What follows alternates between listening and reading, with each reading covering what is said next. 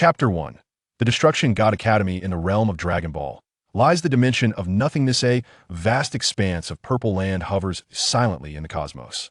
At this very moment, the epicenter of this cosmic continent features a retro-styled ancient castle, its architecture predominantly adorned in shades of purple. Beyond the walls of this structure, a bewildered young man with ebony hair stands in a daze, this perplexed youth, who has inadvertently traversed through the fabric of reality into the Dragon Ball universe, is none other than Luo Feng. He gazes in silence at the grand gate upon the walls before him, his expression one of utter bewilderment, for inscribed upon the door in an uneven and haphazard manner are 5 characters. Destruction God Academy. Although the handwriting is particularly sloppy and irregular, Luo Feng appears to comprehend the essence of these characters. It is indeed peculiar he has inexplicably manifested in the Dragon Ball universe.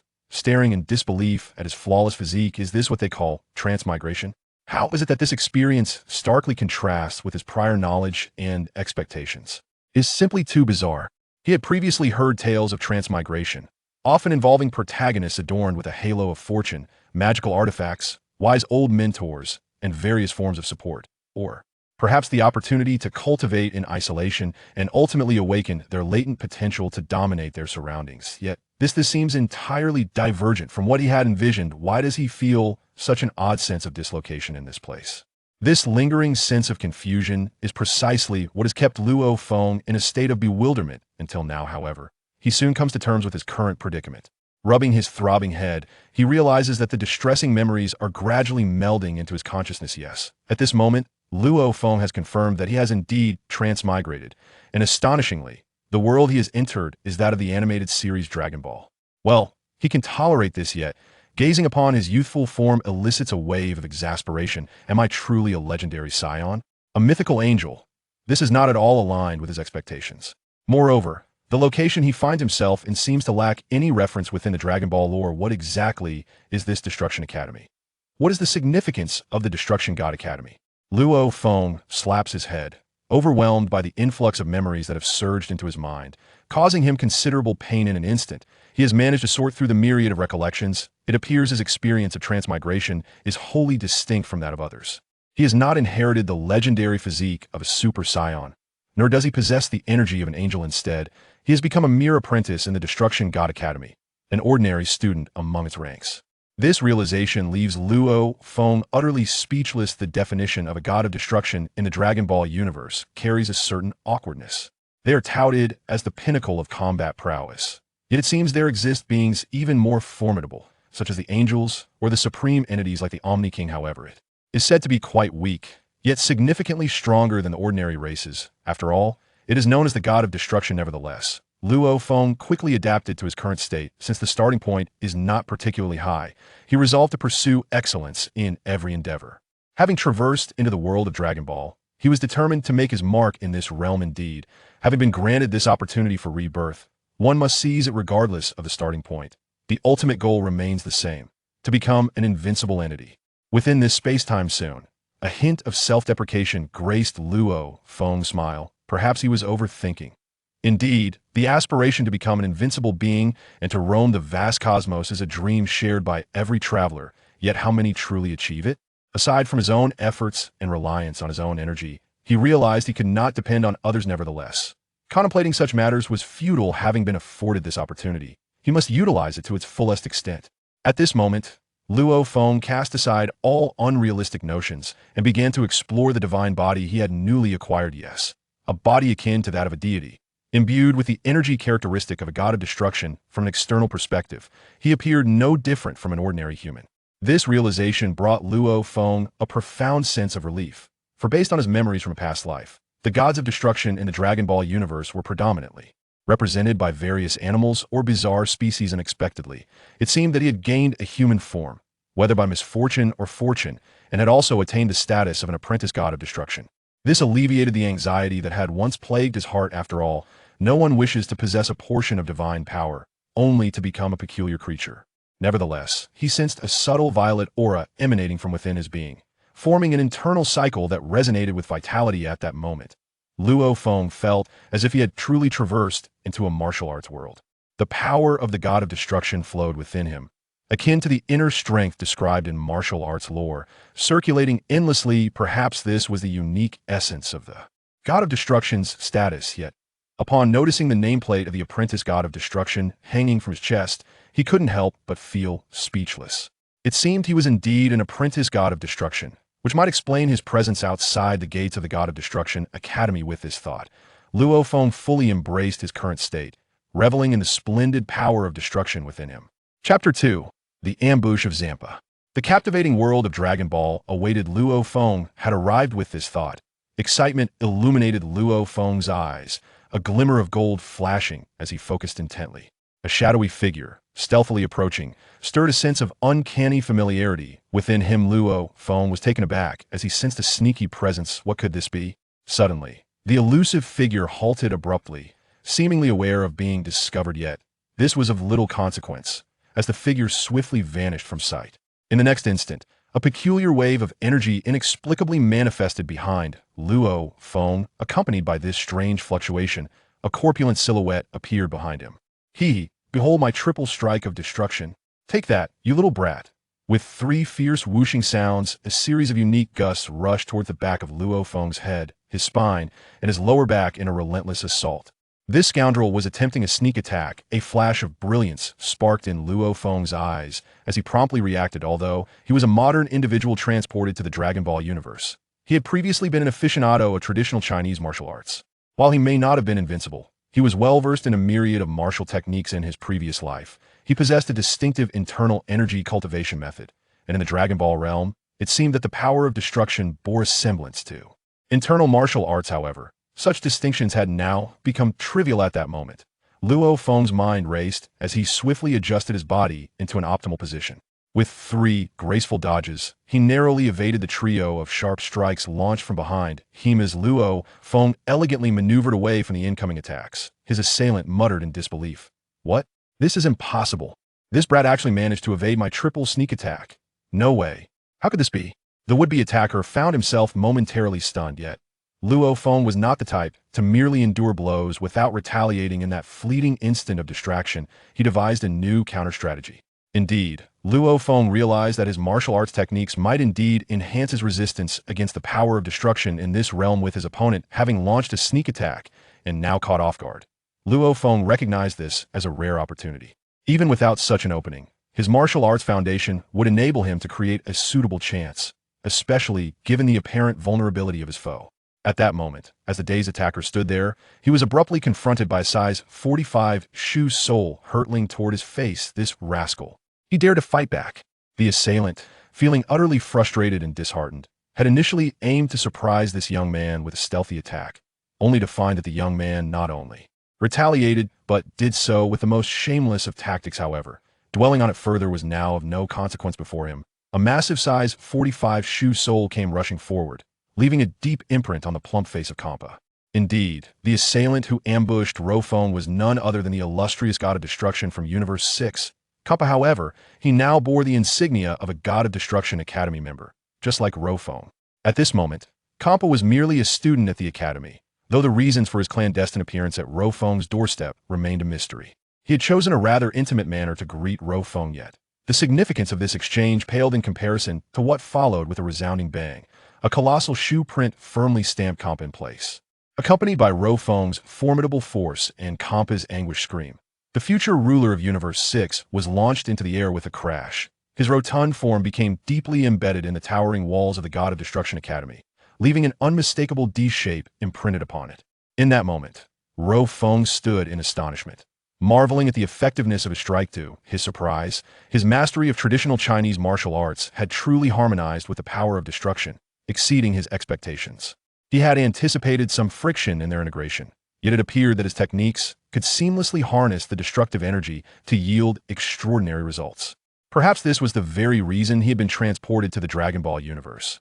Attaining the status of a god of destruction, if his martial prowess could be effectively employed, then it seemed that as long as he cultivated the power of destruction to its utmost potential, nothing would pose an insurmountable challenge. Initially, Luo Feng harbored concerns that despite possessing the power of destruction, he would need to start anew in mastering various martial techniques within this world, a realm governed by the law of the jungle where strength reigns supreme. Little did he know, This was perhaps not mere luck, but rather destiny itself observing Kampa. Firmly embedded in the wall by his powerful kick, Luo Feng couldn't help but smile. He never anticipated that the future dominator of Universe 6 would welcome him in such a manner. Although slightly embarrassed, he acknowledged that his kick had indeed been somewhat excessive. Kampa had been quite literally enshrined within the wall yet. Luo Feng felt no fault in his actions while the situation evoked a sense of familiarity. The method of ambush was undeniably distasteful. Regardless, how Kampa would extricate himself from this predicament was no concern of Luo Feng's. With a chuckle, Luo Feng recognized that despite Kampa's intentional ambush, there was an evident lack of malice in his attack. This indicated that Kampa approached their encounter with a spirit of camaraderie, albeit with a disregard for martial ethics. Yet, in the grand scheme, such considerations have become inconsequential. Let us observe how this individual explains himself. The matter of explanation can be set aside for now. At this moment, Luo Feng gently clenched his fist. Perhaps this heralds a brand new opportunity. Having such a future master by his side for training might enable him to integrate his destructive power into his body at a quicker pace. Nonetheless, one question still eluded Luo Feng: why did this fellow choose to launch a surprise attack on him? After all, he had only just traversed into this world. However, Luo Feng's perplexity was soon resolved by a reasonable and perfect explanation provided by Hmph, who was wedged in the crevice of the wall. With a hand extended, Hmph endeavored to extricate his corpulent form from the narrow space. At this moment, our future destroyer, Hmph, stood in an unusual and imposing posture. With hands on his hips, the only discordant note was the enormous imprint of a shoe sole stamped prominently on his face, a mark bestowed by Luo Feng only moments prior. In that instant, Hmph pointed an accusatory finger at Luo Feng, bellowing, "You scoundrel! How dare you disregard the principles of martial ethics and fail to inform me from whence you acquired such exquisite combat techniques? You truly caught me off guard. Hmph, to think you have been hiding such skills from me." Chapter 3. The challenge of Hmph. It turned out that Hmph was acquainted with him. Upon realizing this, Luo Feng felt a sense of relief. It seemed that his soul and memories had traversed into this era, taking residence in the body of his future destroyer, Hmph. An apprentice in destruction, so it was his arrival was not merely a peculiar accident, but perhaps a fortunate coincidence. Yet, seeing Hmph's flustered expression, Luo Feng merely offered a faint smile. My apologies, I was rather cunning just now. It was truly unintentional. Hmph, upon hearing this insincere explanation, was incensed, his fury palpable. He paid no heed to his own unprovoked assault on Luo Feng, instead cursing him. When did this fellow acquire such novel combat techniques? His bewilderment as Luo Feng's closest friend was evident. Yet, amid Hmph's tirade, his eyes narrowed and glimmered with resolve. He was not one to suffer losses lightly. Although his earlier ambush had failed, it appeared that Luo Feng had no intention of claiming credit for it. It seemed this fellow still possessed a soft heart, reminiscent of his former self. Although the origins of this new fighting style remained a mystery, it was of little consequence. Now observing Hmph's advancing posture, Luo Feng understood that despite the curses spewing from his lips, Hmph's was no ordinary adversary in the realm of cunning and strategy. Even if he was not among the top ranks of power in this future world, it appeared that Hmph's was unwilling to concede defeat for the earlier misstep. If, indeed, the judgment of Luo Feng holds true, at the very moment when Hmph's and Luo Feng were engaged in conversation, Hmph's suddenly propelled himself forward with the force of a hungry tiger pouncing on its prey, hurtling towards Luo Feng's abdomen with a fierce intensity. He muttered to himself, "You scoundrel, do you think that a mere kick would come without consequence? This time I shall not let you escape." Upon uttering this, he surged forward like a cannonball, fists clenched and cracking ominously, evidently prepared to engage Luo Feng in a straightforward contest of raw strength. Perhaps at this moment, Hmph's was indeed quite straightforward, devoid of the cunning traits he exhibited during his time as the Sixth Universe's god of destruction. At this juncture, he seemed solely focused on avenging the humiliation of that earlier kick. However, Hmph's failed to consider a crucial point. As fellow apprentice gods of destruction, their abilities and comprehension of the destructive force were fundamentally comparable. The disparity between them likely lay only in their techniques and the application of their destructive powers. It is worth noting that although Luo Feng had recently arrived from another realm, the ancient martial arts techniques and skills he had acquired harmoniously aligned with the destructive powers of this Dragon Ball universe, exhibiting a remarkably high degree of compatibility. Perhaps at this moment, Luo Feng, before fully merging ancient martial arts with the power of destruction, might find himself at a disadvantage against a superior angel. Even Whis, in full mastery of the ultimate skill, could potentially pose a challenge. Yet, When facing this ordinary apprentice of destruction, Hmph, he navigates the situation with considerable ease.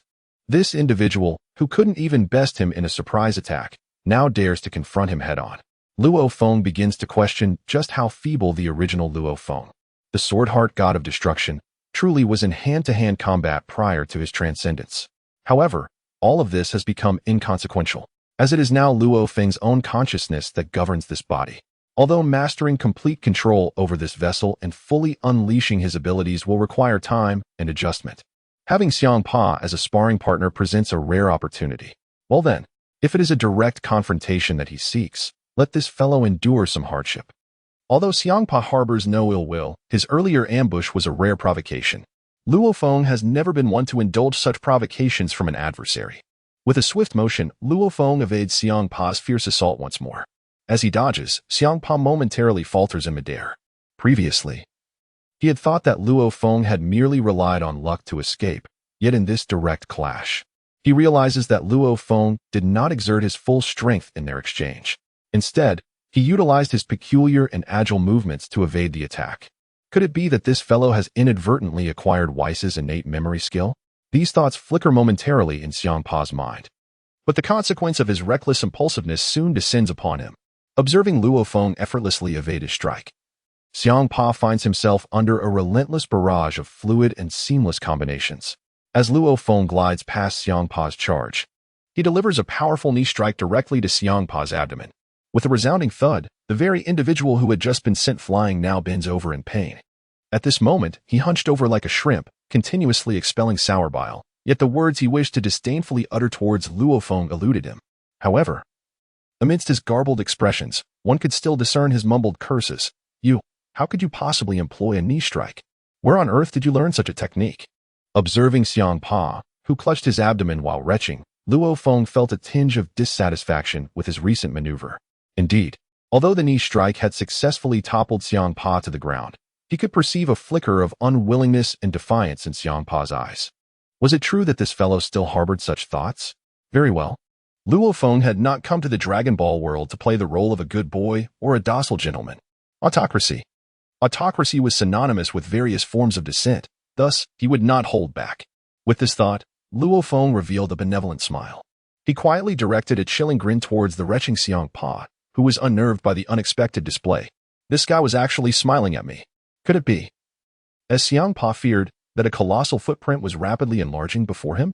Indeed, Luo Feng's foot launched another assault, and before Hmph could utter a single word, he was struck with a resounding kick, sent flying once more, crashing violently against the outer wall of the academy. At this moment, Luo Feng was momentarily taken aback. Not due to the casual kick that sent Hmph flying, nor from any discomfort or injury that might have ensued. Rather, he realized that the space here was remarkably solid. Indeed, just moments ago, he had been pondering how, despite his current formidable destructive power and the techniques at his disposal, he had been unable to breach or disturb the integrity of this space. It appeared that the ability to construct the Destruction God Academy within this realm indicated a degree of stability that surpassed all expectations and imagination. However, what astonished him the most was the unexpected resilience of the wall opposite the academy.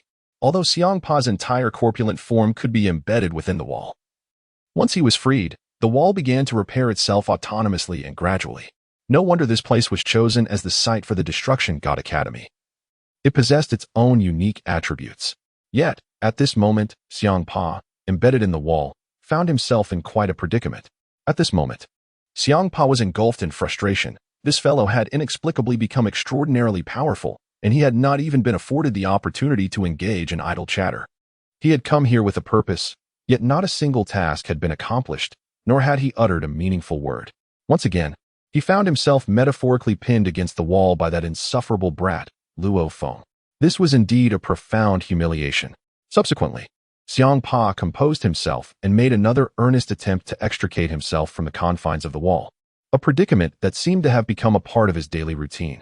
Chapter 4. A conspiracy. With this thought in mind, Hmph felt a wave of discontent wash over him. However, through his persistent efforts, it appeared he might truly have a chance to extricate himself from the crevice of the wall. Just then, he heard the sound of slow footsteps approaching, and upon focusing his gaze, he saw Luo Feng. This rascal was approaching him once more, revealing that chilling yet disarmingly warm smile. At that moment, Hmph found himself devoid of the energy to curse or mutter under his breath. Instead, he shouted loudly, "Wait a moment, you scoundrel. Can you at least let me finish speaking?" Upon seeing Luo Feng shrug, he ceased his advance. At this moment, Hmph let out a sigh of relief. Fortunately, this fellow, well, since it is thus, let us speak quickly. Otherwise, the consequences may indeed be dire. However, did not Lucy inform me that his memory function was exceptionally reliable? Yet, why was it that during my 2 encounters with Luo Feng, it failed to activate even once? What an unreliable character. Perhaps I have been overly concerned, or it may simply be a reflection of my insufficient understanding. Nevertheless, my immediate task is to pacify this god of slaughter, Luo Feng. Otherwise, being once more embedded into the wall by him would certainly not be a pleasant experience, as it is quite painful. With that, Hmph rubbed his small belly and his slightly numb chubby face, speaking in a nonchalant manner. "Luo Feng, you have truly become increasingly unreasonable. I came to assist you, and yet you indiscriminately embedded me into the wall. Is this how one treats a friend?" Luo Feng, however, merely continued to display a benevolent smile. In the presence of someone who had attempted to ambush him, he found little patience. The fact that he even offered an explanation was already a considerable concession to Hmph. At this moment, Hmp's desire for survival was undeniably strong, especially upon realizing that the other party was unwilling to grant him an opportunity for explanation. Hmph, exhibiting remarkable decisiveness, swiftly retrieved a black sphere slightly larger than a fist from the small pouch at his back.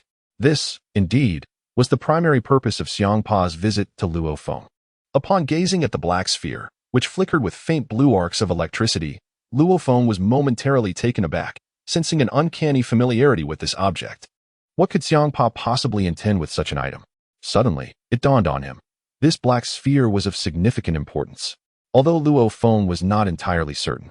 The next instant, Hmph provided him with an unequivocal confirmation. "Well, my friend, you cannot accuse me of being ungrateful this time. I trust you are aware of what this is. It took considerable effort for me and that rascal Beerus to procure this delightful item from Master Kess. You see, I thought of you immediately upon acquiring something of such value. Yet, you treated me with such severity. Do you not feel even a hint of remorse?" As he spoke, Hmph raised the black sphere triumphantly, revealing a smug expression directed at Luo Feng. Initially taken aback, Luo Feng soon felt a wave of understanding wash over him. So, this rascal had indeed collaborated with Beerus to obtain this black sphere from the celestial angel Kess. How intriguing. He was eager to see what this fellow intended to do with it. Observing Luo Feng's silence, Hmph mistakenly believed that the black sphere had left him utterly astonished. At this moment, Hmph wore a triumphant expression and continued to chuckle. "Did you ever imagine that this Beerus has already grasped the concept of Ultra Instinct? You must understand that Ultra Instinct is a technique belonging to the angelic lineage. For us, as apprentice destroyers, to comprehend such a profound skill represents a significant enhancement to our strength. However, for some inexplicable reason, it appears that my understanding of this memory-imbued technique pales in comparison to that of Beerus. After dedicating over 10 hours to study, I have only managed to glean a mere hint of insight.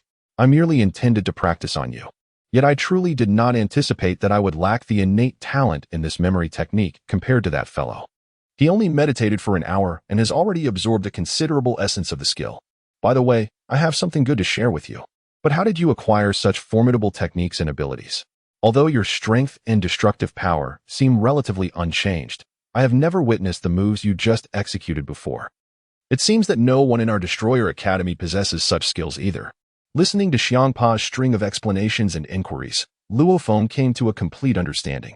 It appeared that this individual bore no ill intent. Rather, he had inadvertently caused quite a stir alongside Beerus by stealing this black orb and presenting it to Luo Feng.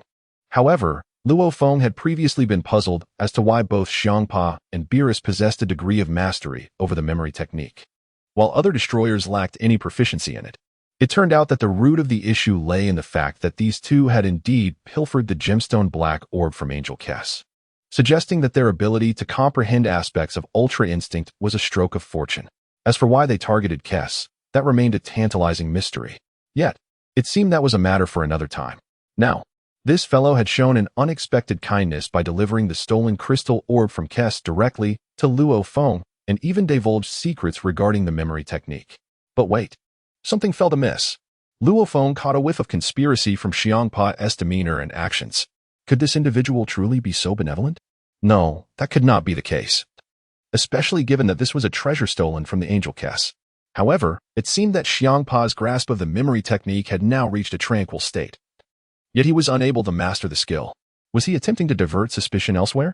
While observing Hmp's somewhat foolish expression, Luo Feng, who was well-versed in the narrative and character backgrounds, understood that beneath Hmp's seemingly innocuous demeanor, there lay a complexity. Not a single destroyer among the 12 universes was easy to deal with. Chapter 5. Something is definitely off from Luo Feng's perspective.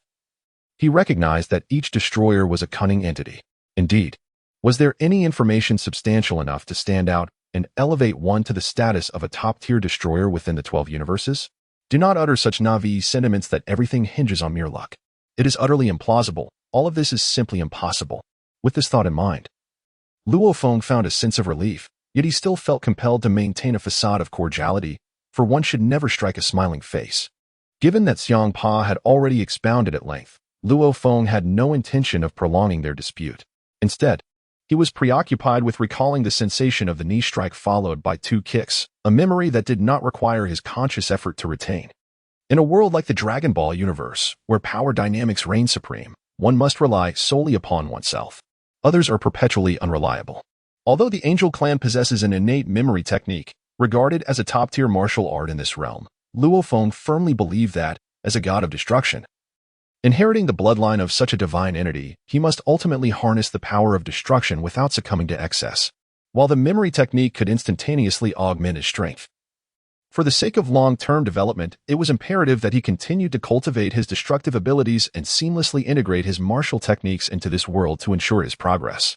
As for the potential of mastering the power of destruction to its fullest extent, only Luo Feng harbored that modest ambition within his heart. He sensed that, upon reaching the zenith of destructive power, he might even wield strength akin to the Omni King. After all, acquiring the power of destruction and subsequently delving into the memory technique seemed to him a misallocation of priorities. It was also a surprise to Luo Feng to discover, through Hmp's utterances, that this endeavor was a joint effort between Hmph and Beerus.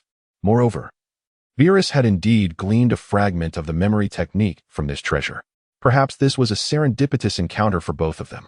However, I shall not tread the conventional path they have traversed. Now that I am here, my focus must be on comprehending the power of destruction. After all, I possess the martial skills I brought with me. By merging the ancient martial arts I mastered in my past life with my current destructive prowess, I am confident that establishing my foothold in this realm will pose no challenge. What I currently lack is time, not rigid techniques. At this moment, the most vexed individual was none other than Master Hmph, who had just extricated himself from the wall. Clutching a black gemstone orb, he observed Luo Feng, who did not rush forward, as he had anticipated, to seize the orb with an expression of excitement. Instead, Luo Feng merely displayed a subtle smile, gazing at him with calm composure. At this moment, Luo Feng's gaze and actions instilled an ominous feeling in Hmph. How could this fellow be so indifferent? Did he truly harbor no interest in the art of free memory? No, that cannot be right. If Luo Feng were truly so detached and zen-like, he would not have held back in his earlier attack. Something must be amiss. This rascal, Luo Feng, is undoubtedly facing some dilemma. Just as Hmph was about to voice his confusion, Luo Feng merely waved his hand dismissively and said to Hmph, "You'd best refrain from causing me trouble. You think you can be so kind to Beerus? Hmph. Do not presume I am unaware. That must be the magical orb from the staff of the Angel of Kashi. You two have indeed set your sights on the Angel of Kashi. I am quite curious about the outcome you will face after the incident in the East. Nonetheless, I would like to express my gratitude in advance.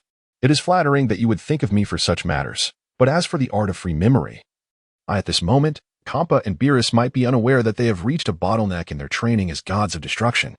To achieve further breakthroughs and enhance their powers, they must pursue alternative paths.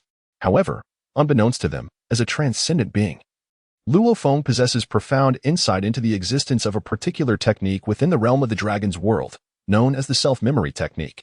Indeed, it is not the free memory technique, but rather the self-memory technique that represents the true path of training for gods of destruction.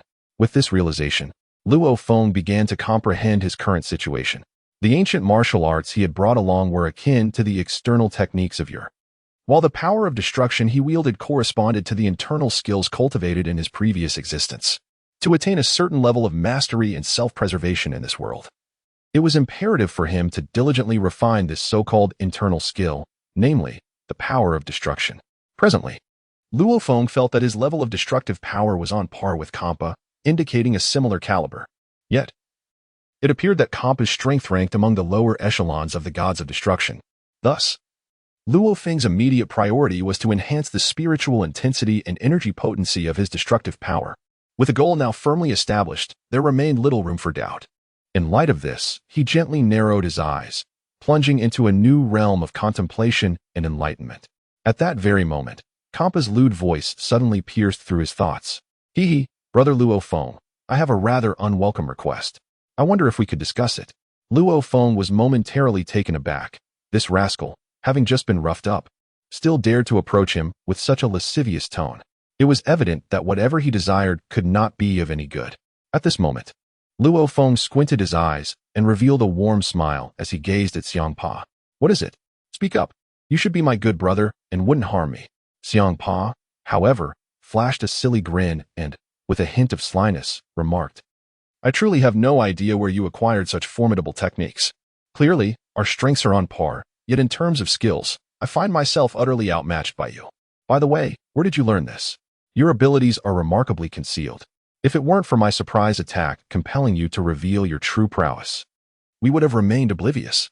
That is quite underhanded of you. Luo Feng, grinning like a simpleton, seemed to harbor intentions of his own. Observing his expression and demeanor, it was evident that this rotund fellow was ingratiating himself for ulterior motives, certainly a case of no free lunch. Soon enough, Hmph's true intentions became apparent. Chapter 6. The Thief's Guilt. He rubbed his hands together with a sycophantic expression and addressed Luo Feng. What is the name of your technique? Could you teach it to me? It's truly powerful. While it may not offer a significant enhancement in energy, it seems to possess unique advantages in practical combat. Though I may not grasp the subtleties of the ultimate freedom technique, if you could impart your method to me, I believe I could hold my own against Hmph or Beerus next time. Despite my shortcomings in energy, if my skills reach a certain level, I wouldn't suffer such a disastrous defeat as before, especially considering how mercilessly you fought just now. My face still aches. It's outrageous. Upon witnessing Hmph's foolish demeanor and his lewd smile, Luo Feng finally discerned the young man's ulterior motive. He had set his sights on Luo Feng's elusive evasion techniques and offensive maneuvers. This was Luo Feng's unique secret skill. Dreaming of learning it was utterly preposterous. However, out of respect for the treasure Hmph had presented, he could not outright refuse. The smile on Luo Feng's face grew even broader. He clenched his fist and, with his eyes still narrowed, warmly stated to Hmph, if you wish to learn my techniques, that is no problem. But to do so, you must be prepared for a complete psychological transformation. He cracked his knuckles, adopting a stance that suggested he was ready to engage physically. Feeling the warmth of Luo Feng's smile and observing his peculiar gestures, Hmph suddenly felt a chill run down his spine. This fellow wouldn't he actually resort to using his fists to demonstrate the technique he so proudly claimed to possess? Would he? It seemed increasingly likely. As Luo Feng approached with deliberate steps, Hmph recalled his earlier experience. Despite his ambition to enhance his strength as the true god of destruction in this era, he had no inclination towards self-harm. It was evident that Luo Feng intended to seize this opportunity under the guise of teaching to settle personal scores. Hmph quickly grasped the situation. No wonder Luo Feng had acquiesced so readily. His intentions were anything but benevolent. Nonetheless, regardless of the circumstances, the willingness to entrust oneself to another is, for Hmph, a gesture of gratitude. However, the manner in which this was presented was somewhat difficult for him to accept. Hmph promptly extended his hands in a halting gesture, gently yet firmly declining. All right, Luo Feng, I recognize your unwavering loyalty as a brother. While you are reluctant to disclose the origins of your acquired skills, should you choose to impart them to me, it would still reflect a commendable sense of camaraderie. Yet, before we delve into your martial arts and techniques, I must convey that the endeavor of pilfering this angelic gem from Beerus alongside Hmph has demanded considerable effort and posed significant risks. Thus, let us first deliberate whether you wish to utilize this gem to comprehend the supreme techniques of the angelic lineage. After all, it is an artifact we have liberated. If you have no intention of pursuing its wisdom, I believe it prudent to return it post-haste. Should Kes, the angel, become aware of this incident, the repercussions could be dire. At this juncture, Hmph glanced around, betraying a sense of guilt akin to that of a thief. In a bid to divert Luo Feng's attention from any punitive thoughts he might entertain, he waved the black gem before him, embodying an attitude that suggested he should seize the opportunity, for once this chance is lost, it may never return. Observing Hmph's peculiar expression, Luo Feng merely smiled faintly. It was apparent that Hmph was genuinely intimidated by him at this moment, yet there was a semblance of validity to his words. Although the opportunity before them was indeed rare, the sight of Hmph's expression, reminiscent of a successful thief, evoked a sense of bemusement within Luo Feng. Such a character as Hmph seemed fitting for his future role as the chief destroyer of Universe 6. It appeared that he had not yet crossed the threshold into a complete collapse of character. However, Luo Feng had already discerned the essence of the supreme techniques at hand. He found little interest in mastering Kes's methods. For him, the paramount objective lay in refining his destructive power, striving to attain a purer and more profound state of divinity. Indeed, Luo Feng pondered a crucial concern. Although his current strength was insufficient to contend with the average angel, it was more than adequate to handle the destroyers before him. Yet, he remained acutely aware of a significant threat looming from the Omni King. In the Dragon Ball continuum, the capabilities and strengths of destroyers are one tier, while those of the angelic race reside at another. However, the true peril arises from the Omni King, who stands as the unassailable pinnacle of this realm. In the original lore of Dragon Ball, the concept of sorcery is portrayed as insurmountable and transcendent.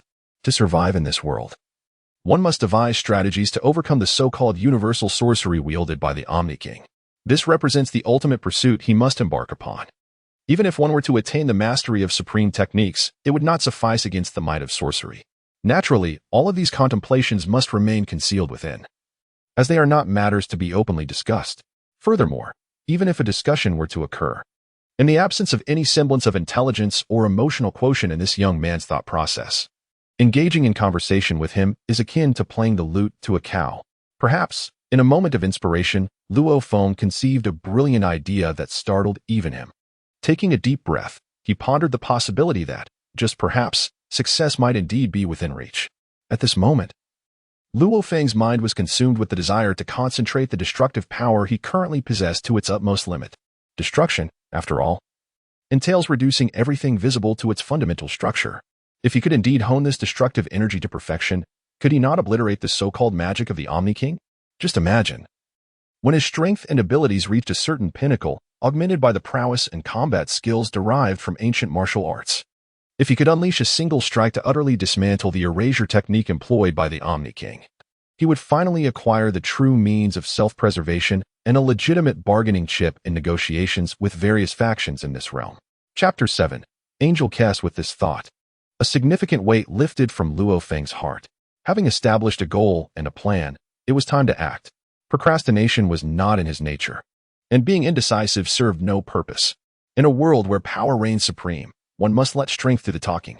With clarity on the matter, he resolved to take action. Accompanied by a sense of relief, he began to methodically untangle the confusion that had previously clouded his mind. Only then did he find the composure to quietly observe the so-called angelic staff gemstone held by Hmph. The gem shimmered with a radiant luster, emanating a faint blue aura, likely the essence of the angel's primal power. Each time an angel wished to unleash or utilize their abilities, they would wield their staff, with the energy core seemingly residing within this very gemstone. In this moment, Luo Feng couldn't help but genuinely admire the ingenuity of Beerus and Hmph, who devised a way to detach the gemstone from Angel Kes's staff and secretly extract it for contemplation. The art of instinctual mastery certainly posed a challenge for these two brothers.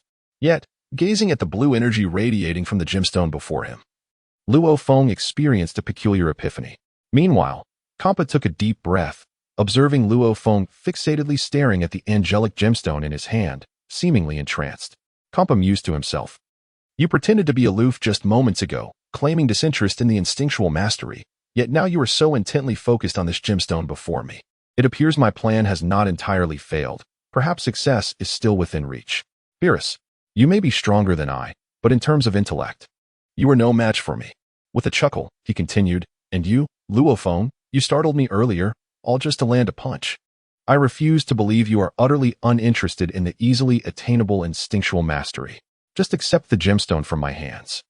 Not only will you impart to me the formidable techniques you previously displayed, but should Hmph discover the gemstone has been stolen, you will become the perfect scapegoat. Indeed, this strategy could yield threefold benefits. Beerus has enhanced his power, and I have gained profound insights into the concept of effortless memory, having also acquired formidable combat techniques that I cannot fathom the origins of, much like those learned by Luo Feng. I have even managed to channel the wrath of the Hmph towards Luo Feng. Ha ha ha. I truly am a genius. As I ponder this, a subtle smile creeps upon Hmph's lips, lifting the corners in delight.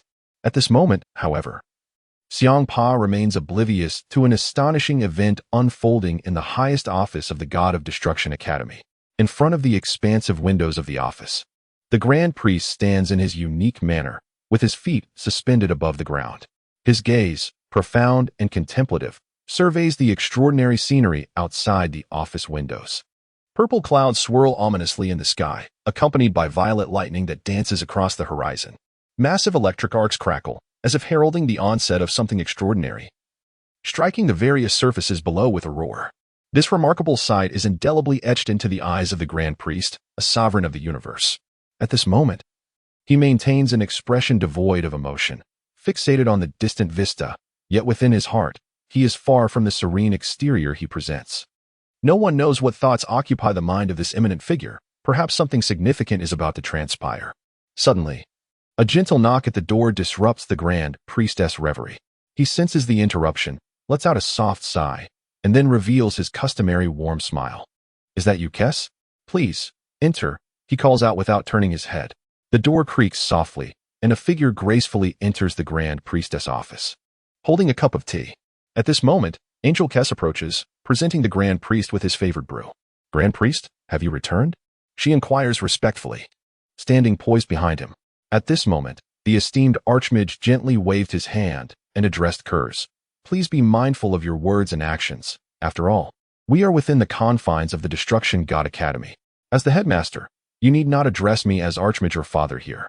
Let us maintain a clear distinction between public and private matters. It would be more appropriate for you to call me headmaster in this setting. Wouldn't you agree, Teacher Kurz?"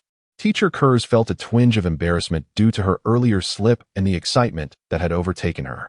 Nevertheless, having been nurtured and influenced by the Archmage since childhood, she quickly adjusted her demeanor. She gently placed the tea tray on the desk beside the Archmage and adopted a poised posture, hands delicately folded at her abdomen, exuding an air of grace. She then promptly revised her address. "Yes, headmaster. Have you completed your plans for this outing? Please rest assured that everything at the Academy is proceeding smoothly. There have been no unusual occurrences, and the daily arrangements for our 108 students remain uninterrupted. You can feel at ease." The Archmage exhaled softly. "Very well. This should be our last sanctuary. However, I must express my gratitude for your efforts during my absence." As he spoke, he turned to glance at Kurz, his gaze imbued with a paternal warmth that touched her heart. Since the establishment of the Destruction God Academy with the esteemed king of all, the Archmage had dutifully attended to its affairs, and his departure was due to pressing matters. Although he had entrusted Kurz with the management of daily operations in his absence, it was evident that he held her in high regard. For Kurz was of the angelic lineage, and the eldest among her siblings. Chapter 8. The Archmage took a delicate sip of the tea Kurz had offered, then set aside his affectionate demeanor to adopt a serious tone. "Let us not dwell on pleasantries. Time is of the essence, and there is an important task that I need you to undertake immediately." Upon witnessing the Archmage's stern expression, Kurz felt a tightening in her chest. Could something significant be about to transpire? However, she realized this was not the moment to inquire further. Since the Archmage had issued a command, it was imperative to execute it without hesitation, for he was not only her father but also the fifth strongest being in the universe and the head of the Academy. Executing the Archmage's directives to the fullest was Kurz's finest quality at this moment. At this moment, upon receiving the divine command, Kashi respectfully inquired, "Shall we gather all the mentors and students? Is there something significant about to transpire?" The High Priest solemnly nodded, affirming, "Indeed. Summon all the mentors to my office and subsequently gather all the students in the playground." This indeed heralded a momentous occasion. It was high time for our Destruction Academy to achieve notable results. Observing the High Priestess' declaration, Kashi refrained from further hesitation, stepping back to bow gracefully. With a swift motion, he summoned his signature weapon, the angelic scepter, from the other realm. witnessing Kashi execute his command without a shred of doubt or indecision. The high priest silently acknowledged his competence. Among his many offspring, Kashi, as the eldest, resonated most with his expectations, particularly in terms of execution. Although not the strongest in power nor particularly gifted in special abilities, this child was the one he trusted the most. Kashi demonstrated unwavering loyalty to his orders and visions. Truly a rare talent in execution. Yet, amidst his admiration, the high priest detected a flicker of unease in Kashi's demeanor. As Kashi was calling forth the angelic scepter, a sudden twitch at the corner of his eye suggested he had discerned something amiss. The high priest was momentarily taken aback. How could this child display such an expression at this juncture? His body had stiffened, as if gripped by an unseen force. Could there be an issue? No. This was his Destruction Academy, where Kashi, as a mentor, should not encounter any unforeseen complications. Such a notion was absurd. However, observing Kashi's rigid posture and the slight tremor of the braid resting against his chest, the high priest was compelled to reconsider. Something indeed seemed awry. Kashi's prowess and calm demeanor would not easily invite animosity. This perplexity filled the high priest with doubt. Meanwhile, Kashi remained frozen, a peculiar tremor coursing through him. Yet, as he contemplated the situation, he resolved to accept its inevitability. There was no point in concealing it now. Perhaps the high priest could assist him in navigating this awkward predicament. Having come to this realization, Kashi revealed a wry smile, extending his hand in a grasping motion. Accompanied by an awkward and stiff grin, he timidly addressed the high priest. I apologize, esteemed director, but it seems there may be a slight, unexpected occurrence here. The high priest raised an eyebrow, inquiring, what sort of unexpected event could possibly arise within our academy? At this moment, Kashi managed to suppress the tumultuous emotions rising within her and awkwardly remarked, I apologize, esteemed dean. Your plans may experience a slight delay, as I seem to have encountered an unforeseen incident. What sort of incident? The grand officer inquired impatiently. Speak plainly. There is no need for formality between us. With a resolute demeanor, he offered Kashi a moment of clarity. Kashi's face betrayed her embarrassment as she stammered. I appear to have been robbed. Robbed? Is it theft? Can anyone truly be audacious enough to target a mentor such as yourself? Pray tell, what transpired? Speak clearly and refrain from being cryptic. Noticing the grand officer's growing impatience, Kashi bit down on her silver teeth, acknowledging to herself that there was no longer any point in evasion. Thus, her previously pale blue complexion deepened further, and with a flourish, a golden light shimmered as a so-called celestial staff quietly levitated before her and the grand officer. As they both beheld the staff, Kashi's expression shifted from blue to an impending shade of black. Meanwhile, the grand officer's impatience dissipated, replaced by a contemplative gaze directed at Kashi and the so-called angelic staff in her possession. Remarkable! Who would dare to steal the crystal gem affixed to Kashi's angelic staff? This incident may indeed rank among the most peculiar occurrences in the history of the Destruction Academy. It is astonishing that someone would dare to set their sights on Kashi's staff, the grand officer mused, his curiosity piqued. Kashi's face was a canvas of embarrassment. Yet true to her nature as an angel, she swiftly regained her composure, her expression returning to normal. With a resigned sigh, she lightly waved the gemless staff. Addressing the grand officer, I apologize for the embarrassment, esteemed dean. I was indeed careless. As she prepared to elucidate the situation, the grand officer gestured gently. Bring the angelic staff closer so I may inspect it and discover which student orchestrated this feat. I had not anticipated such talent among our cohort. The grand officer's half-smile nearly unsettled Kashi, who had only just managed to steady herself. Very well, since the grand officer wishes to see. Perhaps you could assist me in uncovering the identity of this miscreant. I truly hope I do not discover who you are, or you shall face the consequences. After all, in this academy, the dean holds the highest authority, and when the dean is absent, I am the acting dean. Though merely a mentor, I can certainly make things difficult for students. Chapter 9. Tracking Technique. Kashi found herself in a state of utter disarray. For any angel would consider it a tremendous disgrace to have the crystal gem from their staff stolen. Indeed, this marked the first soul-crushing blow in Kay's life. At the very moment Kay was about to hand the damaged celestial scepter to the high priest, an unusual revelation struck her. She and the high priest simultaneously discovered an astonishing detail. At the pivotal point where the gem had been pried off, there were two distinct and hardened bite marks. It seemed that the thief who had pilfered the gem was far from a professional, as evidenced by their clumsy preparation, resorting even to their teeth. Yet, one could only wonder if that loathsome saliva had been left behind on the scepter. Upon this realization, Kay felt a tremor of disgust and anger coursing through her, and it was evident that she was both infuriated and repulsed. Gritting her teeth, she grudgingly presented the scepter to the high priest, her powerful while suppressing the fury bubbling within her. With clenched teeth, she implored, "Esteemed director, I earnestly hope you can help me uncover the identity of the scoundrel who dared to tamper with my scepter. This is utterly infuriating. Such a disgrace is truly mortifying, a humiliation beyond measure." At this moment, it is a soliloquy of Kex, who, upon witnessing such events, manages to keep her seething anger within a controllable range. The high priest silently acknowledges this, recognizing that Kex's experiences during her time at the Destruction Academy have indeed contributed significantly to her growth. It seems wise in retrospect to have entrusted the daily operations and management of the Academy to this acting vice dean upon my departure. Had this incident occurred to either Makalita or Bados, those two daughters would undoubtedly have been in tears by now. However, this is not a time for lamentation. The situation must be resolved. The high priest is also quite curious about who would dare to set their sights on Kex. Truly, when the cat is away, the mice will play. It has only been a short while since my departure as dean, and already such a disturbance has arisen. Observing Kex's imminent eruption, the high priest hesitates no longer. With a flick of his left hand, he gently grasps the end of his scepter, while his right hand brings his index and middle fingers together and lightly touches his forehead. Indeed, the high priest strikes a peculiar pose. At this moment, it seems that the grand priest is indeed prepared to take decisive action.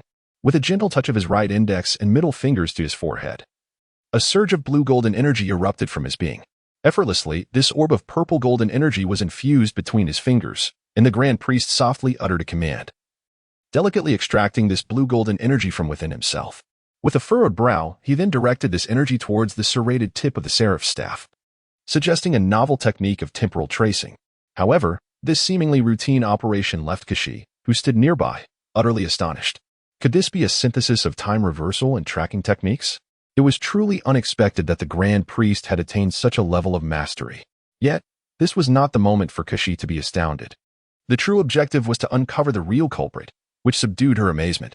She quietly observed the grand priest's performance, who did not keep her waiting for long. As the blue-golden energy merged with the seraph's staff, a slight twitch occurred at the corner of the grand priest's eye. It appeared he had encountered something unforeseen. A subtle smile graced his lips as he regarded the bewildered Kashi, offering her a gentle expression. Suddenly, the grand priest's eyes shimmered with golden light, and a burst of blue-golden radiance erupted from his gaze like a holographic projection.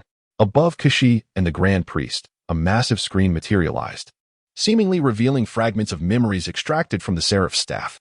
The grand priest utilized a unique method to present this memory before Kashi, alleviating the need for lengthy explanations. However, Kashi was undeniably taken aback by the grand priest's extraordinary technique. The concept of time reversal, coupled with tracking markers and shared soul constructs, was indeed a revelation. The grand priest's prowess was truly unfathomable. Yet, Kashi's curiosity was piqued by the content displayed on the projection.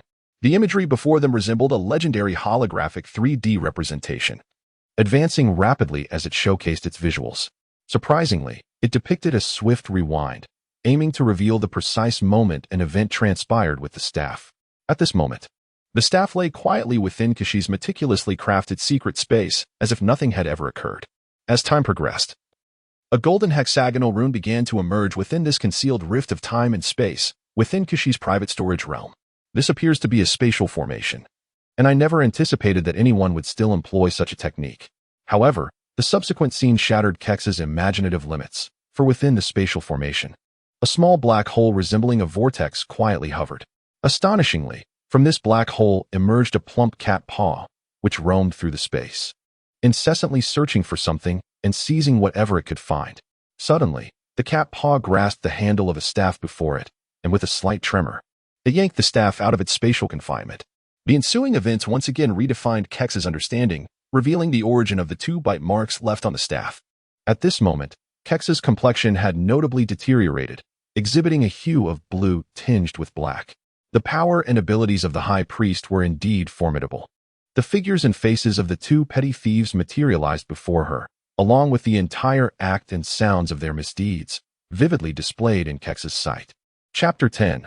Leveling array in the scene. The 2 lecherous faces were expressing a mix of terror and delight. Had Bila succeeded? It was the pudgy, disreputable figure of Hmph who spoke. Meanwhile, Beerus was drenched in sweat, impatiently urging, "You scoundrel, hurry up.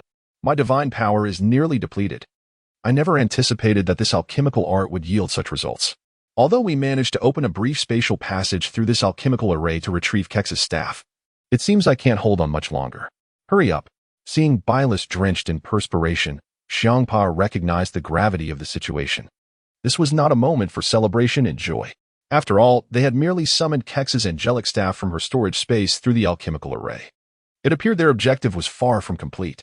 The two had utilized an alchemical array to breach a spatial barrier, temporarily extracting the angelic staff. However, if they could not return the staff before Kex discovered its absence, their endeavor would be utterly foiled. Given that their actions constituted a unique form of theft, Beerus's current strength could only sustain the alchemical array for a limited time. If they wished to learn the angel's supreme mastery, some sacrifices were indeed necessary. Observing Beerus's pale face as his palms pressed firmly against the hexagram-shaped electric array on the ground, he appeared on the verge of collapse. Hmph, recognizing the urgency, hesitated no longer. With one hand gripping Kex's angelic staff, he skillfully unscrewed the crystal gem atop it. After extensive study, they understood that this gem was the very soul of the staff.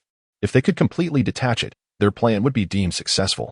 Once the staff returned to Kex's storage space, it would go unnoticed for a time that something was amiss with their precious artifact. In the pursuit of enlightenment, Beerus and Hmph realized that by placing the gem from the angel's staff beside themselves, they might attain a profound understanding of the ultimate mastery of freedom. This notion encapsulated the essence of their scheme. Once they fully comprehended the angel's technique, they planned to employ an alchemical array to open a spatial rift and return the crystal gem without arousing the suspicion of Angel Kes. In truth, her staff had been tampered with. However, Hmph found himself in a quandary, having exhausted all his efforts yet still unable to detach the gem from the staff. Observing Beerus's anxious and impatient demeanor, Hmph recognized the urgency of their situation. Beerus, a formidable force among them, now found himself incapable of sustaining the leveling array. Was their long-conceived plan destined to fail? Unthinkable. Suddenly, inspiration struck Hmph, and he devised a novel approach. If one hand could not extract the gem, then brute force was the answer. With both hands and feet, Hmph firmly grasped the top of the staff. Disregarding any hesitation regarding the gem, he took a bold bite. With a fierce twist of his neck, he successfully dislodged the gem from the staff. The subsequent movements were fluid, with the crystal gem clenched in his mouth. He adeptly used his limbs to cast the remainder of the angel's staff into the storage space. Upon completing this operation, Beerus appeared to have reached his limit, trembling violently before collapsing onto the ground. The entire hexagram spatial array began to fade from the realm of transmission. The two furtive thieves, now completely drained from their exertions, lay on the floor, panting heavily. At that moment, they teetered on the brink of discovery. Having successfully pilfered the crystal gem from Kes's staff without causing significant noise or commotion. Indeed, their plan had succeeded.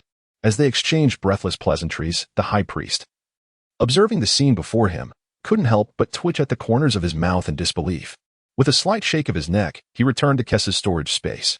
Thus, the compromised angel's staff, stripped of its crystal gem, along with the two puppeteer strings Hmph had left behind, quietly hovered in Kes's storage space. The high priest was left wondering what these two miscreants intended to do with the stolen crystal gem from Kes's staff. Otherwise, without a definite purpose, these two scoundrels would not go to such lengths. Now that two small thieves have been found, their subsequent plans remain shrouded in mystery. The high priest, intrigued by this development, did not wait for K's urging or pleas. He summoned his divine power, and a brilliant light erupted from his being. In an instant, the images of Pa and Beerus once again materialized on the screen before them. At this moment, Hmph and Beerus seemed to have caught their breath. Gradually emerging from their state of exhaustion, Beerus squeezed his swollen palm, letting out a resigned sigh. The alchemy of Master Margarita was indeed formidable. He had never anticipated that a seemingly ordinary formation would impose such stringent demands on the power of a god of destruction. They had come perilously close to reaching their limit, and had it not been for this fellow's swift actions, their plan would have undoubtedly failed. Meanwhile, Hmph, wiping the saliva from the crystal ball, helplessly shrugged his shoulders. I told you, my plan is flawless. Although your strength far surpasses mine. When it comes to cunning and ideas, don't be deceived by my simple exterior. I'm no ordinary fool. Chapter 11. Fearless, these two brothers continued to boast and engage in casual banter, while Kes, standing nearby, rolled her eyes in exasperation. How shameless, she thought. She had never witnessed such unabashed behavior before. Yet, what took her by surprise was that the issue lay with her sister, Master Margarita. This angel had a peculiar affinity for silencing various alchemical practices. Among her many roles at the academy, she was particularly renowned as an alchemy instructor. It was astonishing that she had crafted an alchemical technique to form a hexagram formation, capable of pinpointing a special storage space coordinate, with the unfortunate recipient being none other than the acting headmistress, the esteemed Angel Kess. However, it seemed that now was not the time to hold Margarita accountable. After all, she was merely an instructor, and alchemy was a compulsory subject at the Academy of Destruction.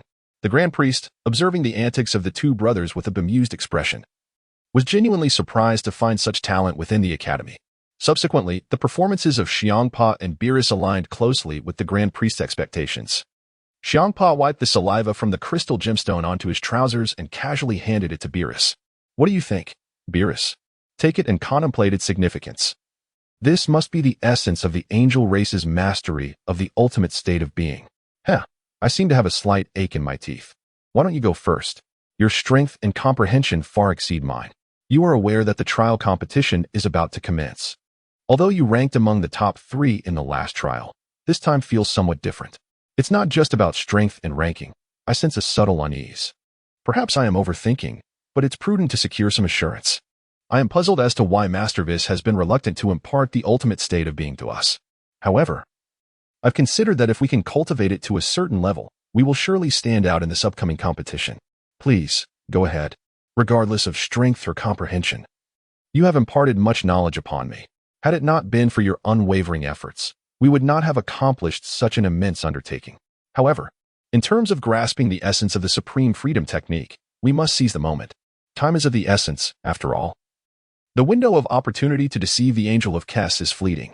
The extent of our understanding will ultimately hinge upon our capabilities. Should we exceed this limited time frame, the inability to return the crystal gemstone would inevitably lead to its discovery by the esteemed Angel of Kess. Beerus, displaying no form of hesitation, directly accepted the crystal gemstone passed to him by Hmph. He casually wiped it upon his attire and held it lightly in his grasp. Subsequently, he settled into a meditative pose, emanating a faint, purplish aura. The gemstone in his hand radiated a soft blue glow, creating a harmonious interplay of colors. It appeared that Beerus had seamlessly entered a state of enlightenment, effortlessly absorbing the supreme freedom technique contained within the crystal. Witnessing Beerus's audacious demeanor, both Kess and the High Priest watching the video were left speechless. This individual exudes an audacity that is quite remarkable, seemingly indifferent to any adverse reactions or thoughts. He remains oblivious to whether his current practice aligns with the supreme freedom technique he now seeks to master, all while sitting in meditation out in the open. Truly, he embodies the fearless spirit of a newborn calf. Meanwhile, Hmph was not idle. His small, squinting eyes surveyed the surroundings, appearing to detect no imminent dangers or abnormalities. He shook his ears and listened intently, finding no unusual sounds. Observing Beerus, it seemed he truly could comprehend the supreme freedom technique. Hmph took a deep breath, now playing a crucial role as Beerus's protector. While fulfilling his protective duties, he remained vigilant, for the alchemical array they had previously disrupted was now in shambles, requiring a complete reconfiguration for further use. Their plan was not merely to extricate the crystal gemstone from the Angel of Kess, they must ultimately return it, lest they be forever branded as thieves. At this moment, Hmph retrieved a small crystal vial containing a modest amount of pale green powder from his pocket. This was presumably the alchemical key utilized earlier for setting up the alchemical array. It appears that Hmph is indeed a habitual offender, given his skills and capabilities. He truly lacks the ability to create such a key. This alchemical key, which can transcend a single space, must have been surreptitiously obtained during Minter Makalita's class. Yet, Hmph exhibited no remorse or embarrassment whatsoever. He gently uncapped the vial, allowing the scant powder to fall to the ground, seemingly intending to establish a brand new practice array during Beerus's training period, thereby returning the used gemstones to Kess without a trace. It is evident that the brothers' scheme is meticulously crafted. Observing Hmph earnestly arrange the alchemical array, one can see the dedication he applied during Minter Makalita's lessons. Meanwhile, the High Priest gazed meaningfully at the visibly displeased Kess, continuously praising, I never expected that during my absence from the academy, these students would grow beyond my expectations. Kes, you have truly applied yourself. It remains uncertain whether the high priest's words were sincere or sarcastic, but Kes's expression had reverted to her usual calm and composed demeanor, as she had largely grasped the situation's intricacies. The root of the issue lay with Makalita and Whis.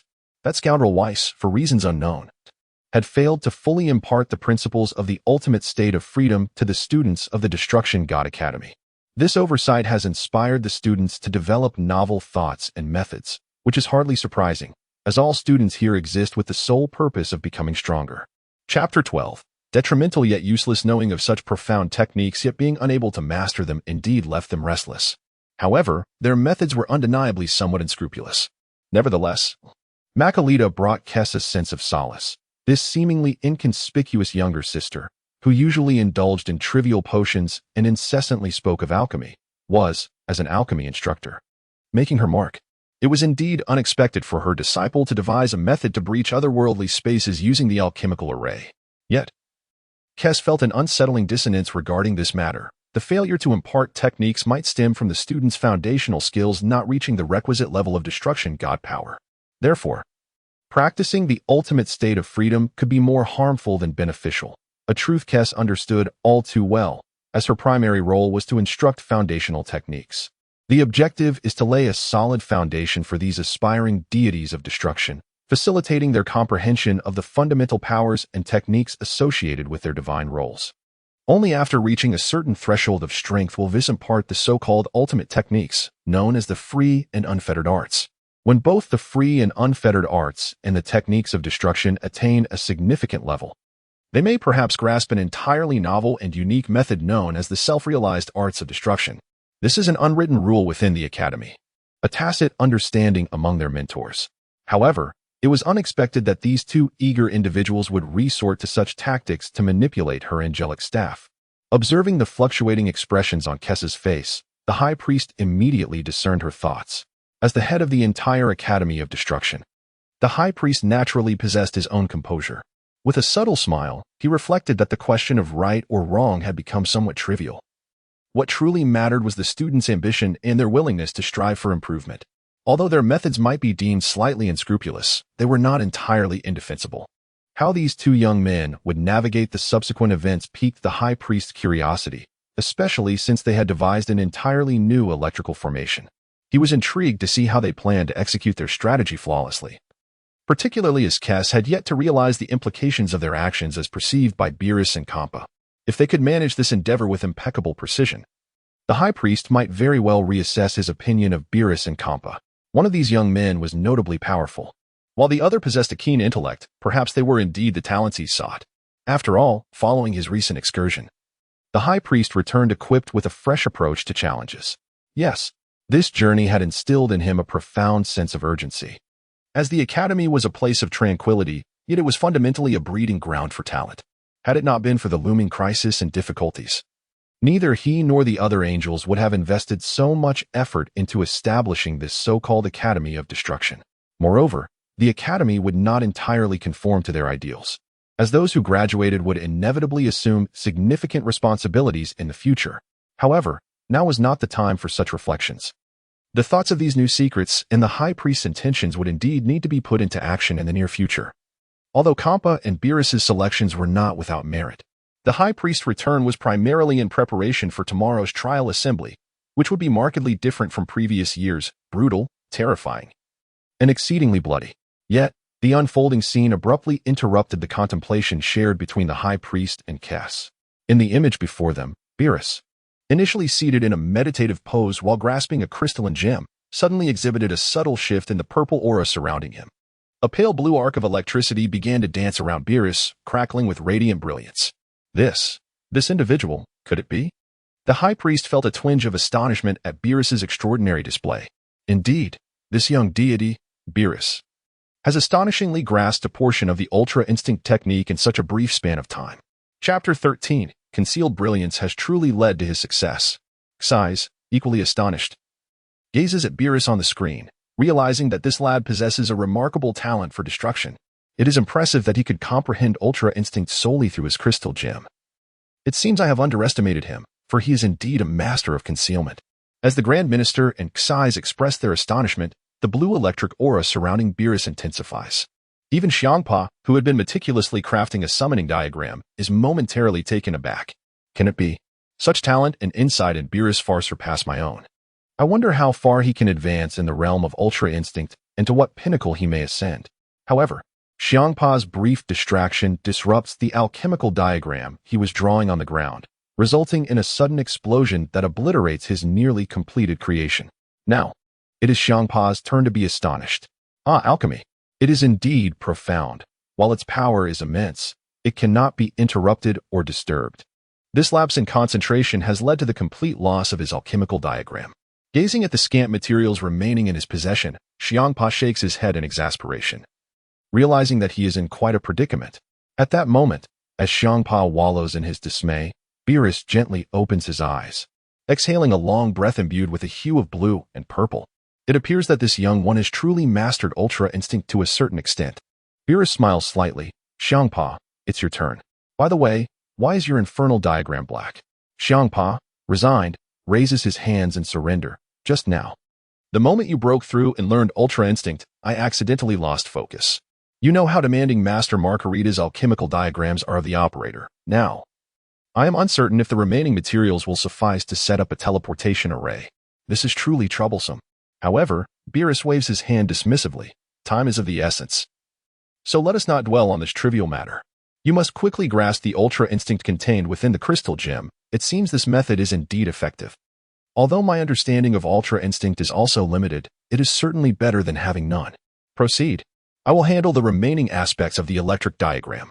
Beerus extended the crystalline gem in his hand and took the alchemical materials from Hmph, diligently beginning to arrange the alchemical array. Indeed, this fellow possessed extraordinary talent. He had just comprehended the ultimate instinct technique yet had not taken the time to consolidate it. With a fearless and audacious spirit, he embarked on other pursuits.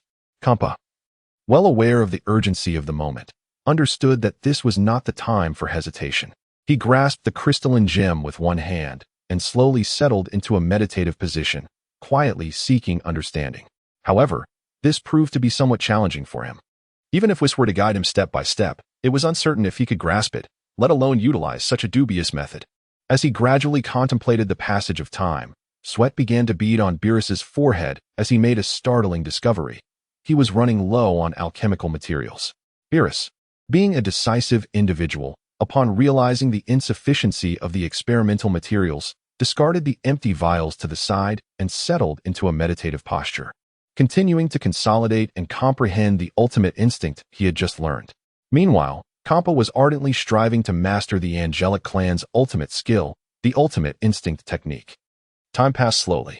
The Grand Priest and Krillin stood by, utterly astonished, unable to believe that these two had the audacity to engage in their training without returning what they had taken. Indeed, the extent of their boldness was remarkable. It seemed that neither of them had ever faced any significant repercussions. They truly treated the god of Destruction Academy as their home and regarded the angelic clan as their kin.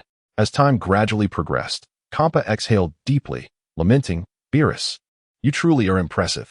After all this time, I have felt nothing. Perhaps my talent and aptitude are not destined to align with the ultimate instinct technique. Aren't you supposed to be setting up the training array? Why are you here meditating? Beerus shrugged helplessly. I ran out of alchemical materials, so I could not set up the array. A brand new array. Do you have any materials left? Seeing how earnestly you were contemplating, I did not wish to interrupt you.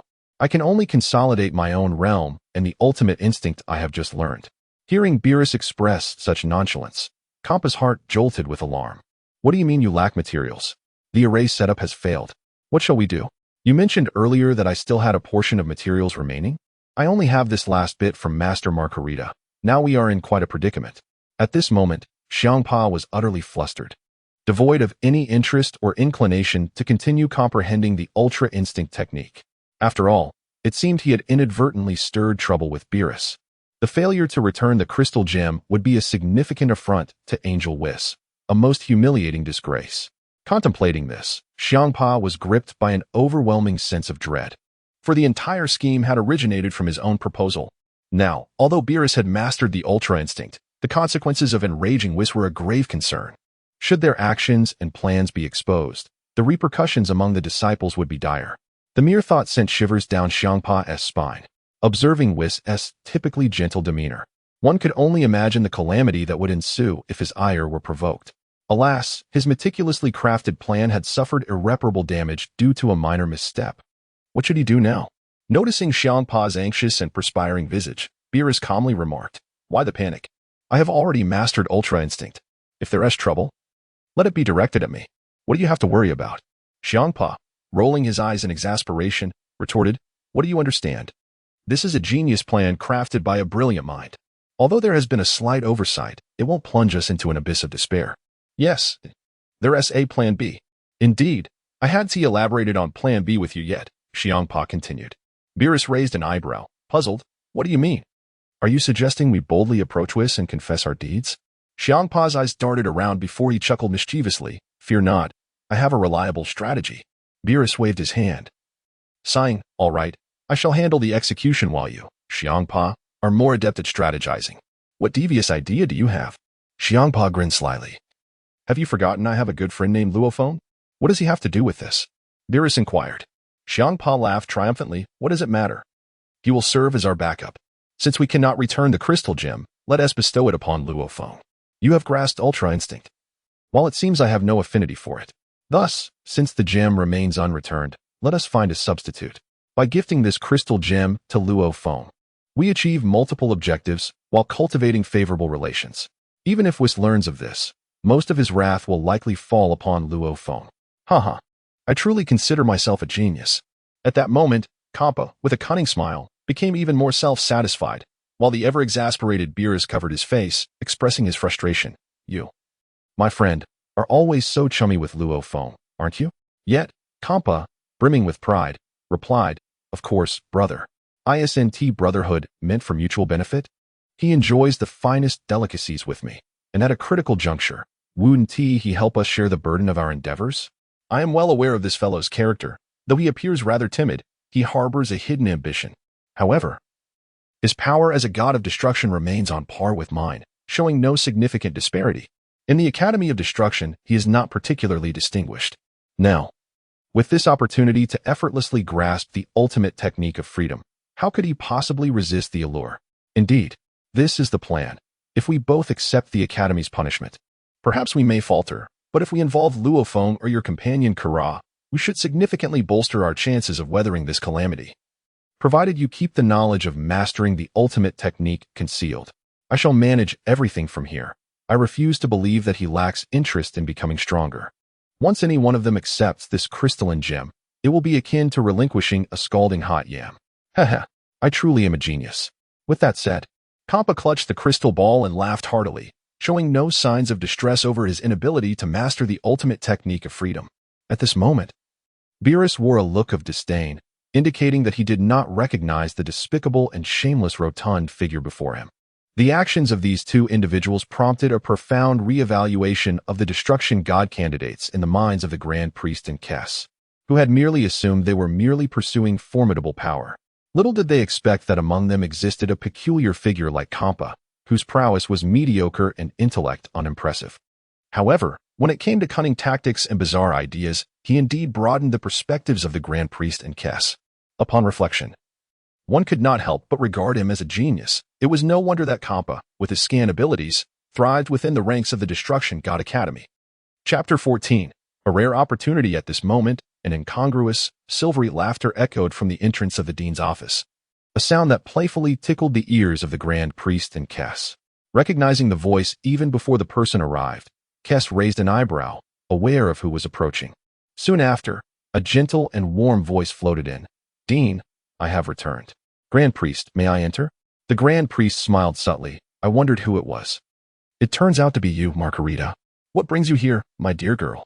As she spoke, Margarita, with her twin ponytails, gracefully stepped into the dean's office, taking in the melancholic expression on Kess's face and the benevolent smile of the Grand Priest. She first bowed slightly to the Grand Priest in greeting, then cast a scornful glance at Kess, who wore a dark expression. With a cheeky smile, she remarked, "The dean has returned. Naturally, I must come and greet you. Thanks to Assistant Dean Kess, our academy has been managed impeccably during this time. Have you not seen my alchemy course?" It is thriving and has garnered widespread recognition from the Academy. The number of destruction gods studying alchemy has significantly increased. And I once thought my academic pursuits would be of little use. It seemed that Margarita had indeed been feeling the pressure from Kess during this time, as her words dripped with sarcasm. However, upon witnessing the peculiar scene before her, Margarita appeared to grasp the situation instantly. Observing the broken angelic scepter in the Grand Priest's hand and Kess's dark disposition, she realized that something delightfully unexpected had indeed transpired. As the images reflected in the air unfolded, Margarita chuckled, her keen intellect allowing her to quickly deduce the unfolding events. It appeared that a surprising incident had truly occurred. This is indeed a rare opportunity.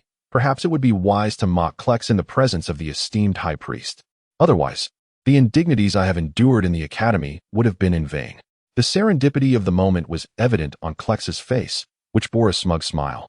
But as she opened her mouth to taunt, it became apparent that her scheme had been unveiled, and she could no longer conceal it entirely. With a determined heart, Klex addressed the high priest with gravity. "Honorable Dean, you are now aware of the situation, and the timeline has been thoroughly investigated. What I seek to know is the whereabouts of the crystal gem atop my scepter. Recovering the stolen goods is of utmost urgency. As for subsequent matters, rest assured, I shall manage them with diligence. By the way, Makalita, do you have anything to add?" Makalita was momentarily taken aback, not expecting Klex to be so resolute. Leaving her no opportunity to seize the moment, a smirk graced her lips, relishing the spectacle of Klex's embarrassment, though she could not deliver a decisive blow. Witnessing such a prominent figure humiliated was a reward in itself. With a nonchalant smile, Makalita replied, "You and the dean may deliberate as you wish. I merely passed by to extend my greetings to the high priest." Observing the demeanor of both women, the high priest sighed softly. "You two sisters truly are something else. Bickering over such trivial matters. Very well, let us not become entangled in these minutiae. After all, I have significant news to announce upon my return. Now, where were we? Klex, do you wish to ascertain the precise location of the crystal gem? Excellent. Allow me to assist." With that, a radiant light enveloped the high priest, and the imagery within the office transformed dramatically, reversing the flow of time to pinpoint the location of Klex's crystal gem. The scene shifted from the earlier confrontation between Beerus and Hmph to the present, where Hmph was stealthily ambushing Luo Feng outside the academy. In the midst of this unfolding drama, Luo Feng was intently observing Hmph, who held the crystal gem aloft with an air of triumph, exchanging words with Luo Feng. Upon witnessing this, Klex exhaled a sigh of relief. It appears the crystal gem remains in Hmph's possession, which simplifies matters greatly. If we can summon this rogue back, all will be resolved. A simple reinstatement of the gem into my scepter will render the incident as though it had never transpired.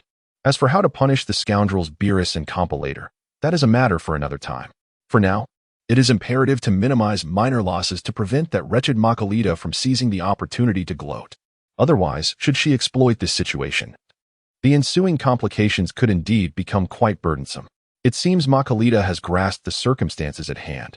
It appears that stirring up trouble is not a feasible option for her, despite her close rapport with the esteemed Klex. However, the two hold differing opinions regarding the academic and instructional direction of the God of Destruction.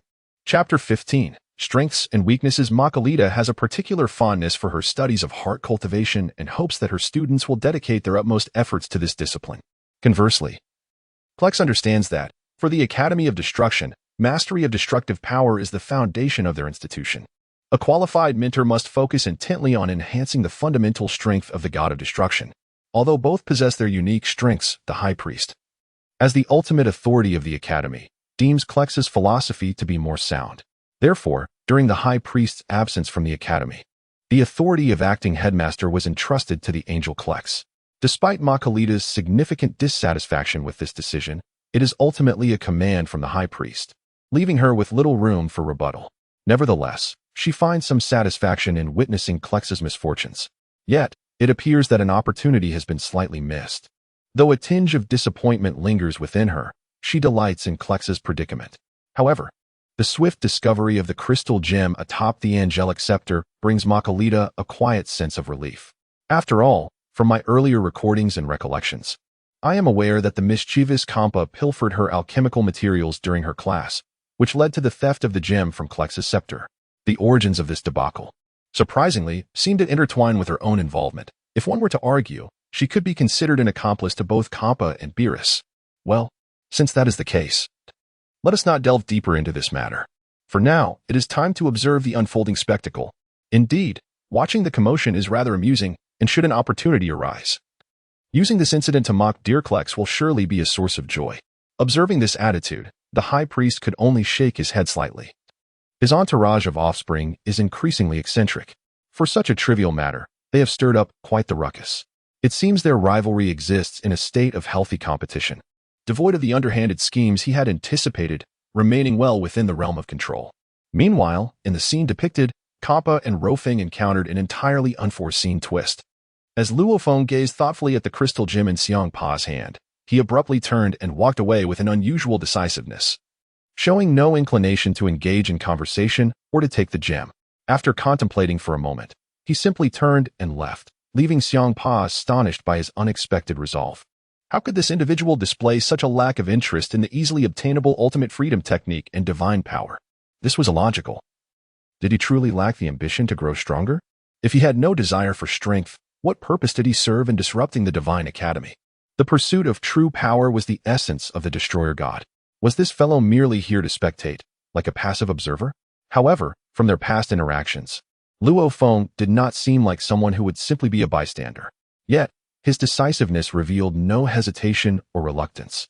As if he genuinely had no interest in the crystal gem, Hmph opened his mouth, only to find his throat dry, unable to utter a sound. This individual was indeed remarkably resolute. Since he showed no interest, Hmph would not beg him. You refuse a fortuitous opportunity that presents itself, even though there might be faint undertones of conspiracy behind it. Could it be that this fellow has seen through the scheme? Impossible. Luo Feng could not possibly possess such high emotional and intellectual intelligence. Hmph was adamant in this belief. Since you are disinterested, I have a promising junior to consider. Yes, that would be Quitella. I refuse to believe that this wretched mouse would show no interest in surpassing Beerus. Originally, Quitella's strength was on par with Beerus. And now that Beerus has comprehended part of the ultimate freedom technique, I am convinced that Quitella would not remain indifferent. If I were to inform Quitella of this matter, perhaps my plan would succeed. With this thought in mind, a sly smile crept upon Hmph's lips, revealing a hint of anticipation for his plan's success. Just as Hmph prepared to stow the crystal gem away, a sudden crack appeared, splitting the gem in two. Indeed, Hmph did not misjudge, nor did the high priest, Kes, or Makalita. The mercury gem in Hmph's hand had inexplicably cracked open. Hmph, struck as if by lightning, found himself frozen in place, staring blankly at the shattered crystal gem in his hand. His demeanor had completely changed. This could not be real. Was this not the crystal gem from the Angel Clan's scepter? How could it possibly crack open like this?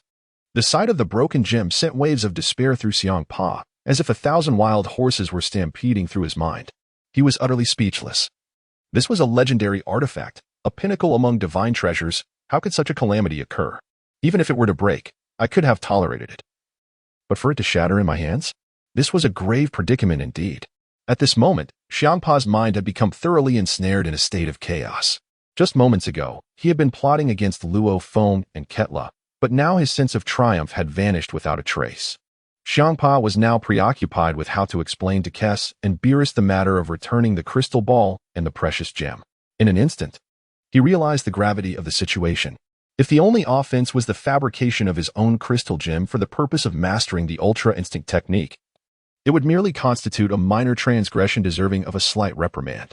However, to resort to such nefarious means to pilfer the crystal gem belonging to the Angel Kes, despite Beerus having grasped a portion of the Ultra Instinct, would yield no progress for Hmph himself. To make matters worse, he had even damaged Kes's crystal gem. Contemplating the aftermath of this debacle, he understood that if he were to face Kes's wrath alone, he would be utterly incapable of enduring the Angel's thunderous fury. In that moment, Hmph's desire for survival intensified dramatically.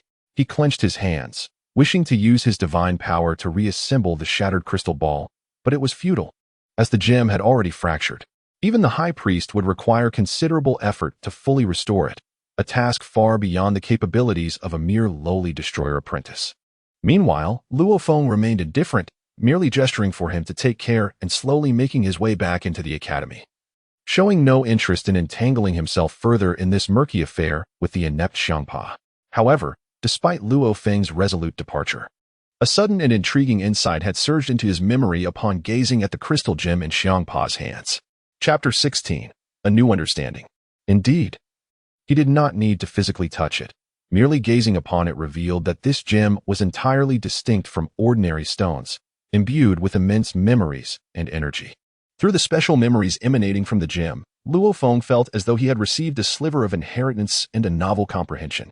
The ancient martial arts he had learned in the present reality had previously presented insurmountable meridian blockages, yet through that fleeting moment of enlightenment, he had attained a fresh perspective. He was now on the verge of a breakthrough.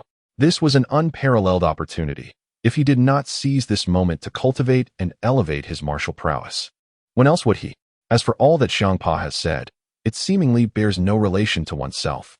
The inexplicable cracking of the mercury gem in Xiangpa's possession undoubtedly has a direct connection to Luo Feng. However, due to Xiangpa's and others' limited perspectives, this connection remains obscured. While others may be oblivious, Luo Feng possesses an acute awareness of the situation. His earlier gaze seems to have completely assimilated the energy within the crystal and the insights it offered into his very being. Now, as Xiangpa attempts to shift the blame onto him, such an endeavor is futile. Luo Feng is not a benevolent soul willing to shoulder the burden for another. At this juncture, prioritizing his own strength is undoubtedly the wisest decision. Thus, Luo Feng resolutely turns away, denying Xiangpa any opportunity for entanglement. Presently, Xiangpa's attempts to pass the blame are thwarted, as Luo Feng distances himself, merely casting a glance before departing. Even if Xiangpa were to rack his brain, he would never fathom that Luo Feng has wholly claimed the benefits of the crystal for himself. Indeed. It seems that Xiangpa's machinations have led him to a self-defeating conclusion. However, regardless of future developments, the immediate challenge lies in whether he can navigate this trial. Contingent upon his own fortune. Contemplating the wrath of Cixi and the others, Xiangpa has ample reason to be anxious. At this moment, a faint smile graces Luo Feng's lips as he strides purposefully into the depths of the academy. In the instant he slips beyond Xiangpa's sight and perception, Luo Feng swiftly maximizes his power and speed. Indeed, a compelling urge to break through surges within him. This is not a conducive environment for such a feat. He must momentarily suppress this impulse and seek a fitting sanctuary for meditation. After all, a breakthrough is imminent, and achieving it before Xiangpa would inadvertently afford him the opportunity to cast suspicion upon Luo Feng for having pilfered the benefits of the crystal. Luo Feng's silhouette blurs as he accelerates towards the training room he frequented in the past. Within the confines of that sanctuary, a breakthrough is a most ordinary occurrence. As he settles into the familiar space, Luo Feng gently descends to the floor, immersing himself in a profound state of cultivation. Indeed, in this sanctuary of the Destruction Academy, one is seldom disturbed, a unique characteristic of this esteemed institution. In other locales, challenges may arise at any moment. Conversing or engaging in combat within the training room is an unspoken rule every disciple must adhere to. After all, the purpose of entering the academy is to enhance one's prowess, and any interruption or distraction could inflict irreparable damage upon the entire establishment. Thus, within the Destruction Academy, this particular training room is regarded as the safest and most conducive environment for cultivation, colloquially referred to as the safe zone or sanctuary. It feels as though a momentous event is imminent, for a profound stillness pervades the academy, devoid of any individuals or disturbances, quietly surrendering to this tranquility. Observing the emptiness around him, Luo Feng exhaled deeply, realizing he was presented with an extraordinary opportunity. Through his recent insights gained from the sword technique, he sensed the potential for a dual breakthrough.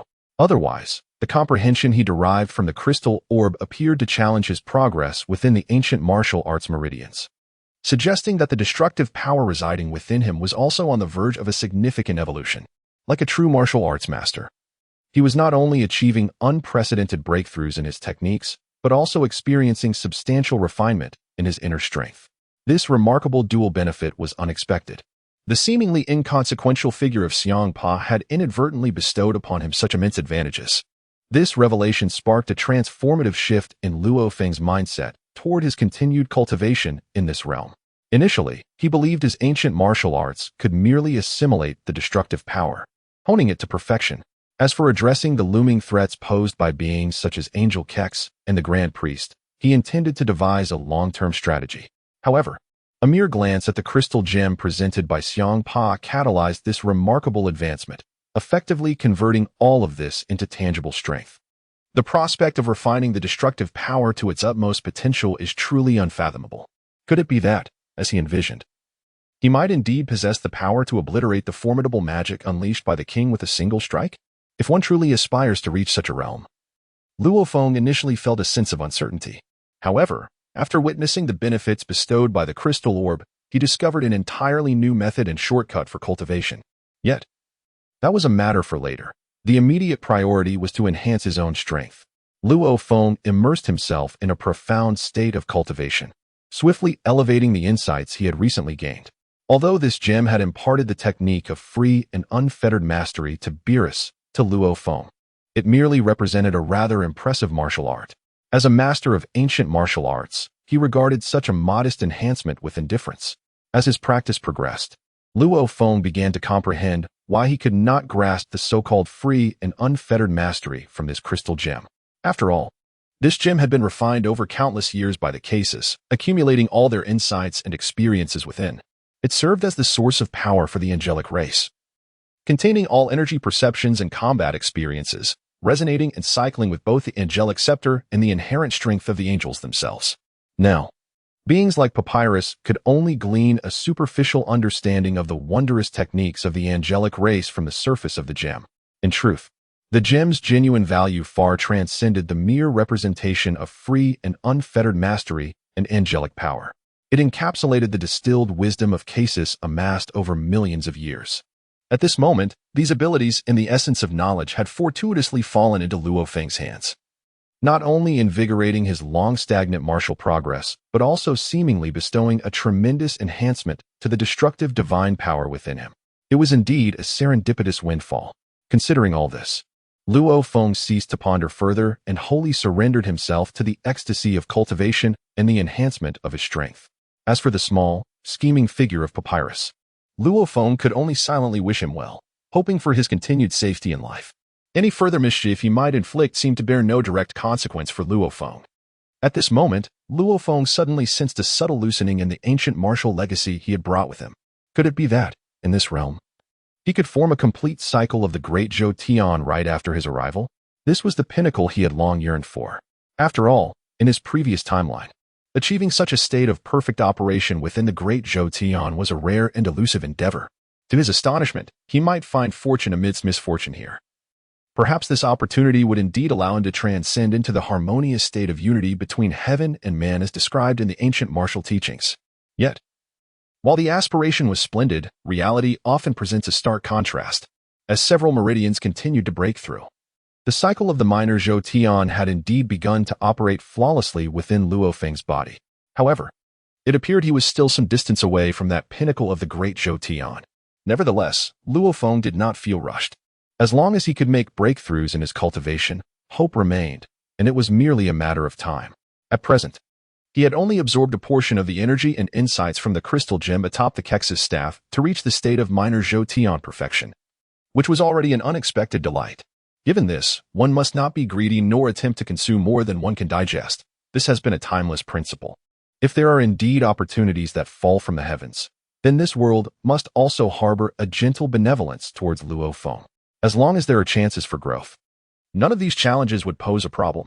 With the integration of his cultivation techniques, Luo Feng finally felt at ease. Although he had realized earlier, during his encounter with Hmph, that his ancient martial legacy could perfectly align with the destructive powers of this realm. It was only in the true state of cultivation that one could witness the manifestation of genuine skill. At this moment, Luo Feng gradually began to integrate the destructive divine energy within him into the operational framework of his inherited ancient martial arts techniques. As he continued to circulate his small circulatory system, the destructive divine energy aligned itself with the pathways of the ancient martial arts, slowly entering a harmonious state. At this time, a violet aura enveloped his head, and a faint red glow emanated from his body. Indeed, he had wholly fused the destructive divine energy with the already established reverse circulation of the small circulatory technique. Originally, the destructive divine energy was merely a violet luminescence. Now, Luo Feng's entire being radiated a resplendent purple-red energy, signifying the transformation brought about by the complete amalgamation of ancient martial arts and destructive divine energy. Though there were subtle differences in appearance compared to ordinary destructive divine energy, internally, a profound transformation had occurred. At this juncture, Luo Feng's martial arts operation flowed seamlessly as one, and it appeared that his destructive divine energy had transcended several levels. The enhancement was not merely quantitative, but also represented a significant qualitative advancement. This ancient martial arts technique functioned like an elevator, instantaneously refining the considerable destructive divine energy he possessed. Moreover, through the circulation of his meridians, this destructive divine energy, akin to divine assistance, entered his meridians, allowing for a smoother operation and utilization. The enhancement of this destructive divine energy was far purer than the so-called internal power and true energy in the contemporary world. With the perfect synergy and mutual reinforcement of these two techniques, Luo Feng felt that if he continued to cultivate in this manner, his strength would escalate rapidly in a geometric fashion, an outcome that genuinely surpassed his expectations. However, in this Dragon Ball world, the myriad of peculiar techniques and energies were beyond the imagination of a once ordinary modern individual. While the unexpected benefits may have limits, the true elevation of cultivation seemed boundless. Perhaps his aspirations and targets could indeed be realized.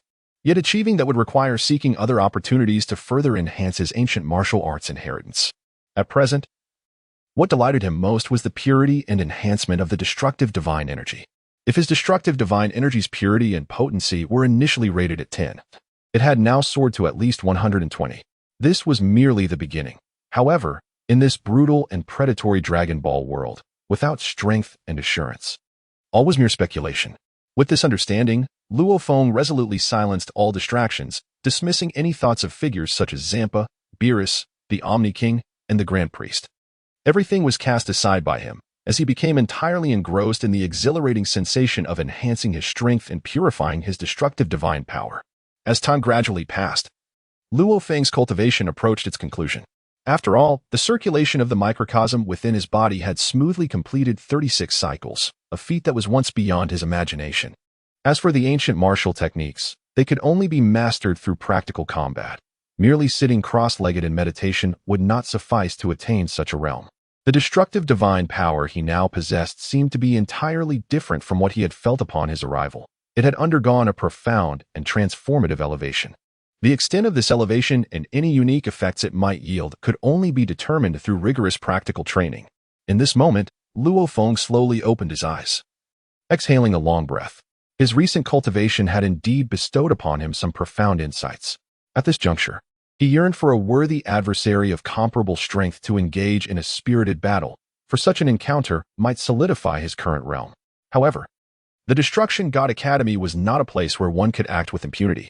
After all, he was here as a trainee of the Destruction God, and perhaps in the future, he would have the opportunity to spar with masters from various factions. Chapter 18. The Spatial Barrier. After stabilizing his realm, he aspired to ascend further. Luo Feng was thoroughly satisfied with the power and legacy he had acquired. He gently clenched his fists, producing a series of crackling sounds. With a subtle shift of energy, he sensed the profound transformation in the purged and elevated Destruction God power. Its hue, once a dark violet, now radiated a brilliant purplish red, a testament to the purification and compression he had achieved. As he unleashed a couple of punches, the air erupted with explosive sounds. Not only did the air crackle, but even the exceptionally sturdy spatial barrier seemed to tremble in response to the resonance of his strength and the insights he had garnered. Oh, the exhilarating sensation of immense power was truly delightful. Reflecting on the arduous days spent honing his skills in the realm of reality, Luo Feng was filled with nostalgia. Perhaps his arrival in the dragon world was a twist of fate. While Luo Feng reveled in his modest accomplishments in cultivation, the ringing of bells suddenly pierced the air. How could such chimes reach his ears? Had something significant transpired within the academy? According to the memories he had retained from his previous life in the Destruction.To Academy, the tolling of bells was not a trivial matter.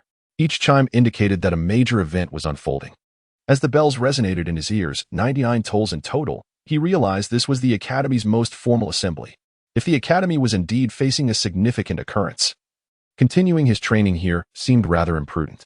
Perhaps this was an opportunity to solidify his realm and further enhance his strength. Suddenly, Luo Feng recalled that the trouble caused by Hmph might have prompted this assembly. Was it to hold a public critique of Hmph? If so, it would be rather inconsiderate for him, the sole beneficiary of the situation, to remain oblivious. Since the academy was gathering, it was time to set forth. At this moment, Luo Feng felt invigorated, as if his entire being was enveloped in a refreshing aura. In a swift motion, he vanished without a trace. The next instant, a dazzling crimson light burst forth, racing towards the assembly square of the academy.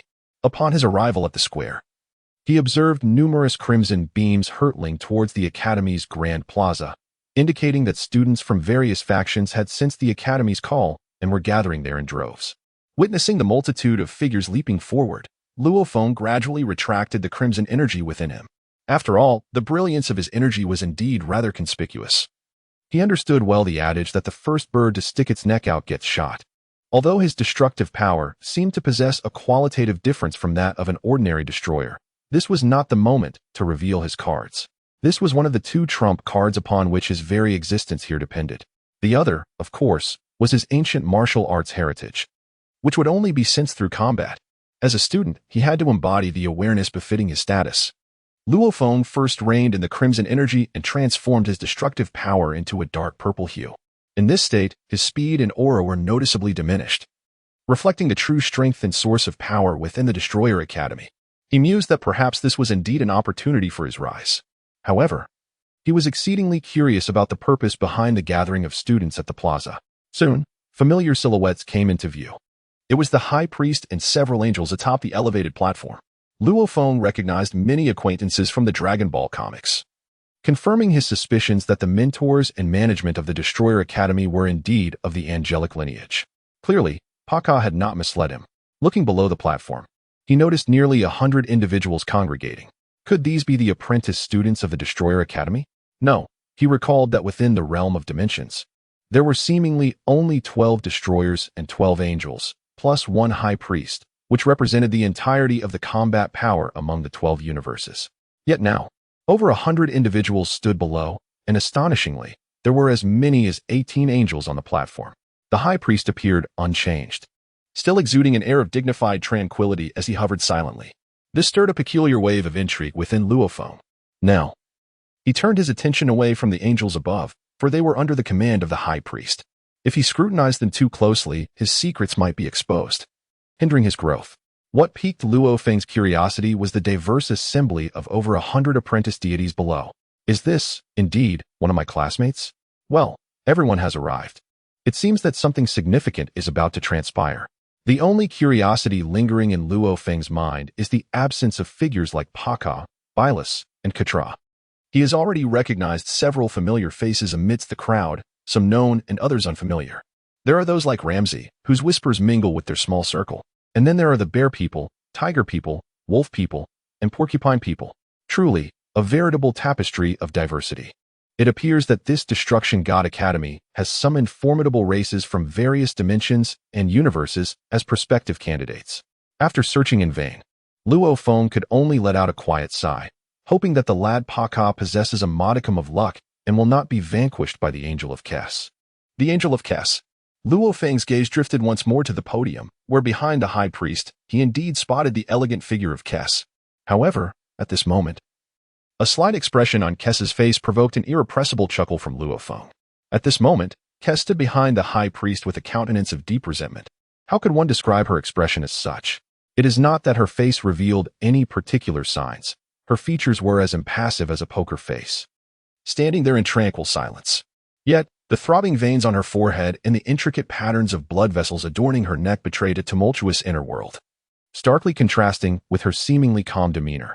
Ironically, the so-called angelic scepter she wielded bore a crystal gem that was marred by a visible, faint crack. This irresponsible repair job merely involved affixing a makeshift patch over the fissure, resembling a simple band-aid, failing to address the underlying issue. It remains unclear who executed such a lackadaisical repair, but this nonchalant attitude pushed Kes to the brink of fury. Although she maintained an outward calm, it was merely a facade, as the high priest was preparing to speak.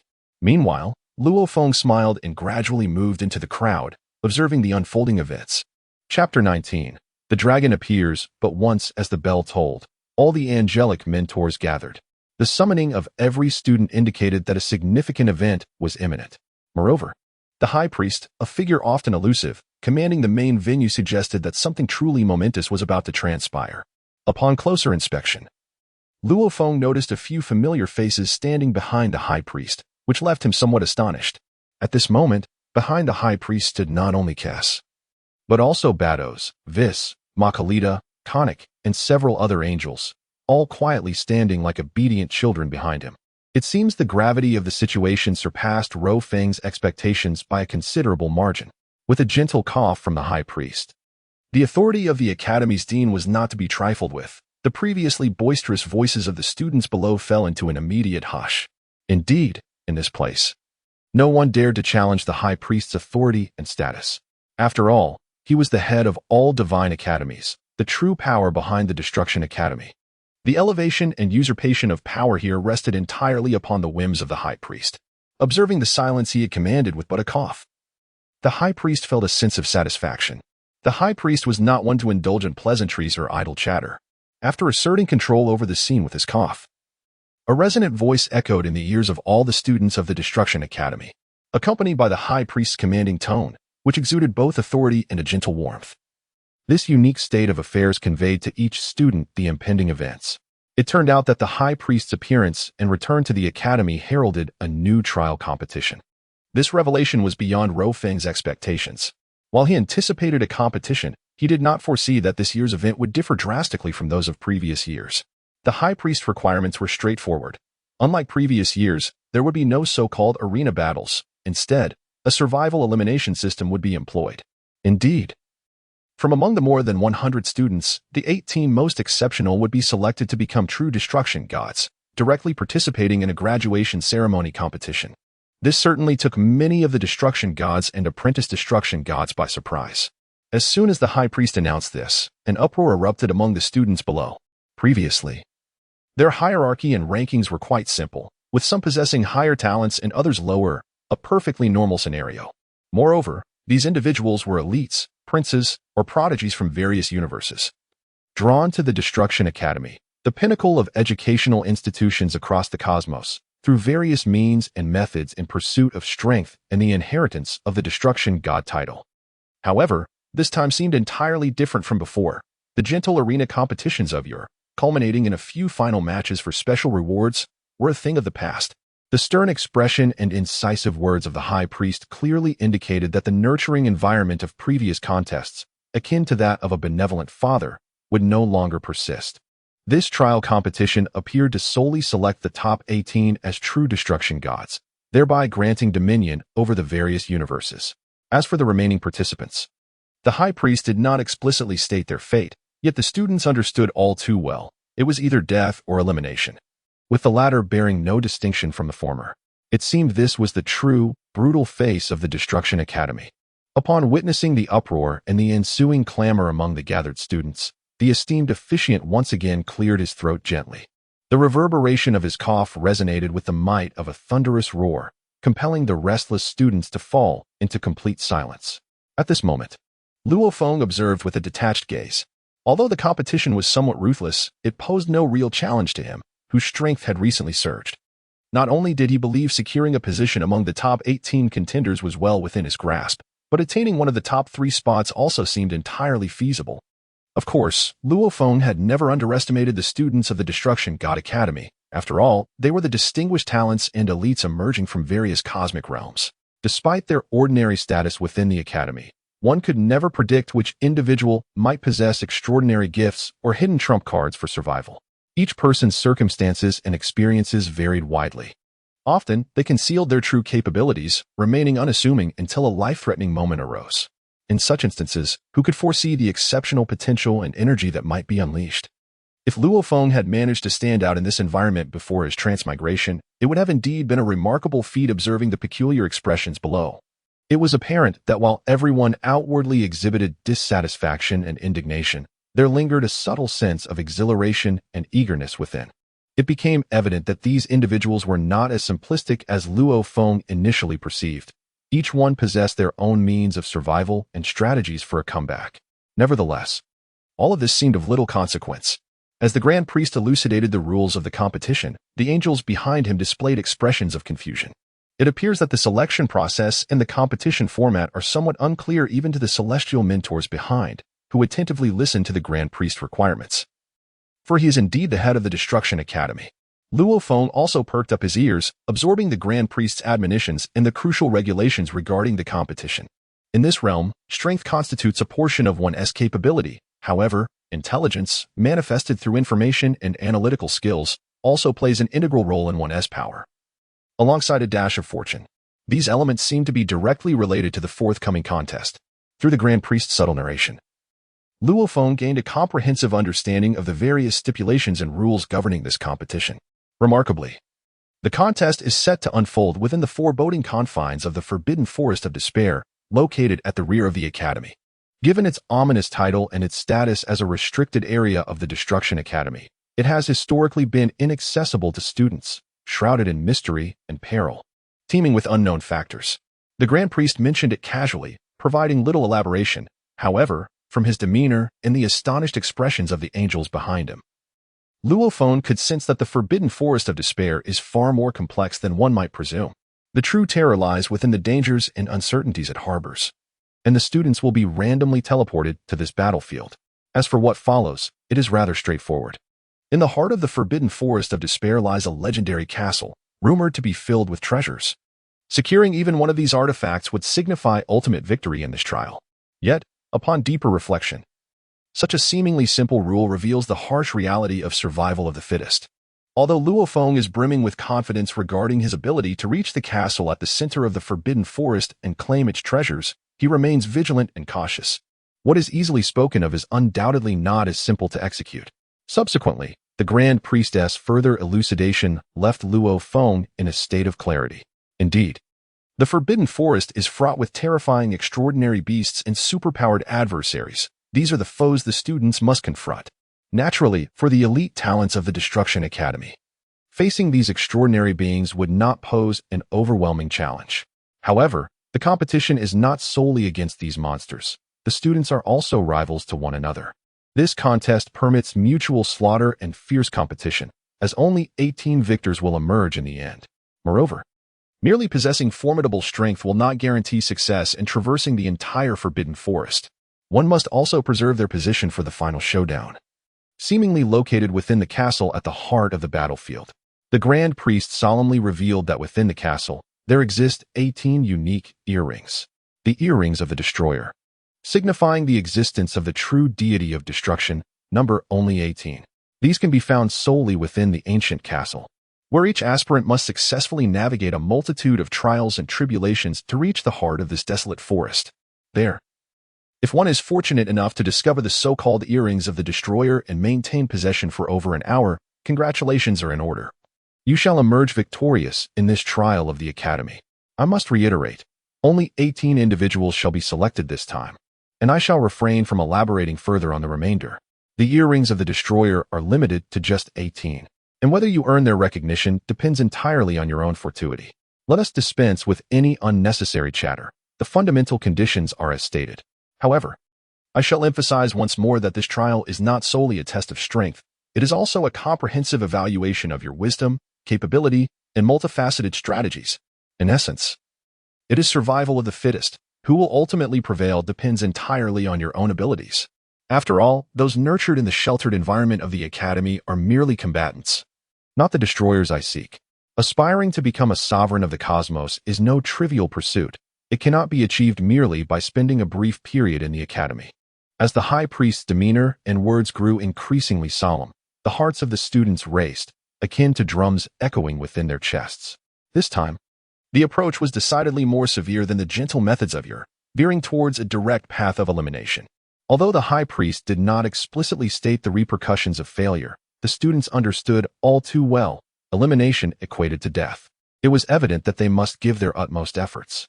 Revealing all their hidden strengths might be the only way to secure victory.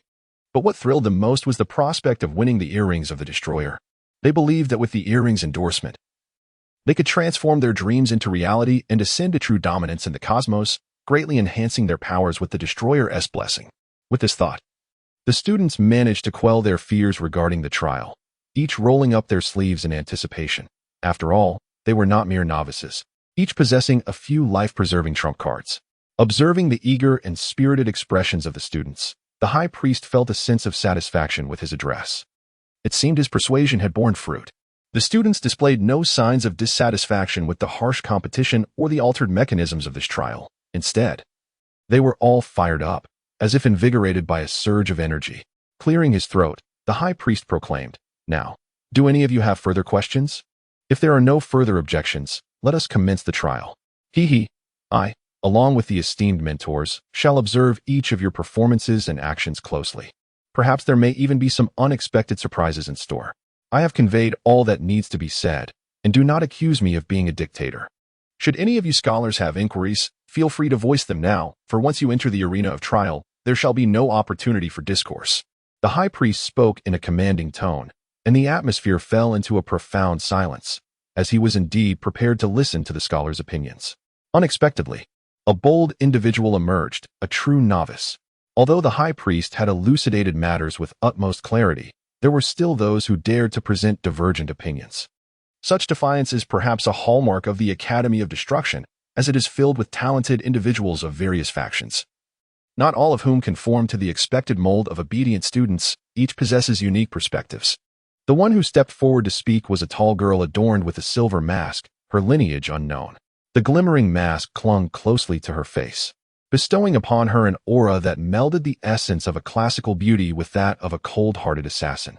Clearing her throat, she tilted her head toward the high priest on the dais and spoke in the tongue of lizards. "Esteemed director, since you have stated thus, I humbly seek clarification on a matter I do not comprehend." The high priest's demeanor softened, revealing a faint, benevolent smile. "Very well, masked student. What is it you wish to inquire?" It became evident that this was the masked figure known as Luo Feng, and a sense of caution stirred within me. To stand firm against the high priest and not falter indicates a formidable prowess indeed. Yet, the nature of her query remained uncertain. As the peculiar question unfolded, it became clear that she voiced the collective doubts of the assembly. After enduring mutual trials and tribulations within the Academy of Destruction, the scholars were all too aware of each other's strengths and weaknesses. In this arena of trial, prior to reaching the ancient fortress, significant disputes might arise due to disparities in power and faction. If a scholar of low rank were to ally themselves with one of the top three, would such an alliance not render the competition profoundly inequitable for the other participants? The point raised by the masked individual seems to resonate with many of the participants, indicating that he has indeed articulated a concern shared by the group. However, the high priest merely smiled faintly and offered a nonchalant explanation. The method of entering the Despair Forest is through random teleportation, whereby each individual is transported to a different location. Some may find themselves on the outskirts of the forest, while others might be teleported to the domain of the desert. And a fortunate few could even land beside the ancient castle. All of these outcomes are indeed possible. As for your notion of mutual restraint and engaging in battle prior to entry, that is simply not the case. This arrangement accounts for the varying strengths of the participants and provides certain special allowances. Do you comprehend this explanation? The masked individual nodded, seemingly accepting the high priest's clarification. The high priest then added, "Of course, there are those who may find themselves teleported to a monster's school, a creature's lair, or even the prison of a certain tribe. Such occurrences are also within the realm of possibility. Regarding these scenarios, I trust everyone understands that luck is a component of strength. If one's fortune is particularly dire, it is not our rules that are to blame. After all, the regulations are established to ensure that random teleportation is equitable for all. As for the most fair interpretation, I believe that those who have journeyed from various universes to this place will recognize that absolute fairness is a myth, and what exists is relative justice. Now, does anyone have further inquiries?" This time, the masked individual remained silent. However, a burly man stepped forward, gazing up at the high priest, and inquired, "Esteemed Dean, having listened to your extensive explanation, I now seek clarification on whether this competition permits lethal measures. In other words, if we encounter our foes or rivals, may we unleash our full strength, or would that place us at a disadvantage? However, there is an impact." This imposing figure, brimming with vitality, stood before the crowd. His fists clenched tightly. The bald head of the one-eyed giant loomed over the surrounding disciples, exuding an attitude that suggested he would mercilessly crush anyone who dared to oppose him. The grand priest smiled faintly, stating, "As I have clearly explained, this is an elimination system. There are no protections, no injuries. Failure to compete means death. In the end, only 18 of you will stand before me and receive the legacy of the god of destruction. I trust my explanation has been sufficiently clear. Should you harbor any doubts regarding my words, I would not hesitate to personally instruct you on how to conduct yourself. Upon hearing the Grand Priestess' words, the previously fierce bald man shuddered, acutely aware of the director's formidable power. Beneath the Grand Priest's warm demeanor lay a heart filled with unyielding force. At this moment, the bald man felt no further doubt, awaiting the arrangements for the upcoming trials. Finally, a petite girl timidly stepped forward, seemingly a healer of some sort. At this moment, she gazed weakly at the angel and high priest on the podium, voicing the final question lingering in the minds of everyone within the academy. Headmaster, I find myself to be quite the stammerer. The high priest gently pressed his hand, responding, It's all right. Take your time to express your thoughts. The timid girl hesitantly inquired, Can we form teams? You understand, as a student of the Destruction.To Academy, I am merely a support class. If I could find some advanced classmates to be my teammates, would that be permissible? The high priest smiled softly. Of course, that is not an issue. However, the maximum number of members in an organization is 3. You 3 may form a combat team to cooperate and assist one another, which ensures a relatively fair environment for every student. Do you have any further questions? Hearing a satisfactory answer, the girl mumbled softly, as if summoned by an unseen courage. The disparity in strength is considerable. If I were to encounter a top 3 ranked student upon entry, wouldn't I just be instantly defeated? This seems to bear little relation to luck or strength. The high priest observed her, astonished that she had voiced such a stubborn concern, revealing her inner fortitude beneath her seemingly delicate exterior as she posed the most pointed question. Indeed, there exists a ranking among students. The might of their abilities and unique talents filled her heart with trepidation and an overwhelming sense of unease. Seeing this seemingly frail girl ask such a piercing question, the high priest displayed a warm smile, then addressed the assembly. The principle is quite simple. Here at the Destruction.To Academy, we aim to select the future qualified destruction gods and cultivate true strength. We are not here to serve as your caretakers or nannies. Survival of the fittest. The law of the jungle, this is a universal principle.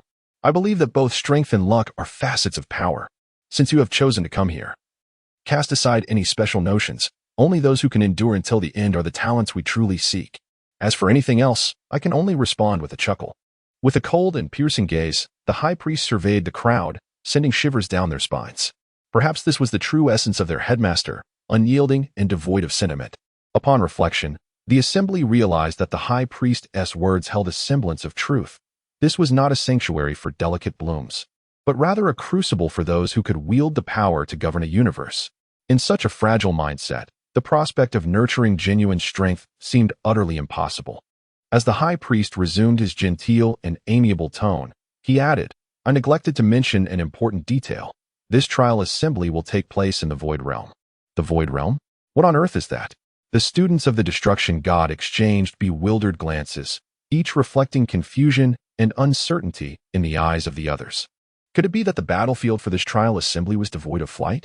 If flying were permitted, it might grant certain races or individuals a distinct advantage. However, if all were grounded, those adept in aerial maneuvers appeared utterly despondent, as if mourning a great loss. In Chapter 21, titled The Divine Body Experiment, it was clear that if they could not soar, half of their innate abilities would remain unexpressed. Observing the woeful expressions of the students, the high priest chuckled softly, remarking, As I mentioned earlier, luck is indeed a component of strength. Given this regulation, you must confront reality. With that, a wave of incredulity swept through the crowd as the announcement came forth that the competition would commence imminently. Was there no allowance for preparation? The high priest's voice resounded once more. The duration of this contest is a mere 5 days. After that, we shall see the outcome. Until then, you must rely solely on your fortune. He continued, By the way, Vice Dean Kess, having spoken at length, are you still unmoved? The 3 young men you detained should be returned. Though they have committed certain transgressions, they are nonetheless qualified to participate in this competition. Upon hearing the high priest's words, Kess gradually emerged from her tempestuous state. Indeed, while these 3 youths had committed unforgivable acts, they were still required to partake in the unified contest. Whether they would endure until the end depended on their luck and fate. With this realization, Kess ceased her inner turmoil, gently waving the incomplete angelic staff in the air.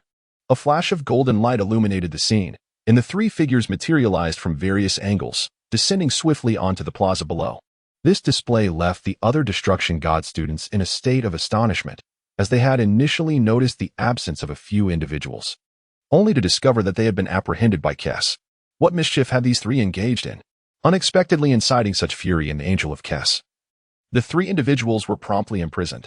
It appears that without this trial competition and the intervention of the high priest, the fate of these three miscreants would have been dire indeed. As the three figures gradually rose from the ground, groaning softly, the assembly discerned that it was none other than Beerus, Quitella, and that mischievous trickster, Hmph, who had found themselves in such a predicament. However, they seemed to exude a slightly altered aura compared to their former selves. As the crowd's gaze intensified, they noticed that the first to rise was Beerus, though his right arm was heavily bandaged, suggesting it had been broken. Beside him, Quitella bore a similar plight, with thick bandages encasing his right leg, indicating it too had suffered a grievous injury. What transgressions had they committed to endure such stringent punishment? Just moments ago, the high priest had declared that the most brutal trial tournament was about to commence. Would these severe injuries not impair their capabilities? Despite the onlookers' concerns, they soon found solace in the high priest's earlier words. After all, opportunities are equitable, albeit relatively, and not absolutely so. Even those who may still partake in this event, particularly with the high priest, the esteemed chancellor, granting clemency. The prospect of diminished strength due to their injuries brought a sense of glee among the spectators, for within the confines of the Destruction Academy, Beerus and Quitella were among the most formidable. The fact that these two mighty beings had fallen victim to such agony was, surprisingly, more encouraging than disheartening for the students. Ultimately, the crowd's attention shifted to the figure still groaning on the ground, seemingly incapable of rising. By the sound of his voice and breath, it was evident that it was Hmph. However, his appearance was utterly obscured by the heavy bandages that enveloped him, leaving only his nose and eyes visible. He appeared to have sustained exceptionally grave injuries, as if his entire body had been shattered. It seemed that Hmph was indeed the instigator of this calamity.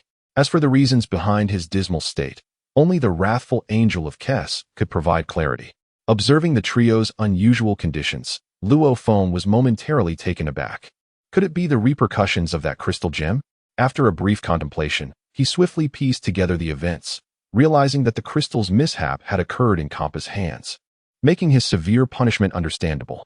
Yet, how had Quitella, the unfortunate rodent, become entangled with Beerus and Hmph? After a moment's reflection, Luo Feng deduced the likely scenario. Quitella, the wretched soul, had inadvertently ignited the flames that ensnared him. Hmph and Beerus have inadvertently complicated the situation, attempting to divert blame onto themselves. Yet it appears they have not been deceived, and have even managed to seize the greatest advantage in the process. It seems that Hmph remains undeterred, seeking another scapegoat. Thus, Quitella has found himself inexplicably entangled in this affair, enduring severe repercussions. The loss of a leg and the haunting gaze in his eyes reveal that he is currently in a rather unhealthy state of mind. However, this does not present any unique opportunity for Luo Feng. His mind is actively engaged in swiftly analyzing the unfolding developments. The Grand Priest and this student had just concluded a conversation, and he absorbed every word, his brain rapidly formulating conclusions. It appears this may be the final trial held by the God of Destruction Academy. The Grand Priest, the esteemed head of the Academy, seems to have received some groundbreaking news from across the universe, though he has not explicitly stated it. In his understanding, there are supposedly 12 universes, necessitating 12 angels and gods of destruction. Yet, the Grand Priest's recent remarks have completely upended Luo Feng's perceptions. After all, that was from the original work, while this is the authentic world he has traversed into. Since he exists in this realm, he must adhere to its rules and transformations. 18 universes? It appears to indicate an era preceding the erasure of those 6 unknown universes from the collective consciousness. Contemplating this, Luo Feng smiled faintly, radiating confidence. Although prior to his traversal, his rank in the God of Destruction body experiment was merely 98. He was not at the very bottom, but still among the weakest in terms of strength and talent. After all, within this unique academy, the angels and Grand Priests sought out elites and talents from various races across the cosmos. Being selected as an intern in the God of Destruction Academy attests to his inherent strength. To be among the ranks of the academy as a human is already commendable. Yet here, in his past life, Luo Feng possessed no advantages or capabilities, gaining his immense power solely due to his traversal, participating in such a grand event while holding the 98th rank. Indeed, had the former Luo Feng not traversed, he would have faced a true trial of life and death. Chapter 22. A significant advancement nevertheless. Those considerations are secondary. With the means to enhance his strength now within reach, he must confront reality. Ultimately, survival in this world takes precedence. Pondering excessively serves no purpose. After carefully analyzing the words of De Qing, Luo Feng feels quite confident about this trial. As for which of the 18 universes he will choose to serve as a god of destruction, that is a matter for another time. For now, his priority is to survive, to overcome these adversaries, and to contend with the terrifying and malevolent extraordinary beings within the trial grounds. This is the pressing concern at hand. Perhaps this represents a new opportunity for the enhancement of his abilities. Although I have recently undergone some extraordinary training, resulting in a remarkable enhancement of my divine power and martial prowess, what I now lack the most is practical combat experience. At this moment, Luo Feng is filled with eagerness, eagerly anticipating the surprises and significant enhancements that this trial tournament may bring to his abilities. The grand official gazed upon the fallen Xiang Pa and, with a casual tone, addressed Beerus and Quitella, saying, "You should have heard what I just stated. Now, I present you with two choices. Either enter the trial tournament injured or return to Weisstein Kasai. The decision rests entirely in your hands. I shall not impose my will upon you. As for the injuries you currently bear, I can only say that it is a matter of fate. Your participation in the trial tournament will not absolve you from the consequences of your actions, nor will it heal your wounds. However, entering the battlefield while injured is not without its own possibilities. Now, the time has come for you to make your choice." At this moment, Beerus and Hmph resolutely nodded in agreement. They understood that the path to strength demands sacrifice. Without such sacrifices, how could one possess the conviction to endure until the end? These brothers, deep within their essence, harbored an indomitable spirit and an unwavering determination.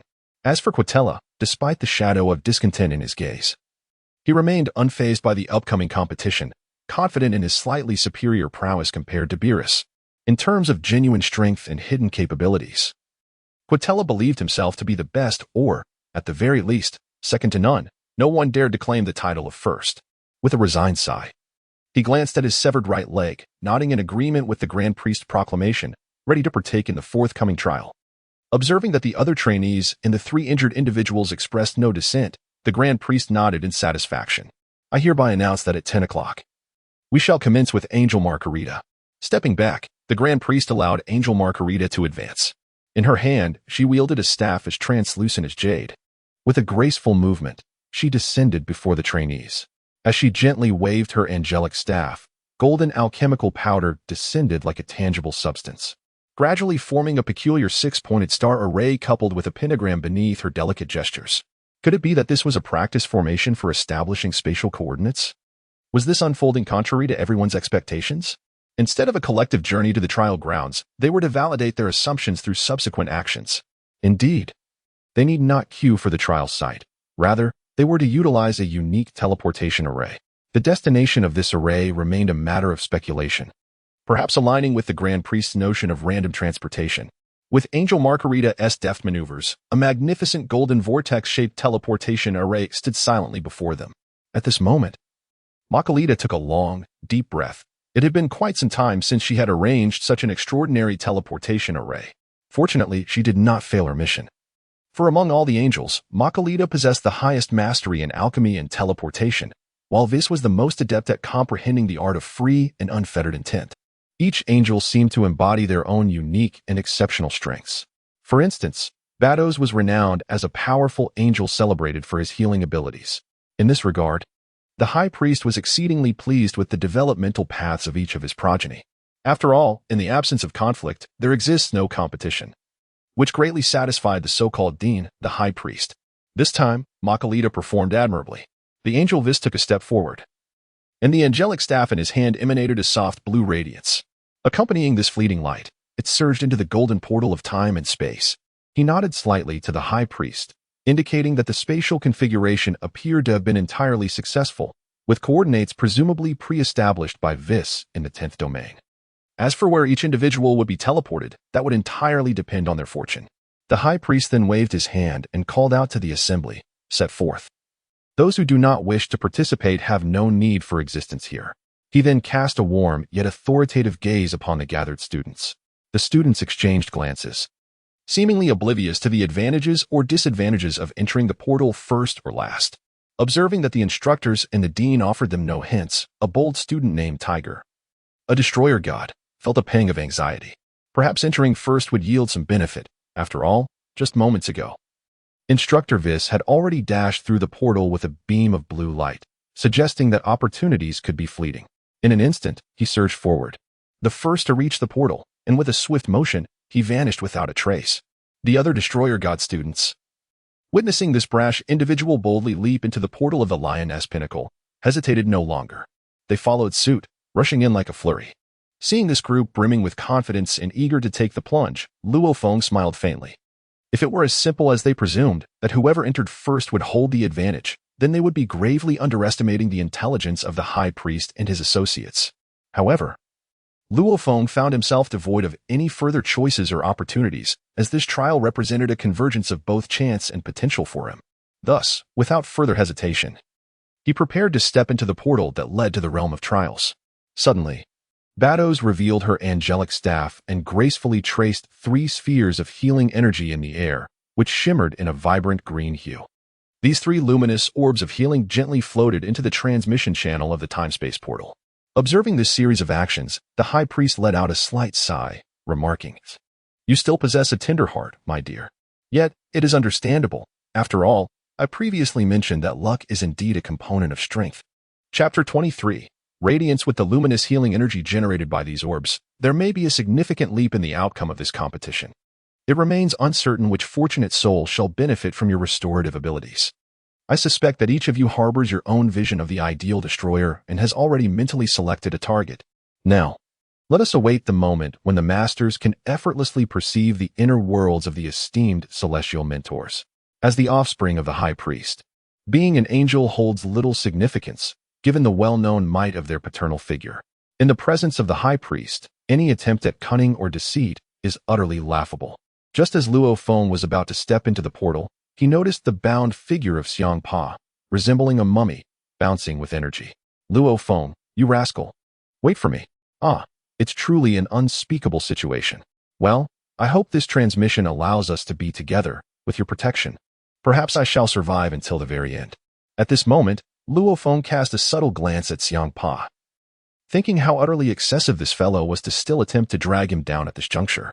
Did he not realize that his actions appeared as foolish as a child's in the eyes of the celestial beings and divine officials present? However, Luo Feng felt no obligation to elucidate matters further to Hmph. Instead, he merely offered him a gentle smile before stepping into the golden teleportation array. As for the peculiar thoughts of Beerus and Ketla behind him, that was their concern. This was a merciless trial tournament, devoid of sentimentality. Suddenly, Luo Feng experienced a fleeting blur before his eyes. Perhaps it was merely a short-range teleportation that caused him little discomfort. Had it been the former Luo Feng, he might have pondered his potential here, but now, having traversed from the realm of reality to the Dragon Ball universe, his soul had undoubtedly strengthened, enhancing his perception of willpower. Thus, he felt little unease regarding the diminutive teleportation array crafted by Makalita. As the vision cleared, he steadied himself and beheld a transformed environment, a primordial forest. It was rather pleasant, although his landing direction was slightly askew.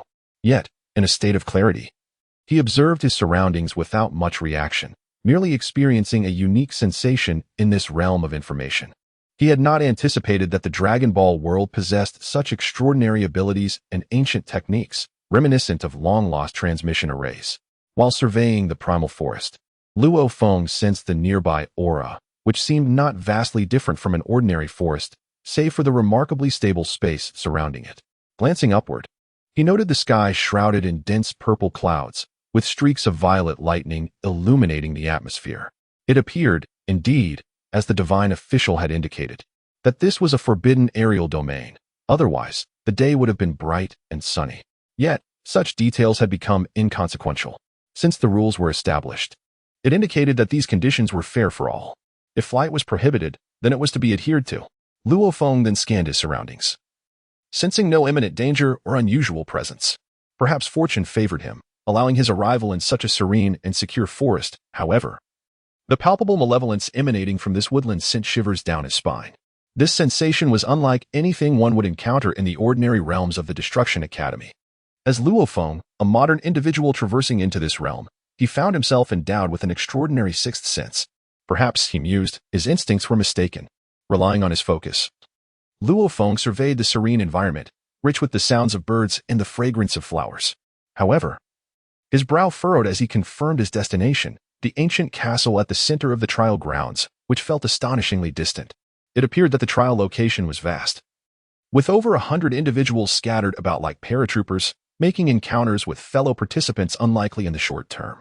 The palpable malice emanating from the forest was likely what the Grand Archon had referred to, the presence of extraordinary creatures and formidable beasts. Reflecting on this, Luo Feng chuckled softly. Survival in the wilderness posed little challenge for him.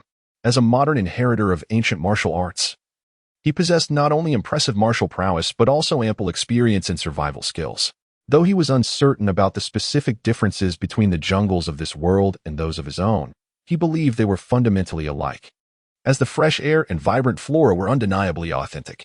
The pervasive malice, he presumed, stemmed from the extraordinary beasts and superhumans that inhabited the area. Having determined his path forward and with only 5 days at his disposal, time was of the essence. Thus, Luo Feng refrained from lingering to admire the scenery. He was not there for a leisurely visit, but to emerge as a true god of destruction from the Academy of Destruction.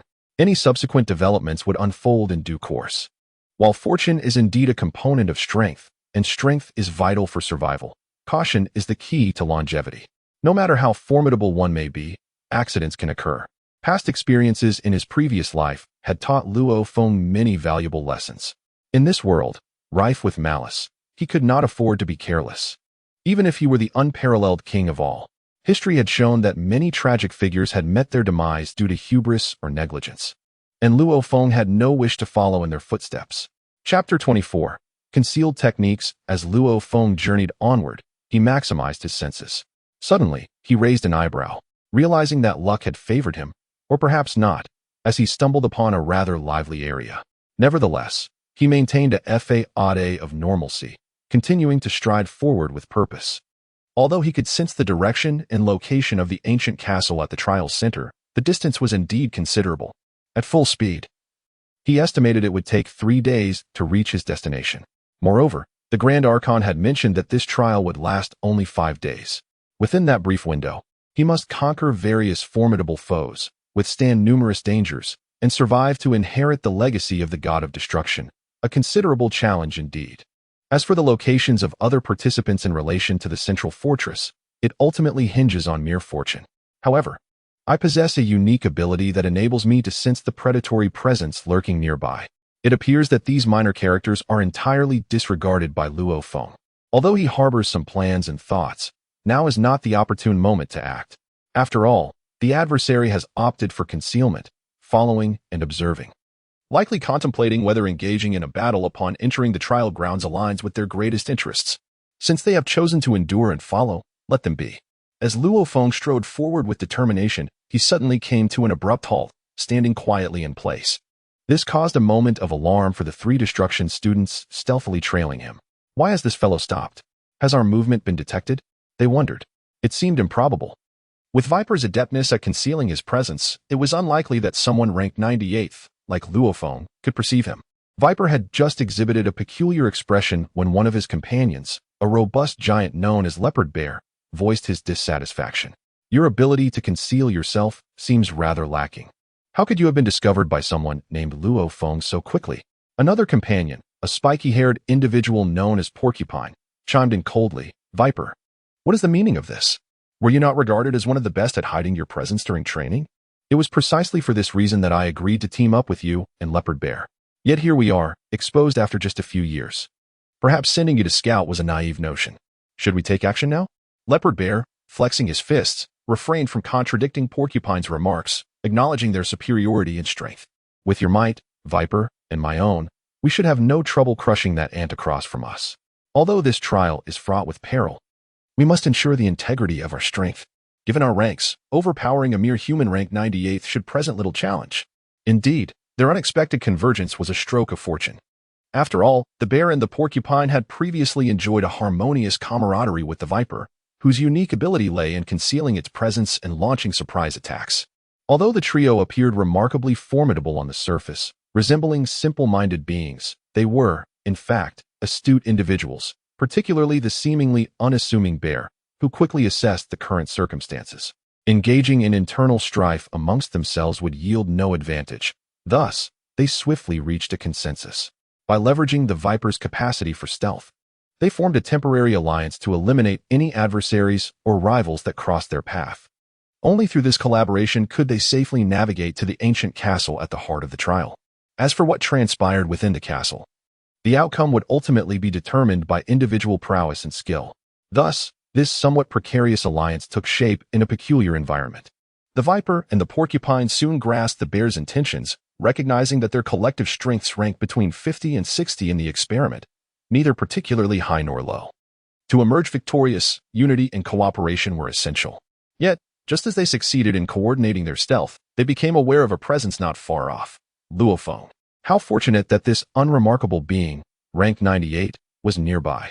Upon noticing Luo Feng, who seemed momentarily stunned and oblivious to their presence, striding purposefully towards the ancient castle, the trio felt a sense of relief.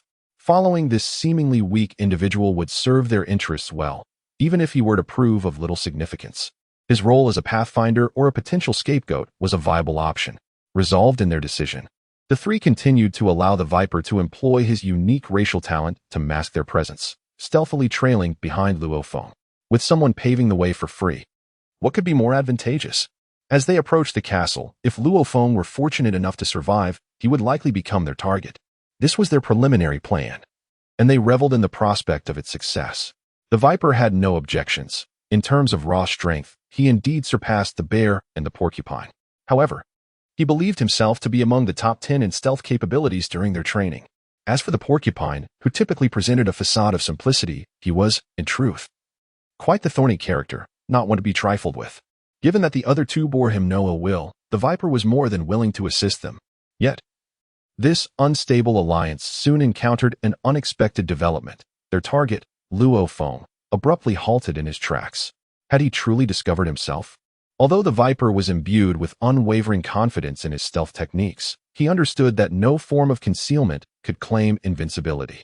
The grievances expressed by his two companions irked him greatly, yet he recognized that if his stealth methods proved ineffective, his influence within the team would significantly diminish, exposing him to potential elimination by these formidable rebels. Despite the trio harboring ulterior motives and existing in a state of mutual exploitation, engaging in infighting at this juncture appeared unwise. Contemplating these matters, the Viper subtly gestured for advancement, indicating that his stealth remained intact. He surmised that the individual named Luo Feng had not detected their presence, but rather faced another form of peril. Chapter 25. The resilient edge. Observing the Viper's piercing gaze, the leopard bear and the porcupine momentarily halted their steps. It seemed there was no issue with their teammate.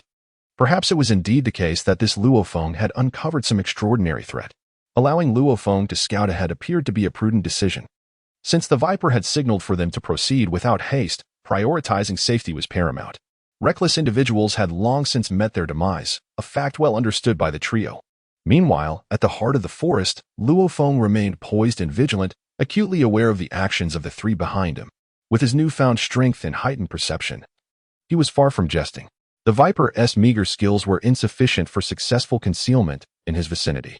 His pause was not prompted by any peculiar maneuvers from the trio, but stemmed from a palpable sense of danger emanating from ahead, an ominous threat beyond the capabilities of mere destructive academy students. Likely originating from the native beings of the forest, the extraordinary creatures mentioned by the high priest. Luo Feng gradually crouched, his gaze drawn to an almost imperceptible strand of silk that danced before his eyes. He recognized the source of his foreboding. It was indeed silk, a remarkable and unexpected discovery in this locale. As his fingertip lightly brushed against the silk, he was taken aback by its resilience and exceptional sharpness. In the realm of dragons, where their strength as apprentice destroyers placed them among the elite, such silk evoked a sense of danger, suggesting that its creator was no ordinary extraordinary being, but rather a colossal spider. With this realization, Luo Feng felt a sense of clarity wash over him. It was evident that this jungle was fraught with peril and unpredictable circumstances. They had ventured only a short distance, yet three inexplicable students trailed behind. How intriguing! These three individuals may not pose a significant threat, yet the entity weaving this web before me is undoubtedly a formidable adversary. However, within Luo Feng's perception, it appears that the traps set by this being do not wield any definitive power. Nonetheless, The enemy has yet to reveal their full presence. The traps have ensnared Luo Feng, who was poised to advance, leaving him stationary. Contemplating this, Luo Feng found solace. The Grand Overseer once remarked that this is the realm of purity. Otherwise, these extraordinary beings would pose no danger to the Flying Destruction Academy, rendering this trial devoid of substantial meaning. Given this reality, circumventing the situation is clearly impractical. Since he has encountered it, he must confront it. Perhaps this unknown weaver of webs could serve as the very first scythe in his struggle for survival within this space-time continuum. At this moment, before the podium of the Destruction God Academy, a colossal sand table lay before the assembly of angels and high priests. This magnificent model depicted the vast terrain of the trial arena, showcasing a diverse array of landscapes including forests, deserts, lakes, swamps, and grasslands, all intricately distributed around the edges of the table. At its center stood an ancient and elegantly styled castle, representing what was referred to as the central region of the great city. Upon this extensive sand table, numerous flickering purple light points emerged, indicating the coordinates of various Destruction God apprentices who had been teleported via the random teleportation array. Each shimmering purple point radiated its own unique intensity of energy, casting a distinct glow. Not far from them, several blue light points also danced, representing what the High Priest termed as the trial grounds. These supernatural beings, whether hostile or benign, were dispersed as blue energy points, with certain areas exhibiting particularly brilliant and formidable blue points, likely denoting boss-level creatures. It remained uncertain which unfortunate soul would inadvertently encounter these fearsome monsters, perhaps not even reaching the central region before meeting their demise. After all, the High Priest was not jesting with these individuals. This selection involved true destruction gods, far removed from the ordinary contest of the past. As the High Priest meticulously arranged the sand table, the surrounding angels observed in contemplative silence, each casting their gaze upon the scenes that piqued their interest, potential candidates for destruction gods or perhaps their worthy disciples. Each individual had distinct developmental paths and preferences for apprentices. For instance, Whis focused on the promising Beerus, who had surreptitiously learned the fourth generation of machinery.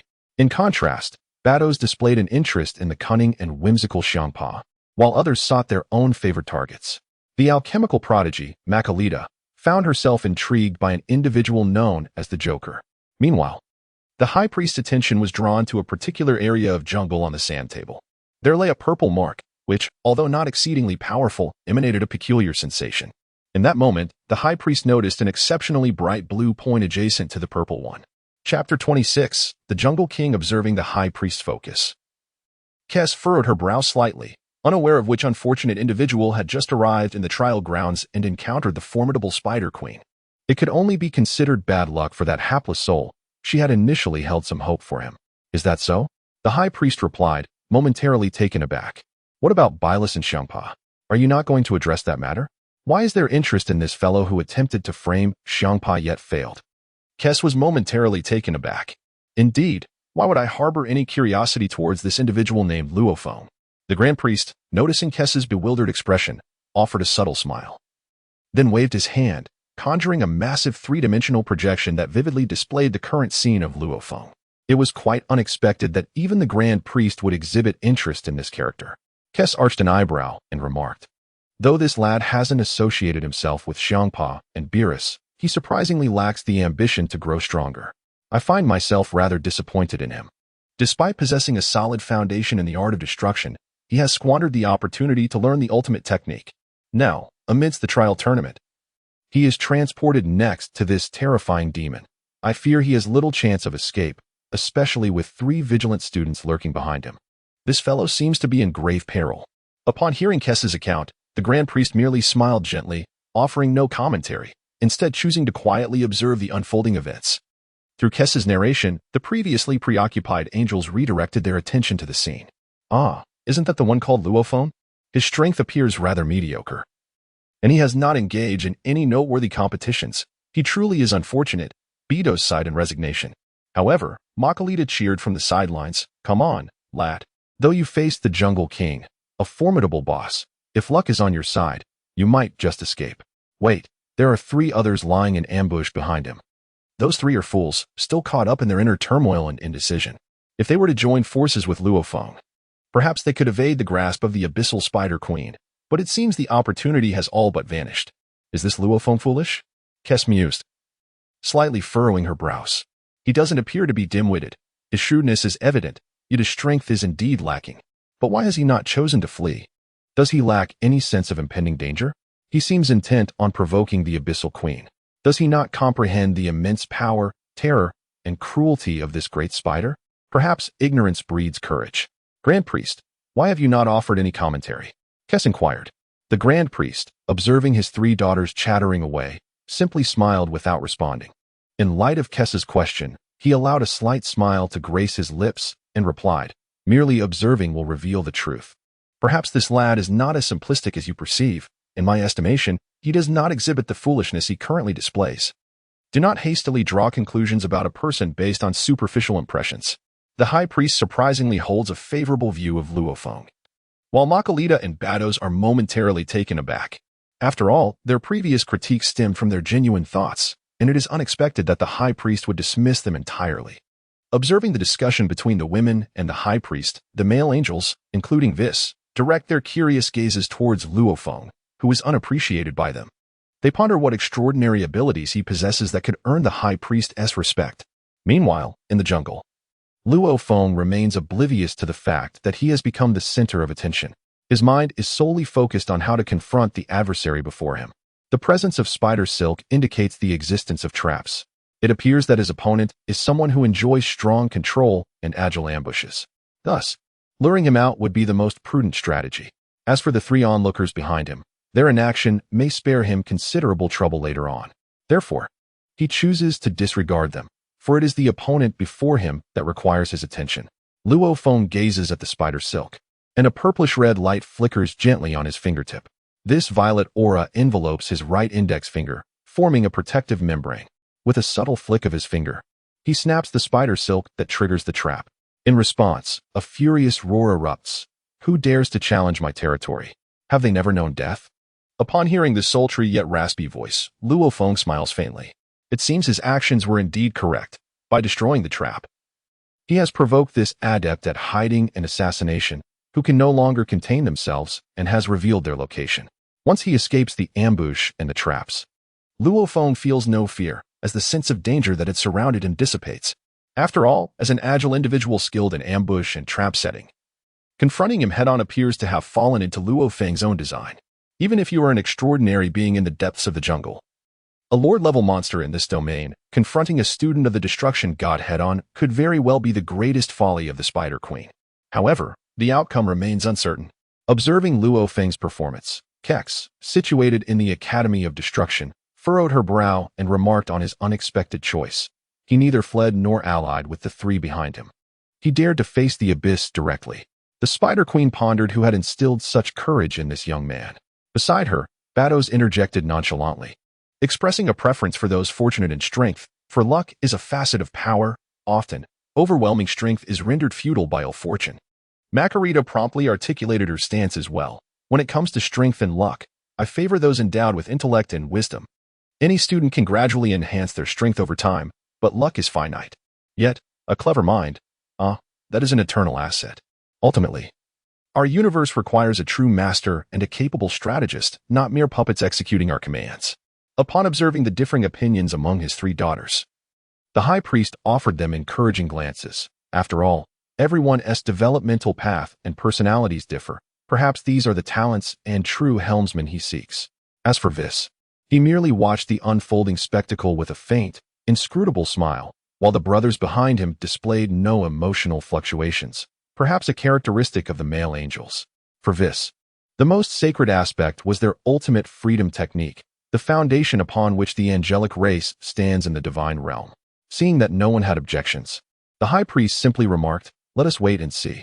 Thus, the righteous angels quietly observed Luo Feng's subsequent display. In the jungle, Luo Feng triggered a trap. The silken threads, however, did not elicit any unusual movements. He stood there silently, neither unleashing formidable power nor assuming a defensive posture, but rather remained in a tranquil vertical stance, acutely sensing the surrounding changes and the emanating aura. An unusual rustling sensation permeated the air, as if a colossal and agile creature flitted around him, perhaps the precursor and arrangement to the Queen of the Abyss's impending assault. After all, For someone adept at orchestrating traps and assassinations, confronting him head-on would certainly tarnish the reputation of a regional overlord. It seems this individual, despite the noise he has generated, is employing a tactic to lure his enemies deeper. Observing that his adversary is not taking any action, he is unable to resist the temptation to set traps nearby. However, all of this falls well within Luo Feng's foresight. If it were an ordinary destroyer, he might already be in a state of panic or seeking an escape route. Yet, for Luo Feng, a master of survival in the wilderness on Earth, he possesses an intricate understanding of the habits of arachnids. Coupled with the significant enhancement of his current techniques, his energy now vastly surpasses what it once was. In the face of such agility and assassination skills, Luo Feng does not entirely underestimate his opponent. Rather, he allows them the opportunity to craft traps and ambush him. Indeed, he intends to use this Spider Queen as a whetstone for his skills. Having recently arrived in this dimension, his previous encounters with Hmph felt entirely lacking, merely offering him some peculiar insights. Now, a formidable adversary like this serves as the perfect honing stone for his abilities. As for his advancement in this realm, Luo Feng possesses clarity. Relying solely on meditation and cultivation to enhance combat prowess is utterly unrealistic, just as in his original reality. Without practical experience or mastery over the forces of this world, mere energy cultivation becomes a futile endeavor, akin to a decorative pillow that crumbles upon confrontation with true masters.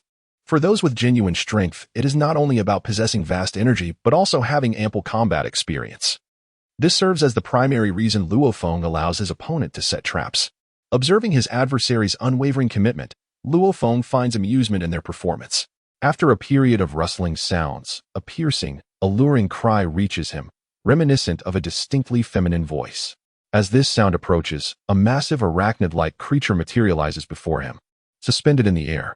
Indeed, it is a being of the spider kin. However, its appearance is quite peculiar, its lower half entirely spider-like, while the upper half resembles that of a beautiful young woman.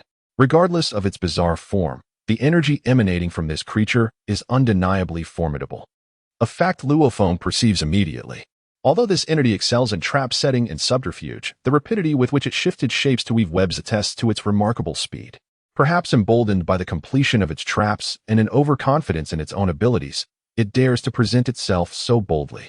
Does it not realize that in such a world, villains often meet their demise due to excessive verbosity? However, the Spider Queen before him evidently desired a brief exchange with Luo Feng. It seemed she truly possessed a certain leisure and grace. Luo Feng, too, was in no haste to take action. Since she wished to engage in conversation, he was inclined to communicate with this extraordinary being of another realm, perhaps uncovering some unforeseen intelligence in the process. At this moment, the abyss is graced by the imposing presence of the Spider Queen, who exudes an air of sophistication and dominance. Her forelimbs, sharp as scythes, delicately trace the lips of her humanoid face, revealing a seductive smile, an expression she considers to be remarkably refined. Meanwhile, her tail drips with glistening spider silk, remnants of the traps she had recently set, which have yet to dry completely. It appears that this is indeed the Spider Queen's most formidable emergency tactic.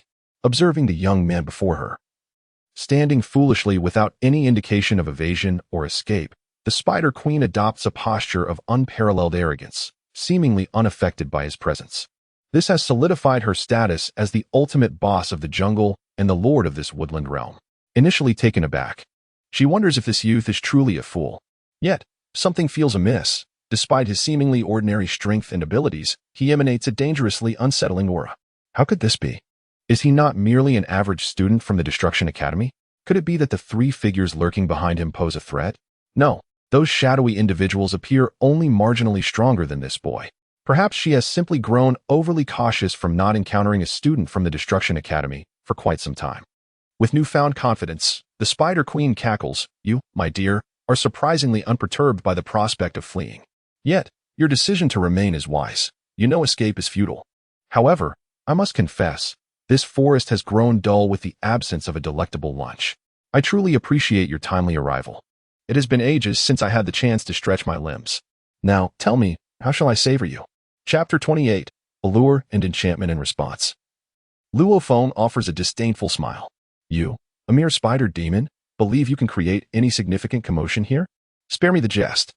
I have my ways of dealing with creatures like you. This retort incites the Spider Queen's laughter, for had she struck first, his flight would have rendered her defenseless. She would have had no choice but to rely on her speed and abilities to eliminate him. Now, however, she has ensnared the area with her immensely sticky and resilient spider silk.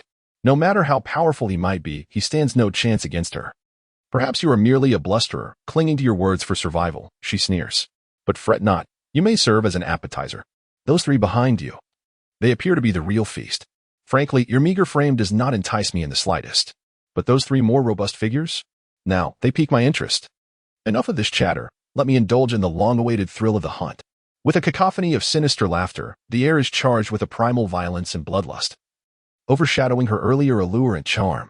At this moment, the three individuals stealthily observing the confrontation between Luo Feng and the abyssal Spider Queen felt a sudden chill run down their spines. At this moment, the porcupine stealthily approached the ferocious bear and whispered, "Are we to remain here and witness this atrocity?" Little did he expect that this forward scout would inadvertently summon the most fearsome boss in the area, the abyssal Spider Queen. What should we do now? If we choose to retreat, there may still be a chance. Otherwise, he refrained from finishing his thought. Despite his rugged appearance and formidable physique, his intellect was remarkably astute. After all, he was a seasoned student at the God of Destruction Academy, possessing a certain understanding of the elite adversaries within these trial grounds. Upon hearing the voices from across, he immediately recognized that Luo Feng had indeed stumbled upon a formidable challenge. In this abyss, even if they banded together, the 10 or so students would likely still fall short against the queen, especially with her powerful traps laid out and her innate agility as a cunning assassin. For someone like him, who was renowned for strength and ranged attacks, the odds were decidedly against him. Beside him, the ferocious bear furrowed his brow and asked the viper, "What is your take on this? Based on your earlier perception, how long do you think Luo Feng can withstand the Spider Queen? Can he buy us any time to escape?" Seeing the ferocious bear, a figure brimming with confidence in his own abilities, now express uncertainty, the viper sighed softly. "It seems a bit late to flee now. The moment we stood here observing, I sensed that the queen had likely set traps around us. If we were to ally with Luo Feng now, I can confidently say our chances of survival would be slim to none. Our only hope lies in escaping the moment Luo Feng engages the Spider Queen or when she kills him to feast. Perhaps then we might find a glimmer of hope. Otherwise, at this point, the viper gazed skyward, offering no further elaboration. Yet, his succinct remarks clearly conveyed the dire situation of the trio. They had no intention or strategy to ally with Luo Feng, for in their eyes, he was merely a hapless warrior. Hearing the viper's analysis, the ferocious bear spat in frustration. He had assumed that with one less pawn paving the way, they might have a better chance, yet this unfortunate soul had unwittingly provoked such a fierce lord and triggered her traps. Now, they could only leave their fate to chance. Vipers, after all, are renowned for their perception and agility, so the likelihood of their escape remains quite significant. This notion, however, seems to suggest a desire to disengage. The ferocious demeanor of the bear has notably diminished, replaced instead by a cold gaze as it observes the battle between Luo Feng and the Spider Empress. Once the two commence their confrontation, it will present an opportunity for their escape. Witnessing the actions of these three beings, the observing middle guardian angel nods slightly. Perhaps this represents their most prudent course of action, despite a sense of disdain towards their methods. Yet, the previously silent Whis lets out a gentle sigh. If these four young men could unite with sincere cooperation, they might have a glimmer of hope. However, it is evident that they harbor divergent intentions, failing to maximize their strengths and capabilities. Thus, their chances of survival appear exceedingly bleak.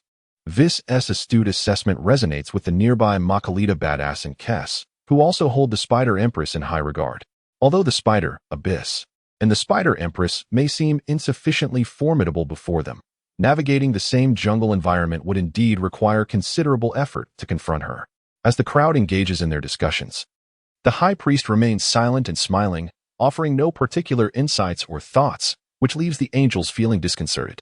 As the head of the Destruction.To Academy, with his prowess and wisdom, could he truly be unconcerned for his students? Especially since this unfortunate individual faces such a formidable opponent. The high priest has refrained from providing any distinctive commentary. In the past, he would have swiftly rendered special judgments. Perhaps this youth named Luo Feng might surprise them with something entirely new. Observing the composed demeanor, the Spider Empress refrains from launching an immediate assault. She senses an underlying unease from her opponent, though she cannot precisely articulate it. The energy intensity displayed does not exhibit any remarkable qualities. In the absence of any notable occurrences around her, with traps she set remaining untouched, prompts her to adopt a cautious and prudent stance. After all, a ruler of the jungle has ascended to this point not solely through strength and talent, but also through a careful and vigilant nature, which has been fundamental to her position within this region. Chapter 29. The clever whispers of the wind at this moment. The spider empress retracts her earlier playful demeanor and gracefully swings the enormous spider in her grasp. The spider's legs transform into scythes, emitting a fierce sound, slicing through the air with a sharpness that heralds impending danger. At this moment, the Spider Queen spoke calmly. You, young man, possess remarkable psychological fortitude. Faced with such a decision and an opponent like me, you remain unperturbed and do not flee. Very well, as a gesture of my respect. I shall reveal my name to you. It is Barrett. Remember, you shall perish at the hands of one named Barrett.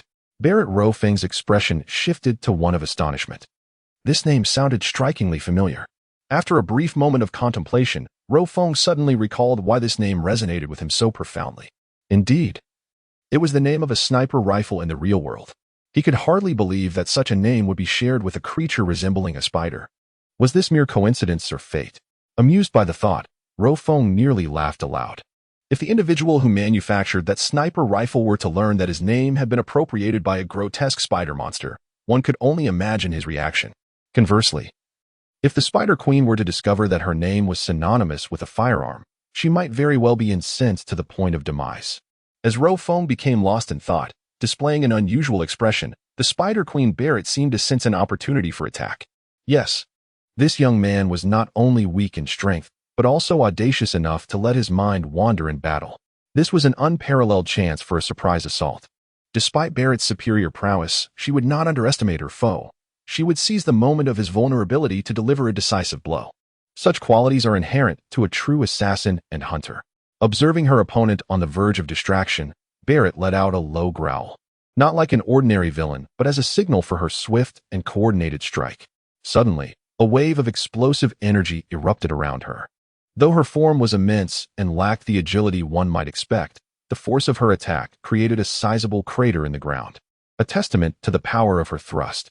In the next heartbeat, Barrett's colossal figure lunged forward, her two appendages, sharp as scythes, arcing downwards in a cross pattern aimed directly at Luo Feng's body. Witnessing this full-force ambush, it became evident that the sheer power, speed, and intensity of the assault far exceeded what an ordinary destroyer student could withstand. The scene erupted suddenly, and the onlookers, Kes, Badoth, and Makalita, were not deterred by weakness of character, but rather by the unwillingness to allow their pupil to be slain before their eyes. They gently closed their eyes, unable to bear the sight of such cruelty. In contrast, the high priest and Whis did not exhibit the same peculiar reaction as the three celestial maidens. Whis, in a state of astonishment, stared wide-eyed at the astonishing events unfolding before her. Meanwhile, the high priest observed the situation with keen intensity. Fully aware that this young man had not disappointed him, he understood well why Whis was so taken aback. After all, her mastery of the ultimate freedom technique enabled her to evade such rapid assaults effortlessly. This was not indicative of any inadequacy in her abilities, but rather a testament to the unorthodox and ruthless nature of the Spider Queen, Barrett's, attacks.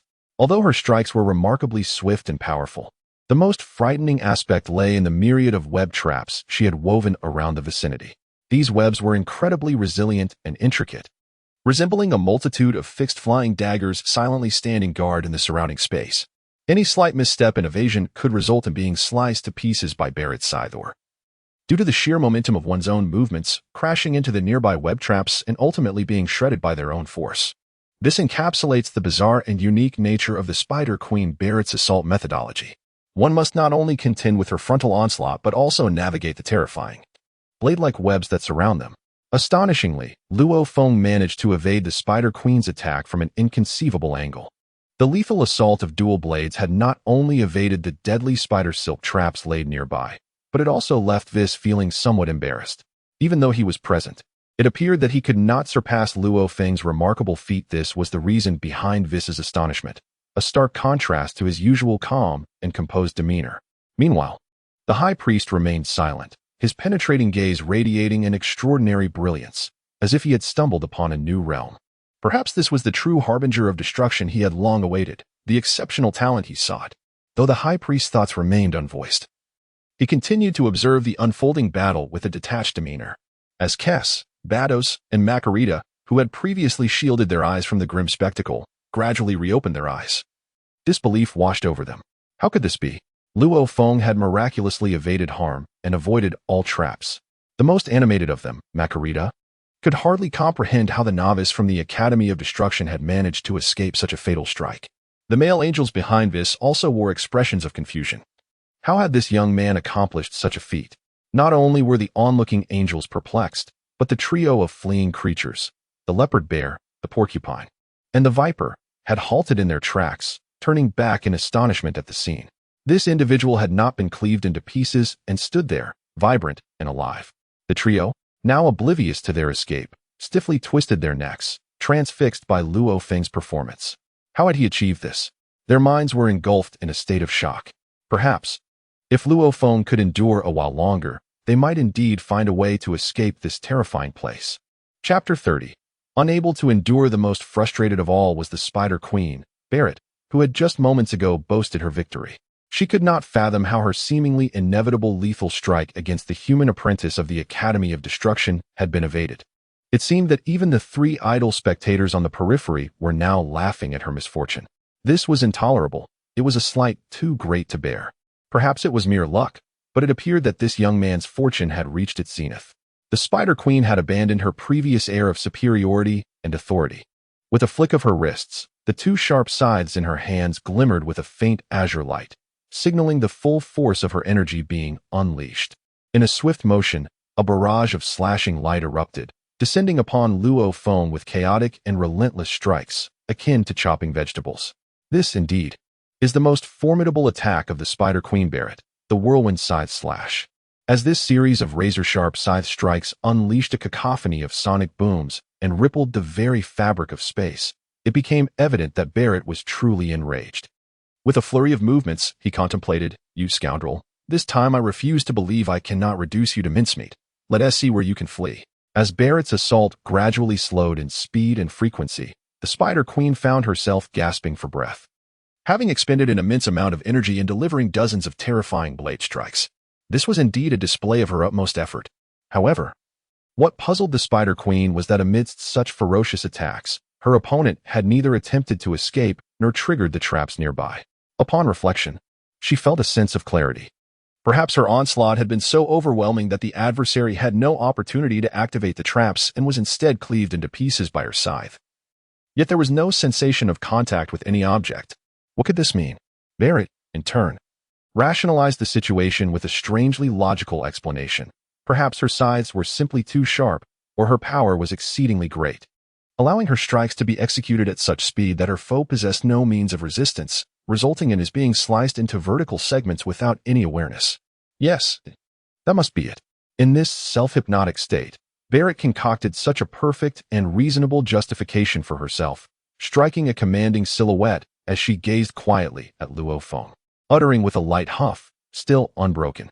Observing Beerus's comical display, Luo Feng could only stretch lazily and mutter to himself, "This fellow possesses considerable strength. Yet it seems his mind may be somewhat clouded. Has it rusted?" Witnessing Luo Feng casually stretching and performing various provocative gestures, Beerus could scarcely believe her eyes. How could he remain so unperturbed, brazenly taunting her? Observing Luo Feng, who appeared completely unscathed and seemingly insatiable, inflicted a profound psychological blow on Beerus. Was it possible that her recent tempestuous assault had failed to graze even a corner of his garment? Perhaps this young man had entered the fray endowed with agility, rendering his body exceptionally nimble. This had indeed exceeded Beerus's expectations and confidence. Yet, Luo Feng did not grant Beerus the luxury of lingering in her thoughts. After a brief warm-up, he provocatively remarked, nearly causing Beerus to choke on her indignation, "Though you, great spider, might be somewhat unappealing in appearance, your strength is commendable." The speed of your earlier attack was indeed a successful skill. However, it would be even better if you could maintain it for a bit longer. My warm-up has yet to reach its completion. Hey, I spoke of the great spider. Can you cease your days and continue this provocation? For Beerus, this was an unabashed slap in the face. Despite his fervent attacks and frenzied output, his opponent had yet to complete their warm-up. An illusion. It must be an illusion. Very well, since you wish to court death in such a manner, do not blame me for unleashing my full might. In this moment, Beerus channeled all his energy into his arms, forsaking the strength of his legs, concentrating every ounce of power into his scythe-wielding limbs. With a swift motion, dozens of lightning-like strikes surged forth toward Luo Feng. Yet, Luo Feng maintained his innocuous smile. This time, it appeared a tad quicker than before, albeit with slightly diminished force. However, for Luo Feng, there was no jesting involved. Although his opponent exhibited commendable speed and energy, for someone like Luo Feng, who possessed ancient martial arts techniques and destructive divine power as his inner strength, it was merely child's play. Moreover, Luo Feng was not exaggerating. He had only just begun to warm up. Had it been a matter of sheer strength, he could have dispatched the abyssal spider queen Beerus with a single strike. Nonetheless, Luo Feng ventured into this trial space primarily to refine his techniques and augment his combat experience. To encounter an agile adversary and not fully capitalize on the opportunity would be a grave waste. At this juncture, Luo Feng endeavored to apply the martial arts techniques inherited from his previous life, for without agility, all was mere talk. Given the presence of such a competent sparring partner, neglecting to seek confidence and reclaim the ancient martial skills from before his transference would indeed be the height of folly. Moreover, following Luo Feng's taunts, Beerus appeared to exert herself even further. As she honed her bodily control and adjusted to the pace, Luo Feng's movements became increasingly graceful and fluid. His evasion speed now surpassed that of the abyssal spider queen's assaults. Yet, Beerus' eyes could no longer keep pace with her own strikes. Mistakenly believing that Luo Feng was merely relying on luck and some precognitive ability to evade her assault. Before long, beads of cold sweat began to bead upon Beerus' forehead. Though she had not expended her entire strength in this bout, her speed and agility had reached their zenith. Perhaps she thought that by sacrificing power for swiftness, she might land a hit on Luo Feng, but reality proved otherwise, with her own vision failing to keep up with her attack speed. How could she ascertain the accuracy of her strikes? As her stamina waned, Beerus stood there, blade withdrawn, devoid of the earlier arrogance and bravado. Now, she could only gaze at the creature before her, panting heavily, for even the mightiest of beings, when attacking with such intensity, would inevitably suffer from immense fatigue. Yet Luo Feng remained unfazed, gazing at her with an innocent expression akin to that of a bewildered child. Chapter 31. The Dignity of a King. Here came yet another humiliating slap in the face. At this moment, Beerus had cast aside any notions of royal dignity. She bellowed fiercely, "Are you some sort of loach? Do you only evade? Can't you face me head-on? Perhaps your talent lies solely in evasion. I never anticipated encountering someone as tenacious as you. But should I land a single strike, your demise is inevitable." Hmph. Such a base taunt could only be uttered by someone as exasperated as Beerus, perhaps driven by frustration. She even demanded that her opponent abandon their evasive maneuvers and confront her assault directly.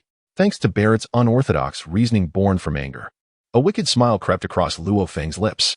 "Are you out of your mind? I possess such formidable agility, and yet you ask me to endure your blows. Very well. I might consider indulging your request, provided that you can break my technique. That would mean my defeat. However, a rival like you is indeed rare, and it would be somewhat regrettable to eliminate you now. Your earlier shockwave attack, while not without merit, has afforded me fresh insights and advancements in my own agility during this encounter." Upon uttering these words, Beerus was consumed by fury, smoke billowing from his nostrils. "You dare treat me as a mere wooden post? I am the dominant force in this realm, the apex of existence. You would liken me to a sacrificial stone?" After a prolonged moment of incredulity, Beerus found himself at a loss for further absurdities to express. Yet, one notion fortified his confidence. This slippery fellow was indeed preparing to withstand his onslaught. Perhaps, in terms of agility and speed, Beerus was not his equal. However, this arrogant individual was merely a fledgling within the ranks of the Destruction Academy. Astonishingly, he appeared unable to endure Beerus' seasoned techniques, opting instead to confront his attack head-on. Was he then not sealing his own fate? Beerus, renowned for his swiftness and nimbleness, possessed an unparalleled prowess with his dual blades, whose cutting force was anything but ordinary. No one in this vicinity had ever managed to endure the full brunt of his dual strikes. If this man was resolved to withstand Beerus' full might, he need not lament the consequences of his own hubris. One must always pay the price for their audacity. At this moment, Beerus' heart was a tempest of emotions. Yet his actions were swift and decisive. He tightened his grip on his weapon, recognizing the rare opportunity at hand. As long as this young man ceased to evade, and truly bore the full brunt of his two blades' might, it would be a disservice to his title as the queen of the abyssal spiders to not rend him into 8 pieces. Observing the opponent so brazenly presenting himself for an attack, a fiery glint ignited in Beerus' eyes, while blue energy surged into him, signifying the potential for his most formidable assault. As Beerus prepared to unleash his full power, Luo Feng felt a shift in his demeanor, understanding that he was facing one of the most powerful sovereign beings in this realm. Under her dominion, he could no longer treat her as a mere sharpening stone. This was a genuine confrontation, requiring him to withstand her assault head-on.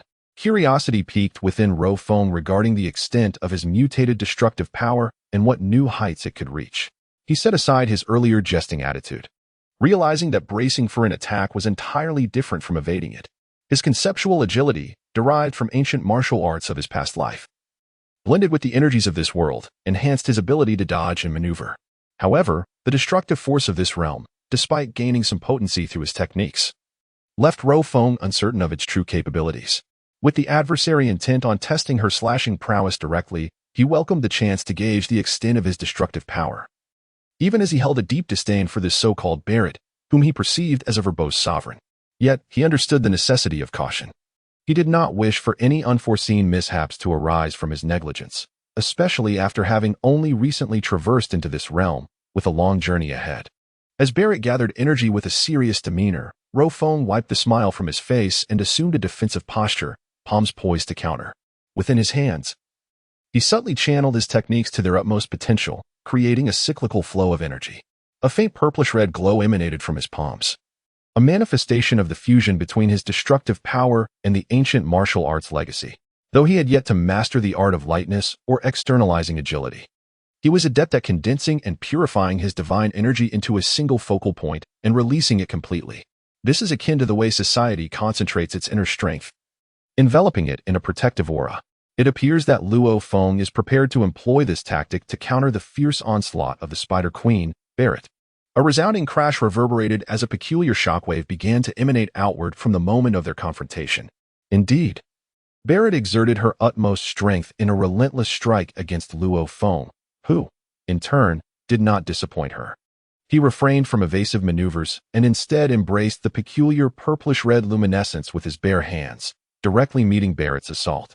Chapter 32. Resisting Madness in this manner. Luo Feng remarkably utilized his palms to withstand Beerus' frenzied onslaught, which resembled a tempest of chaotic strikes. Astonishingly, he managed to grasp the razor-sharp blade of her colossal scythe with his bare hands, holding it firmly by the edge. At this moment, Beerus found herself in a predicament. Realizing that no matter how violently she channeled her energy, the scythe she wielded could not advance a single inch, as though it were clamped by an iron vise in midair. How could this individual achieve such a feat? Despite lacking a formidable energy output, he successfully withstood her most powerful strikes. The question lingered. Was the answer hidden within the crimson radiance emanating from his hands? This luminescence evoked a sense of dread within Beerus, reminiscent of destructive divine power, yet she knew that the so-called destructive energy taught at the Academy of Destruction was purple. The hue before her was a purplish red, not only differing in color but also instilling a profound terror that pierced her very soul, regardless of her feelings. It was undeniable that this novel energy had effectively thwarted her 2 razor-sharp scythes, and behind them, her blue energy could not fully penetrate his defenses. This individual was not only adept in movement, but his fleshly palms and this energy shield had also withstood her full-force assault. It seemed that his abilities posed a formidable challenge to her. Confronted with such a nemesis, the Spider Queen, Beerus, began to contemplate retreat. Her expertise lay in setting traps and employing swift tactics to cleave her opponents asunder. Yet she found her pride severely wounded by the realization that her adversary could see through her strategies and predict her actions with ease. Her velocity in this realm was utterly eclipsed, dismissed with disdain, and now even her crude provocations to stimulate his attacks were rendered futile. The Queen of Spiders has resorted to her ultimate attack, only to have it effortlessly brushed aside by her opponent. Faced with such a formidable adversary, she realizes that perhaps she has indeed struck an iron wall, encountering an opponent she should not have provoked. Although she possesses a few hidden trump cards, it hardly seems the appropriate moment to engage in a life-and-death struggle. especially since, in Beerus' eyes, this individual named Luo Feng is merely an ordinary prey. Naturally, the Queen of Spiders cannot bear the thought of battling her prey to the bitter end. This is not the time for desperation. With her ambush thwarted and a direct confrontation unfeasible, she opts for a strategic retreat, for there are many other quarry awaiting her attention. There is no need to become entangled in a futile struggle with this mortal. Observing the indecisive gaze of the Spider Queen, Luo Feng cannot help but smile knowingly. Recognizing her current mindset, the audacity of this foe to consider fleeing after having spent so long setting up an ambush. While he may entertain the notion of being a sparring partner, once the engagement is concluded, retreating is simply out of the question. This is not Luo Feng's character. Even when the likes of Xiang Pa launched a sneak attack against him, he responded with a spirit of retaliation. How much more so against this enigmatic creature from the abyss? Having discerned his opponent's intentions and predictions, Luo Feng embodies the principle of action over words. Verbal sparring is the refuge of the weak. Now is the moment to put to the test the enhanced capabilities he has acquired, especially regarding his agility and defenses, which he now comprehends anew. As for his offensive prowess, it remains to be seen whether Beerus can withstand it. Luo Feng harbors no sympathy for this peculiar creature. With a slight exertion of his hands, he grips Beerus' dual sides at their blades, producing a sound of imminent collapse. With a resounding crack, Luo Feng channels his dual energy to utterly shatter the proud weapons of Beerus, leaving him utterly dumbfounded. This young man has managed to destroy the very weapons that Beerus held in high esteem using nothing but the strength of his palms. If there was ever a moment to withdraw, it is now. However, with her current strength, speed, and energy, the prospect of escape seemed utterly implausible. Indeed, Beerus found herself entangled in a moment of internal conflict. This was not a time for jest. The adversary before her was clearly poised to strike lethally, and any further concealment of her abilities could result in her untimely demise. With a decisive motion, Beerus discarded the shattered side that had once been in her grasp, while an eerie wail emanated from her greatly swollen abdomen. This peculiar sound was likely a manifestation of her ultimate survival tactic. As the mournful cries echoed, faces began to protrude grotesquely from her expansive, spider-like abdomen. With each visage that appeared, Beerus' aura grew increasingly sinister, indicative of the bizarre souls she had consumed from various extraordinary beings. The astonishing aspect was that this creature had not only devoured the corporeal forms of numerous entities and monsters, but had also imprisoned their very souls within her blessings, enabling her to unleash a newfound potential in dire moments for her survival. This was undoubtedly Beerus' trump card for evasion. Yet, while she possessed such a safeguard, Luo Feng was not one to indulge her whims. He subtly coiled his right leg, muscles taut, as a radiant red aura enveloped it. This, it seemed, was Luo Feng's counterattack, a mere appetizer compared to the main course of his offensive. With a sudden, forceful sidekick, he propelled toward Beerus' abdomen before she could devise a fresh defense or reaction. In an astonishing turn of events, Beerus made no defensive maneuvers, allowing Luo Feng's kick to connect directly with her abdomen, precisely where it joined her vast spider form. A resounding impact reverberated through the air, yet contrary to expectations, Beerus' immense body was not sent careening away. Instead, Luo Feng's energy output created a colossal void in her flesh, akin to the girth of a barrel, right at the point of contact. Chapter 33. The Abyss. From this hollow space, one could astonishingly glimpse the scenery behind Beerus' form. A powerful kick from Luo Feng had penetrated him completely. Luo Feng himself had not anticipated that his full-force kick would unleash such terrifying destructive power. This was indeed beyond his expectations. He had never imagined that the combination of ancient martial arts with the evolved force of destruction could yield such a tremendous impact. Originally, his plan was to send Beerus flying with a single kick, incapacitating him from any resistance. However, he had not foreseen that his attack would exceed the limits of Beerus' defenses, resulting in a complete penetration. A twinge of regret welled up within him. Although Beerus' strength was not particularly formidable, he seemed a worthy sparring partner, a suitable sharpening stone for Luo Feng's skills. While his speed and attack were somewhat lacking, adjusting his own techniques and capabilities could prove beneficial. Yet, he was surprised by how low Beerus' strength and defensive capabilities were. Had he known, he would not have unleashed his full power in that kick. Now, in his pursuit of a foe of comparable strength who could also execute such unique attacks, he realized that finding such a creature would not be an easy task. After all, given Luo Feng's current prowess, the individuals from the Destruction God Academy were indeed insufficient in strength. Facing them one by one offered little in terms of enhancing his own abilities. Moreover, confronting them as a group was not something Luo Feng felt adequately prepared for. Despite a considerable boost in power, he still required time for adaptation and refinement. As Luo Feng observed the fallen Spider Queen, Beerus, who lay crumpled on the ground like a puddle of mud, he let out a faint sigh of apology, acknowledging that he had perhaps exerted too much force. Yet, as he spoke to himself, he noticed that the motionless Spider Queen did not emit the cries of anguish or roars of fury he had anticipated. In her gaze, he saw neither fear nor despair. This was peculiar. Luo Feng raised an eyebrow, recalling the grotesque visages of various creatures that had manifested on Beerus's abdomen. This must be some peculiar talent or ability of hers. It seemed unwise to underestimate any extraordinary beings, perhaps in terms of combat prowess and techniques. She was indeed inferior to him. However, from Beerus's cold, unyielding eyes, Luo Feng perceived an unsettling indifference.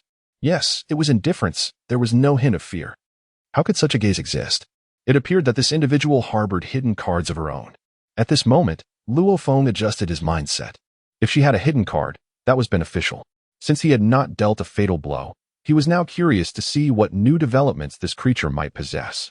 At this moment, the Spider Queen Beerus lay prostrate on the ground, yet she regarded the refined Luo Feng across from her with a cold and piercing gaze. Calmly, she remarked, "You, indeed, surpass my expectations with your formidable strength. However, this technique has long been dormant for me. All who were privy to its secrets have since become my delectable meals, and you shall be no exception. If you were to perish, let it be with clarity." In the face of Beerus's chilling gaze, Luo Feng noticed with astonishment that the wound on her abdomen, inflicted by his kick, was writhing with a visible speed, exhibiting an astonishing regenerative effect. In the blink of an eye, the injury began to heal, as if she had never sustained any harm at all. At this moment, Luo Feng stood quietly observing Beerus's performance. Such a formidable opponent was not one to exploit her vulnerabilities. This was not the time to strike when she was down. It was understandable that the extraordinary beings here possessed unique abilities, and Luo Feng had no qualms about continuing to watch from the sidelines. Meanwhile, Beerus gradually healed her injuries, and the various painted markings on her abdomen began to shift, revealing a remarkable transformation. Indeed, both her appearance and voice underwent a profound metamorphosis. The visage of a beautiful young woman was replaced by the grotesque semblance of an elderly figure, who silently emerged atop the Spider Queen's head. Astonishingly, she could alter her appearance. No, it was not merely an alteration of looks. Her very essence had transformed as well. With this change, the face reminiscent of an old man emitted a chilling cackle. "Thank you, young brat. Although I do not know your name, you have vanquished the soul of my predecessor. And now it is my turn to take the stage. Haha. But before I express my gratitude, allow me to divulge a secret. Every creature and human I have consumed has become a sumptuous feast within me. I have not only digested their flesh and energy for my own use, but I have also stored their souls within my being. Though each soul possesses its unique personality and energy, it signifies that I possess a staggering 9,999 lives. You have merely extinguished one. In other words, I am immortal. Unless you can utterly shatter all the souls within me, I am an invincible force of resurrection." The previous foe seemed adept in close combat and setting traps, but now that it is my turn, I am entirely different. Prepare yourself for my most frenzied assaults. Oh, and I forgot to mention, if you manage to defeat me now, there are still 9,998 more of me waiting for you. How does that sound? Fear, dread, despair, how unfortunate. This newly transformed Beerus, though raspy and devoid of the earlier feminine grace, spoke words that would send chills down the spine of anyone who heard them. Despite having exerted all his strength to vanquish her, the revelation that her body harbored such a multitude of souls and energy, capable of switching to another at any moment, was staggering. This must be why the Spider Queen Beerus had become the true sovereign of this realm. After all, her regenerative abilities and soul absorption were indeed extraordinary, with each soul bestowing distinct energies. Although it appeared an old man was controlling her body, the aura emanating from him was undeniably terrifying, particularly for the 3 demonic academy students, who, relishing the spectacle, now felt an overwhelming sense of dread. The earlier woman had already left them feeling utterly exposed. Now, this old man evokes an even more terrifying sensation, the most alarming aspect being his claim of possessing an astonishing 9,998 souls behind him. How could one possibly engage in battle under such circumstances, even if they were to exhaust themselves to the point of collapse? and despite their formidable strength that could easily overpower him, it is likely they would be slowly drained of life.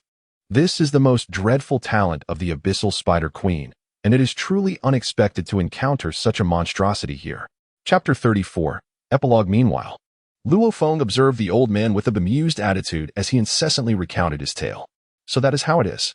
Luo Feng ceased to speak, regarding the old man with a gaze reminiscent of one scrutinizing refuse. The old man, however, gently shook his head. Young man, I know what occupies your thoughts. You must be pondering how typical villains meet their demise through excessive chatter. To be honest, before I was absorbed by this wretched spider, I too was a formidable human warrior. I trust you can ascertain this from my appearance. However, that is now a thing of the past. The reason I share so much with you is not due to a penchant for verbosity, but to convey that you may well be the next soul to inhabit this body. Once I gather the remaining 999 souls, should you eliminate the previous host, I shall become the master of this vessel. I merely wish to express my gratitude to you. Do not hold it against me for my excessive prattling. It is rather simple. Following our earlier skirmish, I have discerned your strengths and weaknesses. As a fellow human, I am quite aware. Perhaps you have cultivated some unique technique or harnessed an intriguing energy. In terms of advancement, you are indeed extraordinarily powerful. However, I must apologize, before being consumed by her, I was a true remote controller, essentially a magician among humans. I must confess that I am not particularly adept at close combat, and I do not mind acknowledging my weaknesses. Prepare yourself, for I am about to unleash a tempestuous onslaught upon you. The aged man, with a hint of malevolence gracing his lips, bears a sinister smile. Though he may have been a formidable force in his past life, having been consumed by the Spider Queen, Beerus, he remains deeply resentful. While his energy and corporeal form have been devoured, his soul has endured relentless torment within the Queen's grasp. Now, at last, an opportunity for ascendancy has presented itself, and it would be uncharacteristic of him to refrain from expressing his emotions. Yet, it is undeniable that the Queen's new controller speaks truthfully. He is indeed ill-suited for close combat. However, he excels in the realms of ranged manipulation and specialized magical assaults, which are undeniably his forte. Observing his extensive discourse, the young adversary before him does not tremble as he had anticipated. It appears that the fresh-faced youth is unperturbed, showing no concern for the threats issued. Perhaps it is time to demonstrate his prowess. As the elder prepares to strike, channeling his power, the three lurking observers outside are once again rendered motionless. The bear, scratching his head, contemplates, should we make our escape? This may indeed be our only opportunity. This individual, typically inclined to confront anyone who crosses his path, is now contemplating flight.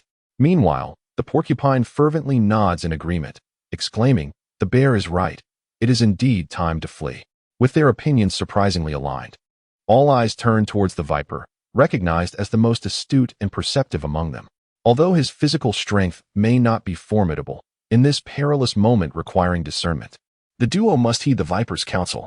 At this moment, the viper, surprisingly, did not immediately respond to the two's desire to flee. He paused in contemplation for a brief moment, his already somber visage becoming even more melancholic. It seemed that escaping was not truly a worthy opportunity. I wish to express that fortune and opportunity appear to be mutually exclusive. However, it is undeniably an exceptional chance at present. I truly did not anticipate that this scoundrel named Luo Feng, who often seemed like mere cannon fodder in our eyes, would indeed exceed my expectations this time. Truly, you must understand the formidable power of this Spider Empress. You have witnessed it yourselves.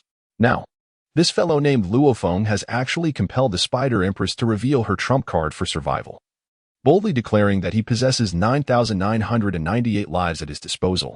Furthermore, Luo Feng shows no inclination to flee despite the impressive prowess of his adversary. Instead, he is filled with an indomitable spirit to fight. This indicates that within this young man resides considerable energy and secrets.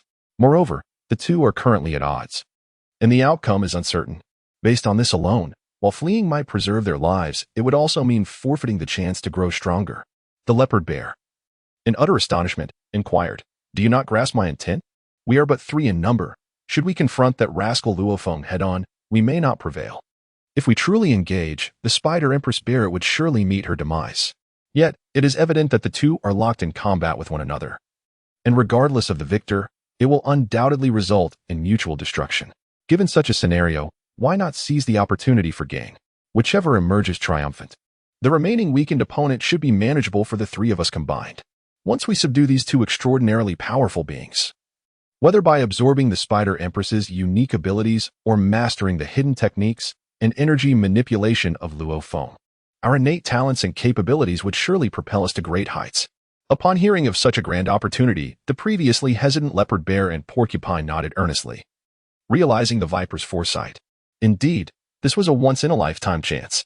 Thus, this foolish trio astonishingly relinquished their sole opportunity for escape and quietly lay in ambush. They fail to consider, with their meager strength, that they can merely sit back and reap the rewards. Chapter 35, The Fall into the Gutter. Within the battlefield of the jungle, the old man Beerus continues to fervently engage in verbal sparring with Luo Feng.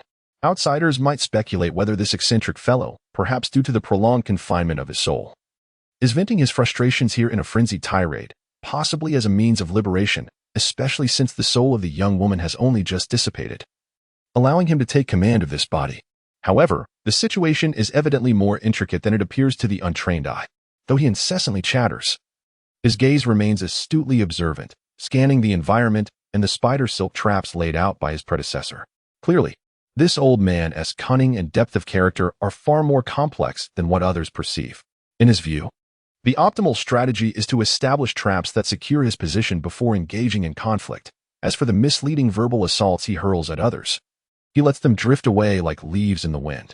While the guiding consciousness of each soul may differ, the wealth of combat experience and opportunities can certainly be shared. Earlier, Luo Feng's ferocious close combat prowess instilled an overwhelming sense of dread within the essence of the Spider Queen. Indeed, this adversary must rely on wits rather than strength. The demise of the previous soul serves as a stark warning. Although he is confident that he can exhaust the opponent with his collection of 9,998 souls, such a strategy offers little advantage to himself.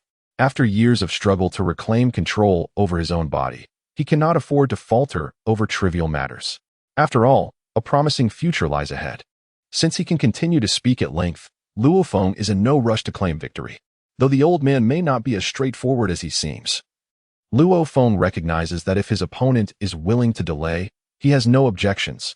Whether the resolution comes sooner or later is of little consequence. The three would-be assailants appear hesitant to act, allowing Luo Feng to breathe a sigh of relief. He is well aware of the spider's nefarious intentions. Yet he also reflects on the kick he just executed, gaining insights and understanding. Each of Luo Feng's attacks and evasions contributes to his growth and newfound comprehension of his abilities. Indeed, if his opponent is inclined to stall, he can take his time to master his skills, utilizing practical experience to assimilate the lessons of combat. Only in the throes of battle can one truly grasp its significance and elevate one's energy, which are entirely distinct pursuits. The angle and force of that recent kick, as well as the application of destructive divine power, have imparted a fresh understanding to Luo Feng. Ultimately, the evasion and nimble movements that accompany the onset of battle are merely instinctual. Perhaps the foundational principle of the Zige technique evolved from the very body movements he possesses at this moment. However, the essence of the great path lies in its simplicity, and all roads lead to the same destination. Whether it be Zige, self-culmination techniques, or the ancient martial arts heritage that Luo Feng has brought from the contemporary world, each discipline, upon reaching its zenith, appears to unveil astonishingly similar scenes. This is a realization that Luo Feng comprehends. Yet, what he must now master are the means of attack. Although the kick he just executed unleashed his strength, speed, and energy to their utmost limits, delivering a potentially fatal blow to his opponent, it was evident that this was not the pinnacle of what Luo Feng sought. Indeed, this marks merely the commencement, the cornerstone of the abilities he has acquired in this space-time continuum. A solid foundation is essential for future endeavors. This encapsulates Luo Feng's profound understanding of the significance of ancient martial arts transmission. Meanwhile, the adversary noticed Luo Feng standing there, seemingly dazed, listening intently to his words, and felt a surreptitious sense of satisfaction. Clearly, this young man lacked practical experience, failing to seize such a golden opportunity to strike immediately. At this moment, the adversary sensed he had gained full control over his body. Perhaps it was time to initiate a counterattack. However, before launching his assault, he needed to maintain a certain distance from this young man, whose close combat capabilities were extraordinarily formidable. Indeed, one could only describe them as monstrous. with a mere flash of brilliance. He had dispatched his predecessor with a single kick, and he felt entirely ill-suited to engage in such agile melee combat. Indeed, the old man, Beerus, possessed a unique ability for control and ranged attacks akin to a modern-day sorcerer. As Luo Feng remained in a state of bewilderment, the elder emitted a peculiar, high-pitched cry and swiftly distanced himself from Luo Feng by a considerable margin. The old man had prepared meticulously. A glint of murderous intent flickered in his eyes, and with a sharp demeanor, he swept his gaze across Luo Feng's surroundings, ready to strike. Now was the moment. At this moment, the elder Beerus had completely sealed his lips. Engaging in verbal distractions seemed no longer a prudent choice. He opted for decisive action instead. Although Beerus had distanced himself from Luo Feng, he made no superfluous movements, gently waving his hands in the air as if to conjure magic. It appeared that the old man was indeed a sorcerer, a thought that crossed Luo Feng's mind. However, it was evident that this was merely an illusion crafted by the cunning elder. Soon, Luo Feng observed Beerus' abdomen beginning to swell ominously, indicating the impending release of a formidable spell. Very well, let us see what extraordinary skills you possess. This battle is primarily an opportunity for me to gain practical experience. And I do not fear your hidden trump cards. Only when you reveal all your secrets shall I hasten my own growth, Luo Feng thought, a smile gracing his face as he watched Beerus' performance. Meanwhile, Beerus reveled in his own thoughts, deeming Luo Feng a fool for granting him the chance to unleash his ultimate technique. Yet, such an opportunity could arise only once. Only the victor would bask in the final laughter. Go ahead and revel in your pride, you insolent brat, he mused. As Beerus' abdomen reached its maximum expansion, a thick, white liquid surged forth from his lower abdomen, racing towards Luo Feng. This viscous substance transformed mid-air, morphing into an enormous, corrosive spider's web just as it approached Luo Feng. Indeed, this was Beerus' ultimate technique, the binding threads. Mastering the arts of control and toxic magic, Beerus understood that the first step was to immobilize his opponent. Aware of Luo Feng's terrifying close combat prowess and extraordinary agility, he noted that even his former speed as the Spider Queen had failed to graze the boy's attire. This indicated that Luo Feng's evasion and perception abilities were exceptionally formidable. Chapter 36. Accumulation and Release. Now, Beerus' objective was to employ his most potent control technique, ensnaring his opponent within a confined space. Once Luo Feng was entirely ensnared by his web, he would become nothing more than a target for Beerus' whims. As a character proficient in ranged attacks, encountering such an adversary made Luo Feng feel as if he were a mere wooden post, subject to Beerus' every intention. The elder's blatant overconfidence allowed Luo Feng to gather energy unimpeded, amplifying the web's power and stickiness to extraordinary levels. Reflecting on his previous foes, Beerus chuckled to himself, recalling how none had dared allow him the freedom to unleash his might so boldly. With a smirk of assured victory, he watched as his powerful attack indeed lived up to expectations. Luo Feng instinctively attempted to evade the incoming assault. Yet it was clear that his speed paled in comparison to Beerus'. The speed of this web entrapment attack was such that, although the upper body managed to evade, the waist, thighs, calves, and entire feet were entirely ensnared by the web, rendering the lower half completely immobilized by Beerus' forceful assault. Only the upper body retained any semblance of movement. While it was not the flawless control over the enemy that he had envisioned, managing to confine half of the opponent was more than sufficient for Beerus. A sinister grin crept across his lips as he remarked, "You foolish child. This illustrates the disparity in combat experience. How dare you allow your adversary to unleash their ultimate move?" The old man once again launched into a verbal onslaught. Perhaps it was his nature, but given such a fortuitous opportunity, Beerus continued to taunt while his hands danced wildly in the air, executing a series of bizarre gestures. It seemed this was the most potent attack he could unleash, a true trump card. Despite the continuous accumulation of energy and the incantations resonating with a formidable aura of destruction, Beerus was astonished to find that the individual he had so thoroughly subdued on the ground exhibited no signs of struggle or resistance. Instead, they regarded him with an enigmatic, almost mocking expression, fostering a sense of unease within Beerus. This young man had found himself in such a dire situation. What hidden cards did he possess? Did he mistakenly believe that escaping the web was as simple as wishing it away? What a jest! The reckless youth was unafraid of the tiger. He truly had no inkling of how many disciples of the god of destruction had perished at his hands. Perhaps, had he known the tally of the fallen, he would not possess such an unflappable demeanor. Soon, A dark green energy began to coalesce above Beerus' head, indicating the successful gathering of his spell. The sole drawback of this technique was its slow speed and propensity to miss its target. However, these imperfections contributed to its formidable nature, granting it immense corrosive power and lethal toxicity. Generally, anyone unfortunate enough to be grazed by this attack would not escape unscathed. The opponent showed no intention of breaking free from Beerus' grasp. Thus, he felt no obligation to hold back. With a vigorous thrust of his hands, Beerus hurled the grotesque, slime-coated attack towards Luo Feng with alarming speed. Ah, the audacity of youth. Yet, none of this holds any significance now. Having been thoroughly pinned to the ground and subjected to such a widespread assault, this young man will surely be reduced to nothing but ashes.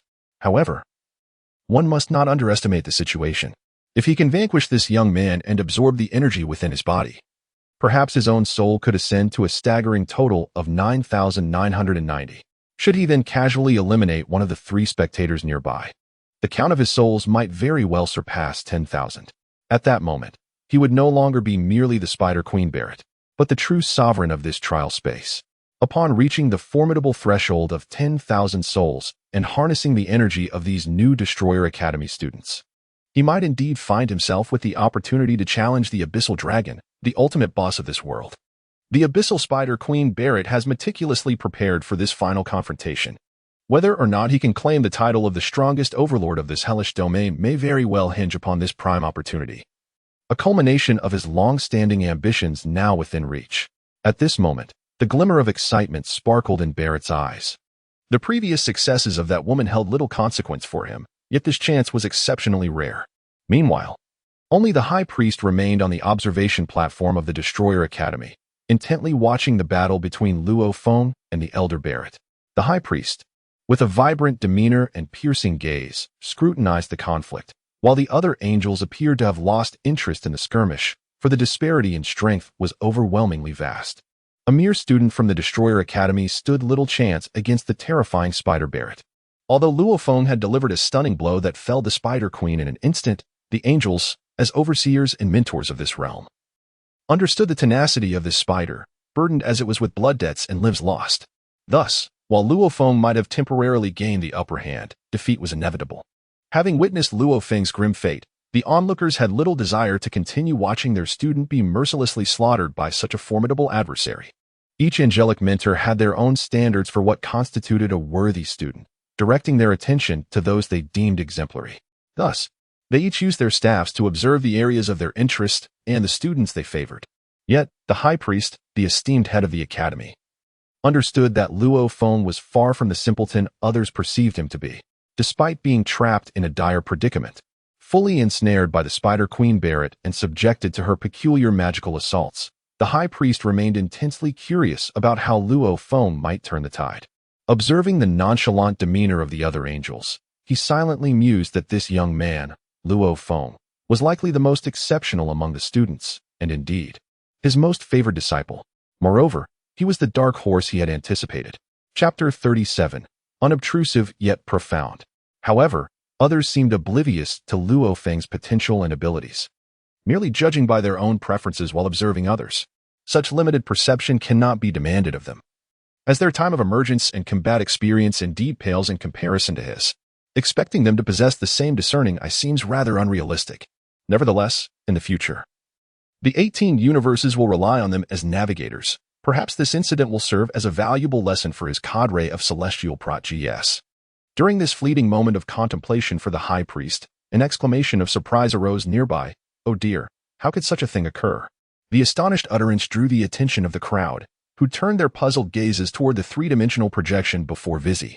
What was there to be so alarmed about? Wasn't he merely the student who had surreptitiously mastered the effortless mastery technique? The individual known as Beerus held a very familiar feather delicately in his grasp, his expression one of utter bewilderment. How could this incident warrant such astonishment from Vizzy? The onlookers could comprehend Vizzy's interest in Beerus, although Beerus, often resembling a feline, typically remained inconspicuous. He was exceptionally diligent in his training under the god of destruction. His prowess was undeniably amongst the finest among this cohort of students, a fact universally acknowledged. On the eve of the world competition, he fortuitously learned the effortless mastery technique through the crystal gem of Kexis. which might be attributed to his exceptional luck and capability. Yet, what could have transpired to evoke such astonishment from Whis, a being known for deceiving even the divine? The angel was filled with skepticism. However, upon witnessing the unfolding scene, the crowd gradually diverted their attention, no longer focusing on Beerus through Whis' eyes. Perhaps the two had attained an exceptionally profound level of mastery in the effortless technique, or perhaps they resonated with one another, leading the other angels to display little interest. As they resumed observing the growth and strength of the students that piqued their own curiosity. At this moment, as the gazes of the crowd shifted away, Whis experienced a tumultuous storm of emotions within, for he was the sole angel who had attentively observed the entire scene unfold. He had discerned the truth behind the recent events. The initial conjectures of those present were indeed correct. After all, Beerus was the only student among the gods of destruction capable of mastering the Ultra Instinct technique, which evoked a sense of astonishment within Whis. The Ultra Instinct is a closely guarded secret within the angelic lineage, accessible solely to its members. Whis, being a master of this technique and one of its foremost practitioners, held a profound admiration for any ordinary student who could grasp such an elusive skill. Thus, he had been closely monitoring this young student named Beerus, eager to discover whether he possessed any remarkable new achievements. From the moment Beerus was transported to the trial grounds, Whis' attention remained steadfastly focused on him. Though Beerus remained entirely unaware of this scrutiny. Upon entering the portal, Beerus found himself in a vast desert within the western expanse of the trial grounds. As he plummeted, the echoes of distant cries filled the air, and Beerus landed in the sandy terrain in a rather undignified manner, akin to a bird falling from the sky. With a resounding thud, he emerged from the sand, his mouth filled with grit, muttering curses as he extricated himself from the desert's embrace. What a stroke of bad luck, to be transported to a desert. Surveying the endless stretch of yellow sands and the debris in his mouth, Beerus felt a wave of frustration wash over him. Was this truly the result of the teleportation? Why sand? Did they not realize that, as a feline creature, he despised such arid environments? However, he deemed it futile to dwell on his grievances. Observing the harsh climate and the relentless sandstorm, his spirits sank even lower due to the earlier impact. Sighing at the inhospitable surroundings, he reminded himself that this was the trial grounds, not a vacation destination. Perhaps his expectations were somewhat excessive. Soon, he sensed the direction of the central area of the trial grounds. With no further hesitation, he resolved to make his way towards the ancient fortress at the heart of the trials. Yet, after taking only a few steps, he abruptly halted. Something felt amiss. Could it truly be this simple? Had he merely been transported to a hostile climate? If that were the case, this trial would be far too easy. As if in response to his suspicions, an overwhelming sense of danger enveloped him, a warning that peril was approaching. Instantly, every hair on his body stood on end. Like a cat startled by a sudden threat, and his muscles tensed in readiness. With a slight arch of his brow and his eyes narrowing, he instinctively made a sudden evasive maneuver. This skill was precisely what he had just mastered in the art of effortless supreme mastery, allowing him to instinctively evade unforeseen ambushes and assaults even before his mind and eyes could issue commands. In this manner, a ghostly azure beam shot toward Beerus's ear, which he effortlessly dodged. Although he successfully evaded this attack, it left him drenched in cold sweat, pondering the bizarre nature of the encounter. Had he not acquired the art of effortless supreme mastery, evading that blow unscathed would have been utterly impossible. Despite the attack lacking any formidable force or overwhelming impact, it sent a shiver down Beerus's spine. His gaze then fell upon the malevolent creature that had attempted the ambush, revealing it to be a desert scorpion. Indeed, this creature seemed equally perplexed by its failed assault. Though merely an ordinary insect, a common venomous pest, it emitted a hissing sound, expressing its dissatisfaction with the unsuccessful sneak attack. This particular desert scorpion possessed the unique ability of stealth and was endowed with deadly venom, regardless of the opponent's nature. A mere scratch from its stinger would result in immediate paralysis and a lethal dose of poison, leaving its victim at its mercy. The fact that this creature could completely evade its attack in less than a fraction of a second suggested that Beerus had encountered a formidable adversary indeed. Chapter 38. The desert scorpion. Beerus regarded the diminutive, venomous creature before him, assessing its aura, which appeared rather feeble, far from that of a formidable being. It was clear that this creature excelled in stealth and ambush. With this realization, Beerus narrowed his eyes. It seemed contrary to his principles to refrain from retaliating when struck. Now that this little creature had revealed itself, its moment of demise had arrived. If the ambush had succeeded moments ago, it would surely have been Beerus writhing in agony upon the ground. However, the adversary had revealed their presence, brazenly issuing threats, which meant that their demise was inevitable. Within Beerus, a tempest of purple energies surged forth, consolidating all the destructive power he had mastered into his feline claws. With a flurry of swift strikes, he unleashed his assault, and the diminutive desert scorpion that had attempted to ambush him, now hissing defiantly, was swiftly dispatched, cleaved into several segments by Beerus's relentless attack. Such weakness momentarily startled Beerus, yet he soon recollected that he was among the most formidable beings within the God of Destruction Academy. To genuinely exert himself against a feeble creature like a desert scorpion felt akin to wielding a sledgehammer to crack a nut. Nevertheless, a flicker of apprehension coursed through him. Had he not mastered the Ultra Instinct technique, it might have been he who lay in pieces on the ground. This experience reaffirmed the notion that fortune favors the bold. Without the intervention of his ally, Zampa, and that stroke of serendipity, it could have been his own demise. As he surveyed the remains of the shattered scorpion, Beerus delivered a swift kick, reducing the remnants to a viscous puddle. "Little creature, did you truly believe you could ambush me, the future sovereign of destruction?" he scoffed.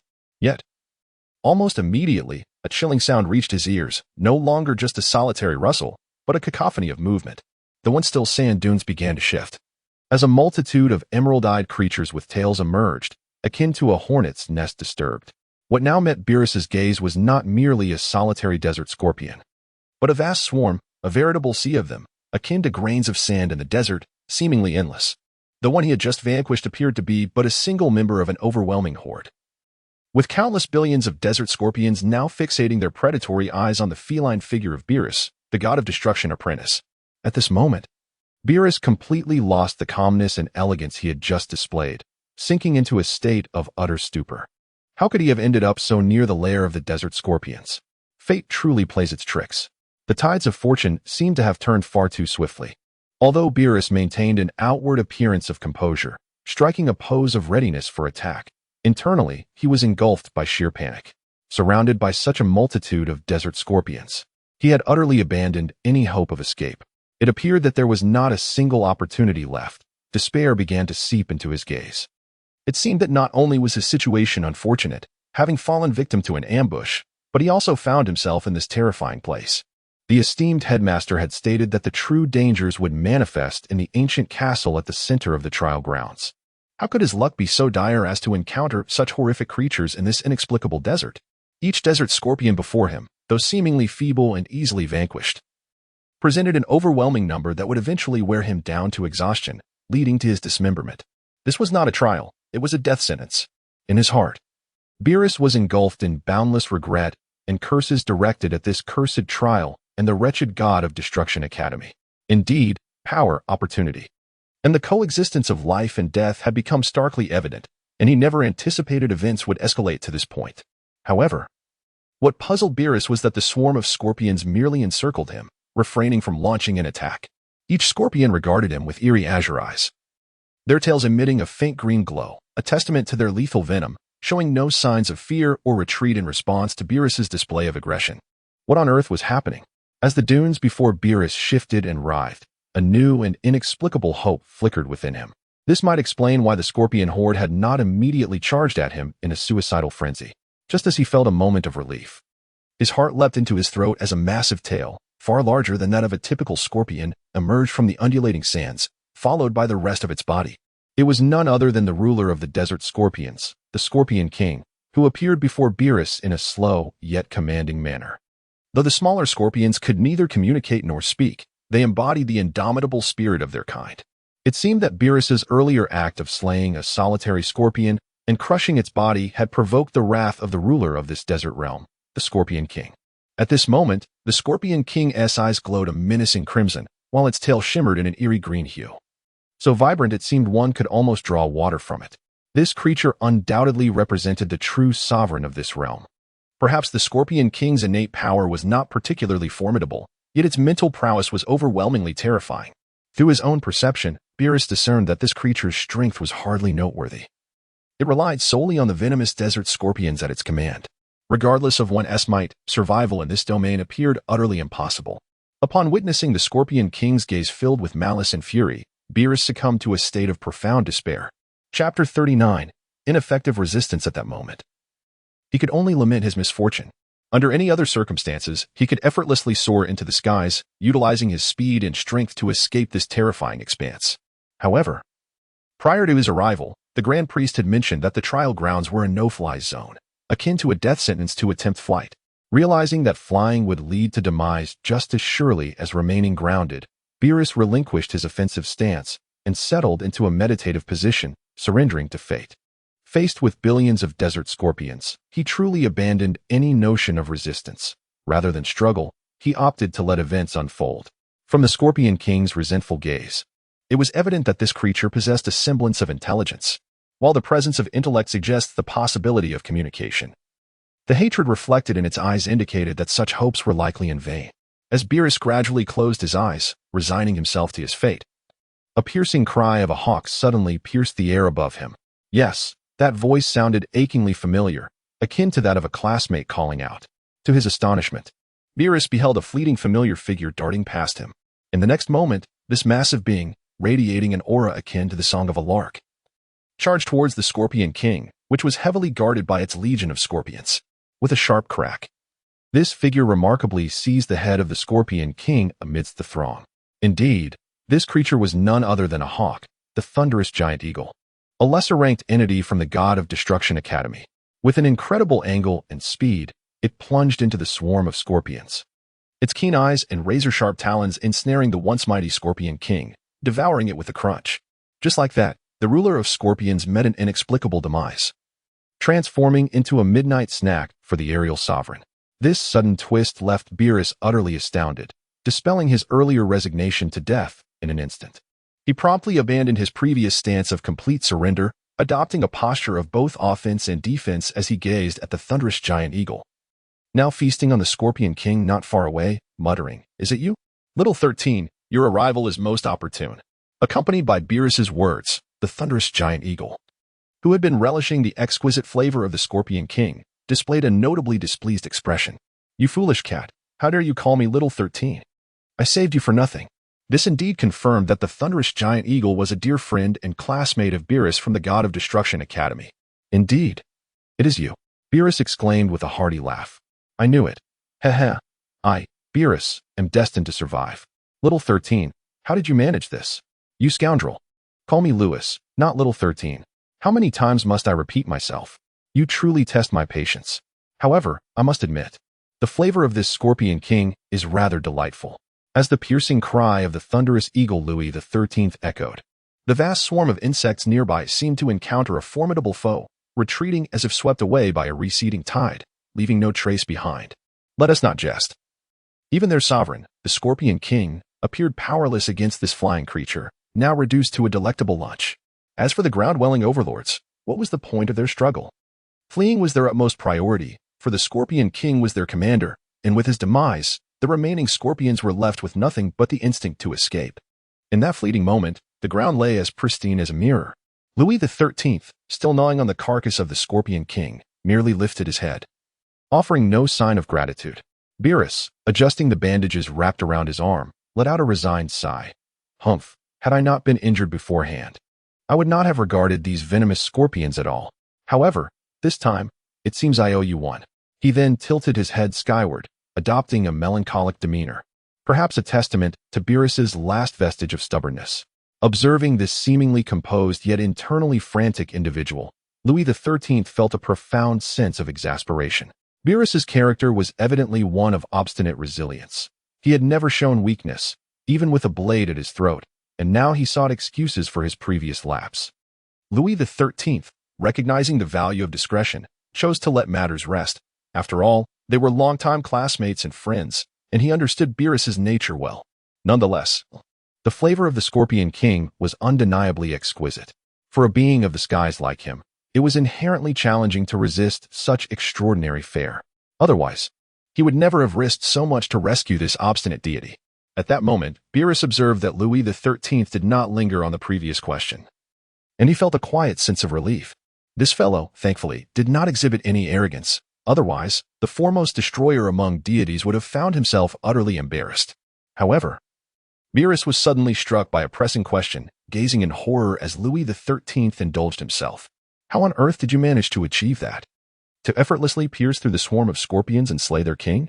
This is simply inconceivable. Did not the esteemed headmaster declare this place a no-fly zone? The speed and technique you displayed were evidently akin to flight. How could you possibly accomplish such a feat? I have made numerous attempts to ascend here, and it is clear that this realm vehemently rejects any form of flight. Even with all my divine energy, I can barely lift myself 5 or 6 meters off the ground. How could you possibly defy the gravitational pull of this place with your energy? Noticing Beerus's bewilderment, Louis XIII regarded him with a look of utter disdain, as if he were addressing a simpleton. He then extended his impressive wingspan, a little over 3 meters, and flapped them twice in midair. You fool! I am not opposing the gravitational force here with energy derived from my destroyer powers. Do not forget, I am of the Lightning Warhawk clan, and I possess abilities far beyond the ordinary. Our very instinct is to soar through the skies. Do I really need to elaborate further? Beerus, though struck by the apparent logic of the Lightning Warhawk clan, found himself at a loss for rebuttal. Indeed, Louis XIII seemed to possess an innate advantage. Yet, another crucial thought crossed Beerus's mind. Even if you possess the ability to fly, the headmaster has stated that this is an absolute combat zone. Would your actions not incur dire consequences? Observing Beerus's concern, Louis XIII adopted a supercilious demeanor, regarding the anxious deity with scorn. You truly are a stubborn fool. I cannot fathom how you have survived in the academy for so long. Does the term combat zone imply an absolute restriction? To be truthful, prior to coming to your aid, I conducted experiments. While my jumps may not reach great heights as the king of the Eagle clan, do you expect me to forego my wings and trudge along with my talons? That would be utterly ridiculous. It seems there is no need to explain further to someone as dim-witted as you, since we are the rulers of the skies. Allow me to show you what it truly means to be a sovereign of the heavens. With that, Louis XIII spread his wings wide and soared towards the heavens, as though the so-called trial realm imposed no limitations upon him. Although he could not utilize energy to fly, his wings were far from mere ornamentation. A slender green figure, akin to an eagle's talon, soared through the clouds, truly utilizing its wings to ascend to the heavens, emitting sounds of mockery amidst the sky. This creature had indeed achieved the realm of the miraculous, soaring freely without any discernible after-effects. Just as Beerus harbored concerns, the clear sky underwent an unusual transformation.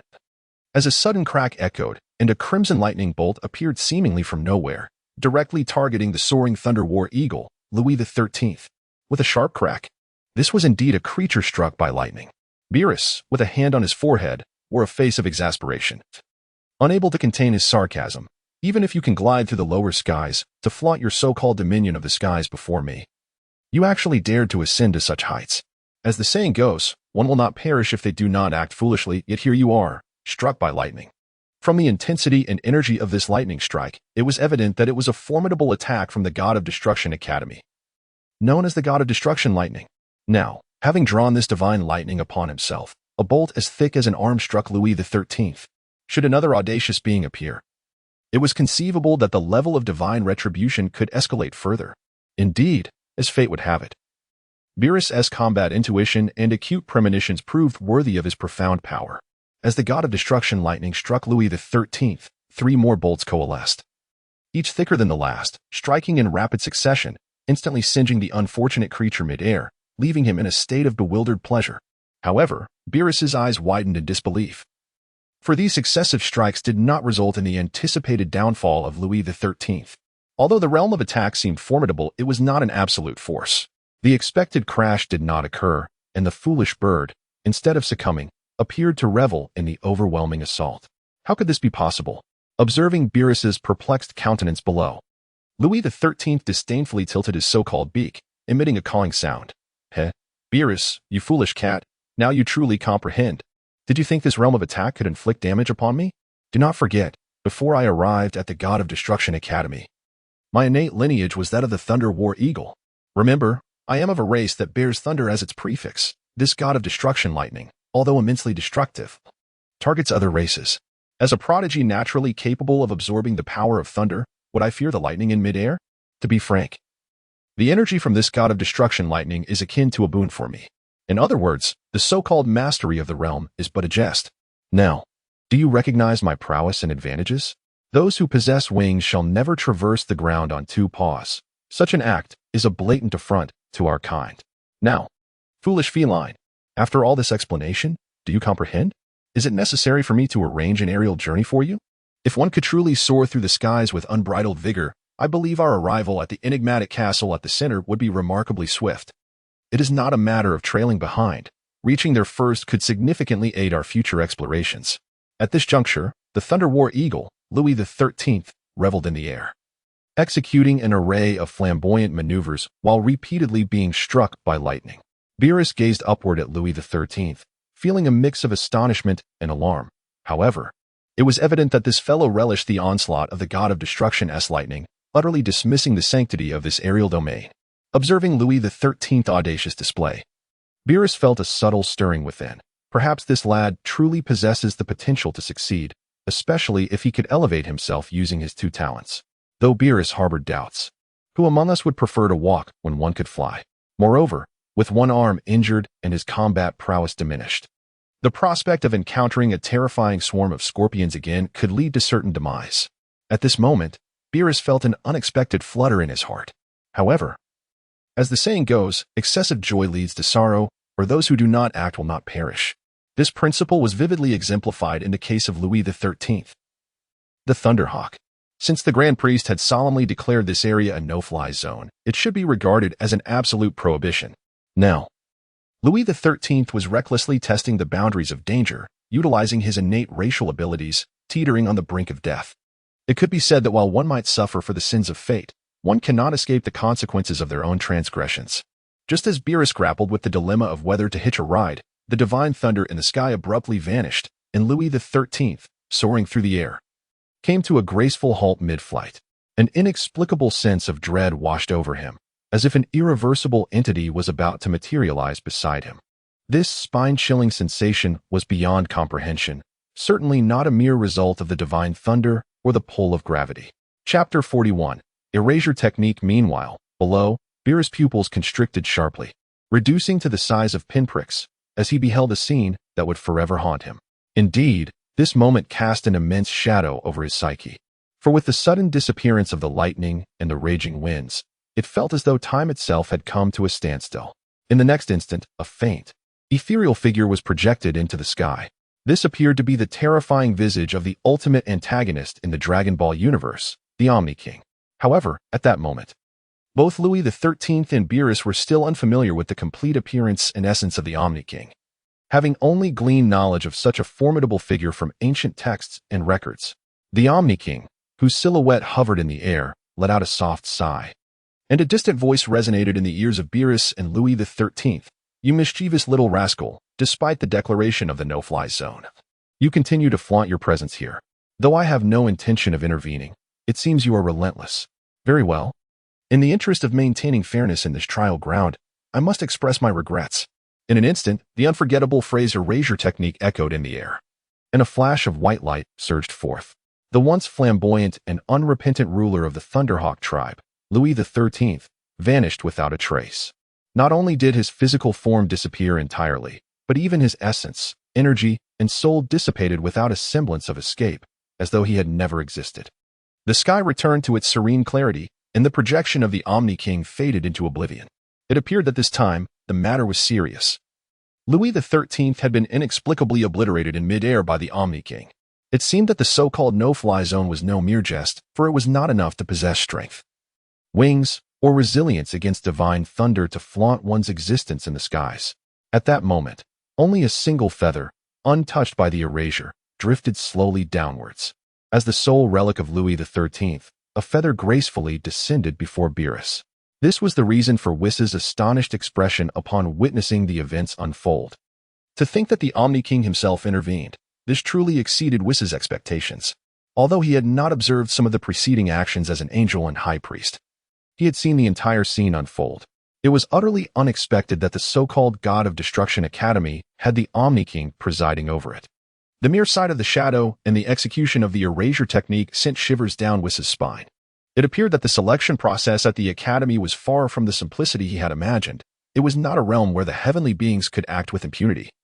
As the Omni King had been watching the entire time, regardless of the astonishment brewing within Whis, Beerus found himself trembling uncontrollably, his legs failing him as he sank to the ground, gasping for breath. The scene he had just witnessed was truly terrifying. He was acutely aware that, Despite Louis XIII's lackluster ranking within their academy, the prowess of this foolish bird, combined with his status as a sovereign of the skies and his unique abilities, was such that even the heavenly mentors would not have effortlessly erased an opponent so thoroughly, leaving no trace of breath, soul, or body. Although Beerus and Louis XIII had not yet reached a level of complete openness in their relationship, the fact remained that this foolish bird had undeniably saved his life. The thought of Louis XIII vanishing without a trace raised profound questions about the extent of the Omni King's terrifying power. This moment may well represent the deepest fear Beerus had ever encountered in his journey thus far. However, as one who aspired to be the greatest among the gods of destruction, Beerus understood that he could not afford to dwell in fear and sorrow. Instead, he needed to emerge from this shadow and become a truly qualified god of destruction, fulfilling the long-held wishes he shared with his brother Hmph. It became apparent that every word uttered by the high priest was not to be taken lightly. The prohibition of flight was absolute, and acquiring the earrings of destruction was indeed his most pressing task. With a renewed mindset, fueled by a blend of fear towards the Omni King and a lingering melancholy over Louis XIII's inexplicable erasure, Beerus resolutely set forth, taking deliberate steps towards the center of the trial grounds. Now, not only was flying out of the question, but he also aimed to minimize the number of times he left the ground, for the sharp image of that earlier scene was etched firmly into his soul. Moreover, ever since that moment, whenever Beerus encounters Lord Zeno, his legs weaken, for this instance is far beyond the realm of ordinary terror. The impact on his very soul is profoundly immense. In comparison to Beerus, it seems that throughout the entire trial grounds, battles of varying magnitudes are incessantly unfolding. However, the goddess of fortune often displays her biases. Some may be extraordinarily fortunate, while others endure tragic fates. For instance, in the frigid expanse of the far north, another brutal and violent confrontation is taking place. At this moment, the battle was nearing its conclusion. A man, draped in a cloak and adorned with a hood, slowly emerged from a pile of the corpses of ice wolves. With a subtle exertion of strength, he ruthlessly severed the neck of the pack leader, effectively bringing the conflict to a definitive end. The ground was strewn with thousands of slain ice wolves, a testament to the ferocity of the skirmish. And the outcome was clear. This man had triumphed, although he had expended his final ounce of strength to slay the most formidable creature of the icy plains. It seemed that he too had reached the limits of his endurance. Chapter 42, The Prehistoric Crocodile. While the individual strength of the ice wolves was not particularly formidable, their sheer numbers were overwhelming.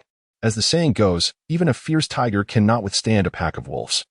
And he was merely an ordinary student from the Academy of Destruction, specifically a mere apprentice. His prowess and innate talent were not deemed extraordinary among his peers. However, what set him apart was his unwavering dedication to physical combat, honing his body into a weapon.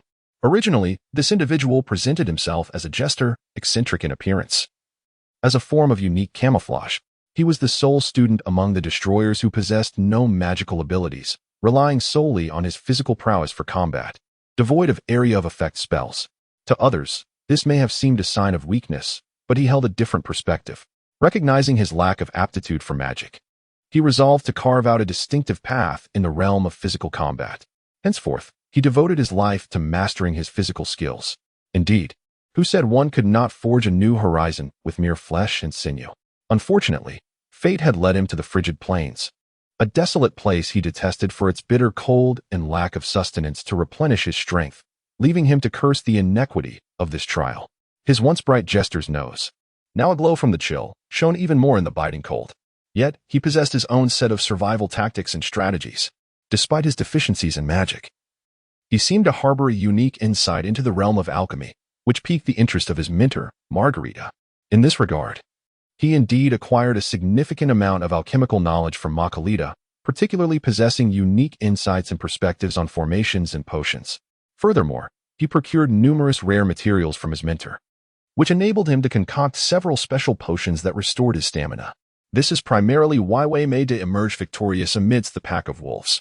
Had it not been for the instant recovery potions obtained from Margarita, relying solely on his hand-to-hand combat skills against the thousands of ethereal giant wolves, he would have undoubtedly become a mere meal for the ravenous pack. However, regardless of the myriad of factors at play, luck is often an integral component of strength. Thus, having triumphed in the end, Wei Meida chose not to dwell further on the matter.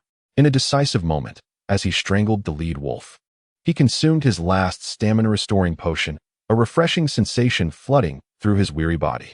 It was as if he had been reborn. This was truly a dual benefit. For he not only survived a dire predicament, but also faced thousands of ice-field giant wolves, pushing his body to its limits. Even with the restorative potions continually replenishing his vitality, the mental strain had brought his entire being to the brink of collapse.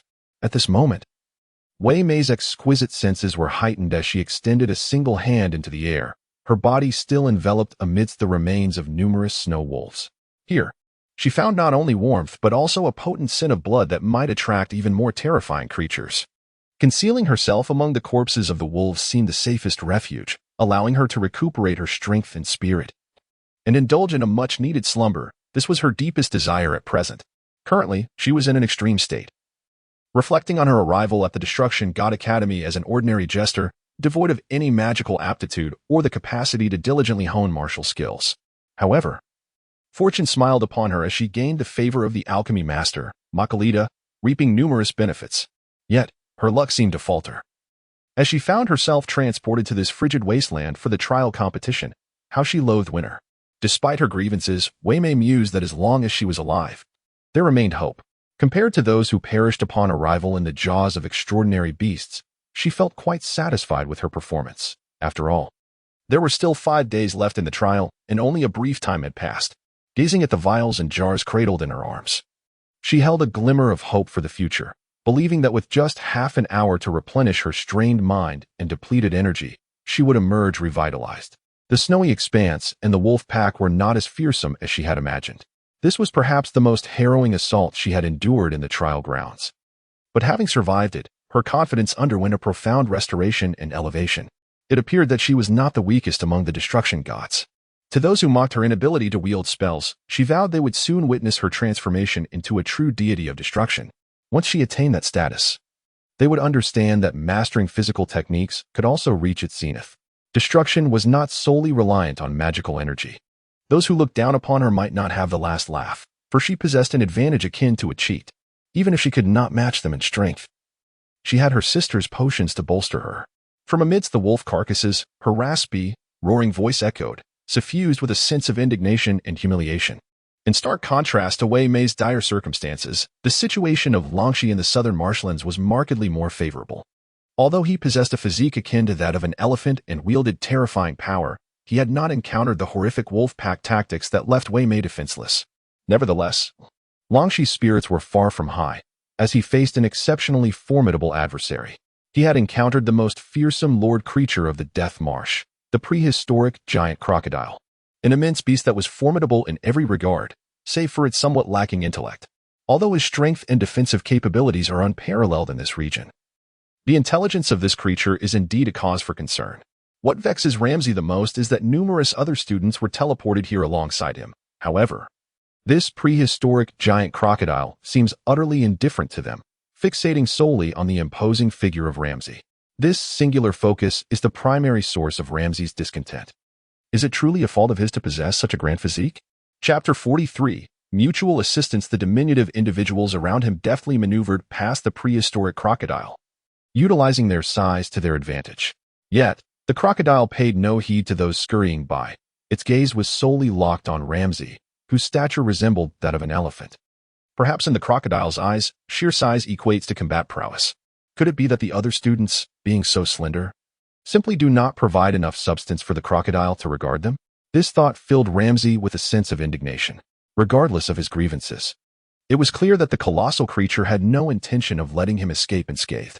Since the creature had set its sights on him, Ramsay, being the largest among the destroyers, felt an undeniable compulsion to respond.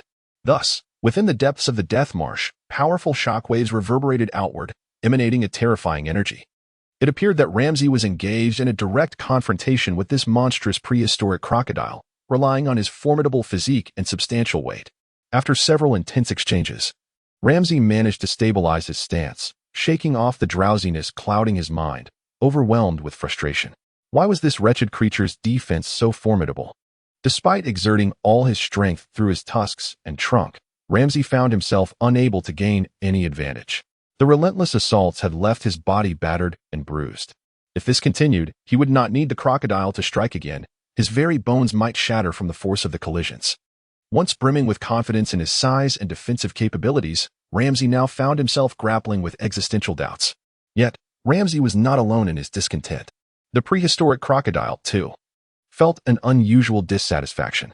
As the sovereign of this death marsh, it had faced few challengers to its authority over the years.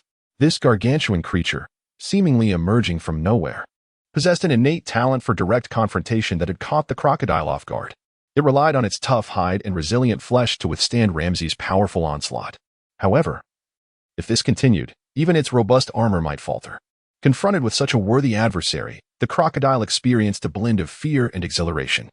It had been a long time since it had the opportunity to unleash its full potential.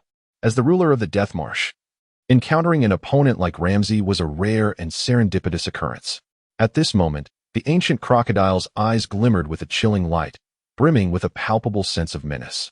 Perhaps Ramsay's audacity and strength had indeed provoked the ferocity of this prehistoric beast. The two adversaries moved slowly, nursing their wounds and gathering energy, preparing for their next fierce confrontation. Just when Ramsay was engulfed in frustration, a sharp and piercing voice pierced through the atmosphere. Was that not our Ramsay, renowned for his formidable defense and strength? How curious it is that he finds himself in solitary battle here. Do you require my assistance? Despite the voice's sardonic tone, Ramsay quickly deduced that its owner was none other than Kettler, the second-place contender from the last volunteer competition.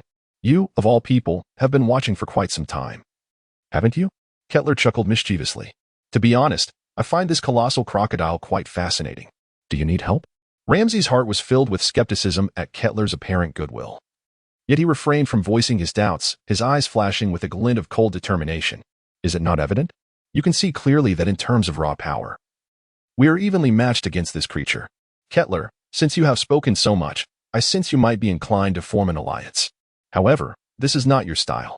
With your prowess and status among the students, how could you team up with someone like me, who relies solely on brute force?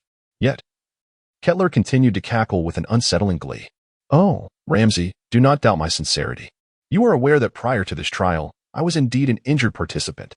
A sudden realization struck Ramsay. Kettler had sustained an injury to his leg, making him somewhat impaired during this venture. Perhaps his injury was the reason for his interest in forming a partnership for mutual support. Thus, it seemed unlikely there was any ulterior motive at play. Given Kettler's proud demeanor, it was hard to believe he would regard someone like Ramsay, who depended solely on physical strength, as a worthy ally. Since Kettler appeared genuinely earnest, Ramsay set aside his reservations. After all, in the face of absolute power, all schemes and deceptions are mere trifles. With Kettler being injured, it was reasonable to assume he sought a companion who would not pose a significant threat to him. Those formidable individuals would likely pose a greater risk to the wounded Kettler, leaving him with little recourse but to acquiesce. Now that Kettler had fixed his sights on Ramsay, whose strength was not particularly overwhelming, it seemed a prudent measure for self-preservation. It appeared that their collaboration held both sincerity and promise. At this moment, a sense of clarity enveloped Ramsay, who offered a faint smile. Classmate Katra, do share your plans and thoughts. Here I assure you that I will not resort to any ambush or malice due to your injuries. I pledge this on my character as a trainee destroyer from the Academy of Destruction. Are you satisfied with this assurance? Kara, having received the vow he most desired, felt a surge of relief. After all, Ramsay was not one to make promises lightly, yet once made, he would fulfill them faithfully, a trait potentially rooted in the innate abilities of their formidable elephantine lineage. Having acquired the desired assurance, Katra found Ramsay's sincerity and collaboration to be profoundly trustworthy. He glanced at his bandaged thigh and sighed, acknowledging his misfortune. Had it not been for his current state, his prowess would have never allowed him to descend to such depths. Now that he had found a reliable ally, Katra was resolute. In the name of Katra, I guarantee that before the conclusion of this trial, I shall not engage in any actions detrimental to Ramsay. With both parties exhibiting such candor, the oath sworn amongst the trainees of the Academy of Destruction held true significance, as any breach would incur severe repercussions. Chapter 44. Sincere collaboration. Given the mutual sincerity, this temporary alliance was swiftly established. With a satisfactory response in hand, Katra leaped gracefully onto Ramsay's back. Despite his grievous leg injury, he retained sufficient vision and offensive capability. By harnessing Ramsay's mobility, his energy was adept at assassination and attack. In the realm of stealthy assaults, Katra confidently claimed the second position in the academy. With no one daring to assert they held the top spot. Even those stronger than him, like Beerus, seemed to falter in the realm of instantaneous offensive prowess, revealing a gap compared to Katra. This was precisely the deficiency Ramsay faced, his means of eliminating opponents, while both were evenly matched in brute strength and defense. Confronting the tough-skinned prehistoric crocodile posed a challenge that left Ramsay in distress. Though the half-disabled Katra could not engage the prehistoric crocodile head-on as Ramsay could. Seizing the opportunity to breach the creature's armor for a decisive strike could potentially extricate them from this perilous situation. With this thought, the excruciating pain coursing through his body seemed to diminish, and the creaking of his bones felt as if they were returning to their original state. It was evident that collaboration outweighed solitary endeavors, especially when pairing the defensive prowess of Ramsay with the offensive stealth of Katra, thereby forming a harmonious partnership. Perhaps this alliance bore an odd semblance, given the stark contrast between Ramsay's massive elephantine form and Quitra's slender, mouse-like physique. Indeed, it appeared somewhat incongruous and disjointed. However, for the terrifying prehistoric crocodile, this encounter merely presented the addition of a diminutive mouse, which it regarded with indifference. Although it sensed a faint hint of danger emanating from the small creature, the feeling was not particularly intense. The vast disparity in size instilled within it a sense of contempt. Despite the elephant's seemingly perfect defenses, there would inevitably come a moment when its strength would reach its limits. In this morbid swamp, when it came to endurance and defense, who could rival the local sovereign? Even those who could temporarily share dominion would ultimately find it fleeting. Thus, Ramses and Kitral swiftly exchanged glances, devising a strategy to penetrate the enemy's defenses. Kitral, however, chose to embrace caution and found a position to conceal himself entirely behind Ramses' colossal head, shrouding his form in stealth while concentrating the essence of destruction upon his dual craniums. Poised for a sudden strike. This time, Ramses did not charge headlong into a direct confrontation as before. Instead, he adopted a more conciliatory approach, drawing his hands in an arc to create a barrier of destruction before him. This was the culmination of their meticulous plan. Ramses would wield the power of destruction, utilizing his immense stature to form a solid defensive wall to absorb the prehistoric crocodile's ferocious assault, while Kitral, with his extraordinary speed and penetrating force, would deliver a lethal blow in a surprise attack. Yet, such a maneuver would merely be child's play against a creature of such high intelligence. Little did the naive prehistoric crocodile realize that its demise was imminent. With a resounding crash, the two forces collided once more. However, contrary to expectations, neither party retreated. Ramses firmly grasped the crocodile's formidable claws, engaging in a contest of strength suspended in midair. This might have been the most gratifying sight for the prehistoric crocodile. In terms of defense, the elephant appeared to be almost its equal. Yet, when pitted against sheer power, coupled with the unique terrain of its deathly swamp, it was merely a matter of time before this adversary would succumb. It was determined to rend its foe to shreds. This was the crocodile's most simplistic thought, and it suddenly perceived a treacherous quality in the elephant.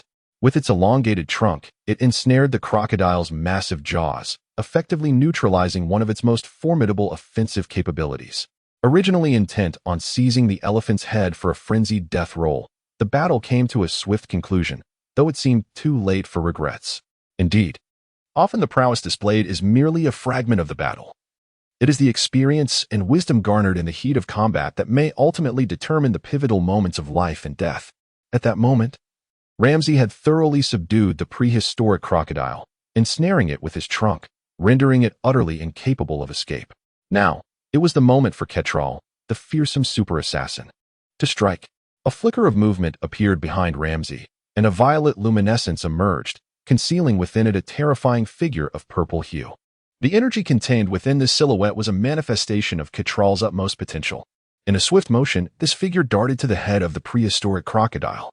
Despite the limitations of his legs, Ketral executed a close-range ambush with remarkable finesse. Once positioned atop the crocodile's cranium, his slender arms began to swell slightly, as an overwhelming surge of muscular energy coursed through his palms. The sound of flesh being penetrated echoed in the air, resonating in the ears of the onlookers. In this instance, Ketral demonstrated his formidable combat talent. Although it was their first collaboration, he exhibited no hesitation. He possessed immense confidence in his offensive capabilities, considering himself second only to none in terms of penetrative strikes within the Destruction.To Academy. After all, the rat is inherently adept at burrowing, and his prowess in penetrative attacks was indeed formidable. Faced with such an overwhelmingly resilient adversary, Catral chose not to confront it head-on but instead seized the opportunity to plunge his palms directly into the crocodile's eyes, the most vulnerable point of a reptilian beast.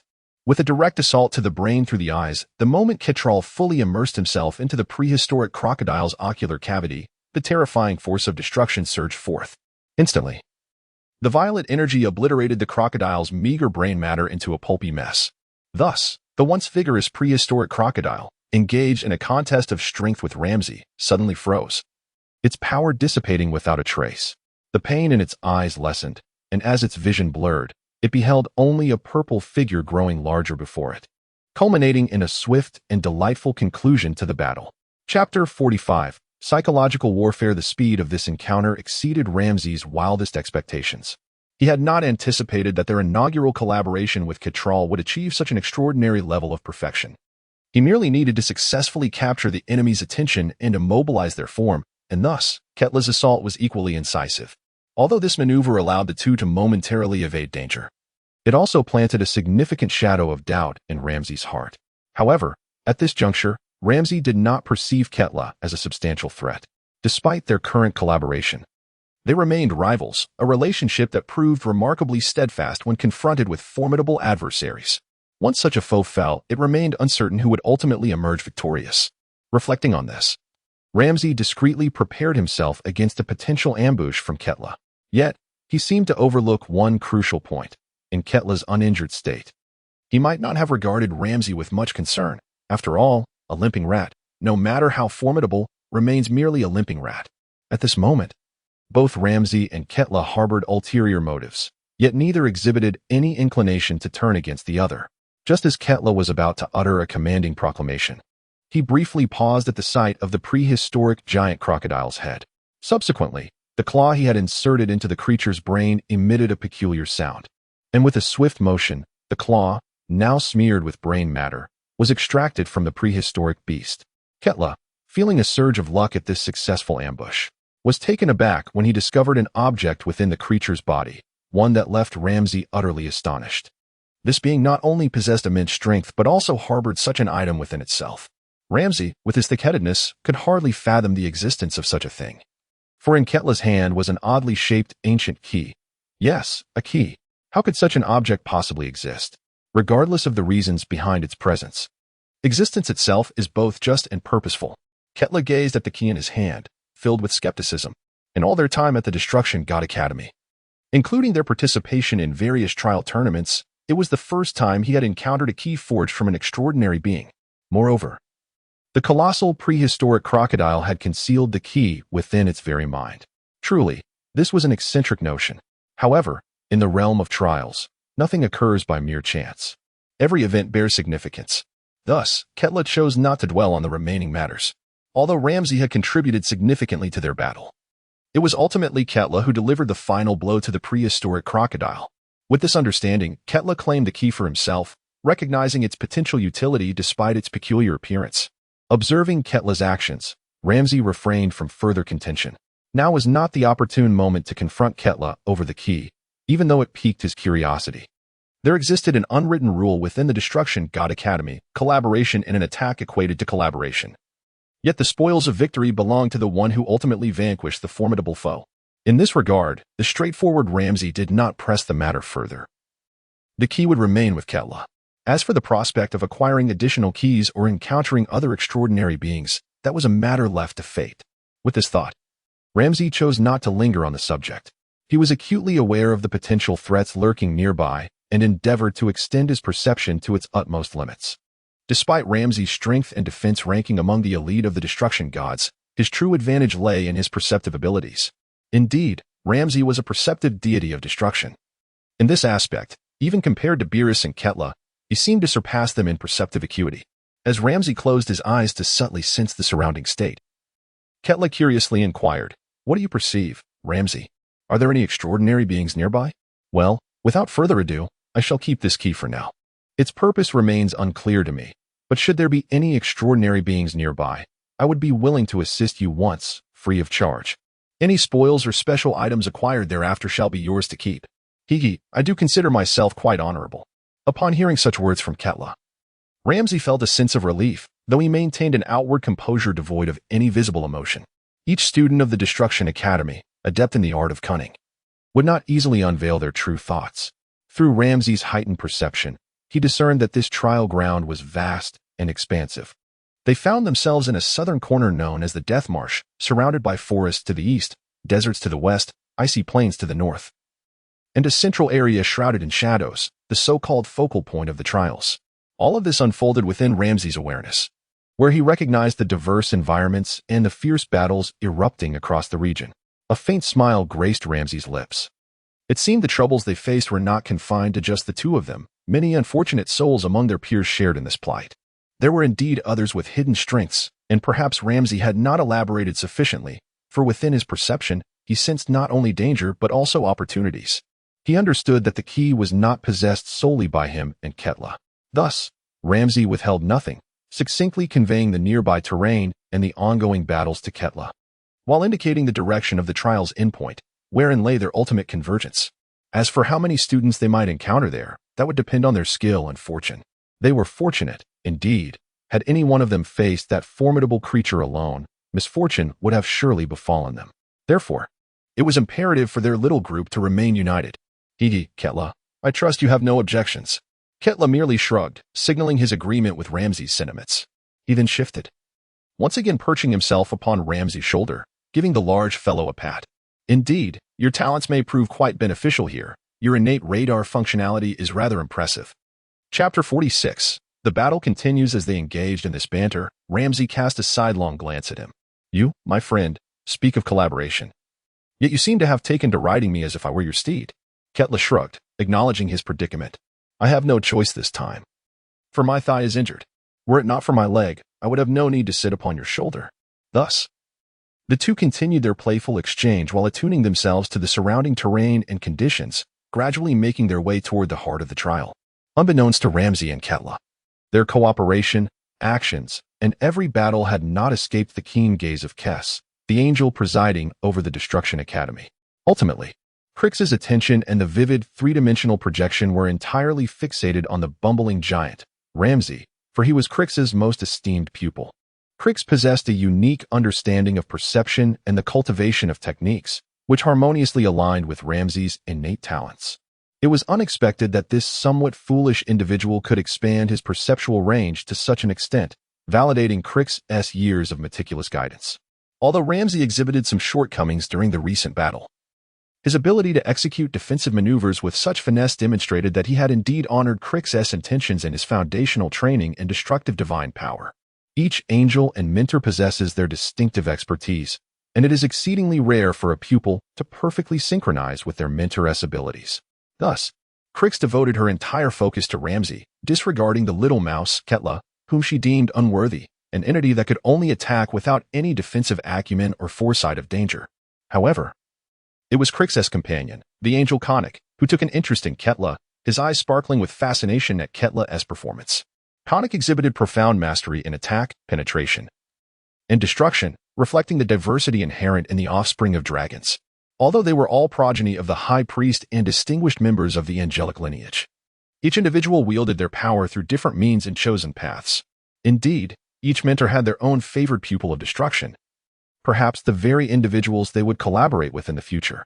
While these students were yet unaware of their forthcoming roles, the angels serving as mentors were acutely aware of the implications. What perplexed this group, however, was the High Priest's unusual disinterest in these remarkable pupils of destruction, as his gaze remained steadfastly on a certain individual named Luo Feng. What was so remarkable about this Luo Feng? Merely a fellow whose misfortune led him to encounter the Abyssal Spider Queen, a situation fraught with peril. Moreover, 3 other pupils of destruction, ever watchful, lingered nearby. Were they undiscovered talents or dark horses? Perhaps the High Priest possessed an extraordinary insight, or perhaps he harbored a peculiar predilection. Nevertheless, this mattered little.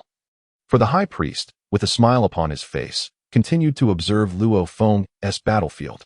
On this occasion, Luo Feng did not disappoint the High Priest, as a series of actions unfolded that broadened the High Priest's horizons, showcasing a student's remarkable capabilities. Those angels who had not witnessed Luo Feng's performance could only conclude that their discernment paled in comparison to that of the High Priest. While the situation on this side was intricate, the battle continued unabated on Luo Feng's front.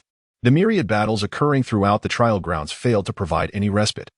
And the spider known as Beerus truly excelled in ensnaring his opponent with his web. A colossal web, just as Beerus had envisioned. Completely immobilized the lower half of Luo Feng, binding him firmly to the ground, accompanied by a boisterous, derisive laugh. The venom in his grasp began to drift languidly toward Luo Feng's body. In that moment, Beerus anticipated the delight of witnessing his adversary struggle in despair, corroding and suffering, ultimately dissolving into a mere nutrient for his own sustenance. The victory seemed assured, and Beerus's laughter resonated with a sense of triumph. Yet, Luo Feng merely smirked at the audacity displayed by his foe, seemingly oblivious to the source of his unfounded confidence. Perhaps, having reigned as a king in this forest for too long, he had never encountered a true rival, possessing ample wilderness survival experience. Luo Feng was somewhat psychologically prepared to confront the spider, fully cognizant of the advantages and disadvantages that such jungle predators possessed. Despite the extraordinary stickiness, strength, and adhesive properties of the threads binding his lower body, which rendered ordinary creatures utterly immobile upon capture, Luo Feng remained unfazed. The green orbs of corrosive energy drifting toward him were undeniably potent, yet their sluggish speed rendered them inconsequential. While the combination of these skills posed an insurmountable challenge to typical insects and prey, Beerus was unfortunate enough to face Luo Feng, a being who seamlessly fused modern wisdom with the power of a destroyer, enriched by the legacy of ancient martial arts. This was no simple equation of 1 + 1 equating to 3. In a fleeting moment during his earlier combat training, Luo Feng had already transformed the sum of his abilities into something far greater than mere arithmetic, reaching an existence that surpassed 10. The single kick that could obliterate Beerus's essence was a testament to Luo Feng's prowess, which was far more formidable than it appeared at first glance. The three fools behind him were utterly incapable of grasping the depth of Luo Feng's energy, strength, and practical experience. With a slight smirk gracing his lips, Luo Feng calmly declared, "This game must come to an end, little spider. Frankly, you are far too weak. Wasting my time here is a disservice to myself." He continued, "Well, everything ends here, as the time allotted for this trial is limited." Observing Beerus muttering to himself, the spider snapped, "Speak your last words quickly, though they will be of no consequence. Hmph, I shall not grant you any dying wishes. You will simply become my nourishment." However, he abruptly halted, his pupils shrinking in terror to the size of a pinhole as a scene of dread unfolded before him. Chapter 47. A corpse without remains. What had once been a confident display of combined techniques was now revealed as a grave miscalculation. For a stream of crimson flames began to emanate from Luo Feng's lower half. Is this a novel application of destructive divine power? Although I possess a certain understanding of the destroyer spider queen, Beerus, it is peculiar that the flames emanating this time are not the faint purple aura and energy glow typically associated with it, but rather a deep crimson flame that envelopes the lower half of Luo Feng's body. This must be the last resort and energy of this young man. However, to his astonishment, the invincible spider silk that could completely ensnare him was now emitting wisps of blue smoke, as if caught in a hot iron amidst a snowstorm. Losing its formidable control in the presence of this enigmatic flame, the strategy he had prepared to corrode his opponent with toxins now seemed utterly futile. Indeed, the toxin's assault was potent, yet the only silk capable of restraining Luo Feng was entirely consumed by the peculiar energy radiating from his lower half. Thus, Beerus's previous arrogance and toxin attacks had become a mere farce. Luo Feng, showing no signs of hesitation, dispelled the controlling spider silk with his energy and, with a sudden shift, vanished from sight. Witnessing the disappearance in the toxin energy sphere in midair, now devoid of a target, Beerus found himself momentarily stunned. In the next instant, the final image he beheld was that of a black-haired youth appearing abruptly before him, who greeted him with a warm and benevolent smile. Subsequently, a finger shimmering with golden light gently tapped his forehead. Though the movement seemed slow, Beerus realized with dread that his body had become completely immobile, ensnared in a state of paralysis. In the next moment, Luo Feng's golden fingertip lightly touched Beerus's brow, leaving him with a singular thought. How had this young man moved so swiftly to his side? In the next moment, his entire being was firmly pinned down by Luo Feng. Subsequently, the vast body of the enormous spider cracked like a glass orb shattered from within, producing a series of resounding fractures radiating outward. With the infusion of Luo Feng's energy, the spider's form disintegrated with a resounding crash, shattering into countless fragments akin to broken glass. Instantly, The golden energy in Luo Feng's hands transformed from its golden hue to the crimson force that had emanated from his mouth moments earlier. With a sudden burst, the entire Beerus was reduced to a mere splatter of blood, rendering it utterly unrecognizable. The passage of time indeed seemed swift, though Luo Feng's actions appeared fluid and seamless. They were the culmination of his utmost prowess. He had channeled his internal techniques in a circular fashion, concentrating the newly enhanced and purified destructive divine power within the area of his body that was under control, subsequently releasing this revitalized power in the form of flames. After all, the spider silk adhering him to the ground was no trivial matter.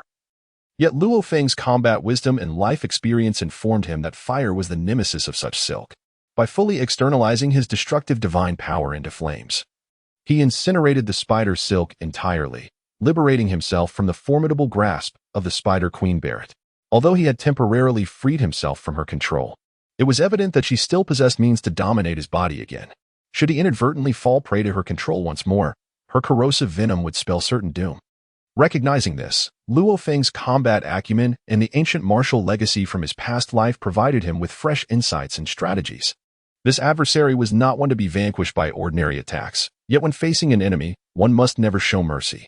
At this moment, Luo Feng recalled an ancient martial arts technique that emphasized the concentration of power into a singular point for an explosive release. This was the deepest essence of an attack. With this understanding, he resolved to fully concentrate his strength, delivering a potentially lethal strike to his opponent.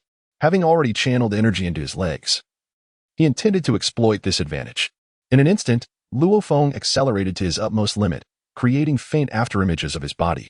Thus, he swiftly launched himself towards the Spider Queen, Beerus, marking merely the initial phase of his assault. The true essence lay in the subsequent, decisive strike. The final blow represented Luo Feng's ultimate killing move. He recognized that, although the spider possessed mediocre strength, its true potency resided in its swift attacks. The creature's transformations manifested as magical assaults, primarily focused on control and corrosion. However, in the presence of Luo Feng's seasoned combat experience, these tactics were trivial. The most troublesome aspect of this foe was its peculiar ability to resurrect infinitely. Indeed, the creature had boasted of possessing 999 souls within its body. Relying solely on ordinary attacks and brute force would exhaust Luo Feng, even if he managed to obliterate all its souls. Moreover, 3 other adversaries lurked nearby, waiting to pounce.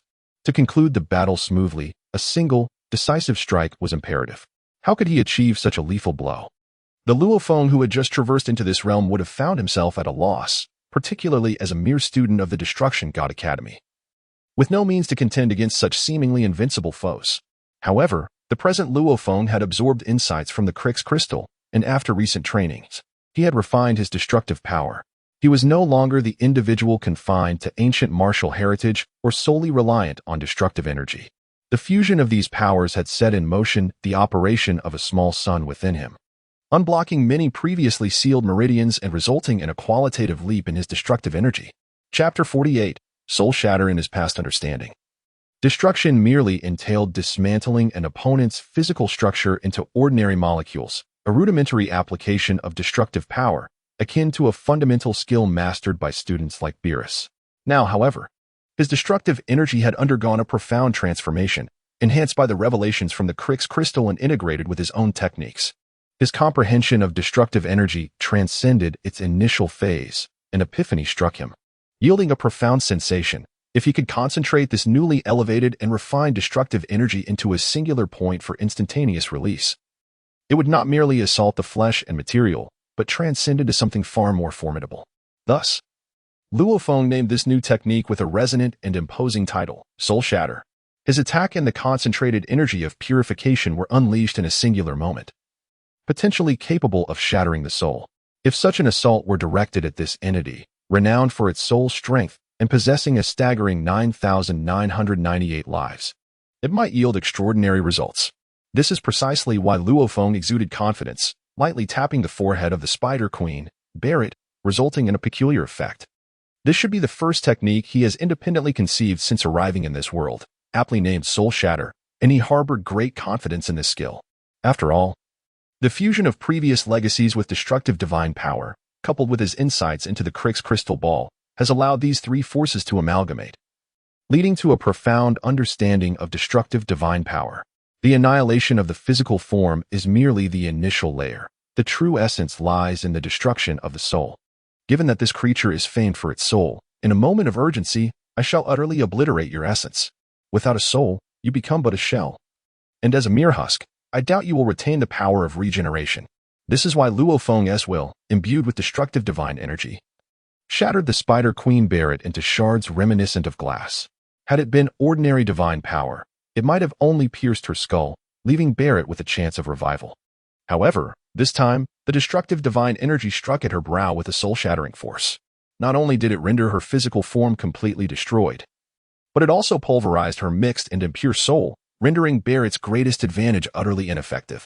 Of course, this was also a stroke of luck for Luo Feng and misfortune for Beerus.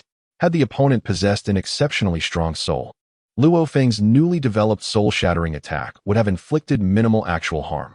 After all, this technique was freshly crafted and had yet to be tested in real combat or through profound training. In other words, against any formidable celestial being. This soul shatter would merely be akin to a tickle upon their essence, lacking any significant effect. Regrettably for the abyssal queen Beerus, while her soul was quantitatively formidable, it was marred by inconsistencies, some parts strong, others weak. The difference between forcibly devouring and gradually cultivating one's soul strength is stark. Regardless of luck, even at this moment, the high priest's eyes shimmered with an extraordinary brilliance. This young man truly possesses a strength that surpasses my imagination, whether in prowess or fortune. Perhaps he is indeed the target I have been seeking. Although luck plays a significant role, it is undeniable that through his relentless efforts, luck becomes an integral part of strength. To emerge victorious in what seemed an inescapable predicament against such a formidable adversary with such ease suggests that he may very well be the dark horse in this scenario. Regardless of the high priest's admiration and praise from the sidelines, Luo Feng on the battlefield exhaled a long, relieved breath. Was it merely a stroke of luck? No. Certainly not. The term luck has never found a place in Luo Feng's lexicon. To him, victory is victory and defeat is defeat. This unwavering conviction stems from his martial training and the inheritance he has received. One must prepare thoroughly and charge forth without hesitation. When one can vanquish an enemy with a single strike, there is no need to contemplate alternative methods. The ability to eliminate an opponent in one blow affirms that the path he has chosen is indeed the right one. The effectiveness of destructive attacks is so remarkable that it seems the cultivation methods I pursue henceforth should be equally promising. The divine power of destruction is evidently more complex than he initially envisioned. Otherwise, if one could merely dismantle the molecules of ordinary objects to wield godlike strength, that would be a jest. It is certainly not as simple as I had imagined. Among the numerous students, each possesses a unique essence. Some are endowed with extraordinary talents, and it appears that I have also discovered a path to enhancement and strength. With a path before me, I shall strive to refine it to perfection. Perhaps the true Luo Feng has finally found his purpose. Excellent. The goal is set. Now I must turn my attention to the three insignificant foes lurking behind. These three individuals are watching with ill intent, waiting for an opportunity to capitalize on the clash between myself and Beerus, hoping to swoop in and seize an advantage. Such a scenario is far too fortuitous to allow. However, while I dismiss these three eavesdroppers and harbor a certain disdain for them, I will not underestimate them. This is a principle I have always upheld. At this moment, Luo Feng inhaled deeply, gradually calming the surging energy that had erupted outside his body, allowing it to settle within him. This process formed a cyclical flow, embodying one of the profound aspects of the ancient martial arts he had inherited. It is not merely about concentrating power into a singular explosive force. Rather, it is essential to instantly retract all energy back into oneself after the strike, thus establishing an internal circulation. This encapsulates the essence of ancient martial arts. After all, the energy and strength of each individual are finite. Although Luo Feng had made significant strides in refining his destructive divine power through recent insights and rigorous training, he had only been practicing for a brief period. The destructive divine power, while becoming exceedingly pure, still had its limits. Despite the seemingly effortless confrontation with the abyssal spider queen, Beerus, the expenditure of his destructive divine power from that battle had imposed a considerable burden. Chapter 49. Survival given the circumstances, Luo Feng was now poised for another consecutive battle. Although the strength of the three adversaries before him did not appear overwhelmingly formidable, every opponent warranted serious consideration. The expenditure of energy was a considerable burden for him. and thus it was imperative to minimize the adverse effects stemming from this burden. This was the essence of Luo Feng's survival and establishment in this world. After all, his destructive divine power had yet to reach a particularly robust state of continuous circulation, akin to an unending cycle. With this in mind, Luo Feng immediately retracted his aura and fully mobilized all remaining energy. Who could say whether these three individuals had hidden trump cards? As for the outcome, well, that could only be revealed through combat. At this moment, Luo Feng had reigned in all his presence. With a gentle sway of his body, he vanished once more without a trace. This sudden disappearance left the three individuals behind, who were poised to seize an opportunity, utterly astounded, frozen in place, neither fleeing nor gazing. Simply dumbstruck. How could Luo Feng have vanished so completely, seemingly devoid of any aura or sensation? Was he fleeing, or did he harbor some ulterior motive or scheme? The three were left utterly bewildered in the scene. At this moment, Leopard Bear lowered his voice and remarked, "Perhaps now truly presents a splendid opportunity to escape. This fellow does not seem as simple as he appears. I initially thought he would be utterly defeated by the Spider Queen. To my surprise, he managed to withdraw unscathed. Clearly, our decision to remain hidden was prudent." Beside him, the porcupine sighed in resignation. "Indeed, Leader Leopard Bear, your insight is correct." The viper, who had been cornered by the two, lowered his eyelids, revealing a sinister smirk. Noticing the viper's demeanor, Leopard Bear and Porcupine exchanged puzzled glances. "What are you scheming and laughing about?" The viper coldly replied, "It seems there is no chance to flee now. Look behind you." Prompted by the viper's warning, Leopard Bear and Porcupine turned around, only to discover a tall, majestic tree nearby, where a figure was leaning nonchalantly. It was Luo Feng, who had completely concealed his presence, now leaning against the trunk with a warm smile directed at them. This revelation startled Porcupine and Leopard Bear, causing their hearts to race. Had this fellow already detected our presence? When did he position himself behind us? Observing their skepticism, the viper continued, "This individual has concealed himself exceptionally well. He must have noticed us the moment we arrived here. However, he has not revealed any vulnerabilities for us to exploit. We were indeed a bit naive to think he would engage in a mutually destructive battle with Beerus." He paused, pondering whether to deem Luo Feng foolish or arrogant. Regardless, we are contemporaries. Even if he possesses a slight edge in strength, how formidable can he truly be? Although his skirmish with the Spider Queen concluded swiftly and seemingly without exertion, I can distinctly sense that he has expended over 50% of his energy. This suggests that, despite his prowess, we still have a chance to contend with him. After all, there are three of us. Given that we now face a matter of life and death, it is imperative to reveal any hidden cards. This is a moment for collaboration. Meanwhile, Luo Feng, leaning against the tree trunk, listened to the viper's explanation, silently commending the individual for his remarkable talent, not only for his acute perception but also for his precise assessment of energy levels. However, it seemed he was merely stalling for time, which conveniently aligned with Luo Feng's intentions. Although Luo Feng had discerned the entirety of their conversation, he had just fully retracted his energy and was now performing a minor circulation within his body to gradually replenish the energy expended during the earlier battle. After all, the fellow known as the Viper spoke the truth. Energy is indeed finite. While it may appear inconsequential on the surface, there exists a profound intricacy beneath. Facing these three individuals, who are intent on stalling for time, Luo Feng finds himself quite pleased with the situation. With each additional word they utter, the destructive force within him gradually replenishes, significantly enhancing his chances of victory.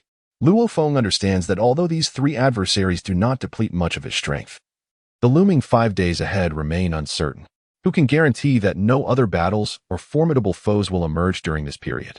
Given this, he resolves to listen attentively to the schemes of this individual.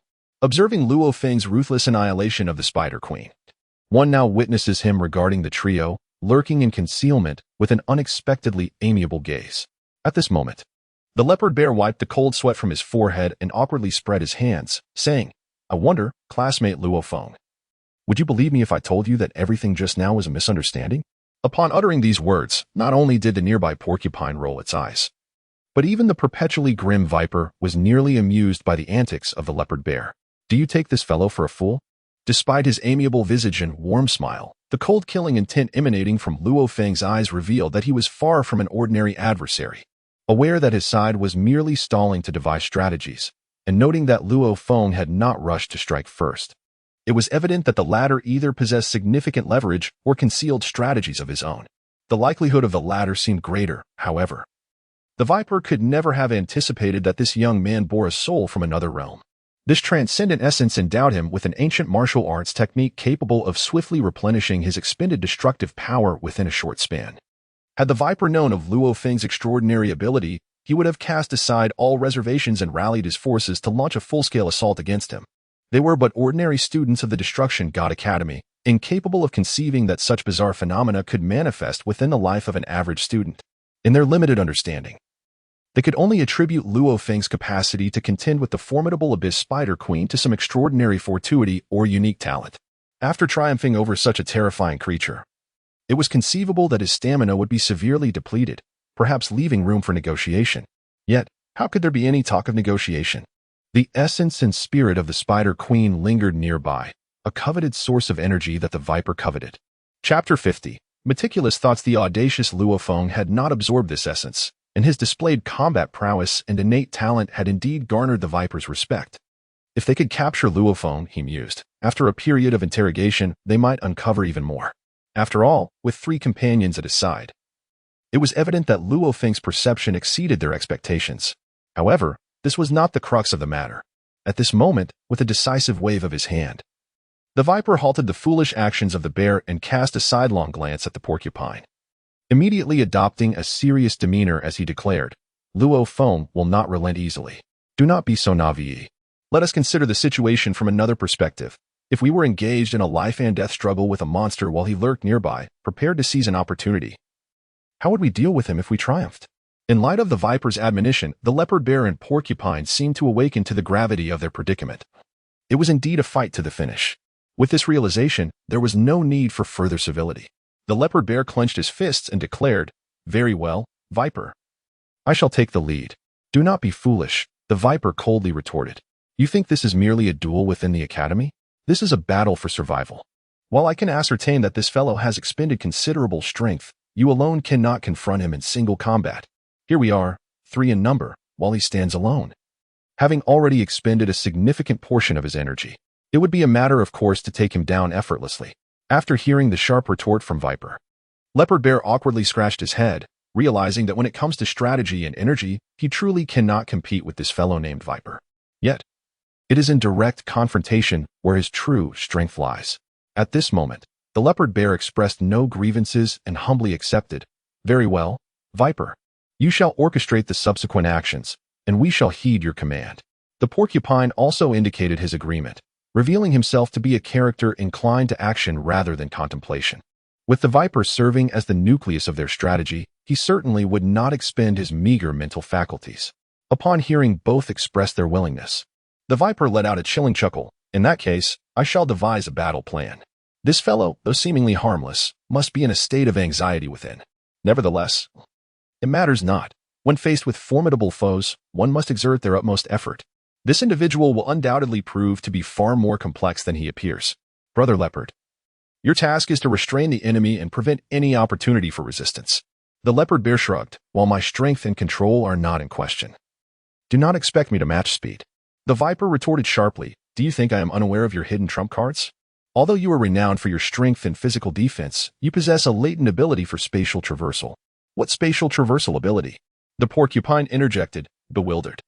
The Viper continued in a calm tone, "At such a juncture, still concealing your capabilities is futile. To be candid, I am fully aware of your unique powers. It is now a time for collaboration.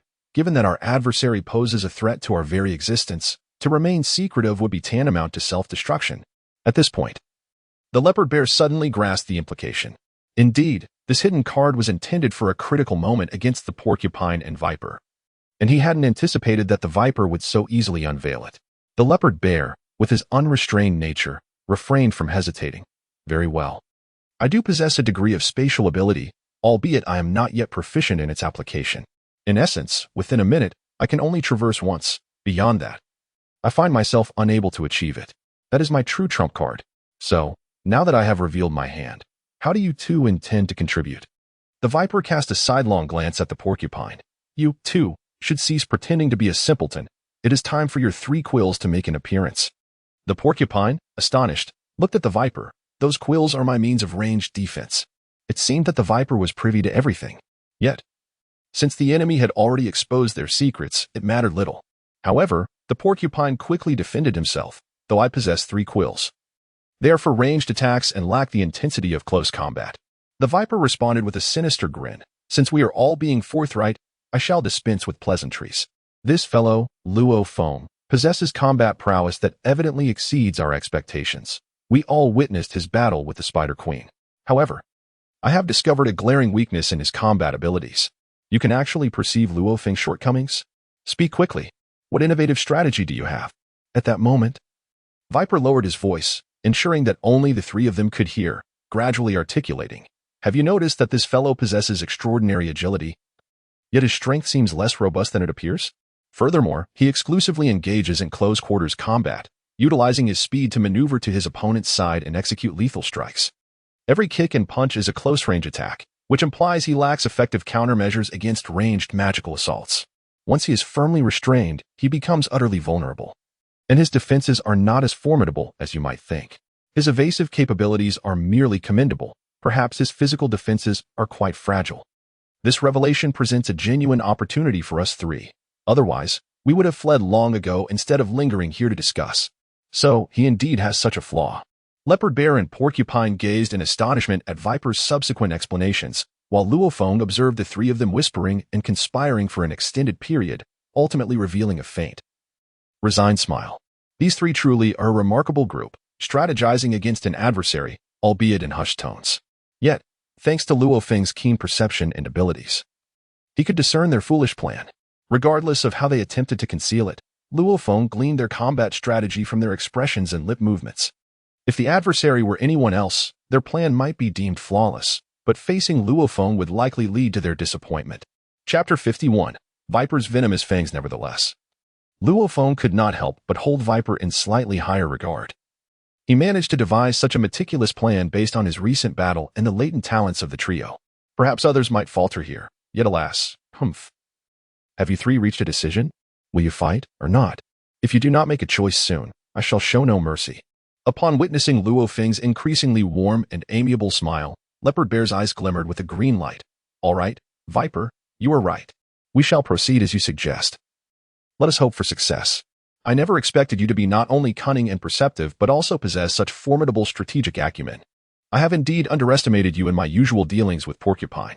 As Leopard Bear spoke, Porcupine and Viper silently harnessed their inner abilities, offering no response. Noticing that the 2 had readied themselves for an assault, Leopard Bear smirked coldly and fixed his gaze upon Luo Feng. Kid, you may regret not seizing the best opportunity to escape earlier. Here and now, I must tell you the truth. You have no chance left. Suddenly, Leopard Bear's entire body expanded considerably, his height, originally nearing 2 meters, now exceeding 2.5 meters. This transformation marks Leopard Bear's first trump card, ground transformation. With a swift surge, his form transformed into a formidable presence, muscles subtly bulging, embodying the raw power akin to that of a bear-leopard hybrid, exuding an overwhelming sense of pressure. This manifestation of strength epitomized the peak of the bear-leopard's prowess. After all, the trio's plan had been flawlessly orchestrated just moments prior. Yet the enlarged figure of the bear-leopard completely concealed the serpentine and porcupine figures engaged in furtive maneuvers behind him, presenting an intimidating front as if prepared to confront Luo Feng head-on. However, Luo Feng was well aware of their stratagem. Merely gazing with a sardonic smile at the trio's performance, curious to witness the extent of their coordination, perhaps this would afford him valuable combat experience for future skirmishes. At this moment, the leopard bear not only grew to an enormous size, but also exhibited vast tufts of fur on its back, forehead, and limbs, seemingly as a means of enhancing its defenses. It is no wonder that it is referred to as the leopard bear. It appears to possess an innate, almost divine talent. However, the transformations of the 2 individuals behind the leopard bear have piqued Luo Feng's vigilance. The creature known as the porcupine, despite its seemingly silly demeanor, proved to be almost as formidable as the leopard bear when engaged in combat. A surge of dark energy erupted from its entire being, as a peculiar force began to manifest from its back. Indeed, this energy materialized into 3 elongated, sharp spikes, each radiating an extraordinary sharpness and entirely composed of the porcupine's energy. They resembled colossal spears, indicating they were designed for ranged attacks as part of the trio's strategy. These spears appeared far from ordinary weapons, resembling projectiles intended for javelin-like throws. However, to think that these three projectiles could bring about one's demise was rather amusing. Using the leopard bear to divert attention, the porcupine crafted these three javelins. While Luo Feng acknowledged the lethal sharpness and destructive potential of these spears, he believed that underestimating his own capabilities was a grave error. Yet, the actions of the viper compelled Luo Feng to take the situation more seriously. This creature, too, emitted bizarre sounds while simultaneously constricting its own neck with its hands. Was this a suicide attempt? Clearly not. This individual was also preparing some formidable move. Now, the viper's eyes were bloodshot, and its neck had turned a deep shade of purple from the pressure. Gradually, two venomous fangs protruded from its wide mouth. Yes, this was the viper's ultimate skill, the viper's venom. As the fangs became visible, droplets of eerie green venom began to drip from their tips, glimmering with a faint blue luminescence. This indicated that the venom harbored tremendous energy and toxicity. At this moment, the viper slowly coalesced 2 drops of venom upon his palm, meticulously applying it to the 3 javelins wielded by the porcupine. This, undoubtedly, constituted their trio's concoction, a unique and lethal weapon. Observing the series of actions executed by the 3, Luo Feng's lips curled into a subtle smile, radiating confidence. After all, following their deliberations and the delays incurred, Luo Feng sensed that the divine destructive energy he had expended was nearly replenished. Engaging in a vigorous battle against these 3 treacherous adversaries might significantly enhance his practical combat experience. At this juncture, the prospect of defeating the enemy was not at the forefront of Luo Feng's mind. Rather, it was the pursuit of self-improvement and the acquisition of combat experience through such intense confrontations that constituted the essence of survival in this world. Just as Luo Feng crossed his arms in readiness for the impending clash, the leopard bear erupted with a fierce roar, emanating an aura of terrifying and sinister violence. With a sudden thrust of his powerful legs, a resounding crack echoed as the ground beneath him fractured and reverberated outward. This surge of aggression exemplified the leopard bear's namesake, as the ferocity and strength akin to that of a bear propelled his massive form forward with unrestrained force. This, perhaps, was the primary tactic employed by the leopard bear to capture his attention. At this moment, Luo Feng has assumed a combat stance, ready to confront the blustering strike of the leopard bear. Observing Luo Feng's defensive posture, the leopard bear inwardly rejoices. This fellow has indeed focused all his attention on him. Perhaps, this long-cherished trump card of his will prove to be useful after all. Although that viper fellow may lack strength, his intellect is undeniably sharp. At this moment, the leopard bear charged forward with all its might, yet it was calculating its own little schemes in its heart. In Luo Feng's eyes, despite the formidable strength of the leopard bear, its so-called speed appeared as sluggish as a tortoise in comparison. However, should he not adopt this stance, it might genuinely frighten the 3 away, and pursuing them one by one would be rather displeasing.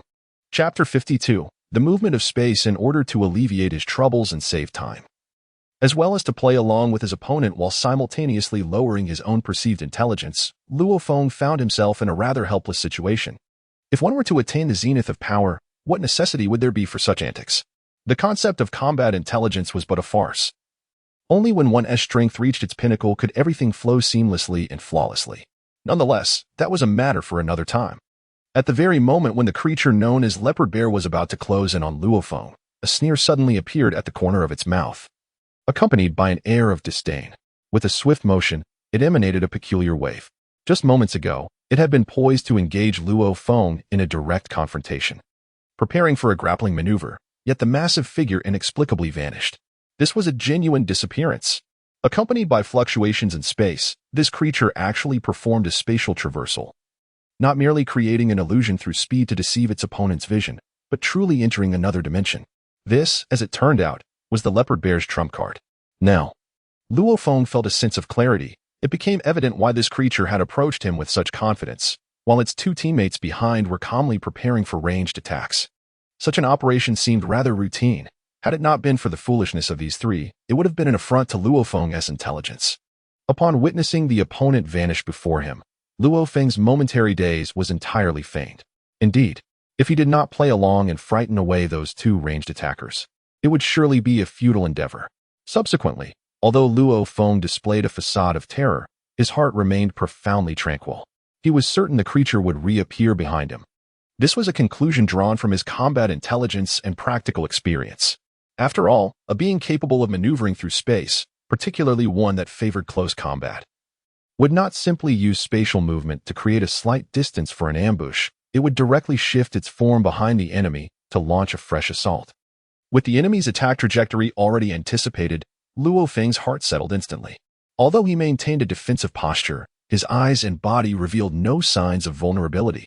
He did not execute any new combat maneuvers or evasive actions as he had previously predicted. Instead, he granted the leopard bear a genuine opportunity for a surprise attack. And indeed, the creature did not disappoint. In the next instant, a dense wave of spatial disturbance manifested behind Luo Feng. With a sudden burst, a robust figure emerged directly from the space behind Luo Feng. Immediately, the leopard bear let out a piercing roar, proclaiming, "Die, you little scoundrel." As Luo Feng stood in astonishment, the leopard bear launched its initial ambush. In an instant, it utilized its powerful arms and massive physique to completely restrain Luo Feng's hands and feet, akin to being shackled by an excessively heavy set of chains. The leopard bear tightened its grip with both arms and braced its legs firmly, effectively pinning Luo Feng to the ground. This marked the first step of the trio's plan.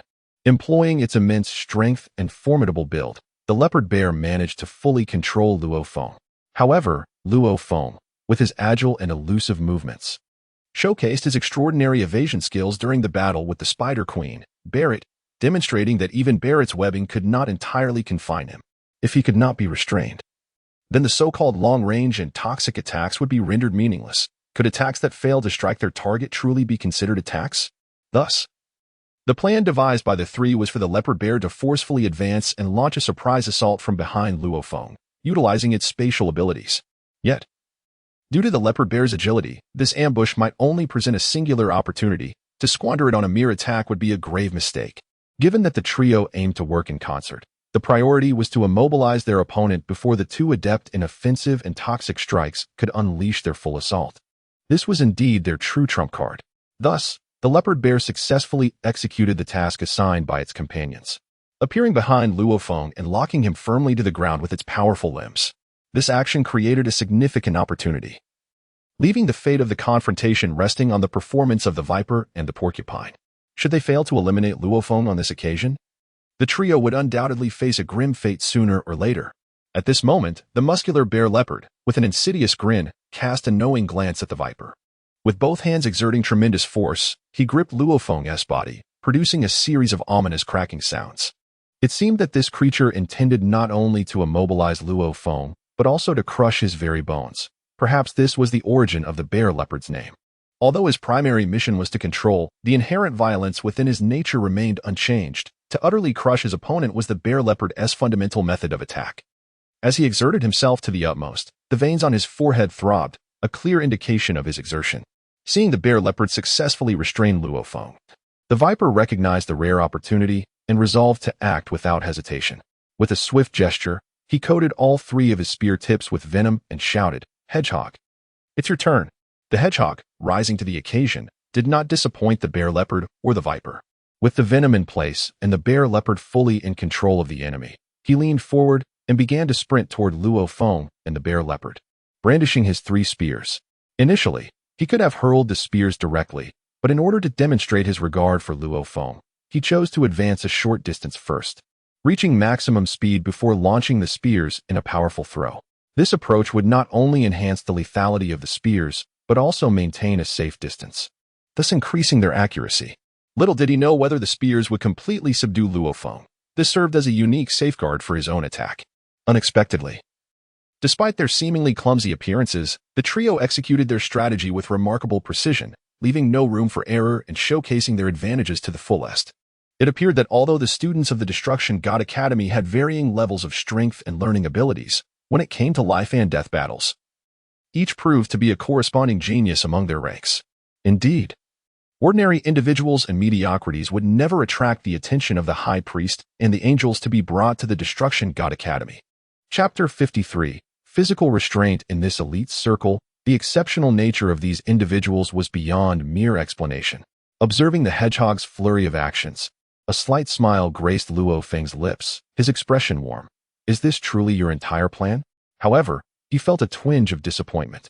Although the trio's strategy was flawlessly executed, maximizing each individual's strengths and abilities. In Luo Feng's eyes, such tactics were child's play, remnants of his past experiences. He admired their courage in choosing to fight to the death rather than seizing the fleeting opportunity to flee. That decision, indeed, was worthy of respect. Yet, the trio's emotional and intellectual capacities were rather concerning. As he beheld the smug bear leopard, the determined hedgehog, and the sinisterly smiling viper, Luo Feng's expression softened further. He took a deep breath, feeling a shift in his aura. With a deep breath, a surge of crimson energy erupted violently from within him. This was the newly enhanced destructive power he had fully infused into his being moments ago. At this instant, the energy enveloped his entire form. Previously, he had conserved energy, allowing it to circulate within him in a minor cycle to facilitate complete absorption. Now, his strength had returned to nearly 80 or 90%, seemingly sufficient to confront others. However, Luo Feng understood that relying solely on the might of his physical form would not allow him to break free from the grip of the leopard bear. Though this wretched creature possessed average speed and strength, its raw power was indeed formidable. The audible cracking of Luo Feng's bones under the creature's grip attested to the brute strength of this individual. Given this reality, it was impossible to escape the defenses of the leopard bear through sheer physical prowess alone. Yet, the leopard bear, the porcupine, and the viper had overlooked one crucial detail. Luo Feng could indeed wield the destructive power as if it were internal energy. As a master of internal arts, he could manipulate this energy to its utmost potential, effortlessly shattering the external forces of his opponents. However, this profound secret was likely beyond the comprehension of these three malevolent students of the dark arts. While one could employ the destructive energy as internal power, Luo Feng felt no obligation to elucidate this to them. He had always kept in mind the wisdom that villains often meet their demise due to excessive verbosity. Although the opponents might fail to grasp many aspects, Luo Feng had no desire to engage them in futile dialogue. Instead, he fully unleashed the destructive energy to the surface of his body, igniting himself like a blazing red flame, and with a resounding burst, he expelled the energy outward. The piercing sound of 3 whistles accompanied the sensation that the spear in the porcupine's grasp was slipping from his hands. At this moment, the porcupine had pushed its speed to the utmost limit. In that fleeting instant, it aimed 3 spear-like projectiles directly at the forehead and heart of Luo Feng. This constituted a triple strike, poised to deliver a lethal blow to Luo Feng, who had entirely externalized his bodily energy. Upon witnessing the porcupine's assault, a glimmer of cold light flashed in Luo Feng's eyes. He had initially intended to toy with them, but he was taken aback by the audacity of these 3 individuals to genuinely attempt to kill him. This singular act revealed that these 3 were not as innocent and benevolent as they pretended. Their hands were stained with blood. Given this, there was no reason for him to hold back any longer. With a slight exhalation, Luo Feng expanded his physique significantly. With a resounding bang, the previously triumphant leopard bear found itself momentarily stunned. What kind of power was this? It was utterly astonishing, as it forcibly broke free from its previously constricted grasp. Such a feat could not possibly stem from mere physical strength. A moment ago, Luo Feng had clearly not exhibited such formidable power. He was merely agile. Yet, where did this miraculous strength originate? As the energy enveloped Luo Feng's body, the leopard bear felt a surge of astonishment. Had he truly reached the capability of fully externalizing destructive energy? No, this was a power only attainable after becoming a true god of destruction. This young man, like them, was merely a trainee. Could it be that he possessed some extraordinary opportunity or talent? As Luo Feng instantaneously freed himself from the grasp of the leopard bear, the observing viper felt a jolt of alarm. He shouted, "This is bad. This guy has been concealing his strength. My flawless plan is about to fall apart." Indeed, although the viper was slow to realize, his reaction speed far surpassed that of the leopard bear and the porcupine. After all, he was the strategist and architect of their plan. Witnessing Luo Feng's swift maneuver, he immediately comprehended the entirety of the situation. It was a trap. This was a scheme devised by Luo Feng to ensnare the 3 of them. The very fact that Luo Feng could effortlessly escape the leopard bear's constraints indicated that had he desired, he could have eliminated the viper before they even made a move. In such a scenario, the leopard bear and the porcupine might have had a chance to flee. This individual intended to ensnare all 3 of them, while they, in turn, sought to eliminate Luo Feng. It appeared both parties were tacitly committed to rendering the other irreparably harmed. Given this, there was no room for hesitation. Seeing the leopard bear freed yet still in a daze, the viper urgently commanded him to retreat. However, it was evident that this warning had come too late. Observing the leopard bear's bewilderment, the viper felt an overwhelming sense of frustration. This individual's combat acuity was alarmingly low, remaining in a stupor even in such dire circumstances. Surely, he could not fathom why his formidable power had been evaded by the enemy, yet was this truly the appropriate moment for such contemplation? Since the opponent is capable of breaking free from your formidable energy's constraints, it indicates that they possess a level of power that surpasses yours. Given that their strength can overpower you, you have indeed witnessed their speed. Engaging in close combat with such a terrifying adversary today would be tantamount to courting death. However, articulating these thoughts seems futile. The viper immediately redirected its gaze towards the porcupine, attempting to halt its assault. Yet, it appeared to have completely lost control over the porcupine. As the 3 poisoned javelins in its grasp were launched with precision, poised to strike the enemy within mere meters of Luo Feng. Chapter 54. The Javelin. At this moment, the viper still harbored a flicker of hope. Perhaps the opponent would reveal a slight vulnerability. He no longer expected the 3 javelins of the porcupine to directly strike the vital points of Luo Feng, as long as they could merely graze the skin. His venom might play a crucial role. This time, the viper had invested significantly. The poison he applied to the porcupine's javelins was not of the lethal and aggressive kind. Rather, it was a specially developed venom. Harnessing destructive divine energy and his innate racial talents, primarily aimed at paralyzing nerves and incapacitating the body, a mere scratch, although not fatal, could completely immobilize formidable skills for 30 seconds. Indeed, this 30-second paralysis was the viper's ultimate trump card, the death 30 seconds. Given the prowess and talents of their destructive divine students, any opponent rendered immobile for 30 seconds faced a grim fate. If they could not obliterate the opponent's body and soul within that time frame, there would be no chance for resistance. An adversary, utterly defenseless and subjected to their whims for 30 seconds, would be at their mercy, allowing the trio to indulge freely. This was perhaps the sole glimmer of hope in the viper's heart. A mere hit, even a slight one, could ensure total paralysis of the opponent. Luo Feng keenly observed the movements of the porcupine, and the viper did not intervene. Thus, the javelin soared towards Luo Feng's body with a fierce whistling sound. How could Luo Feng be unaware that these 3 javelins were laced with venom? Regardless of the toxin, any penetration or even a minor scratch would not be pleasant. Moreover, the poison was the result of the viper's utmost efforts, evidently a vital skill he had reserved for his own survival. Such a skill should not be underestimated. Just as with the leopard bear's spatial traversal and the porcupine's poisonous quills, each was a formidable weapon, since the 3 acted in unison. And the viper allowed the porcupine's attack to proceed. It was clear he held complete confidence in this strike. Given Luo Feng's tactical acumen, how could he fail to decipher such elementary thoughts from his adversaries? A smirk crept onto his lips, a hint of disdain gracing his countenance. Allow me to demonstrate what true destructive divine power entails.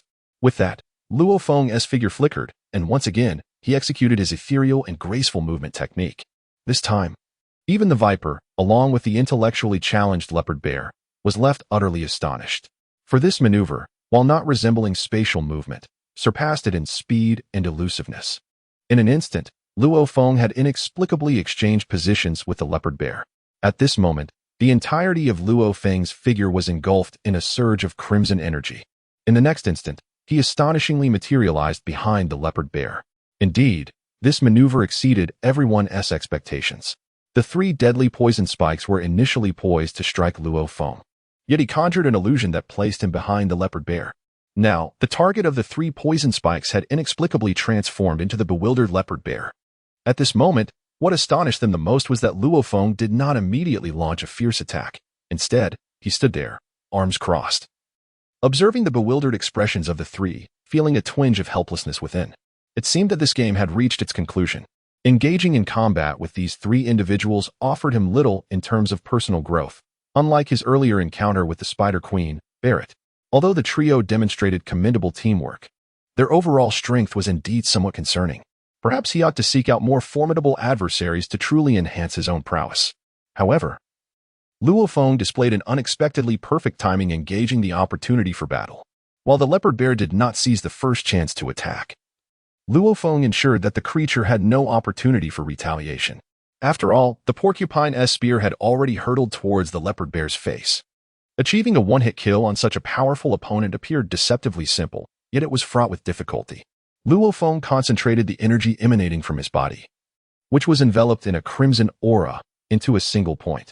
He always remembered a crucial principle from the legends of ancient martial arts: to unleash one's power with concentrated force at a single point for maximum destructive potential. When the divine power of destruction was already refined but insufficient in quantity, one could only rely on concentration to execute this lethal attack. This was the primary reason Luo Feng could refine destructive divine power to the level of internal energy. With a sharp exclamation, Luo Feng delivered a punch directly aimed at the spine of the leopard bear. Indeed, while the forehead, throat, and heart are all critical points of the body, the most lethal strike capable of incapacitating an enemy is an attack on the spine. This was precisely why Luo Feng maneuvered behind the leopard bear, exploiting his speed and energy advantages to employ a technique unseen by his opponent. Had this been a mere sparring session or a friendly match, Luo Feng might have opted to strike the nape or the back of the opponent's head, merely knocking them out to fulfill his objective. However, it was evident that these three sought his demise, thus he held no reservations. Although they were fellow students from the Academy of Destruction, this group aimed to eliminate him. With such enmity, there could be no camaraderie. He must confront his adversaries head-on. Facing his foes, Luo Feng would show no mercy or compassion. The leopard bear, realizing the imminent danger, felt a chilling gust at his back, which he recognized as Luo Feng's full-force strike aimed at his spine. Being a combat expert himself, the leopard bear understood that if Luo Feng successfully struck his spine, it would spell disaster. After all, the spine is the nerve center of the body. Any injury to it would render all else moot. At this moment, the leopard bear was making a final desperate struggle, perhaps driven by an extraordinarily fierce will to survive. His form contorted at an incredible angle in a last-ditch effort to resist, channeling all his strength and musculature towards the point of Luo Feng's impending attack. Although he could not evade Luo Feng's full-force strike, he hoped to withstand this lethal ambush with his formidable defenses and robust muscles. His sinews and fur bristled in the direction of Luo Feng's oncoming assault. While the strengths of both sides varied, as students of the Destruction.To Academy, they were all equally versed in the divine powers of destruction and foundational skills. Thus, the likelihood of one classmate delivering a fatal blow to another in an instant was exceedingly low. Each student was also an elite from their respective races, endowed with unique talents, which explained the audacity of the three to confront Luo Feng in a 3-on-1 scenario, emboldened by the confidence of overwhelming him. Chapter 55, Brothers Divided. Although Luo Feng was powerful, his agility and unpredictable strikes were his primary assets. Yet, when it came to delivering a single, lethal blow to the leopard bear, the three still regarded him with a degree of disdain. However, in his fervent defense against Luo Feng's fatal punch, the leopard bear overlooked a critical detail. 3 poison spear darts had traversed the space before him at speeds exceeding the ordinary, a pivotal component of Luo Feng's strategy. Only by completely dismantling the leopard bear's defenses and evasion capabilities could Luo Feng's punch achieve the effect of a one-hit kill. It was only when the leopard bear finally registered this fact that he realized it was too late. His eyes, bloodshot and wide, beheld the 3 spear darts growing ever nearer, and in a moment of bitter realization, he cursed the porcupine in his mind. The next instant, a searing pain erupted across his back, rendering him devoid of sensation. Almost immediately thereafter, he felt the world spin around him, as if he had lost his very soul, and his vision faded into darkness. Thus, he perished on the spot, collapsing lifelessly to the ground. 3 spears, launched by the porcupine, were embedded in his front, striking his core without hesitation. At the moment of impact, the venom of the viper took full effect. The muscles and fur that had sought to brace against Luo Feng's strike relaxed entirely, losing all capacity for defense. Luo Feng's punch, exquisitely executed, struck the leopard bear's spine with a resounding crash, followed by the sickening sound of shattering bones. His entire central nervous system succumbed to the penetrating power of Luo Feng's divine destruction, and as the bones crackled ominously, the leopard bear lost control over his body. In that fleeting moment, Luo Feng's precise destructive force surged through the leopard bear's central nervous system, wreaking havoc upon his heart, brain, and throat. This was the primary reason the leopard bear was so swiftly vanquished by Luo Feng's strike. As the brilliance in the leopard bear's eyes dimmed and his form gradually became a cold, lifeless corpse, the reality of his demise settled heavily in the air. At this moment, the viper and the porcupine were filled with disbelief, their eyes wide with astonishment, unable to comprehend how their flawless coordination and assault could lead to the swift demise of the leopard bear, the most formidable defender among them. How had this young man achieved such a feat? If he were indeed a demon, the two of them would never concede to such a notion. In their eyes, Luo Feng had transformed into nothing less than a monstrous being, a creature of utter monstrosity. At this moment, as Luo Feng approached the two with measured steps, the viper and the porcupine exchanged a glance, each reflecting profound dread and despair in the other's eyes. It seemed that the sudden demise of the leopard bear had utterly shattered their confidence. Yet, in a moment of desperation, both the viper and the porcupine shouted in unison, "Block him. I have a plan." However, the next instant, their actions completely overturned Luo Feng's understanding of the situation. These two erstwhile allies, who had been united against a common foe, turned on their heels and fled without a backward glance. The notions of camaraderie and loyalty were cast aside, as their sole objective became a hasty escape from the terrifying and monstrous Luo Feng. To the viper's dismay, he quickly realized that he could not outrun the porcupine, who, like a wild dog unleashed, surged ahead with reckless abandon. The viper cursed in vain, hurling insults of cowardice and betrayal, but soon found himself confronted with a harsh truth. In a desperate bid for survival, it mattered not how swiftly one could outrun an adversary, but rather the necessity of outpacing a supposed ally, for it was he who would meet his end if he failed to do so. Yet, reality delivered a brutal blow. Indeed, the viper was slightly inferior in both explosiveness and endurance compared to the porcupine and the leopard bear.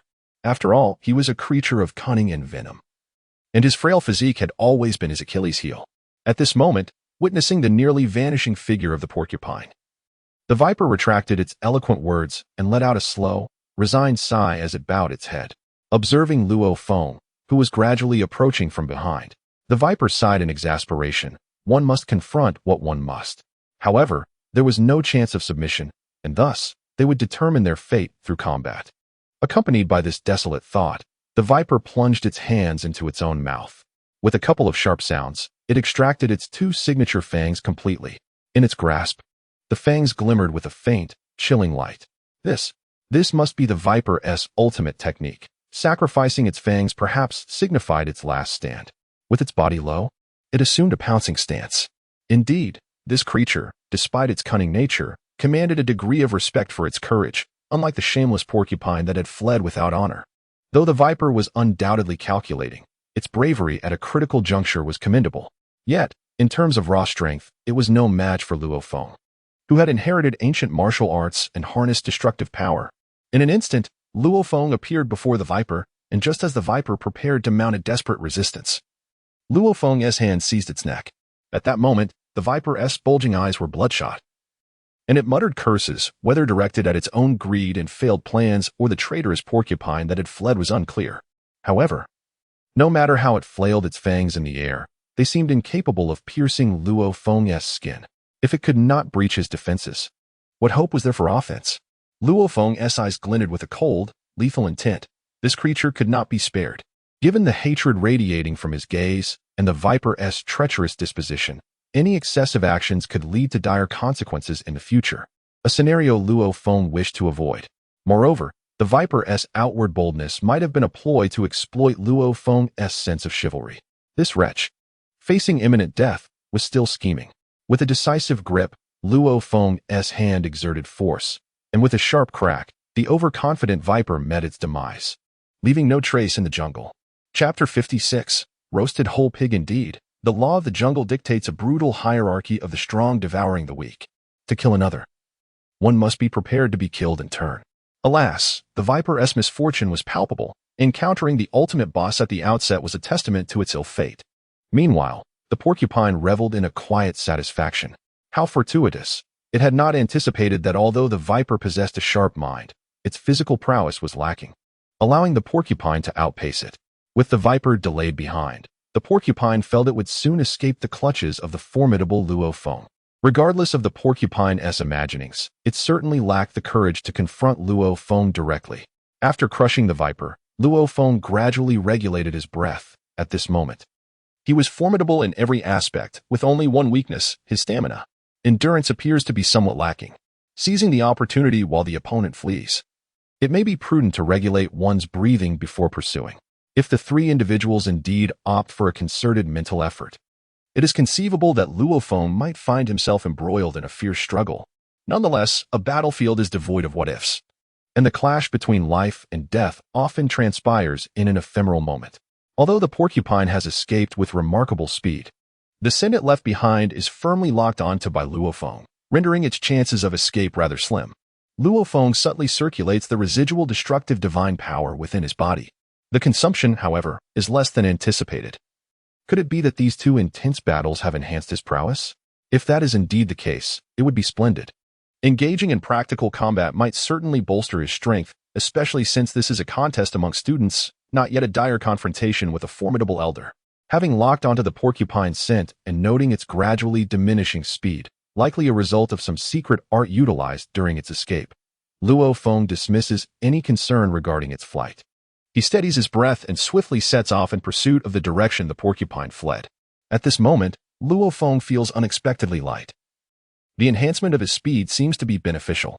It appears that practical combat is indeed the most expedient path to elevate one's strength. With this thought, Luo Feng solidifies his future training approach. After all, merely meditating in a seated position is the most rudimentary foundation. To rapidly enhance his abilities, he must rely on genuine life and death struggles to transcend his potential along the precipice of survival. Following the trail left by the porcupine, Luo Feng unfalteringly employs his agility to pursue. Suddenly, a cliff-like terrain emerges in the forest ahead, momentarily startling Luo Feng. Such a situation had not been anticipated, revealing a basin beyond. Although the basin is small, the alteration in terrain heightens Luo Feng's vigilance. As he lightly ascends to a branch to survey the distant landscape, it is possible that the porcupine may have laid some trap for him. He realizes that the porcupine's scent has become stationary ahead, its essence growing increasingly faint, as if it has concealed itself. Gazing toward the porcupine's direction, he muses whether it might indeed be setting a trap, considering it has been mingling with vipers for quite some time. As a peculiar scene unfolds before Luo Feng's eyes, he is struck with astonishment. For at the base of the cliff, he discovers tents and a campfire. How could such a situation arise? Has he stumbled upon a primitive tribe? He had not heard of any such peculiar races existing within the trial grounds, only tales of extraordinary beings inhabiting the area. At this moment, Luo Feng did not rashly charge into the heart of the tribe. After all, existence is justified. The mere fact that they could openly kindle a bonfire and erect tents in the very center of this extraordinary forest indicates that this tribe is far more complex than it appears to outsiders. At this moment, Luo Feng meticulously observed the myriad creatures within the tribe, only to discover a species of red-skinned goblins. Each individual adorned their visage with peculiar layered masks, while their weaponry was rather disheartening, predominantly consisting of primitive tools such as stone spears and stone axes. Yet, what astonished Luo Feng even more was a scene that unfolded before his eyes. The presence of the porcupine, which he had been pursuing for quite some time, suddenly diminished and vanished. This occurrence was not due to any dealings between the porcupine and these so-called indigenous people, nor was it a trap laid for Luo Feng. At this moment, the porcupine was oddly skewered by the indigenous people with a peculiar bamboo skewer and set over a roaring fire to roast.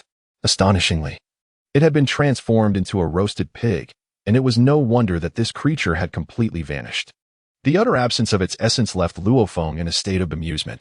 Remarkably, his own hand had not escaped, and he found himself in a primitive tribe, now resembling a roasted pig.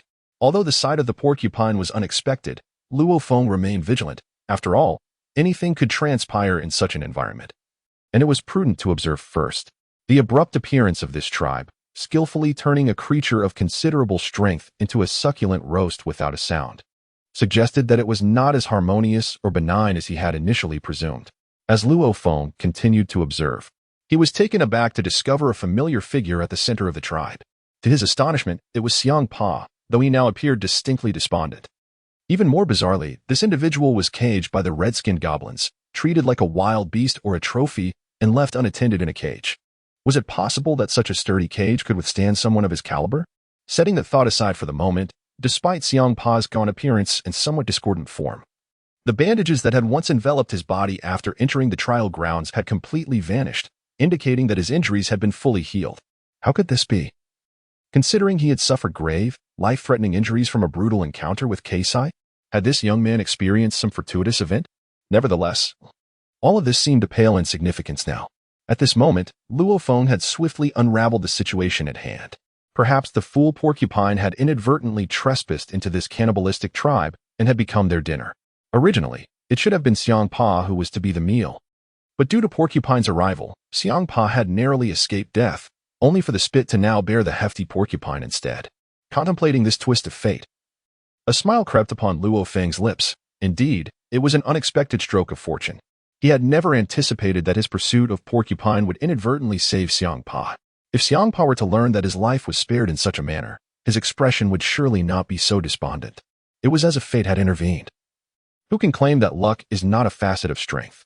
Chapter 57. The cannibal tribe were it not for this stroke of fortune. It is conceivable that the position of the destroyer of the sixth universe might have been usurped. Amidst Luo Feng's vigilance, he suddenly sensed an unusual presence nearby. Clearly, this tribe exhibited no signs of warning or defense, which made the feeling of danger all the more perplexing. Nevertheless, Luo Feng harbored an unwavering confidence in his intuition. Where there is such a feeling, something ominous must surely be afoot. In that moment, Luo Feng exhibited no hesitation, merely tilting his body slightly to the side. With a swift whoosh, there was not a sound of piercing air, nor did a single crimson poison needle graze the tip of his nose. Despite the subtle fluctuations in the atmosphere, this needle exuded a sharp, pungent aroma as it effortlessly pierced through the air, inadvertently severing one of his hairs. How perilous! Such a weapon truly proves difficult to defend against, had it not been for the heightened awareness cultivated through his martial arts training. He might have found himself in grave peril. This ambush undoubtedly stemmed from a skilled adversary. Just as Luo Feng prepared to pursue the assailant, a crimson-hued goblin swiftly darted past him, a blur amidst the surrounding foliage. At this moment, the individual's objective is none other than the opposing tribe. Evidently a scout from within the tribe who had just launched a surprise attack on Luo Feng. Indeed, this is an exceptionally lethal weapon in the jungle, silent and devoid of any forewarning. However, had Luo Feng not possessed this innate intuition, he would have undoubtedly fallen victim to this ambush, with the unfortunate Porcupine likely succumbing to this very tactic. Furthermore, the adversary's ability to anticipate danger is remarkably acute, stealthily approaching Luo Feng's flank before executing a fatal strike. Yet, this individual's combat awareness is extraordinary. Upon failing the ambush, he swiftly retreats, embodying the unique talents of both an assassin and a tribal hunter. After all, one glance at his physique reveals he is not a close combat fighter. And having missed his strike, he seeks assistance from the tribe. It appears these individuals are indeed a formidable presence. As the assailant withdraws, the goblin returns to the tribe, emitting a peculiar, eerie cry. The once serene atmosphere of the tribe is instantly transformed, as those earlier deceptive maneuvers seem to have served as a lesson in trickery for Luo Feng. With the sound of this alarm, the tribe members are now aware that the ambush during this hunt has failed. It seems they must confront their quarry head-on. At this moment, the tribe's men and women of all ages swiftly grasped their stone axes and spears. It was evident that they were far from satisfied with merely roasting a piglet and a large elephant. Any creature that dared approach their territory might very well become their next meal. The members of the tribe exhibited a remarkable proficiency and seamless coordination, betraying that this was not their first encounter with such endeavors. Luo Feng couldn't help but curse his luck, having stumbled upon the red-skinned goblins. It was clear that these goblins were far from amicable.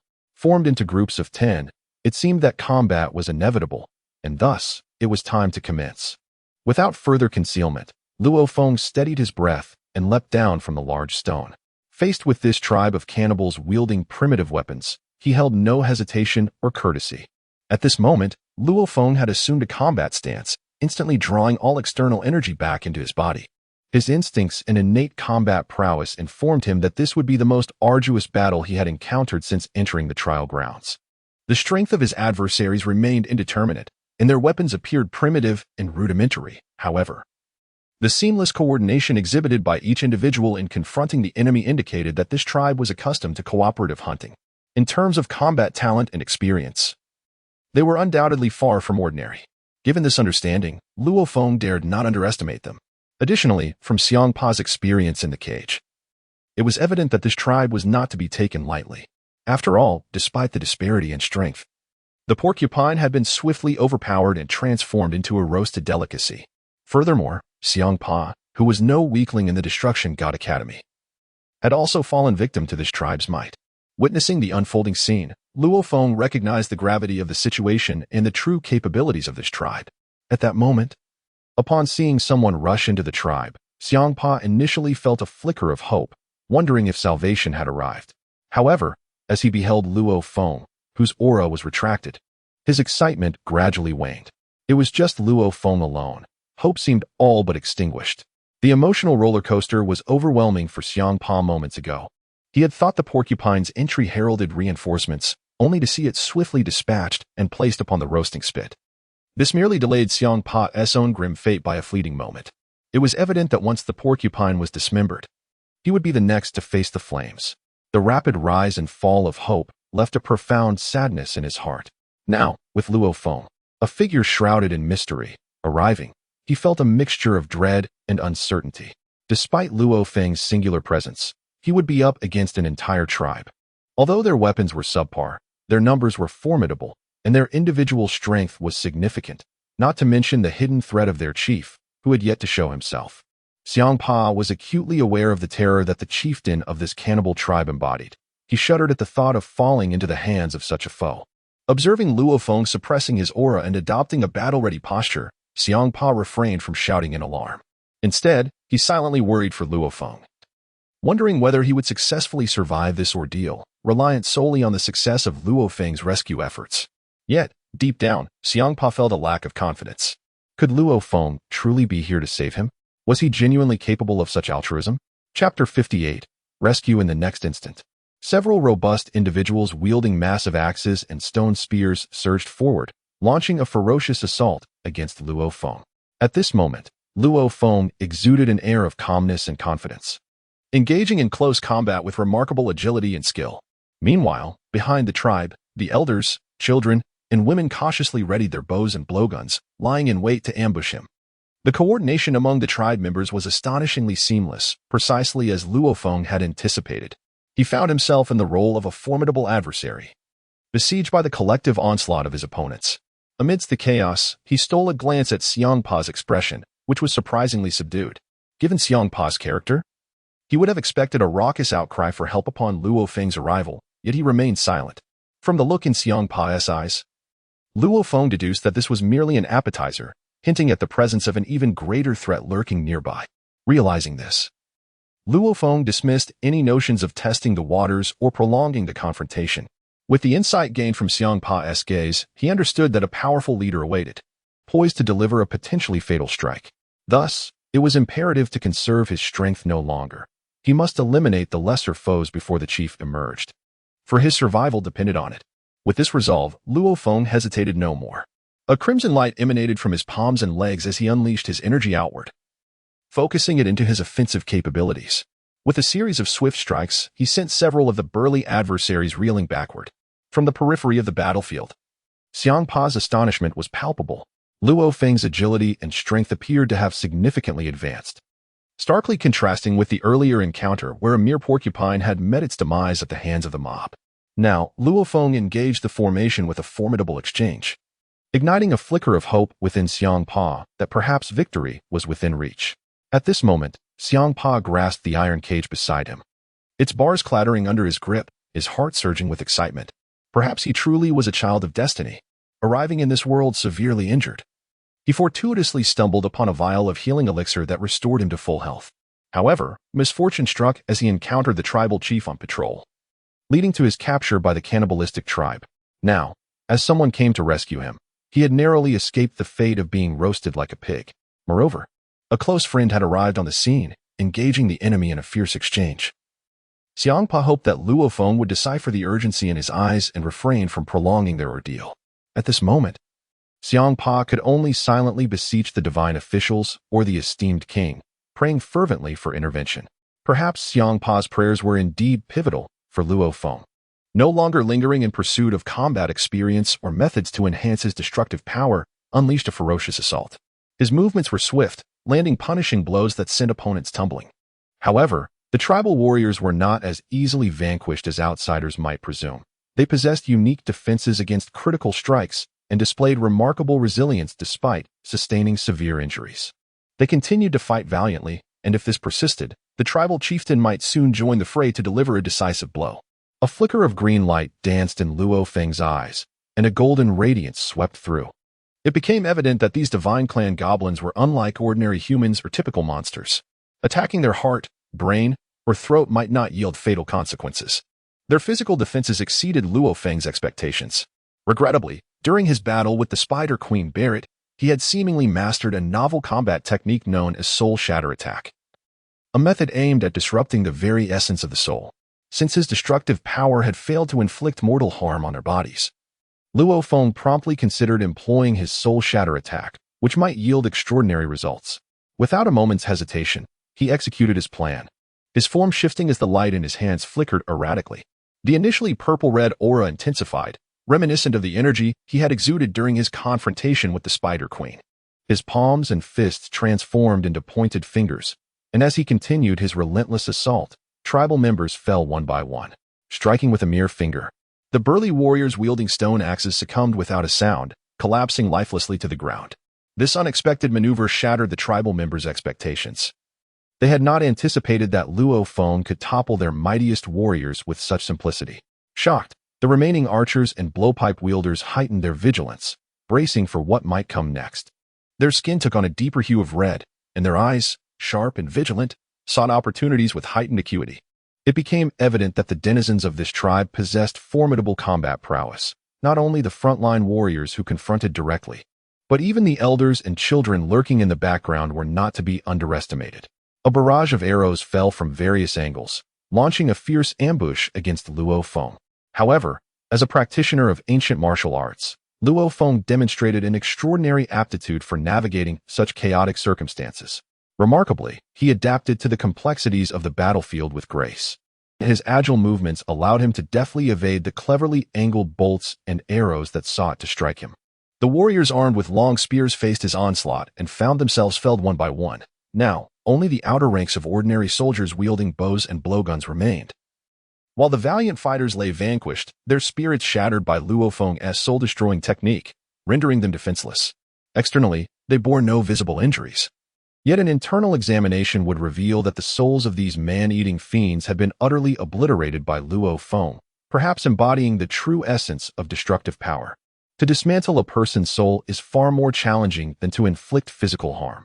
Although Luo Feng appeared unremarkable on the surface, the toll on him was immense. For unleashing such relentless assaults was no small burden. In this moment of confrontation, it was a battle of valor.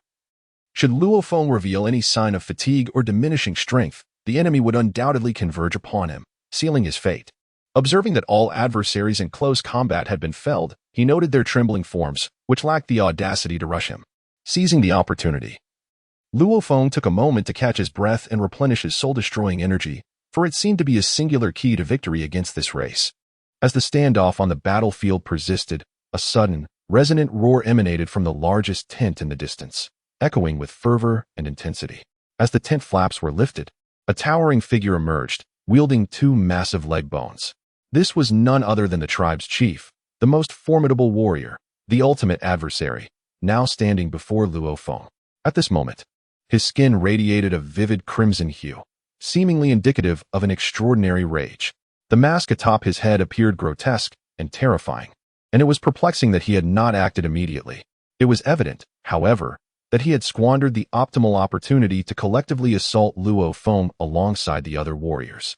Perhaps he had underestimated his opponents, or perhaps he was preoccupied with something of great significance, yet such speculations were now moot. With a thunderous roar, he commanded the ranged attackers near him to withdraw slowly from the fray, encircling Luo Feng with a formidable presence. The tribal leader advanced with measured steps, unleashing a cacophony of furious howls and roars. The enormous drumsticks in his grasp were waved lightly, a display of his power and status. In the depths of his gaze, Luo Feng discerned only ferocity and brutality. This adversary was indeed far more formidable than he had anticipated. Nevertheless, if this individual wished to flaunt his prowess, then let him indulge for a while, as it provided Luo Feng an opportunity to regain his destructive power. Observing the tribal leader's slow approach, Hmph in the cage felt a glimmer of genuine hope.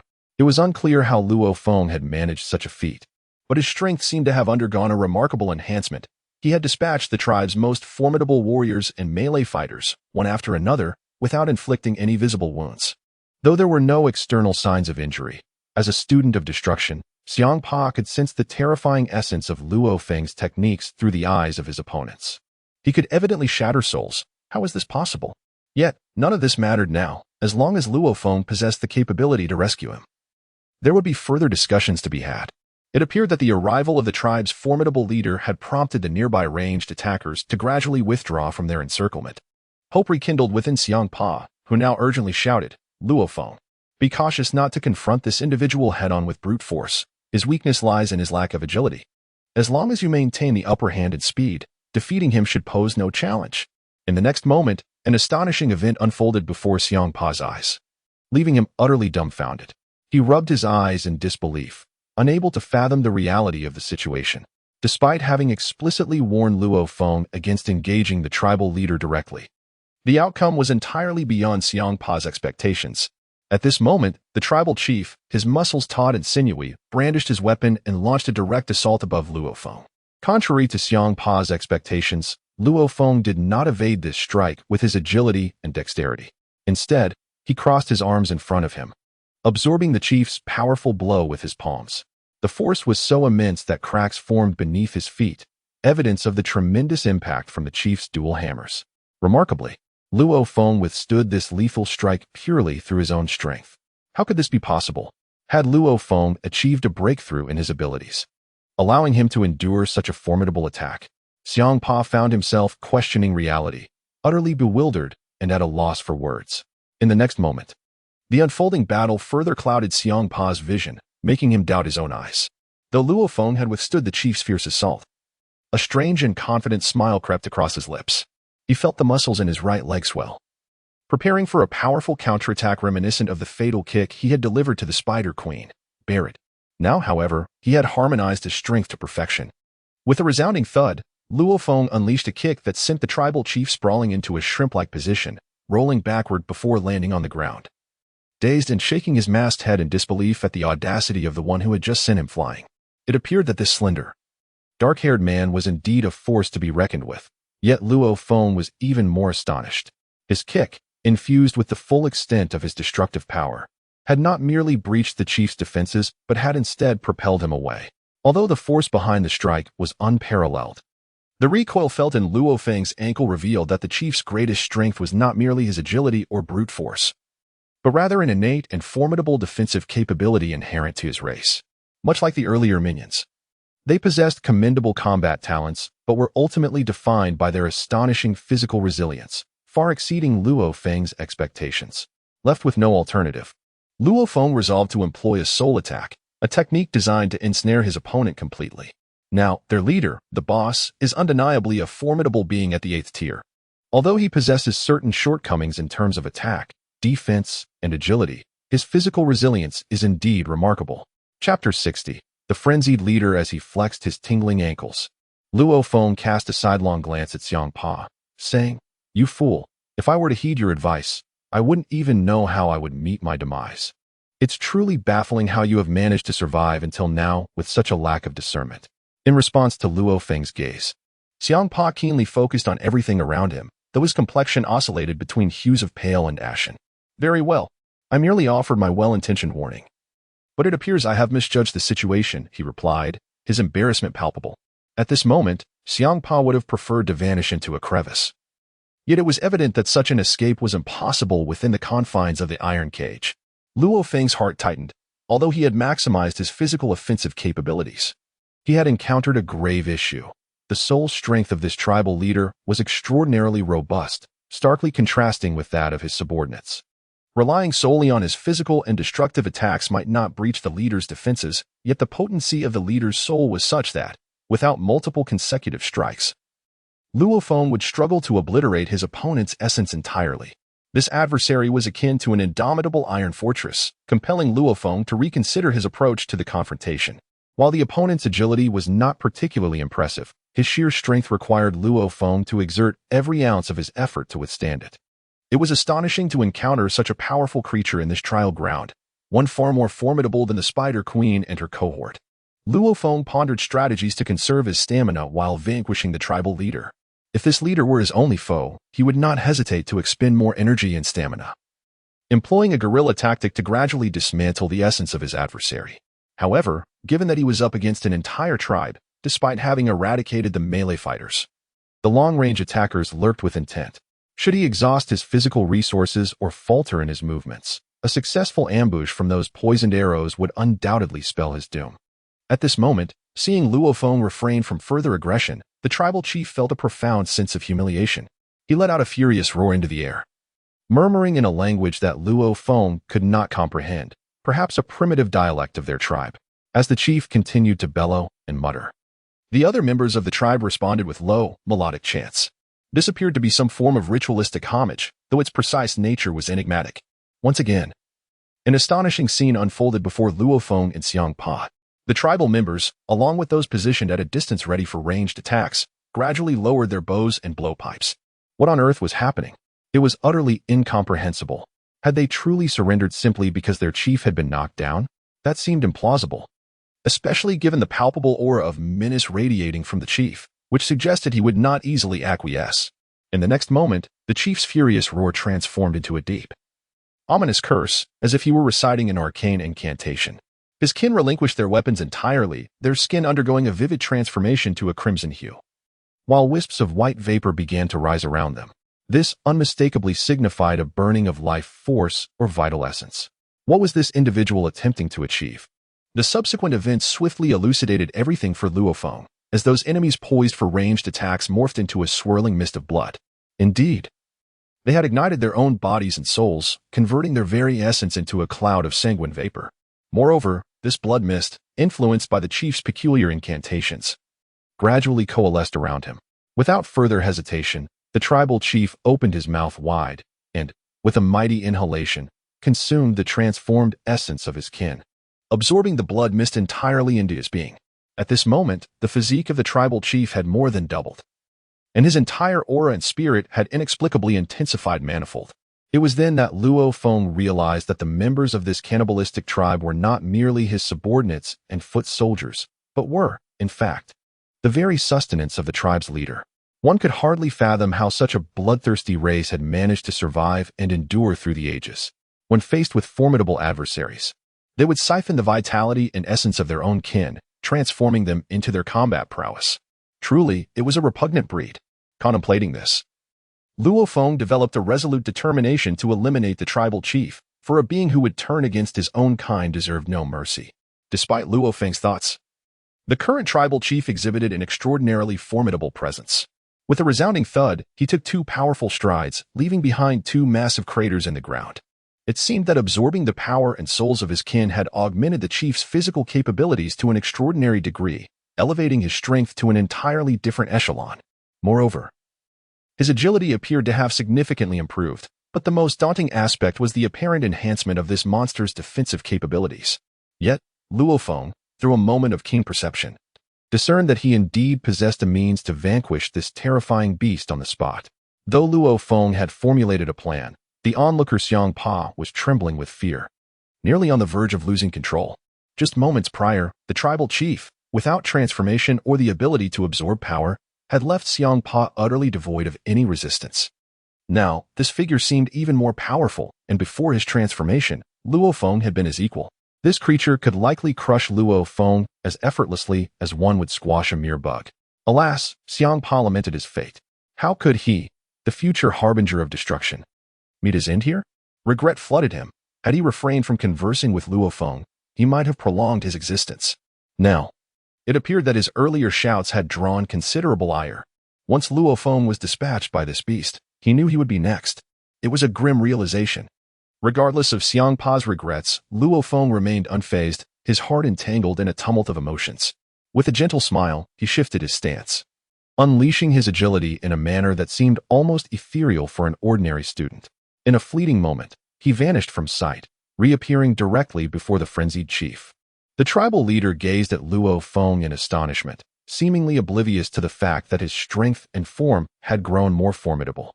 How could this ordinary outsider, this prey in his eyes, dare to initiate an attack? Chapter 61. The Scapegoat. In the next instant, an unforgettable event unfolded before Hmph's eyes. Suddenly, a crimson light flickered in Luo Feng's hand, and with a swift motion, he pointed directly at the center of the massive chief's forehead, landing a gentle yet impactful jab right at that precise spot. At this moment, the chieftain was attempting to mount a counterattack. only to discover that his body had become immobile, as though held captive by a mere finger of his adversary. This predicament elucidated why Luo Feng had dared to take such a bold risk, advancing directly to press a finger against the chieftain's brow. Within his heart, Luo Feng had meticulously devised a comprehensive plan to eliminate this chieftain. Had the chieftain not absorbed the souls and energies of his clan members, Luo Feng might have devised a method to gradually wear him down, but achieving a decisive strike would have been an impossibility.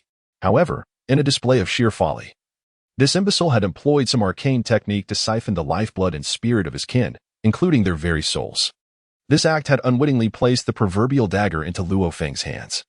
For the energy he had appropriated from outsiders could not be wholly assimilated within a short span of time. Although this absorption had significantly augmented the chieftain's strength, agility, and defenses, it had also rendered the soul energy within him fragmented and inconsistent. This inconsistency had introduced glaring weaknesses to his previously resilient spirit. Had Luo Feng not acquired the means to inflict damage upon souls prior to this moment, the chieftain would have been an invincible force against him. Yet, for Luo Feng, who now wielded the ability to disrupt souls, the chieftain's actions in absorbing his clan members' essence were tantamount to courting death, a self-sabotaging endeavor that rendered him an easy target for Luo Feng's prowess. At this moment, Luo Feng seized the exceptional opportunity, advancing directly forward. Employing his agile movements, he evaded the chieftain's line of sight and executed a soul-shattering strike aimed precisely at the chieftain's brow. At this moment, the mottled souls within the chieftain had transformed into a harbinger of demise for this terrifying creature. The chieftain's body, much like the Beerus that had been swiftly vanquished by Luo Feng, began to emit a cacophony of cracking sounds. The myriad souls he had absorbed from various races had culminated in an explosive resonance within him. It was tantamount to Luo Feng's soul attack. Coupled with the resentment and the explosive disintegration of the absorbed souls, this inflicted tremendous damage upon the chieftain's physique and spirit. It was no longer a simple arithmetic of 1 plus 1, but rather an equation of 1 plus 1 equating to an indefinable multitude. While the narrative may seem protracted, for Luo Feng, it was a fleeting opportunity. Seizing the moment was an innate instinct for him. Meanwhile, Hmph was utterly perplexed. Unable to comprehend how this audacious youth managed such a feat, did he possess some concealed trump card? It was evident that this formidable adversary, with his seemingly impenetrable defenses, had been pinned in place by a mere finger from Luo Feng.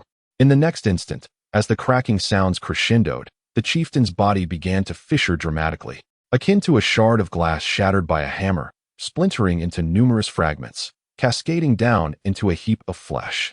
The soul had been completely shattered, and the explosions of the myriad smaller souls within the chieftain obliterated his once invulnerable defenses into oblivion. As the remnants of flesh rained down upon the ground, Hmph fell into a state of stunned disbelief once more. Now, he found himself questioning the very essence of existence. How had this rascal achieved such an outcome? Just moments ago, a full-force kick had failed to inflict any harm upon the chieftain. Now, the chieftain's defenses had evidently ascended to another level. Yet this scoundrel had reduced him to a mere puddle of meat with a single finger. It was evident that Luo Feng possessed some undisclosed secret. Could it be that this lad had also comprehended the principles of ultimate freedom? No, perhaps he had grasped a self-realized technique. Doubts began to swirl in Hmph's mind regarding the shattering of Kashi's crystal ball. It must be directly linked to Luo Feng's actions. Although Luo Feng had not physically interacted with Kashi's crystal ball, the mere sight of it had evoked a fleeting insight, coinciding with its rupture. Now, Hmph was deeply suspicious that he had unwittingly become Luo Feng's scapegoat. This rascal seemed to have reaped immense benefits from the stolen crystal ball. Otherwise, how could he single-handedly obliterate such a formidable beast? It appeared that Luo Feng was the primary beneficiary, and despite the convoluted logic, Hmph instinctively sensed that he had become the most unfortunate scapegoat. Nevertheless, amidst 1,000 thoughts and musings, Hmph felt a sense of security at last. This fearsome tribe of cannibals had been entirely annihilated by Luo Feng's intervention.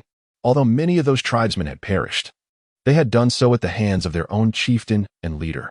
Yet, Hmph's sole vexation was that Luo Feng showed no inclination to rescue him, instead striding directly toward the leader's tent. At this moment, Hmph felt a surge of irritation. How outrageous of you!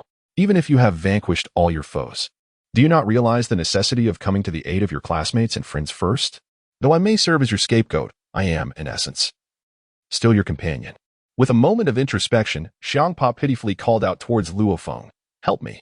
Meanwhile, Luo Feng continued to stride purposefully towards the leader's tent, not sparing a glance back. At that moment, Hmph was initially taken aback, followed by a surge of astonishment. Could it be that Luo Feng, this fellow, has perceived everything with clarity? Perhaps he has indeed overplayed his hand. Indeed, it dawned upon Hmph that given Luo Feng's astuteness, his attempts to peddle cosmetics here seemed utterly futile. At this moment, upon gazing towards the chieftain's tent, Hmph was instantly reminded of something significant. The chief had emerged so late. Surely there was something peculiar within that tent. Indeed, there must be something extraordinary. It was likely that treasures, usually unseen by them, lay within. The attitude displayed by Luo Feng revealed that he had seen through this little ruse and was directly drawn towards the treasures. This rascal. Hmph silently cursed under his breath. For the sake of treasure, he could no longer afford to maintain any sense of decorum or ritual. With a forceful grip, Hmph swiftly pried open the cage. Chapter 62. Strange objects. Initially, this iron cage was merely symbolic. Why did Hmph not escape? It was not out of fear of death. If this cage could not contain him, and he dared to run amok, he would undoubtedly be shot to pieces by the tribe's ranged attackers, leading to a truly inescapable demise. However, Luo Feng boldly entered the chieftain's tent, and what greeted his eyes caused him to pause in astonishment. It was not just one object, but three peculiar items, quietly arranged upon the carpet within the tent. First, there were 2 jars of greenish potions, accompanied by an empty vial, suggesting there may have once been 3, but now only 2 remained. Upon opening one of the potions, Luo Feng discerned a healing aura, emanating a faint, pleasant fragrance. This, while familiar to him, also clarified why Hmph's injuries had healed so thoroughly. He had only utilized 1 vial of the healing potion. But why were the remaining 2 vials here? It was evident that as a captive, Hmph could not have retained anything on his person, which was understandable. Additionally, a quaint black key lay quietly in the space, seemingly meant for a large door or a padlock. Well, Luo Feng had no idea what this object was for, but it mattered little. The final item, however, piqued his curiosity greatly, for it was a golden crown. Indeed, a golden crown composed of an unknown material that exuded an air of luxury and grandeur. Although he could not ascertain the purpose of these items at that moment, their very existence suggested a rationale. Since they were meticulously arranged in the chieftain's chamber of this cannibal tribe, it indicated that these 3 items were not originally from this tribe. Given their presence in this trial ground, they might possess some special significance yet to be revealed. At this moment, as Luo Feng found a small pouch to store these 3 items, Hmph had already broken free from his confines and strode in with an air of melancholy. His small, mournful eyes fixated intently on Luo Feng, conveying a clear message. How could you, of all people, not come to my rescue? Luo Feng merely curled the corner of his mouth and cast a glance at Hmph. This rotund feline, even now, was still playing the fool. And Luo Feng had no inclination to indulge in such frivolous games. At this moment, Hmph was posing a question. Yet his gaze fell upon the 3 items in Luo Feng's hand, causing his heart to plummet. These were treasures he had collected during his journey, only to be seized by the tribal chief and now, inexplicably, found in Luo Feng's possession. It seemed he had truly met with misfortune. How could he hope to reclaim his treasures now that they had passed into Luo Feng's hands? The likelihood of it seemed exceedingly slim. Noticing Hmph's hesitance, Luo Feng's smile broadened, revealing a gentle expression. What troubles you, Hmph? He inquired. Hmph swallowed hard, his throat dry. After a moment's contemplation, he acknowledged that he had indeed been saved by Luo Feng, and, moreover, he seemed unable to match him in either intellect, strength, or cunning. With the valuable items now in Luo Feng's possession, could he possibly retrieve them? The thought appeared rather unrealistic, yet he felt a pang of reluctance. Nevertheless, his will to survive remained robust. With a forced swallow, Hmph awkwardly raised his hands in surrender. It's nothing, my dear brother. I merely wish to express my gratitude for saving my life. There is nothing more. Observing Hmph's sheepish demeanor, Luo Feng merely smirked, amusement dancing in his eyes. Very well, I just wish to discuss something with you. As friends and classmates, we can speak freely, but please refrain from insulting my intelligence in the future. I cannot believe that a mere cage could hold you. Hmph, unfazed by the revelation, shrugged and continued. I had no choice. Those tribal folks may appear weak, yet their ranged abilities are formidable. If I attempted to escape the cage unnoticed, I might not get far before being turned into a pincushion. Ah, I see. Luo Feng responded, as if suddenly enlightened. He casually stowed the 3 items into a bag and secured it to his waist. He then oriented himself towards the direction of the ancient castle and proceeded forward. However, Hmph called out from behind, "Wait, you scoundrel," realizing he might have overstepped. He quickly glanced around, relieved to find Luo Feng showing no significant reaction, and cautiously hurried to catch up. With a tone of melancholy, he added, "Luo Feng, there is something I wish to ask you." At this point, Luo Feng cast Hmph a knowing look, and thus, the two continued their journey, engaged in conversation as they walked onward. At this moment, the high priest of the Temple of Destruction was observing the performance of these 2 individuals, when suddenly a sound of gritted teeth emerged nearby. The high priest was momentarily taken aback and looked up, only to find it was Kes. At this moment, Kes, the angel, was so enraged that her face turned an ashen hue, her entire body trembling. Observing Kes's expression and demeanor, the high priest couldn't help but smile faintly. It seemed this girl had grasped the situation, yet it was rare for her to be so provoked by these 2 individuals, indicating that they were indeed a pair of talents. Now, they were merely engaging in a dance of subtlety and mutual probing, which was quite a feat in itself. The high priest, gazing at Kes's state, sighed and gently patted her shoulder, saying, "Kes, at your age, is it truly necessary to squabble with these youngsters?" Upon hearing the high priest's counsel, Kes appeared to recognize her own lapse in composure. She took a deep breath, collecting herself, and replied, "My apologies, esteemed high priest, for causing you to witness such folly." Just as she uttered these words, a peal of laughter erupted from nearby, belonging to Makalita. "I never imagined, dear sister Kes, that you two could miscalculate." Kes had just managed to regain her composure, but now she teetered on the brink of another outburst. Who could endure such mockery? Especially from Makalita, with whom she seldom saw eye to eye. This younger sister, sharp-witted and unconventional, never hesitated to strip Kes of her dignity. Moreover, Makalita's peculiar interests often led her to engage in bizarre antics, much to Kes's disdain.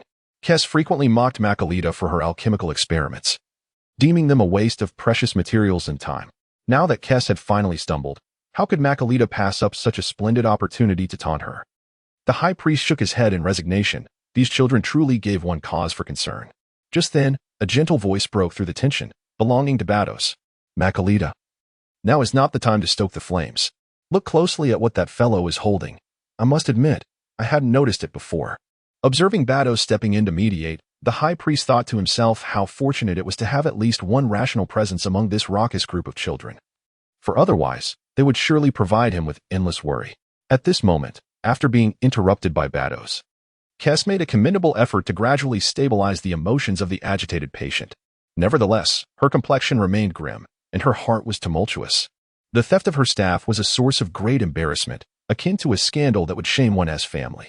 Although she had managed to uncover some truths, she had misidentified the true culprit, mistakenly delivering a beating to the unfortunate Hmph. While this act provided her with a fleeting sense of relief, she was astonished to discover that it was actually that wretched scoundrel, Luo Feng, who had damaged her staff, crystal, and gemstones. At this juncture, she realized that she had merely dealt with 3 hapless scapegoats while the true villain roamed free. What was most egregious and utterly intolerable was that outsiders had perceived the situation with clarity, witnessing her humiliation in full view of the public. Even if her uncle could endure it, it seemed her aunt could not. As she caught sight of the sardonic expressions on the faces of Makalita and Beerus, Kes felt a surge of fury bubbling within her. However, the high priest merely shook his head and advised, "Kes, do not dwell on such trivial matters. Have you not noticed a peculiar issue?" Kes, still gritting her teeth, replied with indignation, "I shall not let this scoundrel off easily. That rascal has even deceived me." At this moment, Kes, Beerus, and Makalita each harbored their own thoughts, rendering it impossible for them to listen quietly to the high priest's discourse. Observing Kes still in a state of inner turmoil, the high priest promptly adopted a serious demeanor and remarked, "Enough. We are currently amidst the trial tournament. Even if you wish to act against this young man, you must first ensure he survives, do you not? What significance does pondering such matters hold at this juncture?" Prompted by the high priest's admonition, Kes came to the realization that she had indeed lost her composure. Remarkably, given her typically serene disposition, her reaction was quite extraordinary and somewhat out of character. Witnessing the high priest's solemnity, Makalita and Beerus ceased their playful banter and instead chose to observe their esteemed headmaster in silence. After all, What could warrant such a serious declaration from a father figure known for his gentle nature? At this moment, witnessing his 3 daughters finally settle down, the high priest could not help but let out a quiet sigh of resignation. These 3 individuals, who typically appeared quite reliable, seemed utterly incapable of maintaining composure during critical moments. Nevertheless, he found solace in the fact that his paternal authority still held some weight, at least Kashi had calmed down, and Makalita refrained from making any teasing remarks. Now, it was truly time to address some serious matters. The high priest spoke in a solemn tone. The purpose of your presence here is to observe and seek out potential candidates. Identify individuals whom you find particularly impressive, as they may become the next generation of destruction deities, contributing significantly to the cosmos. Have you not yet discerned anything remarkable about this young man named Luo Feng? Upon the utterance of these words, all gazes converged upon the figures of Luo Feng and Hmph. For, despite their scrutiny, they could discern no remarkable traits distinguishing Luo Feng from the rest. He merely possessed a few more trump cards and slightly superior strength, nothing more. Yet, it was not uncommon to encounter powerful students. Each harbored their own aspirations and values, and thus, numerous individuals worthy of admiration emerged, each with their distinct characteristics. The celestial strategist stared in bewilderment at the Grand Officer, and after receiving guidance from him, it seemed as though Kasai had a moment of enlightenment. With an exclamation of surprise, Kasai surveyed the faces of his watching peers and the enigmatic smile of the Grand Officer. He promptly pointed at the image before him, indicating Luo Feng, and exclaimed, "Esteemed Director, you were referring to this young man's soul-breaking technique." The Grand Officer nodded in satisfaction, affirming, "Indeed. I was alluding to his soul-breaking technique." At this moment, upon mentioning the soul-breaking technique and glancing at the staff held by Kex, this angel seemed to grasp the significance of it all. At this moment, it was none other than the recently jesting Makalita, who had been teasing the elder sister Kex, that interjected, "Father." At this moment, Makalita did not adhere to the same decorum as Kashi. Titles such as High Priest or Esteemed Dean held no significance for him. To him, the High Priest would always be his beloved father. He pointed at Luo Feng's figure and exclaimed, "Are you suggesting that this young man's soul destruction technique was gleaned from the angelic staff of my elder sister? How is that even possible?" Upon witnessing Makalita's probing inquiry, Bados also gently covered her mouth, realizing the High Priest's intentions and understanding why both Kashi and Makalita were so astonished.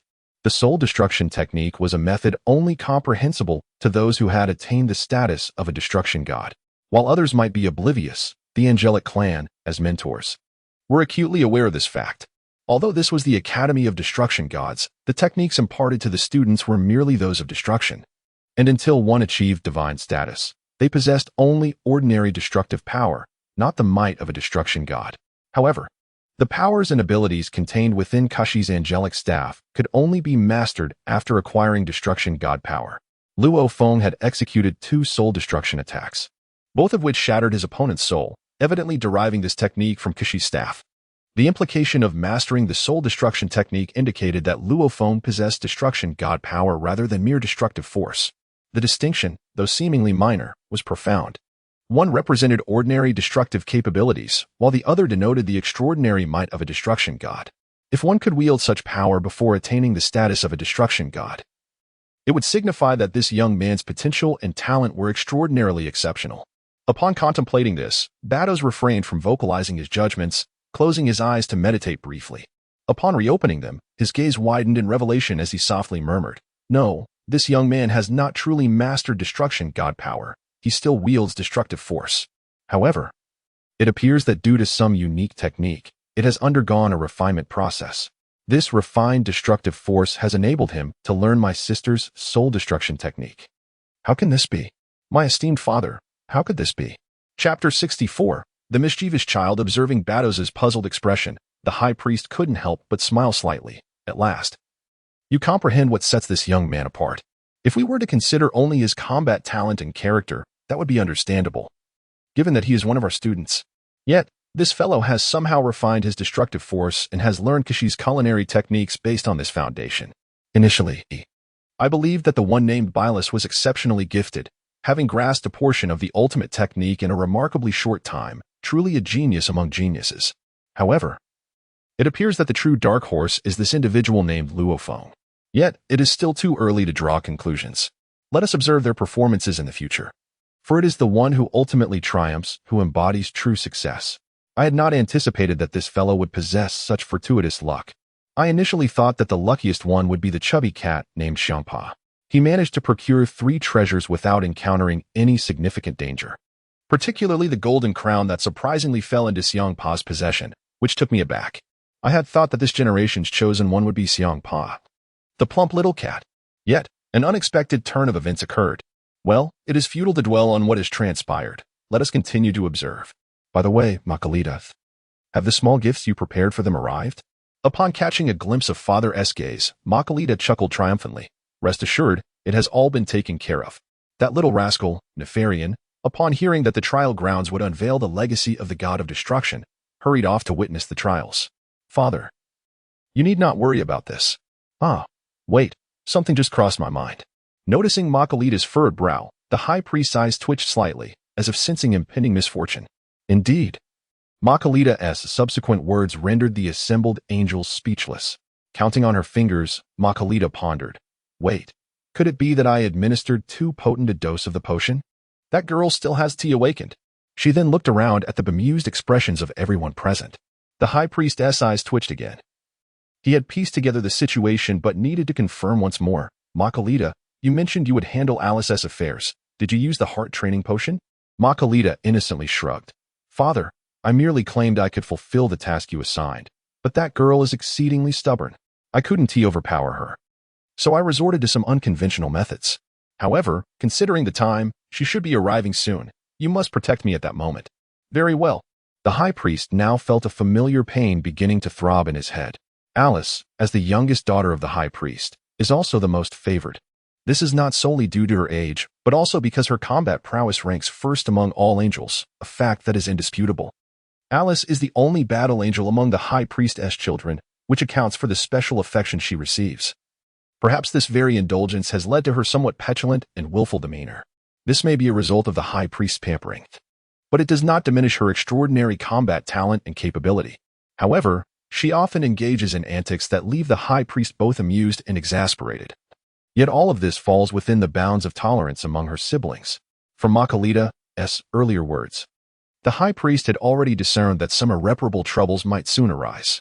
As Makalita volunteered to pursue the pet left behind by the god of destruction, namely Nefarian, she found herself at odds with Alice, who regarded this creature as her private possession. However, the current trial demanded Nefarian's involvement, prompting Makalita to assert that she would adeptly fulfill Alice's role by successfully retrieving Nefarian and casting him into the trial grounds. The audacity of Makalita's words hinted at an unconventional mindset. It seemed that the elder sister had indeed administered a potion to her younger sibling. The dosage appeared considerable. For otherwise, Alice would not have delayed her appearance at the podium of the Academy of Destruction. As for what would transpire upon Alice's arrival at the podium, that remained a matter of perspective, open to interpretation.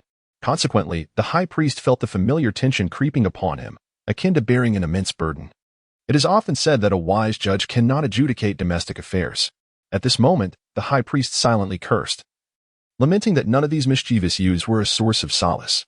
At this moment, in the central area of the trial land, Hmph was limping along behind Luo Feng, his arms dragging at his sides. Luo Feng, however, showed no inclination to continue their conversation. He ambled leisurely towards the heart of the jungle's trial zone, and in the distance, he caught sight of an ancient castle, standing majestically at the foot of a distant mountain. This castle was likely their ultimate destination within the trial land. Observing Luo Feng's silence, Hmph weakly inquired, Luo Feng, shouldn't you provide me with an explanation? At this moment, Hmph was consumed by an overwhelming sense of anxiety, despite appearing remarkably composed on the surface. Each interaction with Luo Feng brought an inexplicable pressure, yet this time he could no longer contain himself. He was baffled by how Luo Feng had managed to absorb the powers and talents embedded within the Ker's crystal gemstone without leaving a trace, ultimately rendering him the scapegoat and leading to a brutal beating from Ker's that left him with shattered bones. Although he had undergone a peculiar adventure, his injuries had since healed. Nevertheless, curiosity, as the saying goes, can be perilous. Hmph, belonging to the hairless feline lineage, was driven by an insatiable desire to uncover the truth. Observing Luo Feng's reluctance to provide any explanation, he felt compelled to voice his inquiries. At this moment, Luo Feng, upon hearing Hmph's inquiry, turned around, his gaze softening as he looked at Hmph. What is it? Hmph, do you truly wish to know? Observing Luo Feng's expression and demeanor, Hmph's face suddenly stiffened. However, he recognized that whenever Luo Feng displayed such a benevolent smile, it was invariably a precursor to misfortune. Yet, considering his current capabilities, Hmph was acutely aware that he was no match for Luo Feng. Engaging directly would only lead to a confrontation that would leave him questioning his very existence. The prowess and tactical acumen of this young man far surpassed his own. In contrast to their previous encounters, after the conflict with the tribe, Hmph understood that he was destined to be subdued by Luo Feng. Chapter 65. The castle's barrier. Given this reality, Hmph's instinct for self-preservation surged intensely. He paused momentarily, swiftly adjusting his demeanor. Oh, it's just a joke. No need for explanations. He then caught sight of Luo Feng's sincere gaze and warm smile, which sent a shiver down his spine. Without a backward glance, Hmph declared, "We are nearing our destination. I shall scout ahead." And with that, he vanished from sight. It was evident that this so-called scouting was merely a pretext. He had sensed the ominous aura emanating from Luo Feng. This scapegoat seemed intent on reclaiming his pride before Luo Feng. Perhaps, only by achieving the status of a god of destruction in the future could he hope for a chance. But for now, that was a thought too daunting to entertain. It was wise to distance himself from this perilous individual. The consequences of remaining could be unpredictable. Luo Feng watched as Hmph's figure disappeared, a slight smile curling at the corners of his mouth. This little chubby cat was quite quick on his feet. Although he could not express his gratitude in words, Luo Feng acknowledged that it was precisely because of Hmph that his own strength had significantly increased. He mused that he would never repay kindness with malice. His approach to life was guided by a clear conscience. The merits and demerits of events were a separate matter, but if Hmph lingered here to prattle on, Luo Feng would not hesitate to teach him the virtues of proper conduct. Seeing Hmph depart in such haste, Luo Feng chose not to dwell on the matter and continued his steady advance. There was ample time ahead. He had not come here for leisure or sightseeing. For the ultimate destination remained the ancient castle. Suddenly, a peculiar sound echoed, followed by a series of thuds. At this moment, Luo Feng's pupils constricted sharply. For Hmph was unexpectedly retreating at a speed even swifter than before, and astonishingly, his target was none other than Luo Feng himself. What trickery was Hmph up to? Luo Feng tilted his body slightly, showing no inclination to assist Hmph in mitigating the impact. Hmph, cradling someone in his arms, hurtled backward like a cannonball, crashing directly into the rocky face of the cliff. A thunderous sound echoed as the two of them became irreversibly embedded in the mountainside, leaving Luo Feng speechless at the bewildered expression of Hmph and the agony etched on by Lucy's face. Fortunately, thanks to Hmph's cushioning, it appeared that Lucy had escaped any serious injuries this time. He extended his feline claws and began to extricate himself from the massive boulder. As Luo Feng observed him with an amused expression, Lucy sighed in resignation. "Ah, it's you, Luo Feng. My apologies for the spectacle." Luo Feng, beaming with delight, replied, "What is this, Lucy? Is there something more? Although, perhaps you should first consider rescuing your companion. He is still embedded in the cliff." At this moment, Hmph was completely dazed from the impact against the stone wall. Upon hearing Luo Feng's words, Beerus seemed to recall something, and with a swift motion of his hand, he extricated Hmph from the rocks behind him. Observing the antics of these two brothers, Luo Feng couldn't help but feel a twinge of skepticism regarding their peculiar behavior. At this moment, upon observing Luo Feng's inquiry, Beerus let out a sigh and gently patted the still-dazed Hmph on the head, then proceeded to elucidate. "Ahead lies the destination of our trial, the demon castle. I trust you have perceived this." Luo Feng replied, "Indeed, the demon castle. But what transpires there?" Beerus, once again raising his hands in exasperation, continued, "Since entry into that castle is barred, we have gathered a multitude of individuals. Only those who successfully reach the castle alive may seek to enter its gates and explore, in pursuit of our objective, the god of destruction's earrings, which would elevate one to the divine status of a god of destruction." Beerus further expounded, "You are aware that this forms the essence of our trial's mission and purpose. However, an enigmatic barrier surrounds the castle, and despite our efforts, we have been unable to breach it. Just moments ago, we exerted our full strength against that protective membrane, only to be met with a rebound force that we could scarcely control. Thankfully, Hmph, positioned behind me, absorbed much of the backlash. Otherwise, not only would my arm have been injured, but my entire skeleton would have faced catastrophe." Truly unfortunate. Noticing the faint smile lingering on Luo Feng's lips, Beerus held his head high, perhaps in a final display of defiance. Hmph. That rascal Katra must be suffering far worse than I. His attacking power vastly exceeds mine. Thus the retaliatory force would be proportionately greater. As for the rear, Ramusi, well, who can say if that soft cushion can withstand such an onslaught? Understanding the predicament they faced, Luo Feng clapped his hands together. Very well, further discussion is futile. Let us proceed to investigate. With that, he led the still-dazed Hmph towards the gates of the castle. Upon arriving at the castle's entrance, the scene was indeed bustling. A rough count revealed nearly 30 students of the God of Destruction, all wearing expressions of frustration as they stared at the castle's grand doors. This structure, reminiscent of an ancient wooden gate, was enveloped in a vibrant, multicolored barrier that stood resolutely, resembling a bubble yet exhibiting remarkable fortitude. Despite the collective efforts of these 30 individuals, none could advance a single step. Now, they found themselves in quite a predicament. If entry into the castle remained unattainable, how could they hope to locate the God of Destruction's earrings and achieve the divine rank? If they remained ensnared in this limbo, time would inevitably run out, leading to their dire fates. At this moment, outside the ancient castle's grand entrance stood several individuals. The apprentice of the pharaoh, having tapped lightly on the barrier before them, addressed the sunflower behind. You see, I told you, this barrier cannot simply be breached through brute force. A mere gentle tap reveals that the recoil is not overwhelmingly powerful. The greater your offensive strength, the more damage you inflict upon yourselves due to the backlash. Surely, you dimwits must have realized this? Yet, you continue to assault the barrier with all your might. Nearby, the little fox chimed in immediately. It seems there are indeed those who comprehend this. However, it is baffling that you two, Beerus and Ketla, failed to use your intellect and resort to sheer force. Now you've sustained injuries, haven't you? Hee, and you too. Ramsey and Pa have become pitiable shields, ha ha ha. Chapter 66, The Ethereal Flames. The little fox let out a series of mocking chuckles. Beerus, irked, retorted. Enough with the sarcastic remarks. We need a strategy. You all are merely complaining instead of finding a way to dismantle this defensive barrier. It is indeed evident now that brute force is futile. Perhaps our collective strength is insufficient.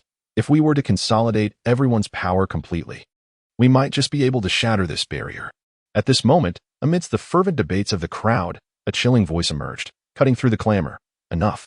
Your brawny approach is futile, and you two, Little Fox and Little Pharaoh, offer nothing but sarcastic remarks with no constructive suggestions. Allow me to take the reins. With that, the speaker produced various vials and jars from his satchel, astonishingly transforming the scene into a makeshift alchemical laboratory. It was evident that he intended to concoct a unique potion to dismantle the crystalline barrier before them. Upon observing the barrier, the alchemist fell into deep contemplation. Soon, his hands began to shimmer with illusions, showcasing his remarkable alchemical prowess.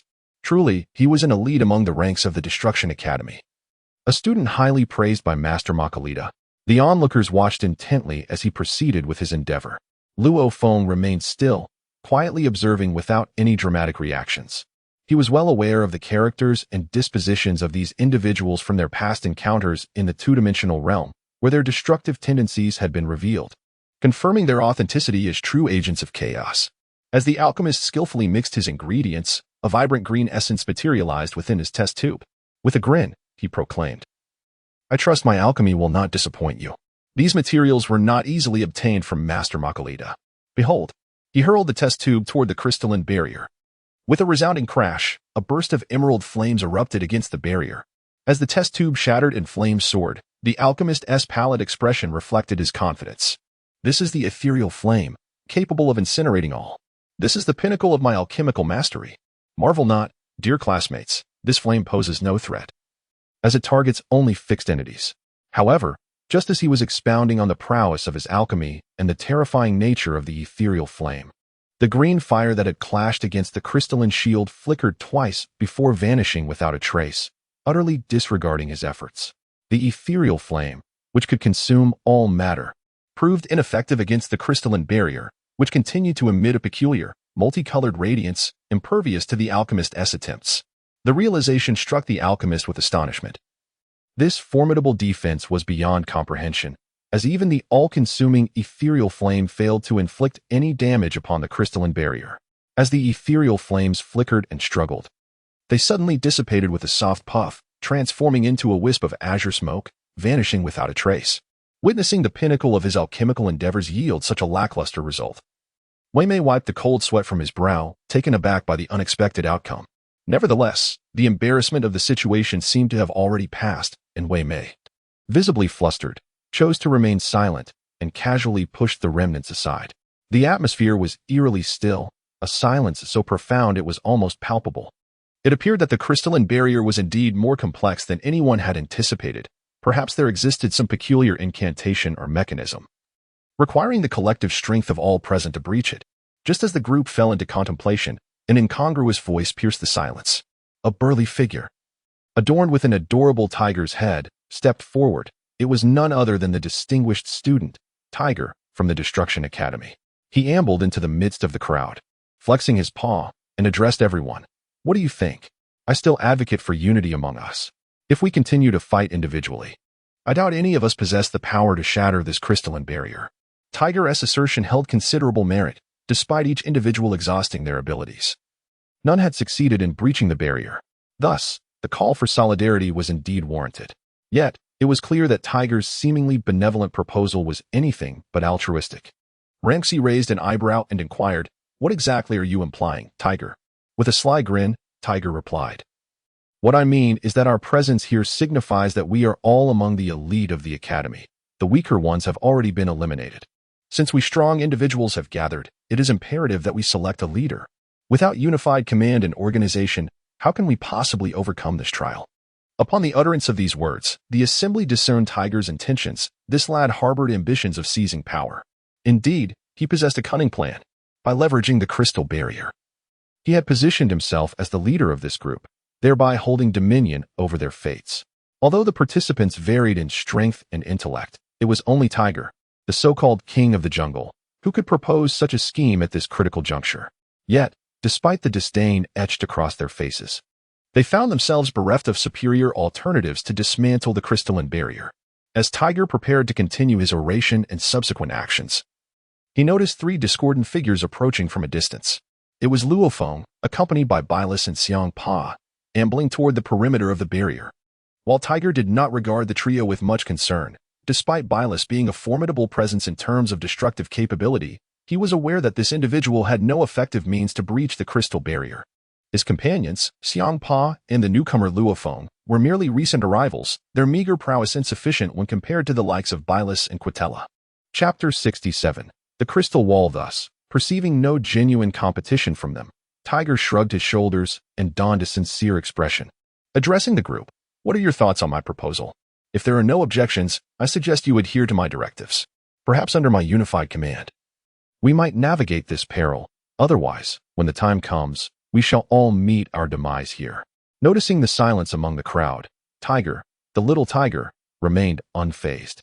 His astute mind had meticulously crafted this gambit, and once he ascended to leadership, he would revel in commanding others, designating whomever he wished as expendable. Throughout their journey, Hmph had overheard Tiger's self-aggrandizing claims, rolling his eyes in disdain at the fact that this young man was still engrossed in such thoughts. He was baffled by how Tiger's reasoning differed from that of the common feline. Nevertheless, Hmph adhered to his principle of silent wisdom. He subtly prodded Luo Feng with a claw, saying, "I know you possess the most ingenuity among us. Quickly ascertain whether this crystal barrier can be breached. Otherwise, we may find ourselves in dire straits." Tiger is vengeful, and should he become the leader, those of us with greater strength will undoubtedly become his fodder. Hmph continued, "Even if my strength is insufficient, the first to face misfortune should be Quitella and Beerus. Surely, you do not wish for the elite among our peers to perish, do you?" In response, Luo Feng revealed a sly grin. "I have no interest in vying for power among them, but witnessing this little Tiger's pretense is rather displeasing. As we have arrived at this juncture, it appears that this crystalline barrier stands as our mutual adversary. I am more than willing to assist you in its study." With that, Luo Feng gradually approached the crystalline barrier, placing a hand upon it, meticulously sensing the energy it emanated in the direction of that energy. As his perception deepened, he slowly closed his eyes, for he discerned that the force radiating from within the crystalline wall was indeed unlike anything they had previously encountered, accompanied by a peculiar fluctuation. If Luo Feng's assessment proved accurate, The strength of this crystalline barrier would render it seemingly insurmountable, even with the combined efforts of their 30 or so individuals. Moreover, this crystalline wall possessed a rebound capability. The stronger the attack, the more potent the rebound. Should dozens of individuals launch a simultaneous full-force assault, it was conceivable that, instead of breaching the wall, they would be grievously injured or even perish from the wall's retaliatory force. Though Luo Feng bore no restrictions regarding the power struggles of the so-called team leader, the crystalline barrier loomed before him. And if he could not breach it within a certain time frame, he too would face imminent demise. Thus, he continued to attune himself to the intricate patterns and energy fluctuations of the formidable crystalline barrier. Only by understanding the barrier's weaknesses could he hope to shatter this crystalline wall with a single decisive blow. Observing Luo Feng's disregard for his suggestion as he remained engrossed in the peculiarities of the crystalline wall, Tej crossed his arms, refraining from uttering any further inflammatory remarks. After all, as long as someone could devise a solution, his ascendance to the role of team leader was merely a matter of time. At this moment, only Xiang Pa gazed with shining eyes at Luo Feng's performance, while the others harbored no expectations for him. After all, this fellow ranked among the bottom tier of the students, lacking both capability and strength. Now, here he was, posturing and speaking of a crystal barrier, as if he fancied himself a master of barriers. What a jest! The few experts within the team, well-versed in barriers, were equally at a loss regarding this one. Just as the crowd erupted in a tumult of unrest and agitation, Luo Feng suddenly opened his eyes wide, as if he had made a remarkable discovery. At that moment, Tej squinted at Luo Feng, questioning, "What, do you possess some unique insight?" He dared to challenge Luo Feng from a self-appointed position of leadership among their peers.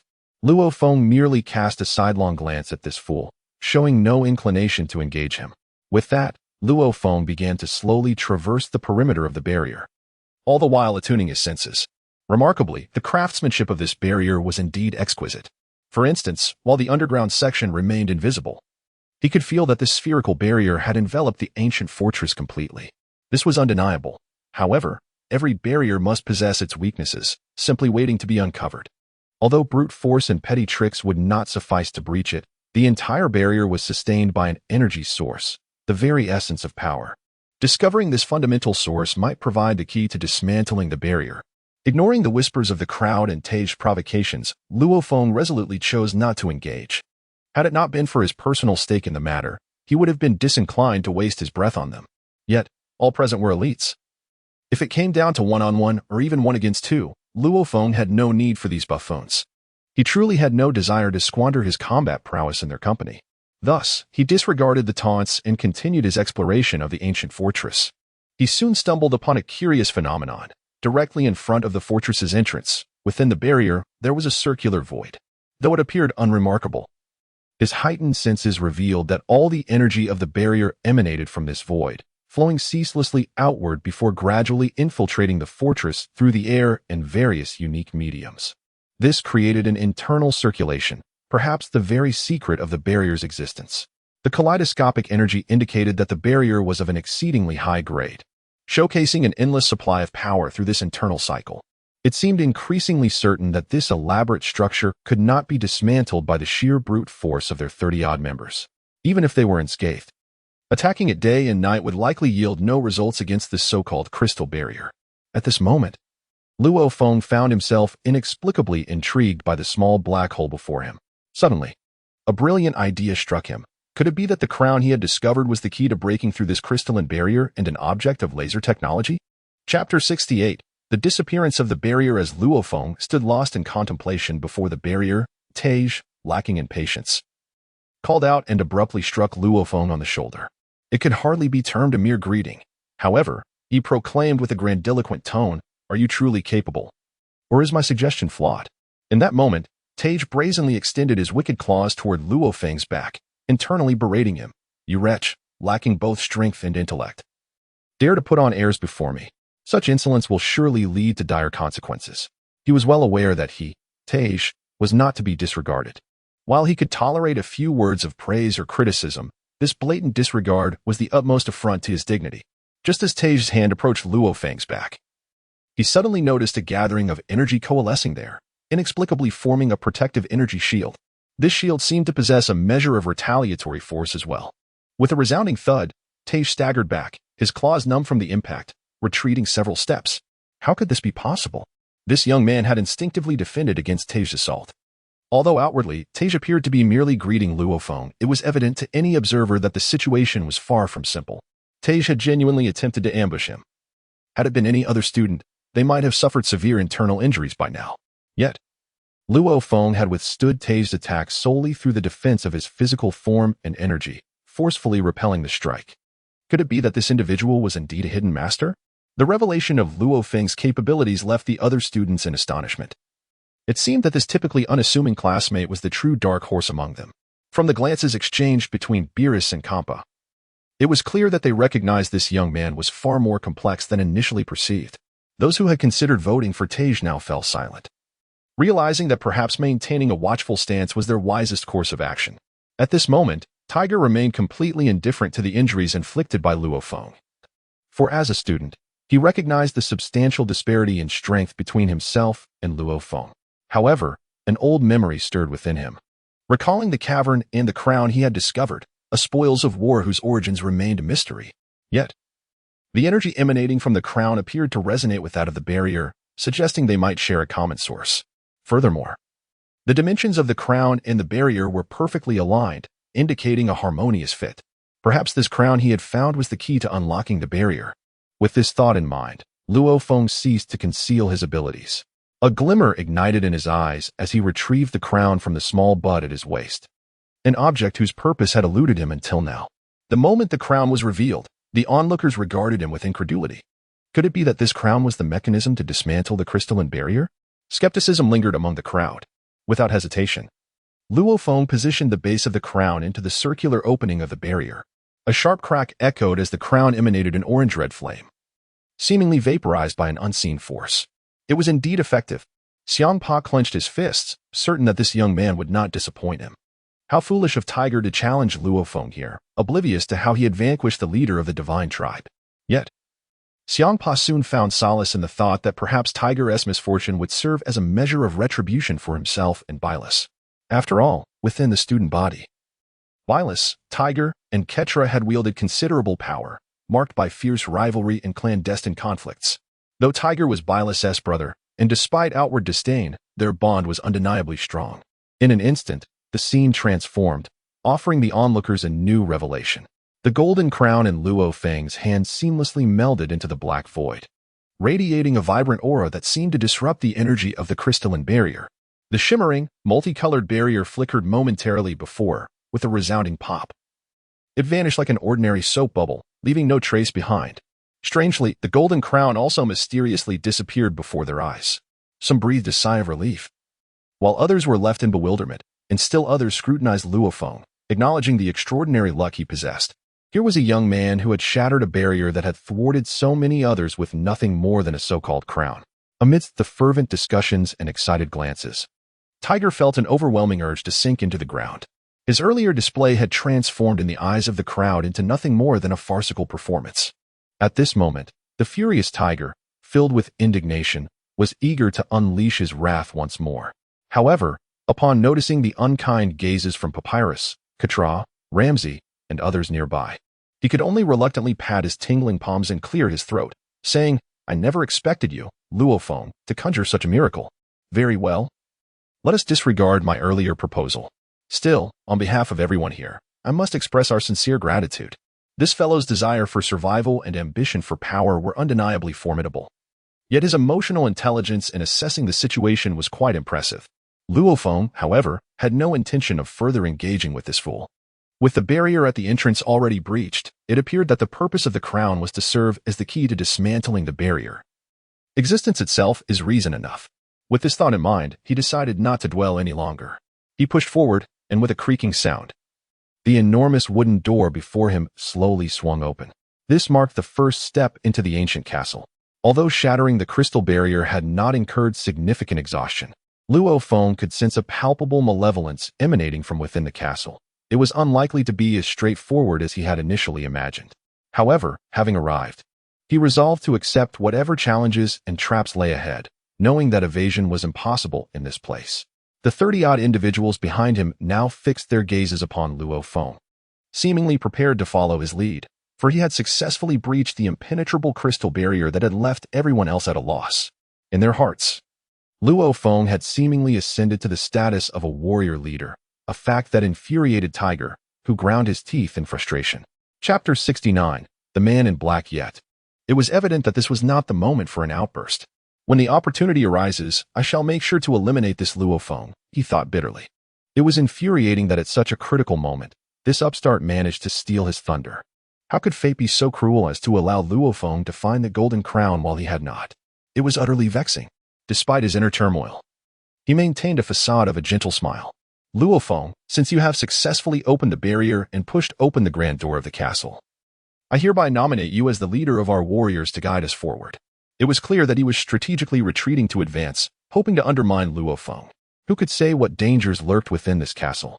With someone like Luo Feng, capable of such a remarkable turnaround, leading the charge, it was undoubtedly the safest and most prudent course of action for them all. At this moment, the onlookers regarded Tei's performance with a familial gaze, while Luo Feng took a deep breath, attuning himself to the atmosphere within the ancient castle and his sixth sense. Although the interior of the castle exuded an eerie ambience, a faint sense of calling beckoned to Luo Feng. With this in mind, there was little to worry about. He strode purposefully toward the abyss-like castle. Observing Luo Feng's bold entrance, Hmph, Beerus, Ketla, and others hesitated no longer, following him in single file into the castle's depths. The crowd was momentarily taken aback by the actions of these individuals, but soon regained their composure. No one paid further attention to Tei's oratory and expressions, instead proceeding directly into the castle. After all, their mission was to locate the destroyer's earrings within the castle, and with such a leader present, what room was there for hesitation? At this moment, Tiger gritted his teeth in silence, for Luo Feng, that rascal, had shattered the crystal barrier and boldly led everyone inside. Though his actions deviated entirely from Tiger's meticulously crafted plan, he could only conceal his frustration and murderous intent deep within. Despite his outwardly fierce demeanor, Tiger possessed a profoundly intricate mind. Inside the ancient castle, Luo Feng guided the group through a lengthy corridor, where flickering torches along the walls hinted at something enigmatic. The flickering flames illuminated the extensive passageway, though its ultimate destination remained a mystery. As their footsteps echoed softly, a grand gate suddenly materialized before them. Perhaps the very destination they sought. As the ornate door creaked open, a vast chamber unfolded before them, immense enough that even with over 30 individuals present, it would not feel crowded. This was likely the heart of the castle. As the group speculated about the room's purpose, the torches lining the chamber ignited in sequence, seemingly enchanted. However, being elite students of the Destruction Academy, they remained unfazed. With the illumination bright as day, a figure clad in black emerged from behind a nearby pillar. To their astonishment, they had been completely unaware of another's presence within the hall, despite their heightened senses. The figure stepped forward, adorned in black robes and crowned with a headpiece that emitted a fiery orange glow. Its shape and appearance bore an uncanny resemblance to the crown Luo Feng had used to break the barrier's seal. Now, this crown rested atop the head of the mysterious figure, radiating crimson flames, an oddity that hinted at a connection to the castle itself. Just as the group regarded the cloaked individual with scrutinizing and puzzled gazes, the figure spoke in a voice rich with magnetism, uttering words that would become etched in their memories. "Welcome to the Demon Castle, esteemed guests. I am your guide, Nefarian. It is no small feat to arrive here. I did not expect that over 30 of you would make it this far." This character, seemingly self-absorbed in his introduction, proclaimed himself a guide. What a peculiar assertion. Initially prepared for battle, the group had anticipated facing the castle's guardian boss, yet they were taken aback to hear him claim the role of a guide. Although the students were rife with skepticism, they refrained from displaying any extraordinary reactions. Only Luo Feng, upon hearing the name of this enigmatic figure, felt a flicker of surprise within his heart. The name Nefarian seemed strikingly familiar, evoking a sense of resonance with certain memories, particularly those from a past life in the realm of reality filled with peculiar occurrences. Could it be that this gatekeeper of the Destruction.To Academy is also named Nefarian? Is this merely a coincidence or a fortuitous happenstance? Nevertheless, such details have become inconsequential. As for the so-called guide, Luo Feng, I find it utterly implausible. Claiming that this individual is a mansion boss seems equally unlikely. If he were indeed a mansion boss, he would not display such timidity, lacking even the resolve to confront those before him. At this moment, Luo Feng contemplated the necessity of continuing his observations, pondering what schemes this individual might be concocting. Having arrived at the so-called demon castle, he was indifferent to any further antics that might unfold within its confines. After all, the high priest had merely indicated the quest for the legacy earrings of the god of destruction within the demon castle, without alluding to any other matters. Naturally, it was not unusual for unforeseen circumstances to arise along the way. At this moment, Keitra was brimming with anticipation.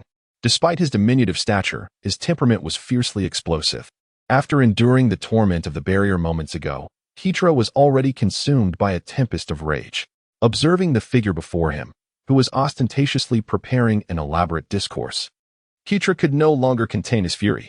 In an instant, he lunged forward with the force of a cannonball. A resounding thud reverberating from the ground beneath him as he launched himself at the man in the black robe, named Defarian. However, to his astonishment, his furious assault met with nothing but empty air. The black-robed figure let out a triumphant, eerie laugh, exclaiming, "You little rascals are quite impatient. I merely stated that I am a guide, not the gatekeeper boss. Can you not muster even this modicum of patience?"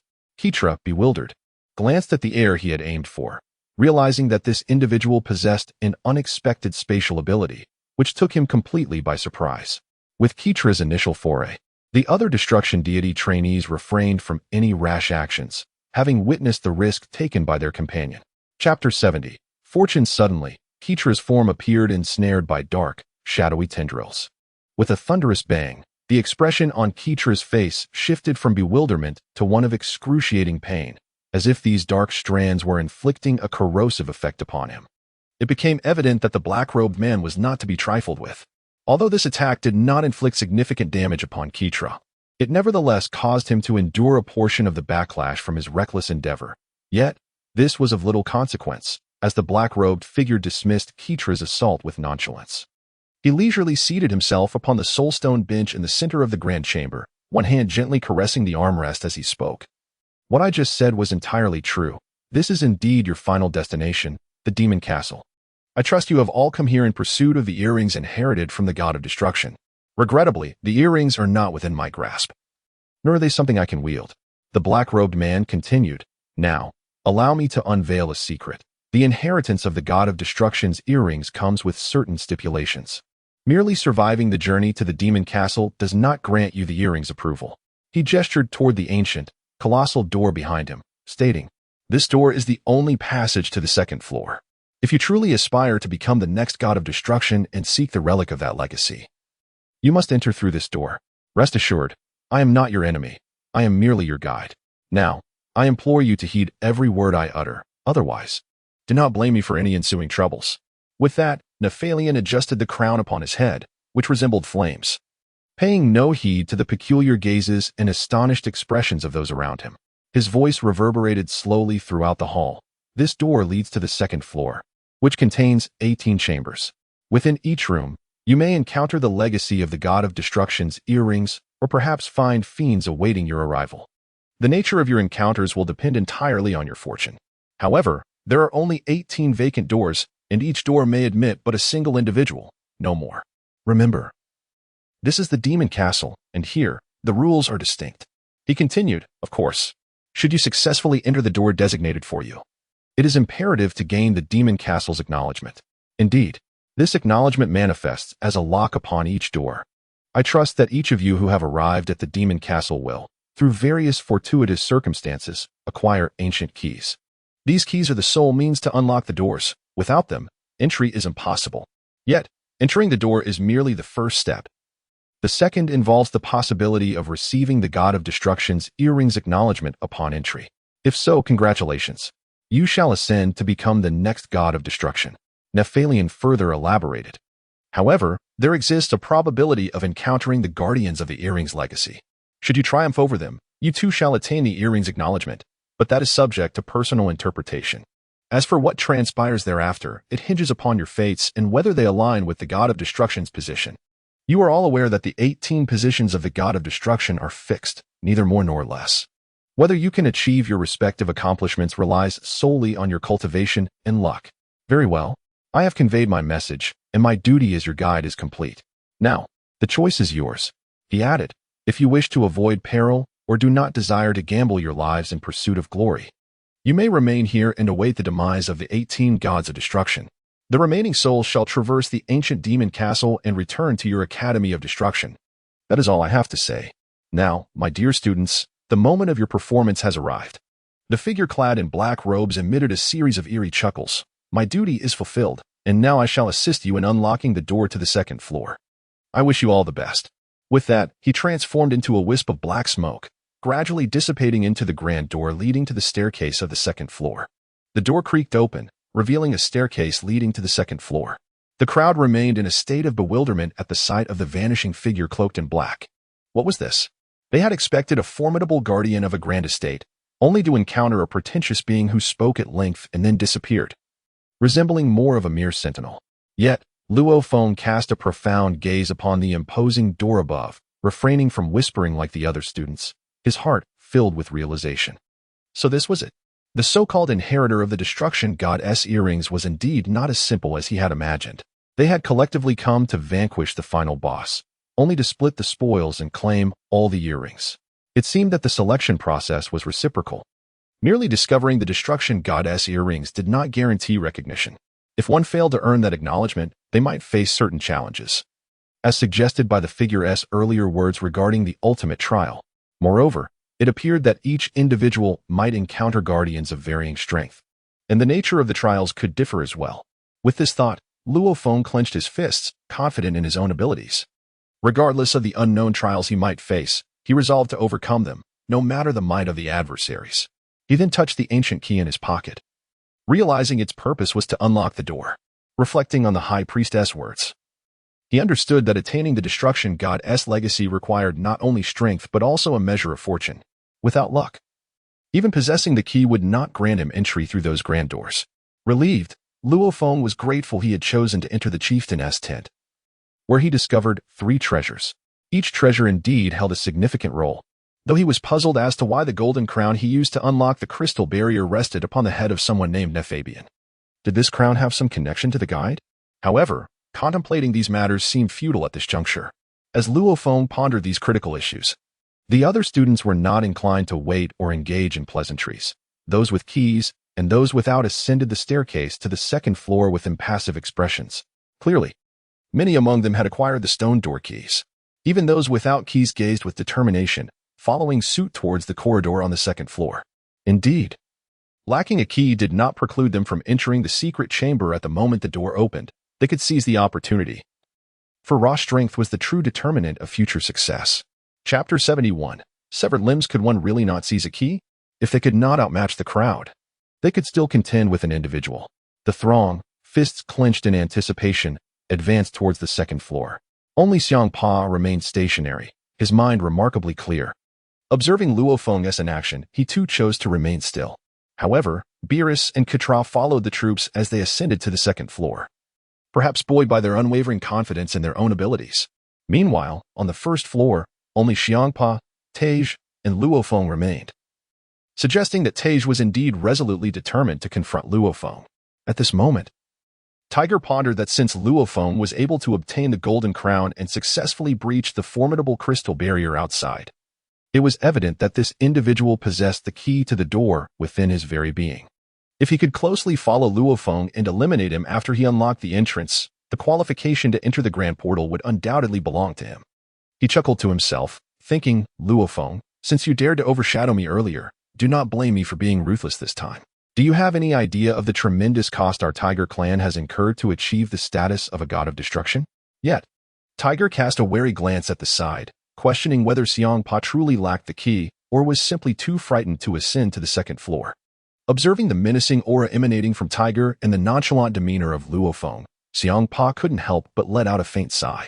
After all, before his arrival, he had inadvertently stumbled upon a verdant key, unaware of its remarkable utility. Hmph refrained from rushing to the second floor, considering both his own capabilities and the potential dangers that awaited him there. Seeing the palpable tension between Luo Feng and Tiger, Hmph sighed once more. Perhaps his fortune did not lie in this confrontation. He then exchanged a glance of caution with Luo Feng and slowly made his way towards the passage leading to the second floor. At that moment, the second floor erupted with the sounds of chaos and bloodshed, indicating that few had acquired the key to the demon castle along the way. It was surprising how the bonds of camaraderie among classmates could shatter as easily as plastic. Indeed, Hmp's decision to hold back from charging ahead proved to be a prudent one. As the uproar from the second floor gradually subsided, he prepared to turn into the corridor leading up, glancing back at the eager tiger and the seemingly unconcerned Luo Feng, sighing once again before vanishing into the stairwell of the first floor. The last words he heard were from Tiger, who grumbled, "Luo Feng, how dare you steal my thunder and disrupt my plans? Regardless of whether you possess the key to the grand door on the second floor, you are as good as dead now that Hmph has departed, leaving only you and me, with your meager strength.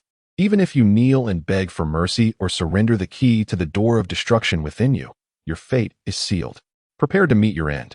In the next moment, the entire first floor fell silent, leaving Hmph unperturbed by the impending clash between Luo Feng and Tiger, as their victory or defeat bore no direct relevance to him.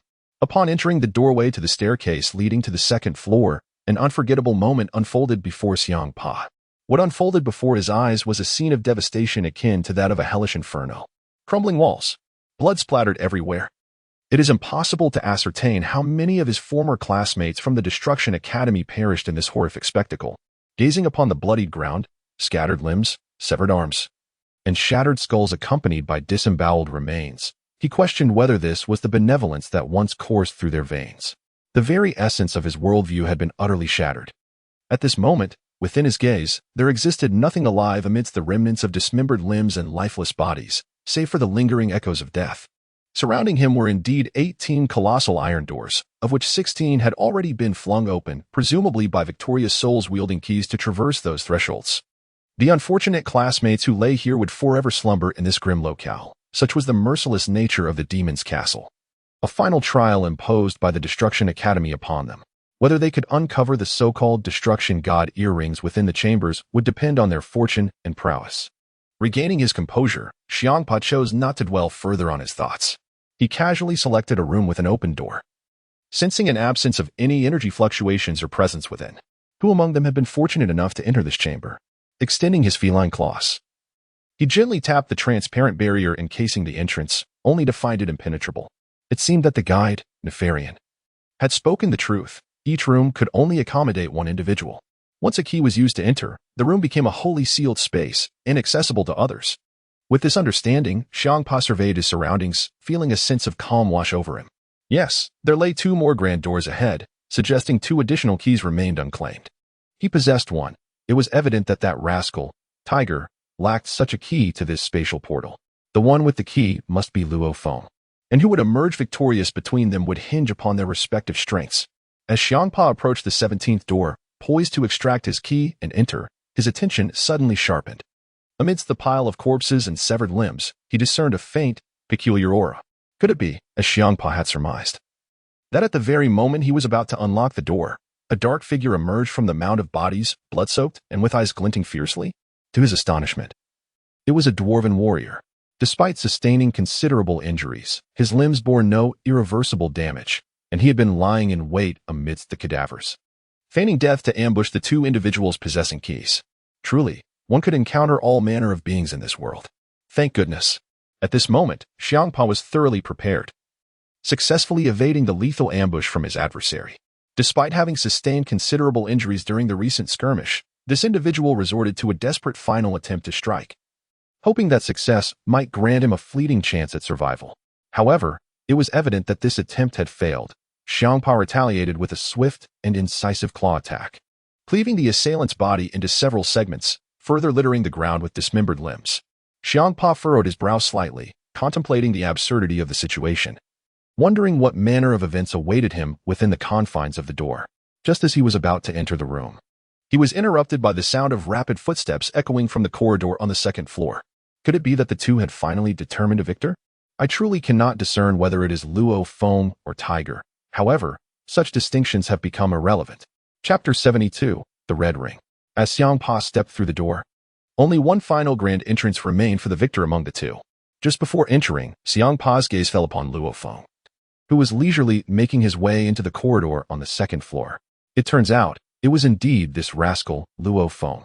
At this moment, Hmph's pupils abruptly constricted to the size of a pinhole, while Luo Feng astonishingly held a pulsating heart in his grasp. This must be the heart of that young rascal, Tej. It was unexpected that Luo Feng's movements were so swift. Of course, one could not blame him for his ruthlessness.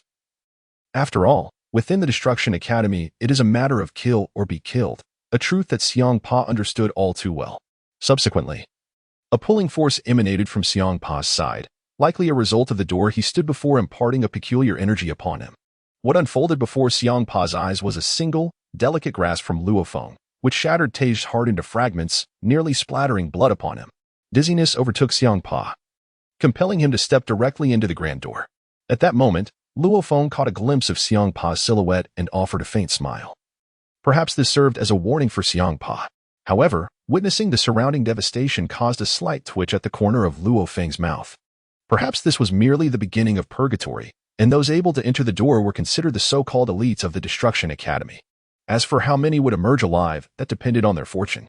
Luo Feng proceeded towards the final grand door, where the key to his destiny floated slowly in the air. With a crisp click, it seemed as if a forbidden zone had been unlocked, imparting Luo Feng with a peculiar sensation. Yet, having come this far, retreat was not an option. He might indeed be the true finale of this tale. As the wooden door creaked open, an abyssal darkness unfolded before Luo Feng's eyes. At that moment, he sensed the need for a brief teleportation within the space beyond the door. Just as Luo Feng had imagined, he was soon fully engulfed by the dark void.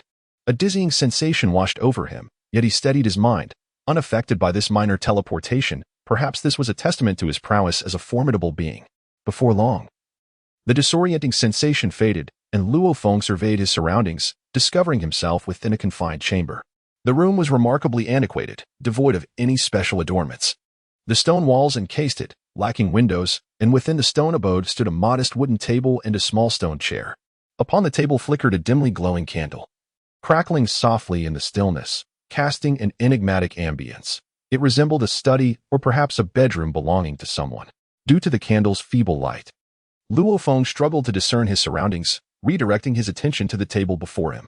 There, he beheld a special ring, aflame with fire, resting quietly atop the wood. This remarkable ring emanated a peculiar and radiant glow, evoking a sense of familiarity within Luo Feng. A ring. No, wait. Was it the inheritance of the god of destruction, a golden earring? Why was this a fiery red ring? This seemed to diverge from the script he had anticipated. However, there exists at least one point of solace. This ring has not bestowed upon Luo Feng any malice or peculiar sensations, but rather evokes a sense of familiarity, as if it were a part of his very being. Perhaps within these 18 chambers lies a presence of significance. Just as Luo Feng was poised to examine this unique ring on the table more closely, he was suddenly interrupted by the sound of applause emanating from the shadows of the room. Astonishingly, there was indeed another presence, one that had evaded Luo Feng's perception. In an instant, a concealed door creaked open, revealing that it was not the person beside him. This individual had managed to elude Luo Feng's scrutiny, having remained hidden in a secret chamber nearby, thus avoiding detection. The fact that this person chose to reveal himself suggested he was the guardian of the ring. With this realization, Luo Feng felt a wave of relief. Indeed, possessing a key allowed entry to the ancient castle, to this so-called independent space. This was merely the initial step. Perhaps true recognition of the legacy was required to obtain the artifact of the god of destruction. With this thought in mind, Luo Feng followed the sound of applause, and to his astonishment, the figure emerging from the shadows was none other than Nefarian, the so-called guide he encountered on the first floor. Seeing his current demeanor elicited a faint smile from Luo Feng, as it reminded him of a certain figure from another realm. It seemed that their names were not the only commonality. Perhaps this was merely a coincidence within the parallel dimensions, yet such considerations had become trivial. It appeared that this individual was indeed the custodian of the legacy within this space. Noticing that Luo Feng exhibited no signs of confusion or astonishment, the applauding man appeared somewhat disinterested, shrugging his shoulders in resignation. You truly are fortunate, encountering me here. Well, I shan't indulge in trivialities, having declared myself your guide. I now assume the role of guardian in this chamber. Have you perhaps noted the ring on the table? While Luo Feng observed this man's grandiose entrance, he was acutely aware of his true nature, sighing inwardly at the absurdity of this former pet of the last god of destruction now masquerading as a figure of prominence. Let us see how you maintain this facade, he mused. As Luo Feng fell silent, Nefarian-To halted his ostentatious display, shrugging helplessly before continuing, whether by fortune or fate, It is indeed miraculous that you have inherited the legacy of the God of Destruction. Luo Feng felt a sense of clarity. The ordinary title of God of Destruction had merely yielded an earring, while the red ring before him was evidently distinct from the standard rank. If Nefarian's words bore truth, it indicated that he had acquired the legacy of the God of Destruction King, representing the pinnacle of this power. Although the notion of inheritance evokes a sense of familiarity, acquiring this ring appears to be far more complicated than one might have envisioned. In the next moment, Nefarian's words clarified the challenges that lay ahead for Luo Feng. As he observed Nefarian retract his smile and adopt a demeanor of indifference. Chapter 73, The Dust on the Legs. Nefarian spoke earnestly. Indeed. I have just mentioned that the ring before you is the ring of the Destruction God King, which is entirely different from that of an ordinary destruction god. Naturally, your presence here signifies a profound connection with this inheritance. However, that does not imply I will grant you leniency, allowing you to effortlessly claim the legacy of the Destruction God King. Thus, adhering to the customary rules, let us dispense with idle chatter. You need only to defeat me, and the inheritance of the Destruction God King's ring shall be yours. As for the extent of your achievement, that shall depend solely upon your own capabilities. Oh, I almost forgot to introduce myself. I was once a servant of the former Destruction God King. Upon the utterance of those words, Luo Feng could not help but smile inwardly, for indeed, his assumptions had been confirmed. This young man had a significant connection to the previous God of Destruction, and the so-called servant was merely an embellishment to his own reputation. To put it more graciously, he was akin to a pet. To express it less charitably, he might merely be a steed of the former God of Destruction. Nevertheless, the true identity of this individual would soon be unveiled. Yet before that, Luo Feng knew he must first engage him in combat. This young man exuded an air of confidence, suggesting that his strength was commendable. However, having arrived at this juncture, retreat was not an option. Observing the demeanor of his opponent, Luo Feng refrained from exchanging further pleasantries. Regardless of the circumstances, his primary objective remained to defeat this foe. Whatever his identity or the significance of the ring on the table, actions would speak louder than words, a principle that Luo Feng steadfastly adhered to. Although this individual bore no evident malice, it was clear that without vanquishing him, the inheritance of the God of Destruction would remain unattainable. In the absence of divine status, all discussions were rendered futile. With this thought, a gentle smile graced Luo Feng's lips. In the next moment, a ring of explosive energy rippled around his feet, propelling him forward with great force. Nefarian, facing him, momentarily faltered, taken aback by the decisiveness of this heir to the God of Destruction, who initiated the confrontation without hesitation or needless dialogue. Such behavior indeed aligned with the essence of the God of Destruction, and it was plausible that he truly was the successor to this legacy. Nefarian's lips curled into a slight smile. After enduring humiliation and hardship for so long, he had finally encountered the relics of this generation's God of Destruction, along with a potential new champion. Perhaps the trials he had faced were not in vain. If this individual possessed adequate strength, they might forge a new legend together. Since the fall of the last God of Destruction, Nefarian had endured immense suffering, and now was the perfect opportunity to hone his skills and release years of pent-up resentment and fury. However, the next moment unfolded a scene that left Nefarian astonished. The young man he faced did not adhere to conventional tactics. In a swift motion, he evaded Nefarian's powerful punch aimed at his face. In an unexpected twist, he launched a kick directly towards Nefarian's abdomen with an uncanny precision. Nefarian was momentarily stunned, and that brief lapse caused him to lose all advantage, for he could not fathom how this young man had so effortlessly dodged his mighty blow. Could it be that his prolonged absence from combat in human form had led to a decline in his prowess? However, such a scenario seems implausible. Given the inherent physique and power of the Abyssal Dragon clan, it would be impossible for an ordinary Destroyer Academy student to evade. Yet, the reality is undeniably striking. His formidable punch was effortlessly sidestepped by Luo Feng, who proceeded to retaliate against this guardian with remarkable audacity. With a swift kick, Luo Feng landed a blow directly to Nefarian's abdomen. In that moment, the ostentatious guardian was sent flying backward like a cannonball, hurtling away with great speed, until he crashed into the stone wall behind him, embedding himself into it in a contorted shape. Perhaps the spatial dynamics of this realm differ entirely from that of the outside world. Although the powers of both Luo Feng and Nefarian have surpassed the capabilities of the ordinary Destroyer Academy, the structural integrity of this chamber remained remarkably stable. Nefarian's impact against the stone wall elicited a thunderous sound, yet did not cause the room to collapse. Instead, he was tragically imprinted into the wall. Meanwhile, Luo Feng brushed off the dust from his legs, feeling a sense of satisfaction with his kick. Since his traversal into this world, he had executed this powerful kick against many adversaries, yet none had achieved its full potential. The fusion of his soul from another realm with the physicality of this world required a period of adjustment. Although his techniques and destructive powers had reached a level of forced integration, fully unleashing the potency of that kick still necessitated time. The fluidity with which Luo Feng evaded Nefarian's heavy punch and retaliated with a kick felt almost instinctual, perhaps inspired by the Destroyer King ring he currently possessed. Unfortunately for the ostentatious guardian, misfortune had befallen him. With a roar of fury, Nefarian struggled to extricate himself from the indentation in the wall. Astonished by the unexpected ferocity of the individual who had embedded him, his pride felt as though it had been thoroughly trampled. Filthy brat! I was careless before, now I shall grant you no further opportunities, Nefarian bellowed. Just as he finished speaking, he suddenly perceived a blur before his eyes. Luo Feng, who had previously smiled at him, had vanished without a trace. A sense of foreboding gripped Nefarian's heart. Could it be? In an instant, Luo Feng reappeared behind him, his hand gripping the dark nape of Nefarian's neck with unwavering resolve. At this moment, Nefarian pondered with a sense of assurance that this individual truly was as he appeared. Indeed, Luo Feng did not disappoint him. With a single palm exerting slight pressure, Luo Feng forcefully pressed Nefarian's obstinate head onto the ground. Chapter 74. The Dragon's Roar. This was a rhythm of being ground into the earth, and fury surged within Nefarian. Summoning all his strength, he lifted his head with ferocity, a testament to his final defiance. However, with Nefarian's resistance came an irresistible force that struck the back of his head once more. Just as he had managed to raise his head, Luo Feng pressed him down again.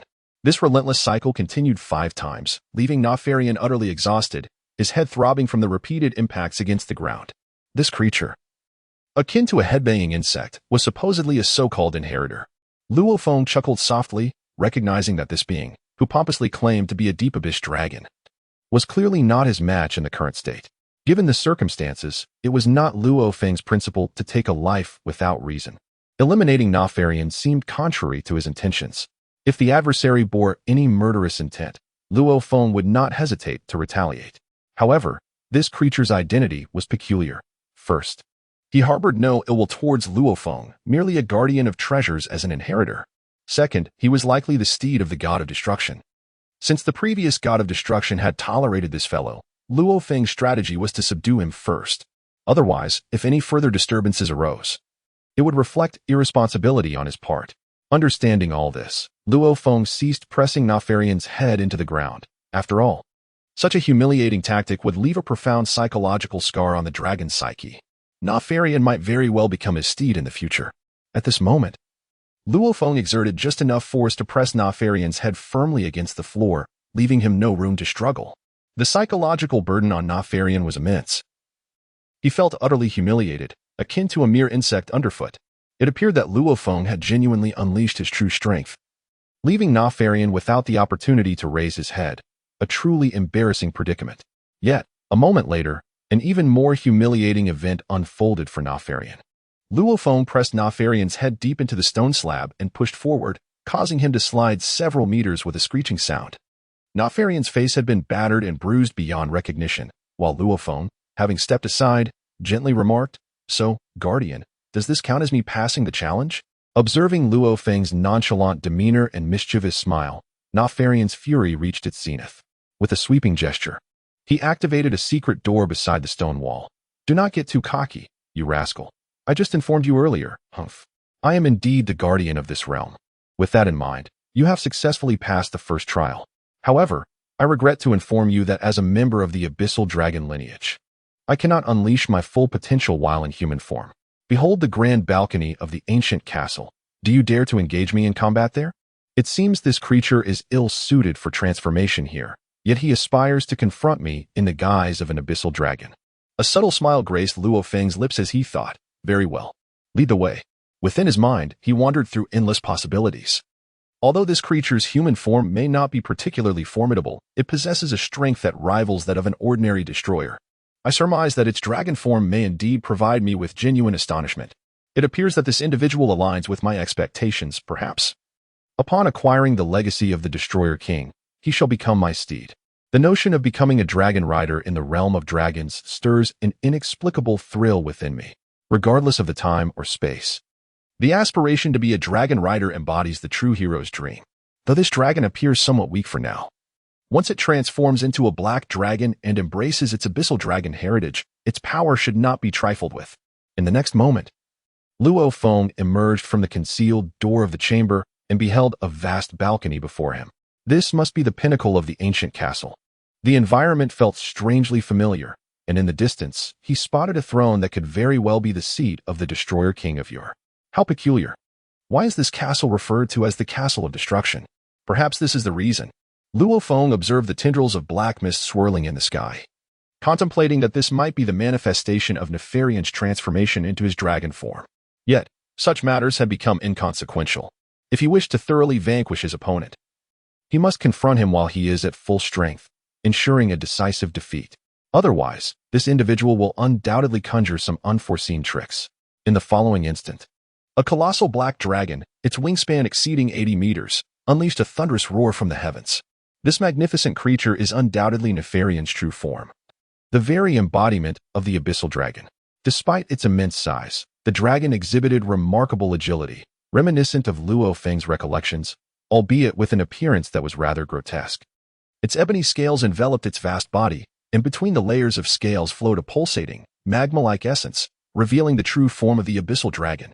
If it were capable of flight, Nefarian would have undoubtedly claimed dominion over the skies. However, it is somewhat regrettable that even in its formidable abyssal dragon form, Nefarian did not dare to attack Luo Feng directly from the air. Perhaps the realm of offense proves not only effective for their disciples, but also exerts a direct deterrent effect on the guardians present.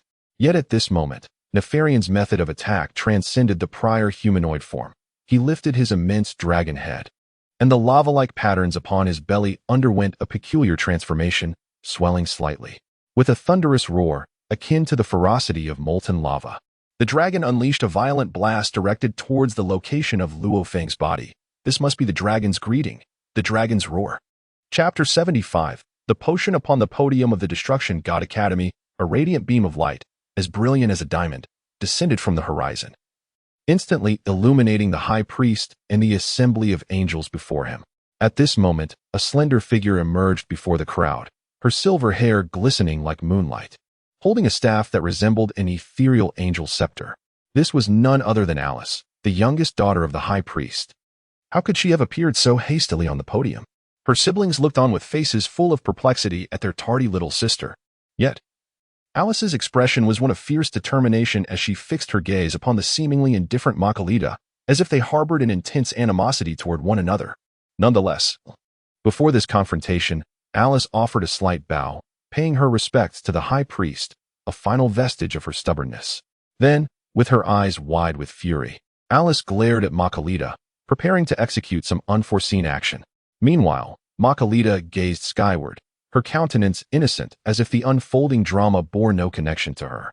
Witnessing this peculiar scene, the onlookers recalled Makalita's earlier remarks, their minds swirling with confusion. However, Alice soon provided the answer they had been pondering. With a trembling finger, she pointed at Makalita and exclaimed, "Is this how an elder sister behaves? You have gone too far. You actually drugged me. I lost my pet and arrived late because of you. What do you propose to do about all this? If you cannot provide a satisfactory explanation today, even with father present, I shall confront you."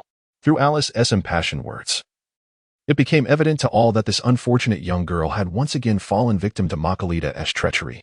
At this moment, the high priest felt a subtle throbbing pain in his temples. He merely instructed Margarita to fetch Nefarian, without requesting her to administer any concoction to her sister, which indeed seemed to complicate matters. Meanwhile, Margarita, with an innocent expression, protested, "You mustn't wrongfully accuse me. I did not administer any potion to you. That was merely an alchemical reagent I prepared, fashioned into the form of a lollipop. It is not my fault you, being so greedy, seized it without a word of inquiry. Yes, you did indulge in it, and brazenly passed it to me, claiming it as your own. Yet you did so without my consent. Who, pray tell, can you blame for this? My alchemical reagent is not meant to be consumed carelessly. Hmph. Can you truly hold me accountable for this?" At this moment, Alice's silver teeth clacked ominously. "Very well, even if I did indulge in your alchemical elixir, I acknowledge my fault. However, what do you have to say about taking my little pet Nefarian while I was unconscious? Upon mentioning Nefarian, Makalita grew even bolder. You cannot blame me. I was merely following my father's orders to retrieve this adorable creature from you. After all, the final trial requires a guardian and a guide. And that is Nefarian's purpose. Did you think he was merely kept there for your amusement? Returning to the subject, she continued, you, my dear, spend your days neglecting your duties, preoccupied with dreams of becoming a dragon rider. Despite being a battle angel, you consistently shirk your responsibilities. And now you dare to confront me? Is that reasonable? Director, both for the sake of propriety and personal matters, you must take my side. Seeing Makalita's audacious demeanor, it appeared she had indeed obtained the authority of the high priest. At this moment, Alice's forehead was swollen with numerous bluish veins, and her pure and beautiful face was visibly marked by pulsing vessels. It appeared that the girl was on the brink of being driven to madness by Margarita. The high priest, with one hand pressed to his forehead, observed the quarrel between the two sisters with a furrowed brow, muttering to himself about their incessant troubles. Margarita, you must be doing this on purpose. Otherwise, why would you bring your trial elixir and shape it into Alice's favorite lollipop? With your limited tricks, not only could Alice, the battle angel, be captivated, but even Lord Wong might inadvertently fall under your spell. The high priest felt a certain confidence in this regard. Yet it seemed that Margarita lacked the audacity to play any tricks on these battle angels.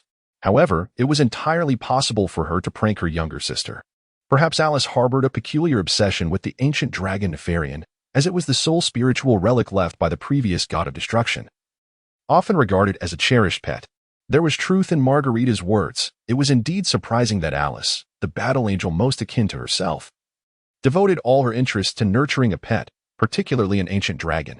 Was her aspiration to become a dragon rider truly that formidable?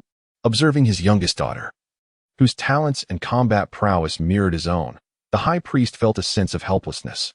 Perhaps it was a miscalculation to send Margarita to seek out Nefarian. Although Nefarian's pet was usually entrusted to Alice's care, it was essential to address the fact that this was the pet of the former god of destruction. Now that this relic had appeared in the trial grounds, it could not be overlooked, as it bore a direct connection to the legacy of the god of destruction.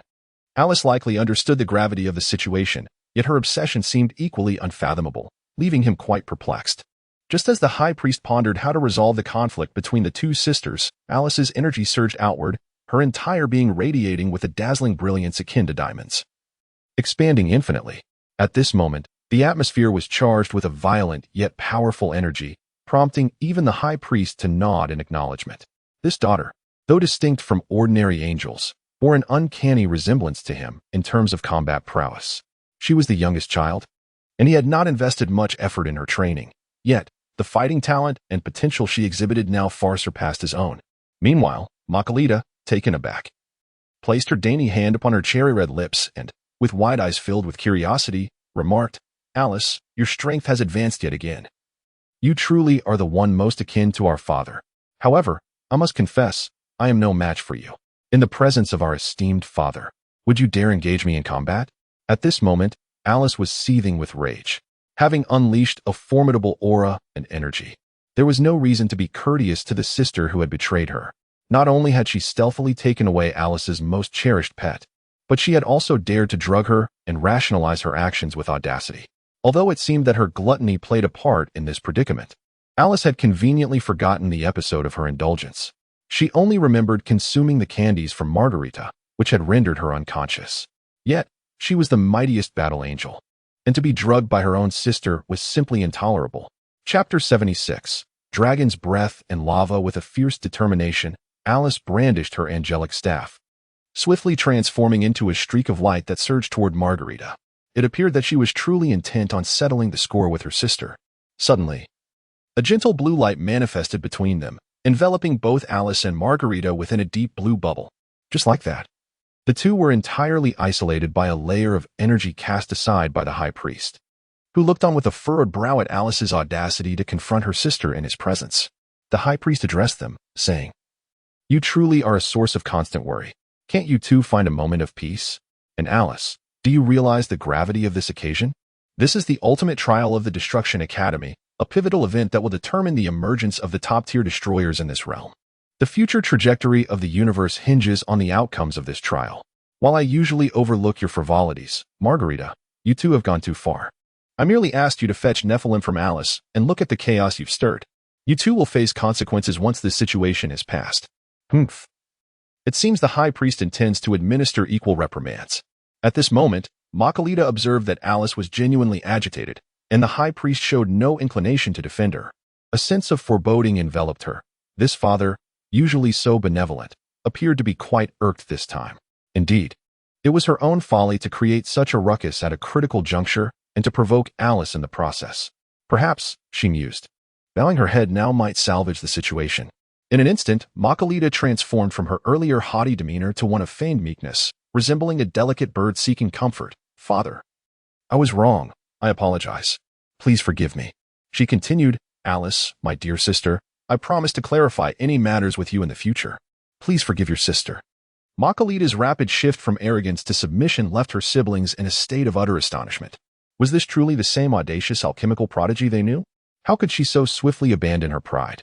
At this moment, Alice was nearly driven to roll her eyes in exasperation at her sister's outrageous antics. However, Makalita's sudden display of timidity extinguished any desire Alice had to continue the argument with her unscrupulous sister, especially with their father present. Moreover, in terms of strength, Makalita was indeed no match for Alice, yet it was evident that this was not the appropriate time to escalate the situation further. At this moment, Alice took a deep breath, gradually retracting her energy and desire for battle. She then turned her gaze towards the high priest, revealing a pure and charming smile. Her eyes narrowed, resembling the moon, exuding an air of playful innocence as if she were about to indulge in a charming display of affection. At this moment, witnessing the expressions of his two daughters, the high priest found himself in a state of exasperation. Just moments ago, they were clamoring for battle. And he pondered the folly of his actions. Was it truly worth this chaos merely to seek out a few worthy destroyer gods? Furthermore, young Alice had been overly indulged, causing an uproar at the trial assembly over a mere pet. Yet, as the high priest's mind rapidly processed the situation, he was struck by the realization that Nefarian could transform into a colossal dragon. He had never actually seen it assume its primal form as an abyssal dragon all these years, but it seemed that this time, Luo Feng might be in for considerable trouble. With the high priest's sudden interjection, Alice and Makalita ceased their playful antics. Nearby, the sisters Crixus and Bados understood the unspoken cue. One consoled Alice while the other reprimanded Makalita. Following the high priest's words, everyone's attention once again shifted to the battleground atop the ancient castle, observing the clash between the dragon Nefarian and the destroyer god apprentice Luo Feng. This battle had indeed piqued the interest of all the angelic mentors, as they had never before witnessed a destroyer god student engage in combat with a demon-like abyssal dragon. Although Nefarian was an abyssal dragon and once served as the mount and pet of the previous destroyer god king, he had been domesticated by Alice for quite some time, leaving his true battle prowess in question.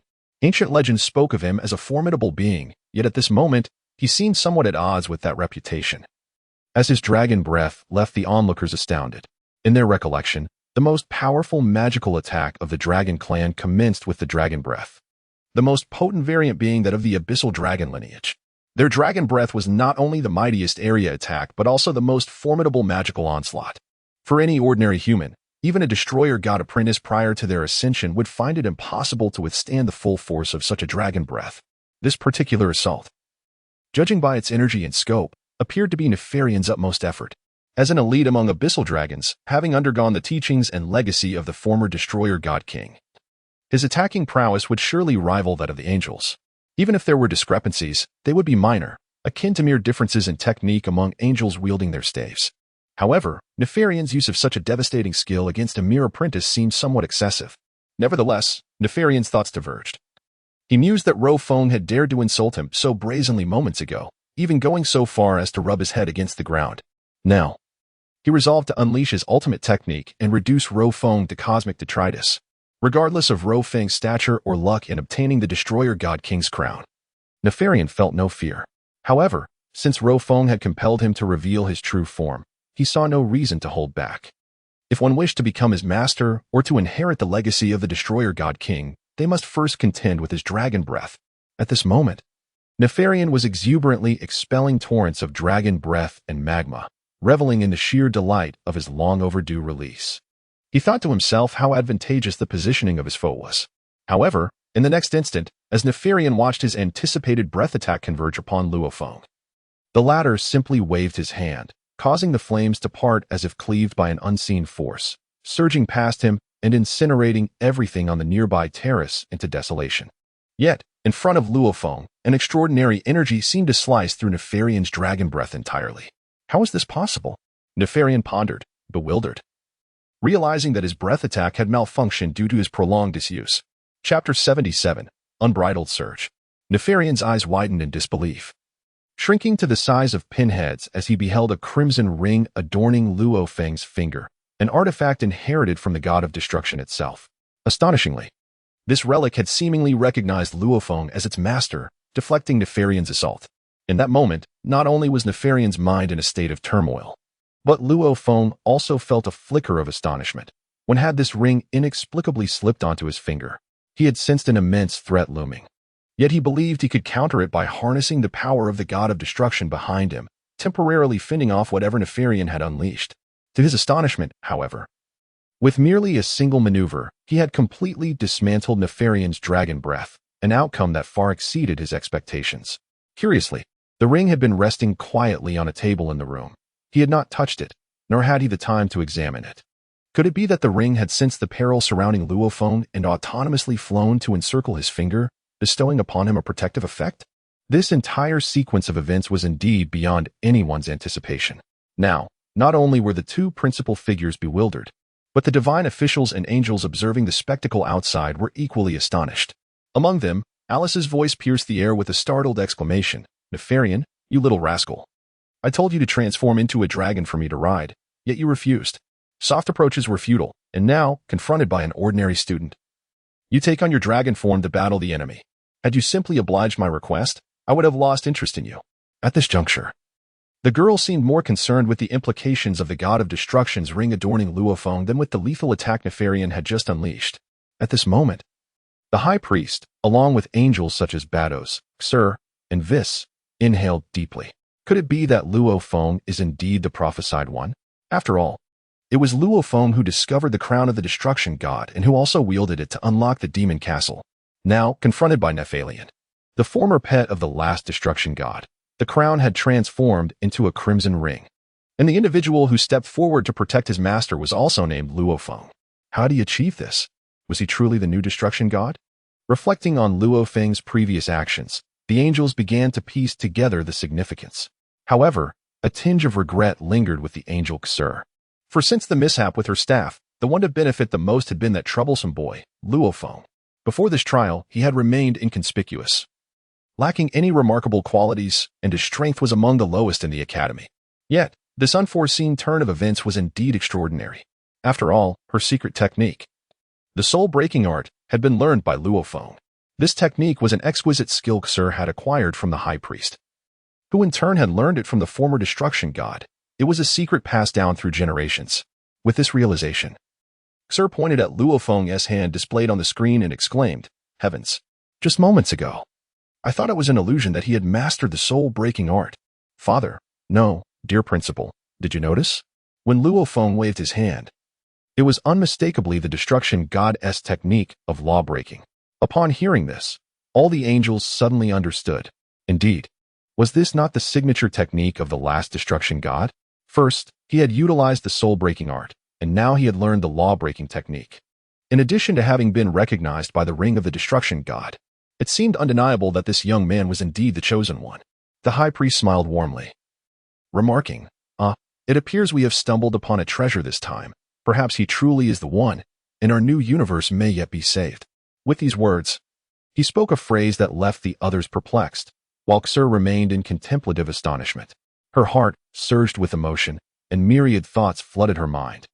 As Xur was regarded as an elder among the angels and the eldest sister among the high priest's offspring, due to Alice's interjection, the angels and the high priest refrained from scrutinizing the events unfolding in the demon castle during the trial. However, as Alice and Xur pondered, the high priest redirected his attention to the fierce battle between Luo Feng and Nefarian, for this was the most intense confrontation within the castle. The other angels, losing interest in the performances of the other students, fixed their gaze upon this pivotal clash. At this moment, Luo Feng effortlessly cleaved through Nefarian's formidable assault. In the next instant, Nefarian unleashed a torrent of energy with unrestrained vigor, yet an expression of utter bewilderment remained etched upon his face. When did this individual acquire such a skill? This was a power once possessed by the god of destruction himself. How could this young man possibly wield it? Moreover, what did that glimmer of red light in his hand signify? At this moment, not only was Nefarian taken aback, but even the instigator, Luo Feng, found himself slightly astonished. The fiery red ring that had lain upon the table moments ago suddenly soared towards him as if summoned by an unseen force, and in a peculiar manner. It slipped onto the index finger of his right hand. With a flash of crimson brilliance, the entire ring seamlessly melded into Luo Feng's being, as though it had become invisible. Perhaps this ring was merely an extension of Luo Feng's corporeal form within this realm. There was no need for the melodramatic rituals of blood oaths or sacrifices that often accompany such tales. It felt more like a long-lost belonging returning to its rightful owner. This return, however, delivered a profound shock to Luo Feng. As the fiery ring integrated into his body, an overwhelming surge of information flooded into his mind, vast and intricate knowledge pertaining to techniques. It seemed as though a plethora of destruction skills, inherited from the god of destruction, rushed into his consciousness all at once. While he was unable to immediately assimilate this wealth of knowledge into his combat prowess, it at least granted him insight into the legacy of the god of destruction. The transformation of the crown into a ring had already imparted a sense of the bizarre. Yet he had not anticipated the swiftness of its arrival or the sheer magnitude of the information bestowed upon him. Chapter 78. The Art of Destruction. At this moment, 6 forms of destructive divine power surged into Luo Feng's mind, encompassing the techniques of soul-shattering, law-breaking, body-rupturing, armor-piercing, void disruption, and space-shattering. Furthermore, the method of harnessing the energy of these techniques was thoroughly ingrained within Luo Feng's being. At this moment, Luo Feng could not afford to ponder deeply. The ring had already merged with his being, yet this was clearly not the time for such reflections, as Nefarian's unstoppable onslaught was already upon him. In this critical instant, Luo Feng waved his hand decisively, unleashing a gust of energy that manifested the devastating spell from the legacy of the god of destruction. After all, the dragon's breath was the most formidable spell for the abyssal dragon lineage, serving as their mightiest area attack. Remarkably, Luo Feng's impromptu application of this technique shattered the assault before him, the force whistling past his sides, not allowing Nefarian a moment to regain his composure. Luo Feng swiftly assessed the situation and evaded the dragon's breath attack. In the blink of an eye, he found himself beneath the colossal head of Nefarian, executing this sequence of actions with a grace reminiscent of flowing water, devoid of any discord. This brought a profound sense of exhilaration to Luo Feng's heart. The soul-shattering technique was merely a fragment of the god of destruction's legacy. The high priest had entrusted it to Kishi, sealing it within the staff, and had imparted this unique secret skill to Luo Feng. Now, the remaining 5 techniques had fully integrated into his essence.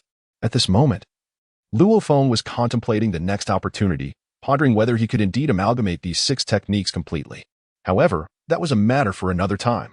Confronted by the colossal abyss dragon, Luo Feng's ordinary moves and skills seemed incapable of inflicting any significant damage. Yet, the recent display of destructive power had managed to disrupt the dragon's most formidable spell, the dragon's roar. Thus, it was time to experiment with the so-called body break technique and ascertain its formidable assault.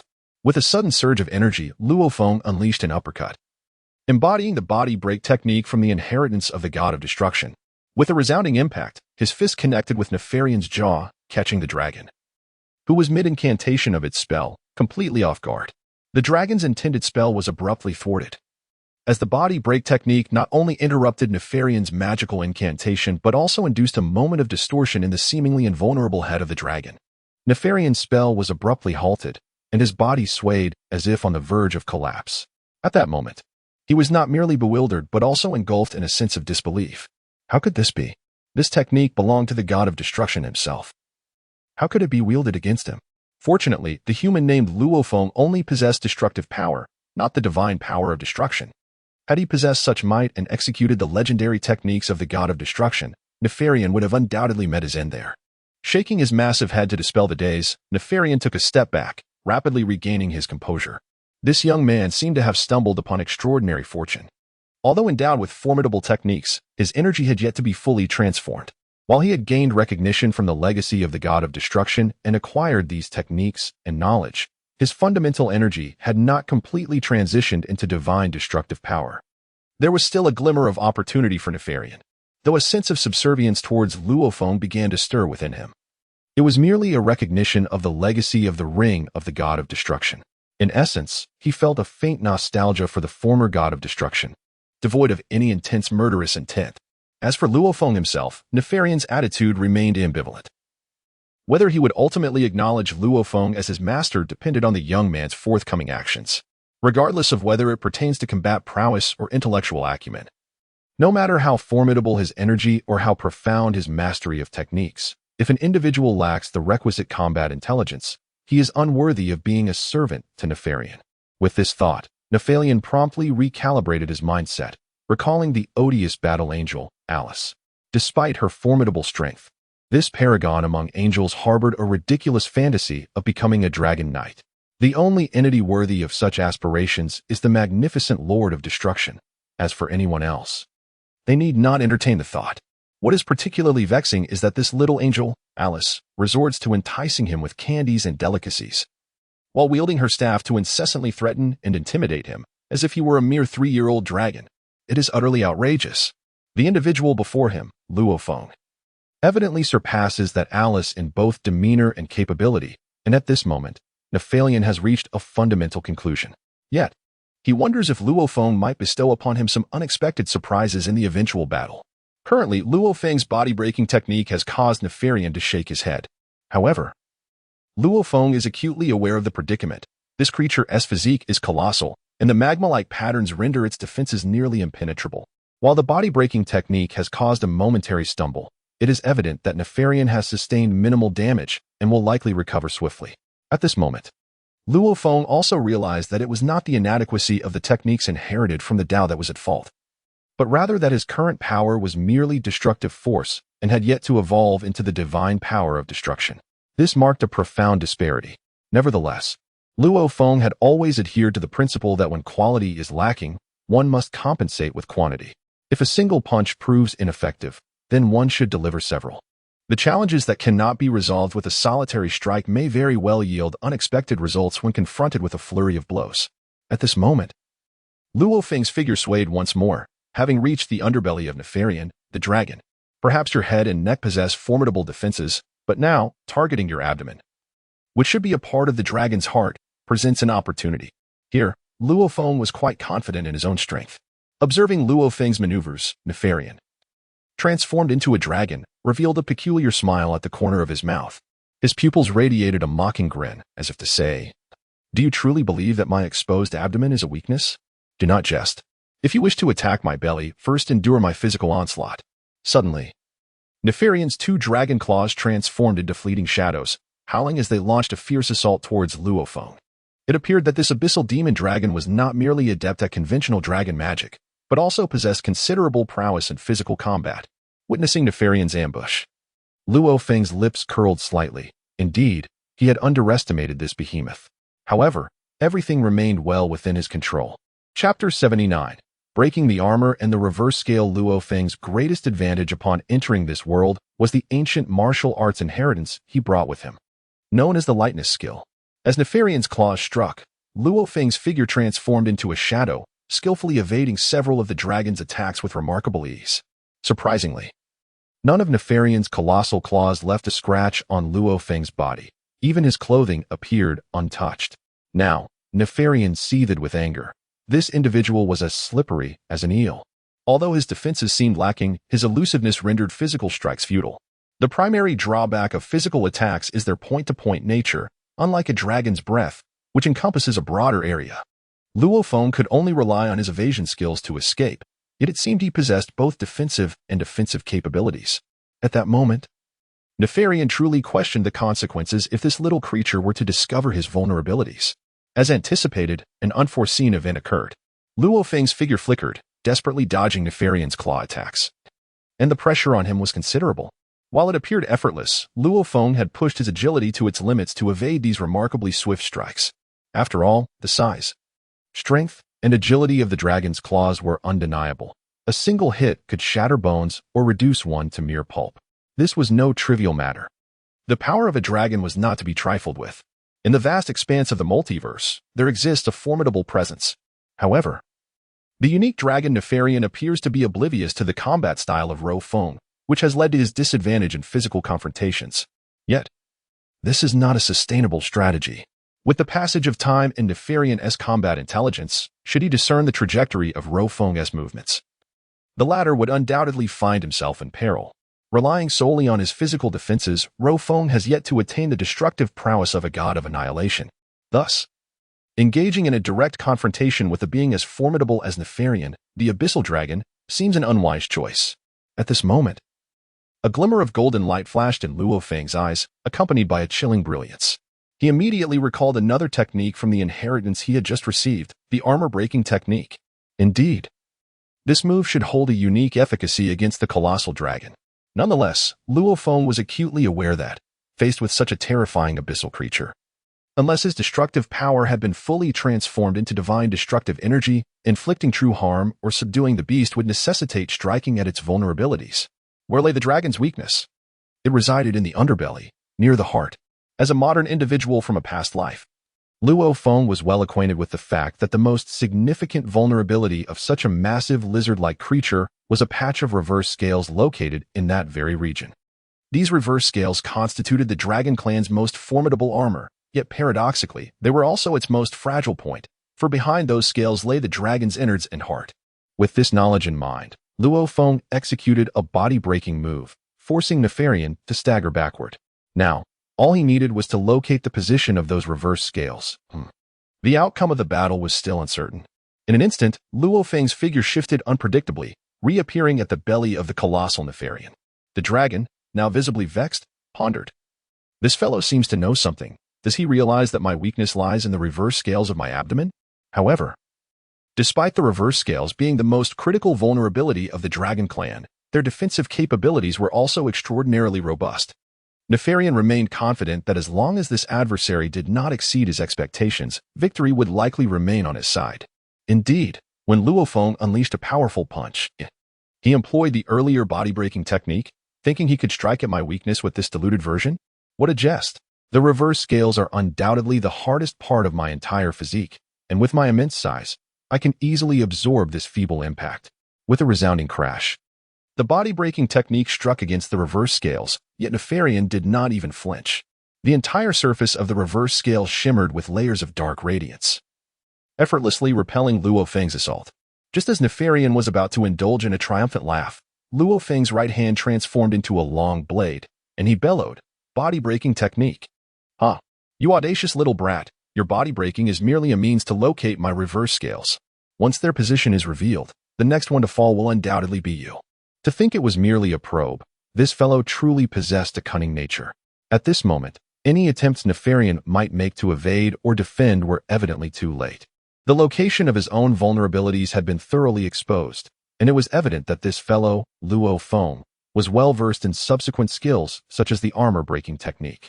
As Luo Feng transformed his fist into a palm and delivered a fierce knife hand strike to the vulnerable scales on Nefarian's abdomen, a resounding crack echoed through the air. The scales, renowned as the most resilient on the dragon's body, shattered under the force of Luo Feng's modified armor-breaking technique, leaving Nefarian in a state of shock and dismay. However, it would be unjust to deem Nefarian weak in terms of spellcasting, physical assault, and corporeal defenses. He ranked amongst the most formidable entities of this realm. Yet, facing Luo Feng, who wielded the devastating powers of the god of destruction, Nefarian felt a sense of frustration. Despite his massive wings flapping in a futile display, they served merely as a deterrent. For this ancient fortress was a stronghold designed not only against the god of destruction but also against their abyssal dragon lineage. Indeed, though transformed into a dragon, he found himself reduced to a comical sight, flailing on the terrace like a hapless duck, unable to soar into the skies due to significant weaknesses in his physical defenses. Even the mighty Nefarian dared not act recklessly. If he attempted to take flight, he could achieve 100% enhancement in power. Yet he would regard this pathetic creature with disdain. Yet, the terrifying presence in the air made Nefarian hesitant, unwilling to risk being inexplicably obliterated. This internal struggle was the source of both his frustration and fear. Luo Feng, fully aware of this dynamic, deliberately sought the vulnerable scales on Nefarian's abdomen, employing his newly acquired armor-breaking technique to shatter them. In the next moment, it was time for Luo Feng to showcase his prowess. The exhilaration of pinning a legendary dragon to the ground was immensely gratifying. Indeed, the armor-breaking technique was formidable. Such thick dragon scales and vulnerable areas had been shattered in a single strike. However, Luo Feng harbored no intent to kill. Otherwise, a combination of armor-breaking, body-breaking, and soul-breaking techniques could have swiftly dispatched this apex predator of the food chain. At this juncture, eliminating his foe was evidently not the prudent course of action. Utilizing this powerful opportunity to refine his skills seemed a far more sensible approach. Luo Feng attempted to employ the last two techniques bestowed by the god of destruction, void breaking and illusion breaking, but quickly discerned that he lacked the mastery to wield them effectively. Perhaps he would need to fully assimilate the powers of the god of destruction, allowing him to convert that destructive energy into divine might. At which point the true power of those ultimate techniques would manifest. But that was a matter for another time. For now, the four techniques, soul breaking, spell breaking, body breaking, and armor breaking mastered to a refined degree should suffice against Nefarian. In the next instant, Luo Feng's tactical acumen and method of attack transcended Nefarian's expectations. Initially, Nefarian believed that the destruction of his scales would compel Luo Feng to relent. However, observing the seemingly frail youth, it was clear he had no intention of letting up. Despite the earlier dragon breath and claw attacks being devoid of lethal intent, they still posed a threat. Luo Feng appeared invigorated, fully aware that Nefarian was unable to ascend, and thus sought to capitalize on this opportunity to strike decisively. In this moment, Luo Feng seizes the opportunity to confront the arrogant foe before him. With a swift motion, he grasps the nearly shattered reverse scale of Nefarian, the dragon, and with a sharp crack, he rips it away. The pain is so intense that Nefarian nearly loses consciousness. Although the reverse scale boasts impeccable defense, it is also the most sensitive part of his body. This insolent young man dares to tear away his dragon scale. Yet Nefarian finds himself powerless to retaliate. His massive form, unable to take flight, exposes the vulnerable reverse scale to Luo Feng's relentless assault. The agility of Luo Feng's movements is such that even Nefarian, with his dragon wings, cannot keep pace. After all, the dragon's abilities are primarily suited for aerial magical assaults and claw strikes. Close combat is not the forte of an abyssal dragon. Seizing the moment, Luo Feng aims to end the battle. He pries open the protective space of the reverse scale, while simultaneously employing his previous technique, one that could not inflict damage on the dragon, to launch a series of rapid strikes against the ordinary flesh behind the scale. Thud, thud, thud. Each punch channels destructive energy directly into Nefarian's body. This is no mere discomfort, it is a grievous injury. Behind the reverse scale lies the dragon's most vulnerable heart, and should it sustain damage, Nefarian would meet his demise. However, it is evident that Luo Feng has no intention of finishing Nefarian off with a single blow. As an inheritor of ancient martial arts, he shows no mercy to his adversaries, attacking with lethal intent. Yet, considering that Nefarian may serve as his future mount or the sole legacy left to him by the former god of destruction, sparing his life is evidently a wiser choice. Luo Feng understands that having achieved the divine legacy of the god of destruction, his next step involves traversing various universes to experience life. Thus, he must first subdue his opponent, potentially ensuring a more leisurely existence thereafter. Luo Feng possesses profound knowledge of the destruction angel lineage and the entirety of the King's lineage, as the foundational worldview and framework of the past remain clear to him. While there may be aspects unknown to him, the general situation is unmistakable. Without an ally, his future would be dull and monotonous. Consequently, there is no rationale for eliminating this invaluable aid, despite Luo Feng's relentless strikes aimed at Nefarian's vital points. The dragon, as an exceptional martial artist trained in ancient techniques, skillfully evades each blow directed at his heart, targeting instead the internal organs situated behind it. Although Nefarian's life is not immediately threatened, he is pushed to the brink of suffering. While a dragon's insides are sturdier than those of an ordinary human, they are not impervious to the devastating force of Luo Feng's attacks. Though the heart remains unscathed, the series of blows has certainly inflicted considerable damage upon his liver, spleen, kidneys, and stomach. At this moment, Nefarian found himself regretting his transformation into a dragon form. Just as the high priest and the angels were intently observing Luo Feng delivering a brutal beating to the dragon Nefarian, a sudden distortion rippled through the scene before them, morphing it into a colossal black vortex. At this moment, Whis exclaimed, "Is it possible that someone has successfully inherited the legacy of the god of destruction? Is it about to be transmitted?" The scene before them had completely severed, and the black vortex grew larger and larger. The high priest had fully concentrated his attention on this temporal gate. It seemed that Whis' judgment was indeed quite accurate. It was truly uncertain who the first to accept the legacy of the god of destruction would be. As the spatial gate gradually stabilized, a peculiar wave of energy abruptly emanated outward. In the next instant, a figure strode forth from the spatial gate with an air of dominance, and to everyone's astonishment, it was Beerus. Who would have thought that this fellow would be the first to emerge from the temporal gate? It appeared that this individual was indeed a prodigy within the academy. Immediately, everyone's gaze fixed upon Beerus's left ear, and in the next moment, they discovered a dazzling golden earring adorning it. This was the earring signifying the inheritance and recognition of the position of the god of destruction. It seemed that Beerus had indeed achieved a notable success. Upon closer inspection, Beerus's countenance appeared somewhat distinct from that of a typical god of destruction. He seemed to have grown leaner, perhaps a reflection of the influence of the divine inheritance.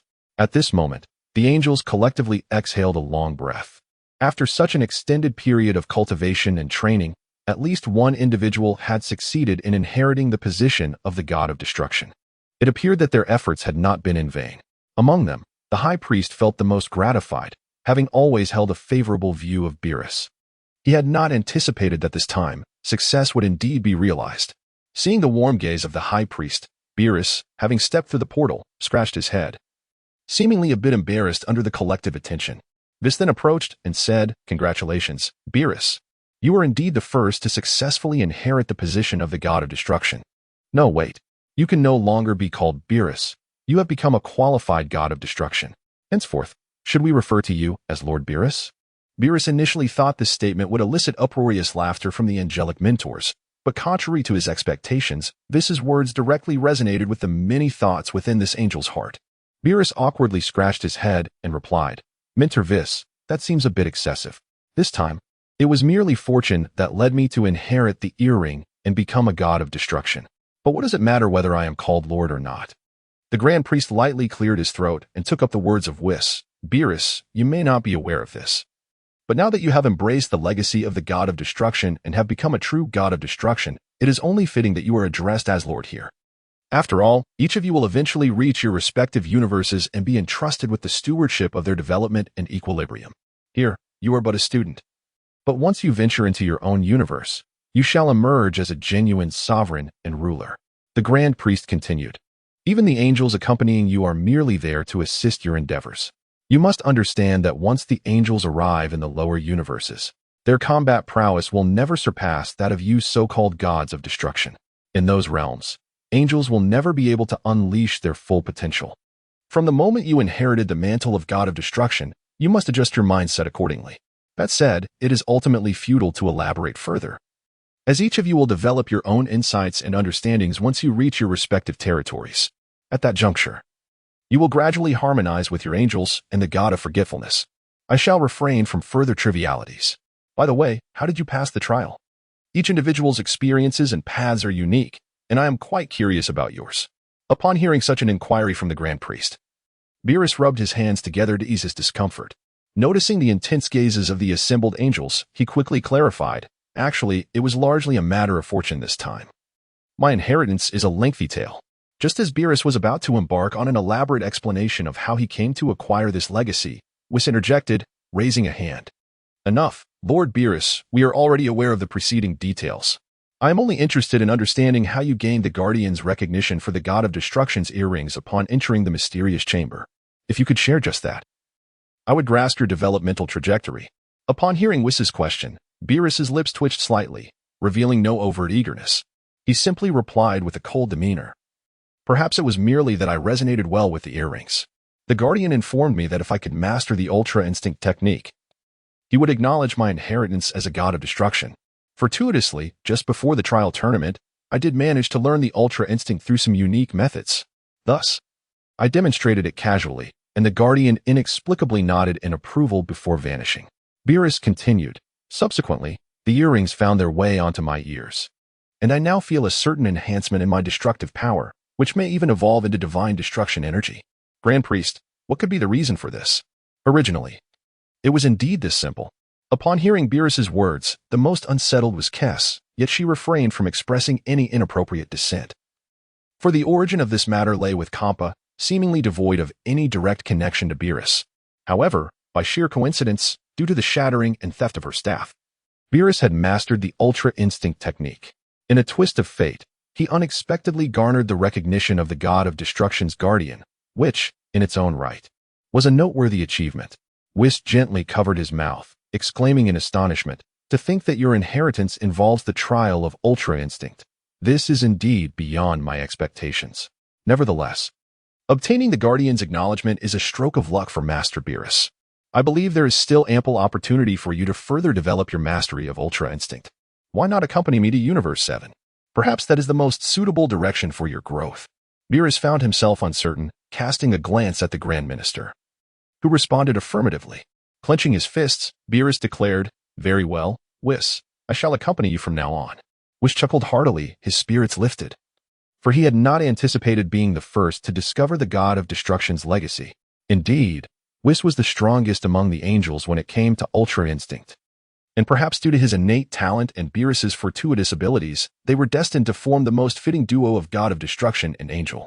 At that moment, Beerus felt an overwhelming sense of joy and lightly patted Whis on the shoulder, casually stating, "As for you, Angel Mentor, let's refrain from formalities. Upon arriving in our regional universe, I shall be both your mentor and servant, while I remain a neutral observer. The development and strength of our regional universe will ultimately hinge on Master Beerus's efforts. But what is this transformation of the destructive power within me into God of Destruction power?" Whis chuckled softly. "Do not fret. This is a natural progression. What you have learned in our God of Destruction Academy thus far is merely the foundational destructive power. Once you receive the acknowledgement of the God of Destruction's inheritance earrings, the destructive power within you will gradually evolve into God of Destruction power. At that juncture, your strength will undergo a tremendous elevation. Without a certain level of power, how could one possibly aspire to dominate the vast cosmos? Very well, take some time to rest and allow the transformation of your God of Destruction power to commence. As for the extent of your God of Destruction power's enhancement, it will depend on the contributions you make to the universe. The better and stronger the universe develops, the more your strength will rise correspondingly. As for any uncertainties, we shall deliberate further in the realm beyond. To my astonishment, I have become the pioneer of this universe." A truly unexpected turn of events. Observing Vis's triumphant demeanor, Makalita and Alice clenched their jaws, itching to voice their thoughts, yet they were silenced by the High Priest's gaze. Just as Whis concluded his remarks, the space-time portal before them pulsed with an unusual energy. "Oh, who might be the fortunate soul to inherit the power of the God of Destruction? My anticipation is palpable." However, the next figure to emerge was a corpulent foot. A wave of skepticism washed over the crowd. Could it truly be that rotund fellow? Indeed, contrary to expectations, the second to step forth was none other than Hmph. Unlike Beerus, who emerged with resolute poise, Hmph appeared utterly bewildered, patting his excessively large belly as he clumsily squeezed through the portal. Chapter 82. The ascendancy of the glutton. The sight of this befuddled individual elicited muffled laughter from the assembled angels. This fellow always played the role of comic relief wherever he went. Nevertheless, upon noticing the God of Destruction earrings adorning his ears, a collective sigh of relief swept through the onlookers. Regardless of the circumstances, it seemed that he had indeed been recognized as a worthy successor of the God of Destruction's legacy, thus adding another esteemed member to their ranks. It appears fortune has smiled upon them, and perhaps, as the High Priest predicted, there may yet be more than 10 gods of destruction in total. Yet, each individual's journey is uniquely distinct. Feeling the weight of the collective gaze upon him, Hmph sensed an air of awkwardness. What was this scrutiny directed at him? Upon spotting Beerus nearby, he felt a wave of relief. At least Beerus had exited before him, indicating that their joint efforts had borne fruit. At that moment, the High Priest cleared his throat, interrupting the assembly, and inquired, "Hmph, how did you earn the recognition of the Guardian?" This question seemed to strike a nerve with Hmph, who awkwardly fidgeted, rubbing his hands and scratching his head. The High Priest continued, "Speak freely. The methods of gaining recognition vary. Each individual's path and fortune are distinct. Since you have garnered the approval of the earrings, it indicates that you possess your own unique qualities." Under the expectant gazes of the crowd, Hmph, summoning his resolve, gritted his teeth and recounted. "My experience in that room was quite peculiar. The figure clad in black robes actually demanded that I consume an entire table of food. Only by finishing everything could I inherit the legacy of the God of Destruction and gain the earrings recognition. That was the crux of the matter. I exerted every ounce of strength to devour the entire feast before me, regardless of its flavors. Admittedly, I did not scrutinize the taste much, but at the very least, it was quite filling. Just look at me. I appear more like a glutton than a person. Upon uttering these words, the assembled angels and the high priest were momentarily taken aback. It was indeed astonishing to learn that the legacy and recognition of the god of destruction could be attributed to a mere gourmand. One could only wonder how this Epicurean managed to attain such extraordinary fortune to inherit the title of god of destruction. If it were akin to the luck of Beerus, who mastered the ultra instinct with considerable prowess, they might have found it more palatable. However, to witness someone like Hmph, who seemingly relied solely on his appetite to gain divine status, was unprecedented in both ancient and modern times. Well, in light of this revelation, the high priest cast a sidelong glance at Hmph, feeling a sense of exasperation. Although he held the title of headmaster and the highest authority here, the method of recognizing each earring's master was not within his purview. No matter how peculiar the means, they were bound to accept it. Regardless, having a second god of destruction who had attained divinity was, at the very least, a fortuitous development. The high priest then surveyed his offspring and remarked, "What do you think? Though Hmph's achievements may seem somewhat amusing, he is nonetheless a qualified god of destruction. Let us consider which universe would best suit Lord Hmph's development." This address left Hmph momentarily bewildered. "Headmaster, what does this mean?" The high priest proceeded to elucidate. Upon becoming a true god of destruction and being assigned to oversee various universes, one inevitably becomes the sovereign of that universe. This role not only entails dominion, but also the responsibility of fostering the development of each universe. Thus, addressing him as Lord is entirely justifiable. Oh, so it was merely a matter of a meal that distinguished the student from the master, Hmph mused internally, lamenting that had he known it was this simple, he might not have exerted himself so diligently in his training. At this moment, Bardos smiled and remarked, "Lord Hmph, I find your style and prowess to be quite befitting of our sixth universe, which belongs to the universe of surprises. This way, you and your brother can both ascend to become the wild gods of the universe of surprises." Bardos continued, "Although your path to divinity is through consumption, it seems I share a keen interest in gastronomy as well. It appears we resonate quite harmoniously in this regard. Thus, would you accompany me to the sixth universe?" Hmph. "Surely, no one harbors any objections?" The assembly was taken aback that Bardos had taken a liking to a gourmand, yet there were no dissenting voices. In other domains of exceptional talent, they might have considered vying for supremacy, but when it came to a god of destruction who ascended through gluttony, it seemed that Bardos was the only angelic candidate who held any interest in this peculiar fellow. At this moment, a disdainful gaze from Beerus pierced through the air. After all, the legacy he had acquired was rooted in genuine power. The ultra instinct technique was not something any mere destroyer could master. Yet here was Hmph, making a complete fool of himself, a being who had ascended merely through indulgence. It was truly a spectacle of absurdity that this individual could be his counterpart as a destroyer of the universe. Contemplating this was indeed a source of embarrassment. However, now was not the time to dwell on such matters, for they were merely the first two among the ranks of destroyers. The peculiar choices that lay ahead remained an enigma even to Beerus. "Very well, since we are here, we shall accept our fate. Now is not the time to deliberate over such matters. We must hasten to transform our destructive power into divine might. As the high priest has just stated, only by elevating one's divine energy to its utmost can we restore the universe to its rightful path. The strength of the universe is intrinsically linked to our own.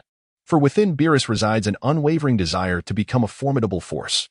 Consequently, the two pondered why the title of Lord was necessary and why, within the cosmos below, the angelic race seemed unable to exert their full strength. However, these questions lay distant from their current reality. Perhaps in their respective universes, they would uncover the answers they sought. Thus, Whis and Beerus each selected their desired destroyer god, while the angels nearby felt a twinge of anxiety. Who could predict how many would emerge as qualified destroyer gods from the portal of time and space, and whether they would resonate with them? This uncertainty weighed heavily on everyone's hearts. Once a qualified destroyer god is chosen, they would embark into the cosmic realm to forge their destinies. Yet, if an unworthy companion were to emerge, they would have no choice but to return with the high priest to the palace of the Omni King. Nevertheless, all of this is governed by fate. One cannot force such matters, for the angels maintain a commendable mindset in this regard. They fully understood that a forcibly acquired fruit is seldom sweet. As a few more figures gradually emerged, They too were selected by the angels as their chosen destroyer gods for their respective universes. It appeared that the harvest this time was quite fruitful, and the high priest nodded in silent approval. Originally, he had anticipated that 6 to 8 qualified destroyer gods would emerge, which would suffice to meet his expectations. However, with 9 candidates having successfully inherited the role, it seemed that this endeavor of establishing the academy had far exceeded its objectives. Chapter 83.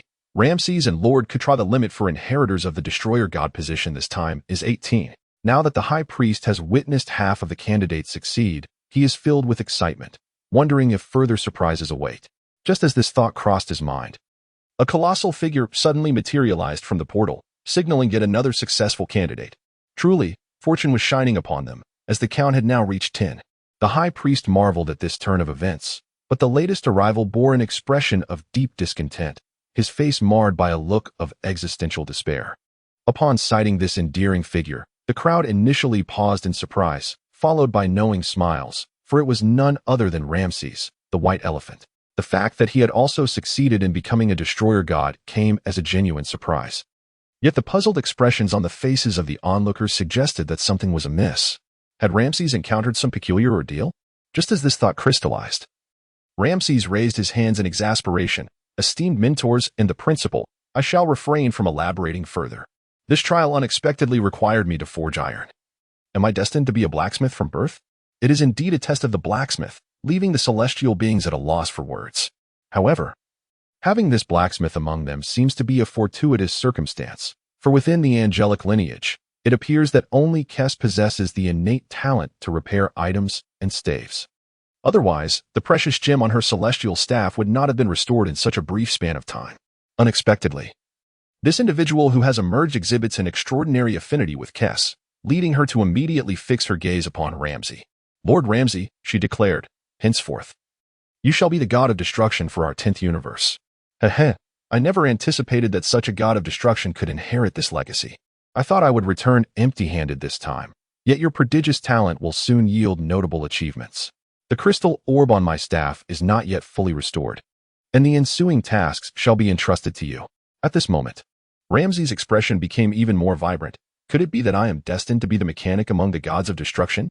Nonetheless, he mused. His lack of interest in battles and conflicts might indeed align well with the pursuit of research and metallurgy. Thus, amidst laughter and merriment, the crowd observed as Ramses stepped into the ranks of Crix. This time, the wait was brief, as another figure swiftly emerged from the portal. This individual appeared rather slender, causing the angels to momentarily pause. Was this not the fellow who often delighted in donning the guise of a jester? It was indeed surprising that he too had garnered the recognition necessary for the inheritance of the title of God of Destruction. The high priest inwardly sighed with satisfaction. This marked the 11th candidate. It seemed there was a chance for a bountiful return. Initially, he had never entertained the notion of achieving the perfect scenario where all 18 candidates would ascend to become gods of destruction. Such a thought had never dared to cross his mind. However, upon seeing the flustered expression of the newcomer, who appeared somewhat unwell, his attention was drawn. This young man promptly directed his gaze towards the angel, Margarita, exclaiming, "Thanks to your guidance, dear teacher Margarita, my trial involved concocting alchemical potions. Fortunately, I have learned quite diligently from you in this regard. I have managed to pass the trial and secure the divine inheritance of the god of destruction. What do you say, Margarita? May I join you in your endeavors from now on?" At this moment, Margarita furrowed her brows in disbelief, realizing that within the realm of the god of destruction's legacy, there was an alchemical trial. Astonishingly, this fellow, Wei had obtained the inheritance of the god of destruction through alchemy. It seemed that fate had woven its intricate threads, and now was not the time for refusal. Initially, she had intended to retreat into a secluded corner to diligently study her alchemical pursuits. Yet with the emergence of a god of destruction who had successfully passed the alchemical trials before her, it was indeed a rare opportunity. With this in mind, Margarita relaxed her troubled expression and smiled, saying, "We warmly welcome you, Lord Wei, to join our 11th universe as its god of destruction and sovereign. Once we arrive in the 11th universe, we can delve deeper into the study of alchemy, which would be a splendid choice." It appeared that this venture would yield significant rewards, as the gaze of the high priest grew increasingly expectant. The portal before them shimmered with an unusual energy, hinting at further surprises. Could it be that a 12th individual would emerge as the next successful god of destruction? The high priest's eyes sparkled with anticipation. Might this individual be the one named Luo Feng? Although Nefarian had been subdued by him and had yet to reappear. Could this young man possess some extraordinary twist of fate? Just as this thought crossed his mind, an unexpected scene unfolded before the high priest. Emerging from the portal was not Luo Feng, but rather a small mouse, an unexpected figure among their students, Quidalara. At this moment, Ketla adorned his ears with the earrings symbolizing the position of the god of destruction, and a collective sigh of relief swept through the assembly of angels. Another god of destruction had successfully inherited the divine title. However, the peculiar demeanor of Ketla, resembling a small mouse, drew attention as he pointed at the portal, muttering incoherently, entirely lacking the grandeur befitting a deity of destruction. What peculiar encounter had he faced? The high priest's lips twitched imperceptibly before he inquired, "What troubles you, Lord Ketla?" Noticing the gazes fixed upon him, including those of several others who had successfully accepted the legacy of the god of destruction, Ketla sighed in resignation. What is happening here? Who devised this inheritance test? It is utterly preposterous. Seeing Ketla's disgruntled expression and his incessant complaints piqued the interest of the other gods of destruction. Could it be that he had truly encountered something extraordinary? As Ketla recounted his experience, laughter erupted among the assembly. For the guardian he faced in the chamber had demanded he solve a set of middle school math problems. Was not the essence of the god of destruction defined by strength, power, and character? What relevance did mathematics have in this context? Fortunately, Ketla's intellect was not so diminished that he would falter in his divine inheritance over such trivialities. Otherwise, he would have become the most tragic god of destruction in existence. Yet, even after considerable time had elapsed, Ketla's anger remained unassuaged. What connection did his divine inheritance have with mathematical problems? While Ketla was consumed by indignation, at least the 12 gods of destruction had fully established their positions, much to the satisfaction of the high priest.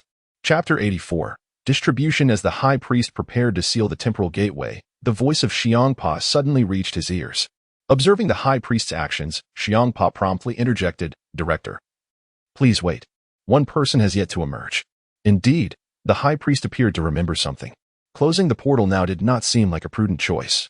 However, exposing the strength and experiences of the young one before the assembly of gods of destruction might also prove detrimental. It seemed wise to defer the matter for the time being. A subtle smile graced the high priest's face as he replied, "I know whom you refer to. Do not fret, Hmph. I will make appropriate arrangements.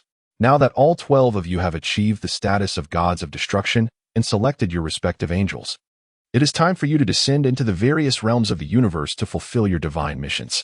As your director, I shall present you with a grand gift. Pay close attention." With that, the high priest ascended into the air, a faint blue energy emanating from his hands, and with a swift motion, he unleashed it. The high priest descended, channeling a surge of energy directly into the ground of the podium. This series of actions left not only the newly anointed god of destruction utterly bewildered, but also the surrounding angels, who were equally perplexed. Pondering what antics this paternal figure was up to, a subtle smile graced the lips of the high priest, hinting at an enigmatic intention. As his divine power seeped into the earth beneath the podium, in the next moment, a thunderous rumble echoed throughout the entire Academy of Destruction. Was it an earthquake? Or was the very institution on the brink of collapse? Amidst the murmurs of speculation and disbelief, the ground beneath them began to fissure, revealing layers of division. The once solid land suspended in the void shattered into 12 distinct fragments, perhaps a testament to the high priest's formidable prowess. As the earth split apart, colossal rocks and debris from the Academy manifested before them. Having completed this extraordinary feat, the high priest offered a benevolent smile, declaring, "I have divided the Academy of Destruction into 12 pieces. Each of you, inheritors of the god of destruction's legacy, shall receive a fragment of this academy.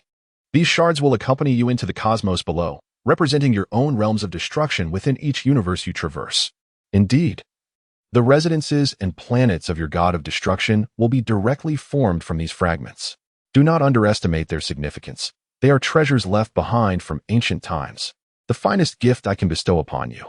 It became clear that the origins of the god of destruction were intertwined with fragments of the academy, each individual receiving a distinct portion. Beerus and Hmph acquired a kitchen and a playground, respectively, while Quitella received a library, and Ramsey surprisingly obtained a warehouse. Such are the varied circumstances of each individual. Even the most frustrated among them Whis sighed resignedly at the sight of a chemistry lab.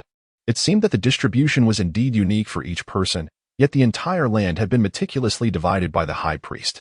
With a grand gesture, the high priest dismissed further dialogue, stating, "Return to your respective universes. Should you have any inquiries, consult your own angels. I shall refrain from elaborating further, as there are subsequent matters ahead." The assembly nodded in agreement, choosing not to dwell on forthcoming issues. Hmph cast a glance at the high priest, hesitating to speak.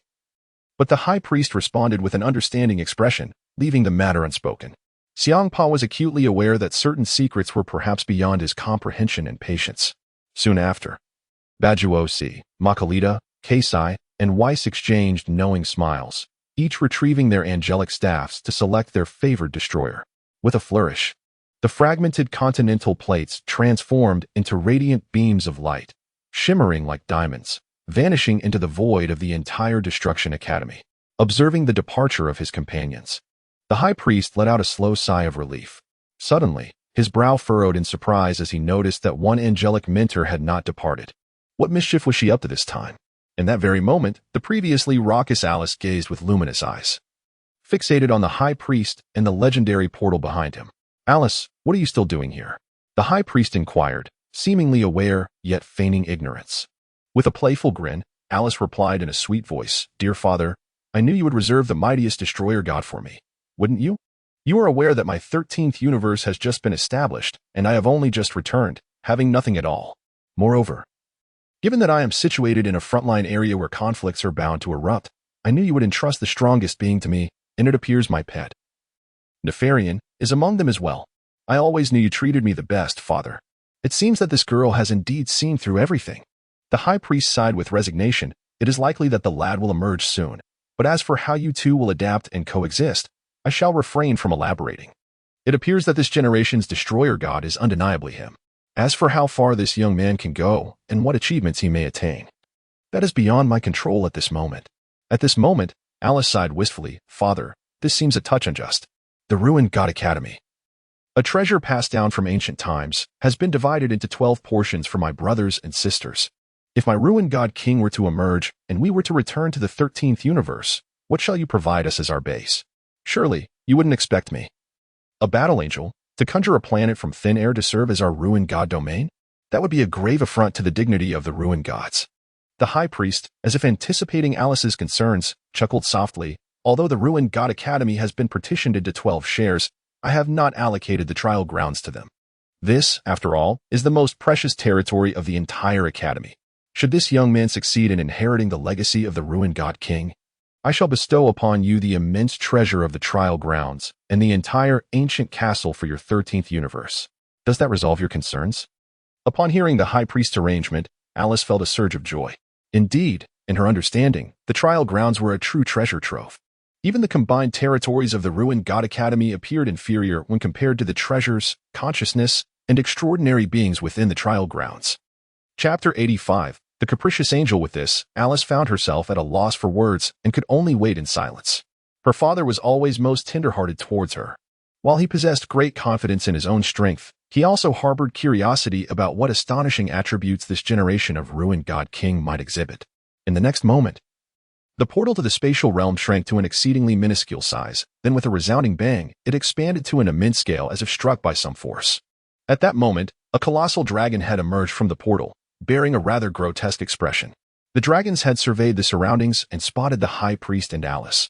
To their surprise, a flicker of reluctance and grievance glimmered in the dragon's eyes, as if it had encountered its kin. The dragon head attempted to retreat through the portal, displaying a countenance of shame. Just then, a resounding thud echoed from behind, accompanied by a mournful wail from Nefarian's head. Well then, since evasion was futile, it was time to confront the situation with courage. As Nefarian let out a pained cry, the entire body of the dragon gradually emerged from the swirling portal. With Nefarian's massive form fully exiting, a black-haired youth stood quietly atop his head, none other than Luo Feng, the one who had instigated Nefarian's existential crisis. Indeed, when dealing with such a malevolent dragon, notions of inheritance and camaraderie are mere illusions. It is the sheer force of your fist that compels such a proud creature to submit. Although Nefarian still harbored some minor grievances, he obediently soared out of the spatial realm under the gentle reassurance of Luo Feng. departing from the world refinement domain and returning to the podium of the Destruction God Academy. Upon witnessing the podium, now completely enveloped in an ethereal state, Luo Feng was momentarily taken aback. Had he returned a tad too late? It seemed as though something peculiar had transpired here. Was he truly the only student who had successfully completed the trial? Yet, the aura and fluctuations surrounding him appeared to diverge from his expectations. However, now was not the time for inquiries. Luo Feng remained silent, his gaze piercing as he observed the smiling high priest and the eagerly anticipating Alice. To his astonishment, his angel turned out to be none other than Alice herself. Although he had little acquaintance with her in his past life, he was well aware from his current memories that Alice was the high priest's most cherished daughter, without exception, and the only battle angel among her kin. While other angels in the lower realms were unable to unleash their full combat potential, each possessed unique talents and inclinations. Alice, despite her exquisite beauty and graceful form, occasionally received the high priest's true teachings regarding combat prowess. Though she could be somewhat headstrong, Luo Feng held no objections to having such a captivating companion. While Alice felt a sense of relief, recognizing that the Destruction God King and his steed had successfully attained the acknowledgement of the Destruction God King's legacy, she couldn't help but feel discontented. All her intricate scheming to become a dragon knight now seemed in vain. Nefarian, that spineless little pet, had genuinely been tamed by Luo Feng. Did this mean her plans were thwarted? However, a spark of cunning ignited within her. If she could manage to win over Luo Feng, might her aspirations of becoming a dragon knight still be realized? The high priest, oblivious to Alice's myriad of thoughts, offered no clarification to Luo Feng, simply stating with a lightness in his tone, "Congratulations, Luo Feng, you have indeed acquired the legacy of the Divine Lord. However, you still have a considerable distance to cover before reaching that esteemed level. Your journey in the lower realms will require diligent training. Strive to surpass the limits of that Divine Lord's power. I hold great faith in your potential." Luo Feng responded with an understanding glance towards the high priest. Strengthening himself was his ultimate goal. Irrespective of the high priest's words, he was determined to inherit the legacy of the Destruction God King. Through his recent battle with Nefarian, he had gleaned profound insights and abilities. To consider the Destruction God King as his final destination would be a jest. He was resolute in his desire to surpass the Destruction God King and become the strongest entity in this world. That was the aspiration and dream nestled within Luo Feng's heart. Yet, he realized that discussing such matters now seemed rather inappropriate and ill-timed. Although Luo Feng has comprehended a portion of the legacy and energy of the God of Destruction, the complete transformation of the destructive power within him into the power of the God of Destruction is a protracted journey. Furthermore, elevating this power to that of the God of Destruction King is not a feat that can be achieved merely through diligent effort. The high priest spoke lightly, and Luo Feng could only nod in acknowledgement. "All right, esteemed high priest, may I inquire about the universe I am destined to visit?" A glimmer of excitement sparkled in the high priest's eyes. "Without a doubt, it is the 13th universe. Although this universe possesses certain peculiarities that may present a challenge to you, there is also a stroke of fortune in your path. You will encounter Alice, my most cherished daughter and the most formidable battle angel. While you may face unforeseen dangers and difficulties within the 13th universe, I believe that if you and Alice collaborate effectively, you will undoubtedly elevate the 13th universe to new heights." The high priest continued, "Moreover, as a reward for your acquisition of the God of Destruction King's legacy and due to the unique circumstances of the 13th universe, you are permitted to make a special request. As long as it lies within my capacity, I shall fulfill it without exception." With this assurance, Luo Feng felt a sense of relief. His greatest concern had been that, despite the overwhelming power of the God of Destruction across the various universes, each God of Destruction possesses inherent weaknesses. To develop a universe, it is imperative to equip it with one or more competent realm kings. The duty of the realm kings is to continuously create planets and universes, while the God of Destruction eliminates the inferior creations. Thus, a cycle of creation and destruction ensues, aided by angels, fostering a positive developmental loop for the universe. At this moment, however, Luo Feng's primary worry was the symbiotic existence between the realm kings and the God of Destruction. Should a realm king tragically fall to an enemy, the God of Destruction, as a life entity intertwined with the realm king, would also perish inexplicably. In other words, even if Luo Feng's power is formidable, if the realm king of his universe is eliminated, he too would meet a dire fate, devoid of any chance for survival, while the angels, as overseers and guides, remain untouched. Contemplating this, Luo Feng felt that even though he had attained the legacy of the God of Destruction King, his own strength had yet to reach a level capable of encompassing the entire lower realm of the universe. Chapter 86. The God of Realms. At this moment, Luo Feng's mind was racing. He glanced at the Grand Priest and said, "Very well, esteemed Grand Priest, I have no other demands. Regardless of the form the next universe takes, I shall strive to develop it into the most formidable realm. However, I do have one request. I will choose my own universe king, and you need not concern yourself with that matter. Of course, if no suitable candidate presents themselves, I will seek alternative solutions. But I refuse to have my life constrained by a feeble universe king. If you cannot acquiesce to this request, then I shall forego the title of Destroyer God." Indeed, the Grand Priest met Luo Feng's gaze with understanding. "I know you are not easily deceived like the average Destroyer God. Therefore, I shall grant you this privilege. However, you must understand that without a universe king, your universe will struggle to thrive. Moreover, if your universe experiences little growth, your power as a Destroyer God will stagnate at the level you attained during your inheritance. To advance your energy or bolster your strength, your development will be intricately linked to the progress of your universe. In other words, the better your universe develops, the stronger you will become. I trust you are already aware of this from your inheritance?" Luo Feng nodded in agreement, fully recognizing the truth in the Grand Priest's words. After all, the development of the universe is indeed proportional to one's strength. After such extensive discourse, Luo Feng exhibited no particular reaction, prompting a silent sigh from the Grand Priest, who believed this fellow had come to understand the gravity of the situation. Now, it was time for the Grand Priest to reveal his hand. The Grand Priest paused, cleared his throat, and slowly began. "Luo Feng, you are aware that your inheritance differs from that of other Destroyer Gods." Luo Feng nodded lightly, acknowledging that such secrets would hardly remain concealed before the Grand Priest. Seeing Luo Feng's acknowledgement, the Grand Priest felt no further hesitation and promptly stated, "Setting aside the matters of strength, since you have inherited the title of Destroyer God, you must fulfill the responsibilities that come with it. Additionally, could you possibly reduce the size of your companion here?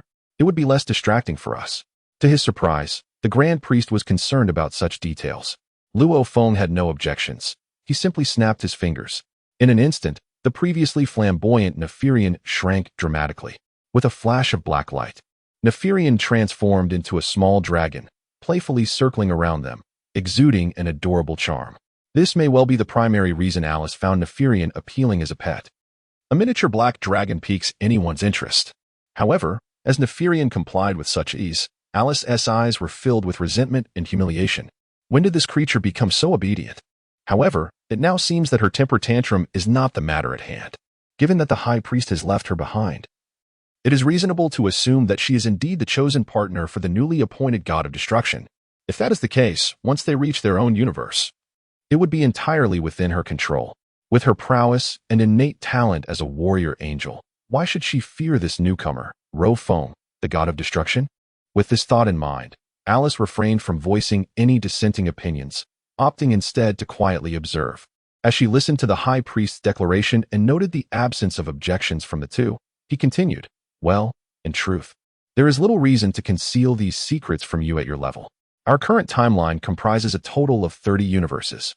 A flicker of surprise crossed Luo Feng's eyes at the mention of such a multitude. In his recollections, the Dragon Ball world had only 12 universes, with whispers of a maximum of 18, as 6 had been eradicated by the Omni King due to their poor performance.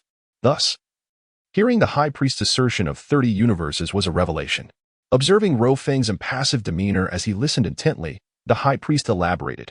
Originally, there were indeed 30 universes. However, due to the existence of 2 Omni Kings, they were divided into 2 factions. One faction, governed by the angelic race and the Omni King, maintains a fixed 12 universes. Conversely, the other faction, led by the elder brother of the Omni King, the Great Martial King, also oversees a fixed 12 universes. This brings the total number of universes to 24. Yet, these two brothers are perpetually in a state of competition, leaving 6 universes as the battleground for their rivalry. Currently, the established 12 universes are managed by the Great Martial King, the angelic race, and the gods of destruction, while the other side is under the dominion of the demon race and the dark gods of destruction. Thus, both factions maintain a respectful distance. But within the shared 6 universes, a constant struggle for supremacy persists. As it stands, the determination of ownership over these 6 universes is dictated by strength. However, it appears that some unexpected developments have recently transpired on the side of the Omni King. 3 universes that should have belonged to him have been lost due to certain peculiar circumstances. Consequently, the Great Omni King currently possesses 18 universes, while the Omni King retains merely 12. This explains why, in the later stages, the Omni King has consistently maintained control over 12 universes. Having gleaned this new understanding through the High Priest's detailed explanation, Luo Feng began to contemplate the relevance of this information to the universe he was destined for. Sensing Luo Feng's puzzled expression, the High Priest remarked, "Very well. I shall not withhold any further information from you. Luo Feng, since you are the inheritor of the God of Destruction, what awaits you now is the 13th universe. Though I have not heard of this 13th universe before, it appears, based on the Great Priest's earlier description, to be a realm rife with conflict. However, such turmoil presents its own opportunities. It is through challenges that life becomes vibrant and diverse." Luo Feng remained unperturbed by this war-torn land. As long as he could cultivate his own territory, who is to say that he could not weave miracles in the future? Observing Luo Feng's nonchalant demeanor, the Great Priest felt a twinge of indebtedness towards him, and thus spoke candidly. These 6 universes have been embroiled in a fierce struggle between the Grand Zeno and the Zeno. As you are aware, the ultimate skill of Zeno is the erasure technique, while that of the Grand Zeno is the grand erasure technique. In this mutual annihilation between the 2 brothers, the 13th to 18th universes have become little more than hollow shells. Aside from the spatial framework of the universe, all star systems and life forms within have been entirely obliterated by these 2 beings. This is why the 13th universe has now been designated under the command of Zeno. In time, you will come to understand the implications of what I am saying. In essence, the 13th universe you are about to enter is devoid of anything. Will you still consider the need for a Kaioshin? Chapter 87. A ray of golden light. Luo Feng pondered briefly. Even if it were an expanse of nothingness, I would still not require the presence of a Kaioshin, such a feeble existence. Otherwise, would my life not be at the mercy of the Kaioshin? Do not jest. Luo Feng replied earnestly, "Great Priest, rest assured that I will find my own solutions. Just entrust the 13th universe to me, and you need not worry. As for the extent to which I can progress in the future, that remains my concern." Observing Luo Feng's unwavering determination, the High Priest refrained from uttering any further meaningless words. Each individual has their own aspirations, and the conversation has reached its conclusion. How one proceeds is their own affair. However, the High Priest harbored his own thoughts, hoping that this fellow could indeed bring him genuine surprises. Currently, the 14 to 18 universes remain under the dominion of the Great King, and as you are aware, we, the angelic race, must contend with the demonic faction under the Great King's command. There is no need for me to elaborate further on that matter. Nevertheless, as a God of Destruction level entity, we have already secured a competent God of Destruction on our side, while the Great King possesses a true Dark God of Destruction. As for which formidable experts from the Dark God of Destruction lineage may challenge your domain, that will depend on your own performance. Of course, I shall not remain indifferent in this regard. You have also seen that this angel, Alice, is my youngest daughter. Do not be deceived by her youth. She is the most powerful among all my children, being the only one endowed with the talent of a battle angel. With my daughter accompanying you to the 13th universe, I trust you will transform it into a veritable paradise, thereby establishing a stronghold for our faction. So it is, after all this talk, I find myself with an empty shell. First, a sharp slap, then a sweet date. As for the prowess of the so-called battle angel, that remains to be seen. At the very least, according to the High Priest's intent, ordinary angels are unable to wield their powers in the lower universes. While it seems that battle angels are not subject to such constraints, this is indeed advantageous. In any case, having a free enforcer and healer is a boon. And it appears that the little dragon I have tamed will also play a significant role. Suddenly, Alice cast a melancholic glance at the High Priest. "Father, do you think this young man is reliable?" The High Priest bestowed upon her a reassuring glance. Given that he has secured the recognition of both Nefarian and the God of Destruction's ring, it is reasonable to believe that he is no ordinary individual. You may confidently develop the 13th universe, should the opportunity arise to reclaim the remaining 5 universes. I shall consider it your triumph, undeniably significant. If that day indeed comes, Luo Feng, I assure you, any request you make shall be fulfilled. However, before Luo Feng could respond to this grand promise, Alice interjected, "Father, do not accuse me of being petty or biased. You have divided the entire Academy of Destruction into 12 portions for those 12 gods of destruction and 12 angels. Yet, when it comes to me, you say the 13th universe is devoid of anything, merely a void. While I have unwavering confidence in my combat prowess, what of this newly appointed god of destruction? You must provide us with an explanation. The high priest, seemingly anticipating her concerns, allowed a slight smile to grace his lips. Rest assured, I have already prepared something for you. With a flick of his hand, a shimmering light materialized, transforming into a purple aura that gracefully hovered in his grasp. Behold, the entirety of the trial grounds, including the ancient castle within, has been designated as your domain in the 13th universe. This treasure, passed down from ancient times, is now bestowed upon you. Do you still have any objections? Enough of my ramblings. I have matters to attend to. The affairs here are concluded. You should promptly assume your duties.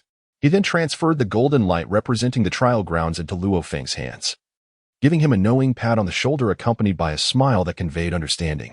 In an instant, his form transformed into a beam of golden light, vanishing without a trace. Just before his departure, he remarked, "Alice is my most cherished daughter. Do keep her well." In the next moment, both Luo Feng and Alice felt a dizzying sensation, as if they were being transported. It seemed that the transition to becoming the god of destruction of the 13th universe was quite straightforward. While the title was indeed more distinguished than that of an ordinary god of destruction, it appeared that lurking behind it was a formidable challenge. Their universe, it seemed, was marred by ongoing conflicts. Though it presently lay in a state of emptiness, with proper development, it could attract the forces of rival factions. Be they demonic tribes or dark gods of destruction, eager to disrupt their progress. However, such considerations were matters for another time. At this juncture, Luo Feng pondered how to enhance his own strength. Yet, before that, it appeared essential to establish a perfect home, his own realm as a god of destruction.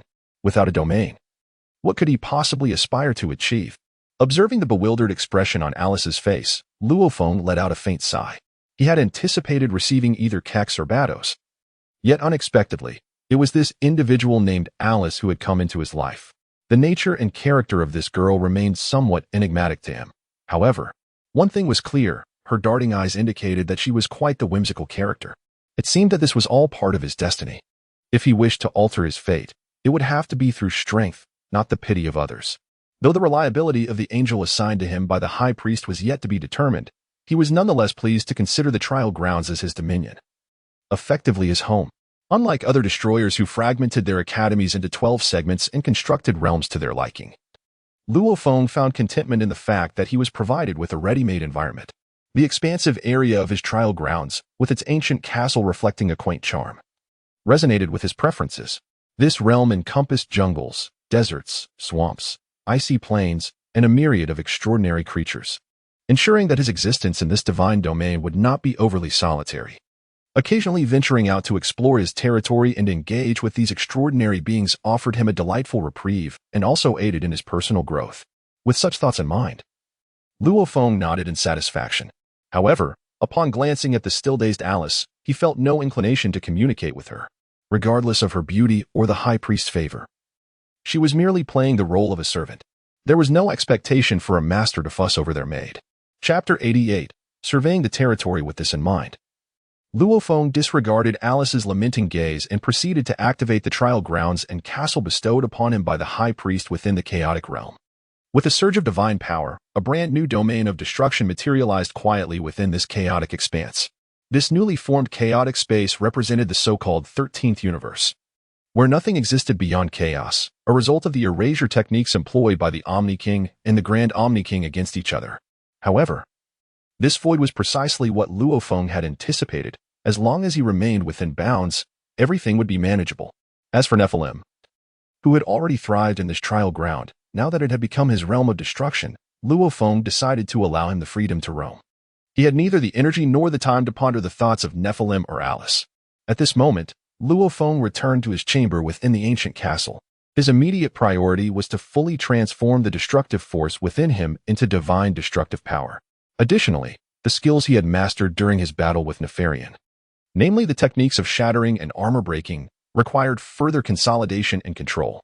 Before any unforeseen events transpired, enhancing his intrinsic strength was of utmost importance. With a resounding thud, the door to his room closed, and Luo Feng entered a profound state of cultivation. Nefarian, for his part, had no desire to engage in further dialogue with Alice. After all, this girl had confined him for many years, and now that he had finally found a master of sufficient strength, he lacked any interest in continuing to entangle himself with her. Alice harbored an unusual penchant. As a member of the angelic race, she aspired to become a dragon rider. Nefarian, observing the wistful gaze of Alice, felt a tumult of unrest within him. He mused that he, the proud abyssal dragon, was being coveted as a mount by a female angel. Even if she felt nothing, it was a profound disgrace for the dragonkin.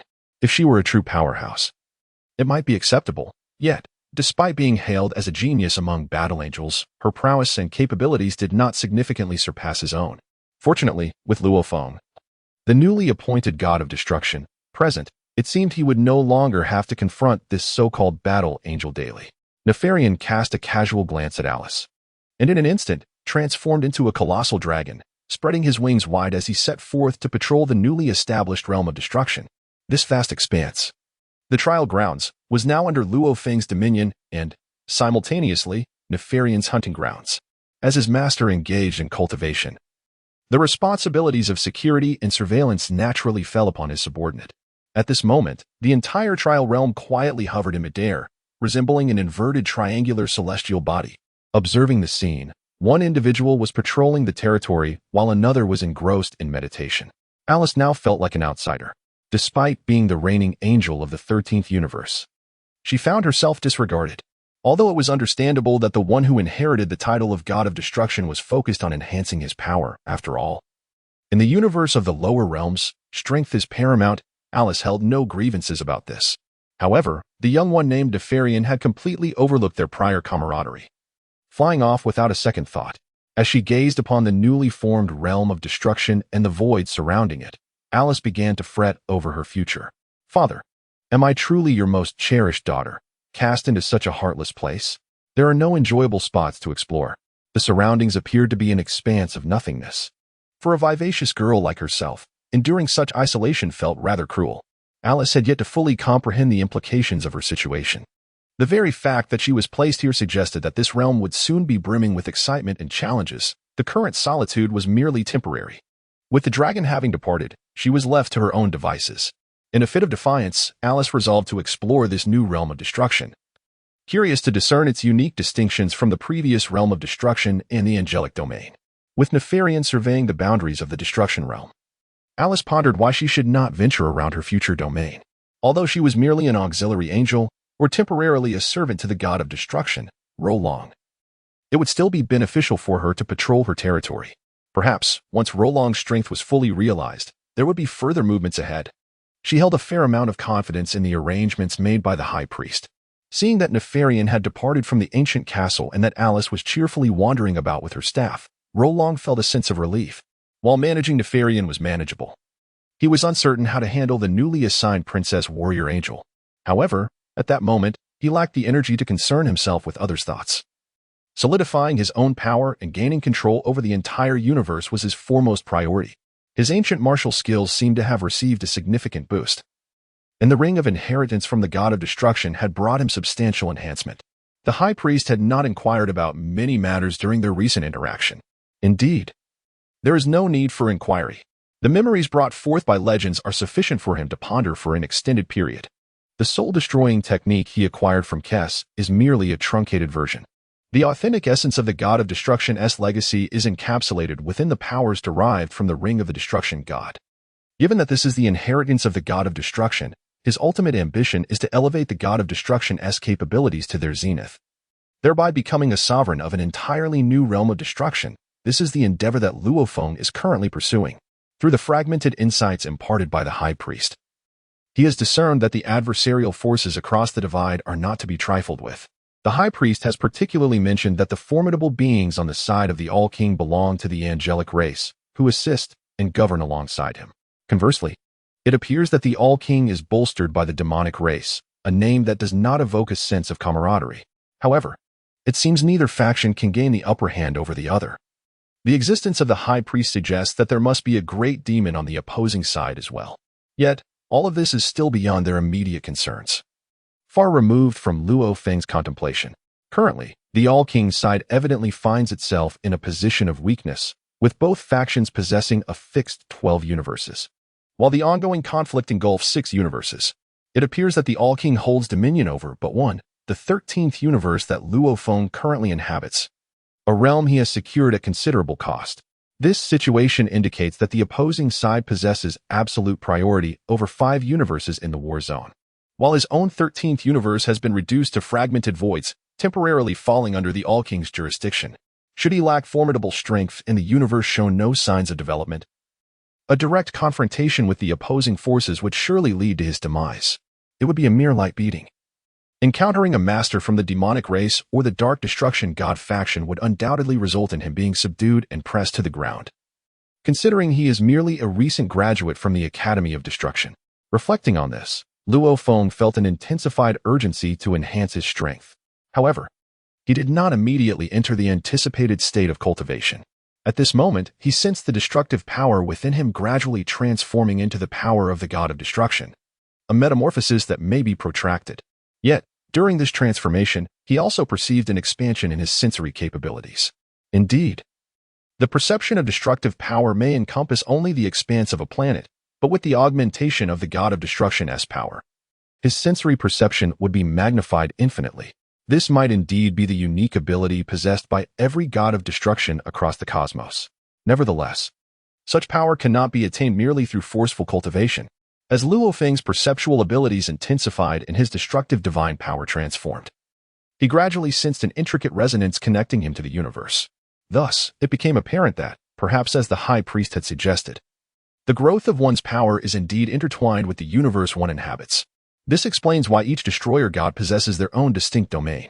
However, prior to this revelation, Luo Feng first perceived that the trial ground bestowed upon him by the High Priest had remarkably manifested as an inverted triangular planet, resembling the ordinary destructive divine sword. This planet, which he now deemed his home, was surrounded by numerous ethereal asteroids, signifying the nascent form of his realm as a destroyer god. It was astonishing to realize that the realm of the destroyer gods and the planets of destructive power had evolved in such a manner. While thoughts of the realm of the Kaishin and the so-called underworld were matters for the future, with the understanding of these developments, Luo Feng's mind was entirely focused. Since the realm of the destroyer gods had begun to take shape, it appeared that the presence of angels and Kaishin bore no unique significance.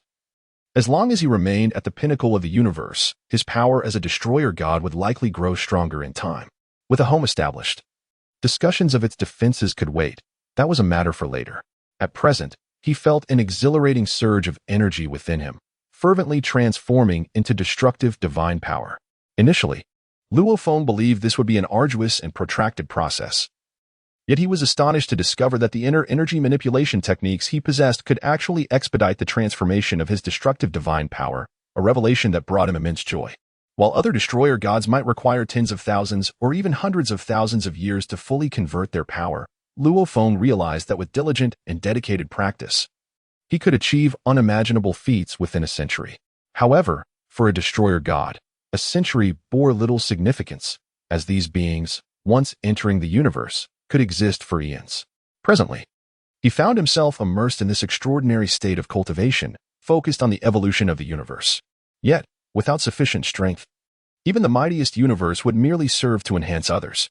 With this in mind, Luo Feng resolved to immerse himself wholly in his training, relinquishing concerns over the passage of time.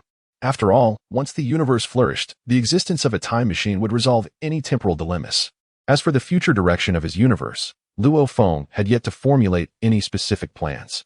Meanwhile, the angel Alice, brimming with curiosity, thoroughly explored the entirety of Luo Feng's planet before embarking on a frenzied chase with Nefarian, Luo Feng's new companion. At this moment, although Luo Feng was immersed in the joys of cultivation and enhancement, Alice was perpetually troubled by how to capture that rascal Nefarian. Hmph. I shall become the foremost true dragon knight. Haha. This has become Alice's obsession. In stark contrast, Nefarian is now filled with resentment. Why, as a powerful angel, must you persistently antagonize our dragonkin? Moreover, I have already acquired a new master, yet this angel is neither able to defeat me nor escape. Thus, I am left with no choice but to engage in daily games of hide and seek with Alice. The days spent evading and concealing myself are indeed quite vexing. However, time trickles away, and with its passage, who can say how long has truly elapsed? In this realm, within this universe, only a few years have passed. Yet the flow of time here bears no significance. Luo Feng soon sensed that his destructive power had reached a pinnacle. Indeed, his destructive force has wholly transformed into divine destruction energy, and in this regard, he has elevated his perception to its utmost limit, rendering the entirety of the 13th universe within his awareness. At this moment, he comprehended that the divine power had been fully infused. If he wished to elevate his strength and perception further, he must wholly develop his universe. However, that was a matter for another time. Presently, Luo Feng needed to consolidate the soul-shattering technique he learned from Keisai and the destruction spell he gleaned from the God of Destruction's ring. These two techniques were already mastered skills, which he must apply in practical scenarios, evolving and thoroughly assimilating them into his prowess. The spells of Shattering Soul and Shattering Law proved to be exceptionally useful, regardless of the adversaries faced in this temporal realm. With the augmentation of destructive divine power, he could secure an undefeated position.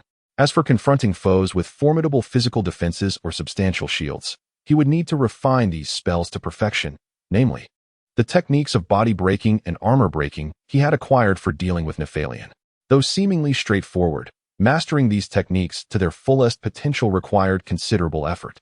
Thus, Luo Feng immersed himself in the profound understanding of these skills.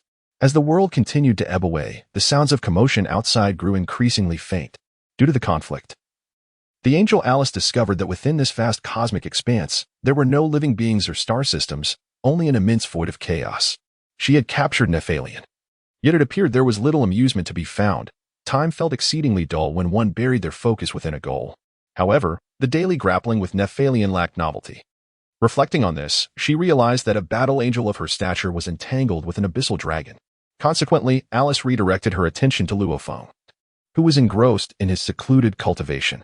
After all, she was now his new partner, yet since arriving in the 13th universe, this fellow seemed solely devoted to enhancing himself in isolation, seldom engaging in conversation with her, which vexed Alice considerably.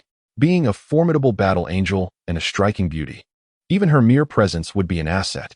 Chapter 90. The vastness of the stars. Yet, Luo Feng appeared indifferent to all his actions, including his pet Nephalian, for whom he showed no particular reaction. Bored, Alice found herself bereft of purpose. This was not a situation she, Alice, could endure. At this moment, observing the diligent Luo Feng, who was still immersed in his training within the confines of his room, Alice stealthily approached the doorway. After a moment's contemplation, she gently cleared her throat and, taking out the angel staff, rapped softly on Luo Feng's door, inquiring, "My lord Luo Feng, how long has it been? Are you still engaged in your practice?" At this moment, Luo Feng paused his cultivation, realizing he had reached a bottleneck. The absolute destructive power he had mastered had entirely transformed into the divine power of destruction, yet he found no significant enhancement. As the entire 13 universes had seen little advancement, consequently, his strength progressed at a sluggish pace. The only solace was that he had mastered the 4 inherent skills of the destruction god: soul destruction, law destruction, body destruction, and armor destruction, exceedingly well. However, he felt a dissonance with the last 2 moves, void destruction and space destruction, regardless of how his destructive power improved. What was amiss? He had initially believed that fully converting his destructive power into divine force would lead to a newfound understanding of void and space destruction. It now seemed far from simple, leaving him perplexed about deeper sorceries. Well, since he had encountered a bottleneck, perhaps it was time to nurture the development of his universe. Given that Alice had taken the initiative to converse with him again, it seemed the girl was becoming quite restless. Upon reflection, it was indeed unreasonable to have left the combat angel alone for such a prolonged period. Although angels typically possess a rather indifferent demeanor, such neglect was undeniably inappropriate. Thus, Luo Feng opened his door. He was greeted by Alice, her face etched with melancholy. "Alice the angel, what counsel do you offer?" Alice's eyes sparkled, and she suddenly broke into a grin. "That Nephilim is exceedingly dull. You know I am a prodigy among angels. Since you seem disinterested in advancing this 13 universes, perhaps you could entrust that power to me, for I might execute it better. After all, my siblings in the cosmic expanse cannot fight at full capacity. After such a long time, I find myself itching for a challenge. How about it, Lord Luo Feng? Let us engage in a live sparring match." Luo Feng was indeed unaccustomed to such a title. Noticing Luo Feng's skeptical gaze, Alice chuckled. "Come now, stop pretending. Even ordinary destruction gods are bestowed with the title of Lord in their own universes. As the heir of the destruction god king, do you not deserve the same? Understanding dawned upon him. Very well, call me as you wish. However, Alice, what brings you here to spar with me? By the way, we shall discuss any issues later. Behold my angelic scepter. Suddenly, Alice's aura erupted, and she wielded her staff with a flourish, generating a fierce wind. It appeared that she had been pinned up for quite some time, exhibiting not an ounce of ladylike demeanor as she brandished her staff. Ready to engage in combat with Luo Feng. Luo Feng felt a sense of helplessness. If she were merely an ordinary deity or angel from the mundane cosmos, such an impulsive display of aggression would be unprecedented. Although he did not underestimate the prowess of this warrior angel, he found it unusual for her to leap straight into a battle without any preamble. When had he ever witnessed Whis pursuing Beerus through the destruction of divine realms? Even Bardos was not known for pinning down opponents in such a manner. How did he end up with such an uncooperative angel? Yet, upon further reflection, it mattered little. His current ascent in power had reached a certain plateau. Despite Alice's unreliability, her evident strength and capabilities suggested she was no ordinary individual. Having such a formidable sparring partner was indeed a rare opportunity not to be squandered. Moreover, given the unpredictable nature of future adversaries, now was an opportune moment to enhance his strength. Only by elevating his power could he facilitate the evolution of the universe. With this thought, a glimmer of determination sparked in Luo Feng's eyes. He did not intend to be courteous with Alice. A surge of crimson, destructive energy erupted from his body, flames soaring into the air, harmonizing beautifully with Alice's azure flames. The brilliant red fire and the celestial blue flames of the angel stood in stark contrast, as if the two were gazing at each other from midair, poised on the brink of battle. At this moment, the distant Nefarian sensed an anomaly. His newfound master, Lord Luo Feng, had surprisingly emerged from seclusion. He chuckled, hoping that this time Lord Luo Feng would muster some strength, avenging the grievances he had endured over the years from Alice's relentless bullying. After all, in terms of combat and strength, the abyssal dragon Nefarian was still at a disadvantage compared to the angel Alice. Soon, a scene unfolded before Nefarian that filled him with astonishment. The so-called most gifted battle angel, Alice, found herself in a state of being thoroughly dominated by Luo Feng. Meanwhile, Alice was deeply frustrated.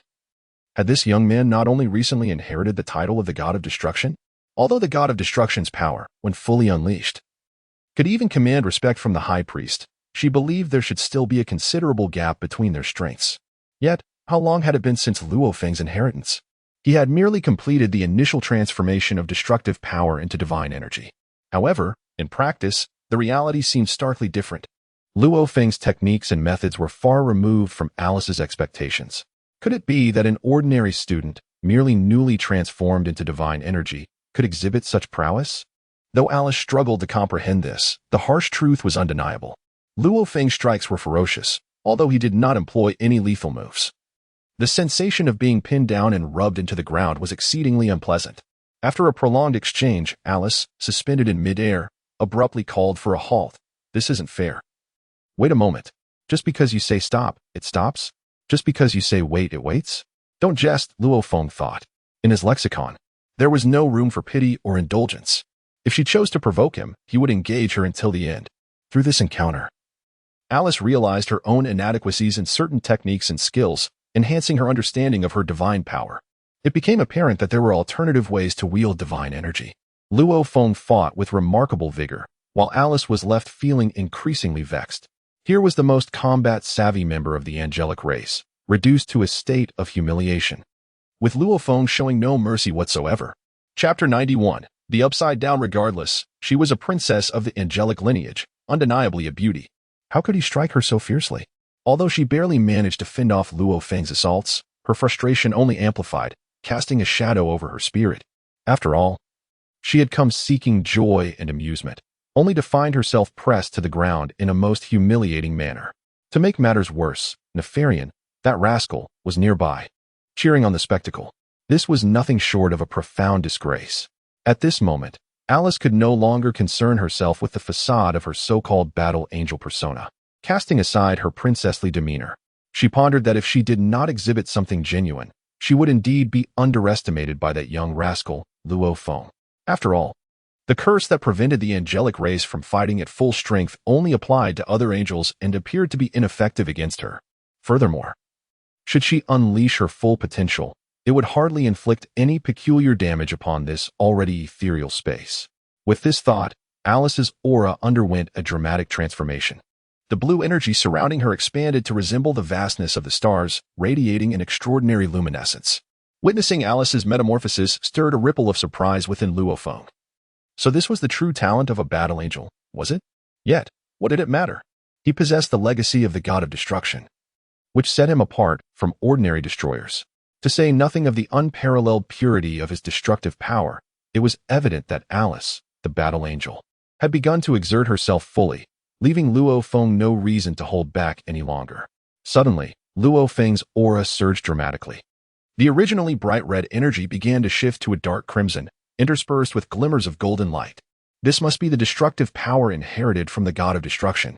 Now that both parties had revealed their true capabilities, no longer merely testing each other's strengths, it was evident that they were ready to engage in earnest combat. Nefarian, displaying great discernment, prudently distanced himself from the battlefield. Neither the angel nor his new master appeared to be easy adversaries. Meanwhile, Alice, amidst the clash, felt a twinge of despair. She had finally unveiled her true strength, only to realize that the young man had seemingly been jesting earlier, not engaging her with full force. However, now she found herself in a situation from which retreat was impossible. If she did not deliver a formidable blow, would he truly think of her as a mere trifling battle angel? With that resolve, Alice concentrated all her radiant, star-like energy into her angelic scepter. In an instant, the scepter transformed into a dazzling streak of light, launching a fierce assault at the very core of Luo Feng's being. "Receive my attack of stellar convergence," she proclaimed, channeling all her might into a singular point aimed directly at Luo Feng. This was likely the most potent attack a battle angel could unleash. Let us see if you can withstand my technique. Yet, facing Alice's ultimate strike, Luo Feng's lips curled into a slight smile.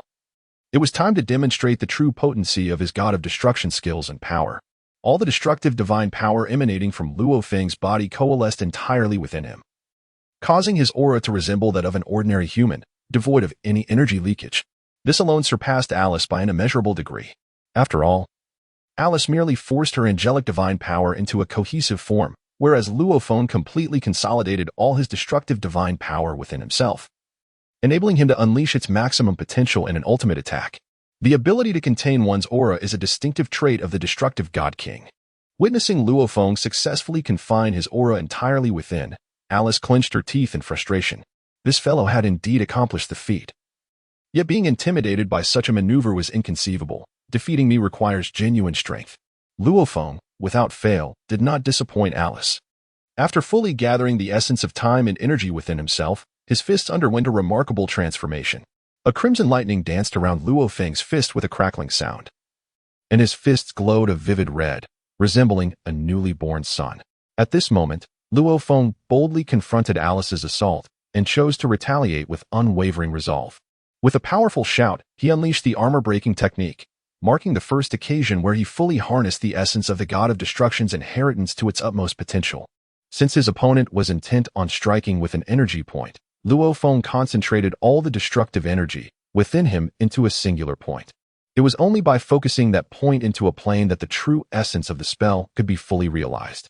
In the midst of the air, a crimson fist collided with the cerulean staff in an unexpected encounter.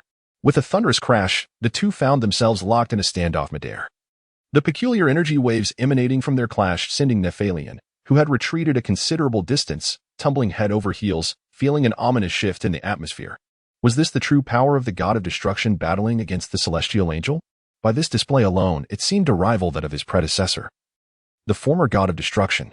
Nefarian was astonished by the rapid advancement of his new master, which far exceeded his expectations. However, the angel before him was indeed a formidable opponent. It was no wonder Nefarian had struggled to escape Alice's grasp. If this individual were to fight seriously, his strength would likely rival that of the high priest, and he was certainly far superior to the angels of various universes. Perhaps this was the primary reason Alice could engage in combat with such fervor. Just as Nefarian, filled with intrigue, steadied himself to witness this epic-making battle, a sudden, crisp crack echoed in his ears. What was that peculiar sound? Nefarian's enormous eyes narrowed to the size of pinholes. Surely, this was not some jest? At this moment, Nefarian was rendered speechless, stammering in utter disbelief. Meanwhile, the two individuals at the center of the battlefield were entirely immobilized, their once formidable energies gradually returning to their own bodies. At this moment, the angel Alice found herself utterly entrapped in a state of petrification, her eyes, wide with astonishment, fixated on the angelic scepter in her grasp, for the crisp sound of a crack had emanated from it. As the onlookers stood in stunned silence, Luo Feng's fist made contact with the crystalline gem atop Alice's scepter, and in the next instant, a faint fissure appeared upon the surface of the gem. Chapter 92. The collapse of the scepter. Following the intense clash between the two, Alice's angelic scepter exhibited a peculiar crack, reminiscent of the scepter of Crix. With a resounding bang, it became abundantly clear that not even Nefarian could comprehend the unfolding events. Even the petrified Alice was plunged into a state of utter madness. What had begun as a mere hairline fracture now, with the echo of that explosive sound, made her feel as though her very heart had shattered.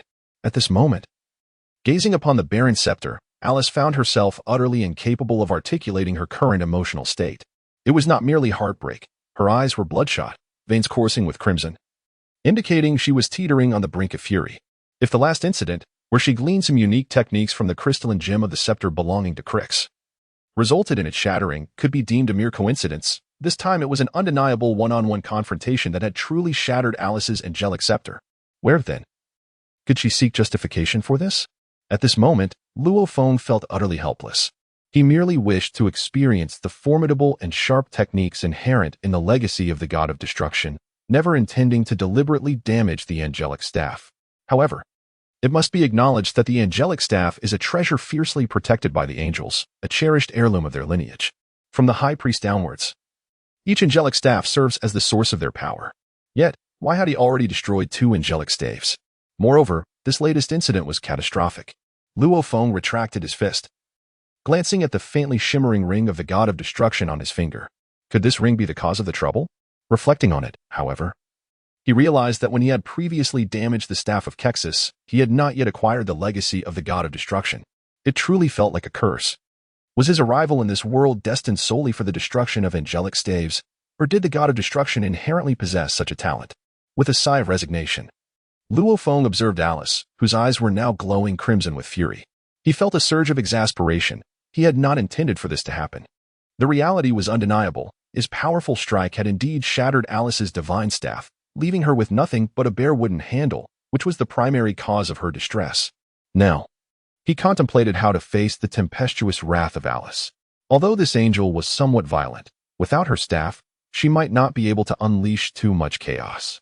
At that moment, Luo Feng could only comfort himself with this thought.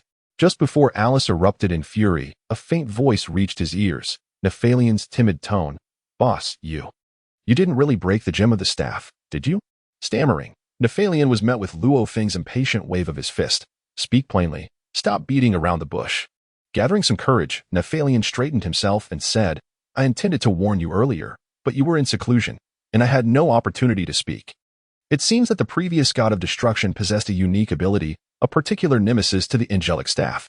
As the master of the god of destruction, there may not be any remarkable traits, but this is indeed a unique talent for destruction.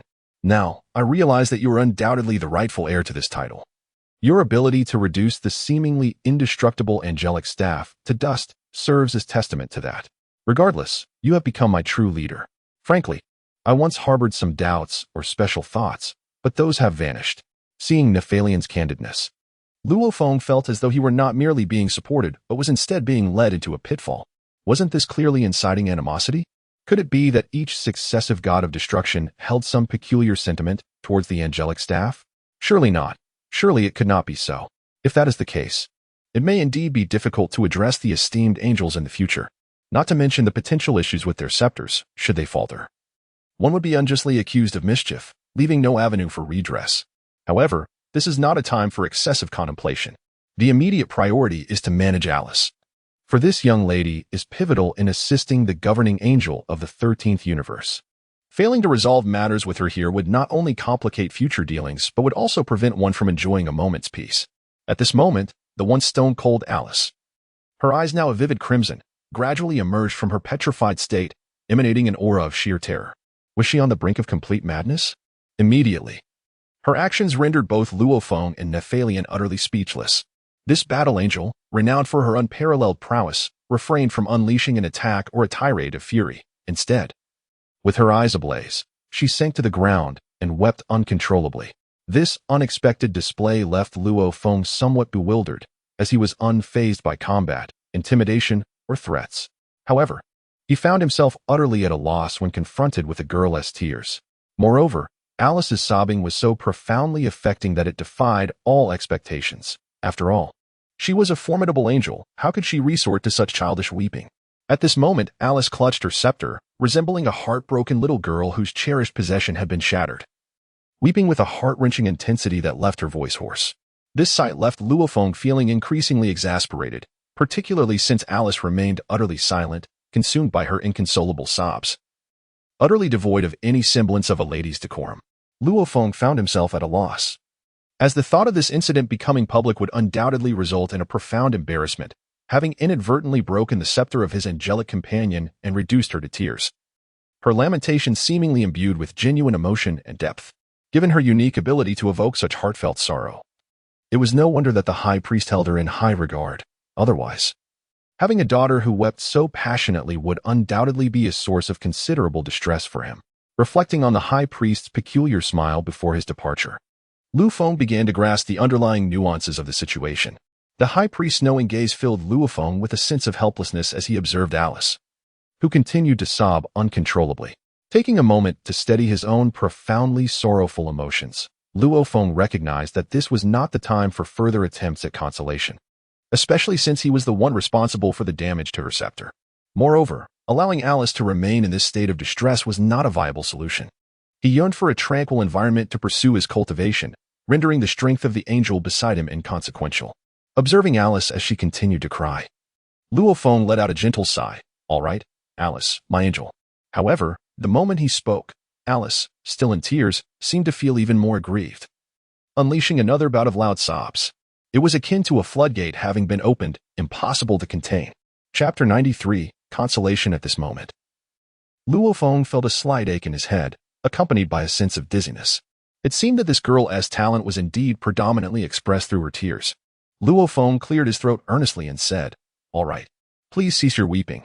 I possess a method to restore your angelic scepter." Upon the utterance of those words, Alice, who had just moments ago been vociferously throwing a tantrum, astonishingly reverted to a state of tranquility.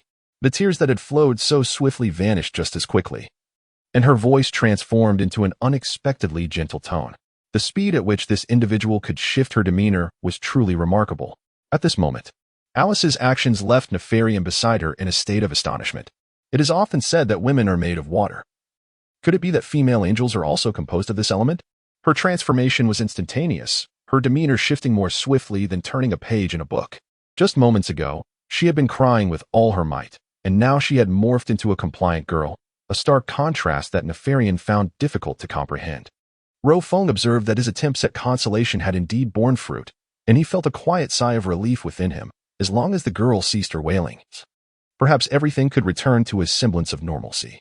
Regaining his composure, Luo Feng continued, "As I mentioned earlier, we need to discuss our encounter." However, upon noticing Alice's slight pout and reddening eyes, it became evident she was on the verge of tears once more. Swiftly, he amended his words, "It is all my fault." "Very well, let us put an end to this. I possess a means to restore your angelic staff." Upon hearing Luo Feng mention the crux of the matter, Alice ceased her weeping. After all, the staff in her possession had been shattered, and she felt an overwhelming sense of injustice. This was the most powerful angelic staff bestowed upon her by her father, specifically designed for battle angels. She had never anticipated that this individual, Luo Feng, could obliterate it with a single punch. Her earlier tears and grievances were not entirely genuine. They stemmed from a sudden recollection of an ancient legend. It spoke of the perfect synergy between the god of destruction and angels, yet the god of destruction was, in truth, the arch-nemesis of the angelic race. As the heir to the god of destruction, he seemed to possess a natural enmity towards all angelic staffs. Any contact with him would unconditionally reduce the staffs to mere fragments. It was shocking that she had momentarily forgotten this crucial information, realizing that this formidable figure before her was indeed the king among destroyers. At the instant her staff shattered, Alice recalled this vital detail. Her tears were not solely directed at Luo Feng for the destruction of her staff, but rather at herself for neglecting to remember such pivotal information. In the presence of the heir to the god of destruction, regardless of his current strength, she knew that she, as an angel, stood no chance. This was also the primary reason her father had once cautioned her about the demon race and the dark god of destruction's lineage being particularly wary of the heir. Perhaps this was the true turning point for her kin and the angelic race, yet she had carelessly cast aside such critical knowledge, leaving her to bear the consequences alone. Should she present the broken staff to her father, not only would she face a scathing reprimand, but her siblings would also mock and ridicule her. A scenario that the proud Alice could not possibly tolerate. Nevertheless, the situation had unfolded, and she must confront it. Since Luo Feng claimed he had a method to repair her angelic staff, she resolved to observe what he could accomplish. If he truly managed to resolve this predicament, it would spare Alice from a significant calamity, for in their realm, reputation held paramount importance, especially upon reaching their level of power. At this moment, Luo Feng gently rubbed his chin, contemplating that perhaps he could expedite his plans. This would conveniently assist Alice in repairing the angel's staff, presenting a splendid opportunity for multiple gains. With this thought, a peculiar golden light flickered in his eyes. I shall take charge of Alice's staff repair. You need not torment yourself with tears any longer. While I am aware of your inner turmoil, there is no need for such overt displays of emotion. Perceiving that her subtle thoughts had been unveiled by Luo Feng, Alice's lips curled in a slight grimace, her tears welling up anew. Luo Feng raised his hands and declared, If you continue to weep, I shall abandon the matter concerning your staff. In response to his resolute stance, Alice's tears vanished as swiftly as they had appeared, retreating into her eyes as she tidied her hair. In an instant, she transformed into a docile figure beside Luo Feng, respectfully stating, Very well, Lord Luo Feng, I acknowledge my misstep. If you can repair the angel's staff, I shall adhere to your words from now on and refrain from provoking you again. This time, I truly regret my behavior. This individual yielded surprisingly quickly. Could there be a hidden agenda? Luo Feng regarded Alice with a scrutinizing gaze, while Nefarian.To found it perplexing that this normally tempestuous and tearful angel exhibited such a vulnerable side, truly an unexpected revelation, though perhaps it was more astonishing to Long. At this moment, Luo Feng clapped his hands and confidently asserted that repairing your staff would pose no problem. He then recounted the peculiar incident involving Kishi's staff, which had been inexplicably damaged by a fellow named Hmph. It turned out that there was indeed a tale behind it. Upon hearing Luo Feng's account, Alice felt a twinge of skepticism. There had been an unusual number of strange occurrences lately. Could it be that the sacred artifact of her angelic lineage had been mishandled in this generation? How could Kishi's staff have been broken by someone like Hmph, who was merely a student of destruction, attempting to grasp the intricacies of the ultimate technique through unconventional means? However, Luo Feng's earnest demeanor suggested he was not deceiving her. If Kishi's staff could be repaired, then perhaps her own staff, despite being shattered beyond recognition, might also be salvageable, as implied by Luo Feng's words. Yet, a dire realization struck Alice. It seemed that Luo Feng himself could not undertake the repair, and she would need to consult Kishi. Would this not jeopardize her secret? Luo Feng, however, offered Alice a reassuring gaze, affirming that Kishi would undoubtedly find a way to restore her angelic staff.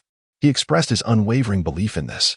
Moreover, since her secret could no longer be concealed, there was no need for her to hide it. Should she choose not to follow his proposed course of action, seeking the assistance of the high priest might yield her better treatment and resolution. The thought of confronting that benevolent paternal figure quelled Alice's rising anger. Seeking Kishi's help seemed preferable to approaching her father, as Kishi held considerable esteem among the angelic sisters.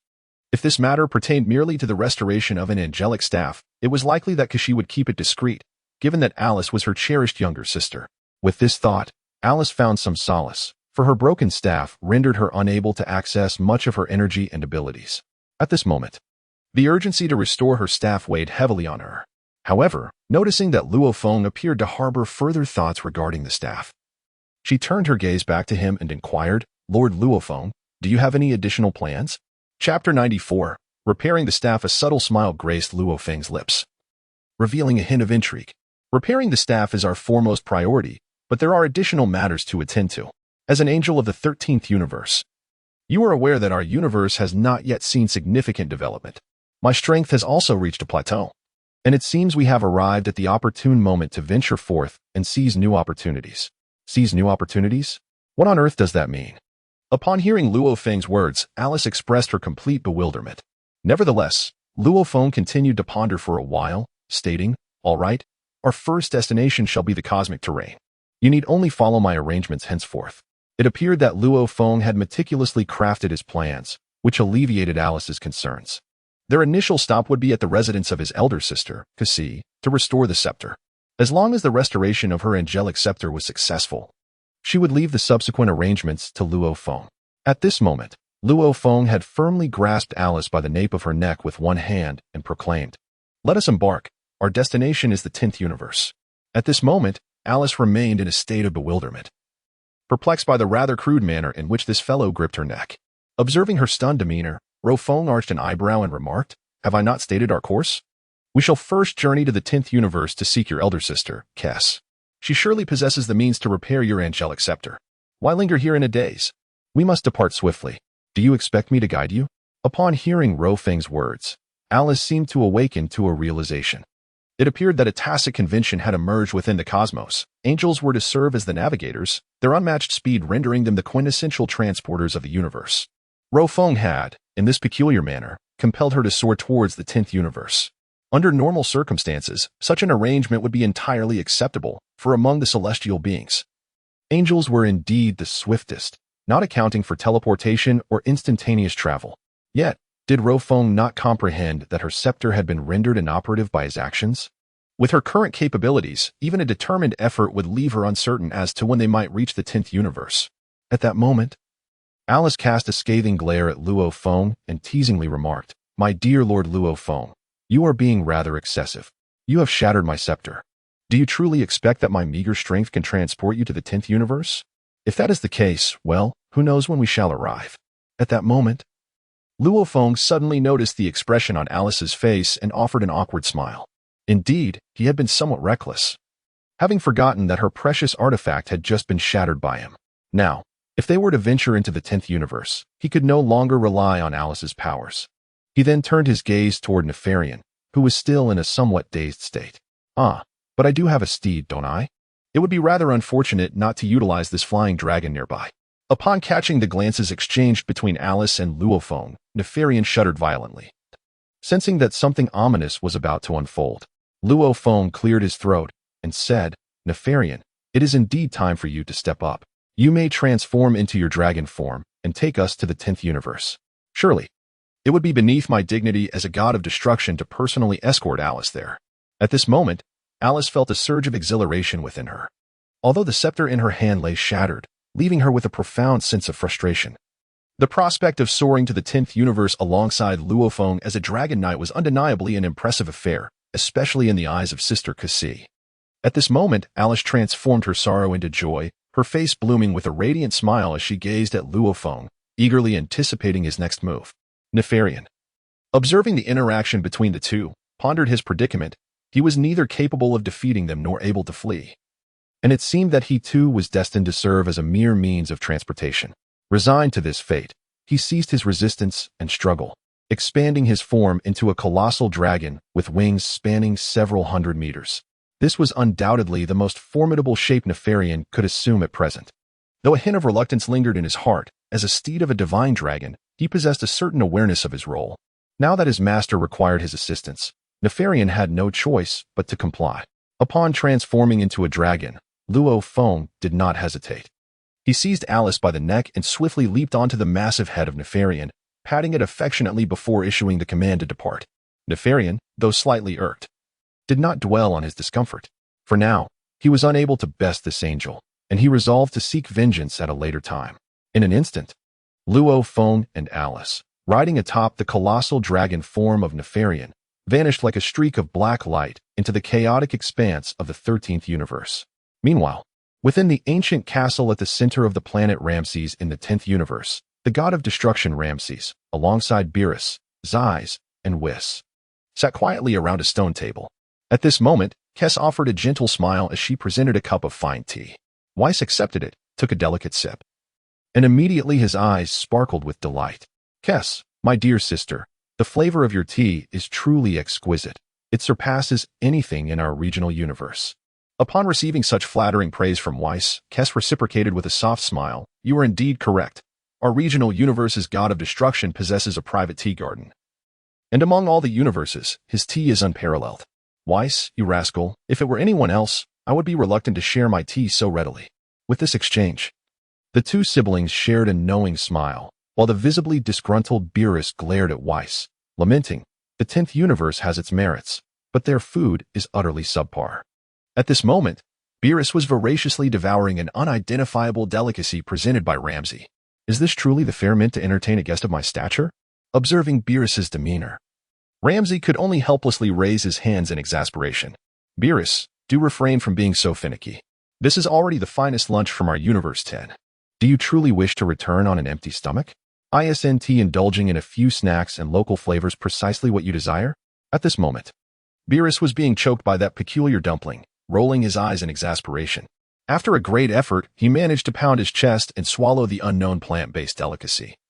Casting a disdainful glance and declaring, "Hmph, Ramses, if it weren't for the fact that I truly require your assistance this time, do you think I would have come to this desolate corner of Universe 10? Seeing the two about to bicker, Chris offered a gentle smile.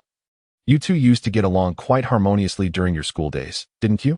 Now that you have both ascended to the status of deities, you still squabble like children over trivial matters. How about this, Lord Beerus, why not enjoy a cup of fine tea? The tea leaves here are truly exquisite. Chapter 95, a fresh ensemble noticing Chris attempting to mediate, was promptly interjected. Indeed, Lord Beerus, you owe a debt of gratitude to Lord Ramses this time. Otherwise, where would you have procured this splendid new destroyer attire? Not to mention, Ramses' craftsmanship has indeed reached new heights. Have you noticed that among all the 12 destroyers, your outfit and accessories are the most exquisitely crafted? In all of the 12 universes, how many could genuinely rival Ramses' skill? If you were to attempt it yourself, who knows what you would have ended up with? Seeing Whis smirk at Beerus, Ramses nearly rolled his eyes as well. Was he here to mediate or to instigate? At that moment, however, Beerus did not react as Chris had imagined. He did not jump up in a fit of rage. Instead, he gently produced an iron box from behind him and pushed it toward Ramses, saying, Ramses, this is the agreed-upon reward. Although your culinary creations are exceptionally unpalatable, your craftsmanship is indeed commendable. Let us not speak of anything else, based solely on the defensive quality and aesthetic appeal, if you claim second place. No one would dare to contest your supremacy. But I have heard you favored blacksmithing during your school days. When did you begin to delve into the art of tailoring? At this juncture, noticing the usually honest Ramses was on the verge of losing his temper, Chris chuckled. Well, it seems Lord Ramses does possess a talent in this area. To be fair, since Ramses took charge of Universe 10, our development has indeed flourished remarkably. Pointing to the iron box on the table, Chris continued. Lord Beerus is quite sincere. This is a special material from Universe 7. With this material, Lord Ramses, your plans may come to fruition even more swiftly. At this moment, Ramsay was unreserved, promptly opening the iron box before him. He gazed upon the brilliant light within, reminiscent of diamonds, and felt an immense satisfaction.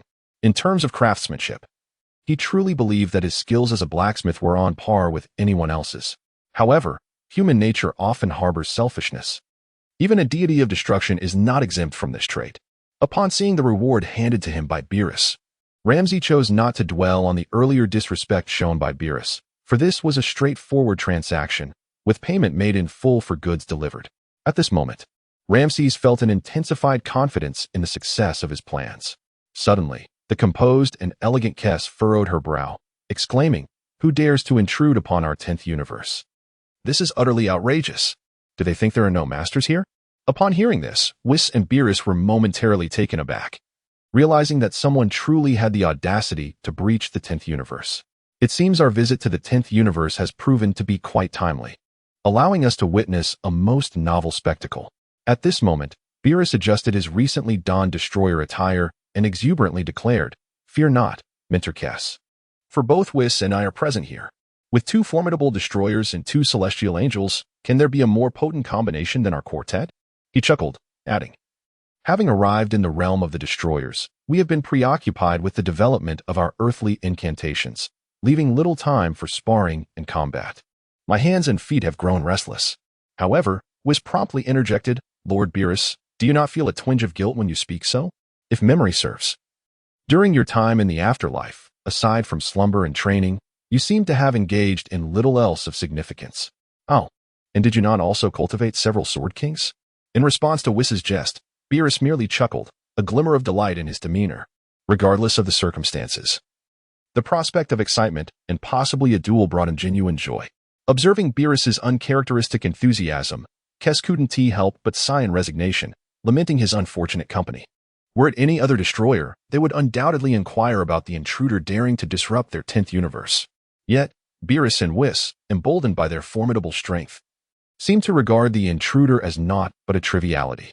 At this moment, it seemed that Long Mu she sensed something unusual. Indeed, 3 individuals had arrived. Their presence remarkably formidable. Who could they be? A sense of anticipation stirred within him. After so many years of forging, a hint of monotony had begun to settle in. Yet, just as he contemplated this, his expression abruptly shifted, rendering him frozen in place. At this moment, KSI was utterly bewildered at the scene. Could it be him? Just as this thought crossed her mind, upon witnessing the expressions of KSI and Ramsey, Beerus was also momentarily taken aback. He had initially anticipated that his jest would elicit a cheerful response from the two, yet KSI and Ramsey appeared completely petrified. The usually composed Ramsey suddenly stammered. "It's really him, the god of death." KSI, gritting her silver teeth, darkened in countenance. "Indeed, it is he. I had yet to settle the score with him. And he dares to come here himself. How audacious. In the Destroyer Academy, I may not have been able to confront him, having let Beerus, Compa, and Quitella take the brunt of it. Yet now, this brat is audacious enough to present himself at my doorstep. Hmph, accompanied by an abyssal dragon. Does he think I fear him? This is our 10th universe, our home ground." At this juncture, KSI had already unsheathed her angelic staff, preparing for confrontation. Without hesitation, Ramsey placed the rewards he had received from Beerus directly into his storage space, recognizing that such valuable items must not fall into the hands of that individual, otherwise their safety could very well be at risk.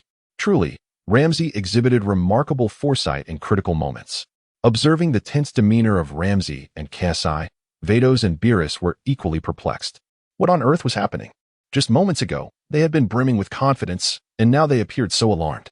Vados inquired of KSI about the situation, while Beerus's smile froze on his face. "Are you referring to the abyssal dragon?" Upon seeing KSI nod gravely, Beerus seemed to recall something. "Wait. Could it be that god of death?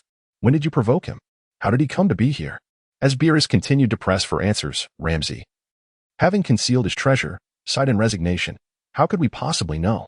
I seem to have no significant ties with him, aside from a few minor grievances in the past. However, since arriving in this universe, there has been no further contact. This time, he has come uninvited. I fear this bodes ill." Noticing the shift in their banter, Vados expressed keen interest. "Oh, Lord Beerus and Lord Ramsey, who exactly are you speaking of that could cause such tension among you two esteemed destroyers? I am genuinely intrigued." Chapter 96. A lasting impression. Sister KSI, you are renowned for your good temper. Who has dared to provoke you? Observing the somber expressions of the three, Vados sensed something. "Oh, I see now. It is him. I must admit, I am rather intrigued. An abyssal dragon? Isn't that Alice's little pet? It has been quite some time since I last beheld Alice, and to my surprise, she has come to your 10th universe in person, riding upon that formidable dragon. It seems that she has certain matters to attend to regarding you." Whis, with his nonchalant demeanor, appeared utterly unconcerned by the arrivals of Luo Feng, Alice, and Nefarian. Observing the expressions of these 3 individuals, Whis harbored a certain anticipation for the events that might unfold upon their arrival. After all, this is the 10th universe, the domain of Kes and Ramsey, and Whis's penchant for reveling in the chaos of unfolding spectacles is well known. He drained his cup of tea and delicately retrieved his angelic staff, preparing to send a message to Alice for further inquiry. At this moment, Beerus seemed to have regained his senses, abruptly shuddering as he seized Whis's shoulder and growled, "Whis, we must depart immediately. Just moments ago, were you not eager to assist Lady Kes and Lord Ramsey? Such rare opportunities are seldom encountered. How can you falter now? However, I must admit, I am quite intrigued by that individual you mentioned earlier. Within the confines of the Academy, I sensed he is no ordinary character, yet I have never had the chance to engage with him. By the way, Lady Kes, what is it about him that left such an impression on you? Was it not concerning the incident with the shattered crystal atop the Angel S staff? I have a feeling that may have been mere happenstance. This young man traversed from the 13th universe. Perhaps he requires your assistance? There is no need to harbor resentment towards him." Observing Whis's nonchalant demeanor, Beerus rolled his eyes and exclaimed, "Mr. Whis, you do not comprehend the gravity of the situation. You were unaware of his actions during the trial grounds. This is not the time for idle chatter. I shall elucidate the details upon our return. For now, we must leave immediately. At this moment, witnessing Beerus's lack of loyalty, Ramses let out a helpless sigh. Perhaps, Beerus, your choice is indeed the correct one. This fellow has managed to subdue even the abyssal dragon, and the divine position he now inherits is shrouded in uncertainty. I sense that even if you and I were to join forces, we might not stand a chance against him, even if Mr. Whis possesses immense strength in this ordinary universe. Neither the Angel of Kes nor Whis can unleash their full power. It seems that this crisis must be faced by us alone. Beerus, however, was not swayed by Ramses's provocation. The more he spoke, the more apprehensive Beerus felt. He vividly recalled the words of Hmph from years past, who mentioned that in the trial grounds, there was a certain intersection between Hmph and that formidable individual, Luo Feng. The sheer magnitude of Luo Feng's strength had left him utterly astounded, though he had always harbored a sense of defiance. The fact remained that this individual had subdued the abyssal dragon and was dispatched by the Grand Priest to the 13th universe, a realm steeped in warfare, unlike their own, which enjoyed the tranquility and opportunities for development. At this moment, Beerus was increasingly anxious. Whis, we can discuss this later. We must depart immediately. Whis sighed. Very well. It seems the spectacle will have to wait. In that case, Lady Ceres, Lord Ramses, we shall take our leave. Whis harbored no reservations in this regard. While he enjoyed the unfolding drama, he held Beerus's opinions in high esteem when the latter was earnest. In an instant, the two emanated a radiant light, transforming into a brilliance as resplendent as diamonds, vanishing without a trace among the stars of Ramses. At this moment, witnessing the departure of the two, she could not help but clench her teeth. This younger brother and that Beerus, truly, they were exceedingly lacking in loyalty. Just moments ago, they spoke of grand ambitions. Yet now they abandoned their words at the slightest provocation. However, this was not the time to hold grievances against these two young men. As Runxi and Kishi each harbored their own contemplations, a colossal shadow emerged around the periphery of the Runxi planet, heralding the swift approach of the abyssal dragon. At this moment, he had extended his wingspan to an enormous expanse of several thousand meters, showcasing his formidable prowess to the fullest. How else could he traverse the entirety of the 10th universe at such astonishing speed, arriving at the very heart of it, the god of destruction's realm, the planet Ramsey? Yet, Nefarian was acutely aware that, despite his grand entrance, he was far from being the central figure in this unfolding drama. His role was merely that of a steed. Upon reaching their destination, he swiftly transformed, shrinking in size to become a diminutive black dragon, circling around Luo Feng, flapping his wings adorably. Who could have imagined that this creature was the abyssal dragon, the most terrifying being in the universe? Observing their prompt arrival, Luo Feng felt a deep sense of satisfaction with Nefarian's performance. This fellow knew his place, refraining from uttering any audacious words. After all, his visit to the 10th universe was a request, lest the weeping Alice be thrown into a fit of tears. Seeing Alice's astonished expression, Luo Feng seized her by the nape and swiftly descended before Ramsey and Kasai. The two, witnessing Luo Feng's actions, were momentarily taken aback, feeling as if they were in the presence of a great threat. What was this? How had the dragon stealthily followed Luo Feng? And what was this rather unseemly manner in which Alice was being treated, akin to a chick being carried by the neck? Observing the petrified expressions of Kasai and Ramsey, Luo Feng cleared his throat to alleviate the tension. Gentlemen, is this truly your way of welcoming guests? We are not strangers, so why the dazed expressions? Faced with Luo Feng's calm demeanor, Ramsey shivered involuntarily. My lord Luo Feng, what brings you to our 10th universe? Noting Ramsey's relatively composed reaction, Luo Feng offered him a gentle smile before redirecting his gaze to Kasai. At this moment, Kes gritted her silver teeth, her face etched with frustration. The staff in her hand radiated a shimmering glow, and she seemed to be teetering on the brink of an imminent outburst. At this moment, Kex's mind was flooded with endless fantasies. It was this very culprit who had once damaged the crystal gem atop her scepter. How could he have the audacity to come to the 10th universe, appearing so nonchalant? Furthermore, when had Alice transformed into such a compliant child? Just then, Kex seemed to recall something abruptly. Chapter 97. The child actually has this trick to think that she was actually pointing her own scepter at Luo Feng, the god of slaughter. This young man had, by some means unknown, once marred her angelic scepter. Contemplating this, the previously menacing Kex immediately swayed her form and concealed the scepter behind her back. She could hardly bear to imagine the severe repercussions she would face if Luo Feng were to shatter her scepter once more. The price to restore it would be excruciatingly high. This had already become a significant blemish on Kex's angelic life. Meanwhile, Alice seemed to have discovered some newfound resolve. Ignoring the sorrowful gazes exchanged between Luo Feng and Ramsay, with a sudden leap, she dove into Kex's embrace, beginning to wail uncontrollably. This child unexpectedly possessed such a tactic. At this moment, witnessing Alice sob uncontrollably, Luo Feng felt a profound sense of helplessness. Perhaps it was the sight of her family that made him question whether he had been too harsh. This typically lively angel had been reduced to a weeping child because of him, yet he could not entirely blame himself. His intentions had merely been to diligently hone his skills and to test his techniques. Was that so unreasonable? Observing Luo Feng's calm demeanor, Ramsay appeared utterly bewildered. Chris, concealing her staff, embraced her younger sister, and upon seeing Alice's tear-streaked face, let out a resigned sigh. Well, regardless of the circumstances, it is rather disconcerting that upon arriving in our 10th universe, no greetings were exchanged. Are you not aware that intruding into another's universe is exceedingly impolite? Luo Feng shrugged helplessly. Had we any means, we would have notified you in advance. It was your sister Alice who insisted on rushing here. I believe in the entire lower realm's cosmic expanse, only you and Ramsay can offer her assistance. It appeared that Alice and Luo Feng indeed had pressing matters to attend to, otherwise they would not have recklessly trespassed into their 10th universe. Noticing Alice still choking back her sobs, Chris suppressed her urge to confront Luo Feng. She understood that no matter how furious or conflicted she felt, this was not the time to act like the former god of Destruction Academy.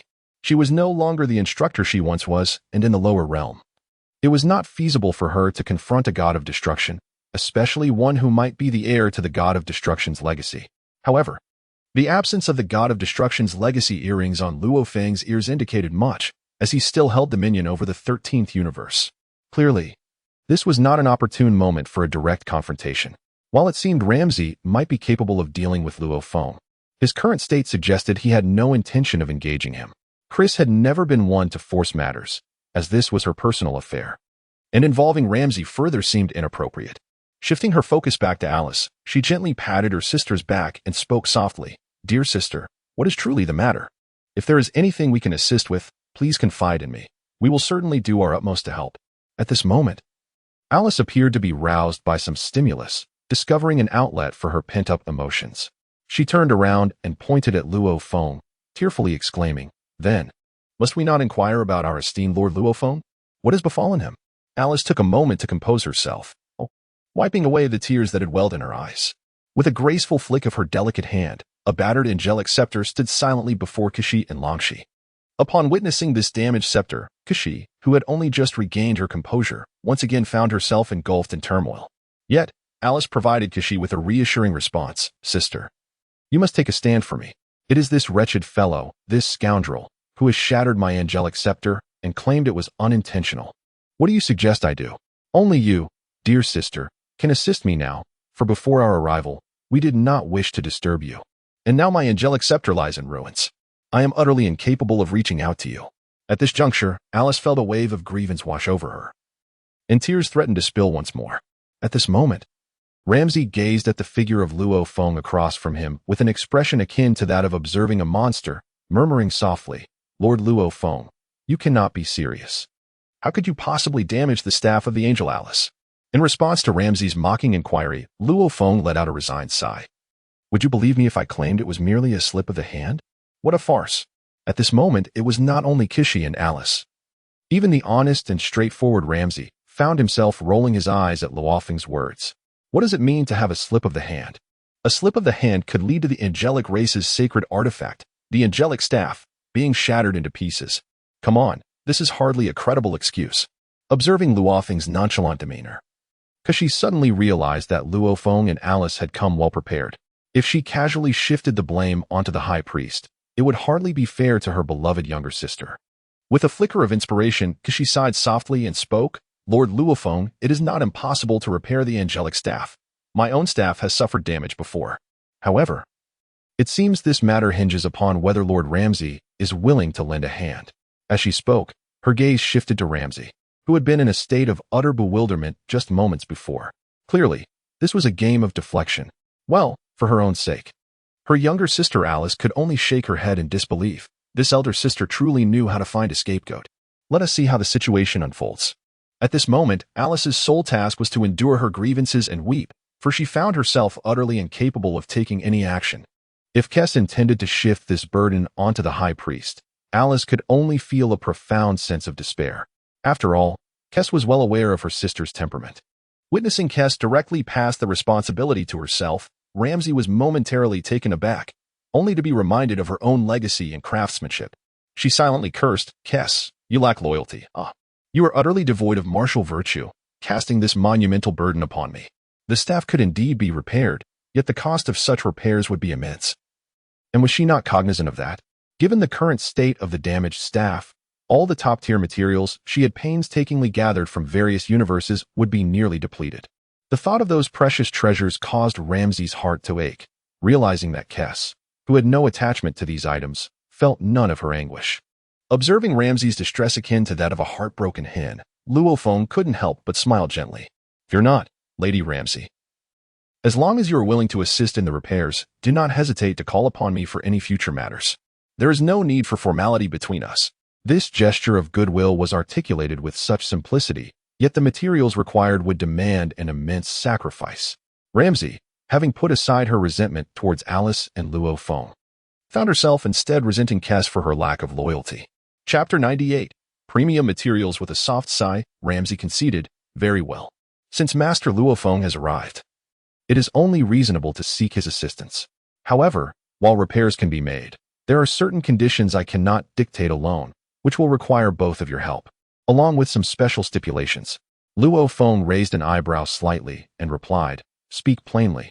I shall endeavor to fulfill any feasible requests, as the origins of this predicament are somewhat tied to me."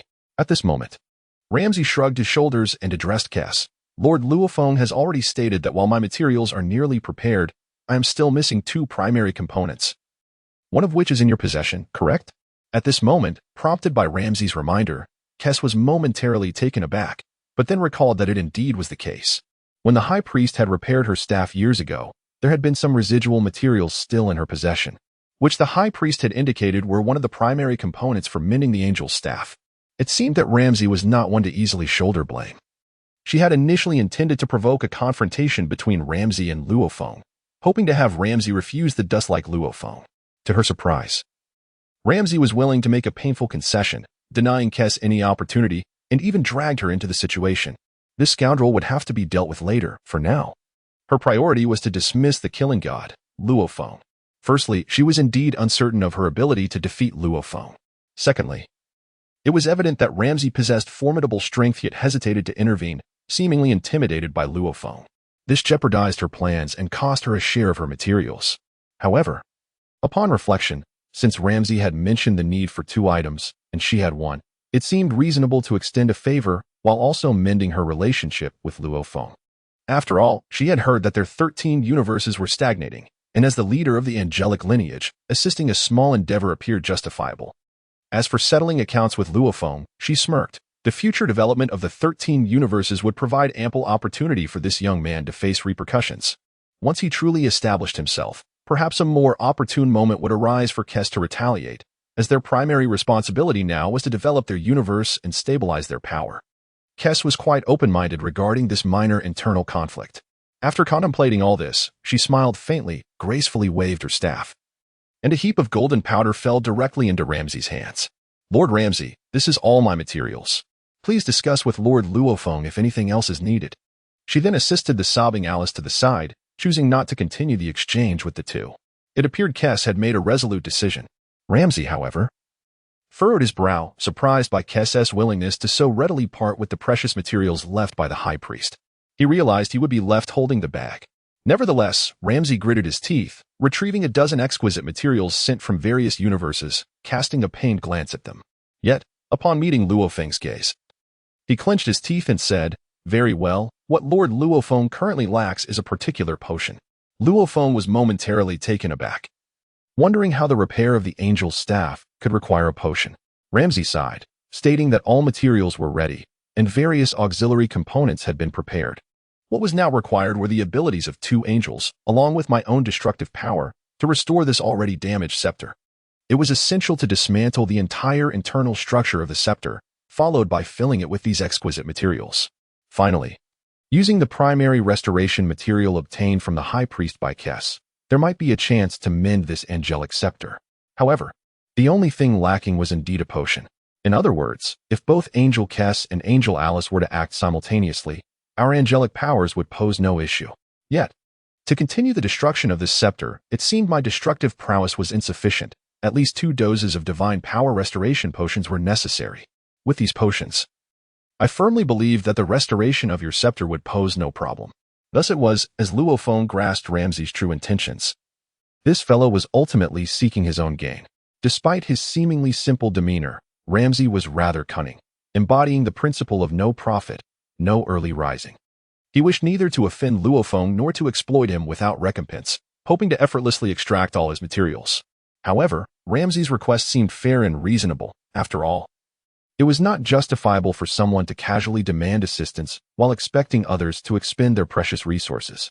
In any case, Angel Kes had already made significant sacrifices, and Ramsey was willing to offer materials and assistance. Thus, it was only reasonable to request some restorative potions. With this thought in mind, Luo Feng appeared to recall something and casually inquired, "Lord Ramsey, do you mean?" Ramsey rubbed his hands together and nodded helplessly. "Yes, just as you imagined. That miserly fellow, you know well what sort of character he is. Relying on the alchemical knowledge he acquired from Angel Macarita, he has mastered many advanced formulas. Yet he's also a monopolist. He has even been willing to part with a single restoration potion. Now, if you can provide 2 doses of divine power restoration potions, I assure you, the restoration of Angel Alice's scepter will be my responsibility." It appeared that Ramsey had resolved to take the plunge. Thus, it was settled. As long as there was an output, there would be a way. The matter of the potions would be entrusted to me. I truly had not anticipated the opportunity to visit the 10th universe. I wondered how that rascal Wei was faring. However, he should be thriving. According to Ramsey, although Luo Feng was now aware of Ramsey's intentions, he felt neither anger nor any sense of wrongness. Since a direction had been indicated, it was time to take action. At this moment, Ramsey let out a long sigh of relief. It seemed that his strategy of diverting trouble was somewhat successful, considering the miserly nature of that fellow. Persuading him to part with 2 items for the restoration of divine power would likely leave him in tears, overwhelmed by the pain of loss. Oh, how he wished to witness the expression of that young man upon realizing he was required to provide 2 potions. Although Luo Feng was still unaware of the rarity of these potions, Ramsey, as the god of destruction from the 10th universe, was acutely aware that these potions were not concocted from ordinary materials. Each potion required a portion of the cosmic essence from the 10th and 11th universes as its primary ingredient, and the cosmic essence of the 10th universe was limited. In essence, the source of each universe is finite. Any use of cosmic essence demands careful consideration. After all, the formation of cosmic essence is deeply intertwined with the developmental stages of the universe. Each accumulation of cosmic essence constitutes a substantial wealth for every god of destruction and angel, a wealth that can only be gradually amassed through the evolution of cosmic space, not simply seized at will. While Ramsey's exquisite materials were indeed hard-earned, he could exchange them for equipment and other items through his own diligent crafting. However, cosmic essence, being fundamental material, could not be easily extracted. With this in mind, Ramsey saw an opportunity to achieve 2 objectives. Firstly, to befriend the formidable Luo Feng, and secondly, to exact a measure of retribution against that miserly character, while also obtaining 2 invaluable potions for the restoration of divine power. Reflecting on his own cleverness, Ramsey quietly commended himself, though his expression remained devoid of any smugness. Instead, he sighed softly. Acknowledging the reality of the situation, asking for help from that miser seemed rather unrealistic. He still had considerable preparations to undertake, as evidenced by the abundance of high-quality materials that needed refining into a form suitable for the restoration staff. Additionally, the assistance of the Angel Kes and Angel Alice was required to help him refine the materials gifted by the High Priest using their divine power. It appeared that he had neatly distanced himself from Alice and Kes. It seemed that Luo Feng would have to manage the affairs in the 10th universe alone. Observing Ramsey, Kes, and Alice, Luo Feng indeed revealed a confident smile, pondering whether this would suffice to secure his command over the army. Do not jest. Originally, Luo Feng's plan was to head directly to the 11th universe after completing the repairs, as a venture there to gather some benefits would indeed be quite delightful. It appears that the 11th universe indeed holds treasures he seeks. The restorative elixirs, as inferred from Lanxi's remarks, are rather rare. The more elusive they are, the more Luo Feng seems to be intrigued. Perhaps, while this substance may not exert a significant effect on him at present, having several reserves could greatly benefit the development of his 13th universe. After all, he has already fallen behind the other universes for quite some time. If he wishes to advance the 13th universe rapidly, the successful execution of this venture is essential. Ultimately, no matter how powerful he becomes, if the universe fails to flourish, it would be in vain. Well then, this presents a perfect opportunity to observe how that rascal Wei Mei has managed the 10th universe, and to see if there are any formidable individuals there. If such talents exist, perhaps he could recruit them to serve under him. Indeed, Luo Feng harbors a favorable impression of the experts from the 10th and 11th universes. Although he is now the supreme god of destruction in the 13th universe, without a few loyal subordinates, the progression of his universe may not be as smooth as desired. With this in mind, Luo Feng resolved to act without further hesitation. Observing the cunning expressions of Lanxi and Keisai, he decided against any further inquiries. He gently patted the head of Nephalion beside him, and with a resounding thud, the black dragon immediately grasped Luo Feng's intention, transforming into a colossal dragon spanning 1,000 meters. Luo Feng leaped onto its back, declaring, "To the 10th universe I shall go. The materials you require shall be swiftly procured. There is no cause for concern. Haha, prepare yourself, Alice. Remain here to assist Keisai and Lanxi, and ensure your staff is restored. As for the rest." At this juncture, Alice appeared to wrestle internally, somewhat reluctant to remain in the 10th universe, as it was Keisai's domain. Observing Lanxi's expression and Keisai's subtle signals, Alice abruptly realized that the root of this predicament was indeed Luo Feng's doing. Regardless of the outcome, confronting Sister Makalita and Lord Wei Mei seemed to be a responsibility he must shoulder. As for whether she could reclaim 2 portions of the elixir, that was tied to her angelic staff. However, judging by Lanxi's demeanor, it seemed that without her and Keisai's divine powers, diffusion of the materials bestowed by the great divine officer would be unfeasible. With a firm bite of her silver teeth, she nodded and said, "Luo Feng, return swiftly. I shall await your return here."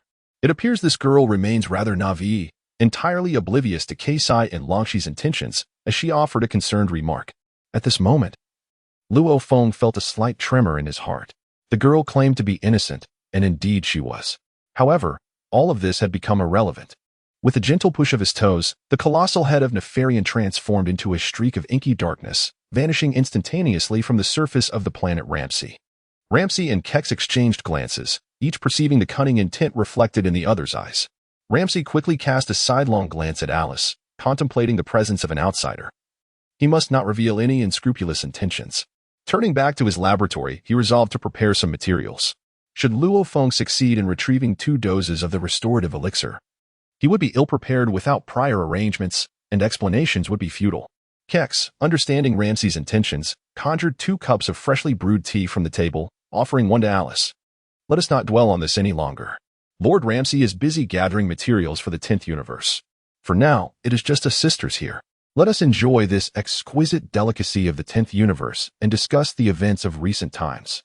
It seemed as though the two were unaffected by the circumstances. Yet Alice harbored a flicker of doubt. Were these 2 truly trustworthy, or were they conspiring against her? Unlike her dependable older sister Kex, who had always been reliable. However, pondering such matters seemed futile. After all, she was the one in need. The terms had been set, and she could only do her utmost. Without complete commitment, her prowess as a battle angel would be significantly diminished. Given her current meager capabilities, she lacked the audacity to be arrogant or domineering. Observing Alice's calm and restrained demeanor, Kex couldn't help but sigh softly. When had her younger sister undergone such a transformation? It had only been a short time since she had journeyed to the 13th universe with Luo Feng, and already she appeared so docile. This indeed warranted a thorough discussion. At this moment, Alice herself was unaware of the reason behind her transformation. How could the once arrogant and imperious battle angel now appear as this weeping figure? As for the matters concerning Universe 10, Luo Feng had no inclination to pay attention to them at this time. Chapter 100, Mental Fortification and Preparation. At this moment, standing atop Nefarian, Luo Feng conceived a novel plan regarding another matter, indicating that his original intentions would indeed need to be realized ahead of schedule. However, he felt no trepidation concerning the quest for items in the 11th universe. At this moment, he was reminded of the divine energy restoration potion mentioned by Ramses. It seemed to be an exceptionally valuable item, and perhaps it was not out of the realm of possibility for him to rapidly advance the 13th universe with its aid. As for the cost, it appeared that the fellow named Wei could hardly pose any significant challenge. Regarding Makalita, he was certainly not a formidable adversary. However, Luo Feng's thoughts were primarily focused on Whis and Beerus. It was peculiar that those two, upon realizing his arrival, chose to retreat back to their universe without so much as a greeting or mingling with him, as if they had seen a ghost. After completing his journey in the 10th universe, he intended to pay a visit to that rascal Beerus, but for now, he would let it be. Luo Feng had grand aspirations concerning Beerus, for the 13th universe lacked precisely what the 7th universe possessed. Moreover, Beerus had prepared several opportunities akin to this one for his own survival, which were indeed rare. With the addition of the divine energy restoration potions obtainable from the 10th universe, his plans might genuinely succeed. Originally, Luo Feng had set his sights on Hmph from the 6th universe and Quitella from the 4th universe, but he now devised an even more exquisite plan. With the strategy in place, it was time to act. To discuss anything else would be mere folly. To traverse the vast cosmos with unparalleled prowess, one must first strengthen oneself, and the foundation of that strength lies in the development of one's own universe. Everything else is superfluous.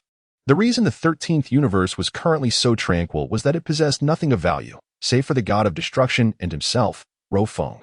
Once the 13th universe was fully developed, it would inevitably attract more individuals with ulterior motives. With this thought, Luo Feng silently resolved to make a significant impact now that he had arrived in the dragon world. As for nurturing subordinates or disciples in the future, that could be addressed later. His strength had reached a plateau, and thus, the priority now was to elevate the cosmic status of the 13th universe. Consequently, the first order of business would be to deal decisively with that rascal Wei, not with lethal force, but rather to exploit the situation to his advantage. Luo Feng immediately corrected his earlier unrealistic musings, yet at this moment, his thoughts were not misguided. Demanding the divine energy restoration potion was akin to demanding the very life of Wei, as it was something he cherished deeply. At this moment, Luo Feng, who is on his way, remains oblivious to the fact that in the 10th universe, Wei is there, arms crossed, incessantly cursing that scoundrel, Ramsey.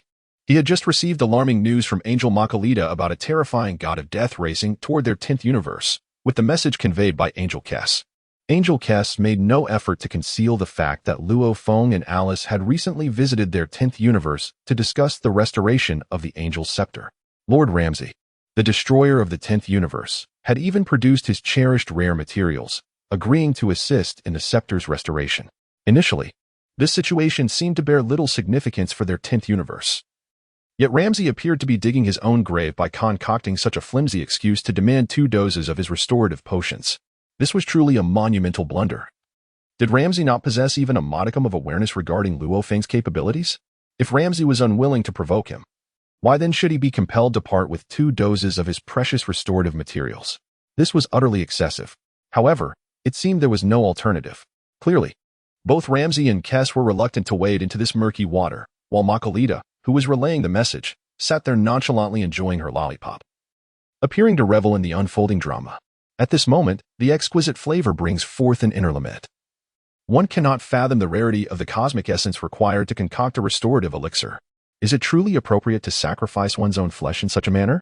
Presently, Luo Feng is already en route, indicating that the situation has become irreversible. After all, both he and Makalita are masters of alchemy and potion making, standing as the pinnacle of excellence within the entire 12 universes. Much like the renowned restoration and manufacturing techniques of Ramsey, this is a matter laid bare, devoid of any contention. Yet, the sacrifices and heartaches involved are known only to them. Now, the focus for Wei lies in strategizing how to maximize benefits and advantages amidst the forthcoming contest. At this moment, Wei was ensnared in a dilemma, torn between the necessity of preparing for battle and contemplating the means to compel that fellow Luo Feng to retreat. Should she concede directly or confront Luo Feng, the fierce deity, head-on? The uncertainty weighed heavily upon her. Glancing at the seemingly harmless Makalita beside her, Wei bit her molars, striving to calm her turbulent emotions. She began to assess the pros and cons of the situation.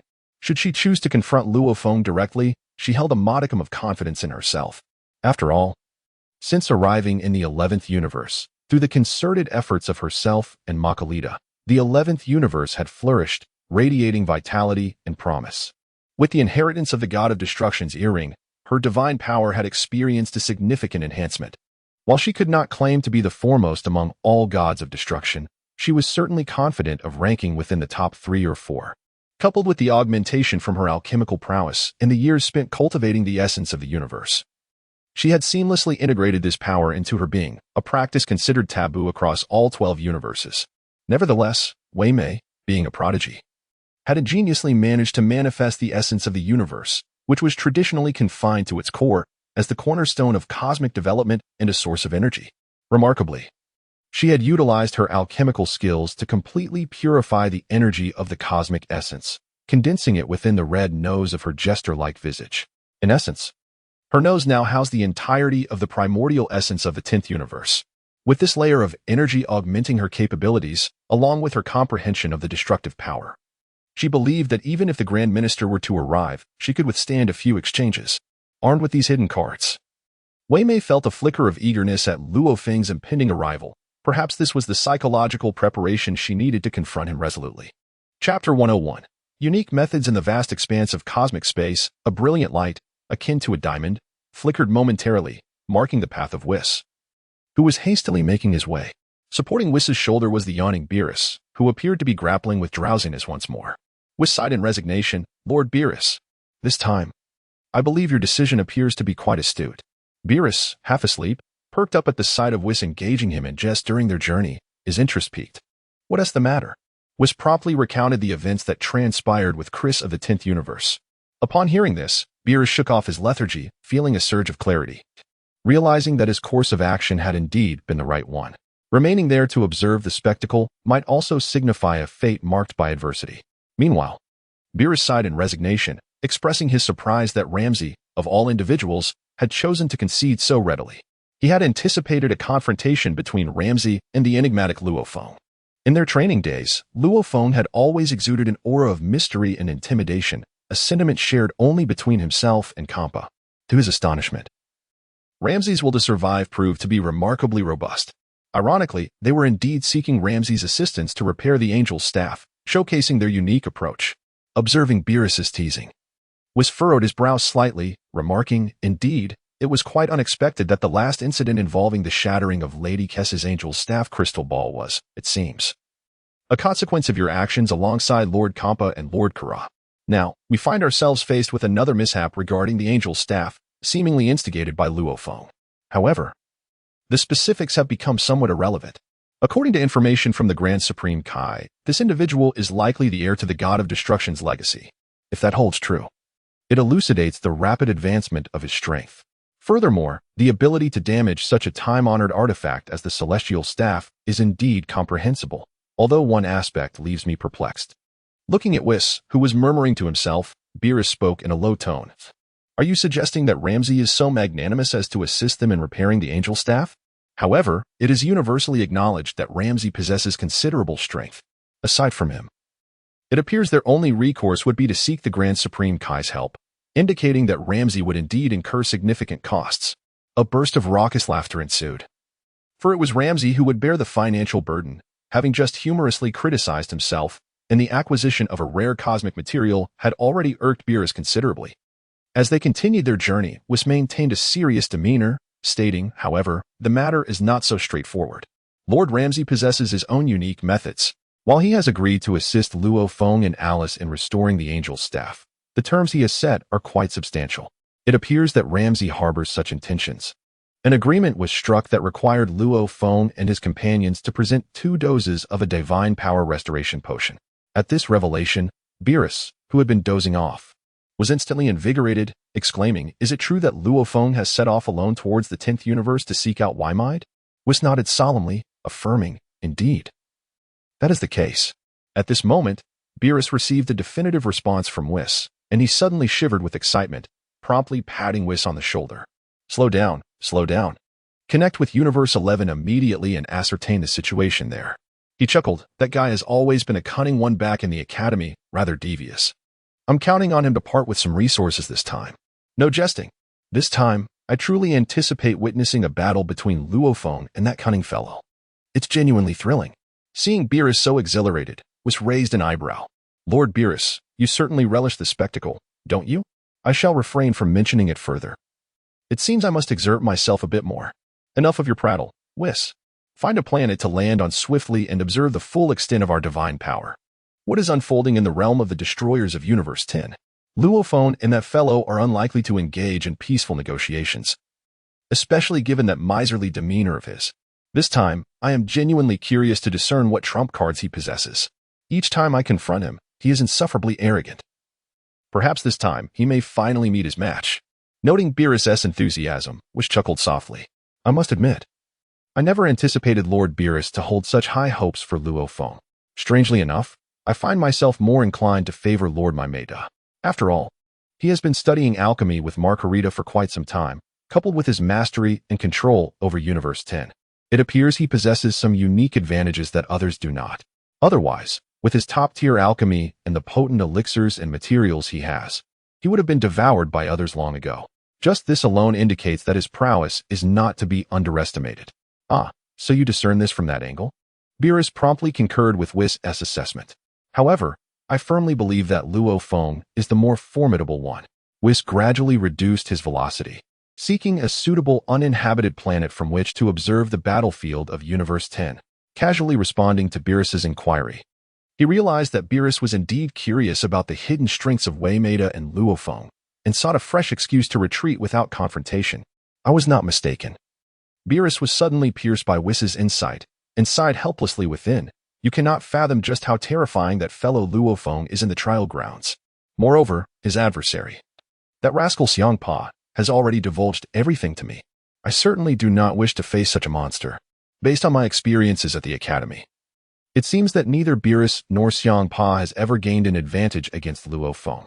As for Hmph, he considers himself exceptionally clever and often gravitates towards Luo Feng, only to find himself repeatedly outmaneuvered, leaving him with nothing but a familiar face and a string of defeats. However, despite the shattering of the crystal ball, which ultimately benefited me the most by allowing me to learn a portion of the unfettered ultimate technique and fortuitously catching Whis' attention, leading me to the 7th universe, Luo Feng subsequently damaged Alice's angelic staff, which signifies much. At this moment, I am indeed intrigued by how the cosmic battle in the 10th universe will unfold. Chapter 102. A lot of flair after all. I am well acquainted with Maimeda and genuinely look forward to it. Thus, Beerus and Whis sought an uninhabited planet and promptly began a live broadcast, focusing on the realm of the god of destruction in the 10th universe. Meanwhile, within the realm of the god of destruction on planet Ramsey, the inhabitants were not idle. At this moment, Ramsey casually fiddled with various materials in his hand, having already made a promise to Luo Feng. Regardless of whether Luo Feng succeeded in obtaining the potion to restore his divine power, the work must be done. Otherwise, there would be no explanation to give Alice. Moreover, Keisai sent news of Luo Feng's arrival to the celestial beings, providing them with a heads-up. After all, it would not be in her nature as the elder sister to allow the 10th universe to be caught off guard, as they were this time. At this moment, the scepter in her hand radiated a shimmering light, and a colossal projection materialized before Hmph, Keisai, and Alice, exuding an air of eager anticipation. It appeared that Lord Maimeda truly possessed formidable cards up his sleeve. I have high hopes for him. Hmph, however, chuckled softly, admitting, to be honest, I too have faith in Maimeda. Otherwise, I would not have lured that killing god, Luo Feng, to his side. This young man may often feign timidity and weakness, yet his true prowess is far from insignificant. His position as a top-tier alchemist among the 12 factions speaks volumes. Then, Hmph furrowed his brow, pondering, Keisai. I truly do not understand how Luo Feng managed to tame that abyssal dragon. He has now transformed into a dragon knight, and he appears quite dashing. Far more so than I, a mere blacksmith, or Maimeda, who seems perpetually preoccupied with his potions and vials. Noticing Hmph curiosity, Keisai chose to disregard him. This is of no concern to you. Focus on your blacksmithing, she replied, before turning her attention to Alice. Alice, now that we are alone, you need not maintain your facade any longer. Pray tell, what transpired? Why did your scepter shatter inexplicably? Are you not the only princess among the angels who fights with all her might in the ordinary universe? Is it possible that something unforeseen occurred, leading to the destruction of your scepter? Such a significant matter, and you did not seek your father's counsel, but instead came to me. Can you not speak the truth to me now? Regarding your tearful state, you must be honest with me, or I shall not spare you." Upon being confronted about her innermost troubles, Alice paused in surprise, her cheeks flushing crimson, as it seemed Kasai had uncovered her deepest secret. At this moment, Alice had shed her previous demeanor of pitifulness, no longer on the verge of tears. Instead, she stood with her hands on her hips, grumbling, "Sister Kess, I must admit, this disguise has indeed been quite exhausting, but I cannot be blamed for it. Is there some hidden truth I should be aware of?"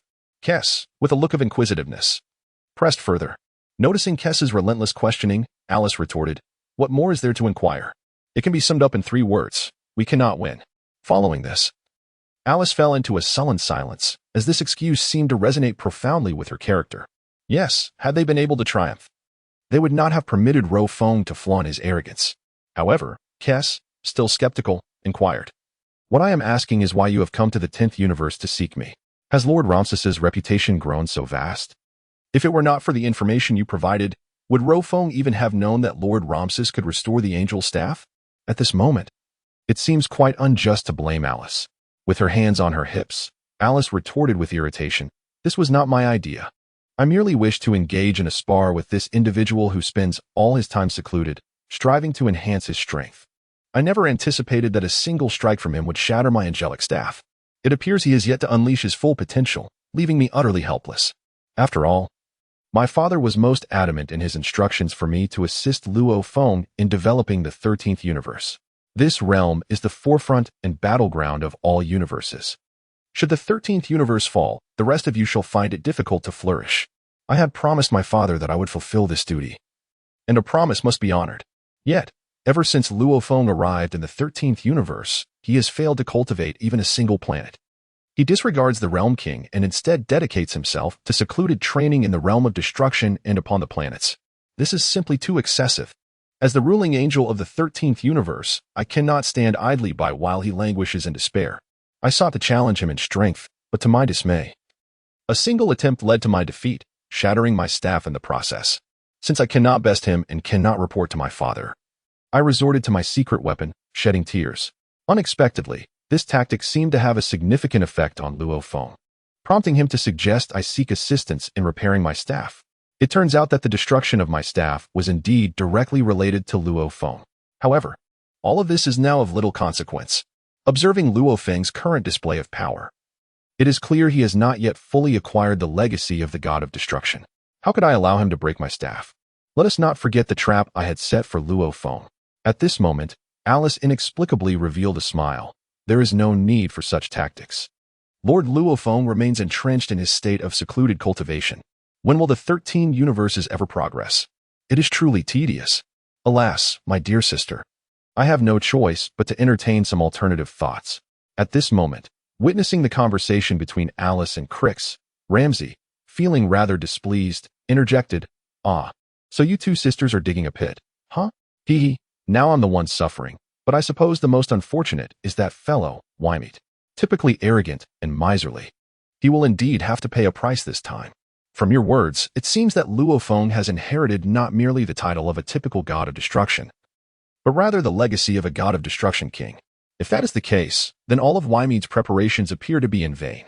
After all, the disparity between a god of destruction king and a mere god of destruction is not merely one of quality and quantity, it is a difference that transcends dimensions. This time, it seems Wiemeed will have quite the ordeal ahead of him. I must admit my caution was not misplaced, otherwise I would have been the one facing Luo Feng. With that thought, observing Wiemeed's arrogant demeanor, Ramsey silently mourned for him for a few seconds, reflecting that he could not be blamed now, given how stingy he usually is. Chapter 103. This fellow is somewhat peculiar. Seeing Ramsey's seemingly harmless expression, Crick smiled. Regardless of strength, let us not allow our 10th universe to bear the blame. Your task remains to promptly repair Alice's scepter. Otherwise, we cannot predict what bizarre actions our suddenly transformed little princess might undertake in the future. However, Alice provided no opportunity for further banter. Swiftly consuming a cup of tea and stating, "Discussing these matters is futile. I merely wish to observe the extent of Lord Wiemeed's capabilities in the 11th universe." At this moment, the 3 individuals directed their full attention towards the realm of the god of destruction of Universe 11. At this moment, not only the likes of Kishi and Alice, the celestial beings, are paying attention, but even the informed Conic and Bados are there, wielding their staffs to observe all that transpires within the realm of the god of destruction of the 10th universe. At this moment, the exquisite flavor lingered. Yet he remained engrossed in preparation for the impending confrontation as Luo Feng arrived. With a gentle sigh, he caressed the newly crafted attire of the destroyer adorning his form, contemplating that perhaps this innovative armor would prove invaluable. He then touched the earring adorning his ear, a symbol of the legacy of the swift deity, which instantly bolstered his confidence. Subsequently, he retrieved a vial of golden elixir from his pocket, pondering that this might be his ultimate trump card for survival. If all unfolded favorably, there was a genuine possibility of achieving fame through battle. Attracting attention from others seemed advantageous if he could attain recognition through Luo Feng's presence. It would spare him from the incessant buzzing of pesky flies lingering around him, which was indeed bothersome. Yet, within the realm of the ordinary universe gods, it was unwise to act with hostility. After all, he spent his days refining and concocting superior potions. This persistent individual was inescapable, relentlessly clinging to him. Should he establish a reputation through this encounter with Luo Feng, he anticipated a future of greater tranquility, allowing him ample time to delve deeper into the art of alchemy. Moreover, with the victory of this battle, he could gain a measure of prestige and lay the groundwork for his own alchemical empire. At this moment, Wei Mei was immersed in the blissful realm of ideals. However, a crisp voice interrupted the reverie. "Wei Mei, are you truly prepared?" It was Margarita, whose words shattered Wei Mei's daydreams. Wei Mei frowned slightly. "Margarita, do you really lack faith in me? I must express my gratitude to that lad, Ramsey, for alerting us beforehand. Had I been unprepared, who knows if I would have been a match for that fellow, Luo Feng. Although this boy possesses some peculiarities within the academy, I still believe that, given my preparations, I am not destined to be defeated in a straightforward confrontation." Margarita, however, furrowed her brow and replied, "I suspect the situation is more complex than it appears. After all, at the time of the incident, both Lord Beerus and Whis were guests in the 10th universe, and Ramsey does not strike me as someone easily subdued." When Luo Feng arrived in the 10th universe, Whis and Beerus intervened as swiftly as rockets, which complicates matters significantly. Moreover, Ramsey's request for 2 vials of potions and his willingness to invest heavily to assist Alice in restoring her staff raises questions. I am well aware of these developments. Wei Mei, somewhat impatient, waved his hand dismissively, failing to grasp Margarita's concerns. He remained confident in his abilities, especially with the final vial of golden potion, a top-tier restorative elixir crafted from 1/10 of the cosmic essence of the 11th universe. With the power and energy this potion could unleash, Wei Mei felt assured of his victory over Luo Feng. This was his chance to establish his reputation, and he refused to let trivial matters dampen his spirits. Suddenly, a more perfect plan dawned upon Wei Mei. Indeed, Luo Feng's movements were quite elusive. He had gleaned some insights through his interactions with Zampa and Beerus. To truly unleash his potential, Wei Mei realized he must compel Luo Feng to confront him directly. Given that Luo Feng had reasons to seek him out, initiating a battle upon their first encounter seemed rather imprudent. Additionally, Wei Mei lacked confidence in identifying Luo Feng's vulnerabilities in agility and technique. If Luo Feng agreed to engage him directly, Wei Mei believed he could triumph, provided he fully harnessed his power and the potion-S effects. However, the sole concern remained the potential repercussions of a clash between deities, which could inflict irreversible damage upon the universe involved. As a god of destruction, Wei Mei was acutely aware of this reality. He understood that his quest for recognition could not jeopardize the fate of the 10th universe. Inflicting harm upon it was a burden far too great for him to bear. At this moment, gazing at Margarita, who still exuded an air of elegance, I suddenly recalled something. Margarita, the angel. Instead of engaging in my intellectual musings, why not lend me a hand? What do you mean by that? Upon noticing the glimmer in Wymide's eyes, Margarita seemed to grasp the underlying message. Letting out a resigned sigh, "Very well, I comprehend the intentions of the esteemed Wymide." Yet, inwardly, Margarita couldn't help but curse, pondering who endowed Wymide with such audacity to challenge the heir of the god of destruction. Nonetheless, it seemed that no matter how much was said, the now exceedingly arrogant Wymide was beyond reason. Was he truly losing his wits over alchemy? Yet, all of this was ultimately trivial. Margarita held unwavering confidence in her new reagent. After all, the golden potion in Wymide's possession was the culmination of her life's work in alchemy. This potion not only amplified the potential, willpower, and restorative abilities of the god of destruction, but could also elevate his prowess to an entirely new realm.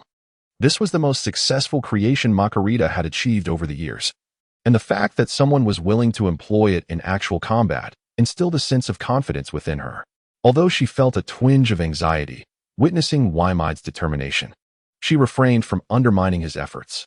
Makarita gently waved her staff, conjuring a hexagram formation of golden threads beneath her feet. Chapter 104. Watching you before them. A colossal hexagram arena gradually materialized before Wymide. Esteemed Wymide, this should be the venue you require. I have utilized all my divine power to create this arena, fortified by the strongest cosmic architecture I could muster. If all goes as planned, it should not cause any destruction or disruption to our 10th universe within the next 5 days. Now on the stage, you and Lord Luo Feng can engage in battle with your utmost might, including the deployment of your hidden cards along with the final potion. Hehe, Makarita, you truly understand me, Wymide expressed, exceedingly pleased with Makarita's cooperation. After all, having his servant construct the arena for him was indeed a considerable favor from Makarita. Observing Wymide's insincere gratitude, Makarita rolled her eyes in exasperation and remarked, Esteemed Wymide, I genuinely do not wish to dampen your spirits, but since we have decided to engage in combat, you must give it your all. Regardless, I must convey to you that the attention of not just one or two entities within our 10th universe's god of destruction and angels is upon you. Many are watching closely. If you succeed, it could lead to a resolution once and for all. However, Wei Mei, with a grand gesture, leaped onto the arena, assessing the stability of the surrounding space and the robustness of the platform, and was thoroughly satisfied. After all, having arrived in an ordinary universe, there truly existed no opportunity to engage in a full-scale battle apart from indulging in a bit of alchemy. At this moment, Makarita furrowed her brow and gazed skyward, softly uttering, How swiftly they arrive. Wei Mei's eyes also turned towards the heavens, where a fleeting black streak shimmered momentarily. In the next instant, Luo Feng stood silently before Wei Mei and Makarita, with a diminutive black dragon perched on his shoulder, exhaling small fireballs in a display of excitement and arrogance. This was indeed Luo Feng, who had come from the 10th universe. Upon witnessing Luo Feng's imposing entrance, Wei Mei's brows briefly arched, yet she quickly composed herself, reminding herself that this was her domain, and she must not diminish her own presence.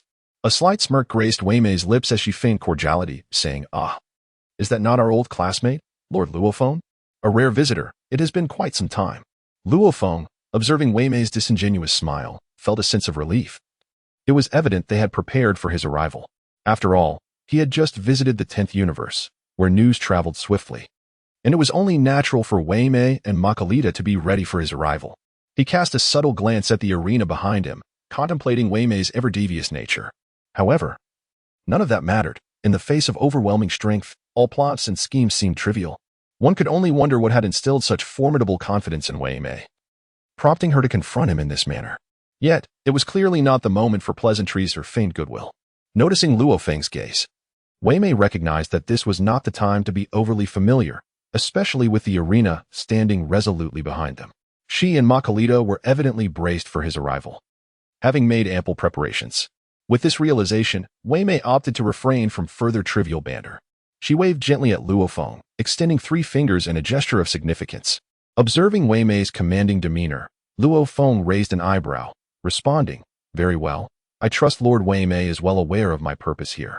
Please, do proceed with your matters. I am ready to engage. While we may typically refer to one another as old classmates, your arrival in the realm of the destroyer of our 10th universe signifies a shift in our dynamic. I shall speak candidly. Acquiring my elixir is not an insurmountable task, yet it necessitates a certain cost. However, I trust you are not the sort to demand something without due consideration. You still possess the penchant for verbosity, just as you always have. Please, get to the point. It seems that Luo Feng's patience is nearing its limits. Wei Mei extended 3 fingers, a gesture that exuded confidence. It's quite simple, as you can see. The arena behind us serves as a venue for destroyers to engage in combat and showcase their prowess.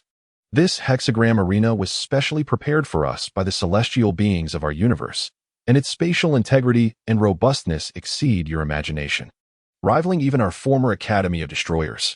My request is straightforward. If you can withstand 3 of my strikes without defeat, we can discuss the elixir favorably. Upon hearing Wei Mei's words, Luo Feng raised an eyebrow, then turned to Wei Min with a scrutinizing gaze. Are you certain it's merely 3 strikes? Is it really that simple? Wei Mei, brimming with confidence, clenched his fist. Indeed, it is that simple. However, I must stipulate that you are not to evade or dodge. You must endure my 3 punches directly to meet my condition. Though this demand may seem excessive, I believe it is wholly fitting for someone of your caliber, Luo Feng. Lest I underestimate you. Observing Wei Mei reveling in his bravado, Luo Feng could not suppress a cold smirk. It was evident that this fellow aimed to use him as a stepping stone to demonstrate his prowess before the other destroyers. Nevertheless, it appeared that Wei Min was overestimating his own standing. Luo Feng shifted his gaze back to Wei Mei, appraising this mysteriously self-assured destroyer.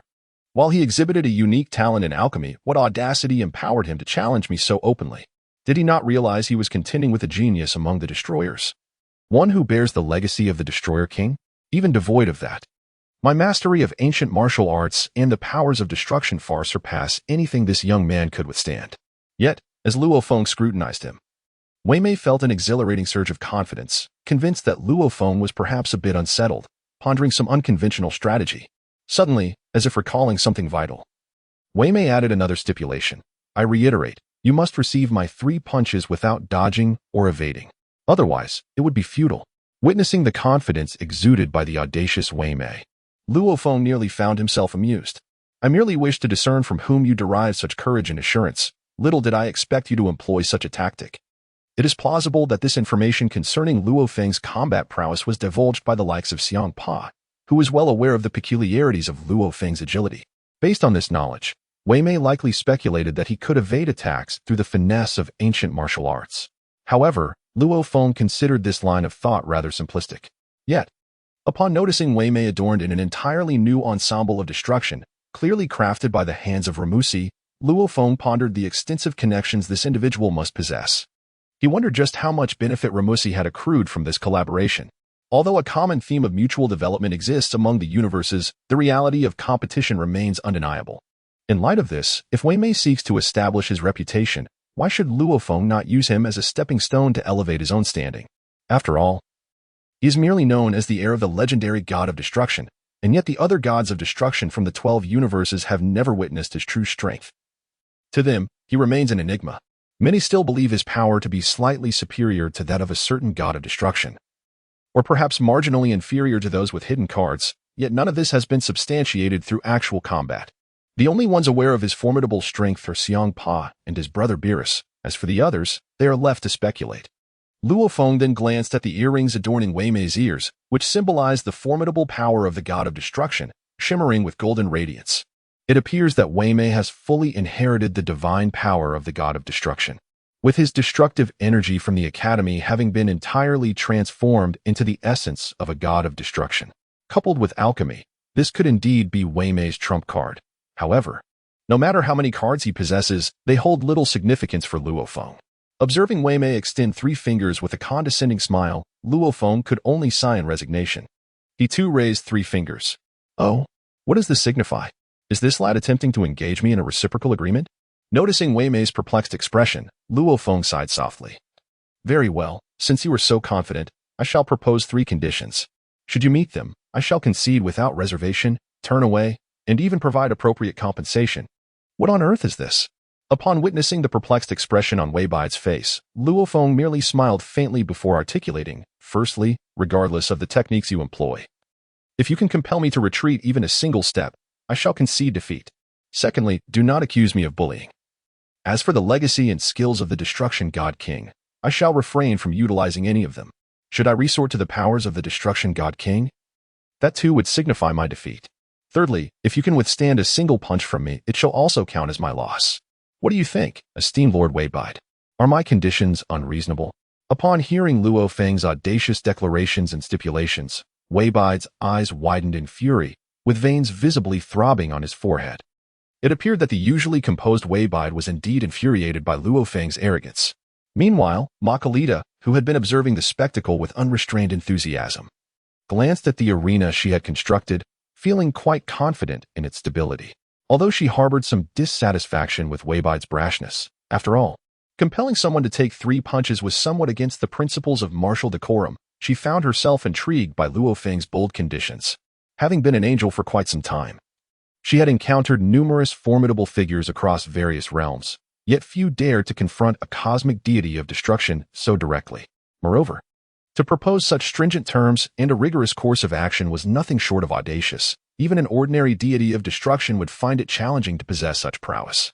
If it were to reach such a level, one might surmise that even their high-ranking divine officials might struggle to meet such demands. And this was all predicated on Weibide not utilizing his trump cards. Should he begin to reveal them one by one, achieving such feats would be utterly inconceivable. Despite her myriad grievances, Makalita had no intention of intervening in this contest. After all, witnessing the unfolding drama was her greatest delight.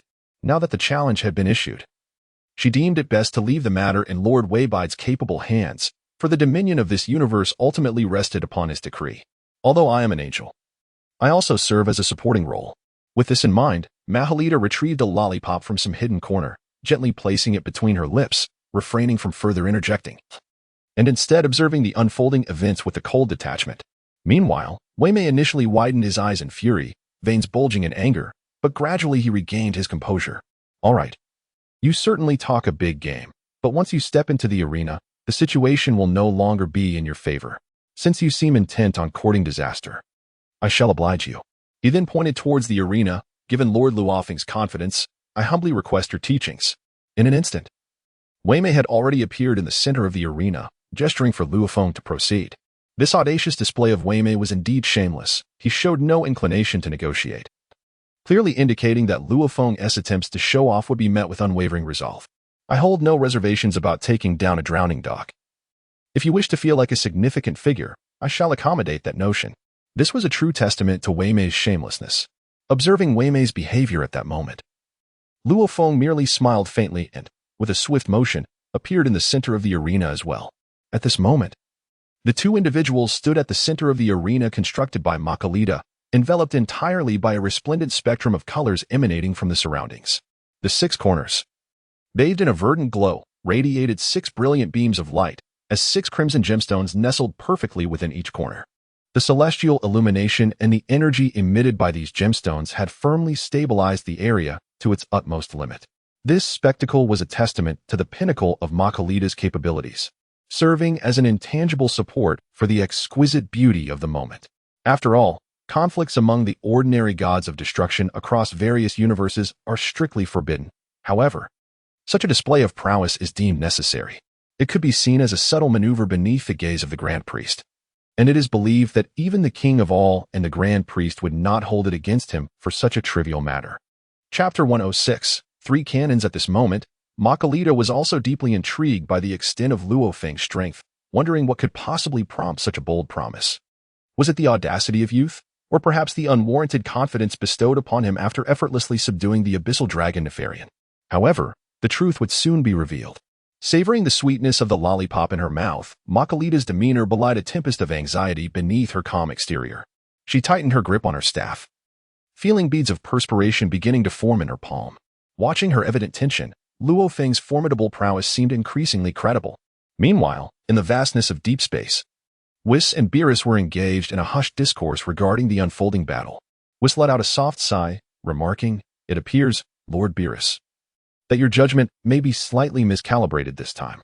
While it is true that Luo Feng possesses strength surpassing that of an ordinary god of destruction, to challenge in such a manner is rather presumptuous."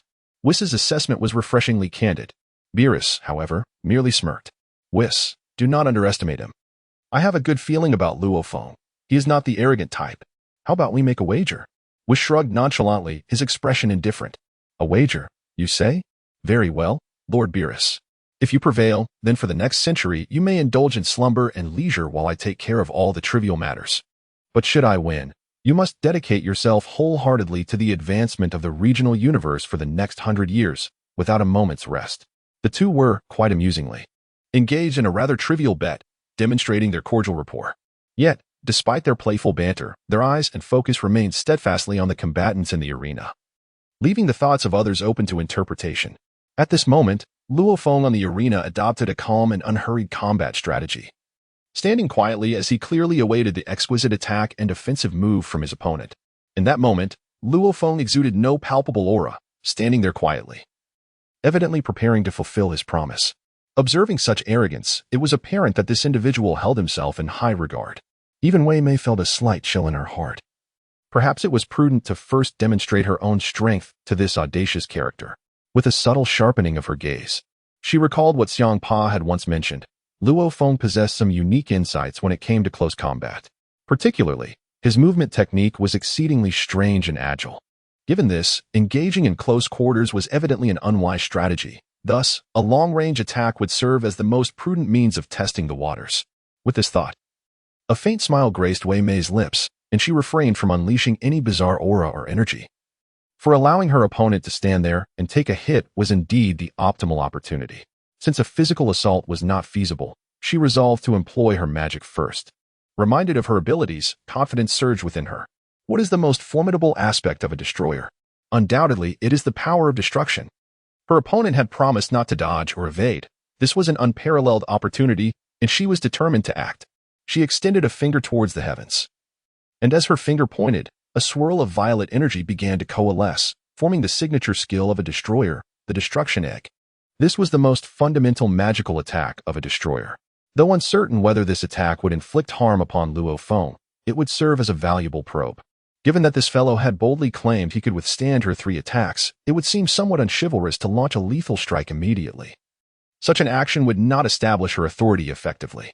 If the gathered destructive energy could compel Luo Feng to move or evade, it would negate the necessity of revealing many of her trump cards, thereby asserting her dominance without irreparably offending him. With this realization, Wei Mei heartily approved of her own strategy. As the destructive energy in the air continued to accumulate, the aura of the energy sphere grew increasingly unstable, becoming formidable and potent.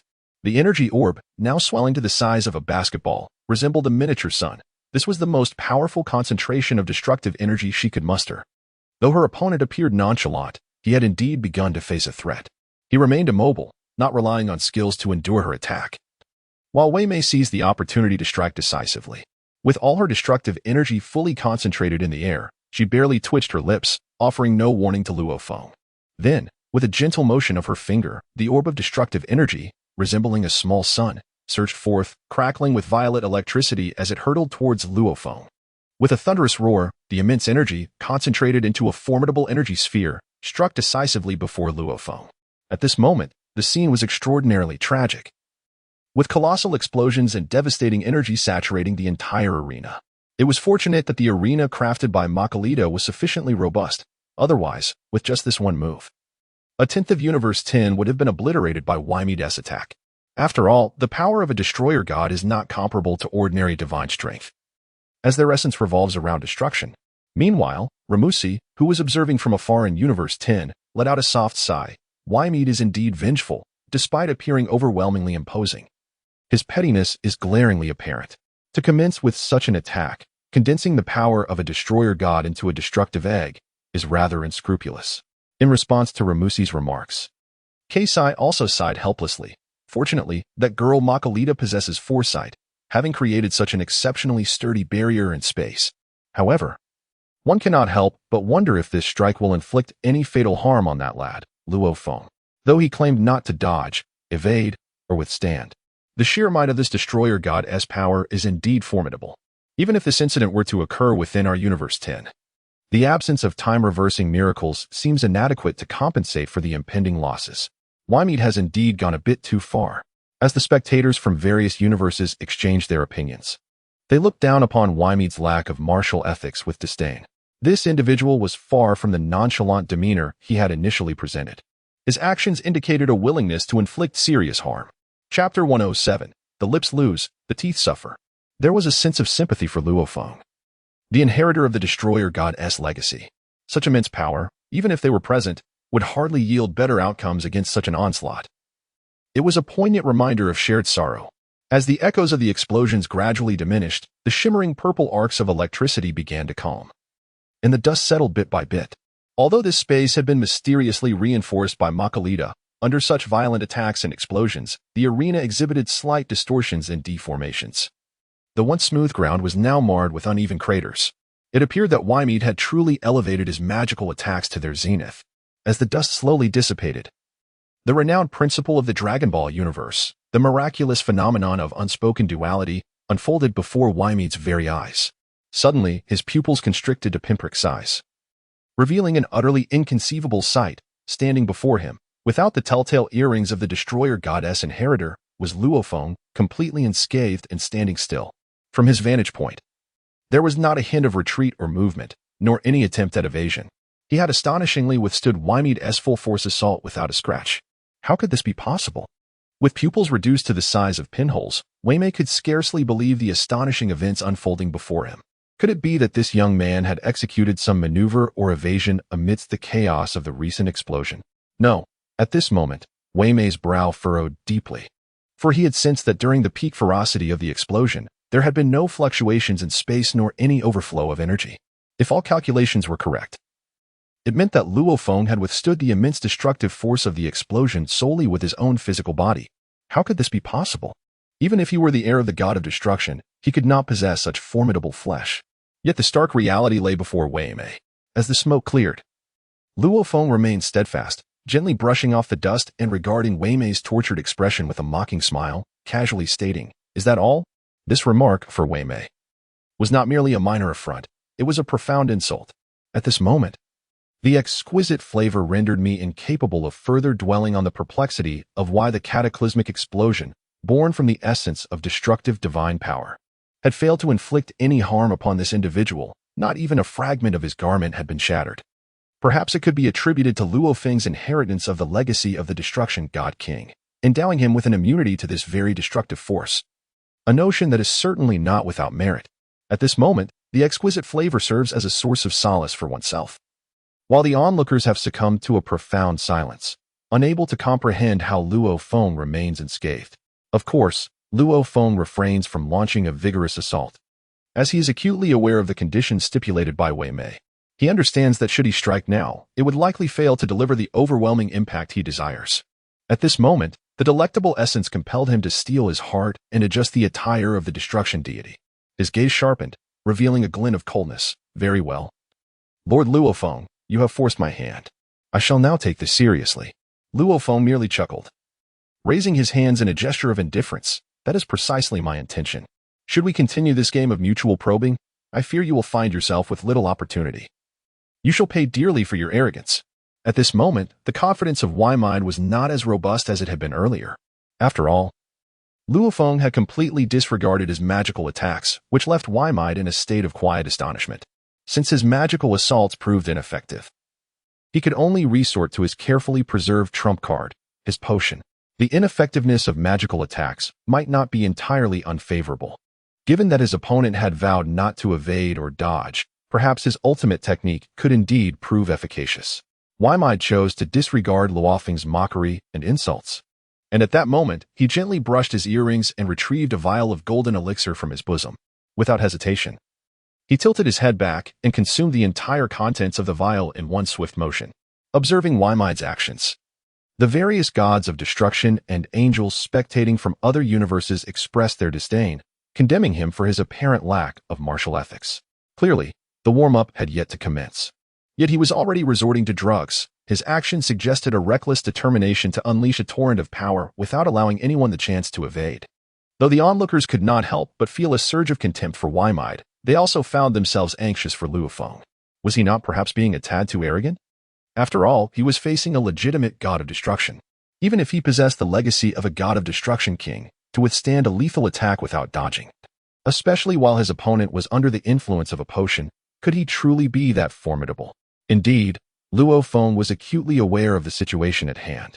He was far from the calm demeanor that outsiders perceived.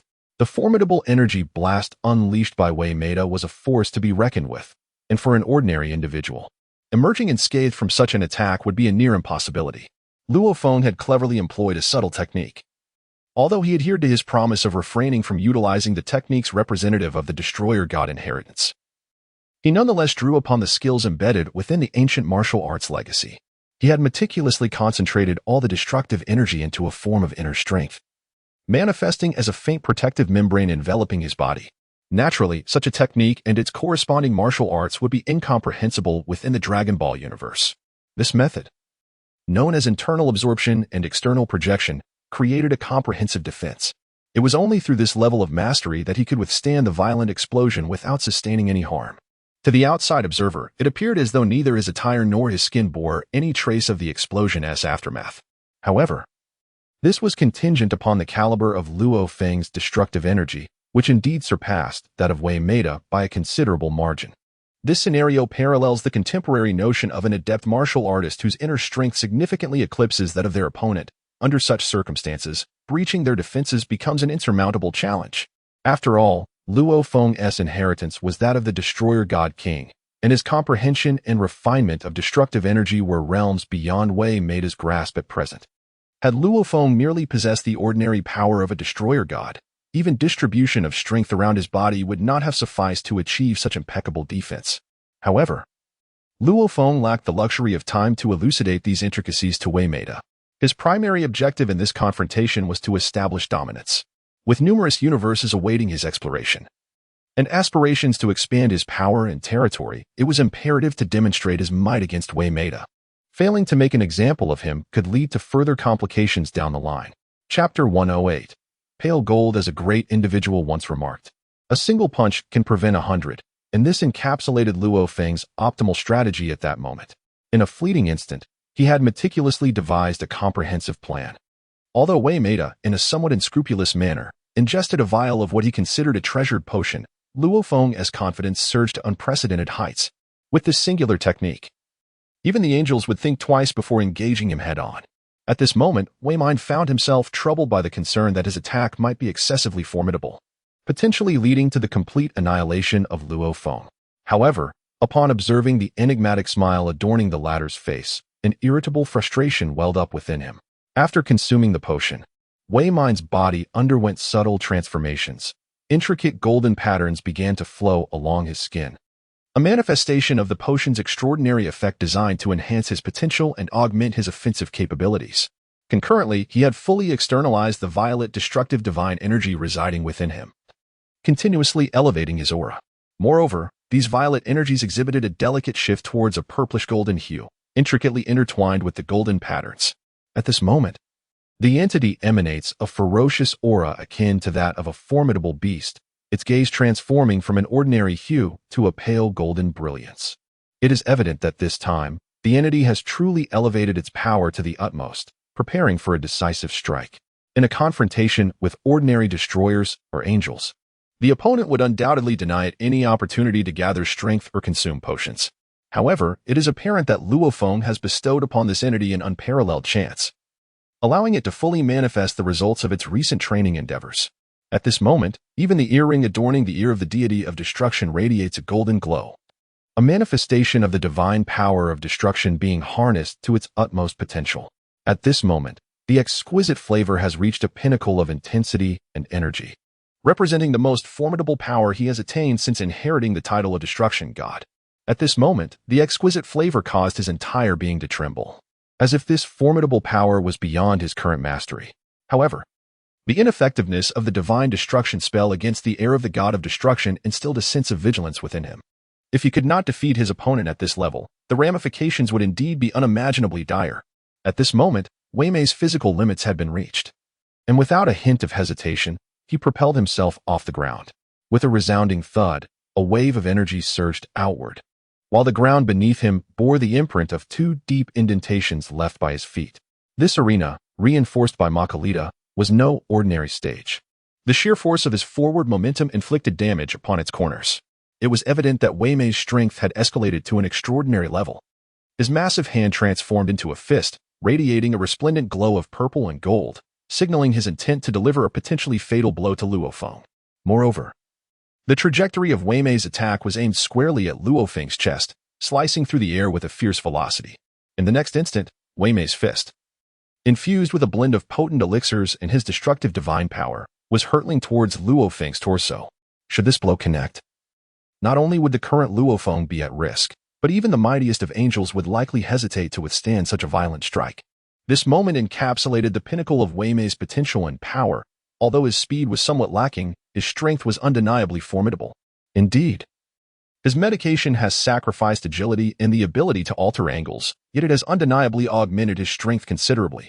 This is precisely why Wei Mei's attacks compel opponents to remain stationary, adhering to the rules set forth.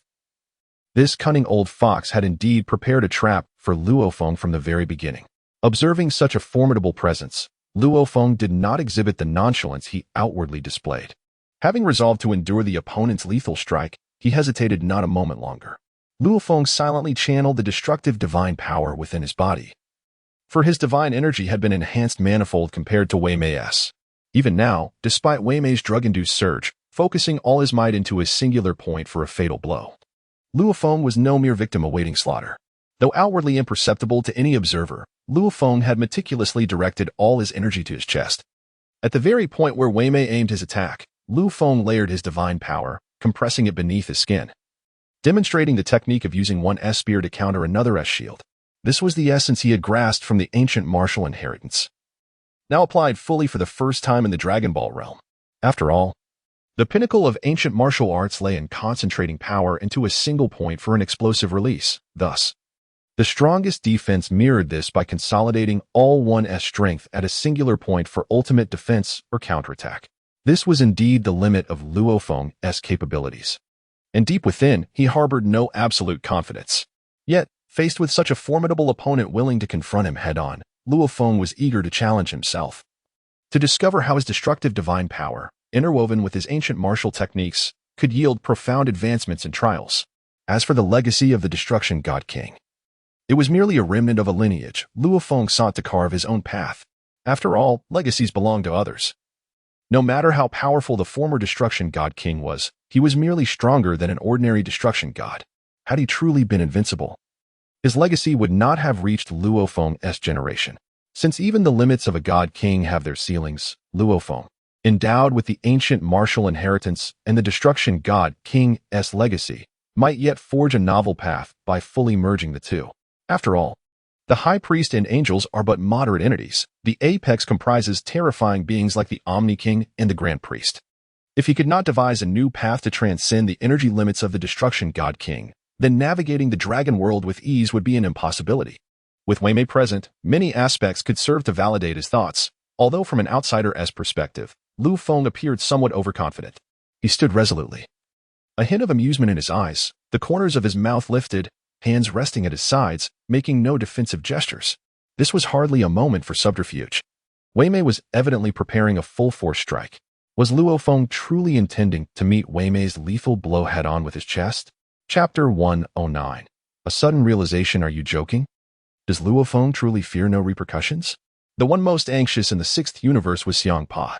Despite his incessant schemes to undermine Luo Feng, he regarded him as a genuine friend, especially considering the considerable assistance Luo Feng had provided during their time in the academy and the trial tournament.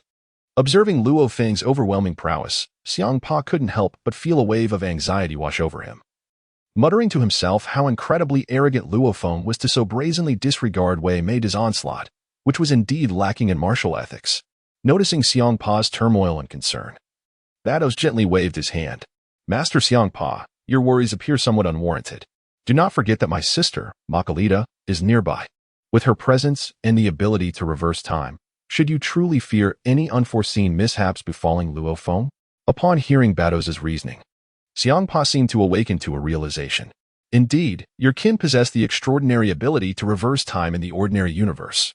Given Makalita's strength, reversing time by 7 minutes should pose no challenge. Even if Luo Feng were to suffer a grave injury during that interval, as long as Makalita intervenes, he would emerge unscathed. However, it was evident that Makalita was merely spectating, which was uncharacteristic of her demeanor. Would she truly act to save Luo Feng? Seeing Hmph's evident doubts about Luo Feng's capabilities, Beerus chuckled softly, covering her mouth. Regardless, Luo Feng is undoubtedly the most formidable entity among our class of destroyers.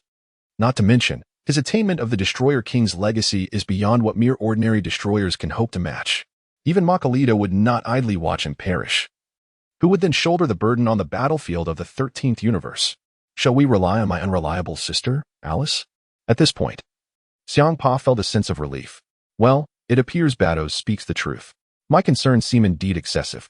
Yet, while his life may not be in jeopardy, the excruciating pain inflicted by a full-force blow to his heart is something few can endure. I genuinely questioned Luo Feng's mental state. However, the subsequent scene left all observing angels and destroyers utterly stunned. Even the typically composed Beerus widened her beautiful eyes in disbelief at the unfolding spectacle. Hmph, who had just been consumed by worry for Luo Feng, now stood petrified, unable to tear his gaze away from the battlefield before him. They were witnessing an astonishing sight. A relentless attack, akin to a cleaving force, had landed squarely on Luo Feng's chest. But in the next moment, an unexpected scene unfolded before the crowd. Instead of seeing Luo Feng being propelled backward from a gaping wound in his chest, they beheld him standing there, still adorned with a smile. His chest, however, had been struck by Wei Meida's fist, imbued with purple-gold energy, landing solidly upon him. Yet, in the following instant, that formidable force seemed to be restrained by some unseen force, entirely rebounding back. As the backlash surged into Wei Meida's arm, a series of ominous cracking sounds echoed, like bones fracturing under immense pressure. Witnessing Wei Meida's arm contort at an inconceivable angle was astonishing. This scenario clearly deviated from the expected script. Luo Feng had neither been thrown back nor injured, while it was Wei Meida, the one who launched an unscrupulous assault, who sustained the grievous injury. At this moment, not only was Wei Meida's arm utterly shattered, but the entirety of the rebounding force surged towards him like an overwhelming tide. At this moment, the exquisite flavor caused his feet to lift off the ground as he retreated, creating a profound trench upon the arena. This was no ordinary battleground. It was a testing arena conjured by the angelic powers of Makalima. In an effort to diminish his backward momentum, he carved out a deep groove. The spectators were utterly bewildered by this spectacle. Such a grandiose assault, such unparalleled strength, was effortlessly repelled by Luo Feng with a mere flick of his wrist. This was merely the prowess of an ordinary god of destruction. If one considered that the magical attack was easily withstood by Luo Feng, perhaps it could be rationalized. After all, Luo Feng inherited the divine might of the god of destruction king, while his opponent possessed only the power of a standard god of destruction, potentially granting some resistance to magical assaults, thereby allowing Luo Feng to evade harm. This reasoning could be found. However, what transpired next was an undeniable and direct confrontation. Moreover, this was a physical attack executed with all of Mei Mei's strength, and Luo Feng did not attempt to evade. He did not unleash any of his latent power. As he stated, he refrained from employing the techniques and skills inherited from the god of destruction king to counter or defend against this onslaught. Instead, he met Mei Mei's full-force strike head-on with his chest. Yet, the subsequent reactions of the onlookers were truly perplexing. Could it be that the legacy of the god of destruction king was so formidable as to defy comprehension? Even if the current god of destruction was unaware. The angels of the grand cosmos possessed a profound understanding of the god of destruction king's might, which, despite its power, must surely adhere to limits. An attack of such magnitude, which even their angelic lineage would hesitate to confront directly, was effortlessly neutralized by the opponent's mere chest. If Luo Feng had merely absorbed or endured Mei Mei's assault with minor injuries, or had evaded it altogether, it would have been comprehensible. However, the fact that Mei Mei's own attack was completely repelled, with her opponent displaying no peculiar reactions whatsoever, raised questions. How could this be possible? Were Mei Mei and Luo Feng merely staging a performance? A strange and absurd notion suddenly dawned upon the spectators. For they were not present at the scene but were instead observing the battle through live recordings. At this moment, the most astonished was Margarita, who was chewing on a lollipop. She had fully prepared to intervene or, should she be too late, to utilize time reversal to save Luo Feng, the inheritor of the god of destruction. After all, Wei Meida's recent attack had indeed surpassed her expectations and lacked any semblance of martial virtue. Yet, the opponent had audaciously rebounded Wei Meida's full-force assault with his chest. Now, it appeared that Luo Feng remained as composed as before, neither retreating an inch nor employing any techniques or unleashing any energy in resistance. Chapter 110, Kneeling on One Knee. However, Wei Meida found himself repelled by his own attack. His legs had sunk deep into the ground. His right arm, which had launched the assault, hung limply by his side, clearly suffering from significant backlash. Had it been solely his own strength, he might not have inflicted severe damage upon himself, but this time, the rebound resulted from a combination of Luo Feng's power, Wei Meida's own strength, and the effects of drugs, all three forces converging upon Wei Meida's arm, seemingly causing irreversible harm to his body. At this moment, Wei Meida, barely managing to steady himself, could no longer pay heed to the intense pain radiating from his arm. He knelt on one knee and, with a cry, expelled a mouthful of fresh blood. It was evident that the force of the backlash had not only injured his arm but had also inflicted some internal damage. At this moment, Wei Mei's gaze was filled with resentment and confusion. How could this be possible? The tremendous blow she had unleashed had exhausted her entire life force. And she had even consumed her prized potion, one that was meant to unlock potential and enhance strength. How could this be? Was Luo Feng truly a monster? She scrutinized Luo Feng's movements and expressions once more. He had not employed the skills of the Destruction God King to confront her, nor did he emanate any discernible energy. Yet, how had he withstood her formidable strike? Wei Mei's mind plunged into utter bewilderment, struggling to comprehend Luo Feng. Was he truly a monster? At this moment, the once delectable brain gradually regained its capacity for rational thought. No wonder Beerus and Hmph appeared so apprehensive at the mention of Luo Feng. It all becomes clear now. It seems he cannot be regarded as an ordinary individual. Nevertheless, they graduated together in the same cohort, although he has acquired a legacy that sets him apart. I too possess my own pride and hidden strengths. With this in mind, we observe the current state of the delectable, who gently rises to his feet. Seemingly unfazed by the injury to his right hand, nor does he attempt to staunch the blood trickling from the corner of his mouth. Instead, he lowers his eyelids. As if deep in contemplation, a stark contrast to his earlier boisterous proclamations and displays of surrender. Witnessing this moment of introspection, Luo Feng felt a flicker of doubt. Could it be that this fellow was rendered dazed by his own power? Nonetheless, he found satisfaction in his recent maneuver, had the delectable possessed just a touch more strength. Perhaps this tactic might have truly breached his defenses. At this moment, Luo Feng felt a subtle sense of gratitude for his own progress. Had it not been for this experience in combat, he would remain uncertain about the extent of his physical defenses. After all, there exists a qualitative leap between the powers of destruction and the essence of a god of destruction. Having comprehended the essence of destruction, he had, for the first time, completely concentrated this power into a single point, employing it solely for defense rather than unleashing it. However, this was evidently insufficient. By merely integrating the ancient martial legacy with the essence of destruction at this initial stage, there lies potential for further development of skills associated with the god of destruction. Should he succeed in fully merging the ancient martial arts with the essence of destruction, he might carve out an entirely new path. Observing the dazed Makalita, who was leisurely enjoying a lollipop, an ominous premonition suddenly washed over her. Could it be that the esteemed Wei Maida harbored intentions she dreaded? Indeed. Makalita's thoughts seemed cursed as they manifested before her very eyes.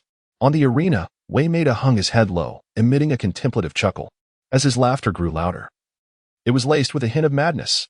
Had this fellow truly lost his mind again? An endless tide of worry surged within Makalita, while Luo Feng pondered whether this individual had been stunned by his own power, given the severity of his injuries. How could he still be laughing? It was a mystery to him how Wei Maida's thought process could be so extraordinary. Meanwhile, the multitude of angels and gods of destruction from other universes were left astounded by this spectacle. They had not anticipated that the young Wei Maida would disregard martial ethics, possessing such hidden cards and potions. If only they could procure a dose for themselves, it would significantly enhance their own prowess. However, alchemy was indeed a costly vocation. Without that formidable mentor or the unique resources of the entire 10th universe, it seemed impossible for Wei Maida to reach such heights. What intrigued everyone even more was the seemingly unassuming god of destruction from the 13th universe, Luo Feng, who exhibited such formidable strength. Even when faced with an opponent utilizing enhancements, Luo Feng appeared untouched by any harm. It left them bewildered as to how he cultivated his powers. Was his essence of destruction fundamentally different from their own?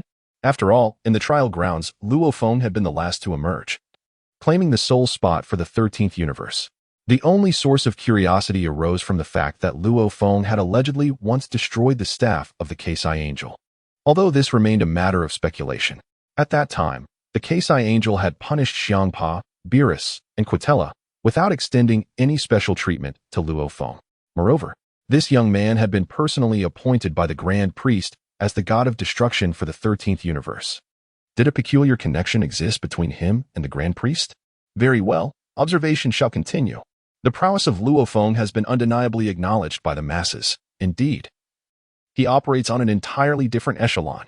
Merely by virtue of his formidable defensive technique, he can maintain an invincible stance among the destroyers. A fact that is crystal clear to all. Even if they currently find themselves in the position of Weimide, they would likely not surpass his performance. Furthermore, the true potency of Weimide's concoctions remains shrouded in mystery. Yet, observing Weimide's peculiar and sardonic laughter, he appears to be deeply discontented. Amidst the crowd's skepticism, Weimide lets out a defiant roar, exclaiming, "Impossible. This is absolutely inconceivable. You are certainly not a qualified destroyer. Our primary duty as destroyers is to annihilate, and you No matter how formidable you may be, your prowess lies solely in your defensive capabilities, perhaps exceeding the limits of our kind. However, possessing mere strength and defense does not qualify you as a destroyer. On this point, I shall never concede, unless you are able to subdue me. It was evident that you utilized the recoil of my own power to completely repel my divine energy. In essence, I inflicted the injury upon myself. Based on this alone, you think you can best me? Do not jest, unless you can demonstrate your superiority through genuine might. Chapter 111. The pinnacle of the hierarchy, witnessing Wymide's obstinate words and his expression of humiliation, Luo Feng helplessly retorts, truly, one would not meet their demise if they simply refrained from provoking fate. Very well, to ensure your reluctant capitulation, I shall not hold back next time. Is that so?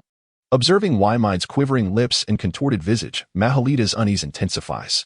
Indeed, as Mahalita had anticipated, Wymide, having been so severely impacted by the recoil, continues to bellow in defiance. Perhaps Wymide's fervor is not something an ordinary destroyer can fathom. Risking everything for the sake of 2 vials of elixir, does it truly warrant such peril? Worth it or not? Mahalita is uncertain, yet she comprehends that this may very well be Wymide's pride, a manifestation of an alchemist's unwavering confidence in his own creations. At this moment, the delectable flavor did not compel the onlookers to wait any longer. With a grand gesture, he extracted a vial of crimson elixir from within himself and downed it in swift gulps. As the red potion coursed through his body, his fractured arm healed at a visibly astonishing rate, while the concave area on his chest and the site of his hemorrhage returned to their normal state. It was indeed a miraculous healing potion, and this individual exhibited a remarkable willingness to invest in such resources. Not only could he concoct unique potions, but he also possessed the ability to fabricate life-restoring elixirs with ease. Were alchemists truly this affluent? The deities of destruction and angels observing from afar were left in silent awe. No wonder that Margarita, the girl in question, seemed indifferent to everything. Wholly absorbed in her alchemical pursuits, was she similarly endowed? If every individual were as wealthy as the likes of Wymide and Margarita, their prowess would surely rank among the highest echelons of the gods of destruction and angels. When strength is insufficient, perhaps it is the opportune moment that aligns with their combat style in the 10th universe. Although his injuries healed rapidly, the depletion of his destructive energy was quite tangible and would not recover in a short span of time. At this juncture, Wymide's gaze had returned to a state of clarity, his previously contorted visage now restored to normalcy, appearing as if nothing had transpired. Completely disregarding the exhaustion of his destructive power and the recovery of his injuries, he regarded Luo Feng with a sinister grin and remarked, "Lord Luo Feng, although we are classmates, I concede that my talent and abilities may not rival yours. However, in the realm of alchemy, do not underestimate me. To be candid, this is my last vestige of pride, and you may consider me mad. Yet, what alchemist is not a bit mad?" As Wymide continued his incessant chatter, Luo Feng, growing impatient, waved his hand dismissively. "Enough. Reveal your trump card quickly. I have no time to spar with you in banter. You are aware that with the power and potion you displayed earlier, you couldn't even breach my defenses. What other tricks do you possess? Bring them forth." Wymide responded, "Very well, you have asked for it. Do not blame me for lacking martial ethics, since I am an alchemist. You know I rely entirely on potions. It is high time for my ultimate potion to make its appearance." Margarita, standing nearby, gasped in alarm. "No, Lord Wymide, are you truly going to use that? Do not jest. This is merely a spar. There is no need to go to such extremes. Moreover, that very thing could endanger your essence." "Essence? What is essence? And where does it reside? If it comes to that, I might as well retire. If I cannot overcome my opponent in strength this time, what meaning does life hold?" Unexpectedly, at this moment, the exquisite flavor has completely succumbed to a state of frenzy.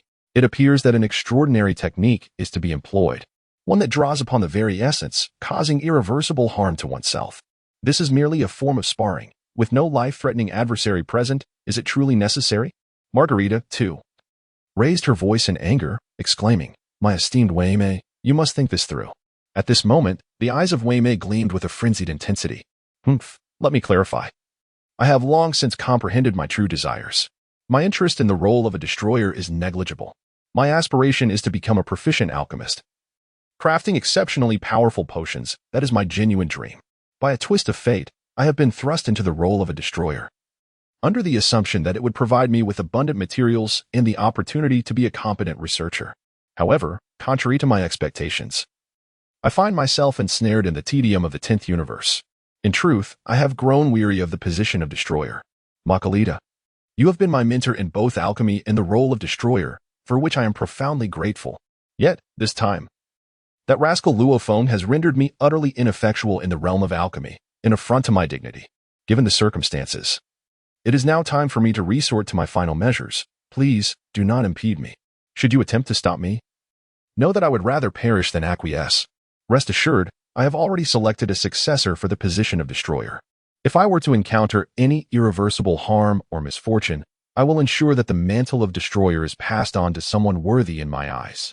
Upon hearing Wei Mei's words, Makalita, who had been in a state of agitation, gradually regained her composure. It seemed that within Wei Mei lay a vast ambition and idealism. Were he an alchemist, he would indeed be competent. However, to continue as a destroyer of the 10th universe appears to be an incongruity of virtue and position. Nevertheless, it must be acknowledged that Wei Mei has descended into a state of madness, and no one can deter him. Witnessing Wei Mei's fervor, Luo Feng furrowed his brow. This individual was undeniably resolute, and he himself had not taken significant action. Yet, from their dialogue, it was evident that Wei Mei's forthcoming strategies and assaults would likely be executed with utmost fervor, employing a technique that could potentially overwhelm him. Consequently, Luo Feng dismissed any underestimation of Wei Mei, for in his mind, Wei Mei's prowess among the destroyers was indeed formidable. However, should the adversary employ powers that inflict damage upon the very essence, it could indeed warrant a newfound respect. At this moment, Luo Feng slowly adjusted his posture, adopting a stance that indicated he was ready to defend and counterattack at any moment. Chapter 112. Unforeseen Consequences. Observing Luo Feng, one could discern that he did not exhibit a boastful demeanor due to his recent victory or his own words. Rather, he seemed to be immersed in a profound realization, fully attuned to the combat state, nodding in satisfaction.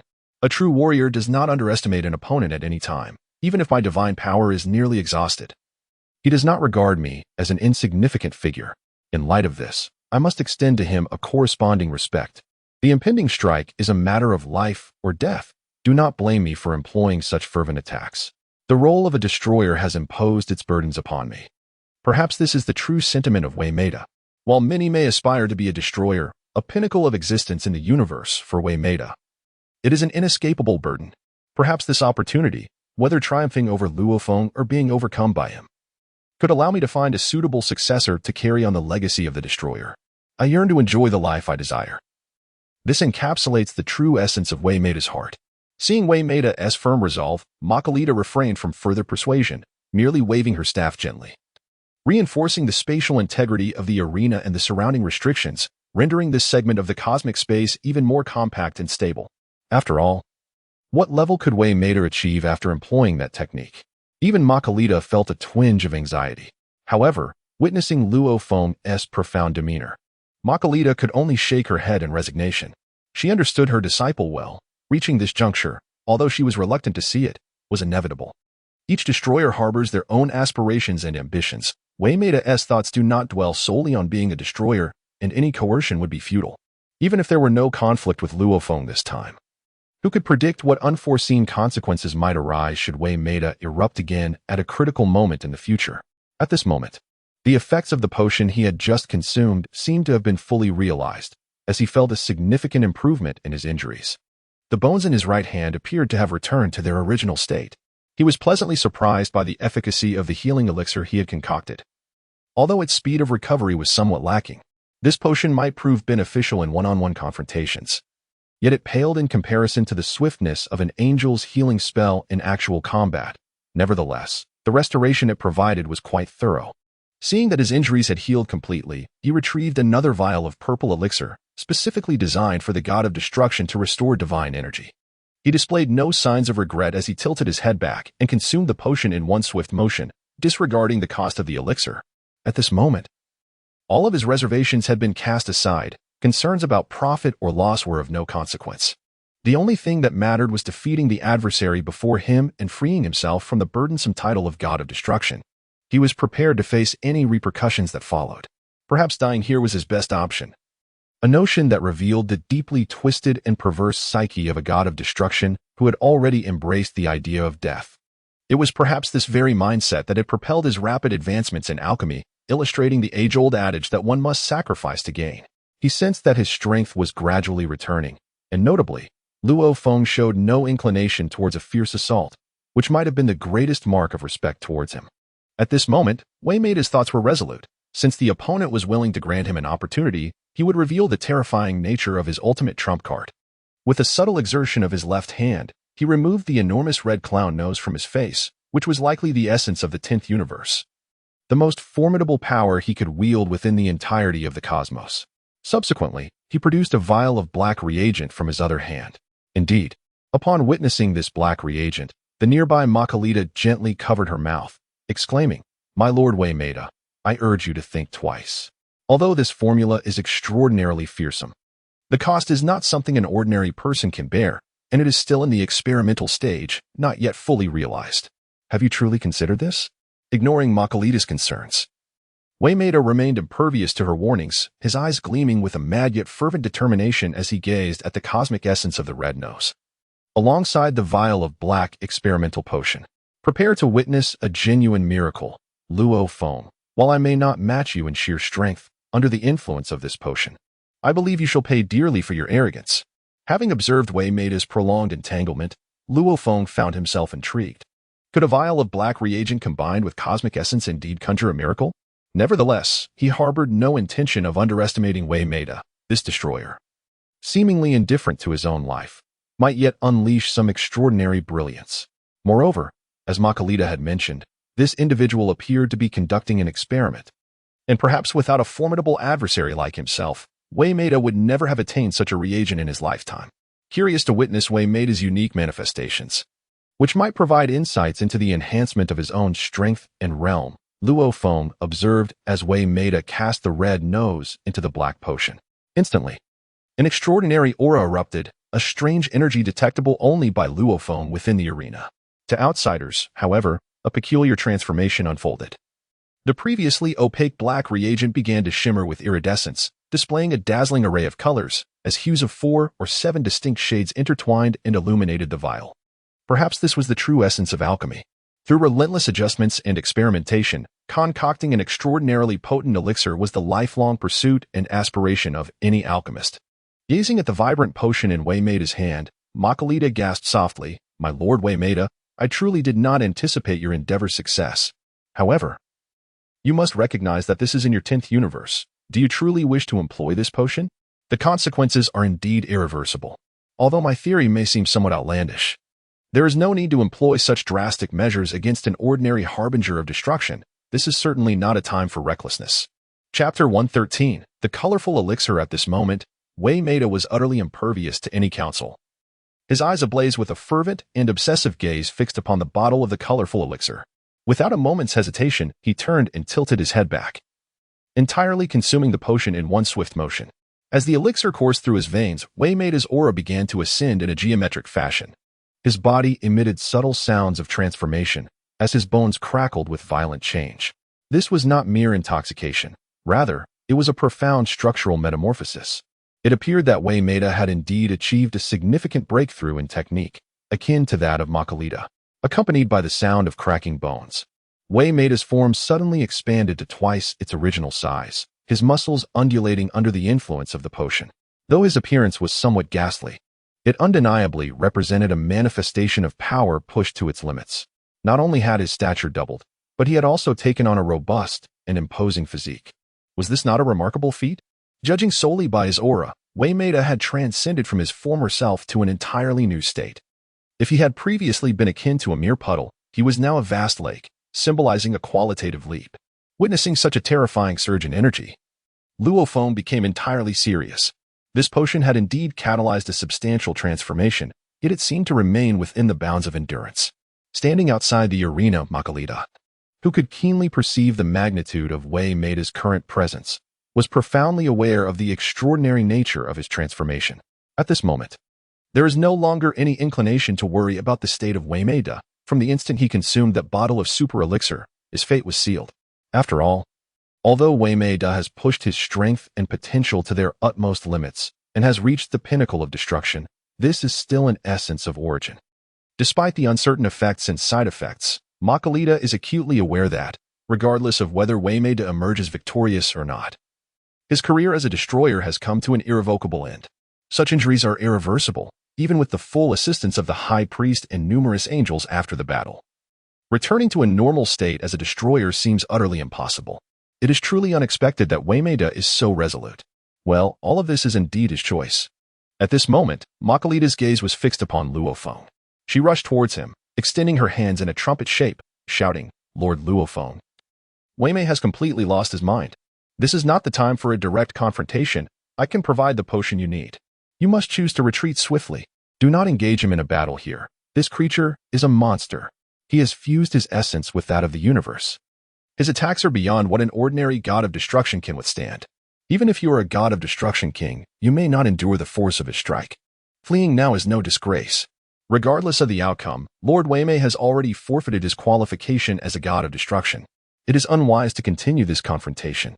Seeing Luo Feng standing resolutely, Makalita shouted in exasperation, "At this point, do you still intend to honor your previous promise?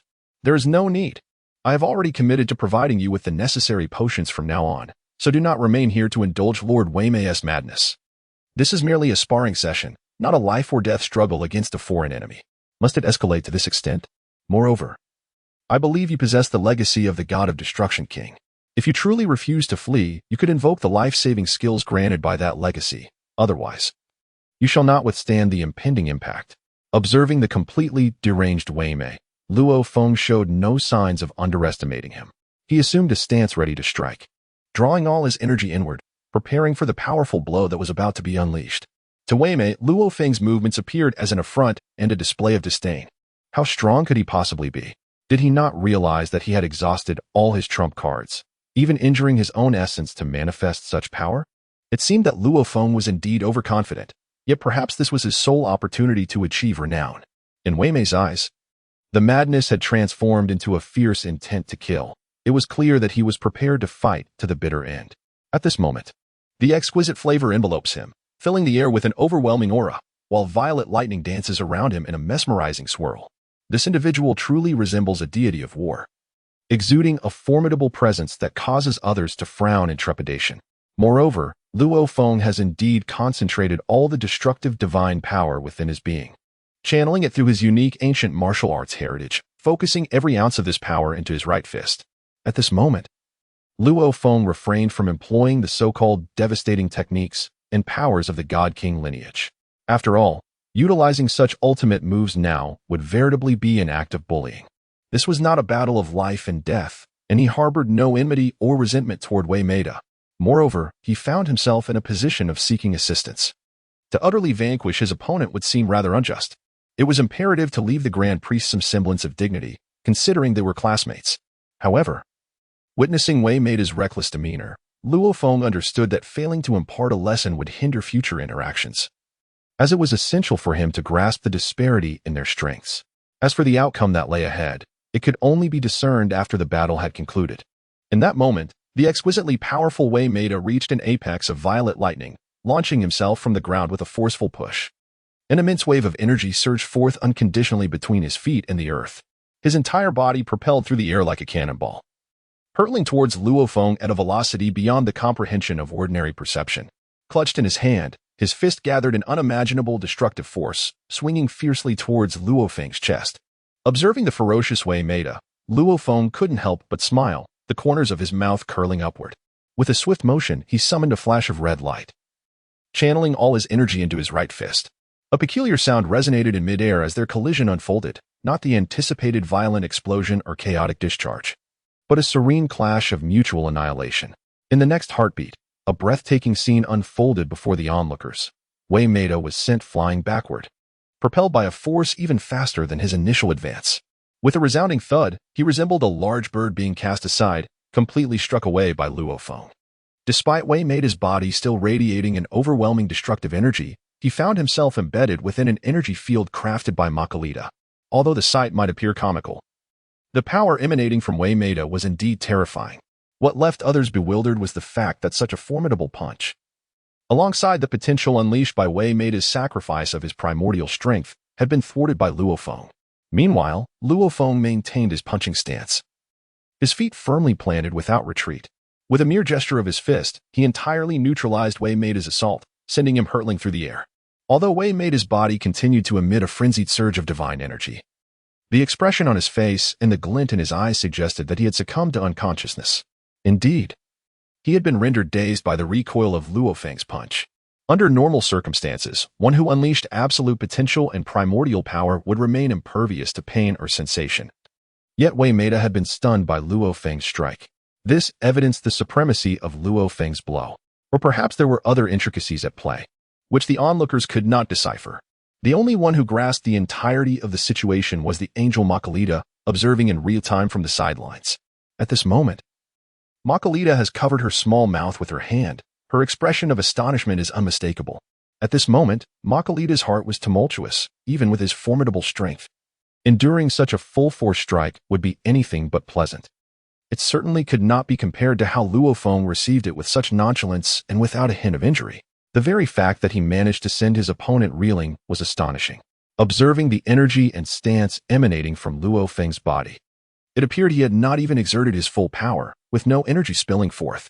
How could this be? Makalita was engulfed in suspicion. Yet, the gods of destruction and angels from various universes, watching in bewilderment, remained oblivious to the true nature of the events unfolding before them. Particularly, the god of destruction Kara, who was spectating from the fourth universe, was equally perplexed. Even with overwhelming power, one would not expect to knock out a transformed Vemide. Furthermore, from the footage relayed from the scene, it was evident that the colorful barrier created by Makalita had completely ensconced Vemide within it. This demonstrated the sheer might of the strike, signaling that Luo Feng's strength transcended the comprehension of ordinary gods of destruction.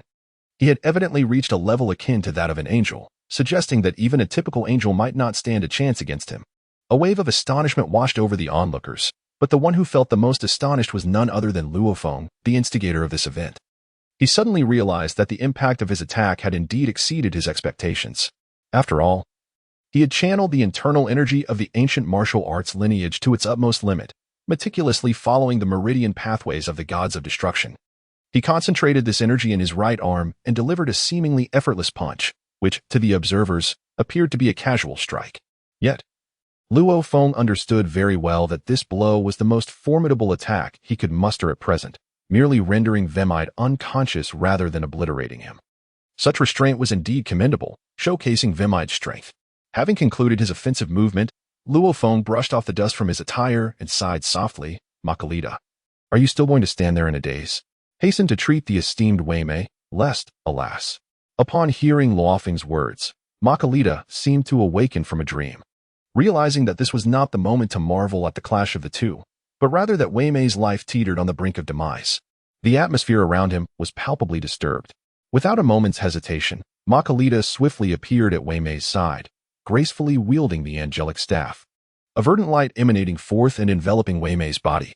He then procured a vial of crimson elixir from his robes and administered it to Wei Mei's lips. This was none other than the healing arts of the angels combined with Makalita's unique restorative potion. In this regard, Makalita held a profound confidence. As long as Wei Mei still drew breath, he would be able to rescue him, regardless of his condition. However, the extent to which Wei Mei's injuries could be mended remained uncertain. After all, he had just consumed the entirety of that kaleidoscopic potion, inflicting damage upon the very essence of his being. With a sigh, Makalita reflected, this fellow is far too tenacious, too devoted to the so-called alchemy. Yet, one cannot entirely fault Wei Mei were it his own circumstance. He might have acted even more recklessly. At this moment, Makalita gazed at the figure of Luo Feng standing before her with a complex expression. This individual had truly refrained from employing the techniques and powers of the god of destruction's legacy. Yet he had managed to incapacitate Wei Mei solely with the power of destruction. Well, at this juncture, Makalita found herself in a solitary state. With a grand gesture, she summoned 5 vials of restorative divine potions that floated serenely before her. Gradually, she pushed them toward Luo Feng, stating, "These are the divine power restoration potions from our 11th universe. They now belong to you. I never anticipated your strength could ascend to such heights. Perhaps this will be of some assistance to your 13th universe, and this is the utmost compensation I can offer." However, she was taken aback by Wei Mei's lack of intention to act as a competent god of destruction, engaging in such outrageous conduct. "Here, I extend my apologies on his behalf. Makalita bowed slightly to Luo Feng, genuinely expressing her remorse. Indeed, the actions of our 10th universe were rather excessive. Considering Luo Feng merely sought 2 vials of divine power restoration potions, the decision to grant them was entirely up to you. Yet, before Luo Feng had a chance to speak, you had already prepared the arena, clearly intending to assert dominance over him, the god of destruction from the 13th universe. This behavior is evidently unjustifiable, especially when you resorted to various enhancements and disregarded martial ethics, treating Luo Feng as if he were an enemy. Such conduct is indefensible. In the final chapter of this encounter, the rogue Hmph even resorted to forbidden techniques, employing a vial of prohibited potions and tapping into the cosmic essence. Only in a scenario where he inflicted 1,000 units of harm while suffering 800 in return did Luo Feng manage to inflict significant injury upon him. Now, he found himself in a predicament, unable to voice his grievances, particularly with so many observers present. Makalita sensed her own culpability. Although she had exerted every effort to heal Hmph, she remained uncertain about the future trajectory of the 10th universe. Meanwhile, Luo Feng showed no inclination for niceties or formalities with Makalita. With a sweeping motion, he gathered the 5 vials of potions into his embrace, for they were rightfully his. Although he initially sought only 2 vials, given the sincerity of the apology, he chose not to pursue further grievances with either Hmph or Makalita. At that moment, however, Makalita kicked Hmph, who lay unconscious on the ground, showing no mercy and repeatedly delivering blows to him. At this moment, Makalita's actions aroused the curiosity of the onlookers, who questioned the angel, "What are you doing? He is gravely injured and in a state of unconsciousness. Why do you continue to kick him?" Makalita, noticing the skeptical gaze of Luo Feng, retorted with annoyance, "Hmph. This fellow either doubts my elixirs or my healing skills. I am employing both methods. Even the gravest injuries can be remedied, as long as there is a breath left in him. Yet here he is, tightly shut-eyed, feigning unconsciousness. I suspect." Luo Feng chuckled softly. "I understand now. You simply wish for Lord Hmph to remain unconscious for a while longer, lest his awakening lead to an awkward situation. Given this, is there anything else you require of me, Makalita? As the saying goes, no merit, no reward. Since I have accepted 5 vials of your divine restorative elixirs, I cannot simply take them and depart empty-handed." It seems Luo Feng indeed came with genuine intent. Makalita raised an eyebrow, as if struck by a sudden thought, casting a disdainful glance at the feigning Hmph, and murmured, "However, although we were at fault earlier, there is something that puzzles me. Could you provide me with an answer?" Upon hearing Makalita's inquiry, Luo Feng shrugged. "Very well, since we have reached this point. Feel free to ask whatever you wish." Relieved by Luo Feng's candid response, Makalita exhaled softly, fearing that he might direct his ire towards their 11th universe. With a gentle sigh, she inquired, "How did you manage it? Given the energy and potential emitted by Lord Hmph earlier, even I could not easily withstand it. Can you enlighten me?" "Ah, so that is the crux of it." Luo Feng chuckled. "It is quite simple, really. I possess a unique ability to concentrate the power of the god of destruction into a single point and unleash it. Perhaps this is the primary reason I could withstand Lord Hmph's full-force assault." Seeing Luo Feng downplay the matter so lightly, Makalita's face was etched with disbelief. "No. Do not brush me off with such implausible reasoning. You witness my sincerity. I refuse to concede. Moreover, I have already bestowed upon you all the restorative elixirs. Is it too much to ask for a modicum of honesty in return?" Seeing the doubt in Margarita's eyes, Luo Feng felt that his response was indeed somewhat forced. However, he was at a loss as to how to explain his ancient martial arts techniques to her, as it seemed almost impossible to articulate. After a moment of contemplation, Luo Feng organized his thoughts and said, "Well, the truth is that I concentrate my divine power completely. I possess certain unique abilities that seemingly allow me to elevate a portion of this divine power into a higher form of energy. In other words, I can enhance the destructive divine power to a more advanced level, thus transforming its quality and quantity. Do you understand what I mean?" Upon hearing this, Margarita's beautiful eyes widened in astonishment, and she exclaimed, "Are you saying that you can penetrate the energy of the god of destruction?" Observing her agitated expression, Luo Feng sighed softly. "Perhaps my manner of expression was not entirely appropriate. I merely meant to convey that I can focus my power into a single point. And my understanding of the god of destruction's power differs from that of an ordinary god of destruction. You know that I am the one who has inherited the legacy of the god of destruction king. Of course, I am not entirely sure how my destructive divine power differs from that of an ordinary god of destruction. However, through certain special methods, I can indeed refine my destructive divine power to be more pure than that of a typical god of destruction. If you wish to interpret this as an enhancement of energy, that is also a valid understanding. Luo Feng's earnest response seemed to resonate with Margarita. At that moment, she paid no heed to the unconscious Wei Mei on the ground, nor did she concern herself with Luo Feng's casual explanations. Instead, she suddenly leaped in front of him, grasping his shoulders with both hands, as if challenging him to a contest, leaving Luo Feng momentarily taken aback. What was this angelic woman doing? If he had assumed such a position, he would have immediately been accused of inappropriate behavior. But what had he said to provoke such boldness from her? In that instant, Margarita cast aside all pretense and decorum, completely disregarding her actions in front of onlookers, which was utterly astonishing. She shook Luo Feng vigorously while still gripping his shoulders, demanding, "Luo Feng, tell me again, can you truly enhance the power of destruction? Are you being serious?"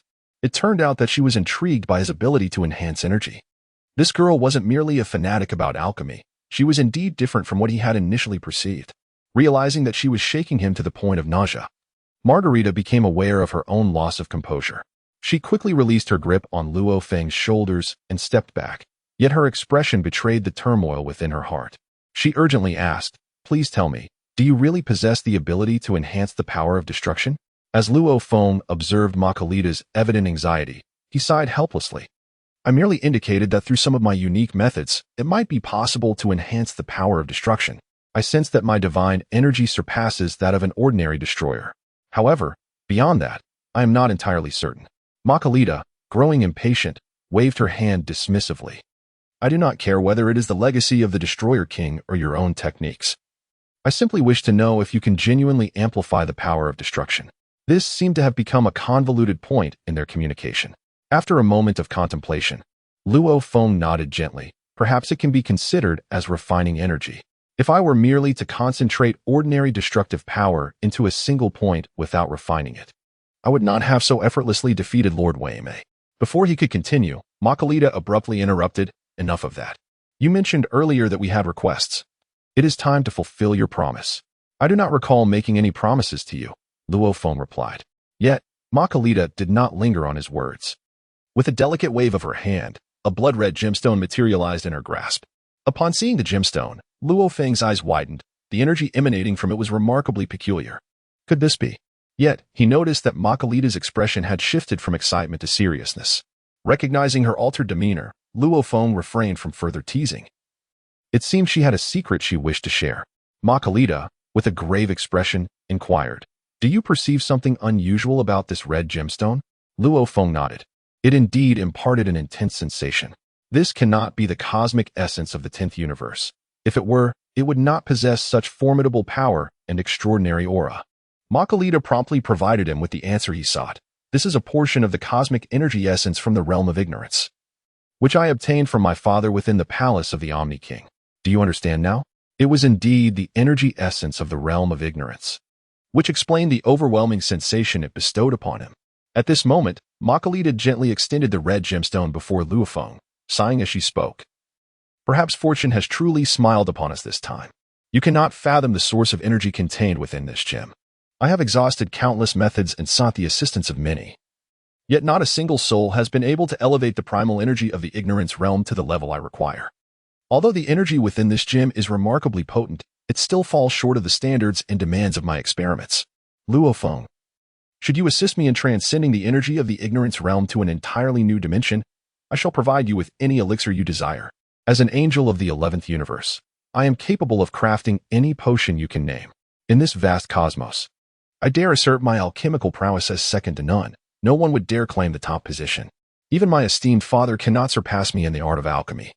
And then there's that fool, Wei Mei, who has foolishly subjected himself to this predicament for a few vials of potions, feigning death in the process. It appears that Margarita seeks my assistance." Luo Feng gazed thoughtfully at the red gemstone in his hand. While purifying the power within this gem should not pose a significant challenge, fully extracting its energy is indeed within Luo Feng's capabilities. However, revealing a portion of his strength at this juncture, is it truly necessary? At this moment, Luo Feng is contemplating the advantages and disadvantages before him. Although purifying the cosmic source energy transmitted by Makalita using his ancient martial arts is a trivial task for him, he is acutely aware that this skill appears to be uniquely possessed by her family. If ordinary angels and destroyers could purify the cosmic source of the ignorant realm, Makalita would not have concentrated her efforts to such an extent. Given this, it seems that Luo Feng now possesses a new trump card in capital. However, he also considers that capital, while important, is meaningless without sufficient strength to safeguard it. After all, his purpose in coming to this universe is to develop his 13th universe. It appears he has already demonstrated enough strength and authority as he has managed to bring about such a dire state without exerting his full power. Other angels will no longer underestimate him, and at the appropriate time, revealing some of his value could play a crucial role in elevating his status. Only by enhancing his status and showcasing his strength can he secure additional resources. The accelerated development of the 13th universe will further augment his power. With these thoughts, it is clear that the benefits outweigh the drawbacks, prompting Luo Feng to abandon any lingering hesitation. After all, his cautious nature has led him to conceal his talents. Now that he is on the verge of making a grand display, there is no need for further concealment. With a decisive gesture, Luo Feng waved his hand, and the ruby presented by Makalita radiated a resplendent red light akin to that of the stars. Indeed, it was a crimson glow, not a blue one. This must represent the pinnacle of purification achievable by the god of destruction's divine power. The gem in his hand shattered into countless fragments, transforming into a cloud of fine powder. At that moment, the powder, infused with Luo Feng's divine power, began to coalesce into a smaller, more exquisite crystal resembling a diamond. This was the utmost he could achieve with his current strength. As Luo Feng refined the material, Makalita's eyes widened in astonishment. This individual truly accomplished it, remarkably. In such a short time, he elevated the cosmic source crystal of the ignorant realm to this extraordinary level. Gazing at the crystal in Luo Feng's hand, Makalita could hardly believe her eyes. Such precious materials are seldom acquired even when she appeals to the high god. Now, this person has produced such a substantial piece. It seems she has indeed stumbled upon a treasure this time. Perhaps the sacrifice of the ignorant realm was worthwhile after all, as her eyes sparkled with excitement. Makalita has begun to contemplate how to navigate the forthcoming days. With this individual serving as a catalyst, a plethora of materials and experimental methods can yield entirely novel validations. Indeed, I have stumbled upon a treasure this time. Witnessing Makalita's eyes sparkling like countless stars, her smile resembling a crescent moon, Luo Feng also felt a chill run down his spine. This fellow gazes at him as if he were merely an elevator. Chapter 117. A Daze of the Mind. At this moment, Luo Feng could not help but let out a faint sigh. Perhaps his display of prowess had been rather astonishing. For in the eyes of the angelic race, combat strength is merely one facet. It seems that certain unique talents and abilities are the true aspirations they seek. Indeed, what he had anticipated soon unfolded before him, as Makalita waved her delicate hand, revealing an array of peculiar materials in an assortment of bottles and jars, each more bizarre than the last. Astonishingly, there were over 50 varieties, indicating an impressive accumulation over time. Makalita's cheeks flushed slightly. It was indeed a bit embarrassing to request such a plethora of materials from Luo Feng all at once. However, given that she had stumbled upon such a treasure, it would feel remiss not to utilize it to the fullest. With a timid voice, she inquired, "Is that all right?" while adopting a bashful demeanor that momentarily distracted Luo Feng. After all, these four angelic women each possessed their own distinct beauty, and Luo Feng was no saint. It was only natural to feel a flicker of attraction upon encountering such lovely maidens. Yet, her innocent demeanor left him somewhat flustered. Each of Kashi, Makalita, Bados, and Alice exuded unique charm and aura, each leaving a distinct impression on Luo Feng. Nevertheless, this was not his foremost concern. Without strength, all discussions were futile. Presently, he was not inclined to dwell on matters of romantic affection. However, he saw no harm in establishing a rapport with Makalita, a master alchemist, as it could yield mutual benefits in the future. As for romantic pursuits, those were merely fleeting thoughts. At this juncture, Luo Feng had yet to fully incorporate such sentimental matters into his plans. Without strength, one lacks even the right to protect their beloved, rendering discussions of love and courtship rather moot. At this moment, Makalita was unaware that Luo Feng's mind was awash with countless thoughts, contemplating the chaotic matters that would span several 100,000 years. She placed an array of colorful materials before him, her expression tinged with helplessness as she sighed. "I realize it's quite a lot, yet truly, No one else is more suited for this task. Luo Feng, however, did not engage in haggling with Makalita, nor did he linger on this issue. Since it was imperative to demonstrate value, he decided to do so decisively. With a flourish of his hands, he summoned various materials, conjuring a colossal vortex around him. At that moment, the vortex emanated his divine destructive power, transforming into glimmering star-like specks that continuously purified the materials. Makalita stood in stunned silence, astonished at the sight before her. She had initially believed this to be an immense undertaking. After all, harnessing divine destructive power necessitated a certain level of strength, and purifying each item individually would indeed consume a portion of Luo Feng's training time. Nevertheless, she had prepared a batch of restorative potions for his divine power, ready for his use.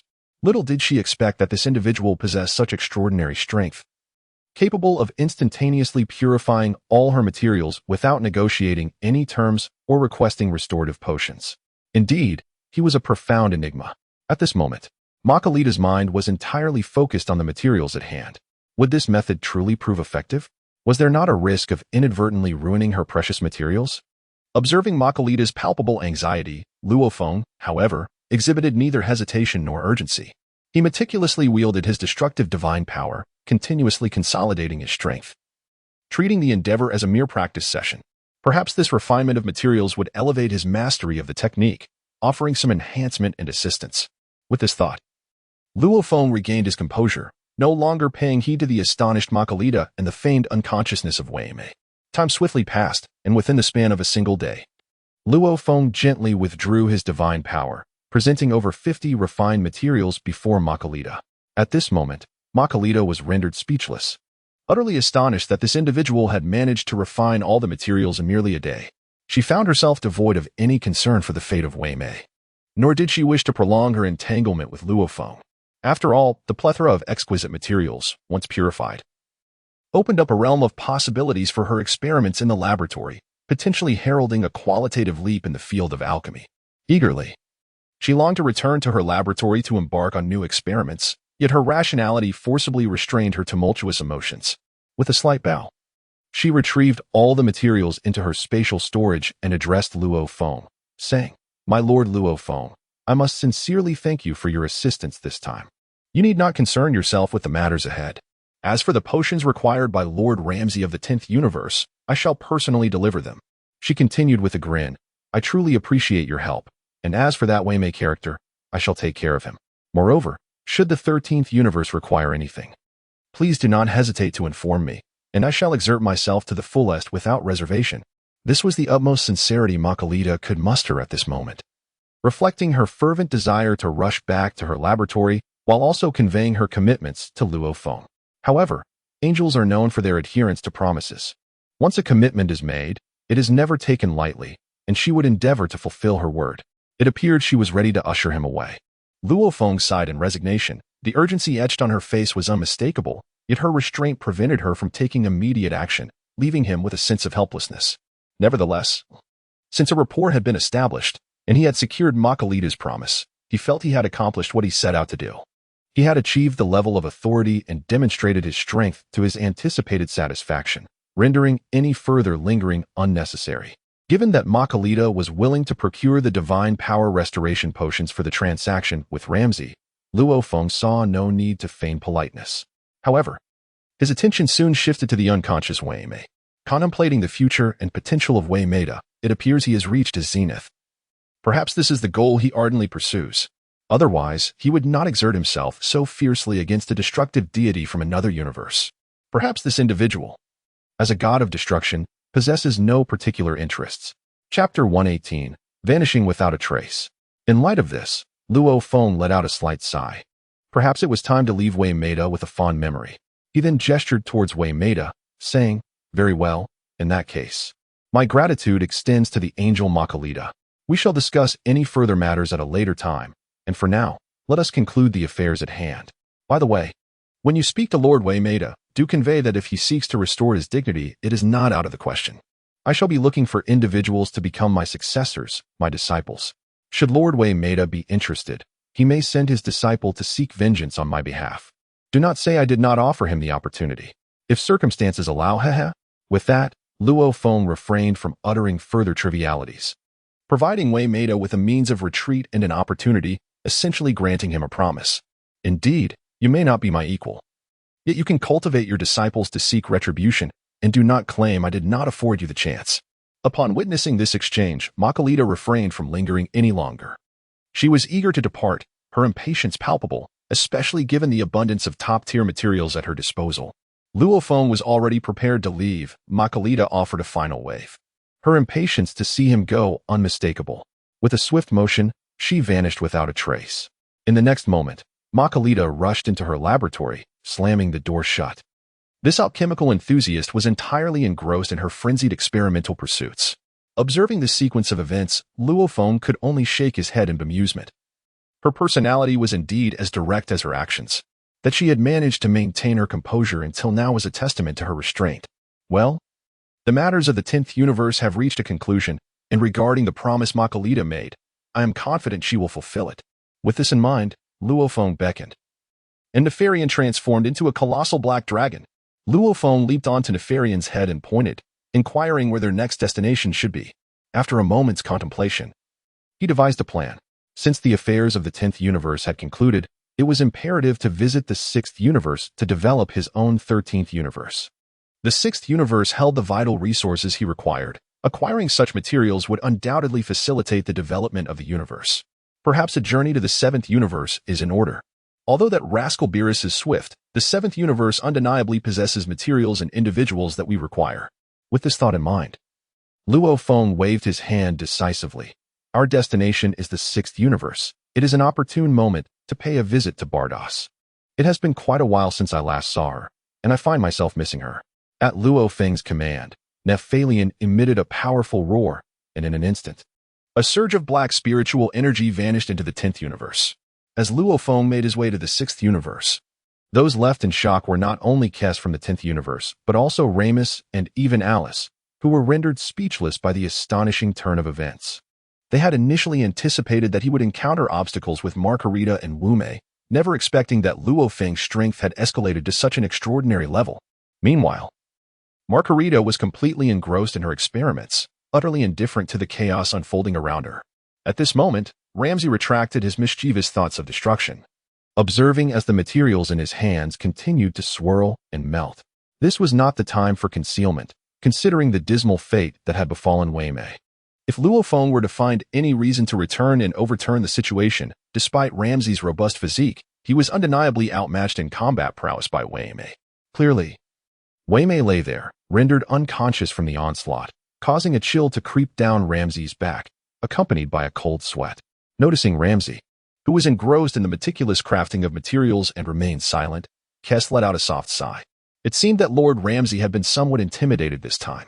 However, this was quite understandable, as the battle in the 10th universe had surpassed all her expectations.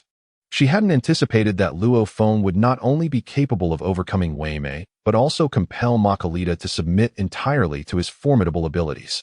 After all, a god of destruction who could refine various materials and potions was a rare and invaluable asset in any universe. Considering this, it was likely that Makalita would eventually fall under Luo Feng's influence. Yet, dwelling on such matters held little significance, as her heart was a tumult of emotions. While her vengeance felt unattainable, the gaze of Alice beside her sent waves of shock through Kes. For within Alice's eyes, there was no trace of anger or thoughts of retribution. She was strikingly different from the confident Alice of moments before. Now, her eyes sparkled with admiration, exuding an unmistakable sense of awe. Kes found her sister's sentiments perplexing. She was evidently on the losing side, yet felt a profound admiration for Luo Feng. Perhaps this was the effect that a true powerhouse could evoke. After all, for Alice, the angel of battle, there was little worthy of admiration unless it stemmed from extraordinary strength. However, the application of destruction god powers and the techniques of material refinement certainly opened Kes's eyes to new possibilities. For Alice, the earlier discontent over the shattering of her scepter had been completely cast aside. After all, a powerful god of destruction might indeed usher in a series of splendid adventures in her angelic life. At this moment, Alice's eyes brimmed with hope, sparkling with a resplendent radiance. At this moment, Alice had become acutely aware of her lapse in composure. She steadied her mind and spoke in a low tone.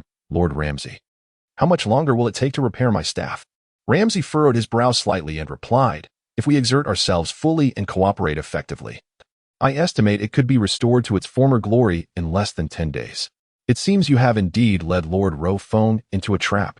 With a huff, she added, "If you manage to repair my staff, I shall consider this incident as if it never occurred. Otherwise, you are well aware of the consequences." Ramsay gritted his teeth, choosing not to press the matter further with Alice, for he understood that the temperament of this battle angel was rather peculiar, to the extent that even his elder sister Alice found her exasperating. It appeared that this particular clan of angels was beyond the reach of an ordinary destroyer like himself. Meanwhile, the god of destruction of the fourth universe, Kutra, shared a prolonged, silent gaze with the angel Conic from the same universe. Chapter 119, Technological Assistance. At this moment, Conic and Kutra beheld shock and disbelief reflected in each other's eyes. Kutra had previously believed that his development within the fourth universe was remarkably advanced, especially considering that the fourth universe primarily focused on technological progress. With his own strength and the flawless collaboration with Conic, the fourth universe ought to be regarded as the most perfected universe among all 12. Here, his power had seen significant enhancement. With this alone, he felt that beyond Beerus, no destroyer god or universe warranted their concern. However, having just witnessed the events unfold in the 10th universe, and with the apparent lack of intention from Luo Feng to return to his 13th universe, both found themselves plunged into profound contemplation. At this moment, both parties beheld the incredulity in each other's eyes. Yet, within Ketla's heart surged an immense fighting spirit. He observed the hesitant demeanor of Conic and casually inquired, "Conic the Angel, is our stellar cannon fully prepared?" Conic merely nodded gently, responding, "Lord Ketla, do you intend to utilize that top-tier equipment?" To which Ketla emphatically replied, "Indeed. It appears that this young man, Luo Feng, is not someone who can be easily dealt with by mere divine power. Furthermore, I sense he may venture into our fourth universe. Surrender is not within my character. Originally, this was intended as a gift for Beerus, but perhaps it is time to let Lord Luo Feng have a taste of it beforehand. Hiki, while my destructive power and the primordial essence of our fourth universe may not match that fellow Luo Feng, I firmly believe that through the technological prowess of our fourth universe, the capability to completely merge destructive and angelic powers is formidable enough. Can Luo Feng truly withstand such force? Moreover, it seems he is not accompanied by Alice, the angel from the 13th universe, but is instead alone with merely the abyssal dragon Nefarian as his steed. While that little dragon might suffice for travel, its combat capabilities are indeed lacking. At this moment, I find myself somewhat eager for him to arrive in our fourth universe. The surprises here may leave him with unforgettable memories. I did not anticipate that this individual's divine power in the realm of destiny could be so refined, elevating a portion of Makalita's materials to such heights. This alone exceeds my expectations." Conic nodded in agreement. Indeed, based on this, Lord Luo Feng surpasses many of the lesser destroyers. However, it seems his prowess is limited to refining certain alchemical stones. If he could refine some of our top-tier technological materials in the fourth universe, perhaps our cannon would become even more formidable. Should Lord Luo Feng arrive in our fourth universe, I advise you to establish a good rapport with him. It could significantly benefit the technological advancement of our fourth universe. Although we currently stand as the most developed among the 12 universes, reaching the pinnacle of potential, strength remains a critical asset. Quatella regarded Conic with a look of skepticism, to which Conic sighed, "Very well. Although our Venusian behemoth is undoubtedly the most formidable weapon within the annals of cosmic technology, it is nonetheless constrained by the limitations of its materials. The intensity of the attacks it can unleash has yet to reach its zenith, and it possesses certain limitations in terms of endurance. If we were to channel your divine power and my physical form into it, we could manage no more than 2 shots. A third discharge might very well result in the catastrophic failure of this technological marvel. Should Luo Feng succeed in enhancing and upgrading the materials of our cannon, we might witness a comprehensive augmentation in both its potency and durability. Thus, I propose that we cultivate a favorable relationship with him. It would undoubtedly be beneficial for both of us if Lord Luo Feng were to visit our fourth universe. Wouldn't you agree, Conic?" "Ah. So this is your line of thought," Quatella remarked, clapping his hands nonchalantly. If that fellow arrives, we might actually have the opportunity to test the cannon's might. However, before that, it appears he is headed towards the 6th universe. I wonder what compels him to venture into such a dismal realm. Is he truly seeking Bardas? That would be a jest. Bardas is rather peculiar among your brethren. What, beyond his penchant for indulgence, can that angel do? Moreover, the sixth universe languishes at the bottom of the hierarchy among the 12 universes. And then there's Hmph, that rotund fellow, who seems to have achieved little beyond feasting. I cannot fathom why Luo Feng has set his sights on the sixth universe. Could it be an attempt to abduct Hmph and coerce Beerus into submission? As these thoughts crossed his mind, Quitella found himself bemused by the absurdity of his musings. Shaking his head, he turned to Conic and said, "Enough of this nonsense. Let us focus on energizing our behemoth. If we intend to confront Luo Feng, I suspect that 1 or 2 instances of charging will pose no significant threat to him.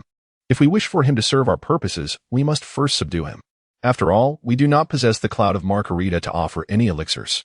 Without a tangible advantage in raw power, persuading Luo Feng to assist us seems rather improbable. You, my friend, are rather foolish for harboring such notions." Conic wore a look of resignation, yet, given Quitella's plans, he had no objections. The sixth universe, planet Hmph, waited. At this moment, a blazing bonfire is fervently consuming the grass in the courtyard of the ancient castle, while atop this fire, a colossal and peculiar creature is being roasted. This creature has been charred to a golden hue, emitting a unique substance from its surface. Beside this culinary spectacle stands Hmph, who is diligently applying a special marinade with a brush in hand, meticulously tending to this extraordinary delicacy. At this moment, Hmph's hands trembled unnaturally, and his gaze frequently drifted towards the sky beyond the Hmph planet. This distracted demeanor was indeed peculiar. When did the formidable god of destruction from Universe 6, Lord Hmph, take it upon himself to engage in a barbecue? Chapter 120, Barbecue. At this juncture, a light chuckle echoed from behind Hmph. Unbeknownst to him, Beerus appeared casually at his back. "Lord Hmph, you are indeed industrious, personally tending to the cooking. It's quite surprising. Especially since this is your first time in Universe 1. Are you still clinging to hope? Clinging to hope? What do you mean?" Hmph replied, turning around with a somewhat defeated expression toward the chuckling Beerus. "I certainly do not refer to the barbecue before you, merely cooking. You are aware that Lord Rolf may soon arrive in our Universe 6. It is understandable that you would wish to prepare a meal for him. However, your gaze keeps wandering to the sky. I trust you are still yearning for the matter of the Super Dragon Balls?" Hmph realized that Beerus had struck at the heart of his thoughts, and he chose not to prolong the conversation. "Fine, you have said it. That brat Rolf will arrive shortly. There's nothing extraordinary about me preparing a barbecue for him, is there? Besides, considering our relationship in the academy, is it so unusual for me to entertain a friend from afar?" Beerus, however, fixed his gaze intensely on Hmph. "What exactly am I implying? Is Lord Hmph still pretending to be oblivious?" Seeing no way to evade the subject, Hmph sighed softly. "All right, I know that over the years, we have done our utmost. I have always believed in that legend." "Is that so? That legend?" Beerus responded with a light scoff. "The legend of the Rolf family. It is indeed chronicled in ancient films, which is indisputable. Yet, after all these years, we have failed to locate the 7th Dragon Ball. I doubt Lord Rolf would hold you accountable for such a trivial matter. Moreover, given our current standings, what use would that item serve us?" With a resigned gesture, Hmph spread his hands, acknowledging perhaps this was his obsession, his dream. He truly could not fathom why that fellow, Luo Feng, would harbor an interest in the Super Dragon Balls, which were merely a legend. Yet, despite his fascination, Hmph found himself powerless in this endeavor. He had exerted every ounce of effort, managing to gather only 6 Dragon Balls within the vast realms of the 6th universe and the regional universe, while the 7th remained elusive. He then lifted his plump head to gaze at the night sky, where 6 magnificent and resplendent Super Dragon Balls floated serenely among the stars. These were the fruits of countless endeavors between Hmph and Beerus over the years, striving to collect them. Hmph had always aspired to gather all 7 Super Dragon Balls, for it was said that this treasure could summon the eternal dragon to fulfill any wish. Now, however, Luo Feng had sent word expressing his desire to seek the Super Dragon Balls. Hmph's initial reluctance gave way to reflection on their shared experiences at the God of Destruction Academy. Ultimately, he realized it was not the time to furrow his brow in concern. After all, despite his self-proclaimed status as the ruler of the first universe, he felt uncertain facing a former classmate. Moreover, following Luo Feng's recent battle with Wei Mei, Hmph sensed a considerable enhancement in Luo Feng's strength. This led to Hmph personally engaging in the act of barbecuing, albeit he could not ascertain the identity of the peculiar creature he was cooking. Nevertheless, to Hmph, it was surely a delicacy of the highest order. At this moment, Hmph is harboring boundless grievances against you, having made the effort to visit me. It is only reasonable that I personally prepare some roasted meat to entertain you. I hope you do not direct your ire towards me simply because the 7 Dragon Balls have not been gathered. At this moment, Hmph was secretly calculating something unique in his mind. However, it was evident that his schemes could not withstand the scrutiny of Beerus. Observing Hmph once again lost in silence. Quietly savoring his roasted meat, Beerus chose not to press the matter further. With a gentle sigh, he remarked, "Lord Hmph, I have heard that Lord Beerus has discovered a planet called Earth. Is that true? What relevance does that have to me? The cosmos and the realms are vast and magnificent. Does Beerus need to report every planet he finds to me?" Noticing Hmph's distracted demeanor, Beerus revealed a disdainful smile. "Of course, you would not know this. I am not obliged to report to you. However, you must understand, Lord Hmph, that Lord Beerus has found legendary delicacies on that planet. Is that so? You actually uncovered that?" At this, Hmph's eyes sparkled with intrigue, indicating that Beerus had indeed shared valuable information. He had often heard tales of Beerus being not only lazy but also gluttonous, tirelessly seeking exquisite flavors across the cosmos. Their appetites were quite comparable, yet after a chance encounter, Hmph once visited Beerus's realm and was introduced to a dish known as instant noodles, which revealed an astonishingly delectable taste after merely 3 minutes of preparation. Once he had tasted it, Hmph found himself utterly captivated. Yet, despite his persistent inquiries, Beerus remained tight-lipped about the origins of this intriguing dish. Consequently, Hmph resolved to cease all interactions with his brother Beerus while covertly enlisting Beerus's assistant, Whis, to investigate the origins of the instant noodles. After a period of investigation, Whis and Beerus seemed to have reached a consensus, discovering that within the regional universe, there existed a mysterious planet where not only instant noodles thrived, but a plethora of culinary delights. This planet was undoubtedly the pinnacle of gastronomic treasures across the multiverse. And for Hmph, this alone was irresistible. The roasted meat prepared for Luo Feng was a result of Whis employing special techniques derived from this earth, culminating in Hmph's exquisite culinary experience. However, Beerus had been notoriously stingy, keeping Earth well guarded and denying Hmph and Whis any opportunity to glimpse it. This left Hmph feeling vexed, yet perhaps now presented an excellent opportunity. At this moment, like a glimmering eye, a clever idea struck. With the immense allure of Earth at hand, I find it hard to believe that Luo Feng, that young lad, would remain indifferent, despite his usual cool demeanor and lack of particular hobbies. When it comes to gourmet cuisine, he seems to possess an expertise akin to that of a connoisseur. At this moment, Hmph made an entirely new addition to his plans, while the skewered meat in his hand was being turned with even greater fervor. It appeared that this time, he was genuinely prepared to showcase his exquisite culinary skills to welcome Luo Feng. Chapter 121. A personal culinary experience. Suddenly, a figure flashed, and the entire sky darkened for a moment before returning to its normal brightness. A pang of anxiety struck Hmph's heart. This fellow had indeed arrived, riding the abyssal dragon.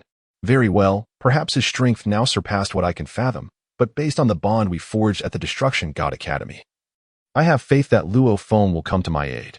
At this moment, Hmph felt a wave of unease wash over him. Suddenly, a familiar and distinct voice reached his ears. It was the voice of Luo Feng. Luo Feng stepped lightly, approaching Hmph from behind. "Ah, Lord Hmph. It is indeed a rare occasion to see you personally in the kitchen. Your sincerity has truly impressed me." Hmph turned abruptly, his eyes unwittingly brimming with tears, whether from emotion, nostalgia, or a special reminiscence of their friendship during their student days. It was hard to say. Yet, it appeared akin to crocodile tears. Hmph quickly forced a smile onto his face. "Luo Feng, my dear brother, I have missed you dearly. Now let us cut to the chase. If you have something to say, just say it. Is there any point in this charade? We've known each other for more than just a year or two." Seeing that his thoughts had been so readily exposed by Luo Feng, Hmph felt no shame. After all, he considered himself second to none in terms of audacity among the destroyers. With a flourish, he rubbed his hands together, retrieved a piece of meat from the fire that was already charred to a crisp, and handed it to Luo Feng. "My dear classmate, my good brother, I have yet to express my gratitude for your previous act of saving my life. This time, I have learned a novel cooking technique from a mysterious planet called Earth in the 7th universe. Behold, this is the roasted meat I prepared myself. Although it may not rival the culinary skills of Beerus, it certainly conveys my earnestness." Luo Feng looked at the charred piece of what resembled a lump of coal in his hand and sighed in resignation. "Well, I suppose you have a sliver of conscience, Hmph. But honestly, I have little appetite for this charred mass. Enough of the pleasantries. Have you gathered the super Dragon Balls I asked you to find? Luo Feng cut straight to the point, foregoing any further banter. Hmph pointed to the sky. You've seen those 6 orbs. They are indeed 6 of the super Dragon Balls I managed to locate for you. However, the 7th one has eluded both Beerus and me despite our exhaustive efforts searching through the vastness of the 6th and 7th universes. By the way, I've heard whispers of a mysterious planet called Earth in the 7th universe, known for its delectable offerings. If my roasted meat does not pique your interest, I also have some instant noodles I procured from Beerus. Would you care to try a portion? They are an ultra-secret, top-tier delicacy. Seeing Hmph's mischievous and enigmatic expression, Luo Feng could only shake his head in disbelief. The 7th universe, Earth, instant noodles? At this moment, memories from his past life before the journey flooded back to him. Were instant noodles truly that delightful? It is not that I do not feel it, however, observing his gaze. It appears that the current Earth remains profoundly concealed behind that character, Beerus, and has not been revealed to Hmph, Vados, and others. Upon reflection, this realization becomes clear.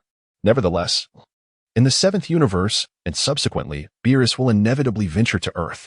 Before that, it is crucial to obtain the Dragon Balls collected by Hmph. After all, I have traversed into the realm of Dragon Ball. It would be quite unreasonable not to bring back the supreme Dragon Balls of this world to my 13th universe. Since Hmph has been so accommodating as to gather 6 of the Dragon Balls, I firmly believe that apart from Hmph and Beerus, I am the only one well-versed in the history of the Dragon Ball world who knows the whereabouts of the 7th Dragon Ball. With that in mind, I see no reason to linger in idle conversation. I wink at Hmph and say, in that case, why don't you hand over these 6 to me? I believe I have a good idea of the location of the 7th Dragon Ball. This declaration astonished both Hmph and Vados, who gasped in disbelief. How is that possible? Lord Luo Feng, you must be jesting, Vados exclaimed, covering her mouth delicately.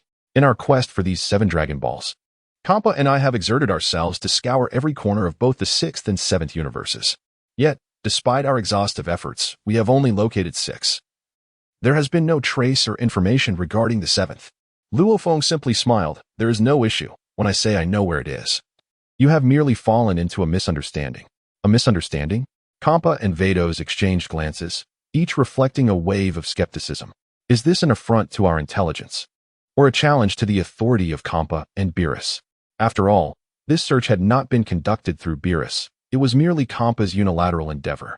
Yet, given Hmph's command over the 6th universe and his reconnaissance of the 7th universe, complemented by Vados' assistance, they had only managed to find 6.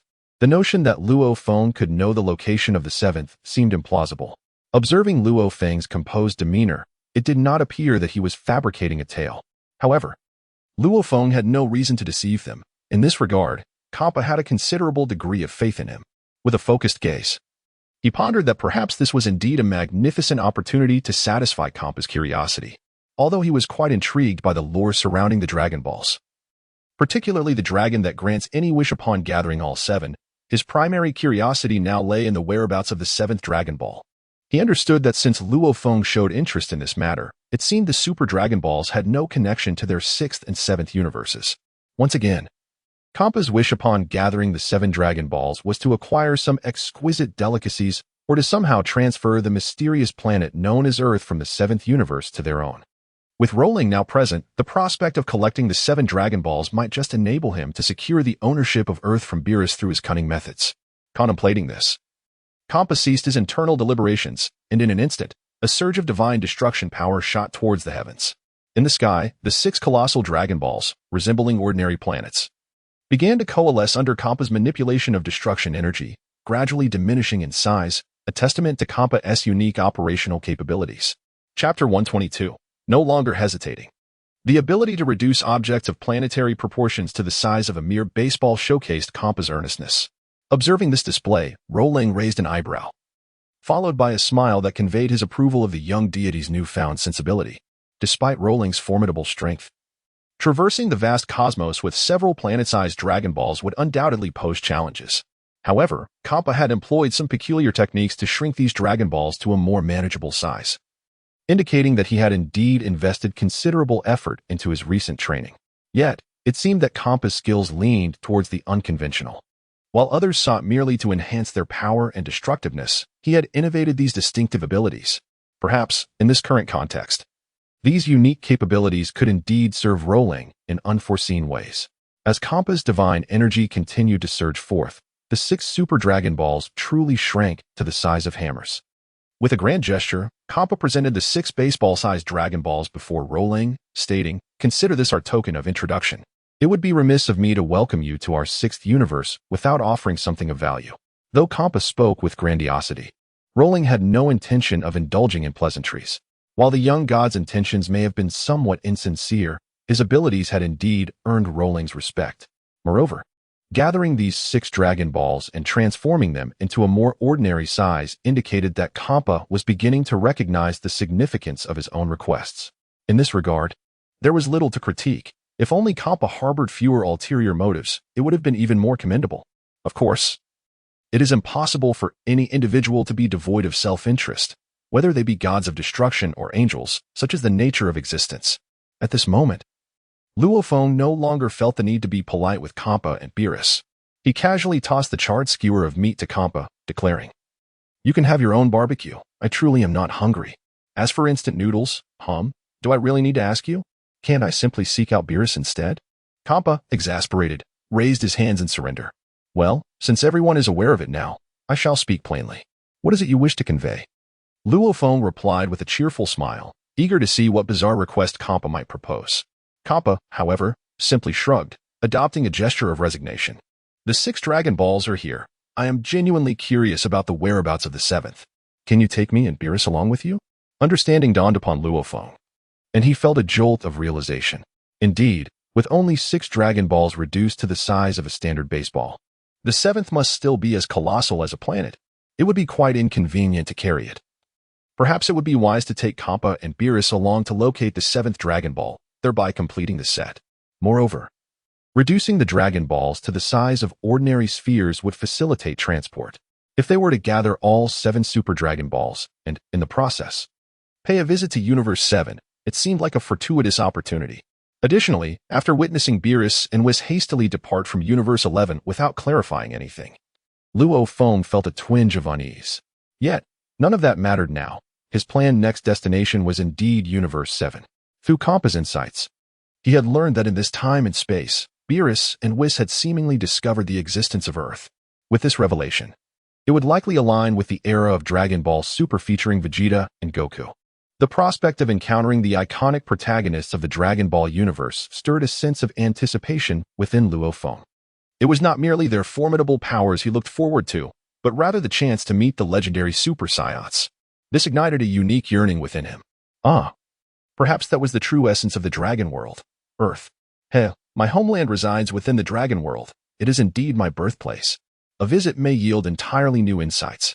With a snap of his fingers, a colossal figure descended gracefully before Luo Feng, Beerus, and Hmp. It was the formidable dragon, Nefarian.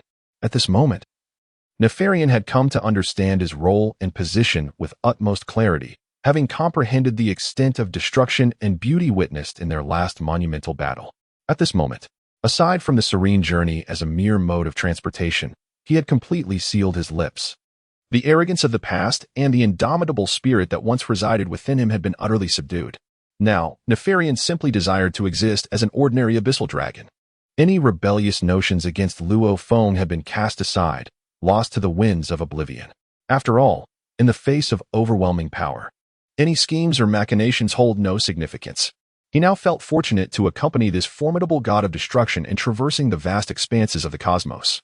Where can one find a moment comparable to this? Following Alice, that celestial warrior, is undoubtedly a far more blissful experience. In this moment, the sight of the obedient abyssal dragon, its immense form quietly prostrate before the three, evokes a sense of wonder. Hmph gently covers his mouth and, with a sigh, exclaims, "Is this truly the abyssal dragon of the accursed castle? I never imagined such a formidable creature could exist. But how, Luo Feng? Have you managed to make this notoriously volatile being submit entirely to you? Could it be?" Luo Feng, however, simply smiles and replies, "Such matters are of little consequence. Perhaps it was mere coincidence, or perhaps an accident." Bardosh shrugs and interjects, "Hmph, let us not linger in idle chatter. We should proceed to discover the location of the 7th Super Dragon Ball." To be frank, I am most curious about its whereabouts, despite expending countless resources. Including my celestial energy, I have yet to uncover the position of the seventh Dragon Ball. Witnessing the fervor of his companions, Nephalion feels a surge of wicked pride within. He then lowers his proud head, clearly indicating for Luo Feng to take the lead. Luo Feng, unhesitant, leaps onto the prominent head of Nephalion, accompanied by Hmph and Bardos, who stand quietly upon the great black dragon's skull. He then issues a new directive to Nephalion. Our objective is now the juncture between the universe of regions and Universe 6. Perhaps there lies a unique surprise awaiting us. Chapter 123. Divergent choices. Upon hearing Luo Feng's command, Hmph and Bardos exchange glances, each perceiving a peculiar notion reflected in the other's eyes. Could it truly be, as Luo Feng suggested, that a remarkable surprise awaits them? A beam of black light shot skyward, vanishing without a trace within the realm of the destroyers. Meanwhile, the three atop Nephalion's back each made their own distinct choices. At this moment, Bardos was somewhat taken aback. The speed of this black dragon indeed surpassed her expectations by a considerable margin. After all, with the prowess and abilities of the angels, attaining the first cosmic speed across the vast universes is regarded as the pinnacle of cosmic velocity. Of course, this does not account for teleportation, however. Nephalion's speed truly conveyed a sense of exceeding the first cosmic speed. This revelation filled Bardos with trepidation, and it became clear why her sister, Alice, had been so adamantly devoted to becoming a dragon rider. Evidently, her aspirations were rooted in a unique perspective. At that moment, a disdainful and piercing voice echoed in his ears. Hmph, resting his arms on his head, remarked with a hint of scorn, "I truly did not expect you, Luo Feng, to have tamed such an extraordinary steed. Indeed, its prowess surpasses my imagination. Usually, we must ride angels." This statement felt rather awkward, and following Hmph's utterance, he sensed two inexplicable auras of menace fixated upon him. Hmph quickly realized he might have misspoken, for the angel beside him, despite her gentle demeanor, could prove to be a formidable opponent if her limits were tested. Noticing Bardos' murderous glare, a wave of unease washed over Hmph, heightening his sense of impending danger. In an instant, he altered his words, gently patting the dragon head of his subordinate, Nephalion, and said, "This creature's speed is indeed terrifying, though it is somewhat unsightly." As soon as the words left his lips, a palpable wave of hostility enveloped Hmph. He recognized that he had fallen into his habitual folly of speaking inappropriately at the wrong moment, uttering words that could easily offend. At this moment, Hmph's instinct for survival surged intensely, prompting him to cover his mouth with his hands, softly whimpering that he would utter no more nonsense. However, Bardos merely rolled her eyes, lacking the inclination to engage further with this indiscreet rascal. Although this god of destruction was her selection, she had not anticipated that his intellect would fluctuate between brilliance and confusion, particularly his lack of discretion, which had caused them considerable trouble. Nonetheless, having chosen this individual as the god of destruction, Bardos found herself without a more suitable alternative. As for Luo Feng, he showed no intention of acknowledging the rotund individual. Luo Feng was thoroughly familiar with Hmph's temperament, and perhaps in the past, things could have progressed differently.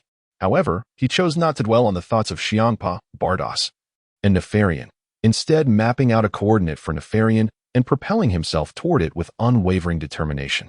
After all, the location of the seventh Dragon Ball seemed to lie in that direction.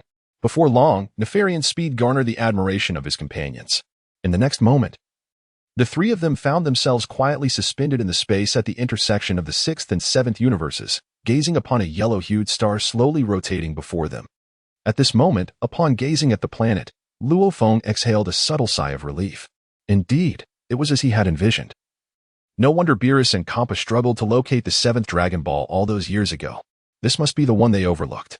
Observing the ochre-hued planet before him, Hmph could not suppress his candid thoughts and immediately remarked, "Are we truly expected to find the seventh Dragon Ball here?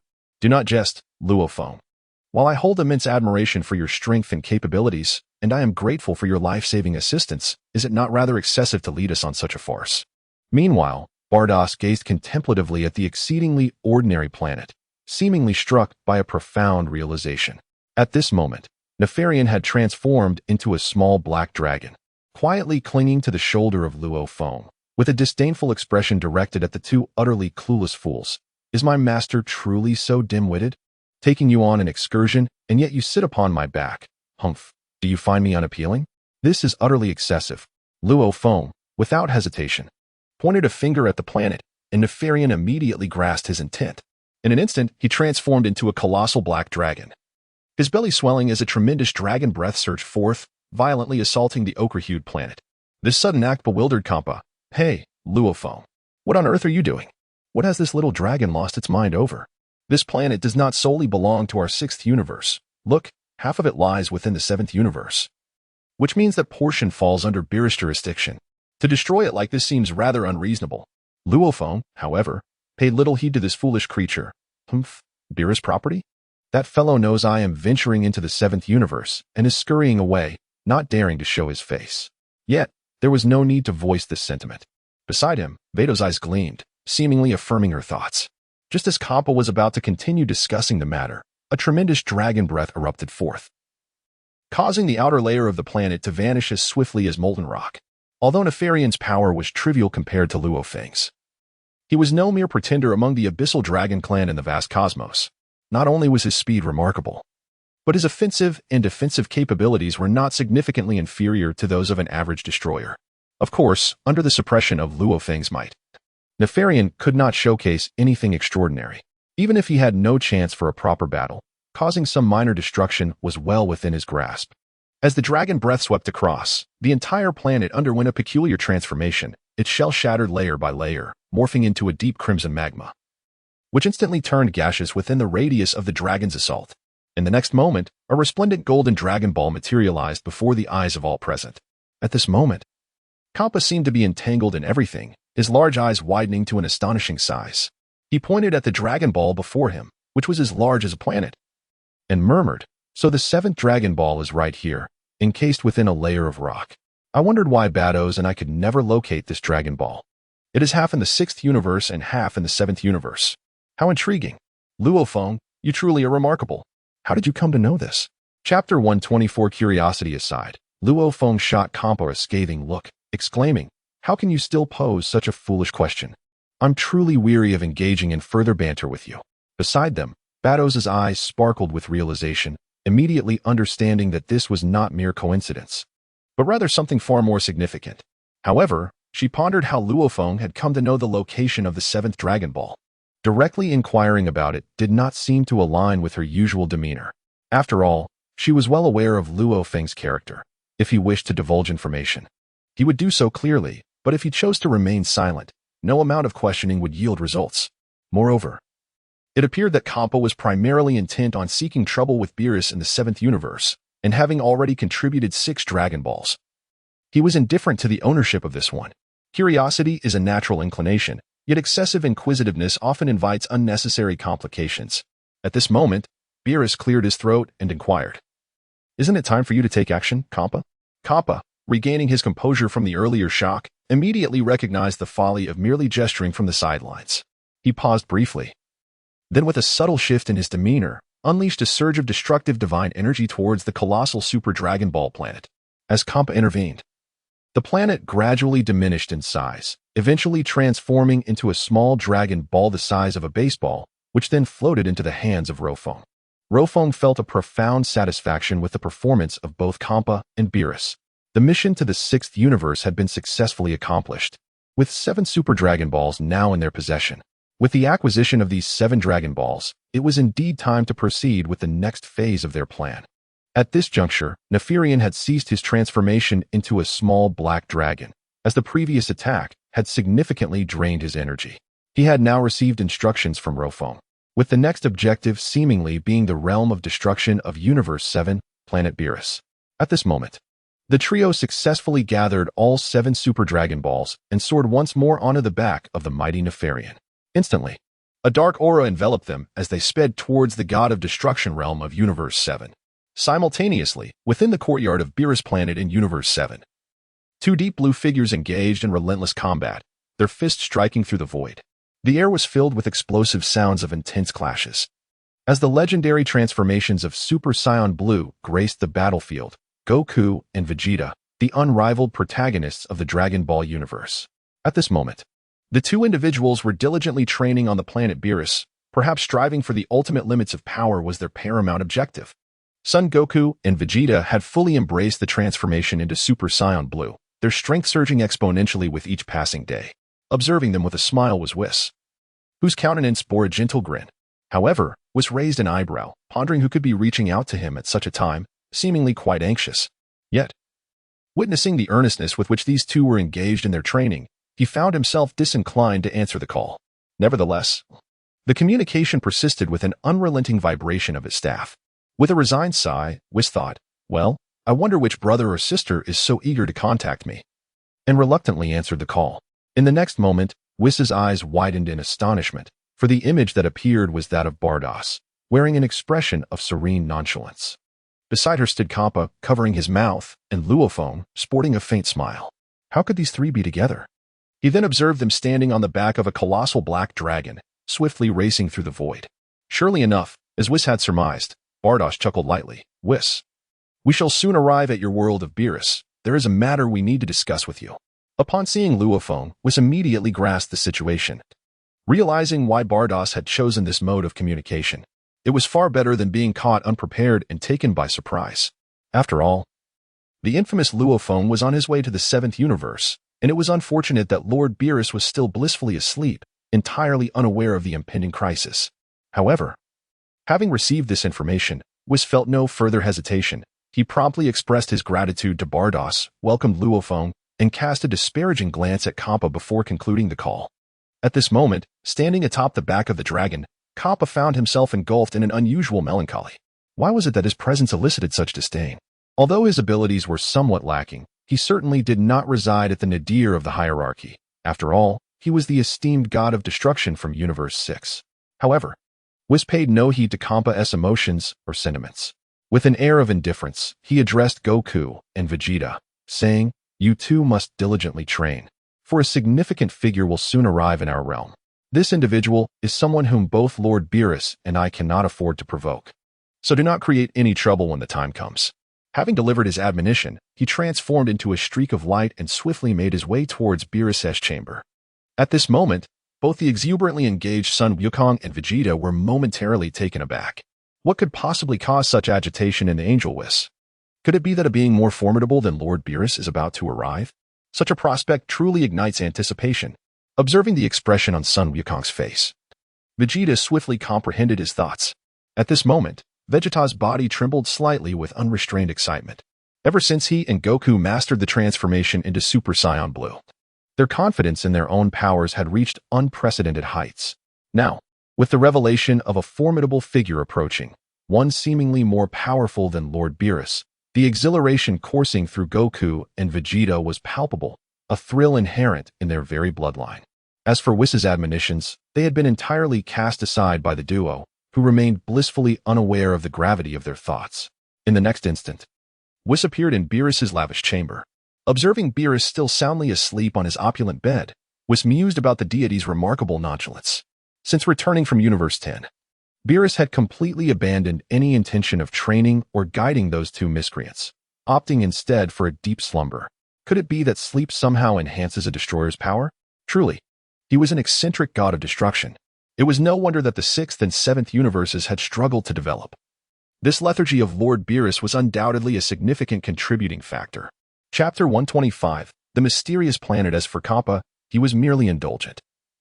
But Beerus had chosen him as the destroyer of the universe not solely due to his mastery of the Ultra Instinct technique.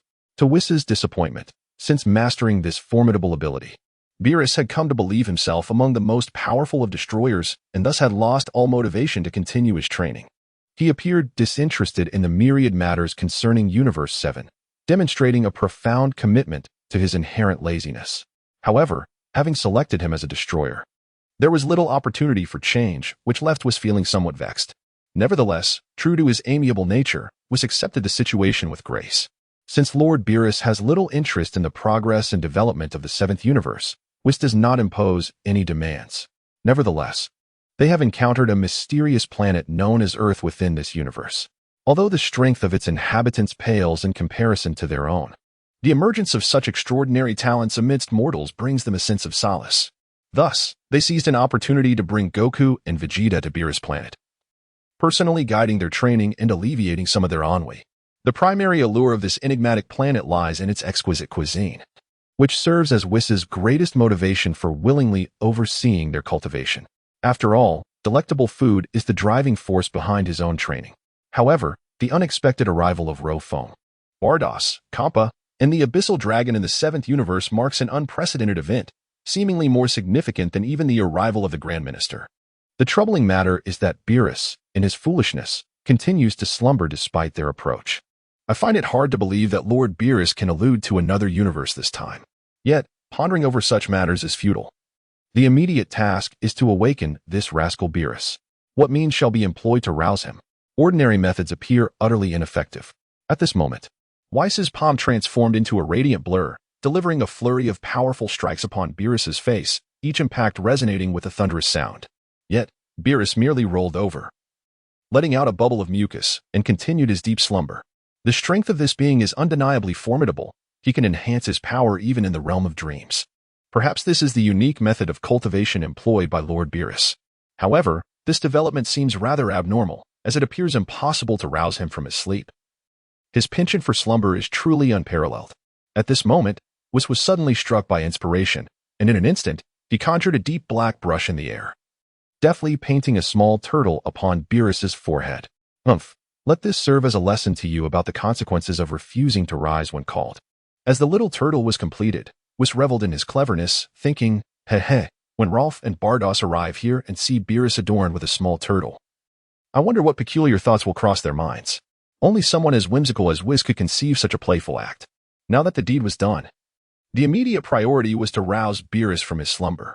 In the next moment, a colossal bucket of ice water materialized above Beerus, and with a faint smile, Whis unleashed the frigid torrent, crashing down upon Beerus with a chilling force. Though Beerus possessed remarkable resilience against both physical blows and disturbances, he bore one significant vulnerability: his propensity to awaken from slumber when doused with ice water, which was indeed his greatest weakness. The massive deluge of cold water cascaded over Beerus, and he abruptly shivered, jolting upright. At first, he gazed around with a bewildered expression, but after a few moments, it seemed a realization dawned upon him. Upon seeing Whis' mischievous grin and the puddle of icy water surrounding him, he quickly comprehended what had transpired. He had been subjected to Whis' rather unconventional method of waking him. At this moment, Sun Wukong and Vegeta, who were currently engaged in their training, are contemplating the restoration of their normal state, seeking to their Super Saiyan Blue transformation. At this moment, a profound sense of crisis suddenly engulfed the two of them, as if an unspoken realization had dawned upon them, prompting them to cease their transformation into Super Saiyan Blue. In an instant, they swiftly recoiled, narrowly evading an exceptionally powerful and terrifying wave of destructive energy. At this moment, both Vegeta and Son Goku were engulfed by an overwhelming sense of dread. It was fortunate that they had not reverted from their transformed state. Otherwise, they would have been unable to evade this devastating strike. Accompanying this attack was a fierce and terrifying aura that swept through the atmosphere. Son Goku and Vegeta turned their gazes toward the source of this menacing energy, which obliterated every celestial body and obstruction in its path. Subsequently, a commanding roar from Beerus resonated throughout the cosmos. With a thunderous voice, Beerus bellowed, "Whis, you scoundrel! If you fail to provide me with a satisfactory explanation, I assure you this matter will not end here. How dare you disrupt my dreams with ice water? Do you have any idea what I was dreaming about?" It became clear that Whis, the magnificent angel, had employed such an outrageous method to awaken Lord Beerus. No wonder Beerus was seething with rage to such an extent. Indeed, the dignity of the god of destruction is not to be trifled with. Just the mere release of that destructive aura nearly annihilated Son Goku and Vegeta. Thankfully, their heightened sense of danger and agility allowed them to narrowly escape this terrifying blow. Furthermore, it seemed that this peculiar attack was not aimed at them specifically. Perhaps it was merely a stroke of bad luck that they found themselves in the path of this destructive onslaught. At this moment, both Vegeta and Son Goku gently wiped the cold sweat from their brows. This latest assault indeed allowed them to experience the formidable power and might of Beerus, the so-called god of destruction, renowned as the mightiest being in the universe. Their anticipation for the esteemed figure that was wished to summon grew ever stronger.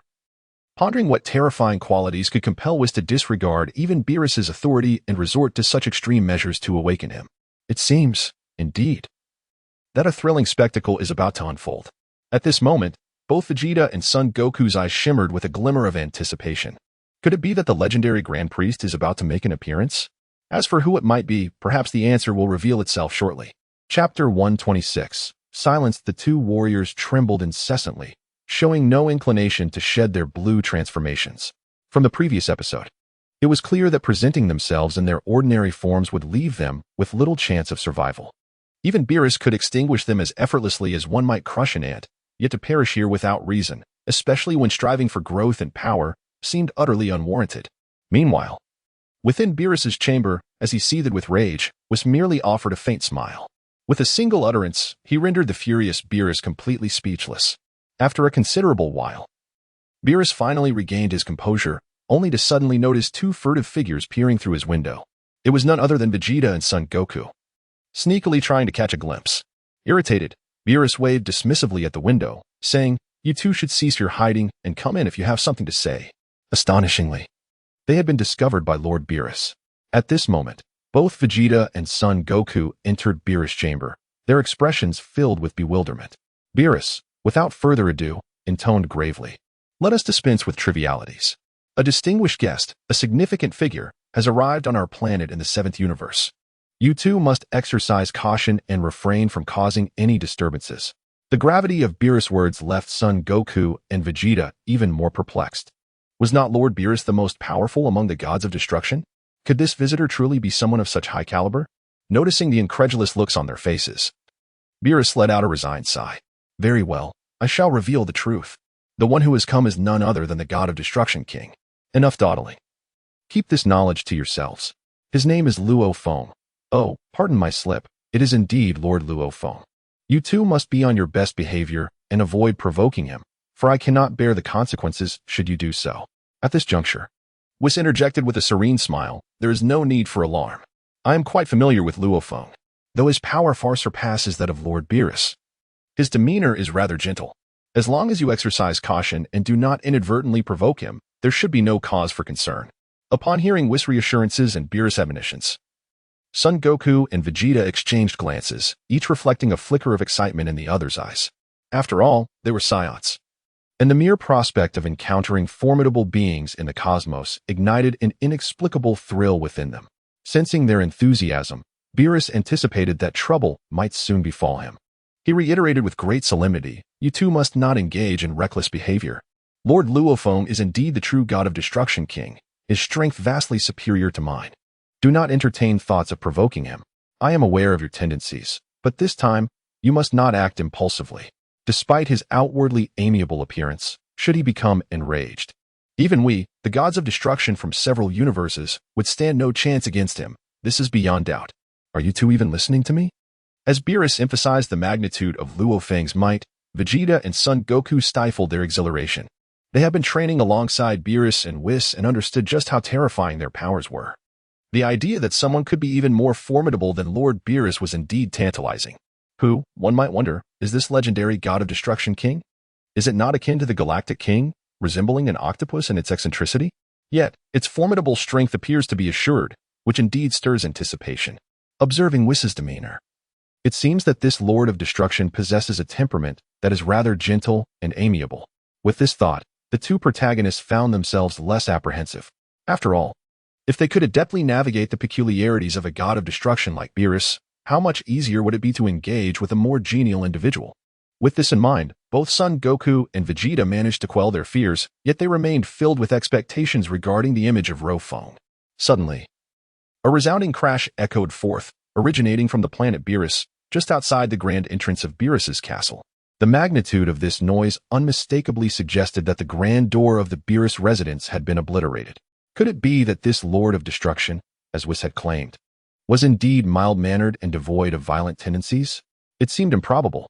Upon hearing such a thunderous sound, Beerus's expression darkened considerably. How could this be possible? He bore no enmity towards Luo Feng and held no grievances. Furthermore, he had once taken the blame for Luo Feng during their time at the academy.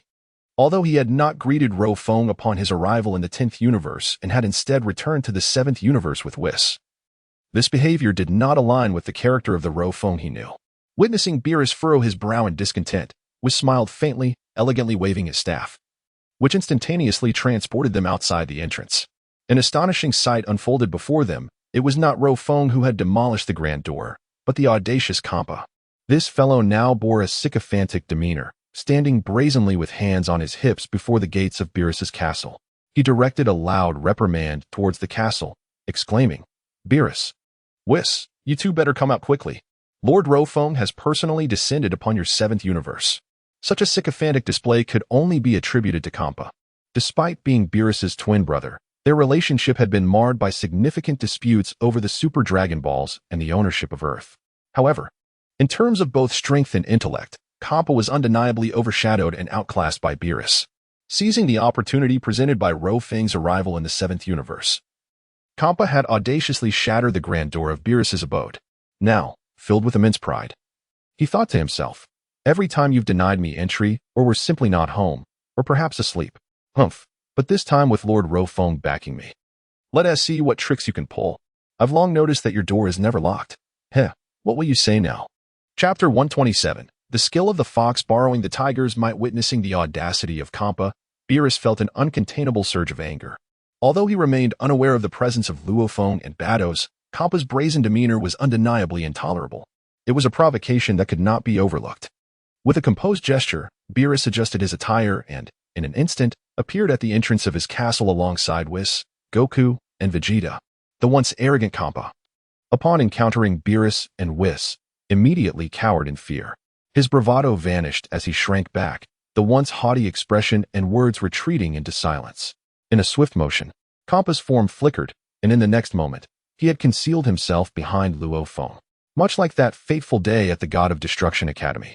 When he found himself trapped in an iron cage, Hmph's cowardice resurfaced after being rescued by Luo Feng, demonstrating an unparalleled lack of dignity that transcended the limits of a God of Destruction. At this moment, Hmph witnessed Beerus, who was so intimidated that he dared not utter a word and promptly turned to flee. Beside him, Beerus's attendant, Whis, was exasperated, resting one hand on his forehead. With a look of utter dismay, "Lord Hmph, you truly are bringing shame upon our 6th universe. Choosing you as the God of Destruction may indeed have been an ill-fated decision."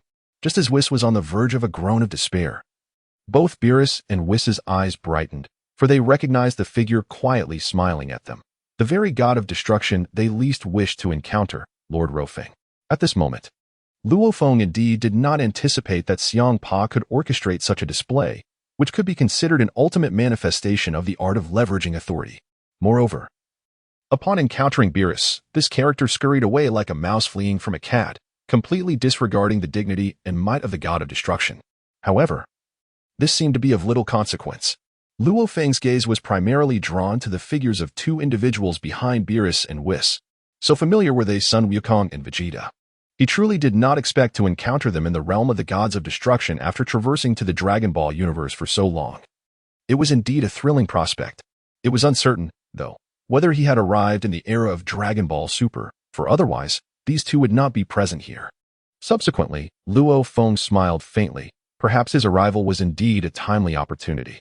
If he had come to the 7th universe during this era, it might allow him to expedite his plans. Beerus, noticing that Luo Feng's attention was not directed at him, secretly exhaled in relief. Fortunately, this individual did not seem to harbor any ill intentions towards him, dispelling the terrifying signs he had envisioned. After all, Luo Feng's power was akin to that of a pinnacle entity within the academy, and having undergone numerous years of development, who could fathom the extent of his enhancement? For the stoic Beerus, achieving such a level of composure was no small feat. Suddenly, Beerus inexplicably performed a deep 90-degree bow to Luo Feng, a gesture of utmost respect that seemed reserved exclusively for the likes of Lord Zeno. Observing the overly formal Beerus, Luo Feng smiled lightly. "Lord Beerus, there is no need for such grandiose formalities upon our meeting. I have come to seek your assistance regarding several matters, so let us dispense with the pretense." Yet within, Beerus silently berated himself. "Am I afraid? If I could contend with you, would I still be so courteous?" At this moment, only a stream of invective surged within Beerus, though he dared not manifest such sentiments upon his countenance. He promptly adopted a serious demeanor and proclaimed, "What a rare visitor indeed. Is this not Lord Zeno, the God of Destruction? Please, share your insights." Whis observed Beerus's unorthodox behavior with a sense of detached amusement and sighed in resignation. "Lord Beerus, is this how you engage with guests at your doorstep?" Realizing his breach of etiquette, Beerus swiftly gestured, inviting, "Please, Lord Zeno and Angel Vados, step into my castle. Let us converse properly." He then addressed Hmph. "And you, Hmph, this time I shall overlook your door-breaking antics, but the expenses for repairing my castle shall be your responsibility." Witnessing Beerus's unexpected forbearance, Hmph wore a cunning smile. It seems that only Lord Zeno and Lord Beerus can bring Beerus to such a state. This is quite delightful. I have long wished to kick down Beerus's door, and now my fantasy has come to fruition, all thanks to Lord Zeno's influence. Although Hmph was eager to leverage Lord Zeno's presence, he was acutely aware of Beerus's formidable reputation, which instilled fear within him. However, he felt emboldened by his rapport with Zeno, thus he remained undaunted. As Whis and Beerus extended their invitation, Zeno and Vados chose not to dwell on Hmph's trivial schemes. Zeno leisurely approached the verdant castle. Meanwhile, Zeno's focus was entirely on Goku and Vegeta, attuning to their auras and energies. After a brief moment, he discerned that Goku and Vegeta were likely in the preliminary state of their Super Saiyan Blue transformation, suggesting they had recently arrived in this universe. Furthermore, it appeared that Goku had yet to master the Ultra Instinct technique. Vegeta also seemed to lack a profound comprehension of the God of Destruction's self-mastery. Perhaps, it was not the optimal time to take them away. With a plan solidified in his mind, Zeno continued walking while conversing with Beerus and Whis. By the way, I have 3 matters to discuss, each rather straightforward. The first concerns the Super Dragon Balls of Universes 6 and 7, which I have successfully gathered. I wish to inform you that I am aware of the agreement between you and Hmph regarding an upcoming competition between the 2 universes. However, let me clarify. I shall claim the prize, as the 13th universe requires the Super Dragon Balls for its dominion. As for when they will be returned, that shall be a matter for future negotiation. Upon uttering these words, Beerus felt a sudden jolt within. It turned out that the Super Dragon Balls had indeed been gathered. Astonishingly, they had come into the possession of Luo Feng, and it seemed there was no hope of retrieving them. You, Hmph, are utterly shameless. Despite being informed of the rights to the Super Dragon Balls, you obstructed at every turn, laying traps and pitfalls, ultimately insisting on a cosmic battle as a contest. Now, how splendid it is that all our efforts have yielded naught. Neither of us has anything to show for it. As for hoping for Luo Feng to return such a treasure, that is merely a jest. With that, Beerus found solace in the situation. Initially, the Super Dragon Balls could grant various wishes, but as the God of Destruction, he seemed to have reached a certain plateau in power and found little need for anything extraordinary. If Luo Feng desired them, let him have them. Such a favor did not weigh heavily on his conscience. Observing Beerus's silence, Luo Feng raised an eyebrow and inquired, "What is it, Lord Beerus? Do you have any objections?" At this moment, Beerus seemed to awaken from a trance, immediately bowing and saying, "It's nothing, Lord Luo Feng. Whatever you say goes. I have never had much interest in the Super Dragon Balls, which can grant wishes. Since you have a need for them, or they may serve some purpose for the 13th universe, feel free to take them. However, as for Lord Hmph," Hmph immediately interjected, "This item was given by me, so don't try to take advantage of me here. I won't fall for that." Seeing Hmph still timid and lacking any backbone, Beerus sighed softly. Is this what it means to be a God of Destruction? Truly a disgrace to our realm. However, he did not dwell on it further and swiftly transitioned to a new topic. There is no need for us to discuss the matter of super financing. You can handle it as you see fit. After all, that object may greatly aid in the development of the universe, but for a God of Destruction, it is merely a toy. Inwardly, Luo Feng couldn't help but scoff at the notion of it being a toy. It seemed that Beerus and Hmph were genuinely unaware of the true power of the Super Dragon Balls. In the original narrative, Lord Zeno had eradicated all universes, leaving only one. Without the existence of the Super Dragon Balls, these gods of destruction and the universes might have fallen victim to the total erasure technique.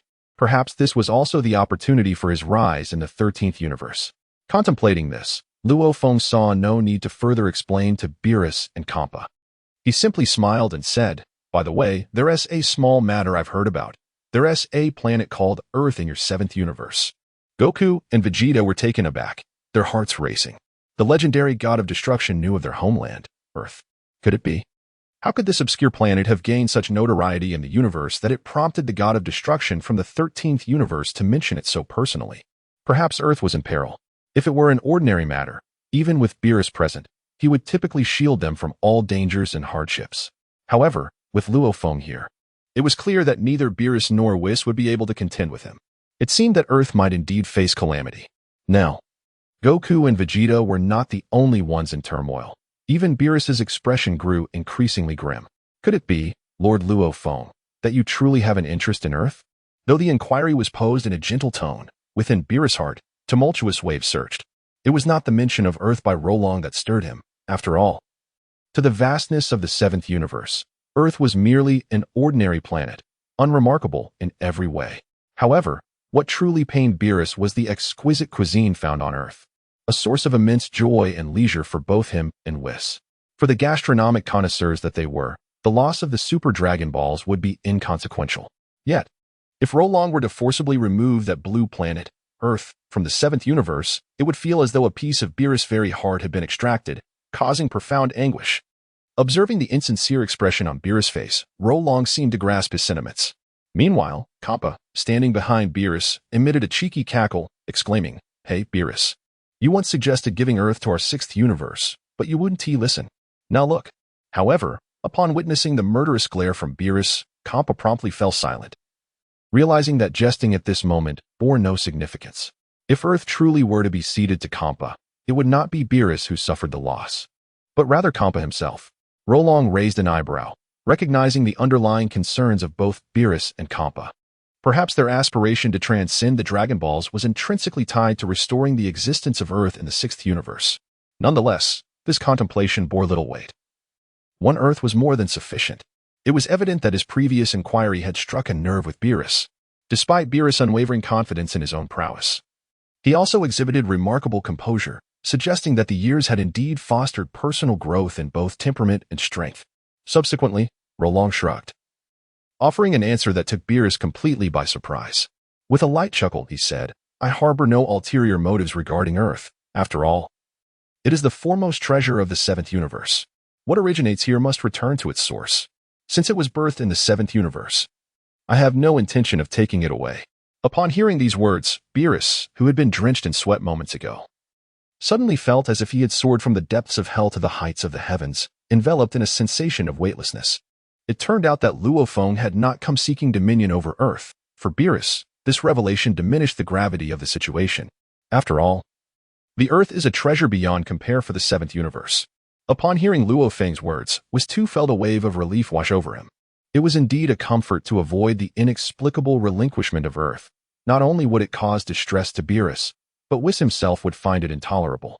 Although Beerus was confident in his ability to safeguard the planet, should the need arise to rouse the Grand Minister or the Omni King, it seemed unwise to disturb such illustrious figures merely to oppose Luo Feng out of gluttony.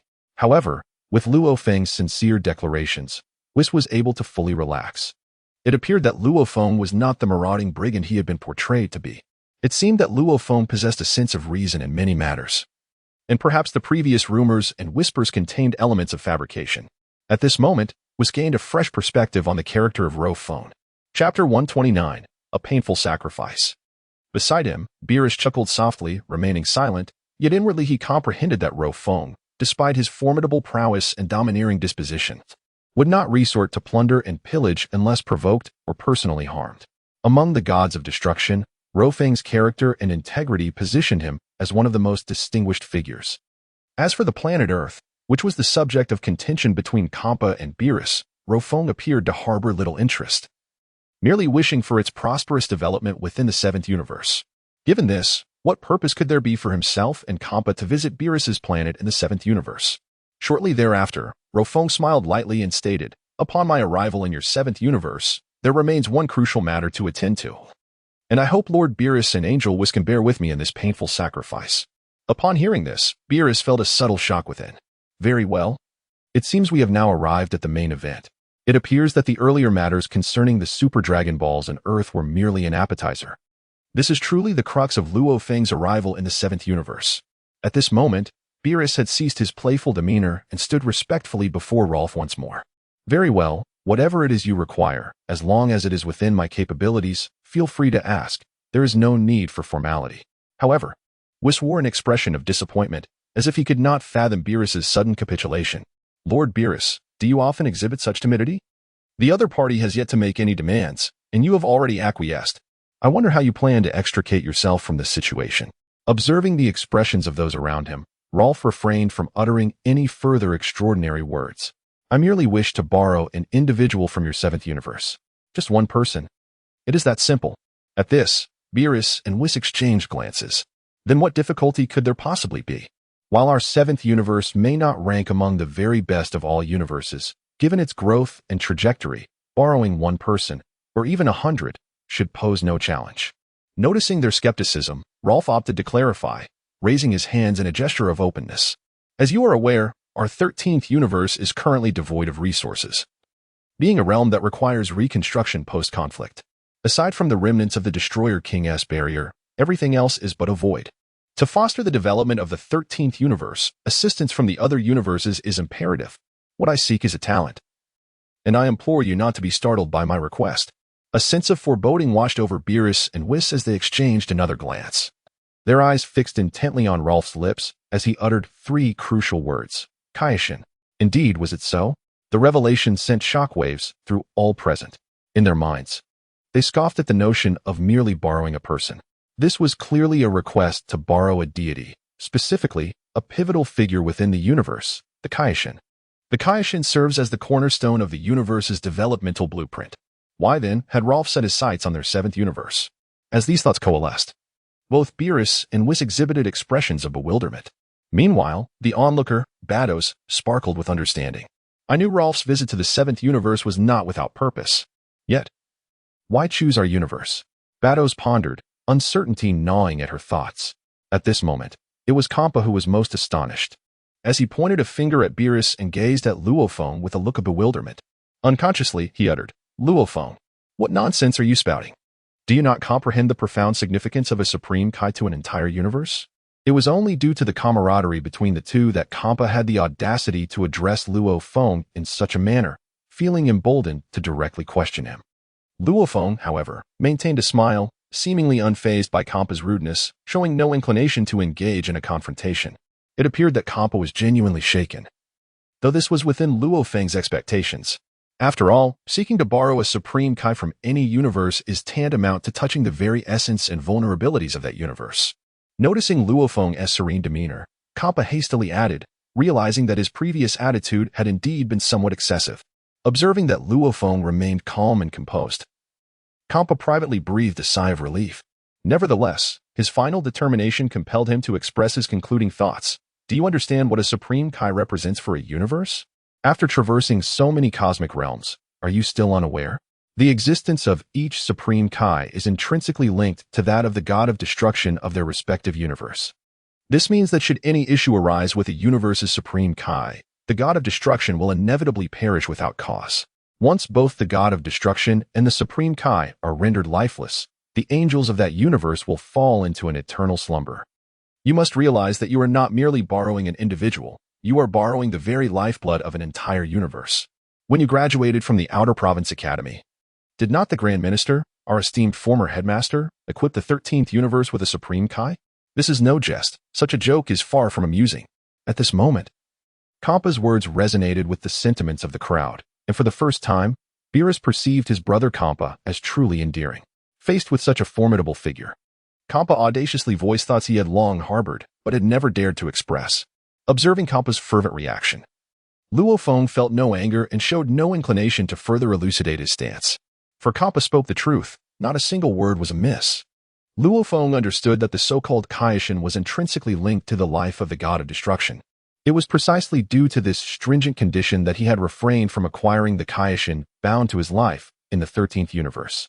Although the Kaishin possessed certain abilities that other deities lacked, particularly teleportation and the creation of all things, the capacity to forge universes is something no supreme deity can replicate. However, the Kaishin's significant shortcoming is indeed egregious. Their power is woefully inadequate. With the strength of an ordinary god of destruction or an angel, a mere sneeze could obliterate the god of destruction of their universe.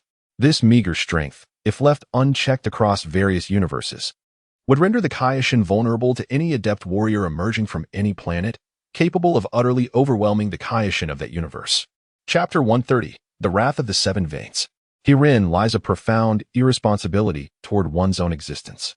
Perhaps this is the Dragon Ball universe's means of mitigating and regulating the overwhelming power of these supreme gods of destruction and angels. For every cause, there is an effect. For every advantage, there is a disadvantage. This is a complex and ineffable construct. Yet Luo Feng is determined not to allow the presence of the Kaishin to hinder his own evolution, especially since his 13th universe is a realm of warfare, where such glaring vulnerabilities are conspicuously apparent. It is undoubtedly impossible. However, in the absence of a god of destruction, the only way to advance the universe is to take unconventional measures and borrow from other universes. Yet, Luo Feng understands that each god of destruction is the lifeblood and precious treasure of their respective universes, and they cannot simply be borrowed at will. Luo Feng, however, has set his sights on Beerus and Whis from the 10th universe. While others remain oblivious, Luo Feng is acutely aware that the weakness of the gods of destruction, compounded by their intertwining fates, presents a unique opportunity. Although Beerus may appear unassuming, he is, in truth, exceedingly fearful of death. Unlike other gods of destruction who go to great lengths to protect their counterparts, Beerus has chosen a more unconventional path. His cunning strategy is exemplified by the ancient god sealed within the sword during the Majin Buu saga, illustrating the depth of his secrecy and malice. Nevertheless, the intention here is not to expose Beerus's hidden thoughts. Subsequently, Luo Feng disregarded Xiangpa's inquiries and the questioning gazes of others. Instead, he cast a languid glance towards Beerus, as if his gaze could penetrate all veils of deception. Beerus, under the weight of Luo Feng's penetrating stare, felt a profound discomfort, as though all his secrets lay bare before Luo Feng's insight. At this moment, Whis let out a slight sigh.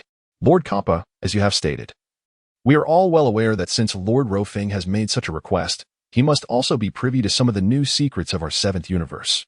Given this, his demand for the Kaishin does not seem entirely out of place. Hmph, witnessing Whis' audacity in defending Luo Feng, felt a surge of indignation.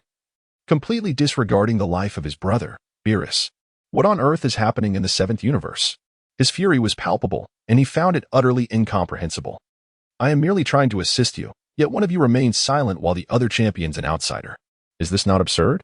Despite the often contentious nature of Hmph and Beerus's personalities, the bond of blood remains a profound and unchanging truth.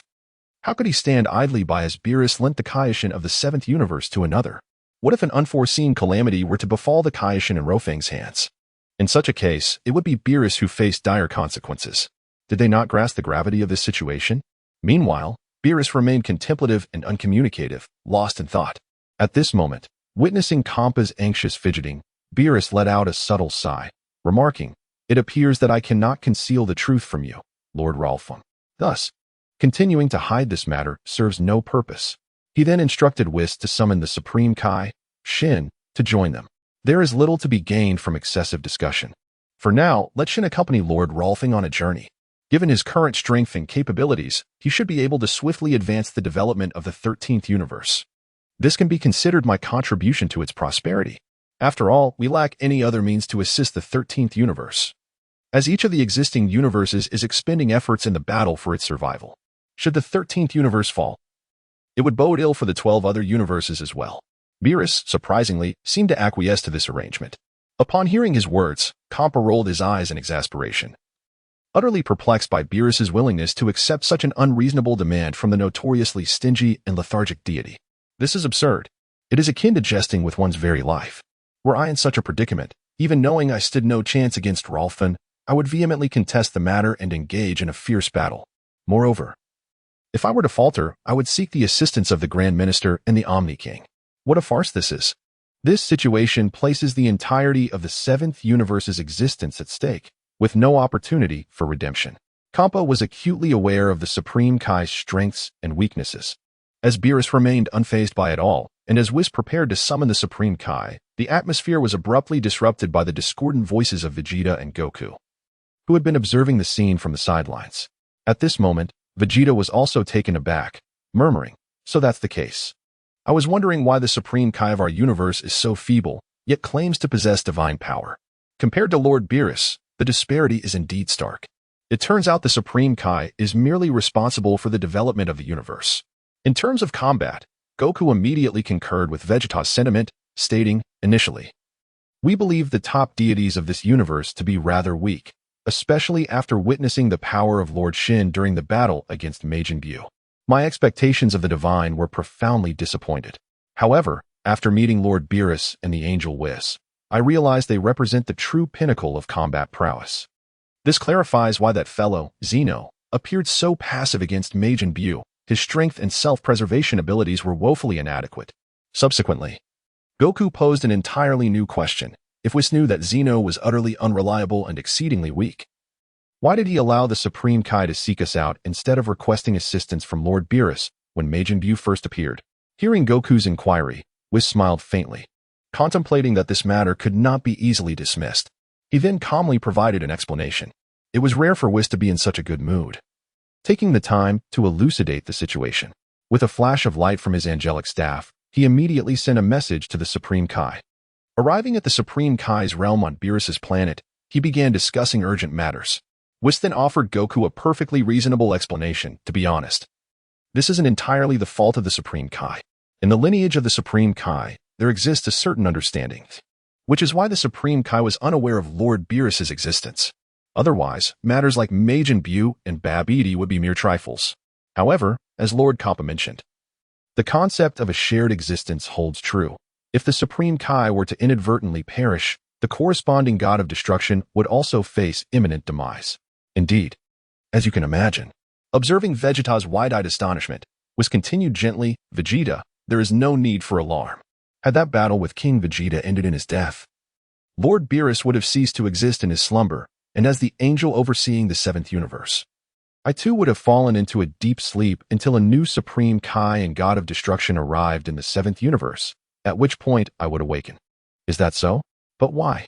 During that battle, did I and Kakarot have to intervene, yet we did not see the presence of Lord Beerus? Whis did not provide an explanation. Instead, the nearby Beerus interjected, needless to say, among the destroyers of the seventh universe. Lord Beerus has a penchant for indulgence and a rather notorious habit of slumber.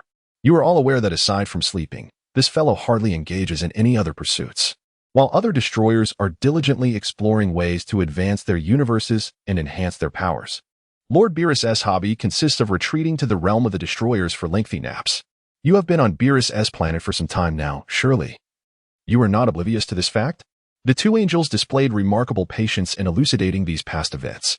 Beerus, exasperated, shrugged his shoulders. In truth, this is not entirely my fault. Due to an unforeseen incident, I learned a portion of the Ultra Instinct technique from the Angel of Universe 6. However, no matter how diligently I train or strive to enhance my strength, I cannot seem to improve my mastery of Ultra Instinct. Yet, upon my arrival in the seventh universe, I discovered a unique method of training sleep. Each time I drift into slumber, I inadvertently enter a special state where my proficiency in Ultra Instinct is enhanced during my dreams. Ah, I see, said Beerus, revealing an understanding smile. Your reasoning is indeed impeccable. Whis, however, rolled his eyes. Lord Beerus, your explanation is somewhat tenuous. Among all our siblings, my mastery of Ultra Instinct is quite commendable. While sleep may aid in its cultivation, none possess your level of somnolence. Observing the shift in the conversation, it seemed to stray from the earlier discussion regarding the shared existence of Kaioshin and destroyers. Instead, they had veered into a dialogue about Ultra Instinct and the peculiarities of slumber and cultivation techniques. This prompted Kappa, who had been listening, to exclaim in frustration. Are you lot even paying attention to what I'm saying? I was discussing the matter of Beerus's life. Yet here you are, meandering so far off topic. Truly, I am at a loss with you all. Kappa then adopted a serious demeanor and turned to look at Luo Feng, speaking in a grave tone. Lord Luo Feng, in this moment, you stand as the heir to the title of Destroyer God, and I address you as my lord. Yet within the confines of the academy, you are my closest comrade and friend.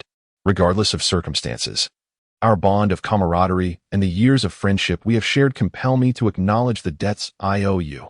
Numerous lives saved, yet those debts are mine to bear.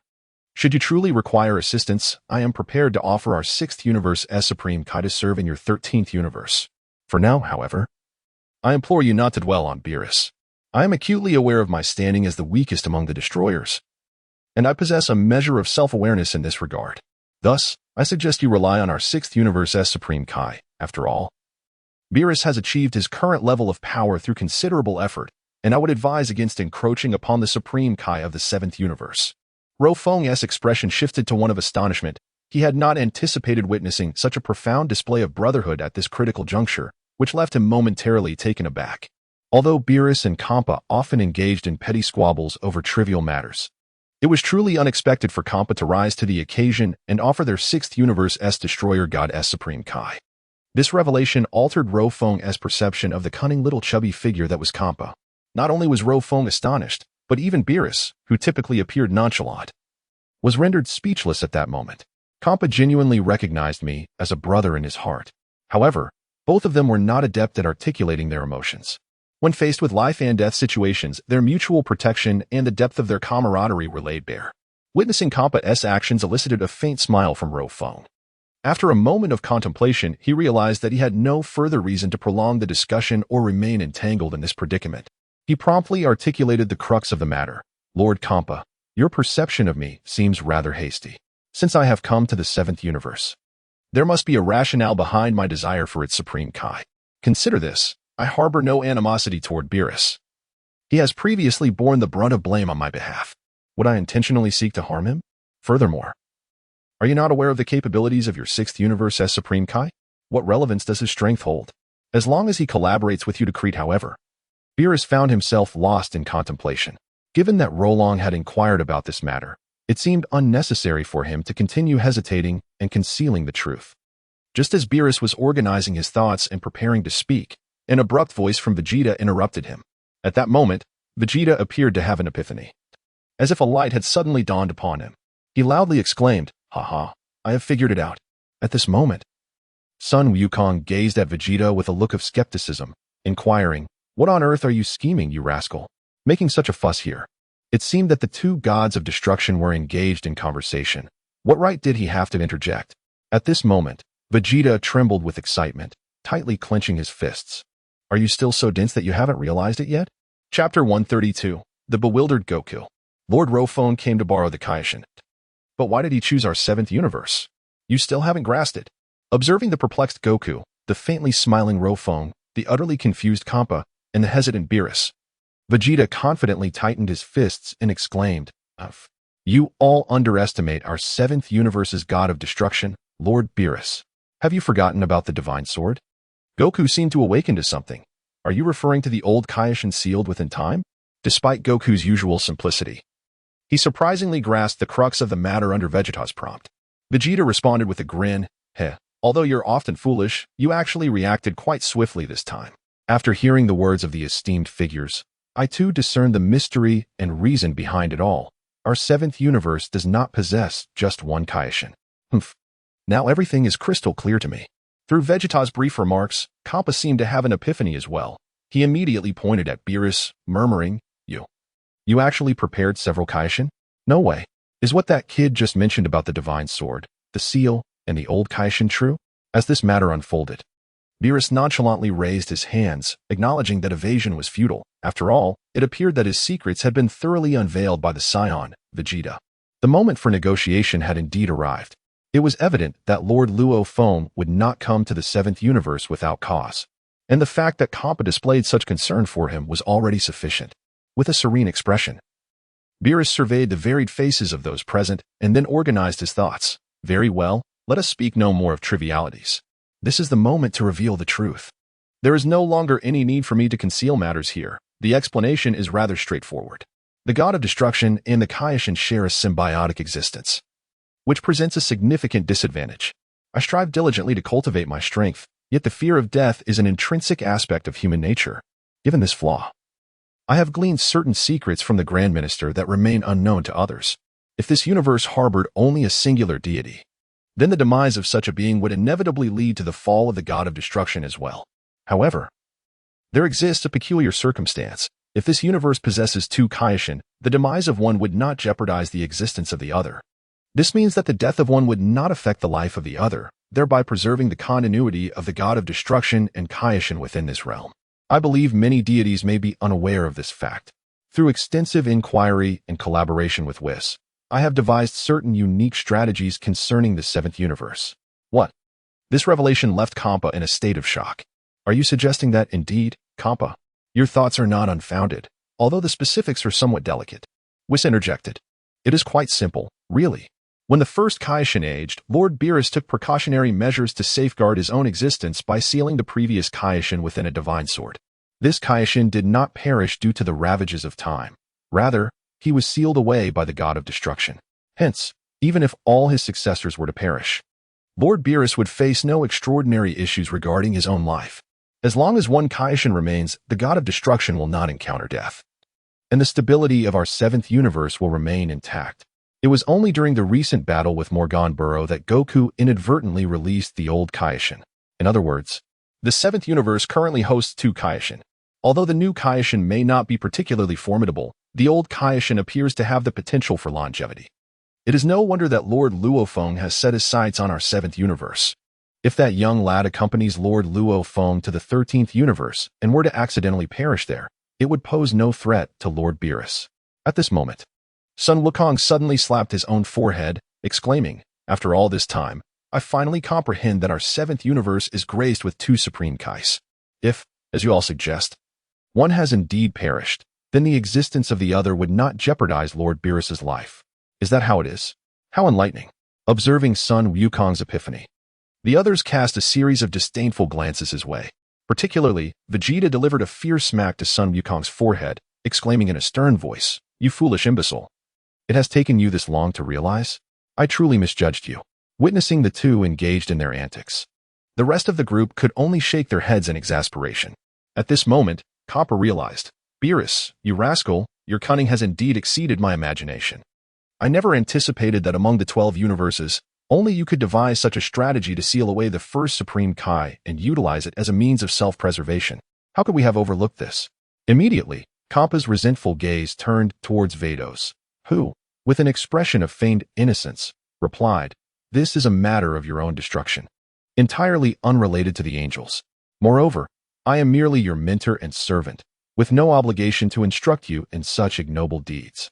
However, Beerus felt no shame at being exposed. After all, he was known for having the thickest skin among his peers. At this moment, in the realm of the seventh universe, the old Supreme Kai has been indulging in a leisurely retirement ever since his liberation. Although life is not infinite, as the ancestral figure among the Supreme Kais, he had endured a life shrouded in darkness ever since being sealed away by Beerus within the temple. The recent events involving Majin Buu have ultimately freed him. Now, he continues to bask in tranquility, seated on the verdant lawn of the Supreme Kai realm, clutching a magazine of dubious origin, drooling over its contents, which are clearly not of a respectable nature. Before him, a crystal ball capable of revealing the entirety of the universe slowly rotates. Those aware of his indulgent reading would recognize its frivolity, while the uninformed might assume he is diligently crafting plans for the advancement of the entire seventh universe. Chapter 133. Unceasing turmoil. Of course, this reflects the old Supreme Kai's disposition. Meanwhile, the once liberated deity now stands atop the mountains, devoid of the previous gloom and refusal that characterized him. Ignoring the whimsical thoughts of this unserious elder, he finds himself engulfed in a tempest of emotions, nostalgically recalling the fierce battle against Majin Buu on Earth. At this moment, his heart was filled with an extraordinary sense of clarity. Ever since he merged with his servant, Jebet, his strength had surged to unprecedented heights. The individual known as Shan, or rather the now transformed Sherbet, gazed up at the vast expanse of the night sky, his thoughts descending into a tranquil reverie. Perhaps this was the true beginning of a beautiful life, just as Sherbet was lost in his idyllic daydreams. A jarring sound pierced the air. It was the voice of Whis. "Lord Sherbet, if you have a moment, please visit Lord Beerus, the god of destruction."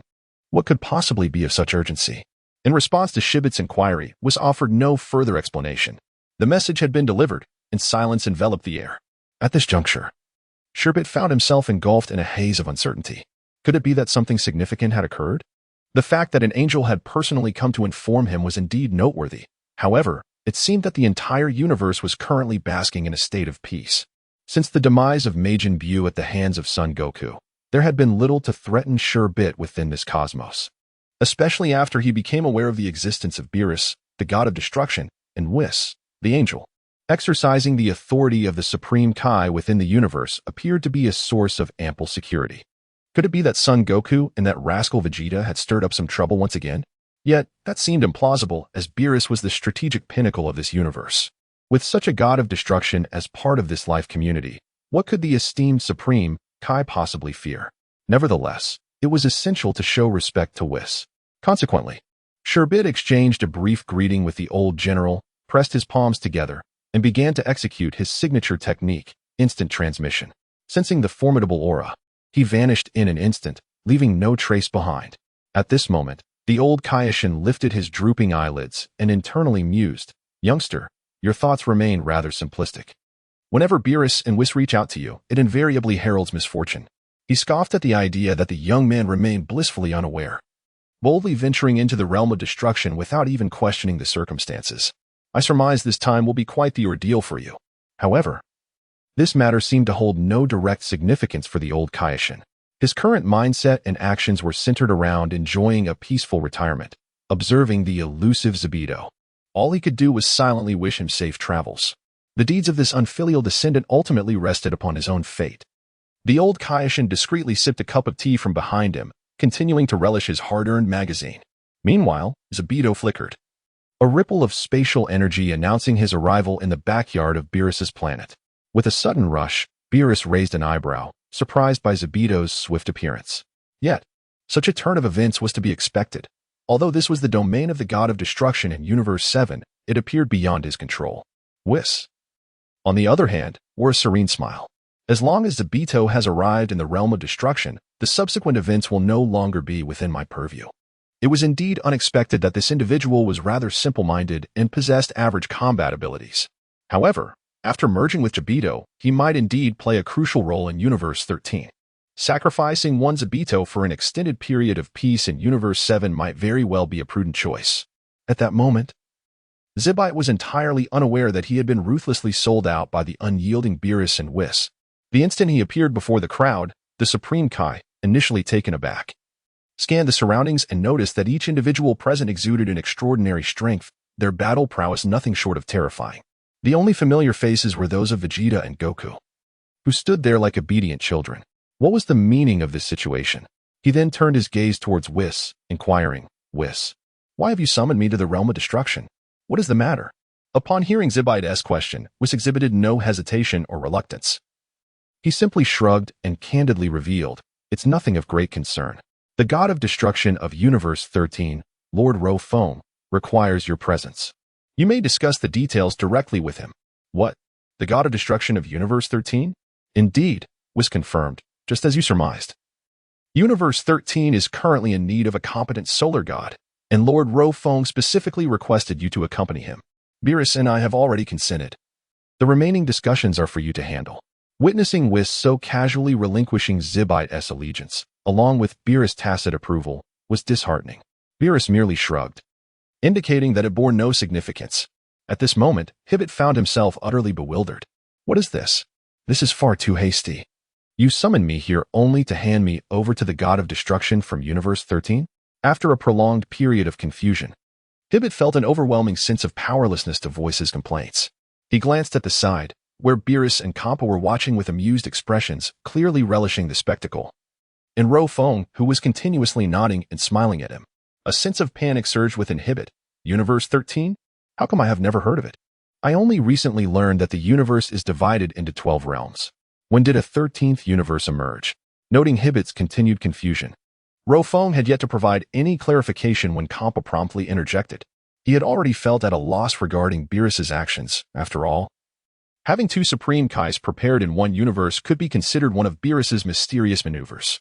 Moreover, Whis was even more extraordinary, making no demands or providing any rationale, directly relinquishing the primary Supreme Kai of their universe, while leaving the Elder Supreme Kai to oversee the situation.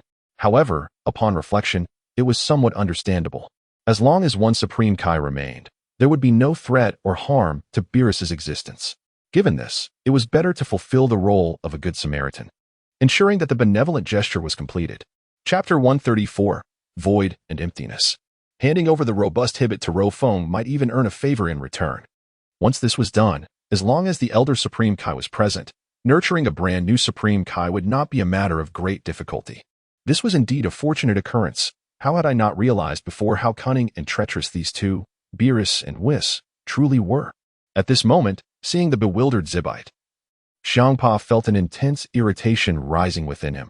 He was determined to undermine him. Nonchalantly, Hmph remarked, "The 13th universe? Have you not heard of the title lord?" Observing Zibite still in a state of confusion, Hmph smirked ominously. "Ah, that is indeed a universe of warfare. One thing I know for certain is that in that realm, even the god of destruction would find existence perilous. The fact that Lord Beerus and Mr. Whis have entrusted you with a journey to the 13th universe is a testament to their recognition of your strength and capabilities." Zibite, faced with Hmph's unscrupulous demeanor, was overwhelmed by the gravity of war universe and existential peril, rendering his mind momentarily inoperative, which was in stark contrast to his previously tranquil disposition as he contemplated the future of the universe. Bardos, unable to bear the scene any longer, gently nudged Hmph aside with her staff and solemnly clarified, "Do not heed Lord Hmph's fabrications. He is merely attempting to frighten you. The 13th universe is indeed a realm of conflict, recently seized from our adversaries. Presently, it remains desolate and devoid of development. Lord Luo Feng's intention in bringing you to the 13th universe is not for any ulterior motive, but to encourage you to cultivate its growth. Perhaps, in due course, it may become a paradise for you, albeit with the coexistence of opportunity and danger. My dear Zibite, do not burden yourself with excessive apprehension. Approach this endeavor with peace of mind. You must have faith that Lord Luo Feng is the successor of the god of destruction, his prowess surpassing that of our 12 gods of destruction and 12 angels. Additionally, allow me to share a special piece of information. The angel of the universe is our youngest sister, Alice, the sole combat angel among us, possessing unimaginable strength. Furthermore, the esteemed Lord Luo Feng has personally journeyed to the 7th universe to extend this invitation to you, which signifies his sincere intent. Not to mention Lord Beerus and even Lord Hmph, combined, would not stand a chance against Lord Luo Feng. So, how does it feel to have such formidable support and a fresh universe to fully realize the ambitions of the God of Kings? Rest assured, your safety should not be a significant concern. Trust me, I would never mislead you." At this moment, the anxious Hmph felt an increasing sense of uncertainty within. Observing the unscrupulous Whis and the indifferent Beerus, the god of the Kai felt akin to an abandoned orphan. His gaze then shifted to the side, resting upon the seemingly innocuous and utterly unremarkable Luo Feng, who radiated no aura whatsoever. Could this be my new master, the god of destruction, Luo Feng? Is this fellow truly formidable? However, he appeared to be just an ordinary person, devoid of any discernible power. Luo Feng then offered a cool, detached smile, stating, "In that case, let us consider this matter concluded. Hmph, prepare yourself and accompany me. Indeed, the 13th universe is currently lacking in development, and we are in dire need of a powerful god of the Kai. As for when you may return to the 7th universe, once the 13th universe reaches a certain scale, I shall not force you to remain there, though it is said that danger lurks. I have trained in the 13th universe for many years without encountering any suspicious threats. Furthermore, our universe's angel, Alice, is undoubtedly the most powerful among angels, thus alleviating concerns regarding safety. Perhaps life in our 13th universe may be somewhat arduous, as it is a realm of nothingness, devoid of all resources. And the endeavor to develop an entire universe will certainly require considerable effort." At this moment, the god of the universe, Hmph, appeared to have resigned himself to his fate. It was no wonder that the elder Supreme Kai regarded him with a look akin to that of a parent watching their child venture into the world. He never anticipated that upon his arrival, he would be cast aside by the entire cosmos, destined to labor in another universe. If what Luo Feng claimed was true, life would be perilous, yet devoid of significant upheaval. However, the task of creating an entirely new universe was an arduous undertaking indeed. Observing the expressions of the esteemed figures around him, Hmph recognized the lack of choices available to him. Suddenly, a spark of hope ignited within Hmph as he turned his gaze towards the nearby figures of Sun Wukong and Vegeta. After all, he had been completely abandoned by Beerus and Whis. The demeanor of Whis and the attitude of Beerus had plunged Hmph into a state of despair. Yet, the only allies he had, Sun Wukong and Vegeta, had become his last lifeline. While the prospect of toiling for a while might be somewhat acceptable, believing in the power of this individual named Luo Feng, who could supposedly protect him, the feeble Supreme Kai, was a leap of faith he was reluctant to take. He resolved to seek out the truth. This thought led him to reminisce about the valor displayed by Sun Wukong and Vegeta when they vanquished Majin Buu. At this moment, Hmph seemed to have devised a cunning plan. He pointed his finger and inquired, "Sun Wukong, Vegeta, are you not my most dependable comrades? before Vegeta could respond. Sun Wukong vigorously nodded his head, exclaiming, "Need I say more, Lord King Kai? We have fought side by side as valiant allies. What is it you wish to discuss? Please, feel free to speak plainly." Observing Sun Wukong's hasty reply, Vegeta facepalmed with a look of exasperation. "You fool. It appears you have fallen into Lord King Kai's scheme once again." Seeing Sun Wukong's response, Hmph let out a long sigh of relief. He then bowed slightly to Luo Feng and said, "Might I make a humble request, O Lord God of Destruction? May I bring these two gentlemen along?" Referring to Sun Wukong and Vegeta, he continued, "Their prowess may seem trivial in your eyes, yet they surpass many members of our King Kai clan. Having them as my bodyguards would surely grant me greater peace of mind. If I were to discover suitable candidates in the 13th universe, I might cultivate a new generation of King Kais. At that time, may I return to the 7th universe?" Chapter 135, a buy one get one free offer indeed. Such an unexpected arrangement. Luo Feng chuckled. "Of course, that is not a problem. This time, I am also seeking assistance from Lord Beerus and Mr. Whis. There are no coercive terms involved. As long as we can develop our 13th universe, whether you bring bodyguards or cultivate a new King Kai, it matters not." Who could have anticipated that this journey to the 7th universe would present such a delightful opportunity of a buy one get one free? Hmph, truly clever. Had tested the waters alone but found no sense of security. Thus, he insisted on bringing along Sun Wukong and Vegeta. This could be seen as Hmp's final act of defiance. However, bringing along a few exceptionally powerful mortals held no significance for Luo Feng. After all, in his previous experience within the realm of the second dimension, he had always held a favorable impression of Sun Wukong and Vegeta. This time, having the two absolute protagonists from the Dragon Ball universe by his side might spark some entirely new and unexpected dynamics. Moreover, through his own formidable abilities, he could nurture them, potentially leading to significant enhancements in both Vegeta's and Sun Wukong's strength and capabilities. He had also heard whispers that within the 13th universe, a realm of warfare, it was not solely the god of destruction who needed to be immensely powerful. The Kaiashins, angels, and even top-tier mortal fighters also required comprehensive development. If one were strong in only one aspect, the 13th universe would remain precarious. Thus, seizing this opportunity to bring Sun Wukong and Vegeta along for meticulous training could indeed prove to be a prudent choice. As for Zibit, his aspirations to cultivate a brand new Kaiashin were of little concern to Luo Feng, as long as the newly formed Kaiashin did not bind their life to his. The number of Kaiashins cultivated was inconsequential. Furthermore, Zibit would be working for him, striving to advance the 13th universe. And the identity of the individual was merely a trivial detail. Unexpectedly, upon arriving in the 10th universe, the chance to acquire a Kaiashin while also bringing along two mortal fighters was a success beyond his wildest dreams. Hearing the exchange between Zibit and Luo Feng, Sun Wukong and Vegeta found themselves utterly bewildered. "What? This determines our journey to the 13th universe? Isn't that a bit hasty?" Vegeta grumbled through clenched teeth. Yet, Sun Wukong disregarded Vegeta's curses, his body trembling with excitement. "Vegeta, in this universe, we are already top-tier beings. Don't you wish to explore the broader and more expansive world and skies of the 13th universe? You just heard that it is a battlefield of a universe. We might encounter even more formidable foes there. Does your scion blood not stir within you with exhilaration?" Upon hearing Sun Wukong's inquiry, Vegeta paused momentarily. Perhaps this was indeed an opportunity to grow even stronger in the 13th universe.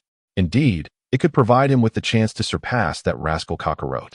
Observing how Sun Wukong's words had instilled such confidence in the two, Whis found himself rendered speechless. Were scions truly this simple-minded? This was the legendary warrior race.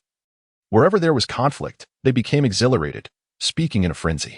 At this moment, the one with the most unfavorable expression was none other than Beerus, who had previously appeared so carefree. He truly did not expect that Yulat would so readily agree to accompany Luo Feng to the 13th universe and take along the god of destruction, Zibite. Frankly, I cannot say I feel much sympathy. After all, this fellow named Zibite is exceedingly unreliable, and from the very start, his intellect seems rather lacking. It is astonishing that a god of destruction is unaware of the existence of a destroyer.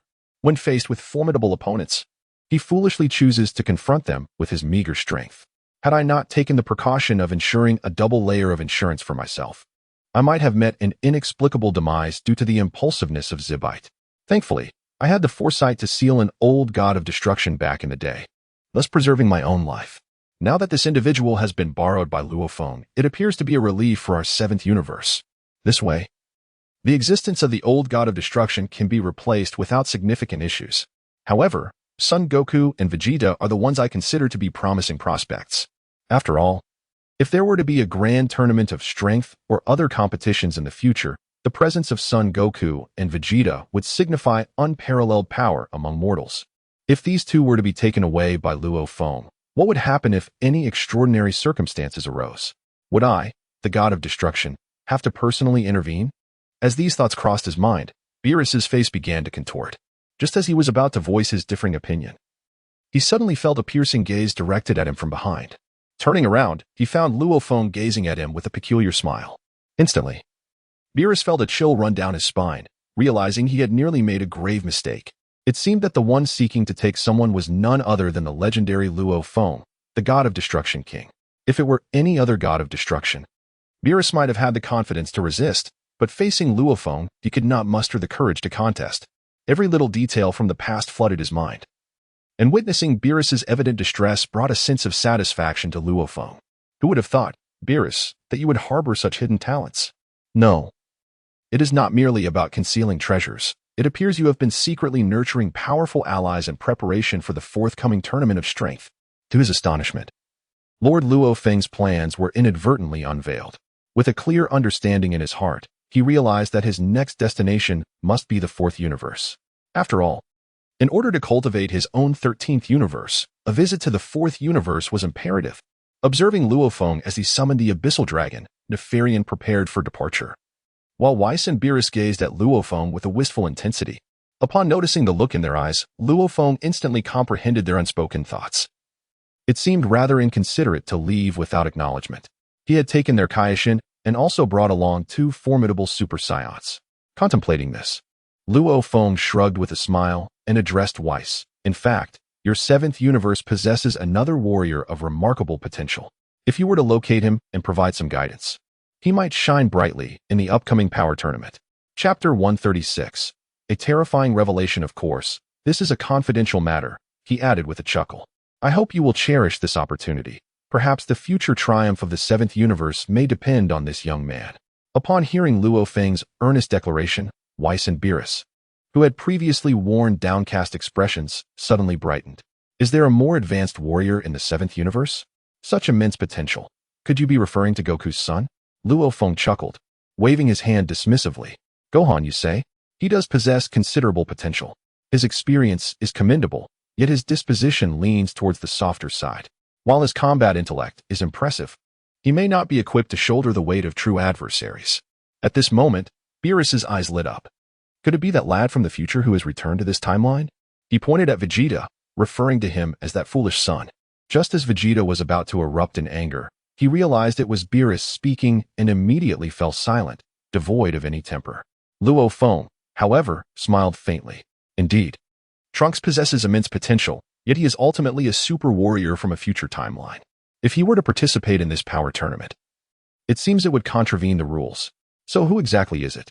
What kind of individual could represent their seventh universe in battle? Luo Feng, not wishing to keep them in suspense any longer, revealed, in a certain concealed planet of your seventh universe, there exists a being named Broly.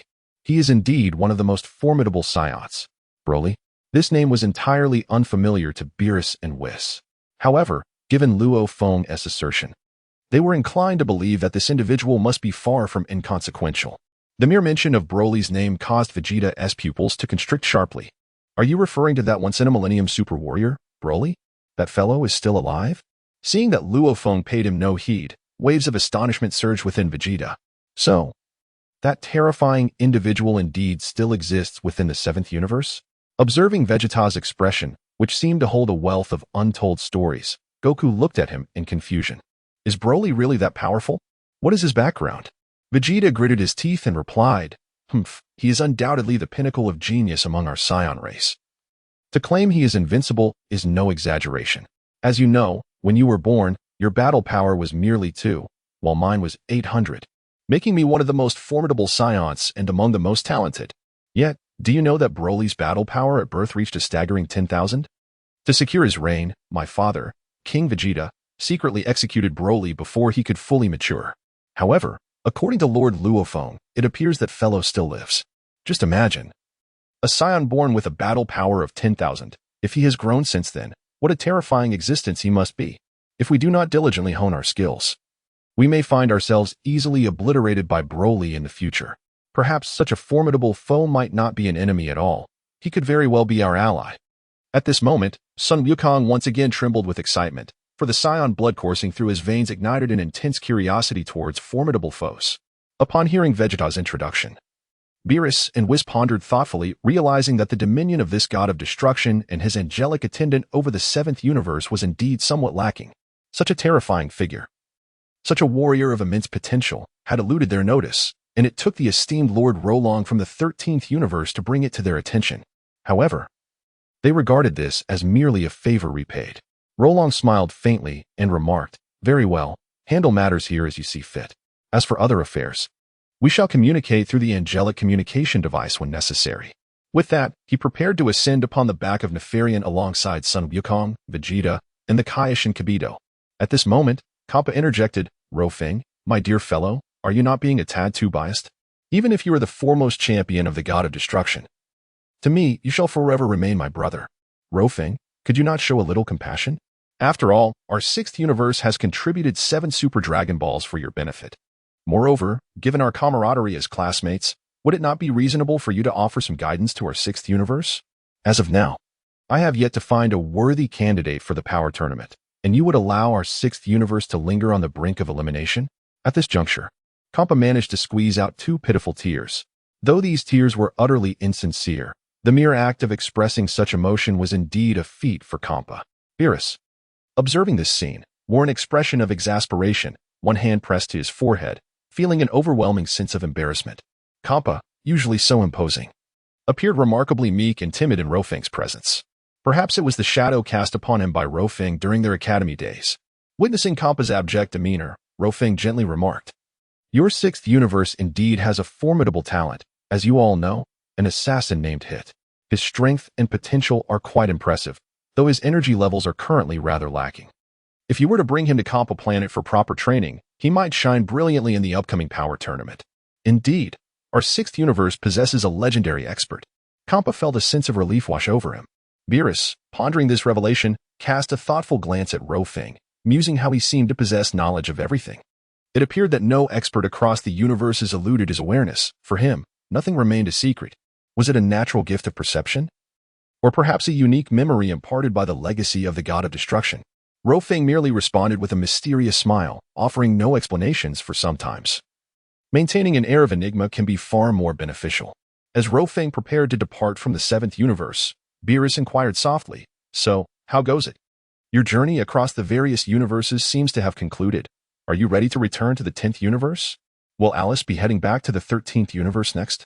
Seeing Beerus's genuine concern, Luo Feng replied with a calm smile, "The task is not yet complete. Thus, I am in no rush to return to the 13th universe." Beerus was momentarily taken aback. "But you've already thoroughly traversed the 10th universe. You have acquired all that you need. And Makarayada has promised to provide you with various potions for restoring divine energy. Furthermore, you have secured the Super Dragon Balls, and the Kaioshin is also in your grasp." Even the 2 super warriors were effortlessly obtained from Beerus. What more could you possibly desire? Your 13 universes are already formidable, whether in the upper, middle, or lower echelons. What further compelling reasons are needed to venture into another universe for plunder?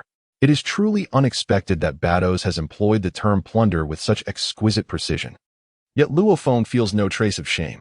With a sly smile, he replies, "Indeed, we have one more destination, the 4th universe. To pay a visit to Lord Keitra and Metroconic.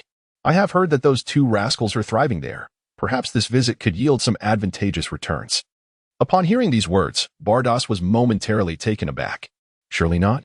The 4th universe is a highly advanced universe, especially in terms of technology, which has surpassed that of other realms, only falling slightly short compared to the 1st universe. Why have you set your sights on the 4th universe? However, Luo Feng merely shrugged. "Hey, who said that? I have some minor connections with Keitra from back in the day. As for the specifics of those connections, I shall not elaborate. It seems Lord Beerus is fully aware." Beerus, initially taken aback, quickly recalled the dispute he had with Keitra in the past. Perhaps Luo Feng's intention to venture into the fourth universe was indeed as Beerus had surmised. Luo Feng was likely seeking to restore his honor. After all, Beerus ranked among the most formidable of the gods of destruction, yet he bore the sole blemish of having lost to Ketra in a past arm wrestling contest. This incident had long haunted Beerus, and if Luo Feng's plan to visit the fourth universe came to fruition, avenging himself might become a reality rather than a mere whim. As Beerus observed Luo Feng's unwavering determination to target the fourth universe, an overwhelming sense of exhilaration washed over him. The displeasure stemming from the robbery of the King of All and the theft involving Goku and Vegeta had dissipated entirely, with Broly now identified by Luo Feng. All it would take was for him to collaborate with Whis to nurture Broly's confidence, ensuring that the upcoming Tournament of Power would not suffer from a lack of participants. Moreover, there was the prospect of teasing Ketra, a delightful twofold benefit. It appeared that he had indeed stumbled upon a treasure. If he and Whis were to venture into the fourth universe, they might not gain much advantage. However, with the formidable weapon that was Luo Feng in the fourth universe, Ketra would surely find himself overwhelmed. One could only wonder if this young man was adequately prepared. It was likely that Ketra would find himself weeping in despair. Witnessing Beerus's excitement, Whis could only shake his head in resignation. You gods of destruction are perpetually ensnared in your intrigues. If only you would attend to matters of greater significance, perhaps our seventh universe's ranking would not be so dismally low. Meanwhile, Kappa and Bardos paid little heed to Luo Feng's intentions regarding the fourth universe. For them, the priority was to return and locate the individual known as Hit, nurturing him into a competent warrior, which was crucial for the future development of the sixth universe's supremacy. Seeing that the conversation had lost its significance, Luo Feng waved goodbye to the group without further ado, taking the King of All, Zibit, along with Goku and Vegeta, who transformed into a streak of black light and vanished before the others. At this moment, the crowd was engulfed in a tumult of mixed emotions. Initially, they believed that Luo Feng was merely a fervent practitioner, handling the 13th universe without any significant advancement. To their astonishment, however, Luo Feng's plans were remarkably exquisite, earning him newfound respect. The fact that he could recruit a Kaioshin from the 7th universe to assist in the development of their 13th universe demonstrated that Luo Feng was far more complex than they had imagined. And his strategy was indeed masterfully crafted.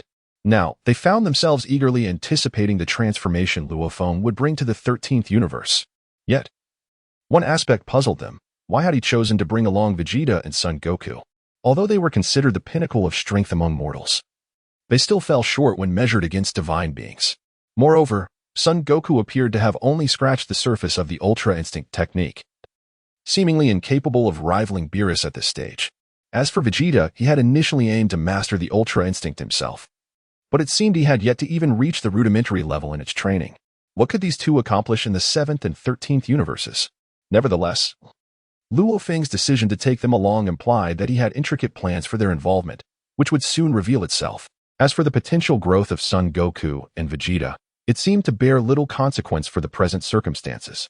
Their focus now shifted to unearthing and nurturing the formidable warriors Hit and Broly, who might indeed become invaluable assets in the future. Meanwhile, Beerus watched as Luo Feng and his companions vanished like a fleeting shadow, internally chuckling to himself, "Ah, you wretched Quitella, today is your day of reckoning. You cannot blame me for this. I hope you are adequately prepared for Luo Feng's visit." At this moment, the mighty Nephalion, traversing the depths of the cosmic expanse, pushed its velocity to the utmost. This was, after all, destined to be the final stop in the odyssey of interstellar travel, namely the fourth universe. Though it lay a considerable distance from the 7th universe, Luo Feng remained unperturbed, contemplating the potential new advantages he might acquire from Ketra. Suddenly, he sensed a gentle tug on the hem of his garment. Turning around, he was taken aback to find it was Sun Wukong. The irreverent Sun Wukong appeared completely unfazed by the presence of this omnipotent destroyer king. Yet, Vegeta, standing nearby, was alarmed, exclaiming, "What on earth are you doing? How dare you show such disrespect to Lord Luo Feng?" After all, even Lord Beerus, the supreme being of the 7th universe, dares not breathe freely in Lord Luo Feng's presence. And here you are, boldly approaching him. Do you not know the meaning of peril?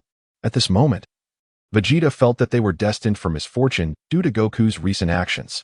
Unbeknownst to Goku, he was entirely oblivious to the source of Vegeta's apprehension. He merely believed that as long as one did not provoke the person named Luo Feng, there would be no danger. Chapter 138, 5. 0. Furthermore, Luo Feng had no malicious intent in bringing them along. Thus, Goku, with his inherent kindness, engaged in conversation with Luo Feng in a friendly manner. Indeed, Lord Luo Feng, what is your purpose in taking us to the 13th universe? I am genuinely curious. This audacious inquiry from Goku made Vegeta break into a cold sweat on his behalf. Filled with immense frustration at having cooperated with such a fool for so long, was it merely luck that kept Goku from being defeated? Observing Vegeta's demeanor, Luo Feng smiled lightly. It is nothing much. Our 13th universe is currently a void, devoid of anything substantial. With the presence of the Kaioshin this time, we will develop the 13th universe properly. As you are aware from our earlier conversation with Beerus and Hmph, the reason for bringing both of you along is that your training with Beerus and Whis should allow you to surpass them. If you continue learning from them, you will only reach their level. However, if you wish to advance further, I hope my teachings may prove beneficial. Of course, you are aware that the 13th universe is a universe of war, where formidable foes from other realms may attack us.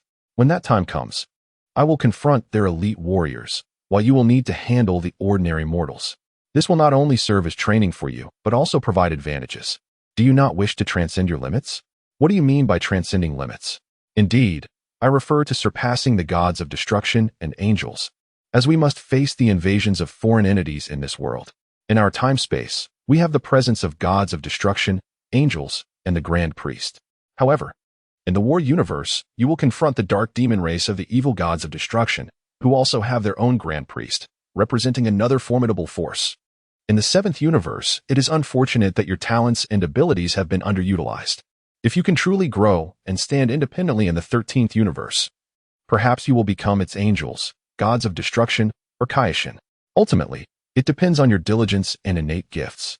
You shall not be alone there, nor will you experience solitude. Ah, I see. There is such vast space for us to develop. At this moment, Vegeta and Goku were completely engrossed in the information brought forth by Luo Feng. After all, the revelations they received were truly astonishing. It turns out there exists such a terrifying entity. Their perspectives have been so limited that they now regard Beerus as a being to be revered. However, through the words of Luo Feng, both Vegeta and Sun Wukong are indeed filled with anticipation and longing for the future. Yet, the most disheartened among them is the Supreme Kai, Kibito, who never imagined that the esteemed Supreme Kai of the universe, the foremost deity, would be so easily led away. Moreover, he must now labor in another universe. Observing Kibito in his current silent state, Luo Feng couldn't help but chuckle. You need not ponder so deeply, Kibito. Our 13th universe indeed requires a competent Supreme Kai to assist in its development. Thankfully, it won't demand too much of your time, as long as you can harness the powers of a Supreme Kai to a certain extent. Merely guiding the 13th universe to a standard scale will suffice as the completion of your task. Furthermore, it won't confine you to arduous labor. Look, we have already prepared this for you. With that, Luo Feng produced a vial of divine energy restoration potion and placed it before Kibito. Upon seeing this vial, Kibito's eyes widened in astonishment. This is a top-tier elixir. How did you acquire it from the 10th universe? It is indeed a rare treasure. Creating the 13th universe would be remarkably simple with this. My experience is sufficient, yet my only shortcoming lies in the replenishment of divine energy. In other words, the creation of universes and planets is my most significant weakness due to the lack of divine power. If I possess this potion, I am confident I can fully develop the 13th universe in a remarkably short time. It seems this truly is a fortuitous opportunity. The mere presence of the divine energy restoration potion revitalized Kibito, who had previously appeared despondent. After all, such restorative elixirs are coveted by every divine being. Yet their production is exceedingly rare, with the 10th universe holding a monopoly. Satisfied that a practical issue had been resolved, Luo Feng smiled once more and then delivered an even more compelling proposition to the Supreme Kai. Our journey to the 4th universe has no ulterior motives beyond seeking out Quitella and Conic to obtain several planets with a civilization development rating of 5 or above. Upon uttering those words, the king of the universe, Zebite, fell into a state of utter astonishment. What did you say, Lord Luo Feng? Surely, I must have misheard. You seek to acquire superplanets from the 4th universe with an aggregate score exceeding 5 points? Those are the treasures of each universe. You must understand that in the 7th universe, after years of development, there are scarcely 70 superplanets with evaluations surpassing 5 points. Are you truly contemplating bringing such extraordinary planets from the 4th universe to the 13th universe as a foundation for growth? If that is indeed your intention, it would be nothing short of perfection. With the addition of mysterious elixirs, and these superstars boasting scores above 5 points, the development of the 13th universe would be imminent. There could scarcely be a more gratifying prospect than this. Upon the utterance of those words, Luo Feng and the king of the gods, Zibit, exchanged knowing glances, each perceiving the twinkling stars in the other's eyes, fully aware of the implications therein. Meanwhile, it was Vegeta and Sun Wukong who found themselves utterly perplexed. Although Sun Wukong possessed a fervent passion for cultivation, he bore little interest in the intricacies of planetary and cosmic evolution. Beside him, Vegeta was taken aback, struggling to comprehend the magnitude of the transformation in King Zibit's power. If one were to argue that the earlier potion granted him limitless potential, the notion of developing the universe would be more palatable. Yet, what could possibly account for the existence of superplanets rated above 5 points? Did such celestial bodies hold some extraordinary significance for the cosmos? Could it be? At this moment, Vegeta wore an expression of skepticism, voicing his inner doubts. What on earth are superplanets rated above 5.0? Could they possibly contribute to the future development of the universe? Chapter 139. No wonder even if the universe reaches its limits, what does that mean for us? Observing Vegeta's profound confusion, it was not Luo Feng who spoke, but the Kaishin Kibito, who regarded Vegeta as if he were an imbecile. He then provided a reasonable explanation. Isn't it obvious? The standard set for the development of each universe is determined by the number of superplanets with a comprehensive strength rating of 5.0 or higher, which signifies the pinnacle of civilization. Just like your former Scion planet, which only achieved a rating of 0.8. Earth doesn't even reach 0.01. As you well know, what does a comprehensive rating of 5.0 signify? It represents planets where technology, abilities, or combat power can be developed to their utmost potential. The 7th universe, after years of arduous struggle and evolution, has only managed to manifest a little over 70 top-tier planets.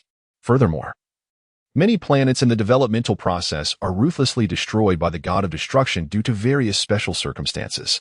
Nonetheless, some will inevitably surpass the limits and achieve ratings exceeding 5.0, which serves as the evaluative standard for each universe.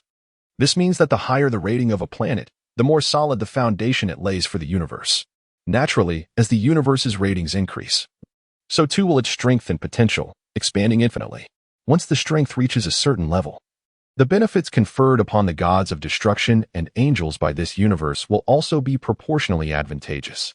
As you train in the 7th universe, it implies that your utmost limit is capped at 70 points. However, if the 13th universe manages to accumulate 100 or even 200 planets with a comprehensive rating above 5.0, your strength's bottleneck could potentially break through 100 or 200. Do you understand? In essence, the development and capabilities of each universe are directly linked to these planets, meaning your upper limits of power will align with the existence of such planets. Upon hearing this, Sun Wukong and Vegeta experienced a moment of enlightenment. Realizing the truth behind their earlier conclusions, it became clear why they perceived Beerus as immensely powerful. Perhaps it was due to the favorable environment of the 7th universe. However, they pondered why they continually struggled against the formidable Quatella of the 4th universe.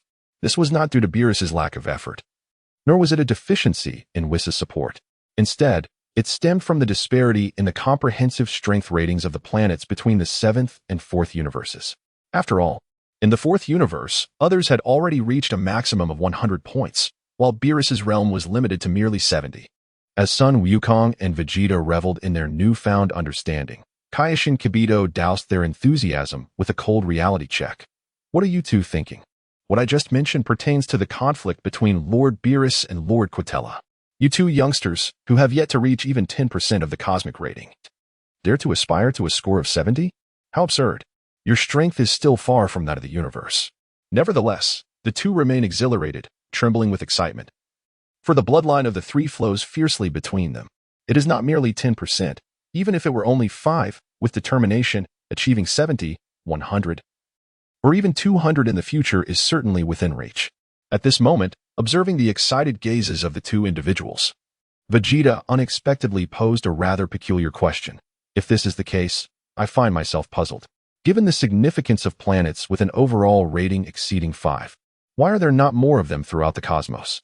Wouldn't that elevate the ceiling of combat prowess across the universe? Upon hearing Vegeta articulate such a pivotal inquiry, Luo Feng silently commended him. This fellow named Vegeta truly embodied the essence of a combat genius, directly addressing the crux of the matter. Sherbite, brimming with patience, offered a genuine explanation to the two. Do you believe that planets with an overall rating above 5 are easily attained? After all, the development of each universe hinges primarily on a delicate balance. Indeed, balance. The resources and space within each universe are inherently finite. Since the Kaioshin serves as the principal deity responsible for the creation of celestial bodies, their divine power is merely employed to randomly construct various planets, forming galaxies and subsequently clusters, a cyclical process. Why do the Kaioshin and the destroyers exist? It is because, should the Kaioshin create an excess of barren planets, the destroyers are necessitated to revert these planets to their primordial state, redistributing the remaining resources back to the Kaioshin. The Kaioshin then utilizes these abandoned resources to reconstruct the universe, perpetuating an everlasting cycle. Upon hearing Shibai's detailed elucidation, Vegeta expressed his complete understanding. While Sun Wukong nodded in agreement, it appears we were already aware of this. Otherwise, what purpose would your position as Kaioshin serve? Moreover, Lord Beerus had previously stated that his destructive power was birthed to maintain the equilibrium of the universe, a concept we comprehend.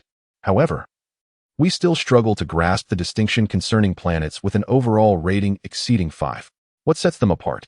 Noticing their lingering confusion, Sherbite shrugged, rolling his eyes as he remarked, "Need I elaborate further? Naturally, we will endeavor to create a number of competent planets. However, the evolution of civilizations on each planet, along with the potential limits of those planets, is determined by the life forms and technology present on them, which dictates their developmental trajectory. Furthermore, the extent of their potential is beyond our divine control.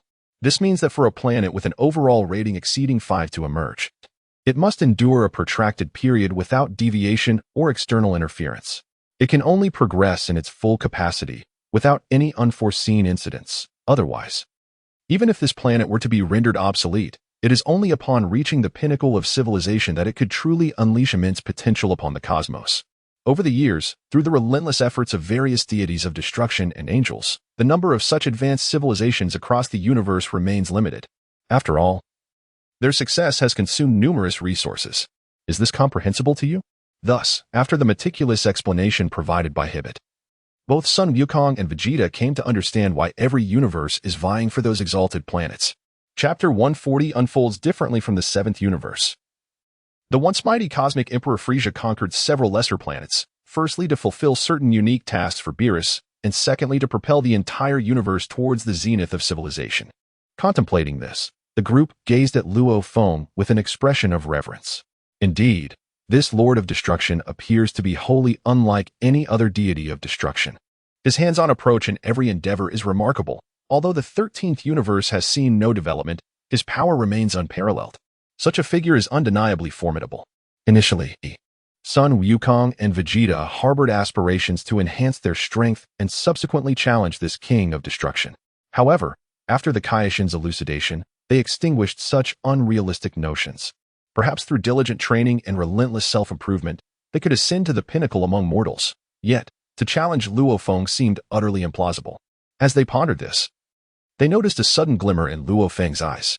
Indeed, they had transcended the boundaries of the 7th universe and appeared to have directly entered the cosmic expanse of the 4th universe. Here, Vegeta and Sun Wukong experienced an entirely new atmosphere. The sensation was distinctly different from that of the 7th universe. The once restless energies within them gradually became compliant, likely due to the formidable development prevalent in the 4th universe. This newfound strength allowed Vegeta and Sun Wukong to perceive the profound source of power emanating from the 4th universe. However, such reflections seemed secondary. What truly captivated them was the prospect of how Luo Feng, this esteemed Lord of Destruction, would procure the elite planets they so eagerly sought from the 4th universe.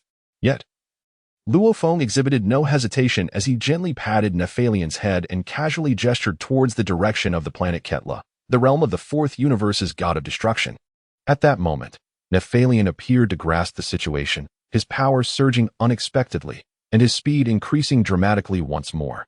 Before long, they had already reached the orbit of Ketla. Meanwhile, Sherbite had also attained a sense of rebirth, calmly sitting cross-legged atop Nephalian's head. Without uttering a single word or offering any explanation, he sat there quietly, seemingly gathering and contributing his strength for the development of the cosmic space in the 13th universe.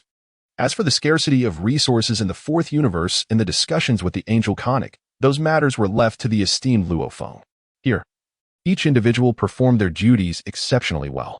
Observing the excitement etched on the faces of Vegeta and Son Goku, Luo Feng found himself disinclined to engage with the two jesters. After all, this was a serendipitous opportunity, potentially offering some unique benefits in future power tournaments. Yet, it was not the moment to divulge this to Son Goku and Vegeta. Once the negotiations with the 4th universe were successfully concluded, he could gradually cultivate these two characters. It would not be too late. After all, they possessed the aura of protagonists. Upon witnessing Luo Feng and his companion's arrival, Ketla and Conic made no effort to wield their destruction swords or display any special defenses. They exhibited no inclination to flee, but rather stood quietly upon their castle, gazing at the formidable guest in the sky, their hearts racing with anticipation. It seemed that this encounter would proceed rather smoothly. Luo Feng noted Ketla and Conic's intense scrutiny and, with a gesture of his hands, articulated the purpose of his visit. This declaration sent Ketla, akin to a startled rodent, into a fervor. What did you say? You desire 50 planets with a comprehensive rating of over 5? Are you jesting? Our 4th universe, having developed to this point, stands as one of the foremost in the 12 universes, yet we possess just over 100 top-tier planets. To arrive here and immediately demand 50 is simply inconceivable. Are you not aware that one must share the spoils? Luo Feng merely shrugged and replied, Oh, it's nothing much. Who asked you to have such a flourishing 4th universe? Besides, I am particularly inclined towards Conic's planets. Those magical tomes and enigmatic volumes truly fail to capture my interest, for the potential development of those planets remains rather limited. So, how about we strike a deal, Katra? 50 planets, this is my absolute minimum. Very well, since we find ourselves in this predicament, allow me to clarify a few matters. Back in the academy, your mismanagement of the staff of the Angel Kess left me, along with Beerus and Hmph, to suffer undeserved repercussions. Surely, you owe me an explanation for this. Although your current strength far surpasses ours, demanding half of our assets at the outset seems rather excessive, does it not? Observing Katra's forlorn demeanor, Luo Feng chuckled softly, remarking, That matter seems rather disconnected from me, does it not? It was that rascal Hmph who instigated it, and now you all are entangled in the fallout. Yet you wish to place the blame squarely on my shoulders. I never even laid a finger on the staff of the Angel Kess. So how can this be attributed to me?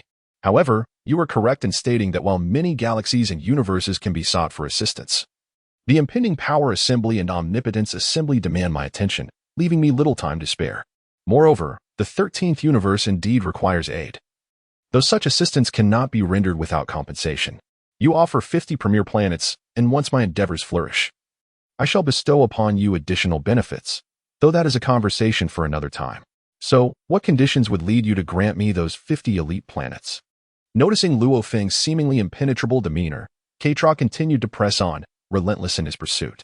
Though this is a commonplace occurrence across various universes, the powerful have established an unspoken rule. They may seize the premier planets of weaker universes.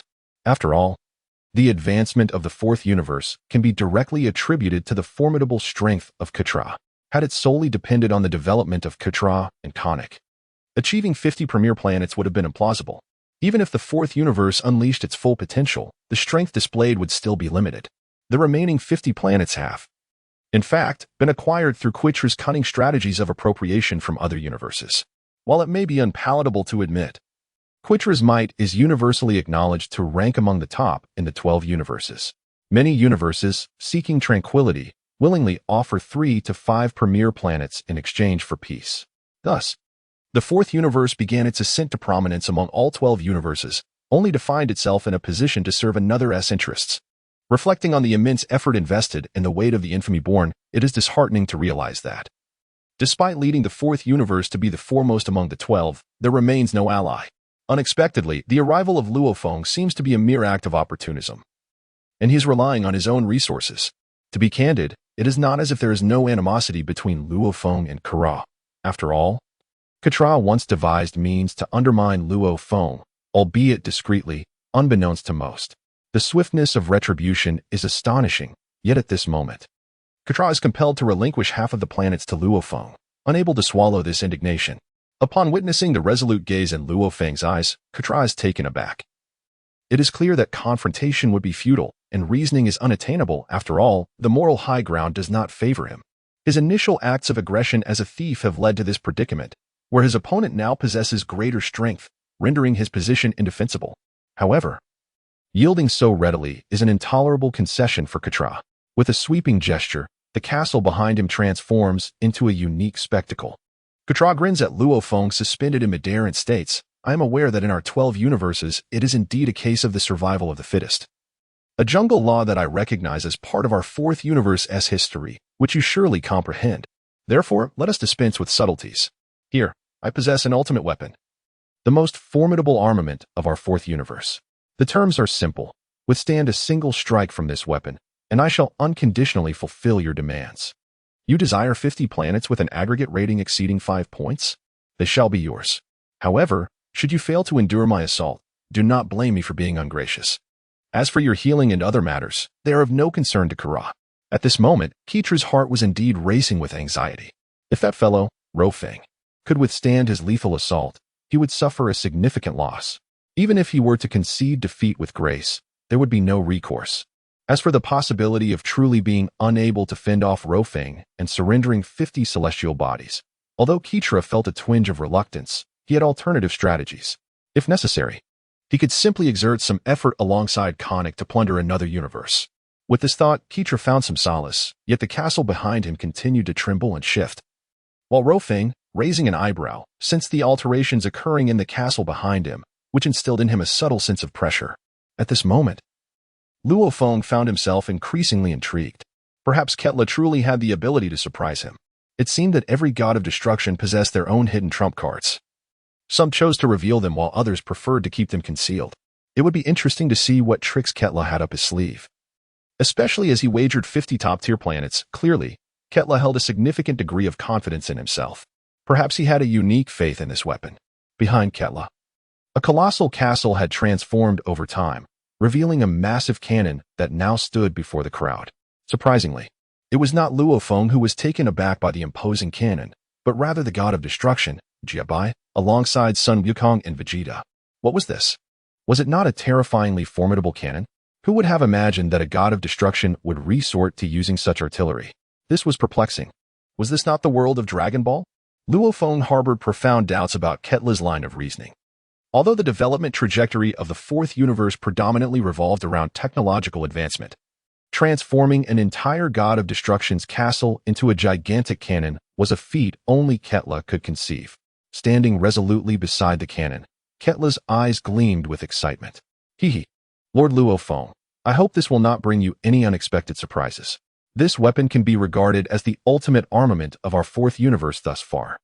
I concede that in a direct confrontation, I would not stand a chance against you. However, as I mentioned earlier, should you withstand a single barrage from this cannon, I will unconditionally accept any terms you propose." It appeared that this cannon was indeed peculiar. Luo Feng raised an eyebrow, meticulously analyzing the massive cosmic cannon before him to discern its unique attributes. Could it possibly harbor any surprises? However, indecision was not in Luo Feng's nature.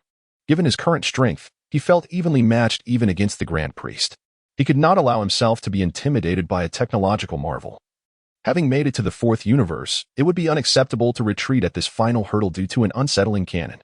Observing Ketla's unwavering confidence, Luo Feng offered a faint smile. "Very well, Lord Ketla. Since you are so confident, I am eager to witness what extraordinary qualities your cosmic cannon possesses. Is it merely a matter of enduring a shot from this device? Hehe, if I cannot withstand it, I shall utter no further words and depart, never to return to your 4th universe. Of course, I trust you will uphold your end of the bargain. Should this attack prove ineffective, what more is there to say?" At this moment, Ketla, believing that his scheme had seemingly succeeded, reveled in his thoughts. He was utterly convinced that as long as his opponent could withstand the mighty strike of his colossal cannon, victory would undoubtedly be his.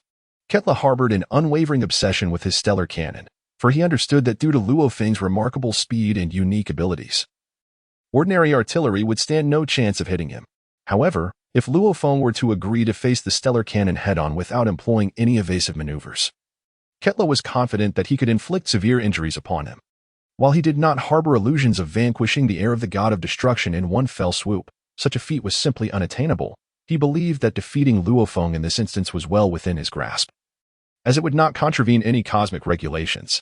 Furthermore, the presence of the mighty angel, Conic, at his side was not to be underestimated.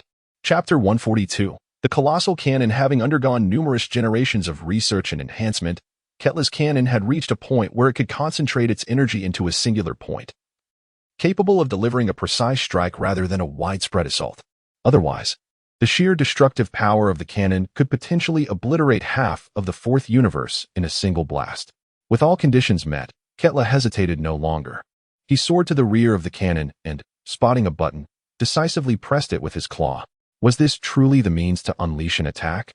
Observing Ketla's eager expression, Luo Feng signaled for Nifalian to escort Sun Wukong, Vegeta, and the Supreme Kai away from the vicinity. He was intrigued to discover what tricks Ketla had up his sleeve and what energy could possibly instill such formidable confidence in a being of destruction. As Ketla continued to press the button, Luo Feng could not help but ponder the intentions of this peculiar individual. At this moment, Keitra was undeniably filled with exhilaration. It seemed that Luo Feng had merely dismissed his attendants and friends, without making any preparations for defense. Perhaps this time, success was indeed within reach. At this moment, Quitella possesses immense confidence in his colossal cannon. It is not an exaggeration to say that if one were to solely consider his strength and abilities, although he may not triumph in a battle against Luo Feng, he would certainly not suffer a devastating defeat. The reason for Quitella's formidable confidence in his cannon is indisputable. This magnificent weapon can be regarded as the pinnacle of technological advancement in the fourth universe, as it is capable of harnessing a substantial portion of the energy from the gods of destruction. In essence, this formidable cannon has been designed to confront adversaries that even the mightiest of gods of destruction cannot contend with. Otherwise, given his status as the foremost entity among the 12 universes, what need would he have for a god of destruction? This instills a sense of crisis within Ketla. However, Ketla possesses an unwavering, unique, and instinctive confidence in his strength. The more formidable his power, the greater his sense of security. Even though he currently stands as the most powerful god of destruction among the 12 universes, he always feels the need to make special preparations in his own domain.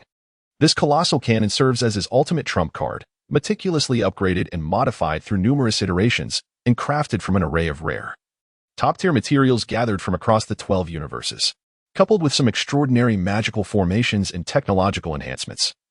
This cannon has reached the pinnacle of what a god of destruction can achieve. It allows Ketla to gradually store his destructive energy within it. With this capability, he wields a force that surpasses that of an ordinary god of destruction. After all, as the foremost among the gods of destruction, he has devoted his training to fully channeling his destructive energy into this cannon. Should an insurmountable foe arise, the power of this cannon could obliterate them entirely. Thus, this is the source of Ketla's confidence. Although he has never tested it before, he remains utterly assured. While I may not match your strength, the energy stored within this cannon is equivalent to 100-fold of my own power. With this technique, even if you are the heir to the god of destruction, you would not escape unscathed from this assault.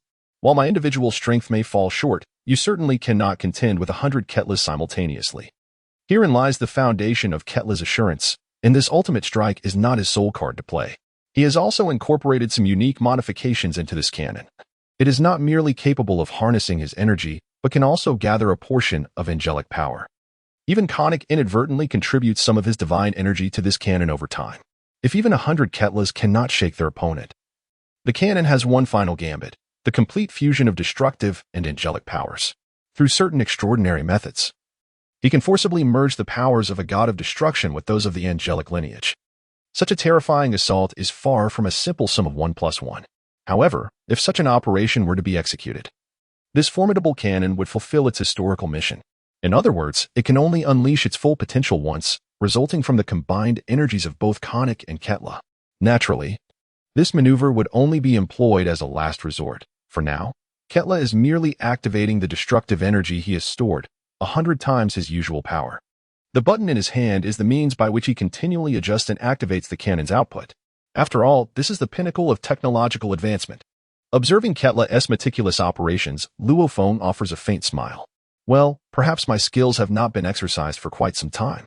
You truly cannot fathom the sheer terror of the Destruction God King's assault. After all, his 4 devastating techniques, Soul Shatter, Law Break, Body Rupture, and Armor Break, have not been unleashed for an extended period. Now, it is time for them to witness what the true legacy of the Destruction God King entails. Keitra hesitated no longer, despite the uncertainty gnawing at his heart.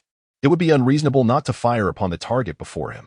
With great determination, Keitra pressed the crimson button behind the colossal cannon, allowing the entirety of his destructive might to merge seamlessly with the weapon. The cannon emanated a faint violet energy, a clear indication that all of his destructive power had been fully activated. A massive energy chamber formed at the rear of the cannon, coalescing Keitra's destructive energy into a singular point. A powerful shockwave surged forth, manifesting before Keitra.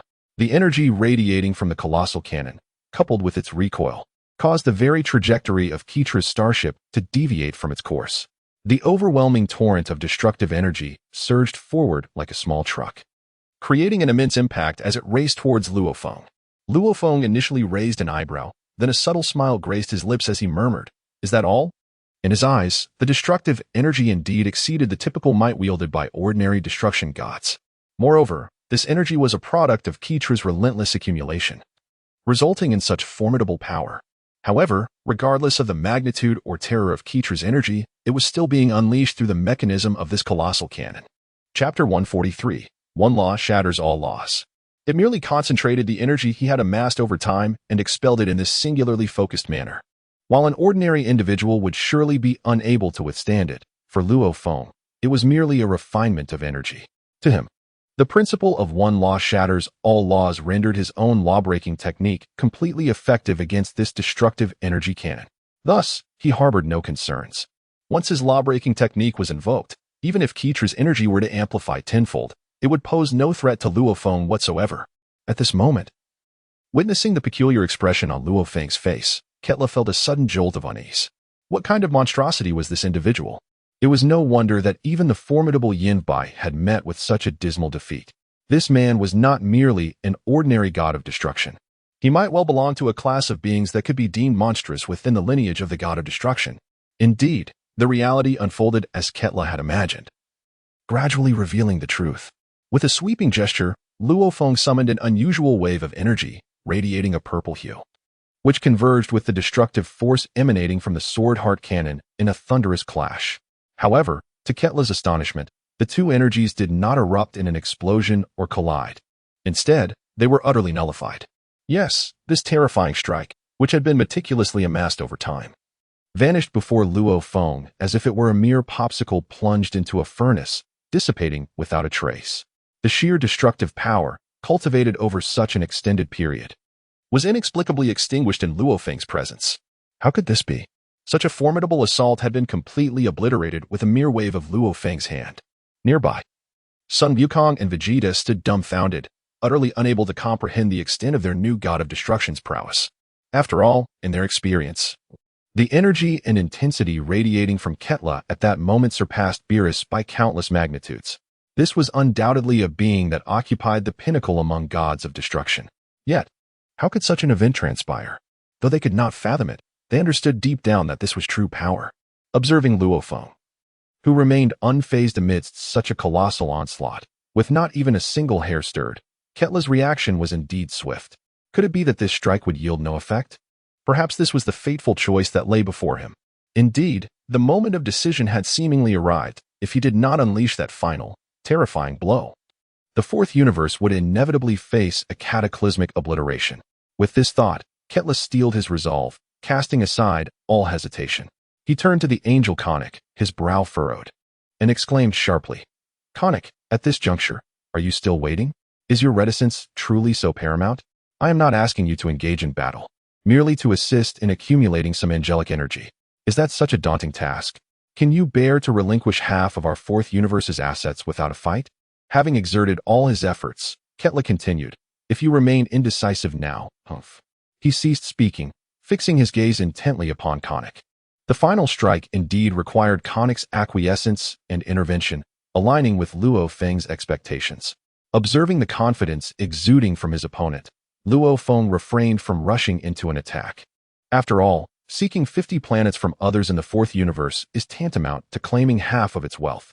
It would indeed be unreasonable to resort to any unprincipled actions. At this juncture, it appears that after enduring Ketla's final strike, This little mouse seems to have lost its temper. Observing that Luo Feng refrained from seizing the opportunity to plunder, Ketla breathed a sigh of relief. Meanwhile, Konnik found himself ensnared in a labyrinth of distress. The angels are bound by an unyielding code that forbids them from acting arbitrarily. However, perhaps sacrificing a modicum of angelic energy might not be deemed a violation. Although Konnik was deeply reluctant, he reflected on the fourth universe, a realm that he and Lord Ketla had labored over for so long to achieve its current state. Relinquishing it so easily seemed unjustifiable. The imposing presence of the High Priest and the terrifying aura of the Omni King weighed heavily on Konnik's mind, causing him to grapple with his thoughts. Yet he consoled himself, reasoning that he was not personally engaging the destroyer goddess heir, merely sacrificing some angelic power. He hoped fervently that Lord Ketla's final strike would prove pivotal. Thus, being a resolute angel, Konnik decided that if he was to breach the rules, he would do so wholeheartedly. If Lord Ketla wished to embrace madness, then madness it shall be. I, Konnik, shall exert myself to the utmost. With a gentle flourish of his angelic staff, a radiant energy like that of the stars erupted from within him. Was this fellow truly preparing to unleash his full strength against Luo Feng? Observing Konnik's display, Sun Wukong and Vegeta were engulfed in excitement. Although they understood that the angels were the mentors of the destroyer gods, witnessing an angel unleash their full power was an unprecedented spectacle.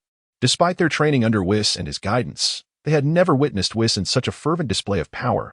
This was indeed a rare sight. In stark contrast, the Supreme Kai, Kibito, glared intensely at Konnik. It was astonishing. He had heard of the numerous constraints placed upon angels. Yet he never anticipated that this individual would be so audacious. To unleash his divine power in preparation for battle against the student of the destroyer god was beyond his expectations. Perhaps Konnik's limits had surpassed Kibito's imagination. As Konnik radiated formidable energy, he did not directly engage Luo Feng in combat. Instead, he lightly tapped his angelic staff against the rear of the colossal pointed cannon. A peculiar angelic energy surged forth like a fountain, fully infusing the base of the cannon, leaving onlookers utterly astonished. What on earth was this fellow doing? Must the angelic race still rely on these technological artifacts for combat? Surely not. The onlookers were filled with skepticism, yet at this moment, Konnik ceased his hesitation, fervently channeling his divine angelic power into the colossal. Chapter 144, Divine Law Assault. As the angelic energy surged into the immense cannon, it transformed into a resplendent blue, dazzling like the stars. At this moment, witnessing Konnik's delight, Katra could not help but burst into triumphant laughter. Konnik, you truly deserve the title of my mentor. Your unwavering dedication to our fourth universe is commendable. To be honest, this technique was originally devised to contend with Beerus, but I never anticipated employing it against Luo Feng instead. Alas, Luo Feng, it seems fortune has not favored you, for you are about to witness the ultimate weapon of our fourth universe. What I demonstrated earlier was merely an appetizer. Perhaps it posed no real threat to you. However, I find it hard to believe you can withstand the full might of both an angel and a destroyer on your own. Thus, brace yourself for my final divine assault. As Katra spoke, an intense surge of energy enveloped him, his purple aura swirling furiously as he elevated his power to the pinnacle attainable by a destroyer. At this moment, the colossal pointed cannon had manifested a completely transparent blue hue. Konnik felt an overwhelming sensation of exhaustion, having devoted all of his divine power into this immense weapon. It was his final tribute to Ketla. Without further hesitation, Ketla concentrated the destructive energy within his body entirely into his right hand. With a thunderous force, he struck the rear of the cannon with this colossal sphere of destructive divine energy. At that instant, the gargantuan pointed cannon, reminiscent of a fortress, began to exhibit peculiar transformations. The originally red cannon body, infused with Konnik's energy, had turned blue. Now, it radiated a mesmerizing violet-blue glow, continuously emanating a spectrum of colors. It seemed that this mighty cannon was destined to witness an unprecedented assault, capable of merging the powers of the god of destruction with the energies of the angels. This was an attack of terrifying magnitude, surpassing what the ordinary universe could withstand. At this moment, Konnik had expended his last reserves of energy to form a vast protective shield around him. Deep down, he harbored uncertainty about the terrifying power that could arise from the complete fusion of angelic and destructive energies. Although he found himself in a situation where the sword was drawn and there was no turning back, he still endeavored to harness his divine energy to shield the entirety of the fourth universe from the impending onslaught of this formidable force. Observing Konic's ability to safeguard the entire realm, Katra felt an immense sense of relief wash over him. Very well. Since it was so, Katra fixed his gaze intently on Luo Feng, scoffing, I do not believe you can withstand this attack. If you truly endure this, I shall comply with any request you make, without a hint of resistance or hesitation. With Katra's energy surging forth, the colossal cannon began to exhibit minute cracks along its body. It was evident that not only was this spatial domain struggling to bear the weight of the cannon, but even their most advanced materials and technologies were faltering. The combined energies of the Angel and the Destroyer, the pinnacle of achievement within the fourth universe, unleashed an assault of an intensity that surpassed all expectations held by Katra and Konic. This formidable cannon, capable of delivering a supreme strike, could only unleash one final blow. After that, it would be reduced to mere scrap metal. Yet, none of this mattered any longer. If it meant preserving half of the fourth universe's wealth, it would all be worth it. As the cannon teetered on the brink of collapse, an intense radiance resembling the aurora erupted from the barrel. A swirling wave of energy, a blend of purple and blue, surged forth with tremendous force towards the hollow expanse. This time, although it lacked the overwhelming grandeur of the previous hundredfold destructive force, discerning eyes could perceive that this strike's destructive energy had indeed transcended the might of the earlier attack. This radiant brilliance flickered and vanished in an instant. And in its wake, the colossal cannon shattered into countless specks of light, transforming into cosmic dust. The prospect of witnessing such a strike again is rendered impossible. However, the sheer magnitude of this blow suffices to illustrate the terrifying pressure that Luo Feng now confronts. At this moment, Konic was utterly exhausted, while Quitella supported himself with one hand, kneeling on the ground with a single knee, seemingly devoid of the strength to rise. It appeared that this strike had indeed drained Quitella's destructive powers and Konic's angelic strength. Facing such a terrifying blow, Luo Feng raised his eyebrows slightly. Perhaps this strike was the true trump card of the fourth universe. However, the current assault could not be countered as before, with his own spell directly dismantling it. That was now impossible. If the previous attack had been purely magical, the current assault, infused with healing angelic power, was a complete amalgamation of physical and magical attacks. Moreover, Quitella, the genius, had indeed succeeded in merging angelic power and destructive force seamlessly. The sensation Luo Feng experienced was not merely a fusion of physical and magical assault. It had undergone a qualitative transformation, imparting an ethereal feeling. Could this be the legendary power of space? It truly opened Luo Feng's eyes. He never expected to witness this rumored spatial power within the fourth universe, a force seemingly mastered only by the Grand Priest and the Omni King. Perhaps the technique he had never fully comprehended was now poised to reveal itself. Previously, the techniques that had brought Luo Feng fame were limited to the destruction of spells, bodies, souls, and armor, primarily targeting physical and magical attacks. Yet, confronted with the combined force of angelic and destructive powers, there was clearly a spatial fluctuation, suggesting that his techniques of breaking through the void in the space might fully manifest. In the face of this energy generated by spatial fluctuations, Luo Feng distinctly sensed that his technique of breaking through space had been imbued with immense insight, surging directly into his mind. Those skills he had struggled to comprehend suddenly filled his being. As Luo Feng's understanding deepened and his body underwent a unique transformation, it surged into his consciousness like a divine revelation.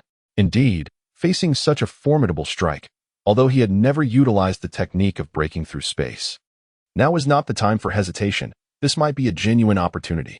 Through this battle, he truly grasped the concepts of breaking through space and the void. Chapter 145, Enlightenment of Space Breaking. Very well. This is the true ultimate technique within the legacy of the God of Destruction. Yet, within Luo Feng's heart, an unparalleled joy surged as he seized this opportunity to comprehend the art of breaking through the void. Perhaps the attainment of the realm of breaking the virtual was not far off. Once he fully achieved the state of breaking the virtual, only then could he amalgamate these 6 techniques to reach the pinnacle of destruction that the God of Destruction could attain. However, that was a matter for another time. Before him, a blue-violet radiance surged forth, manifesting an instantaneous assault that approached him. In response, Luo Feng transformed into a streak of golden light, soaring towards the heavens. His right hand poised like a blade, taking on an elongated form. The golden light within his being erupted, and with a mighty shout of break the void, his handblade descended, cleaving directly towards the peculiar spatial fluctuation that threatened him. With a soft sound, reminiscent of earlier, There was no violent explosion or terrifying spatial tremor. Had there been a fierce confrontation, perhaps the energy and shockwave generated this time could have obliterated the entirety of the fourth universe into nothingness. Of course, even with Connick's protective presence nearby, it would be impossible to entirely negate such an energy impact. Yet, an astonishing scene unfolded before the eyes of Ketla and Connick, leaving them utterly dumbfounded. Luo Feng, wielding his radiant golden handblade, completely severed the incoming celestial divine power from the destructive divine power. The divine energy, painstakingly fused together moments ago, was cleaved asunder in a single strike that broke the void. The celestial divine power soared towards the sky, while the destructive divine power veered off in another direction. Incredibly, with just one move, Luo Feng rendered their combined energy attack utterly futile. Connick and Ketla, witnessing Luo Feng's ability to slice through the energy projectile, were now incapable of believing their own eyes. How had this anomaly accomplished such a feat? With a mere exclamation of "break the void," he had effortlessly separated the energy orb that they had painstakingly coalesced, executing it with seamless precision. Furthermore, their destructive and celestial divine powers produced no explosions or adverse reactions. They simply drifted out of the fourth universe. As for where they ultimately struck, that remained a mystery. In this moment, Luo Feng effortlessly dismantled the formidable assault from the two adversaries. At this juncture, Quatella and Connick exchanged glances, each discerning a flicker of reluctance and a hint of helplessness in the other's gaze. Indeed, this individual was a veritable monster. However, given the circumstances, there appeared to be no rationale for further entanglement, especially since their formidable spear cannon had been reduced to cosmic dust. At this moment, Connick was propped up on one hand, utterly devoid of combat capability, a disgrace within the angelic lineage. As for Katra, despite harboring a sense of resentment and fury, faced with the monstrous presence of Luo Feng, he resignedly uttered, "Very well, Lord Luo Feng, you have decisively triumphed. This time, I concede wholeheartedly, with no objections." He then gathered the last vestiges of divine power in his grasp, and a glimmer of golden light emerged, manifesting as a small pouch akin to a money bag, which slowly floated towards Luo Feng. Luo Feng extended his hand to receive it, weighing it in his palm, discovering it to be an ordinary coin pouch.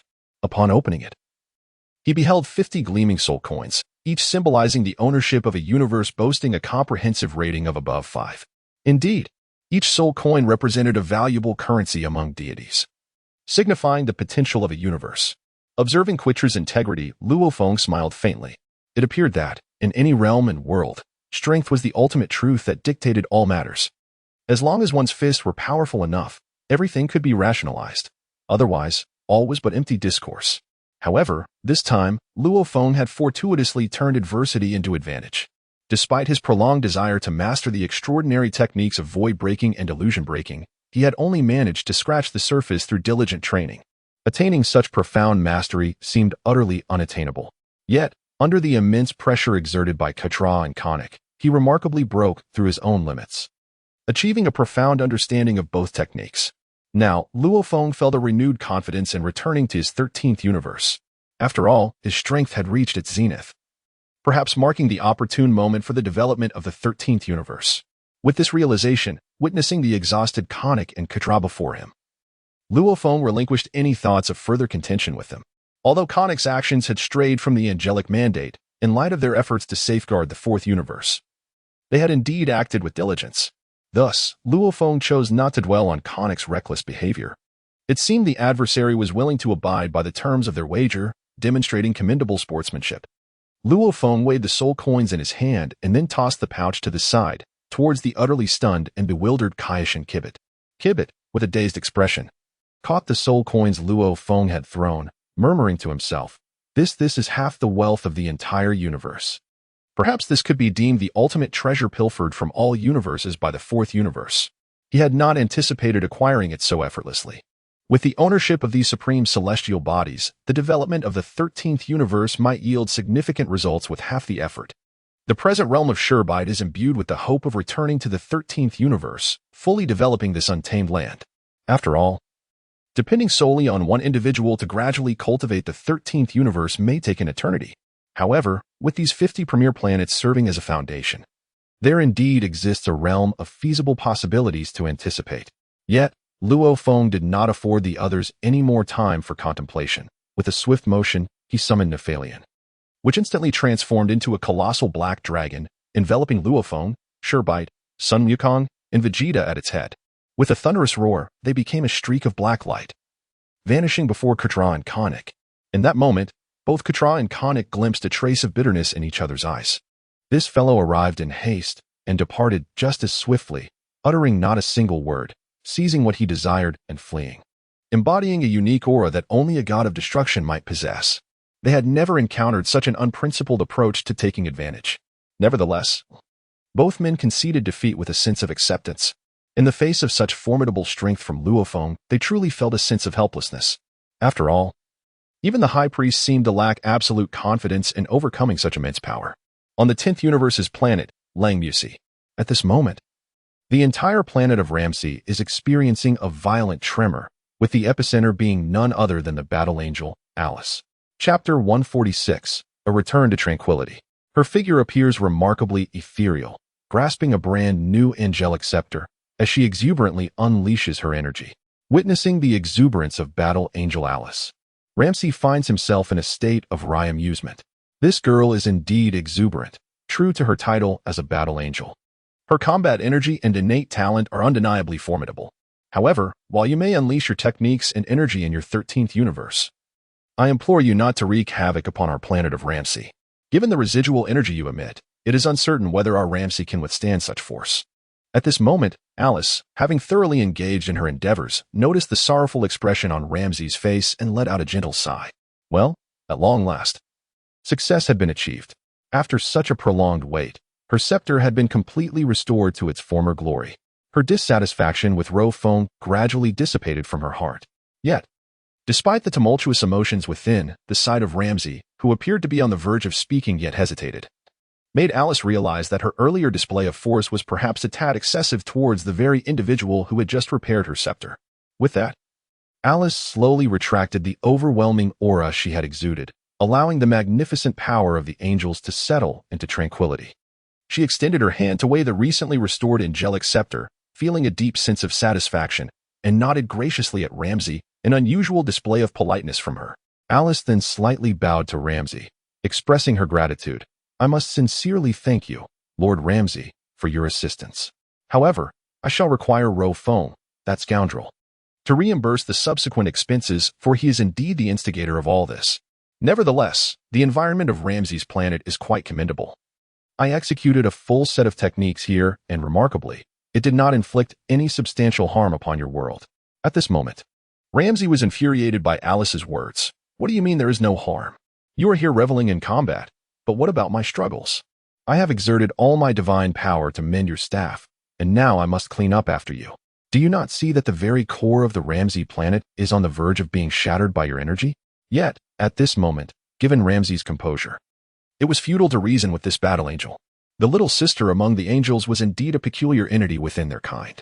Considering this, Ramsey chose not to dwell further on the matter and resolved to swiftly send this calamity away.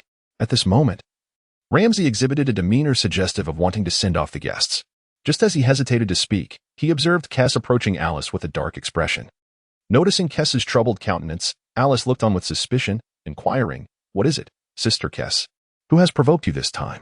Ramsey shared her bewilderment, as it was rare to witness Kess display such an unsightly expression since their acquaintance with her mentor. Kess clenched her silver teeth and replied with a voice tinged with anger, Indeed, just as one crisis subsides, another arises. I have just received a distress signal from Lord Gas, the King God. It seems there has been a significant incident involving the Supreme Kai of the 10th universe. Alice did not perceive the gravity of the situation, considering her own formidable strength. While other angels might be unable to act at full capacity, she, Alice, was an exception. Failing to assist could result in incurring a substantial debt to the 10th universe, especially since Ramsey and Kess had devoted their efforts to aiding her with the restoration of her staff. With the Supreme Kai realm of the 10th universe seemingly facing an unpredictable threat and severe damage, it was indeed an opportune moment to repay her debts.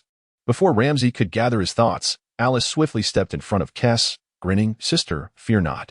My strength has fully returned, and my staff has been completely restored. To express my gratitude, no matter what challenges you face or formidable foes you encounter, even if Lord Ramsey cannot engage in battle, I shall be there. This proclamation rendered Ramsey momentarily speechless. This girl truly disregarded his standing as a legitimate destroyer of the 10th universe. What did she mean by insinuating that there were adversaries he could not confront? Before he could articulate his thoughts, she had already diminished his stature.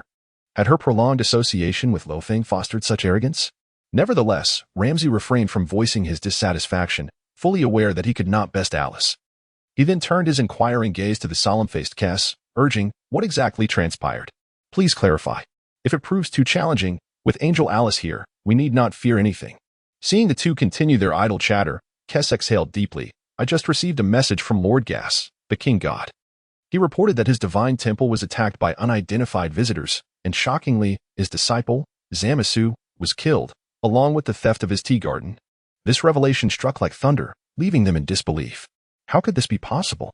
At this moment, Ramsay was on the verge of dislodging his own eyeballs from their sockets.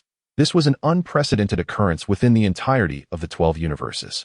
As a deity of the universe, it was utterly disgraceful that the old Kaioshin had been robbed, and his disciple, Kaioshin Zamasu, had been slain by the assailants. All while the identities of these perpetrators remained shrouded in mystery. Such an affront was simply intolerable. Observing Ramsay on the brink of an explosion, Alice maintained an unusual calmness. She pondered, lowering her head in contemplation, why this style seemed so familiar. Could it be that rascal, Luo Feng, had ventured into the 10th universe to stir up trouble again? That seemed rather far-fetched. Yet, as this thought crossed her mind, she refrained from overly intruding or offering to defend Ramsay or Kess, recognizing that this was indeed the territory of the 10th universe. Before Ramsay could articulate his thoughts, Alice, as an outsider, had no reasons to assert her dominance in this matter. She then ventured to speak a sensible remark. "Lord Ramsay, what is your perspective?" However, Ramsay had plunged into deep contemplation.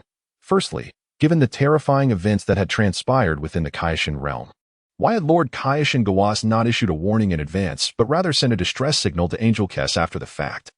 Was it possible that the strength of the enemy exceeded their capacity for resistance? Chapter 147, An Unfathomable Visit. Yet, that could not be right. He had not sensed any unusual fluctuations emanating from the 10th universe that would warrant the attention of Ramsay and Kess. Otherwise, even if other gods of destruction were to intrude, as the Kaioshin and god of destruction of the entire 10th universe, he would surely have sensed their formidable presence, making it impossible for such a breach to occur unnoticed. This truly left Ramsay perplexed.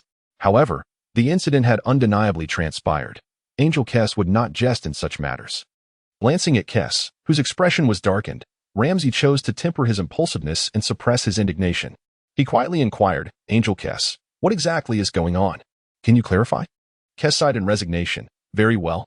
The message conveyed by Lord Gawasu was rather straightforward. They had experienced an inexplicable visit from an individual. Initially, they engaged in pleasant conversation while savoring tea in the unique tea garden of the old Kaioshin. This tea garden, after all, is a treasure of our 10th universe and serves as the economic lifeblood of our realm. However, it was quite unfortunate that his disciple, known as Zamasu, seemed intent on challenging an ordinary mortal, resulting in a confrontation. After a brief skirmish, the unexpected visitor, without any discernment, struck a devastating blow that obliterated Zamasu, leaving him utterly vanquished. Furthermore, he addressed the old Kaioshin, stating that there was no need for gratitude, as this act was merely a way to repay a debt owed to the 10th universe. Repaying a favor by annihilating our Kaioshin, what on earth is going on? Could you employ your divine powers to swiftly investigate this matter? Who could possibly be responsible for such an act? At this moment, Kess's expression darkened profoundly. "If I could investigate, I would not have come to speak with you. After all this discourse, it appears that my divine angelic powers are insufficient to unravel the intricacies of this matter. My premonitions and conjectures are shrouded in utter darkness, proving to be of no utility whatsoever. How can this be? Are we truly the sovereigns of the 10th universe? It is astonishing that such events transpire within our realm of the Supreme Kai, and we remain utterly oblivious to the reasons behind them." At this moment, Keisai wore a perplexed expression. However, the old Kai claimed that he had not suffered any harm. The opponent merely stated that they had repaid a favor, and even took away the old Kai's tea garden. It seems that the very lifeline of our 10th universe is on the brink of destruction. Yet the old Kai himself has encountered no attacks or injuries, which leaves me utterly bewildered. If it were an adversarial force assailing our 10th universe, then why has the old Kai remained unscathed? Furthermore, we have not sensed any tumultuous energy or battle fluctuations on the planet of Ramses. At this moment, the crowd continued to speculate about what had transpired in the realm of the king. However, Alice raised an eyebrow and remarked, engaging in such discussions serves no purpose. Why not venture forth and witness for ourselves what has occurred in the divine realm of the king? Upon the utterance of these words, it was as if a single phrase had awakened those lost in slumber. Both Ramsay and Kes, who were still ensnared within the confines of their predicament, appeared to be guided by an unseen force. Indeed, what purpose does speculation serve in this moment? As long as the celestial king, Gavas, remains unscathed, a thorough investigation will undoubtedly illuminate the intricacies of these events. Just as the trio prepared to embark towards the realm of the celestial kings, a shadow flickered in the air above, vanishing in a heartbeat. This fleeting silhouette evoked a sense of familiarity among them, prompting Alice to exclaim, This is the essence of Nefarian. Could it be that this rogue, Luo Feng, has returned? No sooner had she spoken than the shadow disappeared from the sky. In the next instant, Luo Feng, Sun Wukong, Vegeta, along with the Supreme Kai of the Seventh Universe, Kibito, and the now transformed little black dragon Nefarian, stood resolutely before Kes, Ramsay, and Alice. Luo Feng stepped forward, observing the perplexed expressions on their faces, and let out a soft sigh. Oh, I was pondering how to elucidate matters to you. It seems you have already grasped the situation. That is indeed reassuring. Very well, Alice, we may return to the 13th universe now. As the affairs of the 10th universe appear to have been resolved, and our debts of gratitude have been duly repaid. What debts of gratitude have been repaid? Upon witnessing Luo Feng and his entourage materialize on Ramses' planet, Alice was momentarily taken aback. Subsequently, she contemplated that inquiring about their identities at this juncture was perhaps not the most opportune moment. Regardless, they were destined to return to the 13th universe, and further clarification could be sought later. However, what could Luo Feng mean by stating that debts had been settled? Yet, Luo Feng offered no further explanations, instead conjuring a delicate orb of light, which he casually handed to Alice. This, my dear, is our unexpected boon from this venture. Heh. The tea garden in the realm of the 10th universe as Supreme Kai is now in my possession. Please, take good care of it. Upon hearing these words, Alice, Kes, and Ramsay were utterly taken aback. The tea garden of the old Supreme Kai. Could it be that the Supreme Kai of Universe 10, Zamasu, had been slain? Whis had sent a distress signal, implicating the originator of all these events. Could it truly be the work of Luo Feng? It seemed implausible. Had Luo Feng engaged in battle or wreaked havoc there, they would have sensed his presence and the energy of his combat. Why then had they discovered nothing? The Supreme Kai Zamata had simply been eradicated. At that moment, Luo Feng noticed the gazes of the crowd and merely smiled faintly, refraining from further elaboration. He casually remarked, There is no need for gratitude. The intricacies of this matter will become clear to you in due time. With that, he produced a blue gemstone from his hand and tossed it to the bewildered Kashi, stating, You may discern the reasons behind this for yourself. We shall not linger here any longer. In an instant, his divine power surged, transforming Nefarian into a black dragon. The group, accompanied by Alice, swiftly coalesced into a shadowy light and vanished before the eyes of the onlookers. Meanwhile, both Longshi and Kashi remained in a state of utter bewilderment. This enigmatic figure had arrived and departed in haste, offering no explanations.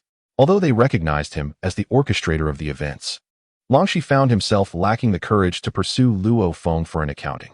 Kashi, on the other hand, gazed vacantly at the blue gemstone in her hand, pondering that perhaps all the answers lay within it. Regardless, Luo Feng had provided them with a modicum of clarity. It was essential to unravel the sequence of events to comprehend the situation fully. Chapter 148. Retreat and evade subsequently. Kashi channeled her divine energy entirely into the blue gemstone she held. Instantly, a three-dimensional projection materialized before Longshi and Kashi. At this moment, they began to comprehend the true significance of Luo Feng's gesture of returning their favor, as an utterly baffling scene unfolded before their eyes.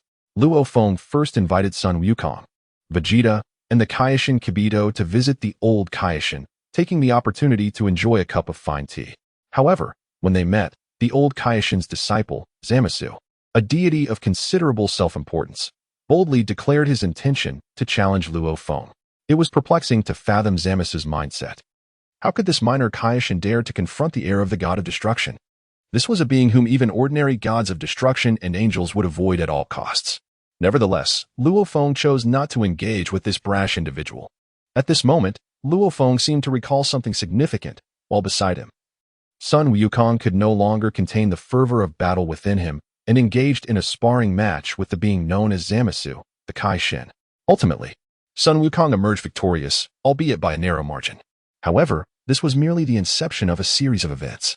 Subsequently, Luo Feng, as if struck by a revelation, unleashed the soul-severing technique, obliterating Zamasu's essence and spirit in a single, lethal blow. The Kai Shin, Jivas, stood in utter bewilderment, having graciously welcomed these uninvited guests, only to discover their ferocity. What began as an innocent sparring session among the younger generation did not warrant such a brutal conclusion. Just as Jivas sought an explanation from Luo Feng, the latter presented him with a blue gemstone, granting him insight into the unfolding events. It is worth noting that the vision Jivas beheld mirrored the void witnessed by Angel Kes. Subsequently, all of Zamasu's actions were laid bare before the onlookers. At this moment, Zamasu, filled with resentment, sought out the dragon of the 7th universe and made a wish for immortality. Utilizing a time machine acquired from the 1st universe, he gained complete dominion over the entire realm of the Supreme Kai. He stealthily obtained the time ring of the ancient Kai, Zamasu, and subsequently unleashed his nefarious scheme. During this period, he persistently traversed through various timelines, eliminating his master and assuming the identity of Zamasu, whilst also wishing for an immortal body through the dragon. Ingeniously exploiting the intricacies of time, he acquired the form of the Super Saiyan Goku and, in the future, decimated the entirety of the 12 universes. This led to the demise of all the Supreme Kais, the disappearance of every destroyer god, and the slumber of all the angels. In the future, he emerged as a colossal demon, a harbinger of terror. Furthermore, he completely subjugated the beleaguered 7th universe beneath his heel, ultimately incurring the wrath of the Omni King, who obliterated the entirety of the 12 universes on the spot. This catastrophe resembled the collapse of the world itself, all stemming from Zamasu's wicked actions. How could Luo Feng possibly foresee such a grim future? Yet, through the discerning eyes of Zamasu and Goku, it became clear that this was no mere fabrication by Luo Feng. Given the deeds of this individual, Kes and Zamasu were now fully aware that they owed Luo Feng an immense debt of gratitude. After all, this Zamasu, the Supreme Kai, was destined to become the harbinger of universal destruction. It was astonishing that Luo Feng, through some means, had managed to eradicate this peril before it could fully manifest. Observing the unfolding events and the trajectory of the future, Ramsey breathed a sigh of relief. Otherwise, due to his inadequate oversight of the entire universe alongside Keisai, he has undeniably inflicted grave damage upon it. Originally, Ramsey felt a sense of pride after restoring the staff of the Angel Alice, thinking that Luo Feng would owe him a tremendous favor. However, to his astonishment, Luo Feng's triumphant return has entirely obliterated the significant threat lurking within their 10th universe. At this point, even the minor favor of restoring the staff pales in comparison to the small error of seizing the Gava's tea garden. Even if he were to face a severe reprimand from Keisai, it seems that such an act could hardly compensate for the devastation Zamas has wrought upon the universe. It appears that this disaster has turned into a blessing, for without Luo Feng's intervention, the ensuing events would have been exceedingly difficult to manage and comprehend. No wonder Gavas merely touched upon the matter lightly, refraining from urging Keisai and Ramsey to seek vengeance or justice. It seems that the current Kaioshin Gavas is filled with a profound sense of shame and embarrassment. As I reflect on the conclusion of the events in the 7th universe, Luo Feng himself does not linger on the past. They swiftly returned to their home planet in the 13th universe. Upon witnessing the chaotic and void-like expanse, Kaioshin Hmph sighed deeply, realizing that a long and arduous life of toil awaited him. Although there currently exist 50 top-tier orbs, this alone cannot construct the framework of an entire universe. With that in mind, Hmph ceased any further trivialities and promptly established a brand new Kaioshin realm throughout the 13th universe. Channeling his divine power, he diligently began to create planets and expand the boundaries of the 13th universe. Observing Hmphi's industriousness, Luo Feng let out a gentle sigh. Despite Hmphi's occasional unreliability and stubbornness, he is indeed the most competent in fostering the development of the universe and its spirit. Nevertheless, Luo Feng did not intend to fully exhaust the potential of the Kaioshin. He produced an array of vials and jars, presenting them to the industrious Hmph with a chuckle. These are divine power restoration potions, the entirety of Makalita's stock. Feel free to use them as you wish, as long as you can expedite the development of the 13th universe. As for other matters, you need not worry excessively. Meanwhile, Alice stood in a state of utter astonishment. So many mysterious potions. My goodness, are you truly intent on pushing the potential of this Hmph to its very limit? This is hardly giving anyone a moment's respite. With this plethora of potions, I estimate they could sustain Hmph for several centuries. During this time, I trust the 9/13th universes will reach their utmost potential. Moreover, where on earth did you acquire such an abundance of top-rated planets? With the technological civilization of this planet as a foundation, the advancement of the 13th universe will accelerate at a geometric rate. Chapter 149, Overly Concerned. After all, this is Luo Feng's plan. If one were to develop at a normal pace, it would take an eternity to catch up with other universes. Given that his own strength has reached an extraordinary pinnacle, he now seeks to surpass the final limits and attain the formidable power of the ultimate destroyer god, fully merging his physical prowess. What is required now is to elevate the 13th universe to its utmost potential. Perhaps only then will he possess the true strength to rival the Omni King and the Grand Priest. Presently, Luo Feng, alongside the astonished Alice in the tireless efforts of Hmph to harness divine power for the construction of the 13th universe, has turned his attention to the Super Saiyans, Goku and Vegeta, whom he has brought back. At this moment, Alice's gaze darted between Sun Wukong and Vegeta. Neither their aura nor their energy suggested they were elite warriors. Rather, they appeared to be the most mundane among mortals.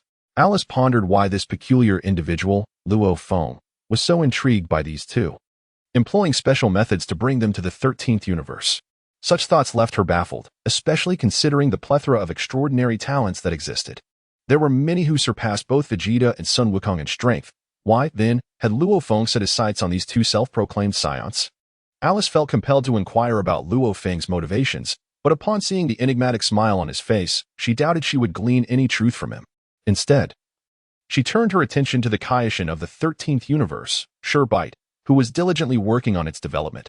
"Excuse me, what is your name, Kaishin of Universe 7? She asked. Hmph rolled his eyes at her blatant rudeness, thinking that this angel seemed to lack maturity, failing to observe even basic etiquette. Perhaps he was unaware of her formidable strength, which ranked her among the most powerful of angels. Nonetheless, his minor irritations and quirks were somewhat understandable. Noticing Hmph apparent disinterest in conversing with her, Alice felt her efforts were fruitless, so she casually shifted her tone. "Might I inquire if these two possess any unique qualities?" Observing her abrupt change in demeanor, Hmph let out a soft huff. "I currently have no time for idle chatter, as Lord Luo Feng has tasked me with the construction of the 13th universe. Now is a critical moment. If there are matters to discuss, you may deliberate amongst yourselves." With that, a wave of instantaneous movement surrounded Hmph, and he vanished. Alice was left in a state of frustration. Despite being the most powerful warrior angel of the 13th universe, she found herself powerless against the Kaishin's indifference. After all, he was borrowed from Luo Feng, and it felt more like an abduction than a loan. Clearly, to understand the capabilities of these two, she would need to consult Luo Feng. While Alice's attitude remained sincere, her words were resolute. She softly huffed, "Lord Luo Feng, could you provide me with a reasonable explanation?" Seeing the girl's continued pride, Luo Feng sighed in resignation. "Very well, these two are indeed skilled individuals I brought here. But do I really need to explain so much to you?" Upon observing Luo Feng's apparent disregard, Alice felt a profound sense of displeasure. As for their strength, perhaps I might personally assess their capabilities. After all, we cannot allow the 13th universe to suffer embarrassment in the future. This sentiment embodies what Luo Feng truly desires and aligns with one of his plans. Given his current state, personally training Sun Wukong and Vegeta seems somewhat extravagant. Moreover, Luo Feng has distinctly sensed that the development of the 13th universe is accelerating at a geometric pace. His own strength and insights have been advancing silently alongside the universe's transformation. At this juncture, it would be most prudent for him to engage in secluded cultivation rather than engage in verbal sparring with Alice or instructing Sun Wukong and Vegeta in specialized techniques. Since Alice has willingly taken on this task, it serendipitously aligns with Luo Feng's intentions. With a faint smile, Luo Feng remarked, "Very well, Alice. Since you have little to occupy yourself with here, I entrust the matter of enhancing these two fellows' strength entirely to you." Yet, Alice couldn't shake the feeling of having been outmaneuvered. Could it be that she had inadvertently fallen into Luo Feng's scheme? Nonetheless, her curiosity outweighed any sense of being subtly exploited.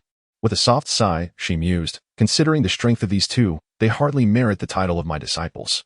Frankly, their meager power does not impress me in the slightest. Let us dispense with the pretense. Should these two possess strength worthy of my attention, I would not hesitate to impart some knowledge to them. After all, we ought to contribute to our 13th universe, wouldn't you agree? Seeing her wishes fulfilled, both Vegeta and Sun Wukong felt a twinge of annoyance.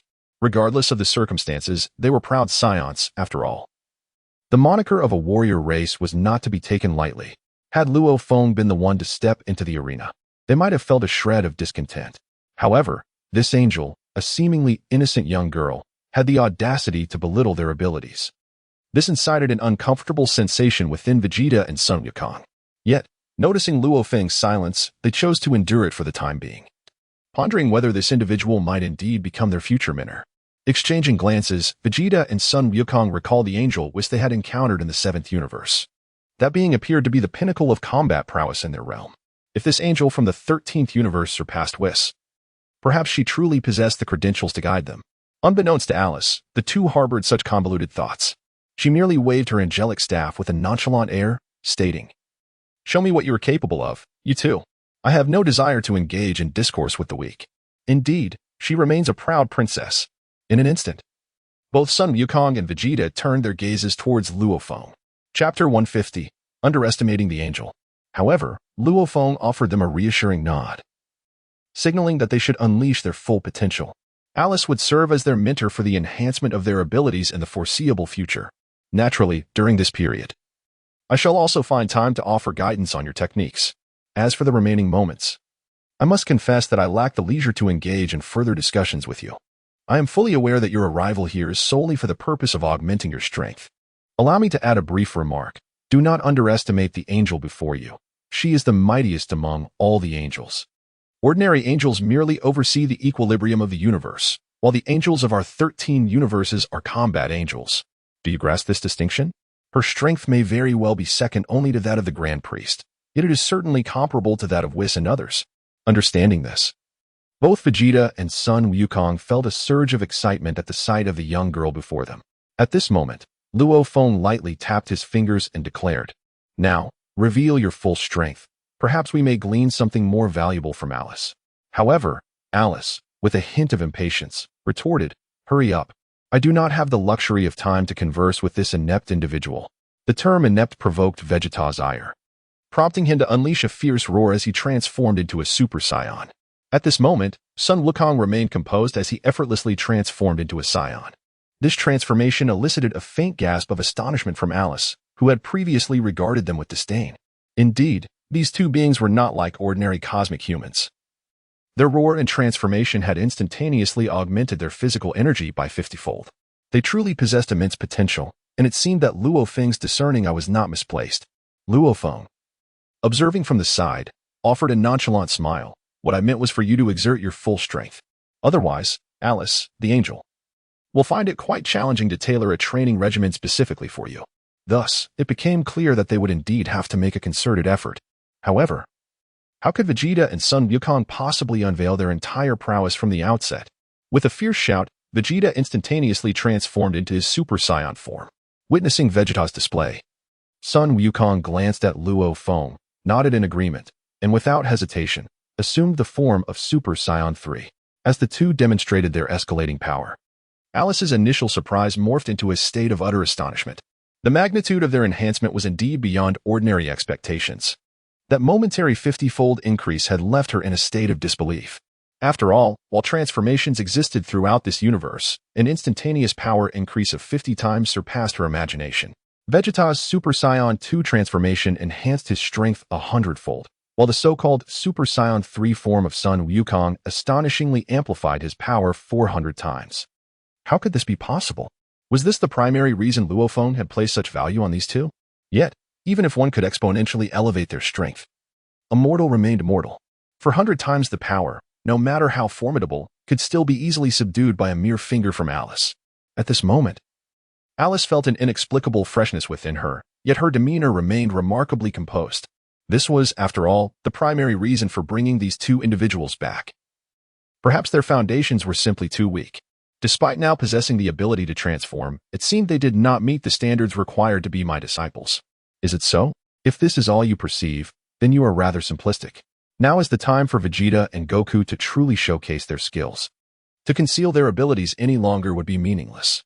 Observing the piercing words that struck at Vegeta and Goku's thoughts, the two exchanged a glance, discarding any further reservations. With a fierce roar, Vegeta unleashed a torrent of blue energy that erupted from within. This sudden transformation astonished Alice completely. This was the aura of a god. Could it be that this individual named Vegeta could harness the divine power that mere mortals could not? Moreover, this transcendental transformation had fully integrated divine energy within his being. It represented a metamorphosis from mortal to divine, although his command of divine power was not entirely fluid or comfortable. The mere fact that he transitioned from a mortal strength to divine prowess exceeded her understanding. After all, in her perception, only beings such as the Kaishin, the god of destruction, or the angels were worthy of being called divine. The realization that these two mortals could genuinely wield what was termed divine power astonished her. Beside her, Goku also hesitated no longer. With a fierce shout, his energy surged, instantly transforming from a regular Super Saiyan into a Super Saiyan God state. From there, he rapidly evolved into a transcendent form that appeared significantly more powerful than Vegeta's. Indeed, Vegeta would likely always be in the shadow of Goku, an indisputable fact. As Vegeta sensed Goku's energy was evidently superior to his own, his heart swelled with discontent. Now was not the time for modesty, despite being uncertain of each other's strengths. Vegeta was not one to willingly concede defeat. He surged with blue energy, his hair standing on end in a light blue hue. With a flourish, his hair transformed into a deep blue, representing the most formidable power he could command, the deep blue state of Super Saiyan Blue. As Vegeta's energy erupted violently, even Alice's hair was swept back, caught in the force of his aura. It was astonishing that this Saiyan named Vegeta could harness divine power to such an extent. The mere force of energy emanating from his body could disrupt Alice's hair, compelling her to regard these two individuals with newfound respect. It seemed that this Vegeta indeed possessed far more potential than she had initially imagined. Not only can he amplify his combat prowess 100-fold, but he can also transmute the strength of mere mortals into divine power. Although his mastery over divine strength has yet to reach its zenith, this level is indeed impressive enough to catch Alice's attention. Nearby, Sun Wukong also felt the oppressive aura emanating from Vegeta, who, surprisingly, has fully realized his potential during this time. In Chapter 151, with a temperament as gentle as his, he astonishingly transformed his Super Saiyan Blue form into a deeper shade of Super Saiyan Blue. Perhaps he is not far from attaining Super Saiyan 2 status. Sun Wukong takes pride in this domain. Despite his usually mild demeanor, he is undeniably a prodigious talent when it comes to combat and showcasing his battle prowess. With a resounding shout, Sun Wukong completely reverted his ultra blue form back to a normal state. Has he given up? Alice raised an eyebrow, observing Sun Wukong, who seemed poised to unveil some extraordinary surprise. At that moment, Luo Feng sighed softly, recognizing that this might indeed be Sun Wukong's most profound hidden card. After all, having trained under Whis for so long, it would be quite disappointing if he had not reached such a level. Yet, recalling the original narrative, Sun Wukong attained the Ultra Instinct form only after a grueling battle to comprehend the so-called Ultra Instinct. Unexpectedly, it appears that the stimulus from Vegeta in Universe 13 has prompted him to decide to unleash Ultra Instinct. Perhaps this is no longer merely a disparity between mortals and gods, but rather a transformation from man to the pinnacle of angels. This is Sun Wukong's true combat talent. In the 7th universe, or the Void Realm, it would have been impossible for Sun Wukong to attain the Ultra Instinct form through such techniques. However, in Universe 13, the starting point is significantly elevated compared to ordinary universes. Coupled with the insights of the Supreme Kai, Kibito, the overall evaluation here likely exceeds 150, far surpassing the 70-point limitation of the 7th universe. This ability to multiply his enhancements allows Sun Wukong to transcend his limits completely in Universe 13.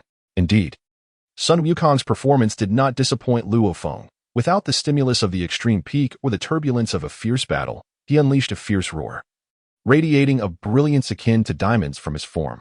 It was as if a formidable vapor slowly ascended from his body, continuously rising. As this revelation dawned upon her, Alice instinctively covered her mouth with her delicate hand, exclaiming in disbelief, "How is this possible? This individual wields not merely the powers of mortals and deities, but has attained the mastery of the angel's ultra instinct." Could it be that he has comprehended the Ultra Instinct? No, that cannot be. Among the gods of destruction, it seems only Beerus has genuinely grasped the Ultra Instinct, and even he has only achieved its rudimentary form. Yet, the aura and energy radiating from Sun Wukong's body unmistakably signify the authentic Ultra Instinct. Her thoughts then drifted to the scene of Whis sparring with Sun Wukong, and she immediately understood. You're actually Whis' disciple. I never expected you to have achieved such remarkable prowess. At this moment, Sun Wukong, having unleashed the formidable aura and energy of the ultimate freedom technique, found it challenging to stabilize such power, as it was merely a nascent skill. After a few moments, he relinquished the state of the ultimate freedom technique, scratching his head with a rueful smile gracing his face. I have yet to push this move to its limits. Despite studying under Mr. Whis for so long, it is only now that I have successfully executed it. Perhaps the change of environment contributed to this. Yet I struggled to maintain control, sustaining it for only a few fleeting seconds. It seems genuine training is indeed necessary. Beside him, Vegeta exhaled a resigned sigh. Reverting from his transcendent transformation, he too sensed that Sun Wukong's current prowess surpassed anything he could achieve in his present state. Having engaged in a lifelong rivalry filled with both affection and conflict, Vegeta felt a profound sense of reluctance within him. However, witnessing Sun Wukong manifest the ultimate freedom technique, he could only sigh in resignation. It appeared that there remained a significant gap between his strength and that of Sun Wukong. Luo Feng observed this, acknowledging that in the 13th universe, they had made remarkable breakthroughs in their strength and limits. A wave of satisfaction washed over him as he contemplated entering a state of seclusion, pondering that perhaps he could assist them once more. With Alice's guidance, it seemed plausible that these two individuals might indeed exceed his expectations. Thus, Luo Feng resolved not to dwell further on the matter. With both hands, he crafted resplendent beams of light. The energy in his left hand coalesced into a blue sphere, while the right hand generated a purple sphere, representing his understanding of the ultimate freedom technique and the self-actualization technique. He cast forth the two luminous orbs, the blue light merging into Sun Wukong's forehead, while the purple light entered Vegeta's. With a chuckle, Luo Feng remarked, "Well then, this is the extent of my assistance.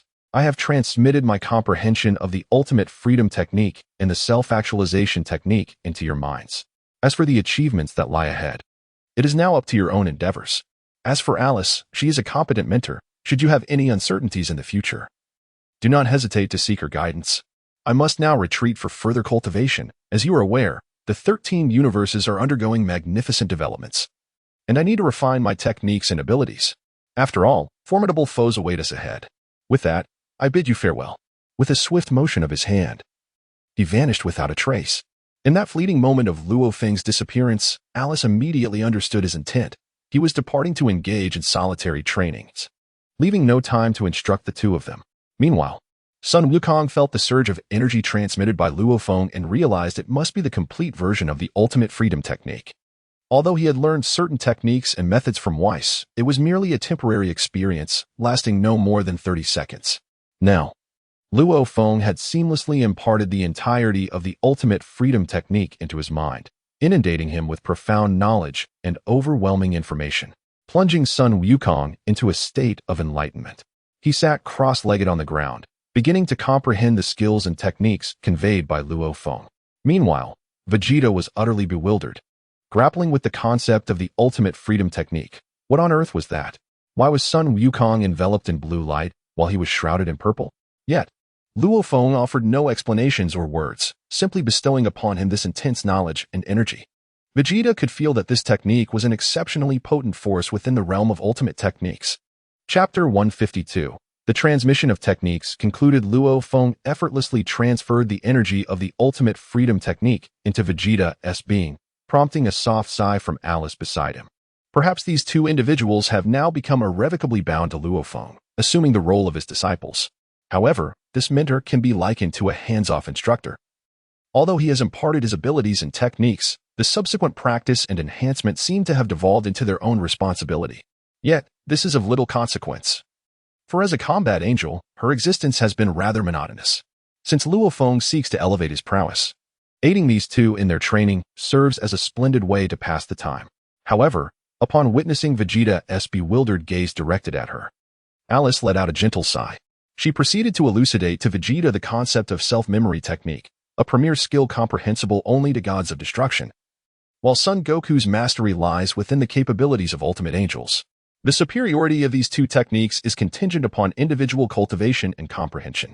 So, it appears that Master Luo Feng has bestowed upon me the self-extreme technique. Perhaps this represents my final hope to surpass Kakarot.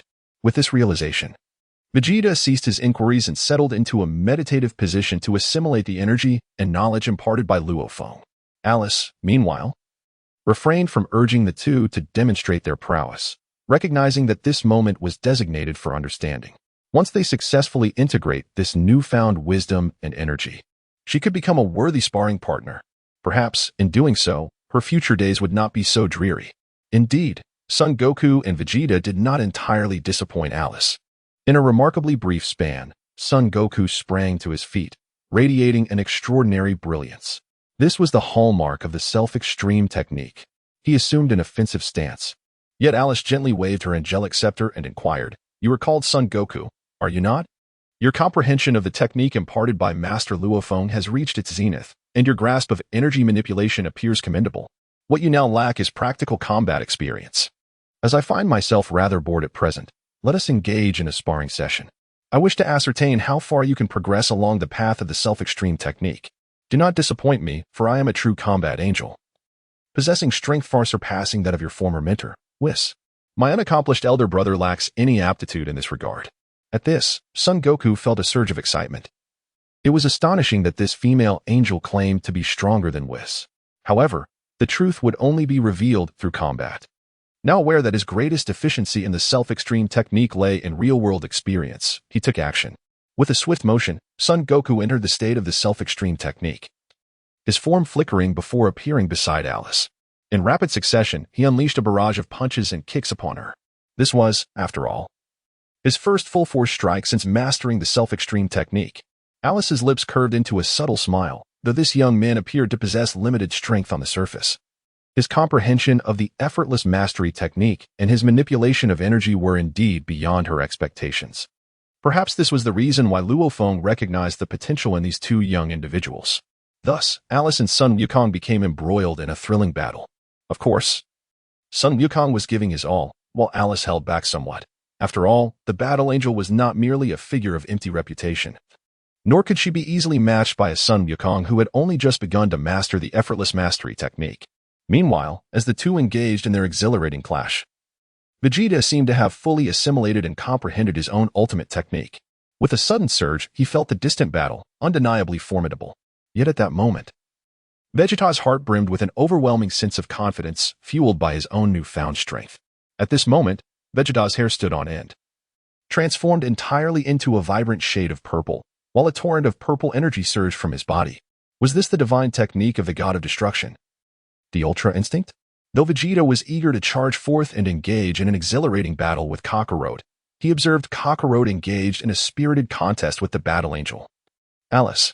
Despite his proud demeanor, Vegeta felt no inclination to interrupt their duel.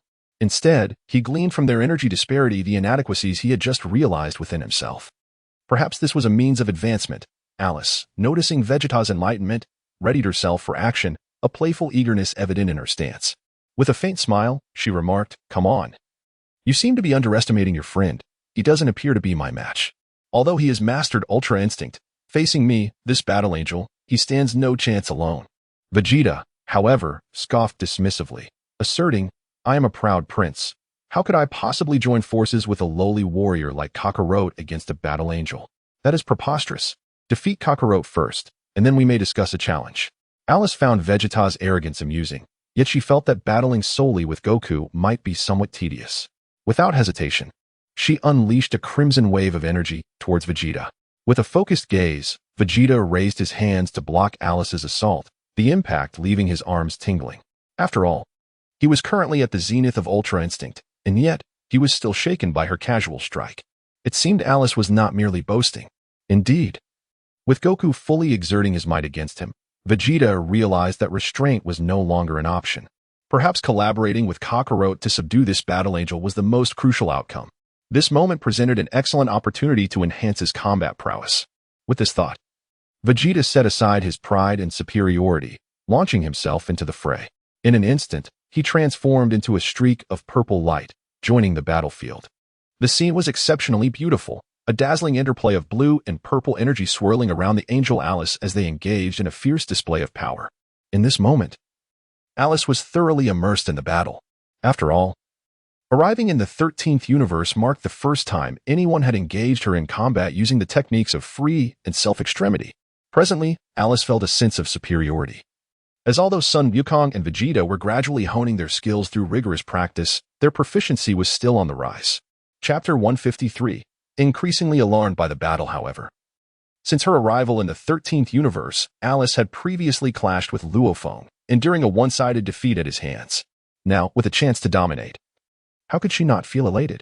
The brand-new angelic staff in her grasp twirled gracefully, releasing waves of energy that allowed Alice to reconnect with her unique identity as a battle angel.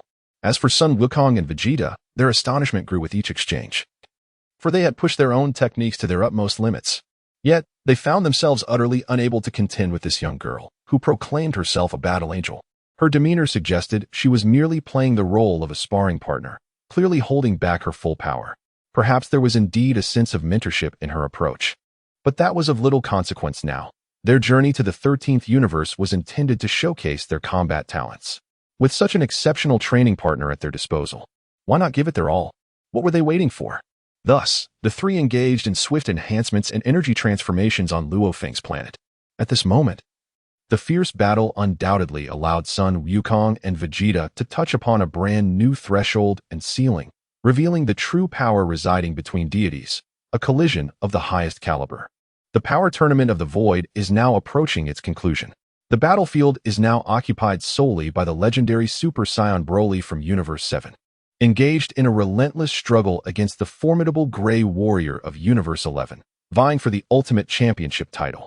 Meanwhile, the Grand Minister and the Omni King remain composed, whispering to one another. The Omni King inquires, "Grand Minister, why was that fellow Luo Feng not invited to the last tournament among the gods of destruction?" The Grand Minister, with a knowing expression, replies, "With that young man's prowess, had he participated in the conflict among the gods of destruction, I dare say even binding the 12 gods together would not suffice to match him." The Grand Minister's assertion holds true. Yet, why were they not informed about the participation of Universe 13 in this power tournament? The Grand Minister lets out a resigned sigh. "Well, I have no recourse. The development of Universe 13 has indeed been quite peculiar. Initially, they had nothing, but now they have progressed at a geometric pace. Moreover, I have heard that Luo Feng has taken 2 geniuses from Universe 7, and their strength is now unfathomable. If Universe 13 were to join the power tournament, it seems our aspirations would remain somewhat distant." The Omni King, with a hint of exasperation, remarks, "Even in the absence of Luo Feng and his companions, why did that fellow named Sun Wukong not participate in this power tournament? I hold a certain fondness for him." Upon hearing the Omni King's query, the Grand Minister can only respond with further resignation. The 2 Saiyans I mentioned are indeed named Sun Wukong and Vegeta, both of whom were taken away by that Luo Feng. The Grand Minister then poses a question. Is the ultimate prize of our power tournament, the Super Dragon Balls, prepared? At this juncture, the Grand Minister displays an awkward smile. "I must apologize, Your Majesty. It appears that the Super Dragon Balls were also taken away by that fellow named Luo Feng, so the prizes for this tournament may need to be revised." The Grand King wore a troubled expression, contemplating. Indeed, this individual possesses remarkable capabilities. I suspect he has pilfered all the finest treasures from the entirety of the 12 universes.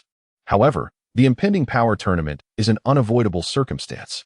My elder brother, the Grand King, is now fully prepared to launch a full-scale assault on our universe. If we do not eradicate these underperforming universes soon, I fear we may not be able to preserve even a couple of them during this conflict. To safeguard the last remnants of our fire and strength, we must retain the 4 highest-ranked universes, even if it necessitates sacrificing the others. This was precisely why I erased those failed universes from existence. It was a regrettable but necessary action. The Grand Priest solemnly nodded. "Indeed, my lord, I comprehend your anguish. Yet, why not seek assistance from Luo Feng?" The Grand King disdainfully glanced at the Grand Priest. "That individual is, after all, your disciple. Even if he is your most distinguished student, you must realize he is up against my elder brother, the Grand King. Furthermore, the Grand King commands the Demon Clan and the Dark Destroyers. Can a mere inheritor of a destroyer god contend with such formidable adversaries? This is no jest. I find myself in a position where I can only tighten our defenses, and in the later stages, utilize the Dragon Balls to rejuvenate this universe. Alas, it seems we are truly out of options. Observing the Grand King's despondency, the Grand Priest also displayed a palpable disinterest in the fierce contest between the two prodigious warriors on the battlefield. At this moment, the battlefield has decisively determined the victor. According to the legends of the Seventh Universe, the Cheristons indeed possess superior skills. With a single critical strike, they remarkably sent 5 arrows flying from the Grey Warrior. Observing the resolution of the conflict, Zeno displayed little interest in the outcome, as the individual he most anticipated, a certain Sun Wukong, was notably absent from the fray. However, that is a matter for another time. Just as Zeno prepared to unleash his power to obliterate Universe 11 entirely, a peculiar wave of energy suddenly rippled through the fabric of space. As this fluctuation manifested, the High Priest and the multitude of angels found themselves in a state of complete vigilance. What could this possibly signify? The notion that someone could teleport to the realm of ignorance seemed utterly implausible. Could it be that the great king of all had descended upon them with his legion? Observing the anxiety etched upon the faces of his companions, the king of all let out a resigned sigh, remarking, "Well, this surge of energy and aura does not emanate from my elder brother, the great king of all. It appears to be him. Could it truly be him?" The Grand Priest stared blankly at the sky, where indeed 2 silhouettes quietly hovered in midair. It was none other than Luo Feng and Alice.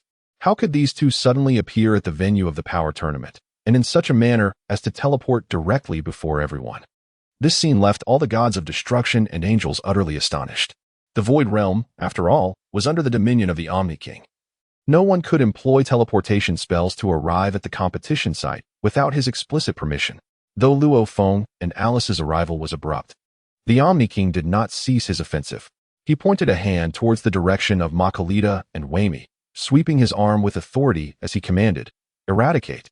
This had become a customary decree, as the 11th universe had already lost the match. Thus, it was now the 11th universe that faced obliteration. Witnessing the Omni King's mercilessness and indifference to Luo Feng's presence, he prepared to unleash the ultimate erasure technique to completely annihilate the 11th universe on sight. This represented the utmost limit of the Omni King's capabilities. The Grand Priest, seeing this display of power, could only helplessly shrug, indicating his own powerlessness. After all, this was a rule established prior to the contest, a rule meant to preserve the last embers of this universe. The Omni King's strength surpassed that of the Grand Priest.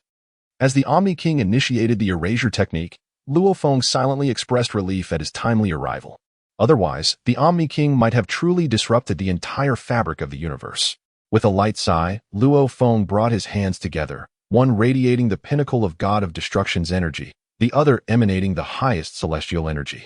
He harmonized these two energies completely, perhaps inspired by the internal conflict of Quatella, since the powers of the God of Destruction and Angel could merge seamlessly. Luo Feng gleaned the ultimate destructive technique from this fusion. He had comprehended the 6 complete forms of destruction to their zenith, yet he still sensed a certain inadequacy. Subsequently, with the advancement of the 13th universe, he contemplated the possibility of fully merging angelic and destructive energies, coupled with the power of this universe. Such a fusion could potentially elevate the destructive force to its utmost. Perhaps this was the decisive strike Luo Feng sought. Now was the moment to test this formidable technique against the Omni King's erasure. With his hands united, he charged directly toward the Omni King's annihilation spell. In an instant, this ultimate destruction technique utterly dismantled the Omni King's erasure in midair. This move left everyone present in a state of sheer astonishment. What a terrifying technique it was. Capable of obliterating even the Omni King's erasure. Was this truly the power of a god of destruction? At this moment, Bajuos gently covered her small mouth, her voice trembling as she uttered, "How can this be possible? This is the erasure technique, and it has been thwarted by that little rascal, Luo Feng. Is he truly one of our students? What on earth has he been doing in the 13th universe?" Subsequently, the gazes of the assembled angels collectively turned to the side, where the Grand Officer stood, utterly dumbfounded. The Grand Officer was also in a state of mental shutdown. How can this be?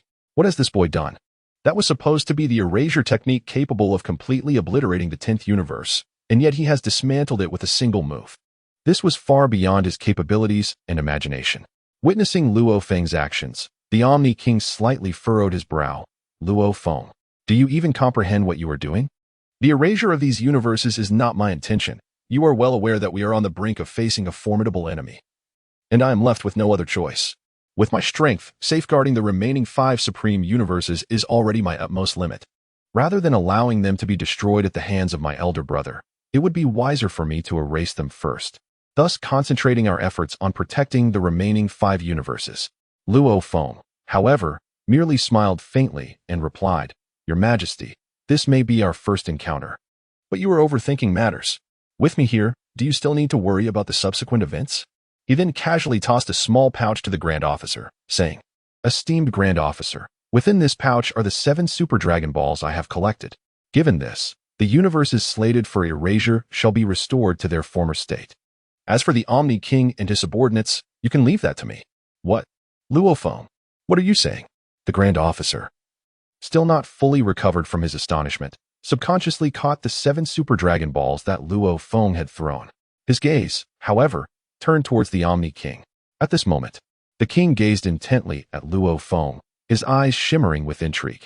"Are you suggesting that you can contend with my elder brother and his formidable army? That seems rather far-fetched.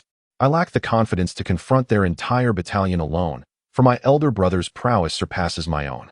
At this moment, although the sovereign murmured to himself, the brilliance in his eyes flickered incessantly. It appeared that Luo Feng's previous move had effectively dismantled his erasure technique, granting the sovereign a newfound understanding of Luo Feng's prowess. At this juncture, Luo Feng ceased to ponder the opinions of others. "Alice, I entrust the matters here to you." Since the sovereign is so entangled in the prospect of an all-encompassing war, I shall take on the remainder. With a grand gesture, Luo Feng channeled a formidable force of destruction within him, harmonizing it with a profound angelic power, gradually merging the 2 energies. This fusion radiated a scorching golden light, while the violet aura, reaching its zenith, allowed Luo Feng to cleave a golden vortex in the air with a flick of his hand. What power is this? One wondered, astonished that such a formidable space could be manifested within the realm of ignorance. Could this be a conduit to the ethereal void? The destination of this passage seemed self-evident, likely leading to the grand palace of the sovereign, or perhaps a daring venture into the lion's den by Luo Feng. It appeared that the angels and the sovereign had come to a comprehensive understanding of Luo Feng's intentions, while he merely smiled, offering a reassuring expression to those present. "Given the circumstances, I am indeed capable of accomplishing this. I hope you all await my return with success. Yet, before that, it would be prudent to restore the universe that had been previously obliterated." The high priest extended a hand, hesitatingly speaking. "Luo Feng, are you truly able to undertake this alone?" To which Luo Feng responded with a calm smile, "Enough, esteemed Dean, there is no need for further discussion. I entrust everything here to Alice. I am confident I shall return victorious." The high priest sighed quietly. "Is there anything else you wish to entrust to me? I will do my utmost to assist you." Luo Feng smiled gently. "When I return triumphantly, I may very well address you as my esteemed father-in-law. Perhaps." Upon uttering these words, the angels present exhibited peculiar expressions, as Luo Feng, at such a time, still harbored thoughts of such matters. Meanwhile, the most awkward of all was the Grand Priest, who remained frozen in disbelief. "You scoundrel, my dear son-in-law, how dare you entertain thoughts about my daughter? This is utterly unacceptable." Observing the perplexed countenances of those around him, Luo Feng hesitated no longer. With a single step, he vanished into the resplendent golden teleportation array. At this moment, Luo Feng has utterly transcended the powers of the great divine officer, the Omni King, and all the angels combined. After all, he has flawlessly fused the divine power of destruction with that of the angels, and is even capable of obliterating the Omni King's erasure technique with a single strike. At this moment, the Omni King stood up and murmured, "Perhaps the true profession lies in the art of destruction." Synopsis: Luo Feng, a bearer of ancient martial arts, inadvertently traversed into the world of Dragon Ball, becoming an apprentice god of destruction at the God of Destruction Academy. He discovered that the ancient martial arts techniques he possessed harmoniously aligned with the powers of a god of destruction. Consequently, Luo Feng's cultivation speed soared to unprecedented heights. Beerus: "So, this is how destruction can be wielded? Whis, oh my, the Omni King's erasure technique has been thwarted." Grand Priest: "You wish to marry my daughter? Hmph. Very well, I grant my consent.